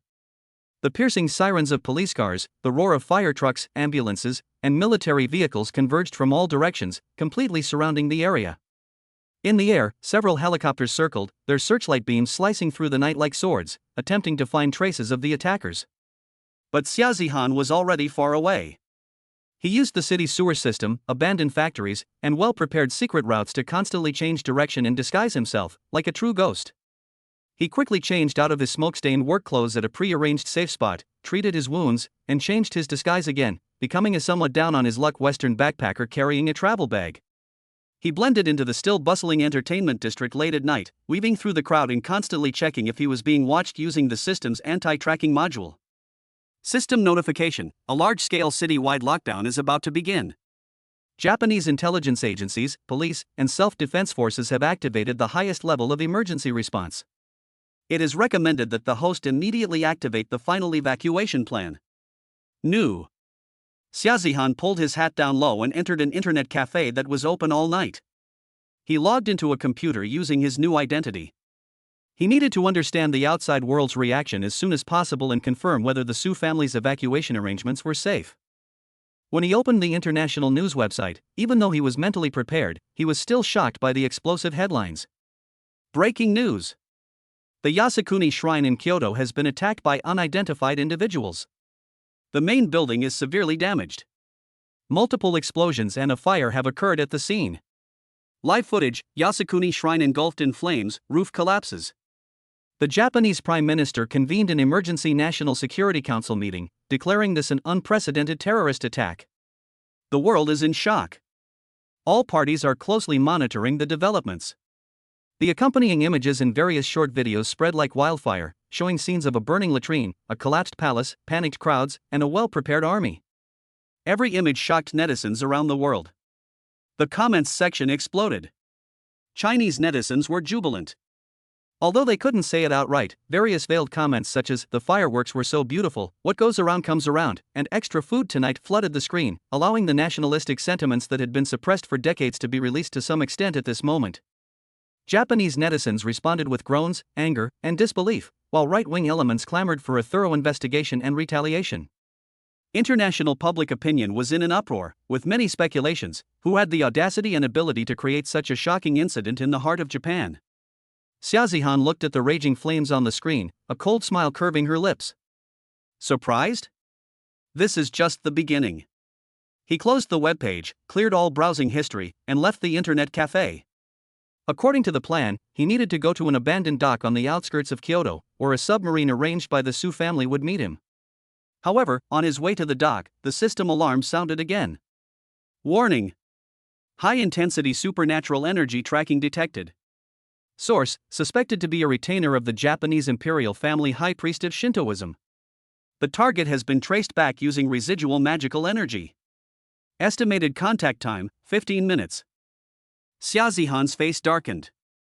As expected, a mystical technique of that scale couldn't possibly go unnoticed by the experts in the opposing camp. Damn it, it won't leave you alone.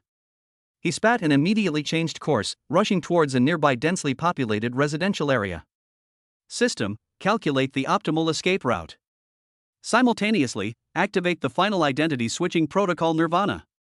Nirvana protocol activated. Current identity Han Li discarded. New identity Chen Mo activated.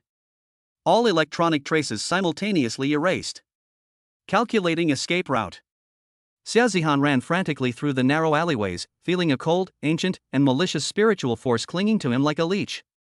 The opponent was incredibly fast. He rushed into an old apartment building, smashed open the rooftop door, and ran to the edge. Below was the dark river. System: disrupt his lock-on. Buy me some time. Consumes 5 skill points to temporarily enhance words become law LV2. Effect: creates a brief spatial distortion, interfering with mental lock-on. Xiaozihan turned around, facing the rapidly approaching malevolent force, formed hand seals, her eyes flashing with golden light, and roared. Tracking is strictly prohibited in this space. Cut off. An invisible wave spread out, and the mental force that had been locking onto him visibly faltered and became indistinct. Now!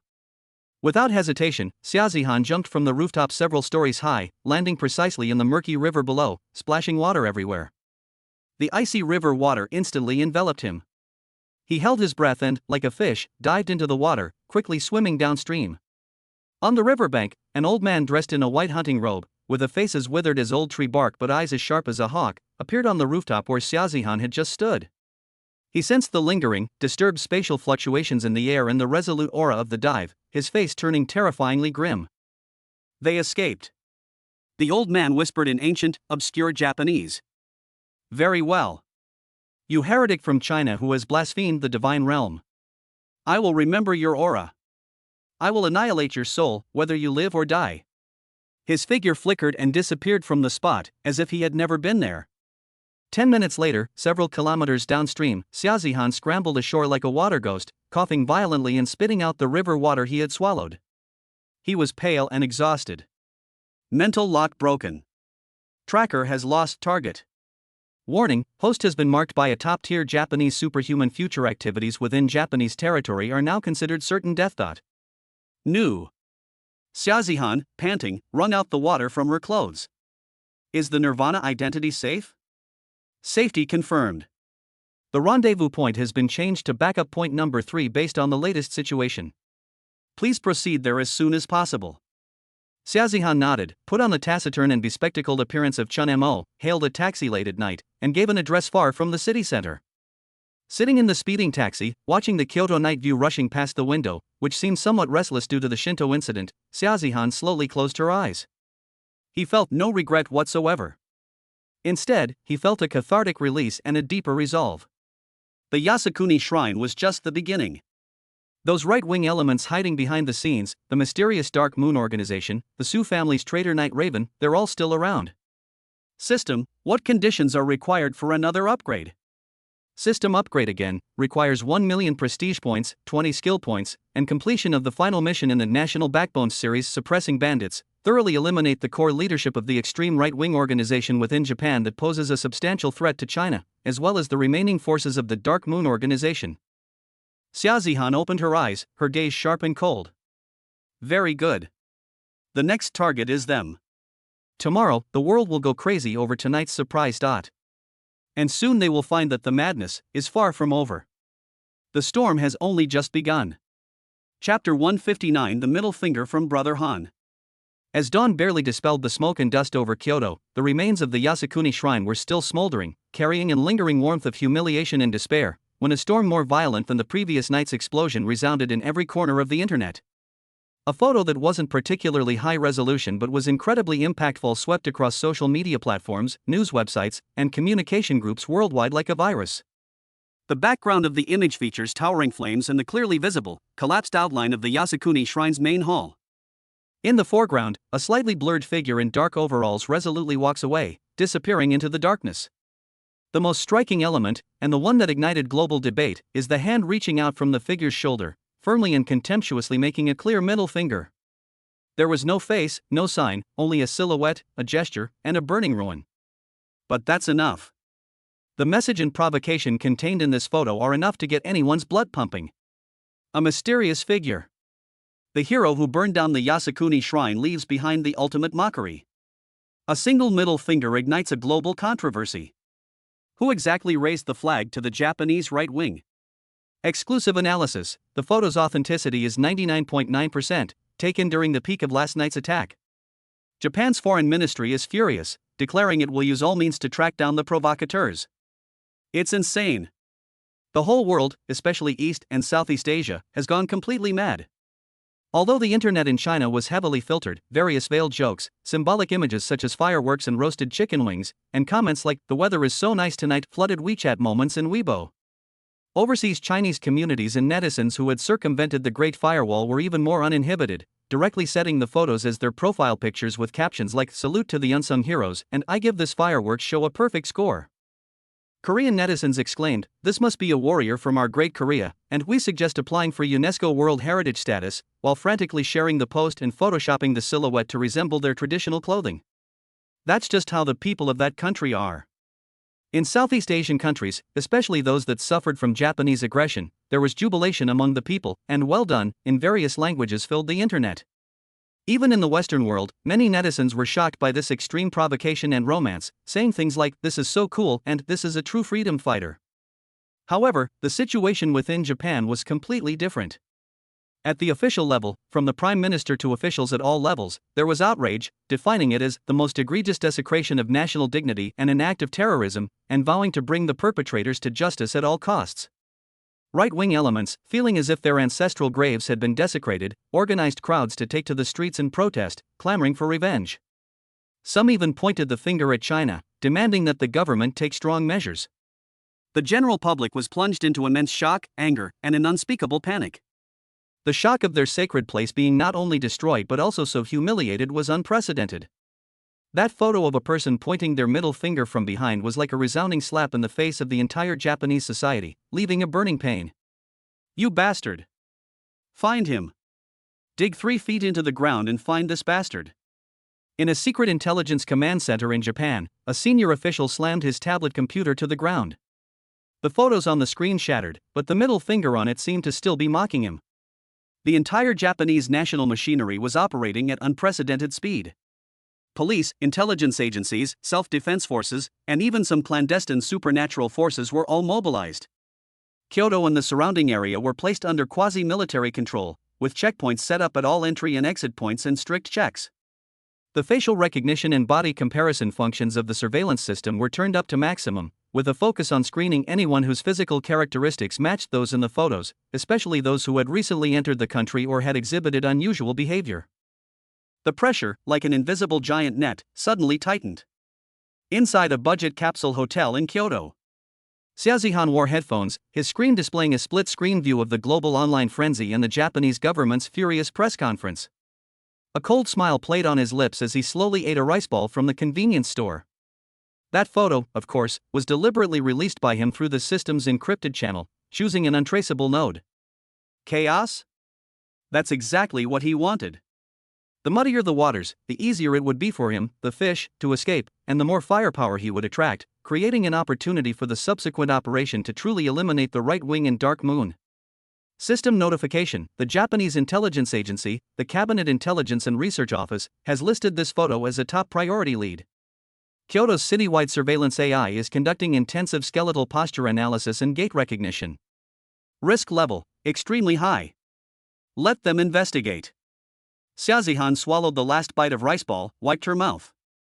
If I could be caught by such a simple method, what would be the point of my life? His current identity is Hiroshi Kobayashi, a quiet, somewhat socially awkward IT company temporary worker from Hokkaido, temporarily stationed in Kyoto for a project. This identity has a clean background and a fixed behavior pattern, completely different from the sharp figure in the photo. Even so, danger is still lurking everywhere in the eye of the storm. During the day, following the behavior pattern of Kobayashi Hiroshi, he went to the designated office building to go to work. In reality, he was in a secure base secretly controlled by the Su family, where he received intelligence from Su Yunhua through a multi-layered encrypted network and planned the next move. Today, he sensed something was wrong shortly after leaving the base. There always seemed to be a watchful eye behind me, and occasionally, a few people dressed in plain clothes would appear at the street corner, but with sharp eyes and efficient manners.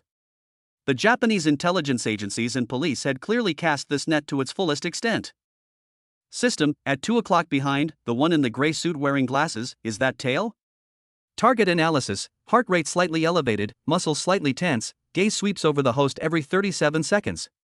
87.3% probability of being a tracker. Wow, you have a keen sense of smell. Xiaozihan remained calm and continued walking forward, acting as if she were just an ordinary office worker. She even stopped in front of a convenience store and bought a can of coffee. He couldn't simply shake off the act that would only arouse more suspicion. He had to keep acting, and act flawlessly. He entered the crowded subway station, using the flow of people as cover, weaving like a fish. He would sometimes quicken his pace, sometimes suddenly stop to check his phone, and sometimes use the reflection of billboards to observe what was behind him. The man in the gray suit was indeed keeping a close watch, skillfully maintaining a distance that was neither too close nor too far. Trying to track me down? Xiaozihan sneered inwardly. System: plan the route, and find him a surprise dot. Route generation: turn right 200 meters ahead into Jean Market. Use the market's complex terrain and dense crowds to create an opportunity to escape. A feint strategy is recommended. Xiaozihan did as instructed and quickly entered the famous Jean Market. It was morning, and the market was bustling with activity, with tourists and locals jostling shoulder to shoulder, and the aromas of various foods mingling together. He quickly squatted down in front of a stall selling stains, pretending to pick out items, and out of the corner of his eye, he saw that the man in the gray suit had also come in and was struggling to spot him in the crowd. Now! Xiaozihan suddenly stood up, but deliberately bumped into a tourist next to her, causing the tourist's shopping bag to fall to the ground and the items to scatter everywhere. Oh! I'm so sorry. I'm so sorry. Xiaozihan bowed repeatedly in Japanese with a Hokkaido accent, frantically helping to pick up things, which conveniently blocked the view of the man in the gray suit. At the same time, he secretly flicked his finger, and a tiny pull tab from a convenience store coffee can, with barely perceptible force, shot towards a shop owner at the other end of the market who looked grumpy and was dressed in traditional clothing. Smack! The pull ring precisely knocked over a stack of lacquer bowls in front of the shop owner's stall, making a crisp sound. Baka! Who did this? The shop owner immediately flew into a rage, his roar echoing throughout the market. All eyes were instantly drawn to it. Even the man in the gray suit was distracted by this sudden turn of events, his gaze involuntarily shifting for a fraction of a second. In those fractions of a second, Xiaozihan, like a ghost, used the momentary commotion of the crowd while crouching down to pick something up as cover, and quickly slipped into a narrow passage filled with clutter behind the stall, barely wide enough for one person to pass through. When the man in the gray suit realized what had happened and looked back at where Xiaozihan had been, only the tourist who was still muttering and packing his things remained. The target has vanished. The man in the gray suit's expression changed drastically. He immediately rushed forward, looked around, and then pushed his way through the crowd to the entrance of the passage, only to find it completely empty. He quickly pressed his earpiece and urgently reported. Target lost. Disappeared inside Jean Market. Requesting backup to seal off the surrounding area. Meanwhile, Xiaozihan had already emerged from the narrow passage through another exit of the market, blending into the crowd on another street, and dusting off non-existent dust from her body. Basic operations, don't be silly. He adjusted his black-rimmed glasses, reverting to his somewhat wooden demeanor as Kobayashi Hiroshi, as if the person who had just been dancing on the edge of a knife and toying with professional trackers was not him at all. But this was just the beginning. As the investigation deepened and the scope narrowed, such chases and counter-chases played out almost daily. Sometimes it happened in the alleys late at night, sometimes on crowded trams, and sometimes even outside seemingly safe temporary hideouts. The Japanese, like mad dogs, relentlessly pursued every clue. Xiaozihan, aided by the system, his extraordinary alertness, and the instincts honed through countless brushes with death, narrowly escaped capture time and again. He changed identities more and more frequently, his sphere of activity constantly shrinking, like a player waging a breathtaking game against the power of an entire nation on an ever-shrinking chessboard. Despite the immense pressure, the light in his eyes grew ever brighter. This extreme stimulation and pressure, on the contrary, completely unleashed his indomitable roguishness and domineering nature. Trying to catch me? Maybe in your next life. As night fell once more, Xiaozihan lurked in the shadows of the Kyoto Tower, gazing down at the city below, a city now gripped by tension and anger because of him, the smile on his lips growing ever more blatant. He knew this cat and mouse game wouldn't last long. He had to find the hidden right-wing core and the remnants of the Dark Moon as soon as possible and deliver the second, and final, gift to them. Then, he gracefully withdrew from public life. Otherwise, he might really be trapped and killed by this pack of mad dogs in this steel jungle. System, have you located the possible hideouts of those right-wing tycoon leaders and Dark Moon? Cross-comparing the intelligence provided by Su Yunhua with Japanese domestic cyber activity data. 3 high-probability target areas have been identified. However, the enemy's alert level has been raised to the highest level, and the success rate of a direct assault is less than 10%. Who said we were going to launch a full-scale attack? A sly glint flashed in Xiaozihan's eyes. The king of forces gets things done by using his brain. He needs a new, bigger, more chaotic firework to cover up his real, fatal blow. This time, his target will not only be buildings, but also the dark forces hiding in the shadows and controlling everything. The eye of the storm is quietly shifting. Chapter 160: The Su Family Old Master. China, capital. It was dusk, but the entire city seemed to have entered a festive celebration ahead of time. Traffic flowed more slowly than usual on the streets, not because of congestion, but because many drivers couldn't help but honk their horns. The varying lengths of the honking even carried a faint, triumphant rhythm. The restaurants and food stalls along the street were almost full, bustling with noise and the clinking of glasses. Cheers! The fireworks in Kyoto were so beautiful. Boss! Another case of beer. It's on me tonight. Brothers, sing. Arise! Ye who refuse to be slaves. Someone started it, and the majestic march of the volunteers suddenly rang out in the bustling night market. At first, it was just a few scattered notes, but soon it gathered into a passionate chorus. Many people, their faces flushed, necks stiff, were waving their fists forcefully, their eyes gleaming with an indescribable light. It wasn't just the effect of alcohol, but a national sentiment that had been suppressed for too long and was suddenly released. The internet has become a sea of joy. Although many explicit celebrations have been censored, memes and various veiled jokes, such as fireworks, barbecue, extra chicken legs tonight, and suggest a 3-day national holiday, have spread like wildfire. Chat groups in various companies are filled with messages praising the generous boss, and some small business owners, in their excitement, have even announced a paid day off for the next day. The entire nation was filled with a celebratory atmosphere comparable to National Day, bordering on disorder. Behind every screen were faces flushed with excitement. They didn't know exactly who had done it, but they knew that someone had avenged them and their nation by venting decades of pent-up frustration. However, amidst this nationwide jubilation, the atmosphere inside that heavily guarded villa on the outskirts of the capital was as cold as a Siberian chill. In the living room, a huge LCD TV was playing international news on silent, repeatedly showing the shocking image of the middle finger and the burning remains of the Yasukuni shrine. Shinshinga sat quietly on the sofa, her hands clenched tightly, her knuckles white from the force. Her exquisitely beautiful face was devoid of color, her lips pressed together, and her eyes, usually clear as autumn water, were now brimming with worry and fear, almost overflowing. The light from the television screen flickered on her face, illuminating her trembling body. She didn't cry, nor did she utter a sound, but that silent terror was more heartbreaking than any cry or scream. "It's him, it must be him," she murmured to herself, her voice so soft it was almost inaudible. Only that lawless, roguish yet sentimental man could do something so crazy, yet so satisfying. But that was precisely why she was even more afraid. That was the heart of Japan. What kind of inescapable trap was he facing now? Bang! Sun Yinqing slammed a crystal ornament she was holding onto the carpet with a dull thud. Like a trapped female leopard, she paced anxiously back and forth in the living room, her bright face filled with hostility and unvented panic. Bastard! Madman! Bastard Xia Zihan! She cursed incoherently, tears streaming down her face uncontrollably. What kind of hero are you trying to be? You want to go out and show off all by yourself? If you dare to die out there. I. She couldn't continue, suddenly rushed to Shinshinga, grabbed her shoulders, and shook her violently. Shinga! Think of something. We can't just sit here and wait. Uncle has us under house arrest. He's going to watch Zihan die.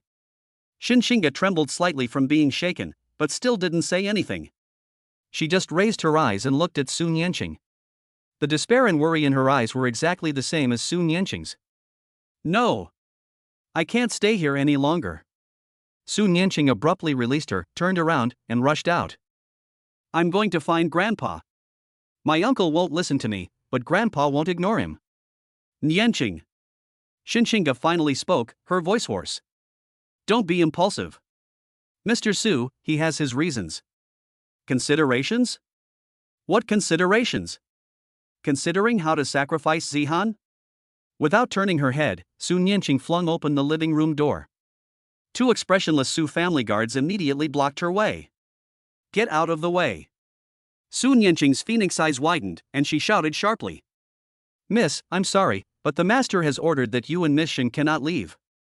The guard spoke respectfully, but his attitude was resolute. You dare stop me? Sun Yinqing was so angry that she trembled all over and raised her hand to force her way in. Just then, a steady, slightly aged, yet undeniably authoritative voice came from the end of the corridor. Yinqing, have you had enough? Sun Yinqing froze and turned around abruptly. An elderly man, dressed in a simple Zhongshan suit, with his hair neatly combed, a gaunt face, and eyes as deep as an ancient well, slowly walked over, accompanied by Su Yunhua. His steps were not fast, but each step seemed to resonate with the heartbeat of those in power, carrying the imposing aura of someone who had long held a high position. Su Yaohua is the true pillar of the Su family, one of the core figures at the pinnacle of power in China, vice chairman of the Central Military Commission, Minister of National Defense, and member of the Standing Committee of the Political Bureau of the CPC Central Committee. Grandfather. Sun Yinqing felt as if she had seen a savior. Tears instantly streamed down her face as she rushed over and grabbed Su Yaohua's arm. Grandpa. Please save Zihan. My uncle has me under house arrest. He won't let me go to rescue Zihan. Zihan is in Japan now, Su Yaohua let his granddaughter hold his arm, his face expressionless. He simply looked calmly at Shinshinga in the living room, nodded slightly to her as a greeting, and then turned his gaze back to Sun Yinqing, who was crying her eyes out. Save them? How? Su Yaohua's voice wasn't loud, but it struck Sun Yinqing's heart like a heavy hammer. Send warships to Kyoto Bay to pick him up? Or let our undercover agents expose our decades-old intelligence network and go head-to-head with the entire Japanese state apparatus that has gone mad, all for him alone?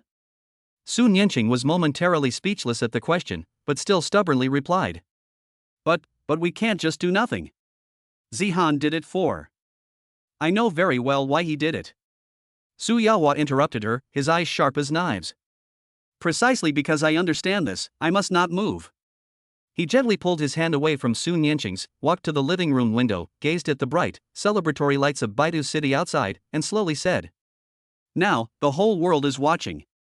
The Japanese are like mad dogs, trying to find any evidence related to us. Any unusual military or intelligence movements we make will be magnified and seized upon as leverage to accuse the country. He turned around, looked at Su Nianqing and Shinshingda who were walking over, and said in a heavy and resolute tone. This matter can only be a personal act. It must be, and can only be, Xia Zihan's heroic act, or terrorist act. There must be absolutely no official connection with the country or the Chinese government. This is the bottom line, and the only way to protect him and the country. Su Nianqing opened her mouth, as if she wanted to say something, but Su Yaohua waved her hand. Nianqing, you grew up in the Su family, so you should understand the implications. This is not child's play, and it's not the time for you to act spoiled or unreasonable. His tone carried an undeniable decisiveness. Yunhua is right to place you under house arrest. Now, any irrational behavior on your part could bring utter destruction to Zihan and to us. Looking into her grandfather's deep, unwavering eyes, Su Nianqing knew he was serious. From childhood to adulthood, no one could change his mind once he made a decision. All her pent-up grievances, worries, and anger transformed into a profound sense of powerlessness. She swayed, almost unable to stand. Shinshingda caught her in time and bowed slightly to Su Yaohua. Grandpa Su, we understand. We will, wait patiently. Her voice remained cool and clear, yet it carried a resigned resilience. Su Yaohua looked at the two outstanding women who were so worried about the same man. A subtle and complex emotion flashed in his eyes, which eventually turned into a barely audible sigh. Let us wait, he said. All we can do is prepare a rescue in international waters. As long as he can escape there on his own. He didn't finish his sentence. But everyone understands how slim the chances are of escaping to international waters from Japan, which is now as impregnable as an ironclad fortress, by the strength of one person. Su Nianqing leaned against Shinshingda's chest and finally couldn't hold back her tears. The celebration belongs to the whole nation, while worry and despair belong only to a handful of people in this cage.